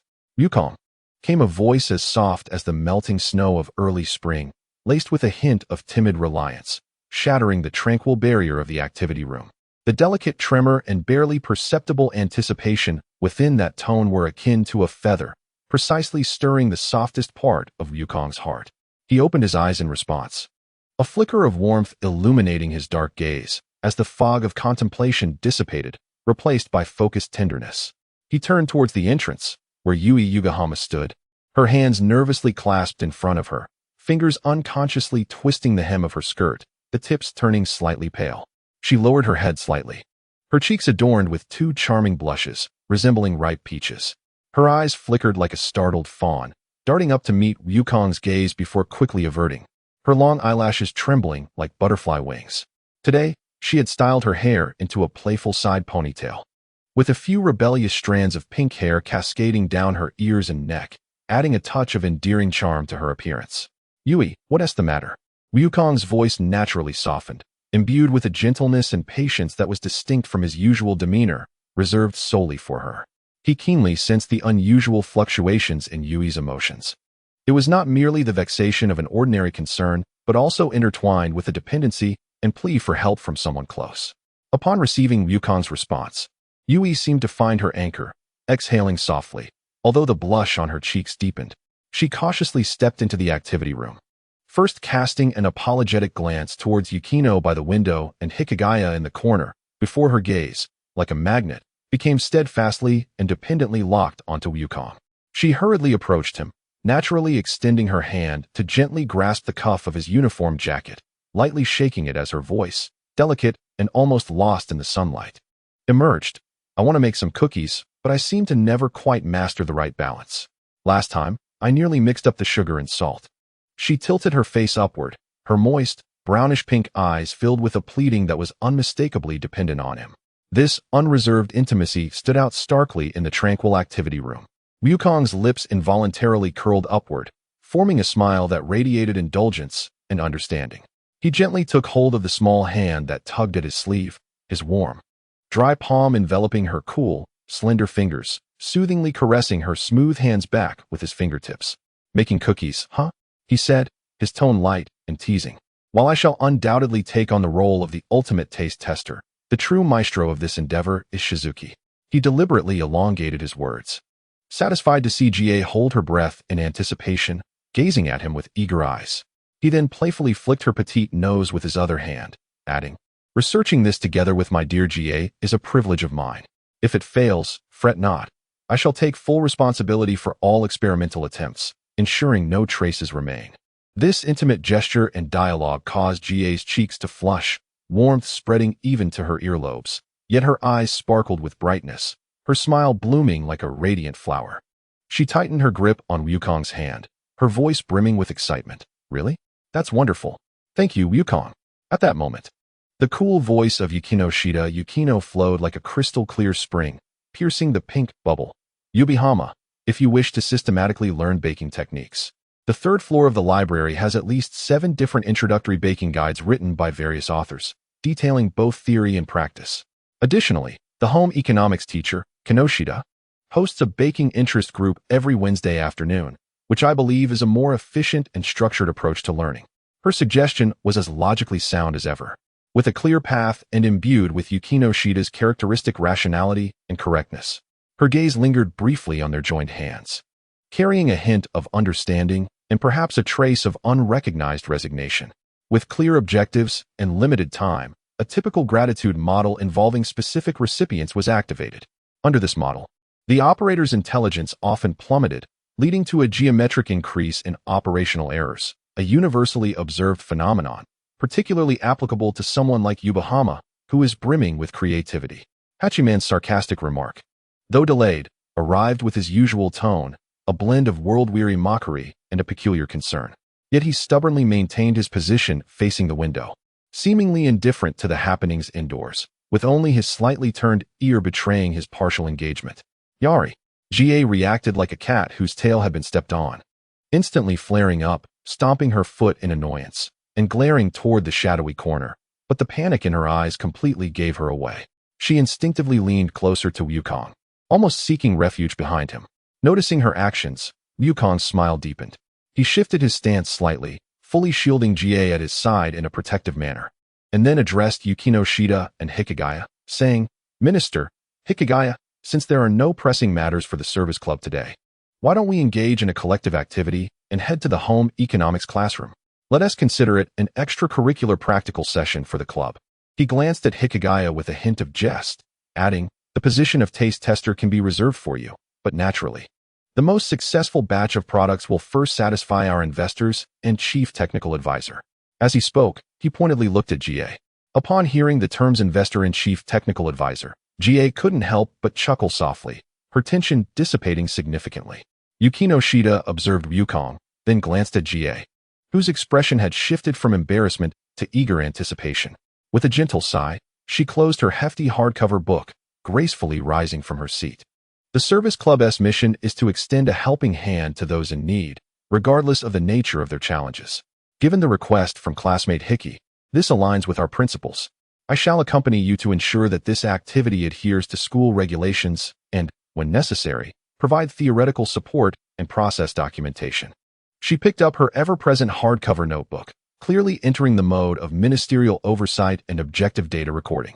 Hikigaya dramatically sighed, his form slumping like a puddle of clay without structural support as he slid down in his chair, casting his iconic deadpan gaze over the enthusiastic Yukong, the blushing and expectant GA, and the serious Yukino Shida. Ah, is the sweet baking workshop of the social butterflies opening temporarily? The air is already thickening with the scent of pink bubbles and the perilous aroma of excessive sugar. I formally request to remain in the activity room, undertaking the crucial and self-sacrificing role of guardian to defend this sanctum from external forces or nefarious intruders. No. GA immediately summoned her courage, peeking out from behind Yukong with her hands on her hips. Despite her flushed cheeks, her resolve was unwavering. Hikigaya, you must come too. What if Yukong can't finish? Someone needs to share the burden. Moreover, many hands make light work. Perhaps your unique insights will prove useful. She earnestly searched for reasons, even attempting to employ a provocation tactic. Ultimately, under the principle of the majority ruling, primarily due to Yukong and GA's insistence, along with Yukino Shida's tacit agreement to follow, the rare collective action of the service club commenced. The group departed from the activity room, heading towards the home economics classroom, the atmosphere subtly harmonious. Yukong and GA naturally walked side by side at the forefront, in a hushed tone, tinged with excitement. GA shared with Yukong the cookie recipes she had discovered during her late-night research, recounting her previous painful failures, such as burning butter to a crisp or mistakenly using a tablespoon of salt instead of sugar. Yukong tilted his head, listening intently, occasionally nodding and offering practical suggestions that, while basic, felt like groundbreaking revelations to GA. Butter should be taken out in advance to soften until it can be easily indented by a finger. But it must not melt into liquid. Powdered sugar blends more effortlessly than granulated sugar, resulting in a finer texture. Preheating the oven is crucial. An inaccurate temperature can determine success or failure. His voice was deep and gentle, enveloping Yui like a warm current. Yukino quietly trailed behind the two, maintaining an ideal distance, her gaze occasionally sweeping over the intimately conversing pair before swiftly jotting down notes, her expression as calm as ever, revealing no hint of emotion.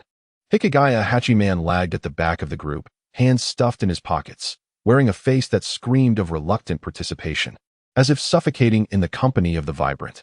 His steps were sluggish, yet he ultimately remained with the group. The home economics classroom was spacious and bright, filled with a comforting aroma of flour, fats, and a hint of cleaning agent. Afternoon sunlight streamed through the large windows, illuminating the pristine stainless steel countertops and various kitchen utensils, causing them to glimmer. Yui tied on a clean checkered apron, taking a deep breath as if she were a soldier preparing for battle, a mixture of anxiety and excitement. Goku, too, washed his hands briskly and rolled up his sleeves, revealing his well-defined forearms. Though not an expert in baking, his calm demeanor cultivated through countless battles, coupled with his adept manual skills and precise control, unconsciously provided Yui with immense confidence and support. The ensuing process was beset with mishaps, yet brimming with laughter and the sweet effervescence of joy. Goku, look at this butter, isn't it too soft? It seems like it's about to melt, Yui exclaimed, holding up a bowl of butter in distress. Don't worry. Let me take a look, Goku reassured, taking the bowl.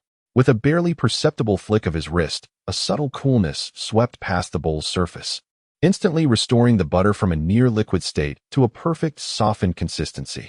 See, this is just right now. You can press it down easily. Wow. How did you do that? That's amazing. Yui gazed at him with admiration, her eyes sparkling. Just a little trick, Goku smiled, offering no further explanation. Oh no. Flour is everywhere. Yui gasped, surveying the snowy chaos on the countertop. Take it slow. I'll help you hold it steady, Goku said naturally as he positioned himself behind Yui, his arms wrapping around her sides to firmly support the sieve and mixing bowl. His chest nearly brushed against her back, the warmth of his body seeping through the thin fabric of her uniform, his breath gently caressing her ear and neck. Yui froze, her cheeks igniting with warmth, her heart racing rapidly, her mind a blank slate, enveloped entirely by Goku's familiar and comforting presence, where safety and fluttering emotions intertwined, nearly making her forget the next steps. Yukino observed calmly from the side, then opened her notebook, her voice steady as she pointed out, Yubihama-san. According to Section 7 of Chapter 3 in the Science of Baking, overmixing the batter will lead to excessive gluten formation in the flour, directly affecting the cookie's final crisp texture. By my calculations, your current mixing count has already exceeded the recommended value by 20%. Yui snapped back to reality, flustered. Huh? Is that so? Yukinoshita-san knows so much. What should I do? As Wukong maintained his embrace to steady the apparatus for GA, he spoke casually. Well, I believe it's sufficiently even now. There's no need to be overly fixated on the numbers, GA. Baking sometimes requires a touch of intuition. Meanwhile, Hikigaya Hachiman leaned against the cabinet where the utensils were arranged, offering his commentary in a voice that was neither too loud nor too soft. Baking precise to the percentage and number of stirs. Are we pursuing delectable cuisine or conducting a reproducible chemistry experiment? Yuobin, I am beginning to worry whether your creation today might undergo some uncontrollable exothermic reaction in the stomach. With Wukong's encouragement, which leaned towards intuition and practicality, alongside Yukinoshita's precise theoretical guidance, though often selectively ignored by Wukong and GA, and Hikigaya's peculiar form of reverse motivation, GA struggled, yet joyfully sought balance amid the chaos. Wukong never overstepped to complete any task for her. He merely appeared at the opportune moments to provide the support and advice she needed most. This unwavering trust and companionship allowed GA to gradually relax, shedding her fear of failure, her face consistently adorned with the joy of experimentation and a sweet smile. Wukong would seize moments between Yukinoshita's focused note-taking and Hikigaya's gaze towards the heavens to whisper words of encouragement in GA's flushed ear. Relax. You're doing much better than last time. Yes, just like that, a lighter touch with your wrist. Each time he drew near, GA's heart skipped a beat.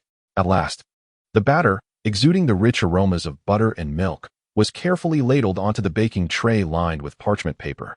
Though its size and shape were not perfectly uniform, it radiated the sincerity of handmade effort. Wukong assisted her in placing the tray into the preheated oven, setting the timer. The waiting period was the most agonizing. GA nervously leaned against the glass door of the oven, her eyes fixed unblinkingly on the cookie dough as it gradually heated, expanded, and the edges began to turn golden. Her hands were clasped tightly against her chest, silently murmuring as if in prayer. Wukong stood behind her, his arms naturally encircling her slender waist, gently drawing her into his embrace, his chin resting tenderly atop her head, creating an atmosphere filled with protection and intimacy. Don't be too anxious. Inhale this aroma. It's delightful. It will surely succeed, he whispered in her ear, his warm breath caressing her hair, his voice imbued with reassuring certainty. GA relaxed against him, feeling the steady heartbeat and warm body against her, her inner turmoil indeed calming significantly. She softly responded with a hum, her small hand resting atop his that encircled her waist. Noticing this, Yukinoshita silently shifted her gaze to the azure sky outside, suddenly captivated by the shapes of the clouds. Hikigaya Hachiman let out a louder, more complex grunt, turning to face the wall and began to scrutinize the texture of the plaster. Ding! The crisp sound of the timer shattered the stillness of anticipation. GA nearly leaped from Wukong's embrace as if shocked, donning thick, heat-resistant gloves, holding her breath as she cautiously retrieved the baking tray. Suddenly, a rich and enticing aroma of butter mingled with the sweet scent of caramel enveloped the entire home economics classroom. On the baking tray, golden-hued cookies lay before them. Although some had slightly darker edges and irregular shapes, they were overall visually appealing and fragrant. Success! Success! Success! Wukong, look, we did it!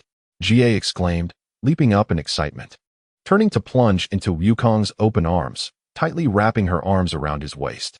She tilted her face up, her eyes shimmering with tears of exhilaration and joy, her expression radiant with an unreserved, dazzling smile. Wukong laughed heartily, securely embracing the girl, his arms enveloping her in a warm hug, even gently spinning her around halfway. You did wonderfully, GA. They look absolutely delectable. He lowered his head, resting his forehead lightly against hers, generously offering his praise. GA, brimming with excitement, picked up the most perfectly shaped and evenly colored cookie, carefully blowing on it to ensure it wouldn't burn her mouth, then held it up to Wukong's lips. Her eyes filled with anticipation and affection. Here's the first piece, for you. Go on, give it a try. Wukong took a large bite from her hand, savoring it intently. The cookie's exterior was crisp, while the inside remained soft, with the aroma and sweetness of the butter perfectly balanced. Absolutely delicious, he genuinely praised. giving a thumbs up and gently wiping away a speck of flour that had unknowingly settled on her nose, declaring it the best cookie he had ever tasted. This natural and intimate interaction caused Yukino, who was nearby, to avert her gaze entirely, hastily jotting something down in her notebook, her ears seemingly tinged with a hint of crimson. Hikigaya Hachiman, on the other hand, turned his back to them, his shoulders subtly twitching, emitting a sound akin to being choked.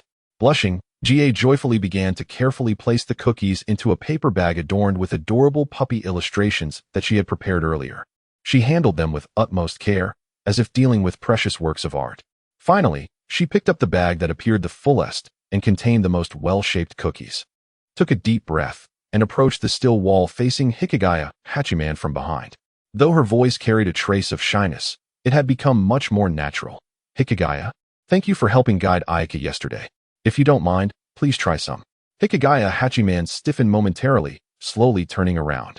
His deadpan gaze swept over the bag in Ga's hands, filled with girlish charm, then quickly darted to the grinning Wukong and the seemingly oblivious Yukinoshita, his expression flashing a complex mix of bewilderment, awkwardness, and a barely perceptible hint of emotion. He awkwardly extended his hand to accept the bag, mumbling, almost choking the words out from his throat, "Mind your own business." "But thanks." Wukong observed this scene with a knowing smile, assisting Ga in completing this heartfelt little gift, and basking in the enveloping warmth of buttery sweetness and the simple joys of daily life, filled him with a profound yet gentle warmth. This serene and sincere interaction resonated more deeply with him than contemplating grand narratives concerning the fate of the universe, stirring within him a cherished affection for life itself. As the school bell rang, Wukong awaited by the school gate and soon spotted Benya, her heavy-eyed bags and slightly disheveled hair contrasting sharply with her exuberant spirit. Like a gust of wind, she rushed over, tightly cradling her precious tablet, as if it were an unparalleled treasure. "Wukong, you didn't wait long, did you? Come quickly. Look at the storyboard draft for the first episode that I stayed up all night to finish." Benya exclaimed, her excitement palpable. The plot reaches the moment they discover that village of Oolong. Eagerly, she illuminated the screen and thrust it before Wukong's eyes. The display was a whirlwind of densely packed frames. Although merely rough sketches, the character movements, scene perspectives, and emotional expressions were already vibrant and brimming with life. As they walked side by side towards the fairy apartment, the setting sun elongated their shadows. Benya was entirely absorbed in her creative world, gesturing animatedly as she elaborated on her ideas and the challenges she faced. Look at this opening frame. Bulma encounters Wukong in the wilderness while driving. I specifically emphasized the dust raised by the wheels and the contrast with Wukong's untamed, wild gaze. Here, Bulma brandishes a gun to intimidate young Wukong, and I revised her expression of fear mixed with forced composure multiple times. And for the transformation scene of Oolong, I employed a rather exaggerated comedic style to highlight his lewdness and humor. What troubles me most is the part where Wukong first reacts to Bulma's physique. How can I depict young Wukong's innocence without crossing into vulgarity or excess? It's a delicate balance to maintain. The most critical moment is yet to come. Wukong's first transformation into the great ape. I plan to use a double-page spread to convey the sudden terror and overwhelming pressure. The moonlight, the rapidly expanding body, the torn clothing. Wukong walked alongside, carefully examining Benya's sketches, occasionally offering his own insights. When he saw young Wukong innocently agree to help Bulma find the Dragon Balls simply because it sounded fun, he couldn't help but chuckle. Back then, his mind was probably occupied solely with eating and becoming stronger, so innocently terrifying.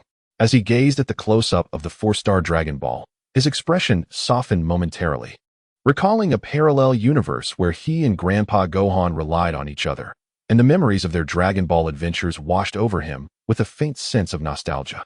Upon seeing the arrival of Pilaf and his gang, he shook his head, laughing.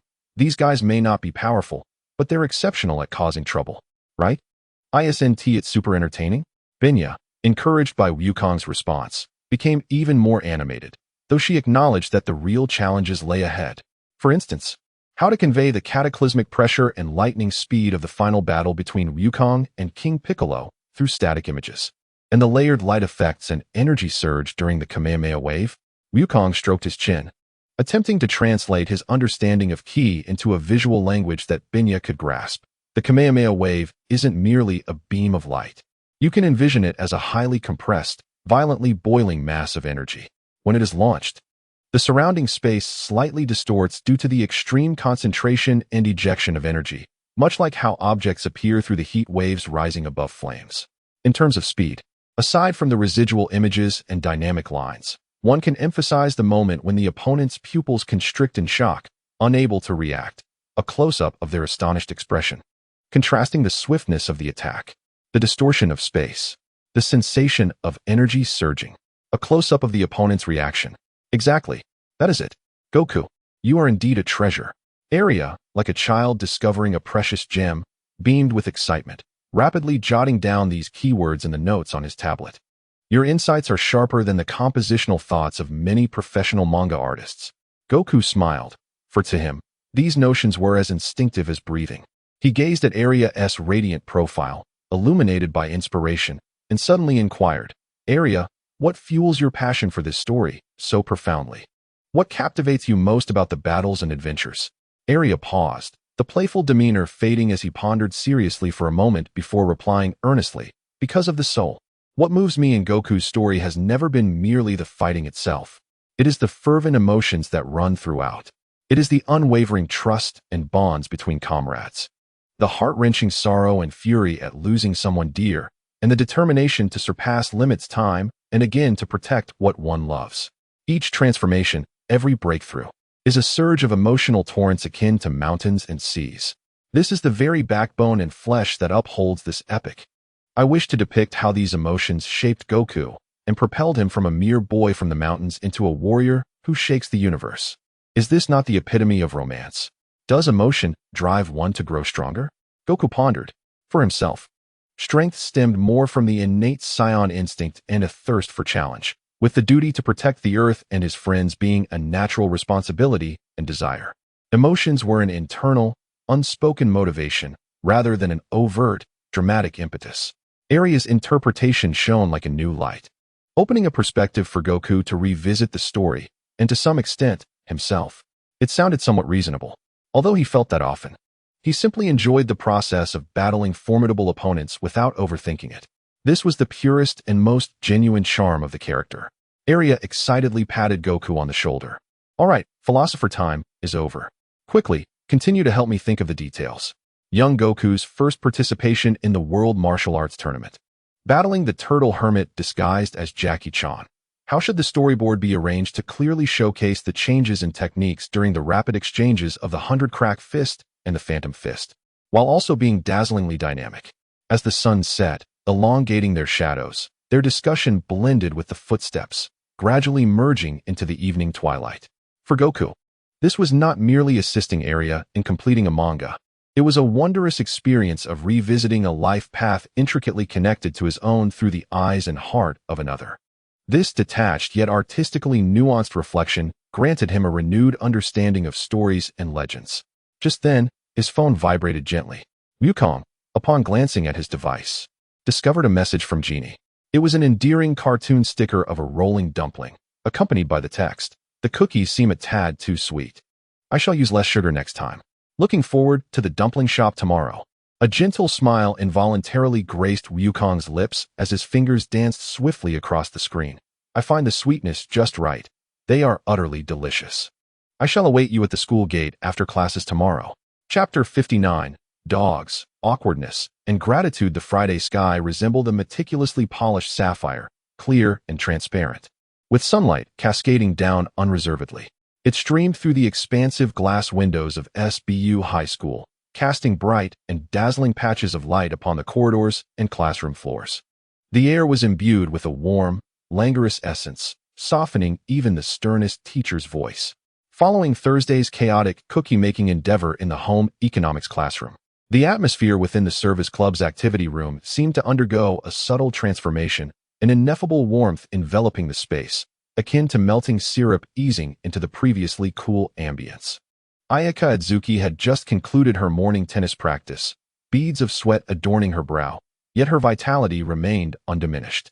She sat opposite Yukinoshita Yukino, animatedly recounting her novel experience of integrating the wave-breathing technique into her endurance running, exclaiming how her lungs felt liberated, enabling her to breathe effortlessly, and even discovering reserves of energy to spare by the end. Her youthful face glowed with health from both exercise and excitement, her eyes sparkling brightly. Yukino Shida maintained her elegant posture, her cool gaze fixed intently on Ayaka, listening attentively. With delicate fingers gripping her pen, she occasionally noted key data and observations in her substantial hardcover notebook. The sunlight cast a soft halo around her refined profile, diminishing her usual air of aloofness. In contrast, in the corner, Hikigaya Hachiman remained a damp presence, seemingly out of place in the bright environment, akin to moss stubbornly thriving in shadow. He huddled in the farthest chair from the sunlight, attempting to conceal himself in the darkness. However, unlike his usual habits, he was not surrounded by textbooks or novels. Instead, he had spread out before him a cookie bag adorned with a charming puppy design, now nearly half empty. He cautiously nibbled on a noticeably overbaked cookie with 2 fingers, his vacant, dead fish eyes gazing out at an indeterminate point, revealing neither enjoyment nor mere task completion. Yet, the pervasive sense of disdain that typically enveloped him seemed to have been slightly alleviated by the sweetness of this treat. Wukong, in stark contrast, reclined in a nearly perfect state of relaxation on another chair, resembling a satiated large feline, savoring the warm sunlight streaming through the window. His golden eyes were half closed, exuding an air of languor and comfort. Occasionally, his gaze would lazily drift towards the corner where Hikigaya sat, along with the familiar cookie bag in his grasp, a knowing smirk forming at the corners of his mouth, tinged with a hint of playful mockery. He vividly recalls how yesterday afternoon, Yui, with her back turned to others, stealthily extracted the most perfectly shaped and golden brown cookies from the baking tray, resembling a mischievous little kitten. With great care, she tucked them into a small, pre-prepared sealed bag and, while everyone was momentarily distracted, quickly slipped it into the compartment of his backpack, accompanied by a bashful yet sweet smile. That sensation of being quietly favored and thoughtfully remembered by a beloved, akin to a warm spring flowing silently through his limbs, brought him a profound yet simple sense of satisfaction. This small daily sweetness held for him a joy that rivaled that of any exhilarating battle. The wooden door of the activity room was gently pushed open, revealing Yui's head peering inside. Today, she appeared exceptionally different. Her pink hair was styled with greater care than usual, stray locks neatly tucked behind her ears, her face adorned with a complex expression, a blend of determination, anticipation, and a hint of undeniable nervousness reserved for a specific individual. Her gaze, akin to a finely tuned navigation system, swiftly locked onto Wukong, basking in the sunlight. In that fleeting moment when their eyes met, a brief yet warm exchange of glances silently conveyed a message understood only by them. Then, taking a deep breath as if to draw in all her courage, Yui's attention shifted toward the corner where Hachiman, attempting to merge with the shadows, sat. "Hachiman," she called out, her voice resonating with an unusual clarity and formality, effectively shattering the tranquility of the room and capturing everyone's attention. Even Yukino Shida, who often remained absorbed in her own world, lifted her gaze from her notebook, her cool eyes reflecting curiosity. Hachiman, mid-bite of a cookie, froze as if struck by an invisible pause button. His deadpan eyes took several moments to reluctantly shift from the ethereal scenery outside to the doorway, laden with skepticism and confusion. "What is it?" His voice emerged from deep within his throat, dry and low, tinged with evident defensiveness. As if granted permission, Yui fully opened the door and stepped inside. Her hands fidgeted nervously before her, knuckles turning pale from the grip, yet her gaze remained resolute, fixed firmly on Hachiman.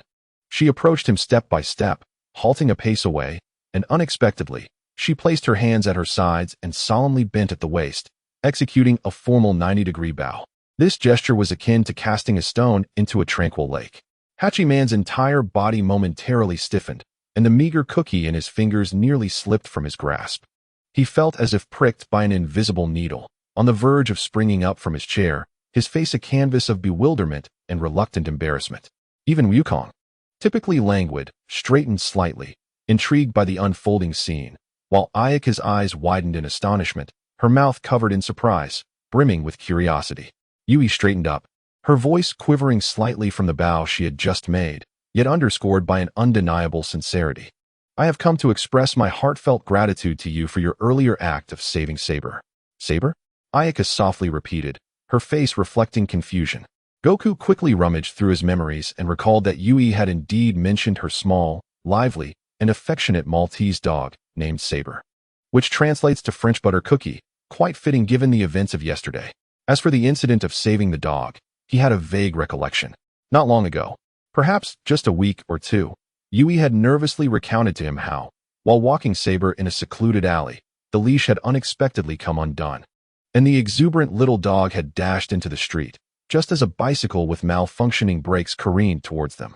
In that critical moment, Hachiman Hikigaya had emerged from seemingly nowhere, executing a decisive, yet somewhat clumsy maneuver to protect Saber, rolling them both to safety, while sustaining scrapes on his elbows and knees from the rough ground, and damaging his school uniform. Yui, overwhelmed with fear and gratitude, had wanted to take him to the infirmary, but he had brushed her off with a casual remark, insisting he was fine, and then he had swiftly limped away. Yui had attempted several times to formally express her thanks, but Hikigaya's standoffish demeanor and deliberate avoidance had thwarted her efforts. Clearly, he had not anticipated that Yui would choose this moment, in this place, to revisit the matter with such gravity. His expression shifted through a spectrum of emotions, embarrassment, awkwardness, and confusion, culminating in a deeper, defensive rigidity. He averted his gaze, avoiding her direct stare, but his ears betrayed him, flushing a noticeable crimson. His tone became even more abrupt and strained. It has been so long. Why bring up such an old matter? Anyone would have reacted the same way in that situation. He attempted to downplay the gravity of her gratitude with a facade of nonchalance and universality. That is not the case. Yui immediately countered, her voice rising with urgency and residual fear, her eyes glistening with tears. That alley was so isolated, especially at dusk. Hardly anyone passed by. If you hadn't been there, Hikigaya, and hadn't reacted so swiftly, I truly shudder to think of the consequences. Her voice trembled with genuine emotion, clearly haunted by the psychological impact of that incident. And you got hurt. Your uniform was torn. I have always wanted to thank you properly, but I never knew how to begin. Every time I tried to speak with you, you always seemed so aloof, she concluded, her voice dwindling to a whisper, tinged with a sense of grievance. As she spoke, it seemed as though she had finally mustered the courage to present something from behind her, a larger, more thoughtfully packaged light brown paper bag than the one containing cookies from yesterday. The bag was adorned with charming cartoon paw prints and little bone designs, and a brown satin ribbon was meticulously tied at the seal. She cradled the bag with both hands, solemnly offering it once more to Hikigaya, bending slightly at the waist. This, please, you must accept it. It is a small token of my gratitude. I am truly thankful for your saving Sabure. Hikigaya stared at the clearly more carefully prepared gift, which stood in stark contrast to the casual cookie bag from the previous day. A flicker of evident confusion and disarray passed through his dead fish eyes.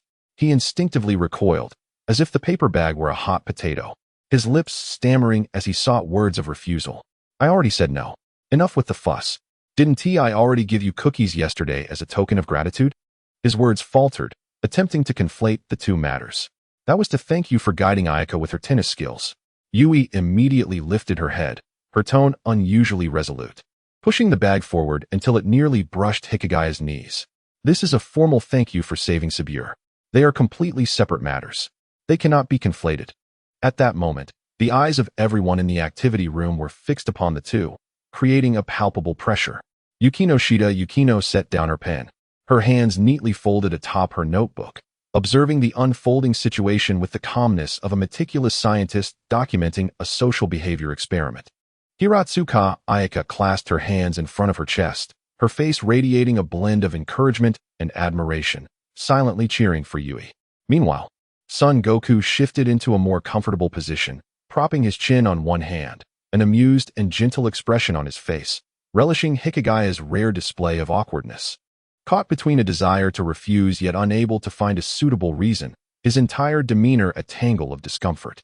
It was evident to him, through his keen intuition, that Hikigaya did not genuinely despise or reject Yui's gratitude. On the contrary, this overt, sincere expression of emotion and the attention it garnered caused him, a solitary figure accustomed to lurking in the shadows and donning sarcasm as armor, immense unease and panic.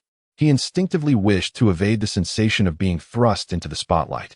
What else inside? After a standoff lasting nearly 10 seconds, Hikigaya seemed to finally relent, or rather, he succumbed to Yui's eyes, which were so earnest and filled with the potential for tears. He struggled to squeeze out a question from his throat, his voice low and indistinct, yet it was nearly tantamount to a reluctant concession. Yui's eyes instantly sparkled, akin to fireworks bursting in the night sky, her face illuminating with a radiant smile that mingled surprise and relief. She hurriedly introduced, her speech quickening with excitement. These are some pet treats I tried making myself. They're Sabura's favorites, chicken jerky and carrot pumpkin biscuits. I specifically researched a lot, choosing a low-salt, low-oil recipe, and dried them slowly with a dehydrator. They're very healthy. There are absolutely no random additives. She paused for a moment, a delicate blush once again gracing her cheeks, her voice softening as she continued. There is a newly opened veterinary clinic near my home, which I have heard boasts excellent equipment and skilled doctors. I believe I overheard someone mention a health check discount coupon for pets. Is it true that your family has a dog, named Yura, if I recall correctly? I thought perhaps, someday, I could take Yura for a checkup, and this might come in handy. Her voice dwindled, as if she feared that her inquiries into another's affairs and the subsequent preparation of a gift might seem overly intrusive and presumptuous. At this, even Yukino, who typically displayed no emotion, slightly raised her well-groomed brows, her clear eyes reflecting a flicker of surprise. She seemed taken aback by Yui's ability to conceive such a thoughtful and considerate token of gratitude. Wukong nodded inwardly, greatly admiring Yui's heartfelt intentions. This gift not only resonated with the event concerning the rescue of the dog, thereby conveying appropriate gratitude, but more importantly, it took into account Hikigaya Hachiman's actual circumstances, his family owning a dog. The items provided, including healthy pet treats and a veterinary discount coupon, were both practical and devoid of excessive psychological burden or pressure to reciprocate, embodying sincere care rather than mere formality. This delicate thoughtfulness was one of the most captivating aspects of Yui, a girl from Jibin. Hachiman was utterly taken aback, staring blankly at the seemingly weighty paper bag. Then raising his gaze to Yui, who blushed with nervous anticipation, her cheeks glowing with genuine sincerity. A rare swirl of complex emotions flickered in his typically dull eyes, surprise at being so seen, embarrassment at having his privacy slightly exposed, and a faint yet genuine touch of being moved by such meticulous consideration. However, more prevalent was a strong desire to flee the scene, to escape the warmth of this intimate atmosphere that left him utterly uncomfortable. He opened his mouth, his lips moving as if he instinctively intended to utter a few sharp, atmosphere-destroying remarks, to erect his familiar defensive barriers and shatter this suffocating circle of sincerity. Yet, ultimately, those caustic words seemed to choke in his throat. He extended the hand that wasn't holding cookie remnants, the movement rigid and slow, reminiscent of a slow-motion scene in a film, hesitantly accepting the heavy bag laden with overwhelming sentiment. Then, in a voice almost imperceptible, as if squeezed from between his teeth, he mumbled, "What a meddlesome thing to do. Yura is quite picky and won't eat anything ordinary." Yet, this vague complaint, in the current context, was nearly tantamount to an awkward and reluctant acceptance and gratitude. Yui's face instantly illuminated with a radiant smile, bright enough to dispel all shadows, as if she had finally accomplished a significant mission, enveloped in a joyous glow of relief and a profound sense of achievement. "Wonderful. Thank you for accepting it, Hikigaya-kun. I hope Yura will like it." She gracefully bowed once more, and then, like a little bird finally relieved of its burdens, she spun around with a lightness in her step, almost skipping as she took a seat beside Wukong, naturally leaning closer to him. She looked up at him, her face radiating an exuberant expression of "I did it," and her eyes seeking affirmation. Wukong, captivated by her sunlit smile, felt a softening in his heart. He instinctively wrapped an arm around her shoulder, gently squeezing it, and leaned down to whisper softly in her ear, a voice only they could hear, "You did wonderfully, Yui." The gift was chosen with such thoughtfulness.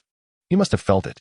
Nestling against his side, Yui basked in the warmth and strength of his embrace, smiling sweetly and nodding emphatically, all her previous tension and anxiety melting away into a moment of serenity and joy. The activity room fell silent once more. Yet the atmosphere flowing through the air was distinctly transformed. The sun continued to cast its gentle warmth, and Hikigaya Hachiman remained ensconced in his shadowy corner like a statue. But the light brown paper bag adorned with charming paw prints and bones lay conspicuously at his feet, an undeniable anomaly, like a silent yet powerful testament revealing a clumsy, hidden yet genuine kindness that had finally received an equally sincere, if not more fervent, response. He continued to mechanically nibble on the now cold, hard-edged cookie in his hand, his gaze vacantly fixed outside the window as if entrapped in a state of emptiness. Yet occasionally, his unfocused eyes would dart quickly and almost imperceptibly towards the paper bag at his feet, the corners of his mouth twitching ever so slightly, betraying a complex array of emotions that were difficult to decipher. Yukino quietly withdrew her gaze, returning to her open notebook, yet her pen lingered unmoved in her hand, as if contemplating something profound. Azusagawa Ayaka glanced from this to that, her face adorned with a warm and content smile, seemingly relishing the rare, yet comforting atmosphere that enveloped the activity room at that moment. Wukong observed all of this, feeling an extraordinary sense of tranquility and peace within. He couldn't help but recall Jinya's assertion that emotions drive the core narrative of a story. Yui's gratitude towards Hikigaya, while perhaps lacking the grandiosity and thrill of battles concerning the fate of worlds in another realm, possessed an equally delicate yet resilient power born from the simplicity of everyday life. It was akin to the gentle warmth of spring's thaw seeping into the frozen earth. Slow perhaps, yet capable of gradually melting the ice-like shell that Hikigaya had meticulously constructed with his aloofness, sharp tongue, and indifference. Even a tiny fissure in that icy barrier would be sufficient to allow a ray of sunlight to penetrate the seemingly bleak confines of his world, to witness, and in some measure safeguard, these small yet sincere connections of the heart occurring within the mundane tapestry of daily life. Watching those dear to him smile in response to one another's kindness was perhaps a new adventure filled with warmth and fulfillment for son Wukong, who had chosen to remain in this seemingly ordinary world. He was aware that after school today, an eagerly anticipated rendezvous at the dango shop with Yui awaited them, an intimate and sweet chapter solely belonging to the two of them. This tapestry of life, woven from the threads of school, the serving club, romantic entanglements, friendships, and various trivial yet authentic moments, was enriching his understanding of existence and happiness in a manner he had never before experienced, slow and profound. Chapter 60, Saturday, starlit sky, and a closed heart on Saturday morning. The atmosphere in the Wuhua family apartment was distinct from the usual weekend ambience. Gone was the hurriedness of a weekday morning, replaced by a sense of leisure. Yet an imperceptible air of anticipation lingered in the atmosphere. Sunlight streamed through the gaps in the curtains, casting mottled shadows upon the floor. In the kitchen, Shiori Wuhua donned an apron adorned with whimsical cartoon patterns, skillfully preparing breakfast while humming a cheerful tune, though a hint of contemplation seemed to shadow her brow more than usual. Kurumi Tokisaki sat elegantly at the dining table, sipping red tea, her gaze occasionally sweeping across the living room, accompanied by a knowing, mysterious smile. Mio Iridatsu, resembling a clingy kitten, circled around SG, sweetly inquiring, "Darling, do you have any plans for today?" SG reclined on the most comfortable sofa in the living room in his signature languid posture, his eyes half closed as if still in a meeting with Morpheus. Yet, any true, formidable presence would discern that beneath his seemingly relaxed exterior lay a current of calmness akin to the undercurrents of a tranquil sea, aware and perceptive of everything around him. Yui Yubihama sat beside him on a single armchair, an open magazine resting on her lap. Though her gaze frequently drifted toward SG, her face adorned with a sweet, satisfied smile characteristic of lovers. The previous day's dango shop appointment had evidently uplifted her spirits. Just as this serene breakfast moment was about to unfold in its customary manner, an urgent and somewhat frantic knocking at the door shattered the tranquility. Knocking. Knocking. The sound was loud enough to convey the urgency of the visitor. At this hour, Shiori wiped her hands and approached the door with a puzzled expression. SG slightly opened his eyes, the corners of his mouth curving into an anticipated grin. It must be Naya. Sure enough, as Shiori opened the door, Naya-han rushed in like a gust of wind. Today, she appeared even more disheveled than on Thursday, her hair a chaotic mess, dark circles under her eyes resembling a panda, yet her eyes sparkled with a terrifying intensity, brimming with the exhilaration of a momentous discovery. Clutched tightly in her arms was not a tablet, but a hefty laptop. I found it. I found it. SG. Shiori. Naya exclaimed, her voice slightly cracking with excitement as she dashed into the center of the living room, nearly tripping over the carpet. "Good morning, Miss Naya. Please, calm down and speak slowly," Shiori gently reassured her, handing her a glass of water. Kurumi elegantly set down her teacup, a slight smile gracing her lips. "Oh my. It seems our manga artist has brought forth some remarkable news." Mio leaned in with curiosity. "What is it? What did you find? A treasure?" Jie also set aside the magazine, gazing curiously at the excited Arya. Arya gulped down half a glass of water, took several deep breaths, and managed to calm her breathing, though the sparkle in her eyes remained undiminished. Abruptly, she opened her laptop, illuminating the screen to reveal intricate star charts, energy fluctuation spectrum analyses, and some indistinct observational data that seemed to indicate spatial distortions. "It's a spirit, a new spirit," Arya exclaimed, pointing at an exceedingly obscure energy signal on the screen, faint yet distinct in its characteristics. "I utilized all my permissions within the archive, combining data from several abandoned astronomical observatories in low Earth orbit, cross-referencing and analyzing for 2 full days and nights. At last, I've pinpointed her location." All eyes were drawn to the screen. Shiori's expression turned serious, as the key figure responsible for contacting spirits and attempting to resolve the spatial tremor issue peacefully. Seeking and engaging with unknown spirits was her vital mission. "This energy characteristic is quite peculiar. It feels rather subdued," Shiori observed, scrutinizing the data with professional insight. "Indeed." Arya nodded vigorously, her fingers flying over the keyboard to bring up more analytical results. "Based on the energy attributes, I initially identify her as star. Most crucially, I've captured remnants of her activity trajectory. She currently appears to be in a long-term, self-imposed state of isolation, primarily operating in a subspace fault near low Earth orbit. It's akin to locking oneself in a transparent box floating in the cosmos." "Locking oneself away?" Jie murmured, a look of compassion crossing her face. "But why?" "The reason remains unclear." Arya shook her head, but her energy response is remarkably stable, showing no signs of actively triggering spatial tremors. However, such extreme self-isolation is inherently dangerous. If provoked or if her internal emotions spiral out of control, the consequences could be unpredictable. Shiori fell into contemplation, her gaze filled with determination and a hint of concern. "We must reach out to her, attempt to communicate, and understand why she has closed herself off. We cannot allow her to drift alone in the universe." "Do you need my assistance, Shiori?" Wukong rose from the sofa, stretching his shoulders. Although he preferred to avoid trouble, aiding Shiori with spirit-related matters and safeguarding the peace of this planet had long been an unspoken responsibility of his. Shiori looked at Wukong, offering a grateful smile. "Yes, I may need your help. The location of that subspace fault is particularly unique, making it difficult to access through conventional means. Moreover, if communication does not go smoothly, the Sealing Master's abilities are said to relate to both opening and closing, which could complicate matters. Your presence would greatly reassure me." "Not a problem," Wukong readily agreed. "I want to go too. Sisters are venturing into a dangerous place, and Meijio wants to protect her sisters as well." Meijio immediately clung to Shiori's arm. Kurumi gently set down her teacup, smiling. "It seems like it will be an intriguing encounter. Would you mind if I observed as well?" Shiori rubbed her forehead in mild exasperation. Given the uncertainty of this situation, having too many people might inadvertently provoke her. "Wukong and I will attempt to make contact first. You all wait here for news, if you please." She gently yet resolutely declined the requests of Meijio and Kurumi to accompany them. Ultimately, it was decided that Shizuki and Wukong would venture to the coordinates pinpointed by Arya. Arya transmitted the precise coordinate data and spatial parameters to Shizuki's personal terminal. In near-Earth orbit, through a temporary teleportation array generated by Flaxinus, Shizuki and Wukong departed from the Wuhua family apartment. In the next moment, they found themselves in an extraordinary location.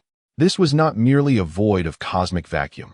Rather, it resembled a distorted corridor woven from starlight and darkness. Beneath their feet lay a mirror-like surface, reflecting countless stars, while around them flowed a breathtaking curtain of energy akin to the auroras. Above, the azure arc of Earth was distinctly visible, accompanied by the profound depths of the starry sky.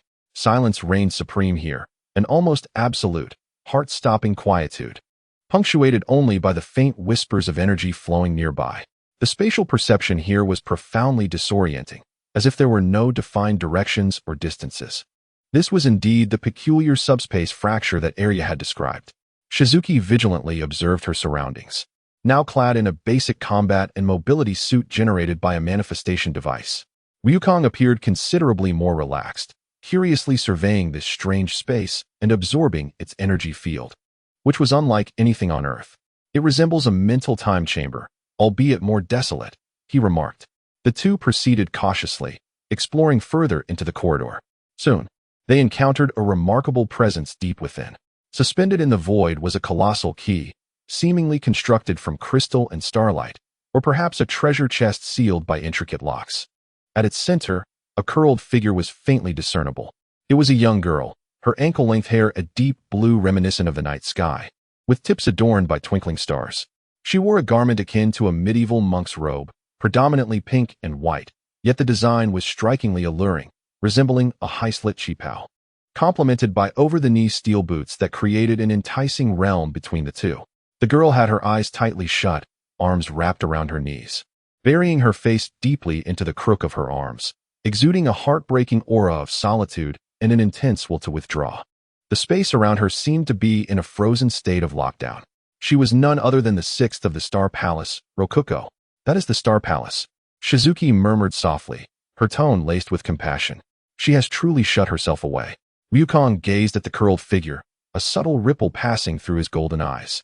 He could distinctly sense the almost despairing loneliness and self-protective instinct emanating from Rokuko.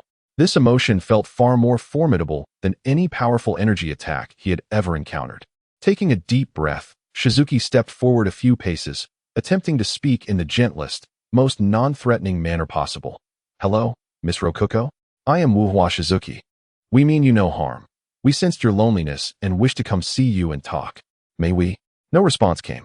6Q remained curled up, as if she had not heard a word, or perhaps her heart had entirely shut itself off, rejecting any external stimuli. Shizuki attempted several times to convey her goodwill and concern through various means, yet it was as if her words sank into the abyss. The closed-off force field surrounding 6Q showed no signs of weakening. It appeared that mere words could not reach her. Shizuki sighed, her brow furrowed. Her heart was locked too tightly. Wukong stepped forward, standing beside Shizuki, gazing at 6Q. Shall I attempt a different approach? Perhaps forcibly shattering this enclosed space? Shizuki immediately shook her head. No, that would be far too perilous, potentially inflicting irreparable harm on her, or even provoking a violent spatial quake. We must discover the key to unlocking her heart, rather than forcibly breaching the door. At that moment, 6Q seemed to stir slightly. Yet she still did not lift her head. The entire subspace corridor began to undergo subtle changes, the surrounding starlight flickering erratically, and the sensation of spatial distortion intensified.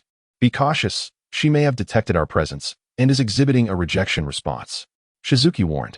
Indeed, several space fissures shaped like keyholes opened around Shizuki and Wukong, emitting beams of energy imbued with a closing attribute, attempting to confine or expel them. Shizuki promptly activated her manifestation device, skillfully dodging the beams. Wukong, however, found it simpler. With a slight movement, he effortlessly evaded all attacks at astonishing speed, causing barely a ripple in the air.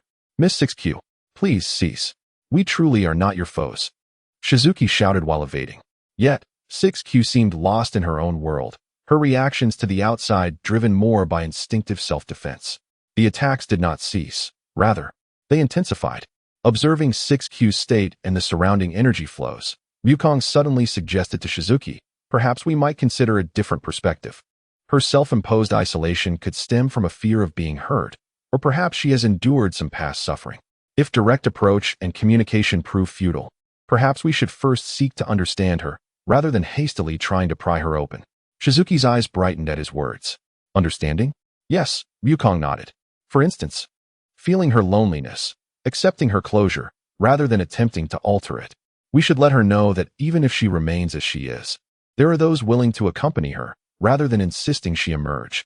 This notion resonated deeply with Shizuki's inherent belief in understanding, acceptance, and salvation. She ceased her evasive actions, standing still in place, closing her eyes. No longer attempting verbal communication, she instead released her essence, a wave of energy filled with inclusivity, warmth, and goodwill. Rather than attempting to breach 6Q's defenses, she gently enveloped the perimeter of the closed force field like a gentle stream, conveying silent companionship and acceptance. A subtle smile graced Ryukong's lips. He too refrained from any actions that could be misconstrued as threatening, simply standing relaxed beside Shizuki.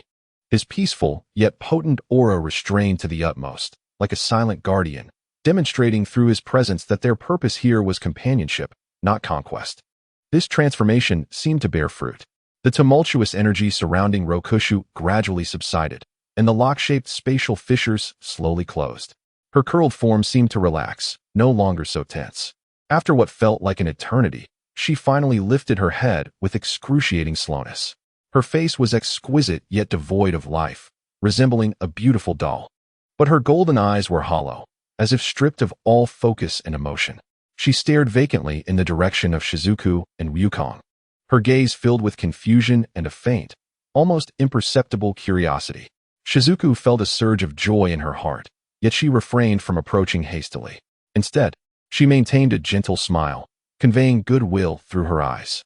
Rokushu's lips quivered slightly, releasing a sound so faint it seemed to originate from a distant void. Why not leave? This marked her first meaningful response to external stimuli. Shizuku suppressed her excitement and replied in the softest tone, "Because we sense your solitude. We wish to stay with you, even if it is merely to gaze at the stars together." Rokushu's vacant gaze appeared to waver slightly.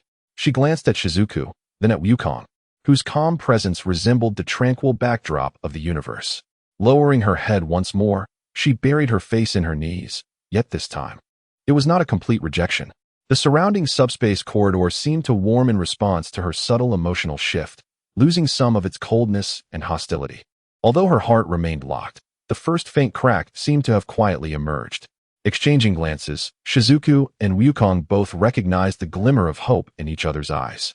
This was a lengthy journey, yet today, they had successfully taken a crucial first step. What remained was a necessity for more patience, understanding, and tenderness to gradually thaw that long-frozen spirit. Beneath the distant starlit sky, this initial successful contact had sown a seed brimming with hope for future endeavors. Chapter 61. The Essence of Bonds and Love, Rokushu. Since that initial breakthrough on Saturday, Shizuku had regarded guiding Hashigami Rokushu as her most vital mission. The time after school each day had transformed into a meticulously prepared dialogue of the heart. The night before, she would thoughtfully consider what to bring and what to do the following day, even practicing her expressions and tones before the mirror to ensure every detail conveyed maximum goodwill. On Tuesday's starry corridor, time seemed to lose its significance. Shizuku deliberately donned a comfortable beige knitted sweater and long skirt, a color that rendered her appearance more gentle and warm. She carefully selected a position approximately 15 steps away from Rokushu, a distance that neither imposed upon her nor failed to convey their presence. "Today, I wish to draw something vibrant with life," Shizuku murmured to Ryukong, almost as if speaking to herself. She opened her sketchbook, a handcrafted creation with softly tinted beige paper. The sound of her pencil gliding across the surface was particularly clear in the quietude. Every stroke is infused with her heartfelt intention, the tender sprout breaking through the soil, where she meticulously rendered the dewdrops glistening on its leaves and gently shaded the nascent foliage with a light green hue.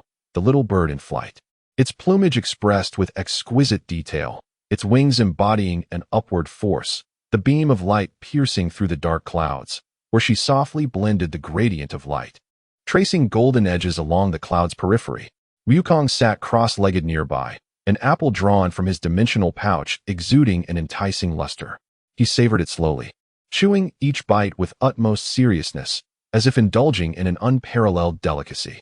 Speaking of stars, he suddenly interjected, his voice resonating with clarity in the stillness.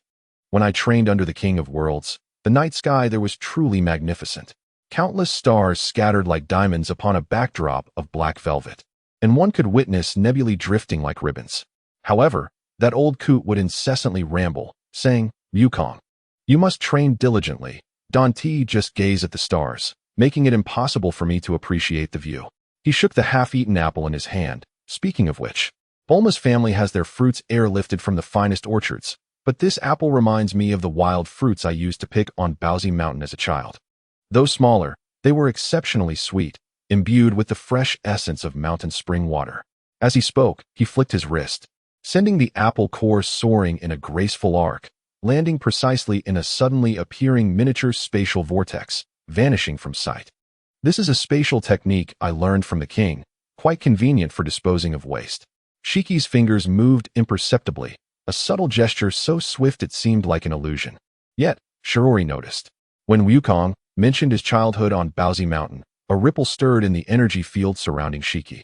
A faint disturbance akin to a stone cast into a still lake, creating delicate ripples across the energetic spectrum. On Wednesday, Shiori brought a meticulously curated poetry collection, its pages slightly yellowed, indicative of frequent perusal. Today, she sat closer to Shiki, about 10 paces away, a distance sufficient to discern the intricate embroidery on her spiritual attire and the starry glimmers woven through her long hair.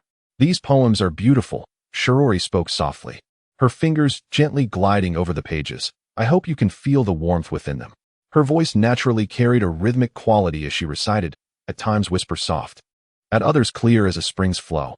When she read, "The sky leaves no trace of birds, yet I have flown," a hint of wistfulness laced her tone, her gaze unconsciously drifting toward the distant earth. When she spoke of life as splendid as summer flowers, death as serene as autumn leaves, reverence for existence emerged, her voice adopting a solemn and profound timbre. Wukong appeared to be dozing, yet he was acutely attuned to the energy currents surrounding him. In the intervals of Shiori's recitation, he would interject timely reflections.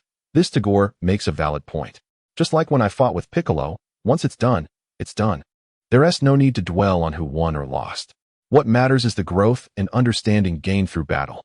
He turned over, facing the direction of 6 Shoku, his eyes barely opening a slit. However, if it were truly significant matters, such as safeguarding Earth or protecting friends, those were absolutely not to be forgotten. Memory, at times, proves to be more formidable than the most relentless adversary.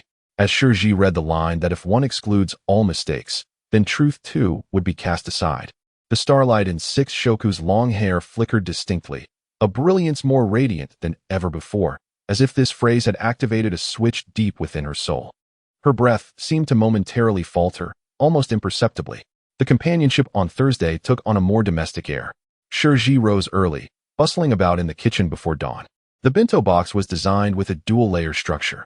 The upper layer contained meticulously crafted animal-shaped rice balls, the rabbit's ears adorned with nori, brought to life vividly, while the bear's nose was artfully arranged with sesame seeds. The lower layer housed fruit, cut into pieces and arranged into floral shapes, each slice retaining its optimal flavor. As the bento box opened, the fragrant aroma of rice intertwined with the sweetness of fruit, infusing the space with a genuine essence of warmth and vitality. "This is plum rice ball. I specifically chose plums with a moderate acidity. This is salmon rice ball, made with freshly arrived salmon from this morning," Shiji introduced naturally, as if sharing with a friend. "I intentionally added less salt. I wonder if it suits your taste." She took small bites, occasionally revealing a satisfied smile. The essence of making rice balls lies in the warmth of one's hands, infused with intention. Only then do they evoke a sense of comfort. "This is what my mother taught me. She said that food carries the maker's heart." Today, Wukong's energy detection took on a new form. He used his chi to sketch simple patterns on the mirror, a slowly blossoming lotus, a shooting star with a tail, even an endearing smiling face. "Look, isn't this much more interesting?" he exclaimed proudly, his fingers gracefully waving, causing the patterns to dance as if animated. Energy should not solely be employed for defense or attack. It can also create beauty. Much like cooking, the same ingredients yield different flavors when crafted with care. He lightly tapped his fingers, causing the chi-formed patterns to begin a gentle rotation, radiating a soft glow that adorned the surrounding space in a dreamlike manner. Just then, a pivotal moment arose. When Shiji softly expressed her hope to one day share a meal with him, 6 Shoku's body stiffened noticeably for a brief moment, her shoulders slightly rising, as if deeply moved by the sentiment. Then, after a prolonged pause, she gradually began to lift her head. This motion was exceedingly slow, as if each subtle shift required immense courage, akin to battling against invisible shackles. The first to emerge was her smooth forehead, followed by a glimpse of her golden eyes. The complex emotions within those eyes caused Shiji to hold her breath. There was confusion, wariness, yet undeniably a flicker of curiosity. much like tender buds cautiously breaking through the frozen earth of early spring. On Friday, Shiori resolved to take more direct action. She closed her eyes, and a gentle wave of energy began to circulate around her.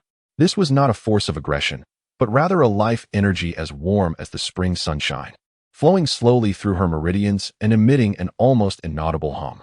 This was the magnetic field rotation that Wukong had taught us, she explained softly, her voice seemingly vibrating with energy. Yet, it was not merely power. It represented an understanding of life and a recognition of the self. When one truly comprehends their own strength, they will discover that the most formidable defense is not to shut oneself away, but to possess the courage to confront all challenges. Today, Wukong treated this place as a sanctuary for relaxation. He lay on the ground, whistling a carefree tune, a simple yet vibrant melody reminiscent of rural life. Occasionally, he would tap his fingers rhythmically on the earth, producing crisp sounds as if keeping tempo for this impromptu performance. You know, he suddenly remarked, pausing his whistling. My favorite moments are those spent dining with friends during our training days. Although we often encounter formidable foes, their presence brings me great comfort. Even when we quarrel or experience misunderstandings, we always manage to reconcile in the end. That is what it means to have companions. Shizuku maintained her upward gaze, her eyes shimmering with contemplation.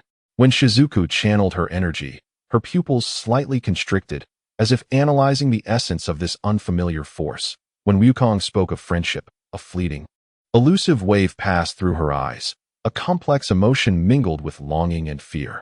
The perseverance over the past 4 days had, like a gentle stream, finally stirred ripples upon the frozen lake of her heart.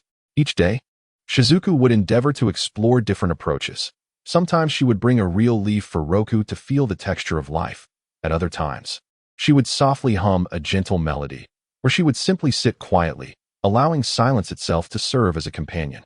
Meanwhile, Wukong would shatter the stillness of this space in his unique way, recounting amusing anecdotes from his training on various planets, demonstrating playful tricks with energy, or even lamenting the lack of deliciousness in the school cafeteria's meals. These seemingly trivial interactions were, in fact, a meticulously crafted strategy for the soul. Shizuku's tenderness flowed like water, intricately permeating every crevice.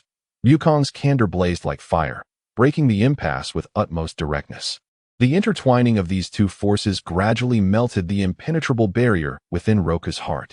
Beneath this seemingly tranquil surface, however, a deeper transformation was quietly brewing.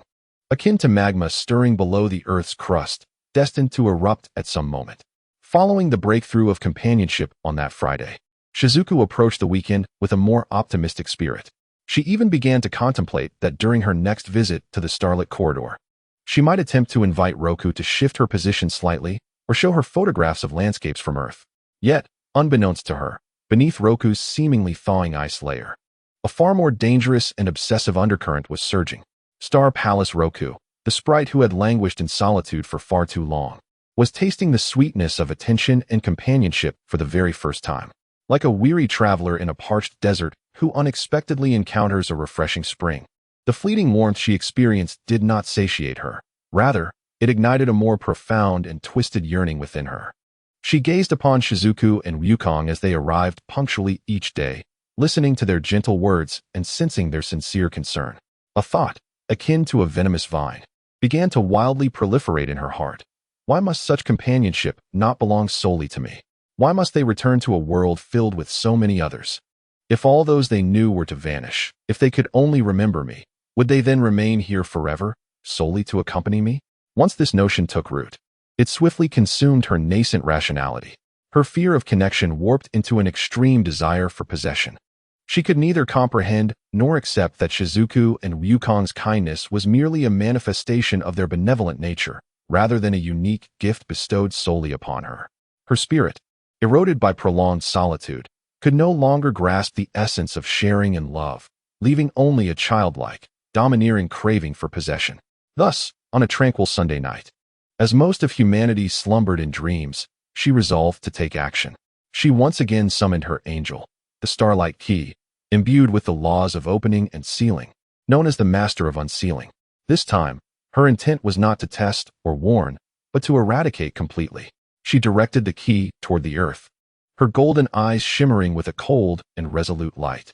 Master of unsealing, heart's door forever closed, she whispered, weaving her immense and unique ethereal power with the rules of the master of unsealing into countless invisible, targeted seals, akin to precision-guided missiles, aimed at all those deeply connected to Sun Wukong and Shizuku.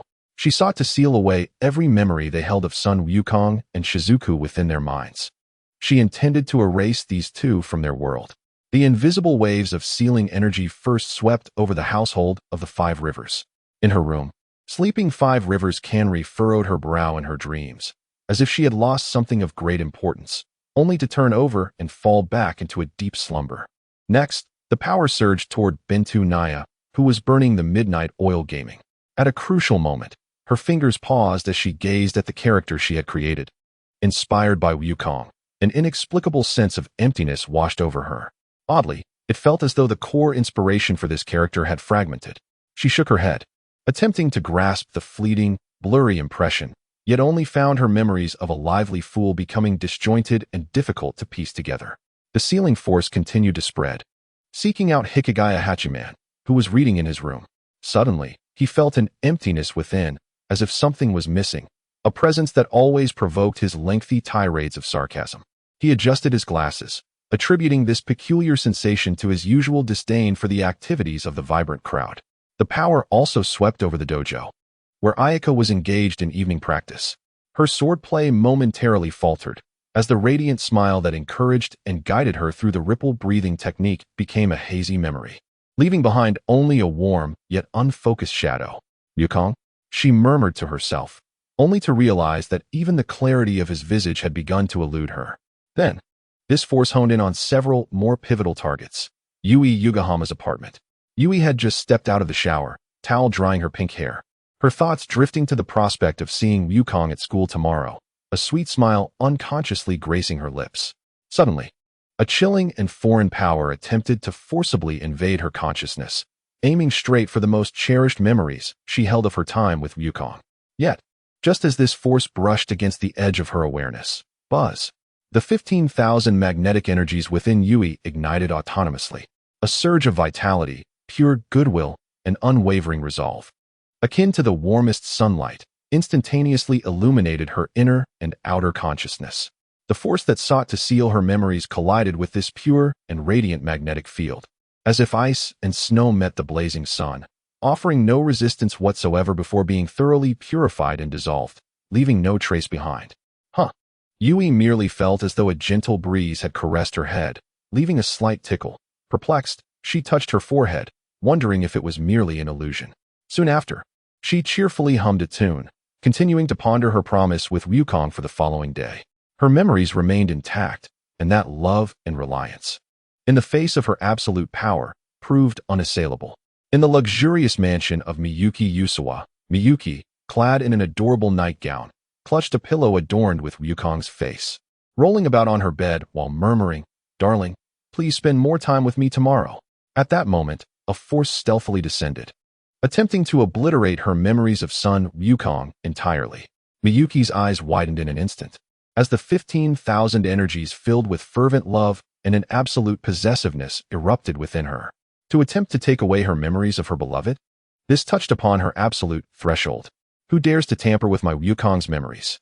Filled with both surprise and fury, Miyuki's magnetic energy surged forth like a tumultuous tide. The sealing force, in the face of this unwavering power that defended her love, proved utterly feeble, being swiftly torn apart and annihilated without leaving a single trace behind. Breathing heavily, Miyuki clutched her pillow tightly, a flicker of fear flashing in her eyes, soon replaced by a resolute expression. No matter who it is, they shall not take away any memories of Wukong from me. To her, Wukong's memories were her most treasured possession, impervious to any outside intrusion. In the tranquil room of Kurumi Tokisaki, Kurumi had just concluded her evening communication with Wukong, though it was typically her who playfully teased him, elegantly seated at her vanity, brushing her long hair. Recalling the helpless yet endearing expression on Wukong's face when she teased him, a pleasant smile tugged at the corners of her lips. At that moment, the sealing power of Shiki quietly approached, seeking to erase the intriguing and significant figure from her mind. Kyuko paused momentarily in her grooming, her mismatched eyes reflecting a fleeting glimmer of coldness in the mirror. There was no need for her to exert herself deliberately. The immense force of 150,000, intricately fused with the power of time, complex emotions, and her absolute self, manifested effortlessly around her.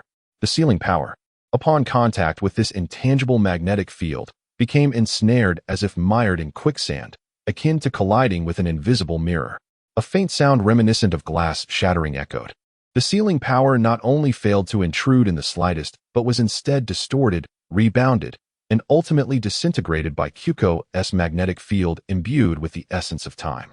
Do you dare to take away those who hold significance in my memories?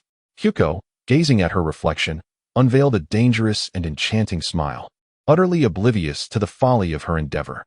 For her, Goku was an exceedingly rare presence in her extensive timeline, one in whom she found it worthwhile to invest genuine emotion. He was her acknowledged lover, the one who, over 5 relentless days, had opened her heart and claimed everything from her. This memory and connection were not something that could be easily disturbed by others. In the starry corridor, Rokuka distinctly sensed the 3 formidable forces of resistance. Her sealing power appeared effective against several others, or so she believed. Yet before these 3 women, it was akin to striking a stone with an egg, effortlessly repelled by a strength they had not even consciously summoned. Impossible. For the first time, a look of shock and disbelief crossed Rokuka's face, tinged with a hint of panic. Her sealing master, capable of unlocking and closing the laws governing all things in the world, had been so brazenly disregarded, entirely undermined by an absolute advantage in pure strength. What in the world were these women's powers? However, her obsession had taken precedence. She stubbornly clung to the notion that as long as the majority of connections were severed, once Goku and Shizuku returned to Earth and discovered that everything had changed, they would succumb to despair, obediently returning to this expanse of starlight, forever by her side. She forcefully suppressed her shock and unease, maintaining her spell, awaiting the outcome's response. On a Monday morning, Shizuku and Goku, as usual, returned to the Itsuka residence through teleportation. Upon arrival, Shizuku felt an unusual atmosphere. "Good morning, Shizuku," Kurumi said, looking up from her breakfast preparations with a smile, though her gaze seemed to lack the usual warmth and reliance, resembling more of a courteous greeting. "Oh, morning," Goku replied casually, sensing Kurumi's reaction was somewhat muted. At that moment, Miku dashed out of the room, spotting Goku and immediately flitting over like a joyful little bird. "Goku-sama, you're back." She tightly clung to his arm, then glanced warily at Shizuku, exclaiming, "Shizuku, you are not to compete with me. Today, Goku-sama is mine." Goku and Shizuku exchanged a relieved glance, realizing Miku was unharmed and her reaction remained consistent. Soon after, Kyuko emerged from her room, gracefully approaching Goku and gently linking her arm with his, smiling as she said, "Good morning, dear. Did you rest well last night?" Her demeanor was naturally affectionate, devoid of any irregularity. With lingering questions, the two exited the apartment, preparing to head to school. Along the way, they encountered the bouncy Yui. "Shizuku, Goku." Yui joyfully approached, naturally linking her arm with Shizuki's, and flashed a sweet smile at Wukong, exclaiming, "Good morning. The weather is splendid today." Wukong and Shizuki reassured themselves that Yui was indeed fine.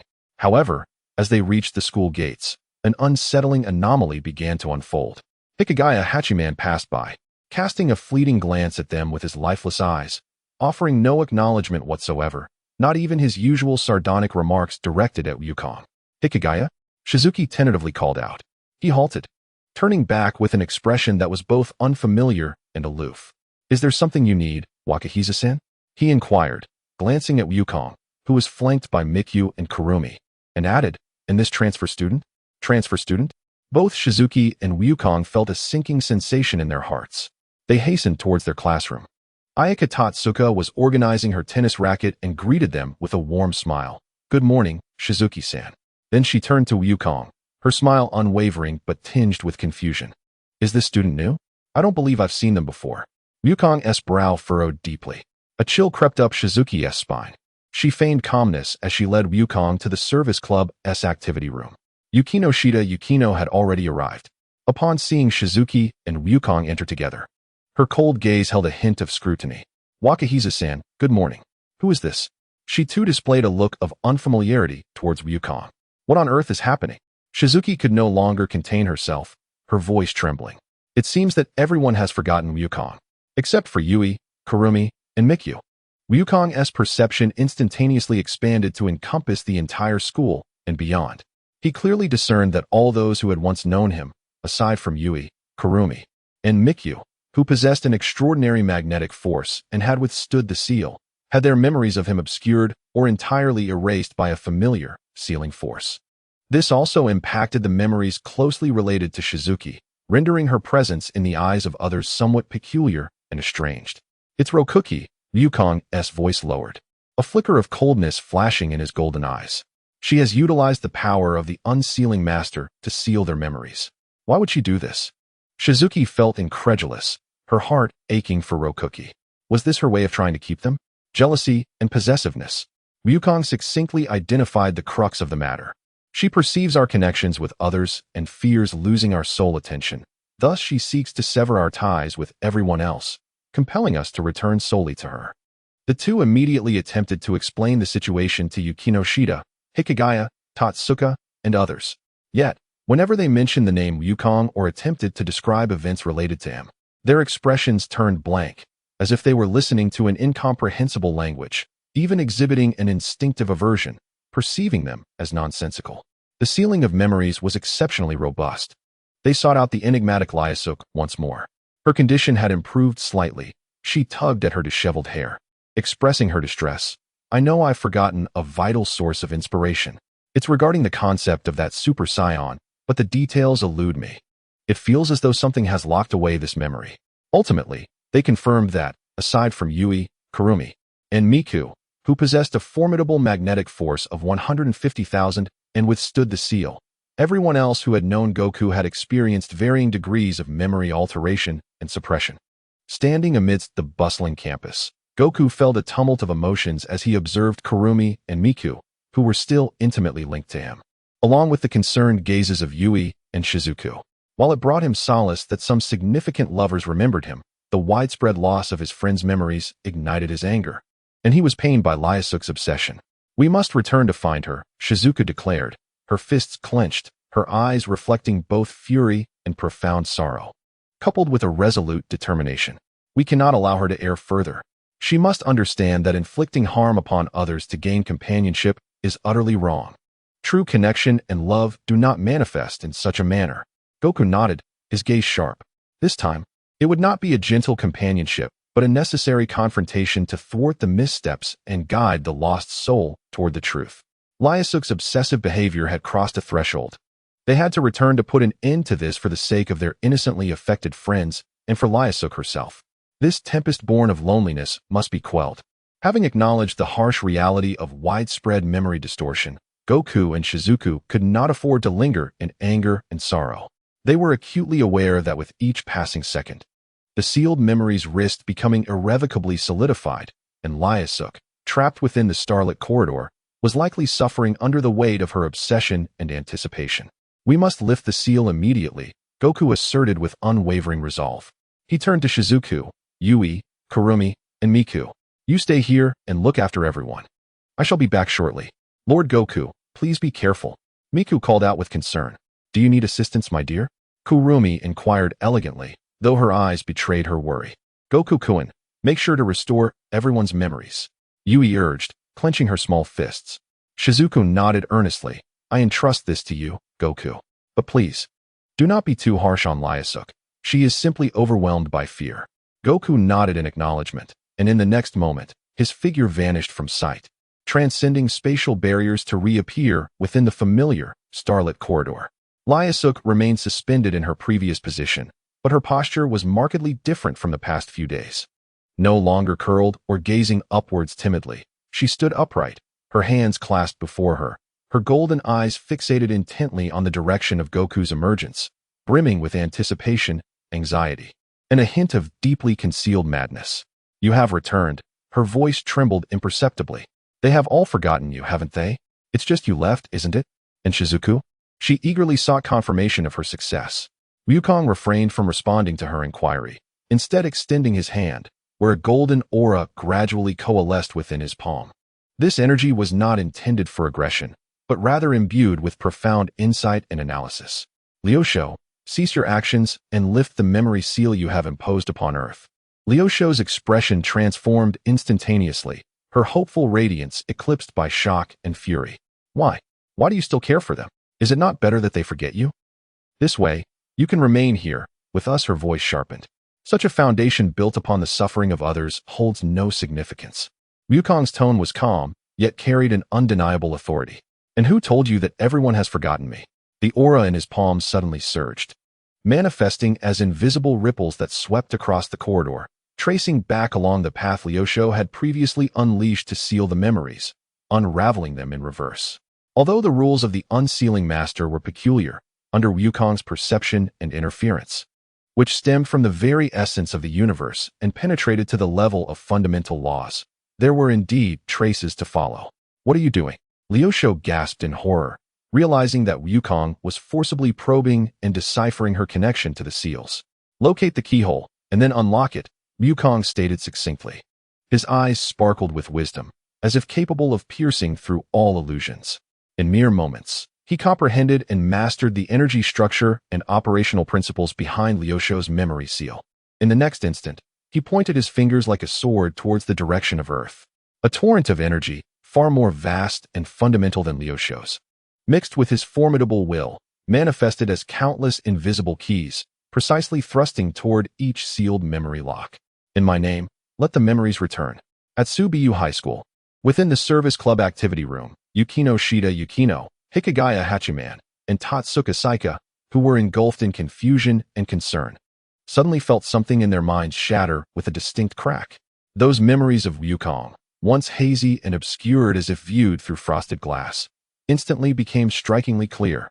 The figure who lounged in class yet occasionally solved difficult problems, the one who uniquely assisted Tatsuka Saika in the service club, and the one who always attracted various troubles yet proved unexpectedly reliable. Each of them returned. Sun Wukong? Yukino Shida instinctively uttered this name, her confusion dissipating as clarity returned, accompanied by a touch of astonishment at her earlier forgetfulness. TCH, the troublesome socialite Hikigaya Hachiman scoffed, yet a subtle relaxation flickered in his deadpan eyes. Ah, I remember now. It was Wukong who taught me the ripple breathing technique. Tatsuka Saika exclaimed joyfully. In the Itsuka family apartment, Itsuka Kotori abruptly stood from her seat, tapping her head. Right. How did I forget that fool Wukong? Honestly, in the studio of Area, she gazed at the character draft of Wukong on the screen and suddenly slapped her thigh. It clicked. Everything clicked. This is the feeling. Super Saiyan. Kamehameha. Ha ha ha. My inspiration has returned. In this moment, all those whose memories had been sealed regained their complete recollection of Sun Wukong and Shizaki. The oppressive shroud that enveloped their cognition was forcefully dispelled by Wukong's absolute power. In the starlit corridor, Rokushu distinctly felt her imposed seal being shattered in an instant. She staggered, her face drained of color, etched with disbelief and a profound sense of betrayal. Why must it be this way? She screamed, her voice piercing. I only wanted you to stay. I merely sought companionship. Why have you chosen them over me? What do they possess? Their memories can be so easily sealed away. Their connections are so fragile. Only I, hold the essence of eternity. Only I provide safety. Her emotions spiraled out of control, her obsession and despair erupting like a volcano. She perceived Wukong's act of unsealing as a complete repudiation of her intentions and a betrayal of her heart. Since you have chosen them, since you would rather embrace a world rife with fragile connections and potential betrayal. A maniacal and twisted smile crept across Rokushu's face as she raised the unsealer once more, but this time, the key was not aimed at an individual, but rather at the slowly rotating azure planet beneath her feet. Let it all come to an end. Let this world you cherish vanish. Unsealer, celestial axis eternal. She intended to direct the power of the unsealer towards the entirety of Earth, forcibly halting its rotation. If the Earth ceased to spin, the ensuing chain reaction would unleash devastating magnetic chaos, climatic upheaval, and tectonic rifts. It would herald the true end of the world. Rokushu, stop! Shizaki's voice rang out in alarm as she, along with Yui, Kurumi, and Miku, arrived at the corridor, witnessing the chilling scene unfold. Have you lost your mind? Miku exclaimed, a mixture of shock and anger evident. How pitiful! Kurumi's gaze grew cold. Yet, Rokushu was impervious to their words. A tremendous energy surged from within her, infusing the unsealer, causing the starlight key to emit an unprecedented brilliance, a terrifying force capable of interfering with the celestial movements, poised to descend upon Earth. At this critical juncture, Ryukong's voice remained calm, yet it bore an air of authority as if it emanated from the heavens themselves. He felt no anger, no reprimand. He merely raised his hand and gently pointed towards Rokushu and the unsealer she wielded. Mirroring his previous action, this time the stilling force was more profound, more foundational. Buzz. It was as though time and space themselves had been pressed to a halt. The surging power of the spirits within Rokushu instantly froze and dissipated. The resplendent golden dress-like spirit garment flickered like a candle in the wind, ultimately vanishing and reverting to her ordinary dark dress. The star crown upon her head and the unsealer key in her hand also faded away after a brief flicker of starlight, becoming imperceptible. The terrifying spell she had attempted to conjure, one potent enough to halt the Earth's rotation, ceased abruptly, dissolving into nothingness before it could fully form.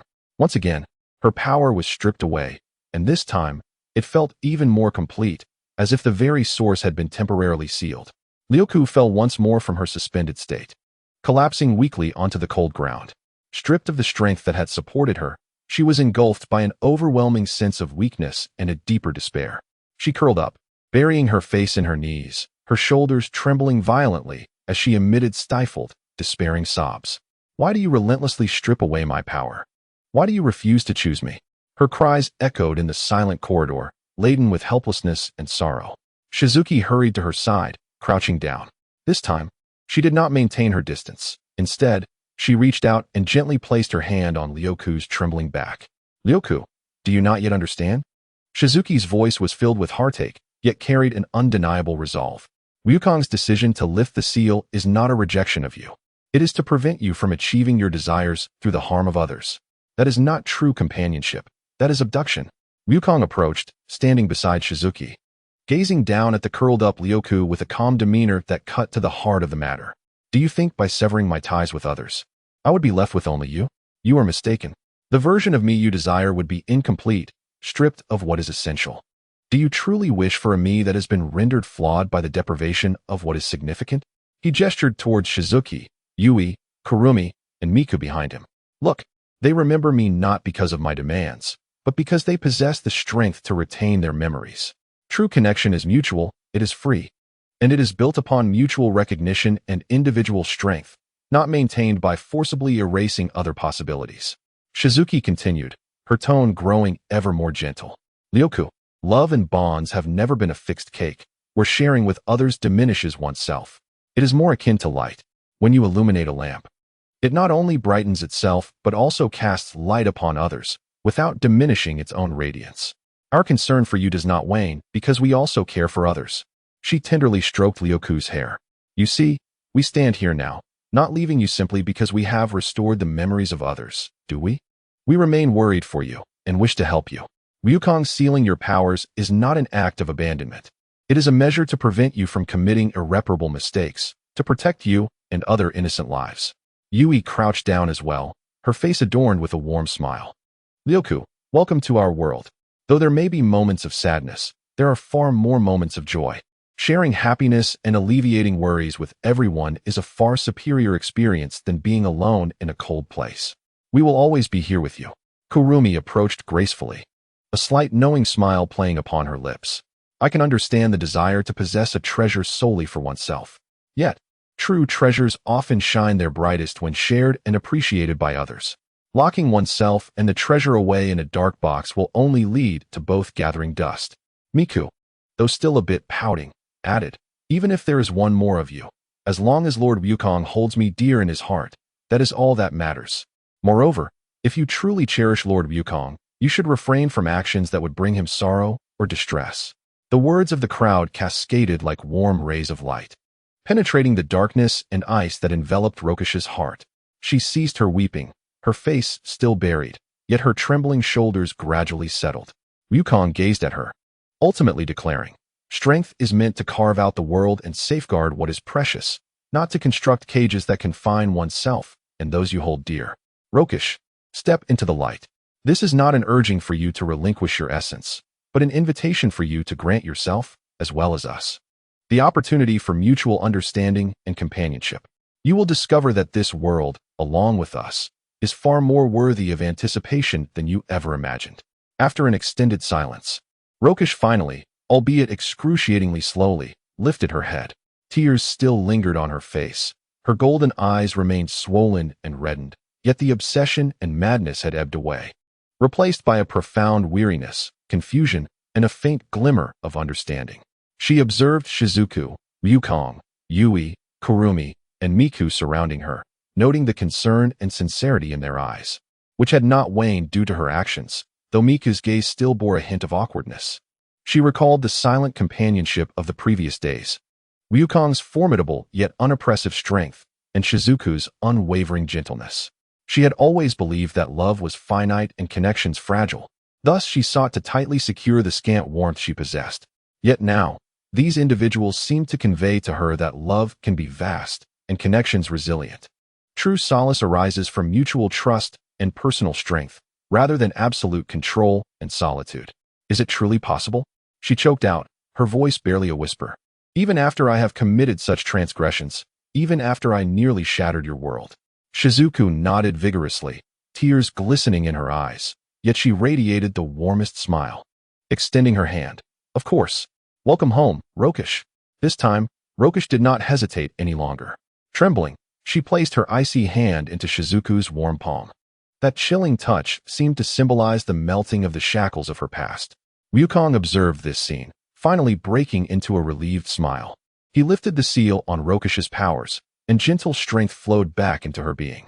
Yet this time, as she felt this power, her mind was no longer consumed solely by thoughts of closure and defense. Instead, a faint impulse emerged, one that perhaps sought to embrace and protect something. In the corridor of starry nights, the eternal silence appeared to be shattered. A new atmosphere, imbued with hope, began to permeate the air. The locks on her heart had not completely vanished, but the key had been entrusted by Rokish herself to those willing to guide her toward a broader horizon. As for the true essence of love and connection, she still had a long, warm journey ahead to learn and experience. Chapter 62. Seals and Discoveries. Rokish stared blankly at Shizuku's face, so close yet filled with gentleness and determination. Feeling the warmth radiating from her palm and the unreserved acceptance it offered, the defenses she had long fortified crumbled at that moment, finally collapsing into dust. The crystalline tears cascaded down once more, but this time, they were not born of despair or fear, but rather of a thawing release, a warm current surging within. As she beheld the flicker of timid yet genuine light gradually igniting in her eyes, Shiori no longer hesitated. She leaned forward and gently bestowed a tender yet solemn kiss upon the smooth forehead of Roku, a gesture akin to a sacred ritual, a binding covenant. It symbolized the formal acceptance of past solitude and isolation, as well as the forging of new bonds and a future intertwined. Accompanying this kiss, the splendid and ornate golden qipao, which had signified separation and self-protection, began to emit a soft radiance. Tiny particles of light, akin to scattered stardust, drifted from the ethereal garment, resembling the melting of ice and snow, or the quiet return of celestial bodies to stillness. The once impenetrable exterior gradually transformed into transparency, becoming ephemeral, ultimately dissolving entirely amidst the vibrant hues of the starry night corridor, revealing her intrinsic, unadorned dark dress. Concurrently, the immense power of the spirit within her ebbed like a receding tide, gently sealed away, pacified. Another spirit, through the avenues of understanding and acceptance, had been successfully sealed, embarking on the path of merging with the human world. This was undoubtedly a conclusion worthy of celebration. Gazing at Roku, whose expression had turned bewildered and dependent, reminiscent of a newborn in need of guidance, Sun Wukong felt a shift in his thoughts. With his current mastery of power, achieving a permanent resolution was not beyond his reach. He had previously contemplated whether he could directly seek out the primal spirit responsible for the tragedies of all spirits, sealing it entirely, even separating its essence imbued with various powers, thus fundamentally resolving the issues of spatial tremors and the manifestation of spirits in this realm. However, this notion was ultimately dismissed by him. The reason was simple. His primary task upon descending into this world was to purify the 7 malevolent Dragon Balls birthed from Earth's negative energy. A daunting responsibility still far from completion.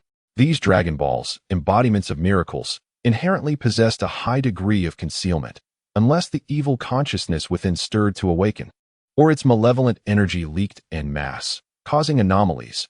Even he would find it difficult to precisely locate them amidst the vast expanse of planets.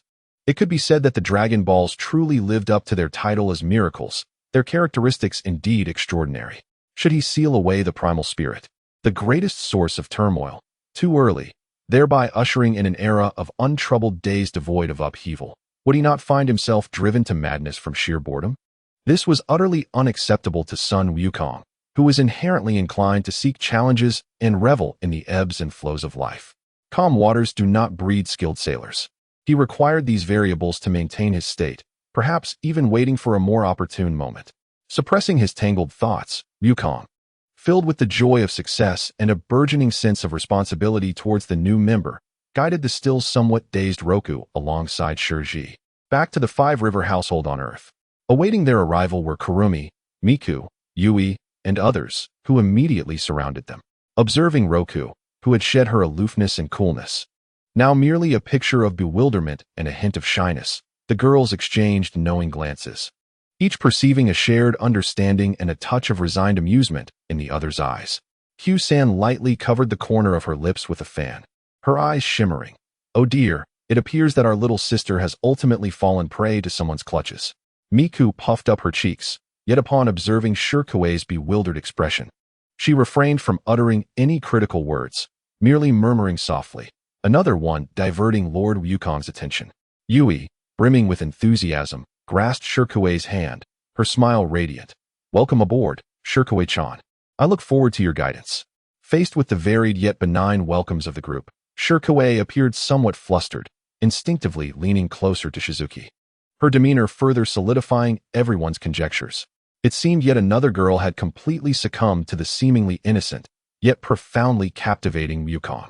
In the days that followed, Wukong and Shizuki took on the responsibility of guiding Shirkuei in adapting to modern human society, perhaps due to her prolonged seclusion in that self-imposed subspace. She was nearly disconnected from societal norms, making her progress in learning various basic knowledge rather sluggish. From mastering the use of simple household appliances to grasping the concept and application of currency and understanding basic social etiquette and interpersonal boundaries. Each aspect required patient explanation and demonstration.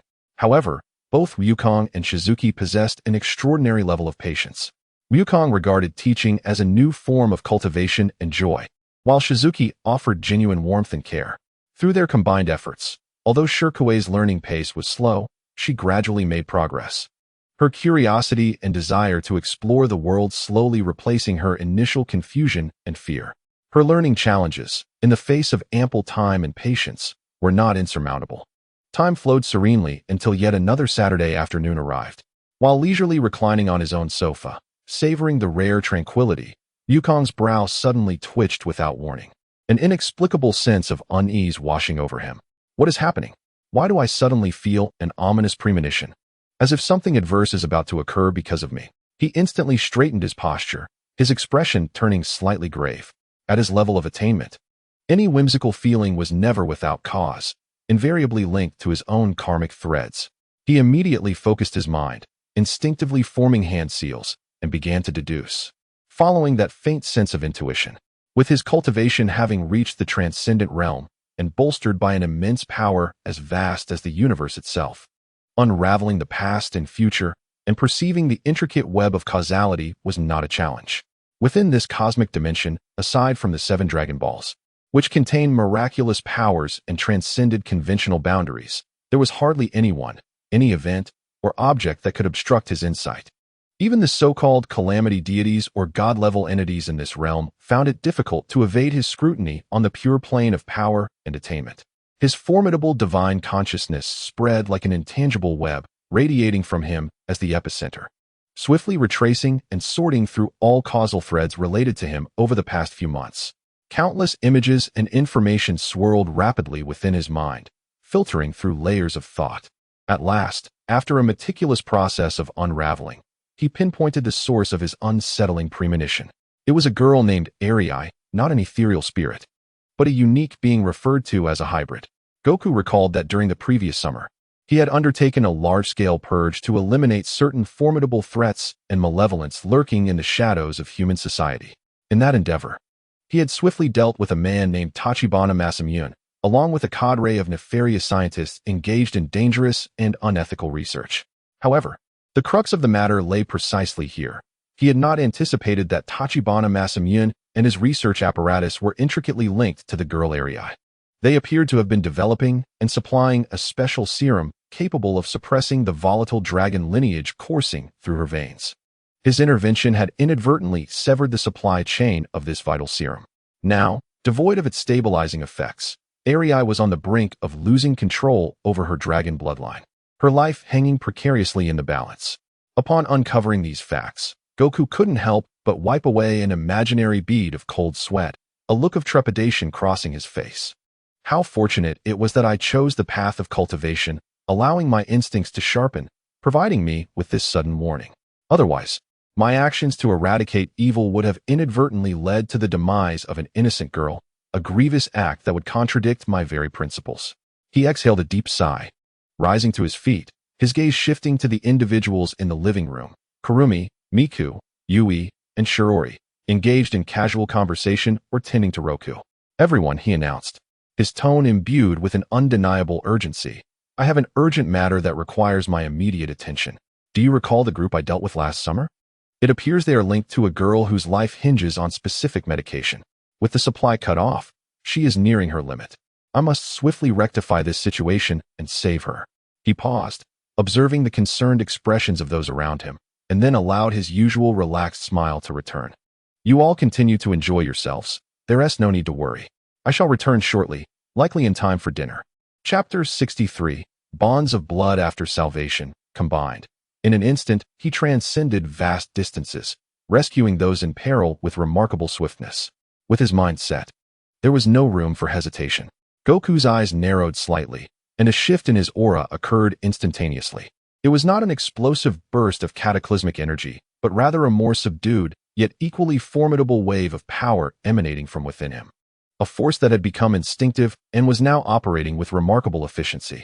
A powerful, invisible magnetic field expanded rapidly around him, not for destruction, but rather to manipulate the atmosphere before him with exquisite precision. The air molecules, under the influence of this finely tuned magnetic force, obediently parted to either side, creating a nearly vacuum-like, imperceptible passageway with remarkably reduced resistance. This enabled him, even when flying at a speed that transcended the bounds of common sense, to avoid generating a deafening sonic boom from the intense friction with the air. Only in close proximity could one discern a faint and elongated whisper, akin to the wind gliding through a narrow crevice. Simultaneously, his fingertips deftly executed a simple incantation, summoning the enigmatic powers of the cultivation system, which rippled outward like undulating water. A barely perceptible aura enveloped his entire being. This was not an intricate invisibility technique, yet it sufficed to distort light visually, blurring the boundaries between him and his surroundings, rendering his movements ghost-like, blending seamlessly with the flowing clouds and the urban backdrop. Even the most advanced radar or the keenest human eye would find it challenging to capture his precise silhouette amidst his rapid motion. With a surge of energy, he took flight. In the next moment, his figure resembled a faint shadow that warped the light, shooting from the balcony of the Wuha residence straight into the heavens. His velocity had surpassed the conventional concepts of physics, achieving a realm where distances seemed trivial and far-off places appeared within arm's reach. Below, the city of Tiangong rapidly diminished in his field of vision, transforming into a miniature model adorned with countless glimmering points of light. The contours of mountains, rivers, and towns raced beneath him like fleeting reflections, blurring into a flowing tapestry of colors. He chose no circuitous route, but rather tore through the vast sky in a straight, shortest path towards his destination, Tokyo, breaking through the air. A breath? Perhaps even less. For a journey that would typically take several hours by ordinary means of transport, his exertion rendered time nearly meaningless. In one moment he was at home in Tiangong, and the next, the immense and bustling outline of Tokyo vividly emerged within his enhanced perception. Without a moment's pause, His form traced a subtle arc in the air, imperceptible to the naked eye, diving towards the imposing building where Ahhhh resided, as indicated in his memory. He landed steadily atop the building, his consciousness already flowing like mercury, silently permeating every corner of the structure. His formidable perception disregarded the barriers of concrete and steel, swiftly pinpointing the faint yet unique source of life energy. Deep underground, the presence that belonged to Ahhhh flickered like a candle in the wind, fraught with chaotic and painful energy fluctuations. This was a perilous sign of the dragon lineage's bloodline nearing a dangerous eruption after losing its restraint, embodying a simultaneous struggle between weakness and fury. Her vital signs teetering on the brink like precarious stones at the edge of a cliff. The situation was worse than anticipated. Frowning slightly, Wukong hesitated no longer. His figure blurred once more as he instantaneously transported towards the entrance leading underground. Time was of the essence. Concerned for Ahhh's safety, Sun Wukong had no intention of taking any roundabout approach. Upon locking onto the target's location, his form surged like lightning, directly disregarding all conventional pathways and security measures of the imposing building.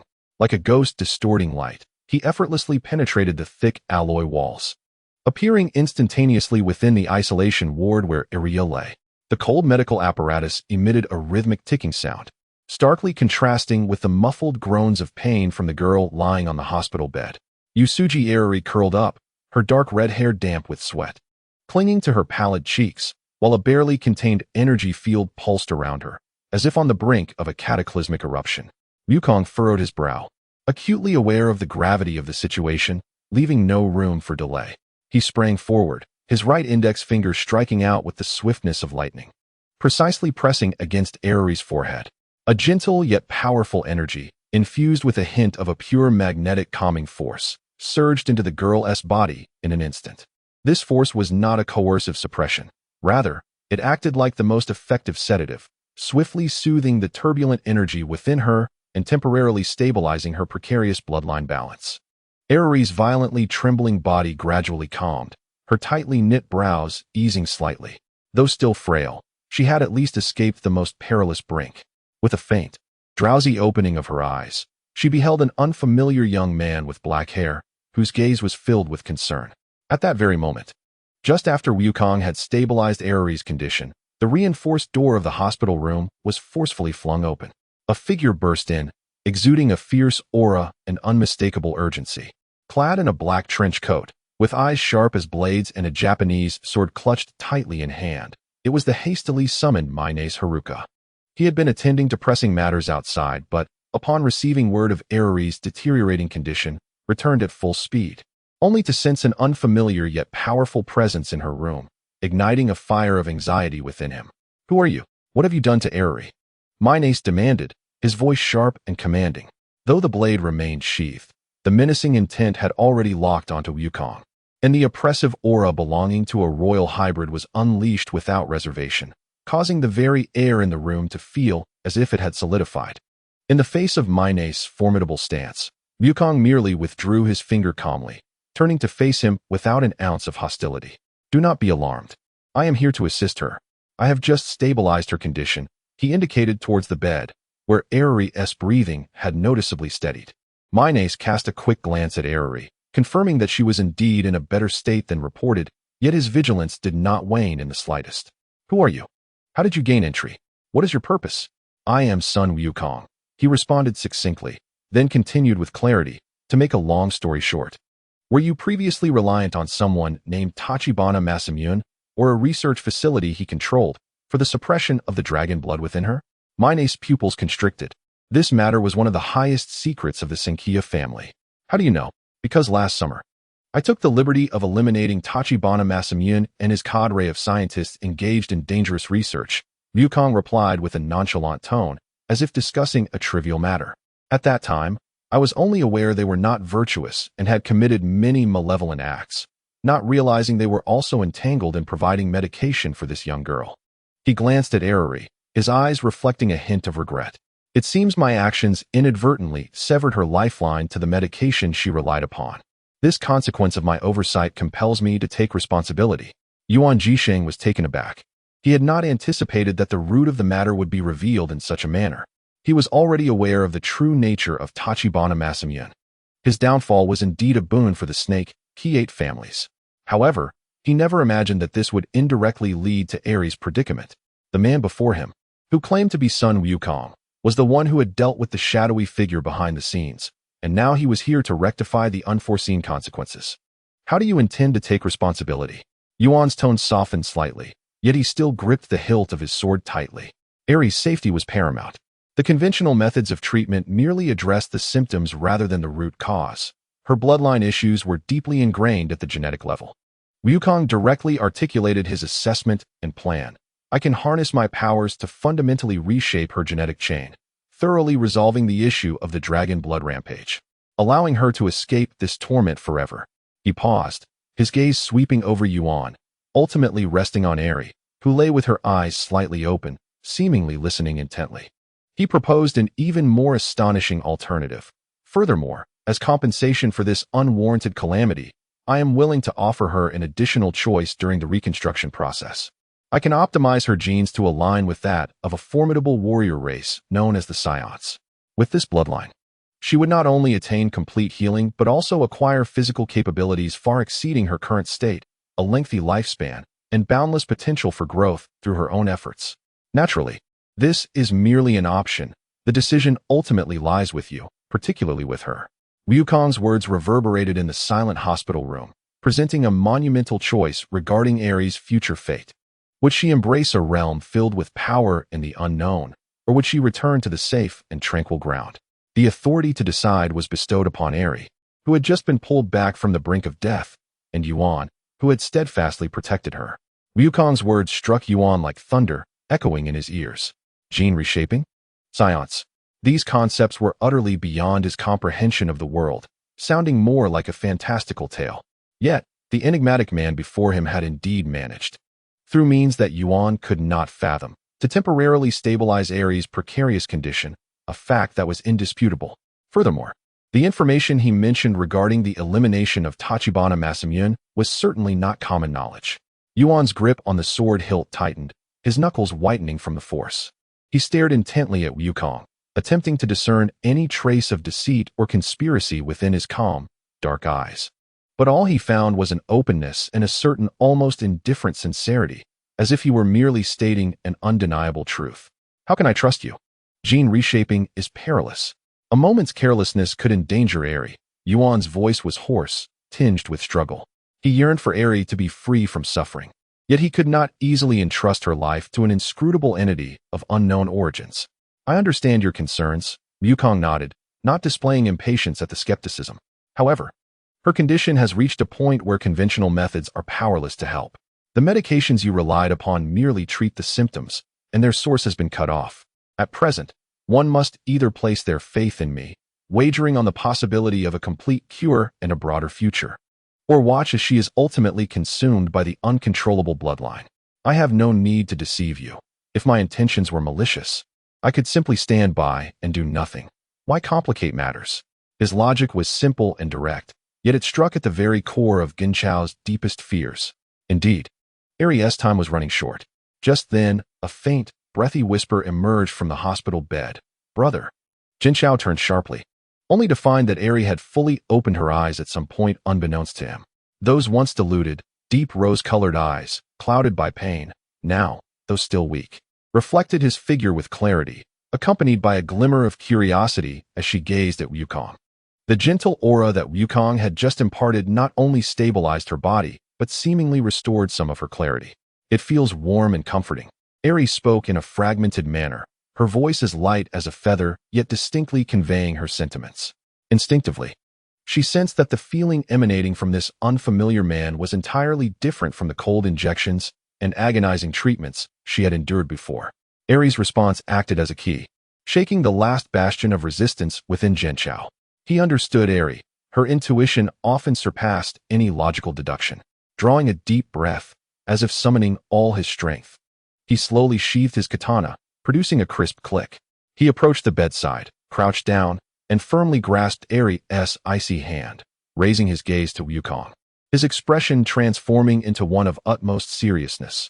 Mr. Sun Wukong, I trust Ahhh's feelings and am willing to place my faith in you this once. Please, I implore you, save her. He paused before adding, as for the Scion's choice, let Ahhh decide for herself. Whatever she chooses, as long as she can live healthily, I shall accept it. A hint of approval graced Wukong's features, a wise choice. Now, little one, he turned his attention to Ahhh, his tone softening. Did you hear that? Your brother wishes to know if you desire merely to regain your health, to live as an ordinary person, or if you yearn for a more robust existence.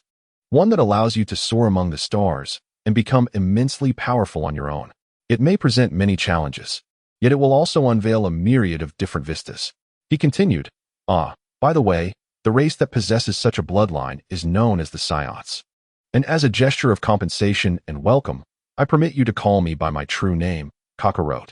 Which path do you wish to choose? Kakarot?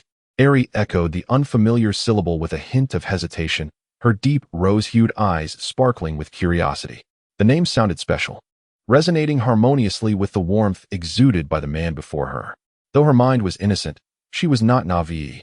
She had profoundly experienced the endless suffering and threats that her bloodline had wrought, and longed to live freely like an ordinary person. Perhaps even to explore the world her brother had spoken of. The privilege of addressing him by his true name instilled in her a sense of unique connection with this powerful yet gentle figure. She tilted her head slightly, pondering for a few moments, and then, facing Wukong, nodded vigorously and slowly. With a delicate finger, she timidly pointed at him, then gestured towards the sky outside the window, her eyes revealing a pure yearning for the unknown and a desire to transcend her fate. Her intentions were unmistakable. Very well, Wukong declared, no longer delaying. In that case, let us commence.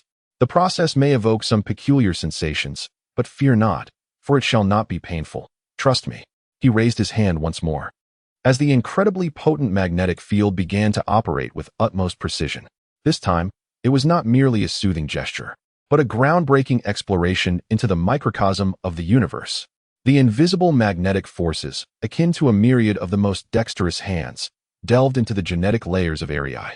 Yuan Jisheng held his breath, feeling the surrounding space tremble ever so slightly, as an indescribable, grand yet intricate energy commenced its operation.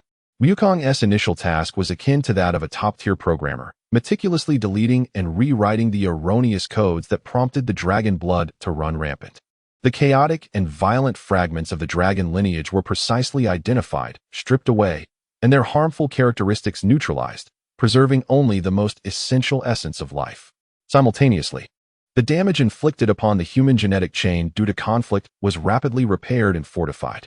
Thereafter, he began to inscribe a new program, the perfect genetic template, imbued with resilience, potential, and the instinct for battle derived from the Scion bloodline, began to merge with Ahhh's purified genetic foundation, reconstructing her essence. This process was not a mere substitution, but rather an optimization and sublimation, opening the door to a more potent form of existence while preserving the core life characteristics of Ahhh herself.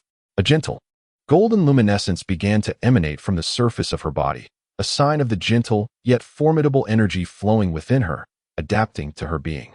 Her formerly pallid cheeks gradually regained their rosy hue. Her breathing became long and powerful, and the fluctuations of energy surrounding her stabilized completely, slowly growing in a healthy, robust manner. She sensed the wild power that had once burned within her, attempting to dominate her, dissipate, replaced by an unprecedented sense of ease, warmth, and seemingly boundless vitality. The transformation lasted approximately a quarter of an hour. As Wukong slowly withdrew his hand, Ahhh had been utterly rejuvenated. No longer was she the frail, ailing girl.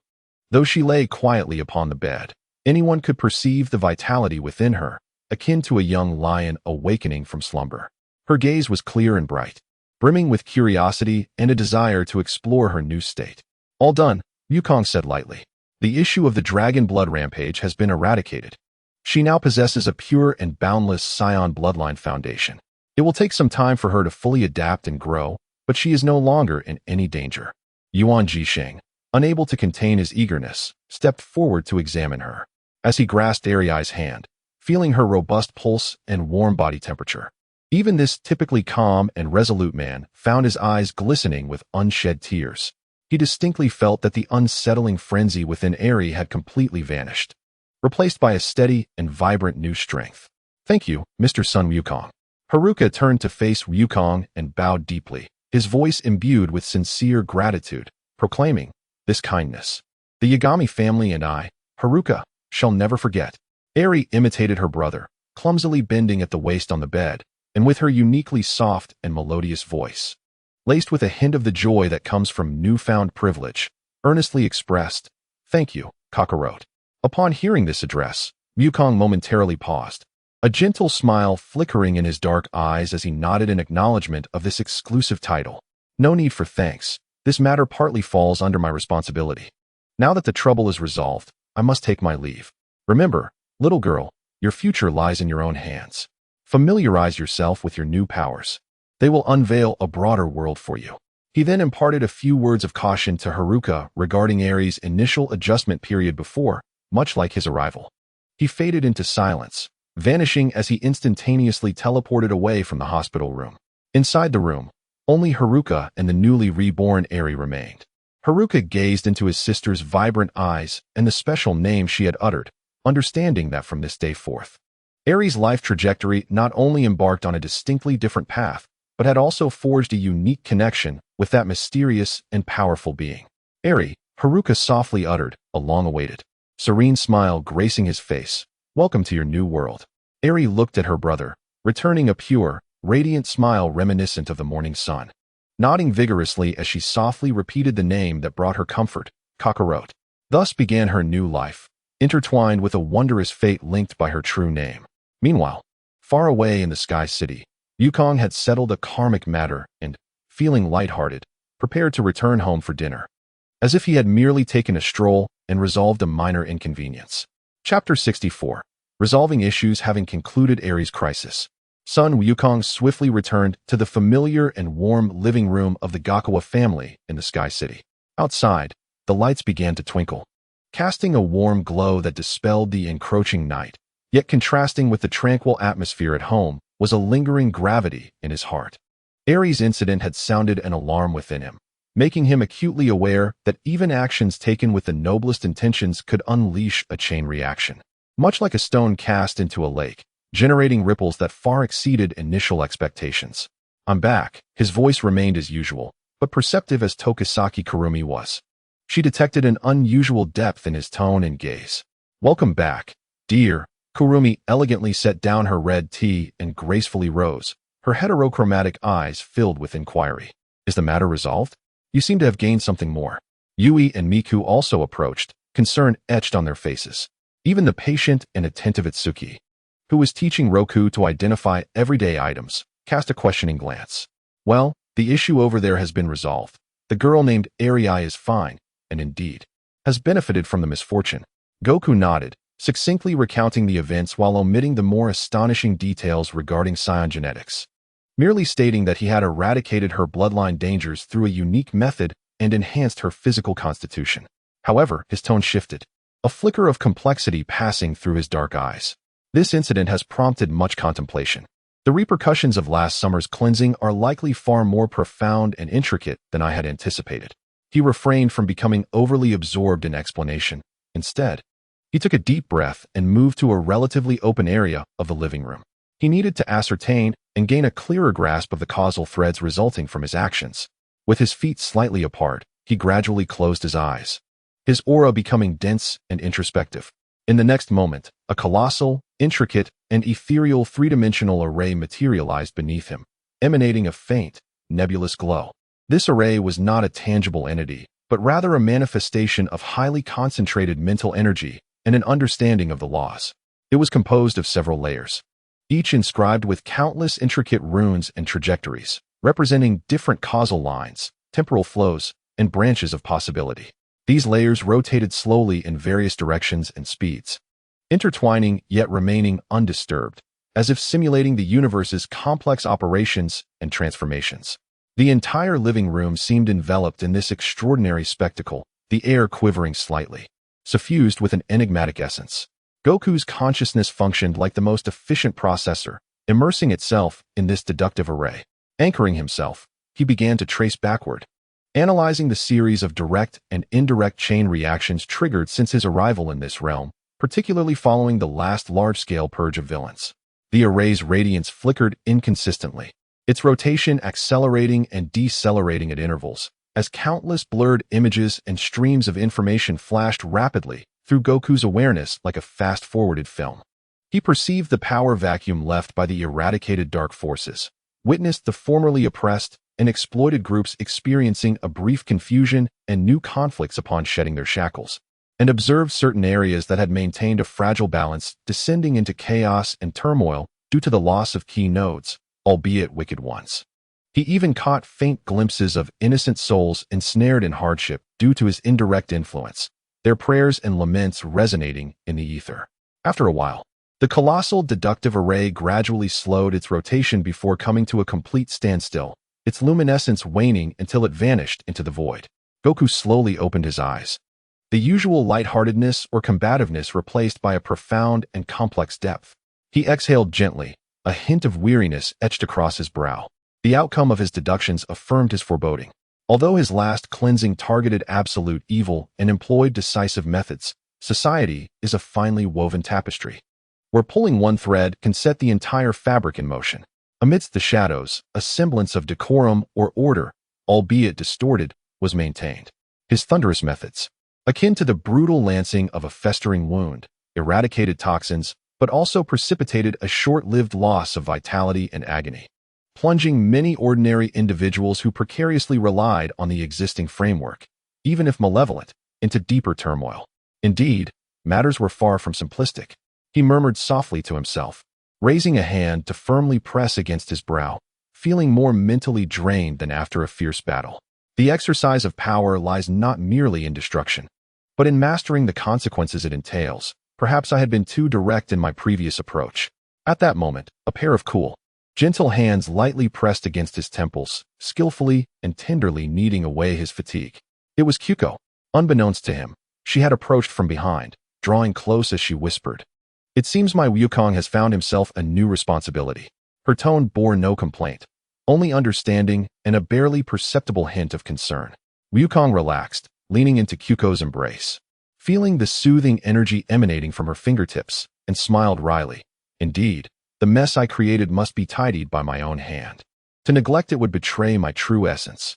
He paused, making a resolute decision, his voice firming up.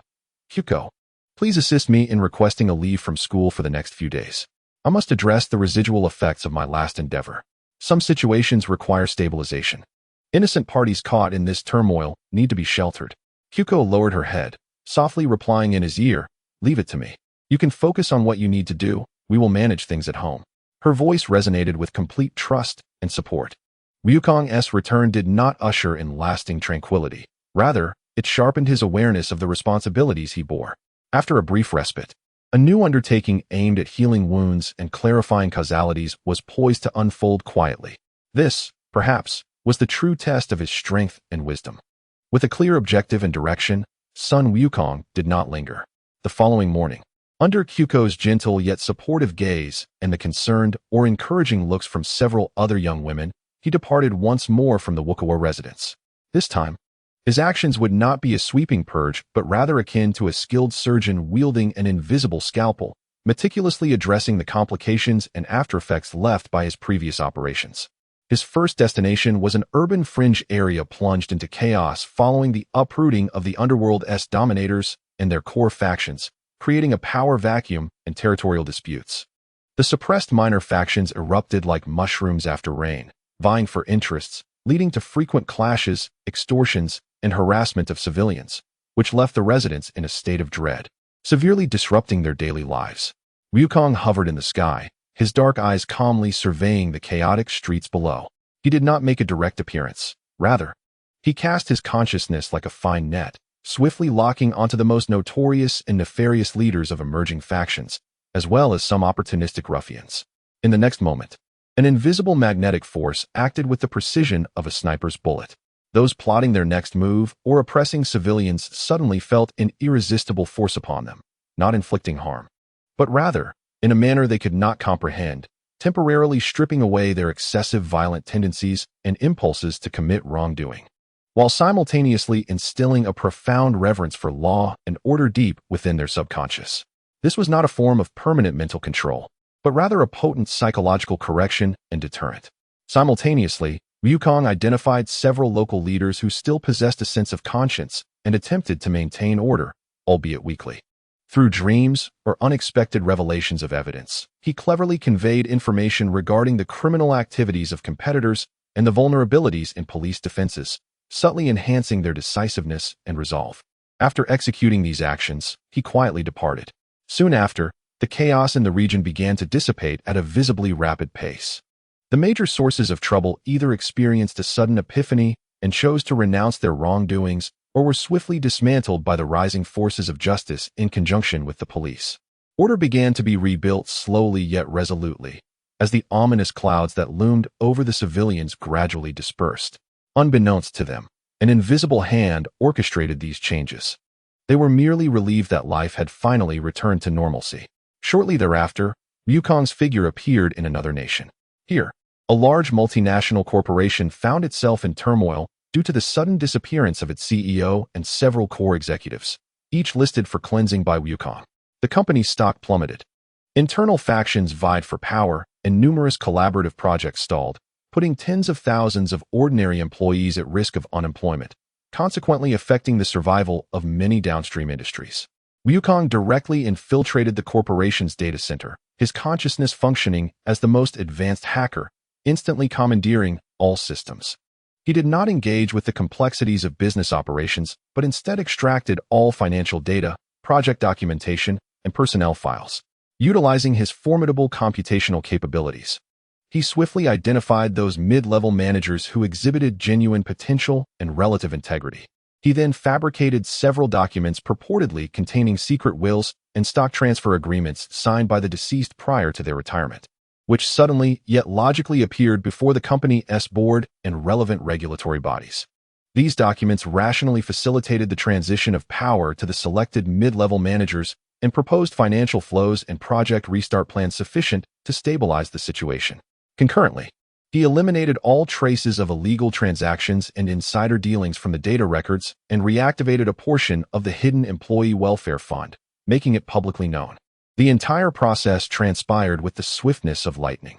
By the following day, when the company's management and employees returned to work, they were astonished to discover that the once precarious organization seemed to have been infused with a potent elixir of vitality.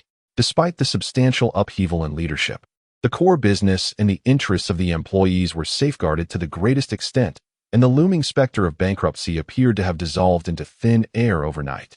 Countless families thus retained their economic sustenance, and societal stability gained an additional layer of assurance. His journey did not cease there.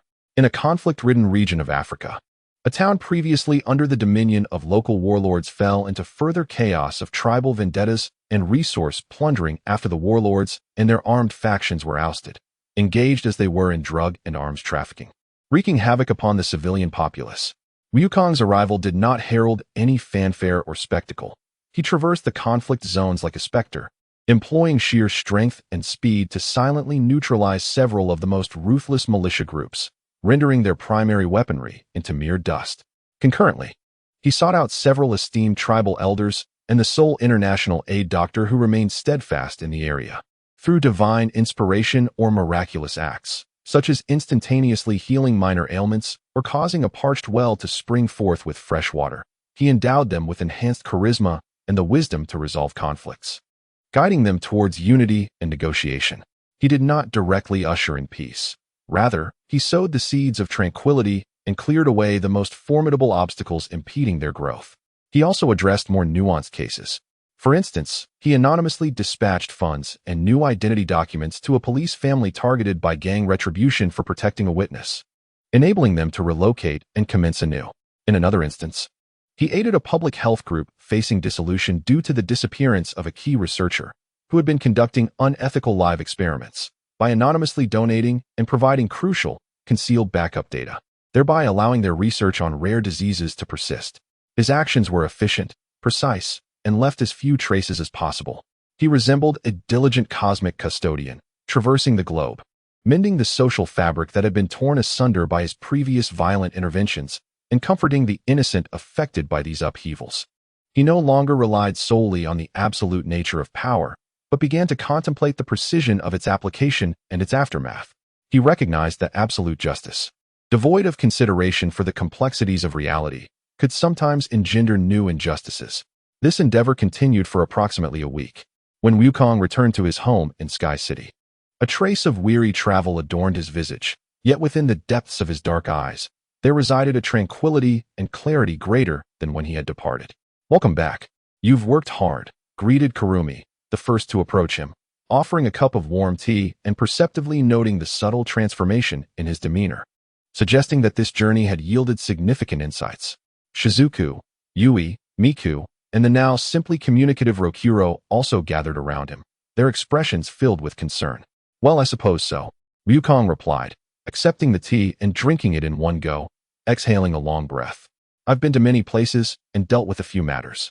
It was far more exhausting than fighting, but I feel rather good about it." He smiled subtly, refraining from elaborating on the process. Yet everyone could sense that a certain fixation within him seemed to have eased, rendering him more harmonious. Approaching the window, he gazed at the serene nightscape outside. Most of the chaotic threads of causality he had witnessed in his reflections had been smoothed or guided towards a more favorable direction by his own hands. While achieving perfection and satisfying everyone is impossible, he had at least endeavored to mitigate the negative impacts of his actions, allowing more innocent souls to live in tranquility. The essence of strength, perhaps, does not lie in the ability to destroy, but in the capacity to protect and the manner in which one does so. He murmured to himself, this realization being the greatest insight he had gleaned from this endeavor. Simple destruction is effortless, but constructing and repairing require greater wisdom, patience, and respect for life. This endeavor to mend causality thus reached its conclusion. It lacked exhilarating battles and globally recognized achievements. Yet it marked a crucial step for Sun Wukong in understanding the use of power and the weight of responsibility. In some corner of the earth, darkness and injustice may still linger, but at the very least, the unwarranted ripples he had inadvertently caused were now smoothed by his own hands. In the days to come, he could finally set aside this burden, redirecting his attention to the mundane aspects of life around him, as well as the unfinished mission of purifying the Dragon Balls. The warmth of home and the expectation of those waiting for him provided him with the greatest solace at this moment. Chapter 65. Now in a classroom of the second year at Zen High School, the afternoon sun lazily streamed through the windows, casting mottled shadows on the blackboard. At the podium, the teacher was elaborating on complex mathematical formulas, the voice resonating in the air like a lullaby. Sun Wukong rested his chin on one hand while absent-mindedly twirling a pen with the other, his dark eyes gazing out at the cerulean sky, his thoughts drifting far beyond. The knowledge presented in class was far too simplistic and tedious for him, and this monotonous routine occasionally left him feeling a tinge of ennui. In that moment of distraction, a long-forgotten figure unexpectedly invaded his mind. Yuri now, the girl with silver short hair, independent yet slightly stubborn in nature. Her distinctive red school uniform and striking silver locks seemingly dancing before his eyes. It indeed seemed that some time had passed since he last sought her out. Wukong mused internally, recalling that their last meeting was perhaps before the previous summer, after he had broken through her barriers and entered her heart. During this time, he had been preoccupied with matters concerning the six eating and later, the consequences of Aries' actions and the ensuing aftermath, which had caused him to neglect his girlfriend studying at Star Hill Academy. A faint sense of guilt and a sudden rush of longing compelled him to make a decision.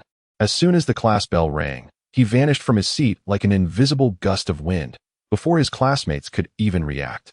Without employing any extravagant teleportation spells, he merely relied on pure, transcendent speed beyond physical limits. The magnetic force naturally cleared the air ahead, while his cultivation techniques obscured his form and trajectory, propelling him in a straight line towards Star Hill Academy. The towering skyscrapers beneath his feet transformed into indistinct patches of color, and the splendor of the city was swiftly left behind.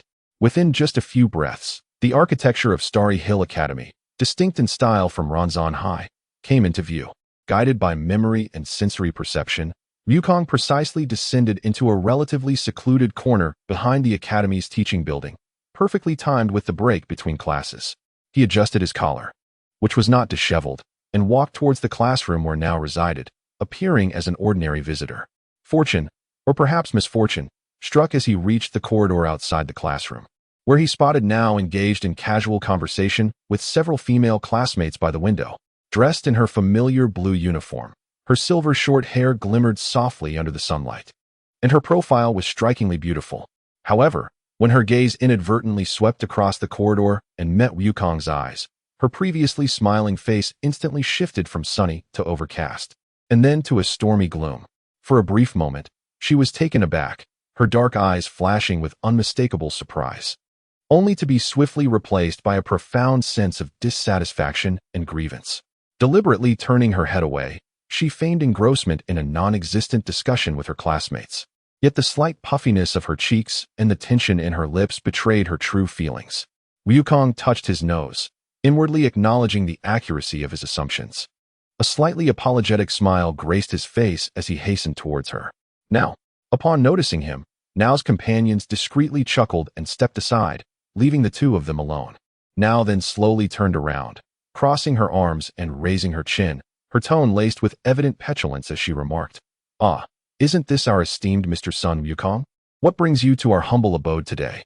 Have you lost your way, or have you finally remembered that I exist in your contact list?" Her rapid-fire inquiries were imbued with a thick layer of jealousy and resentment. Wukong chuckled awkwardly, reaching out to take her hand, only for her to nimbly evade him. "Ahem. Well, I've been rather busy lately, overwhelmed with matters," he attempted to explain, mentioning a recent trip abroad to address some issues and assist a few friends. "Humph," Now interjected with a scoff, her gaze drifting towards the window.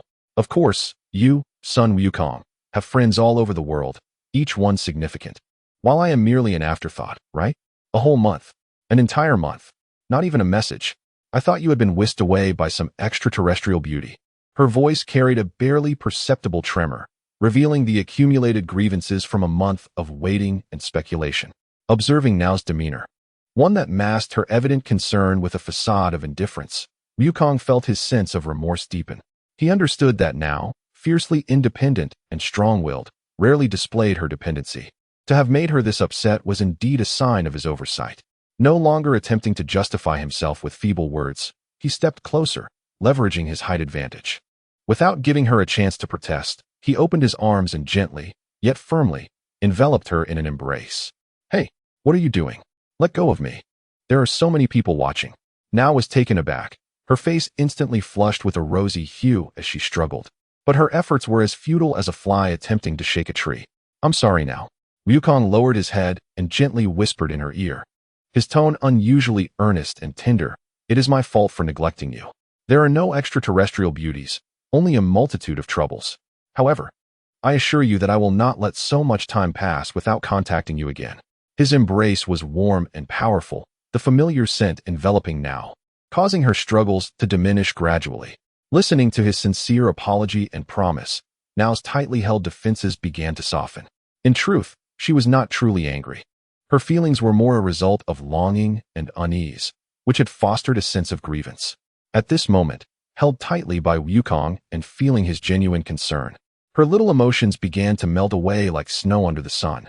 She buried her face against his sturdy chest and murmured, "Who asked for your assurance, you fool?" Though her tone retained a hint of awkwardness, it had softened considerably.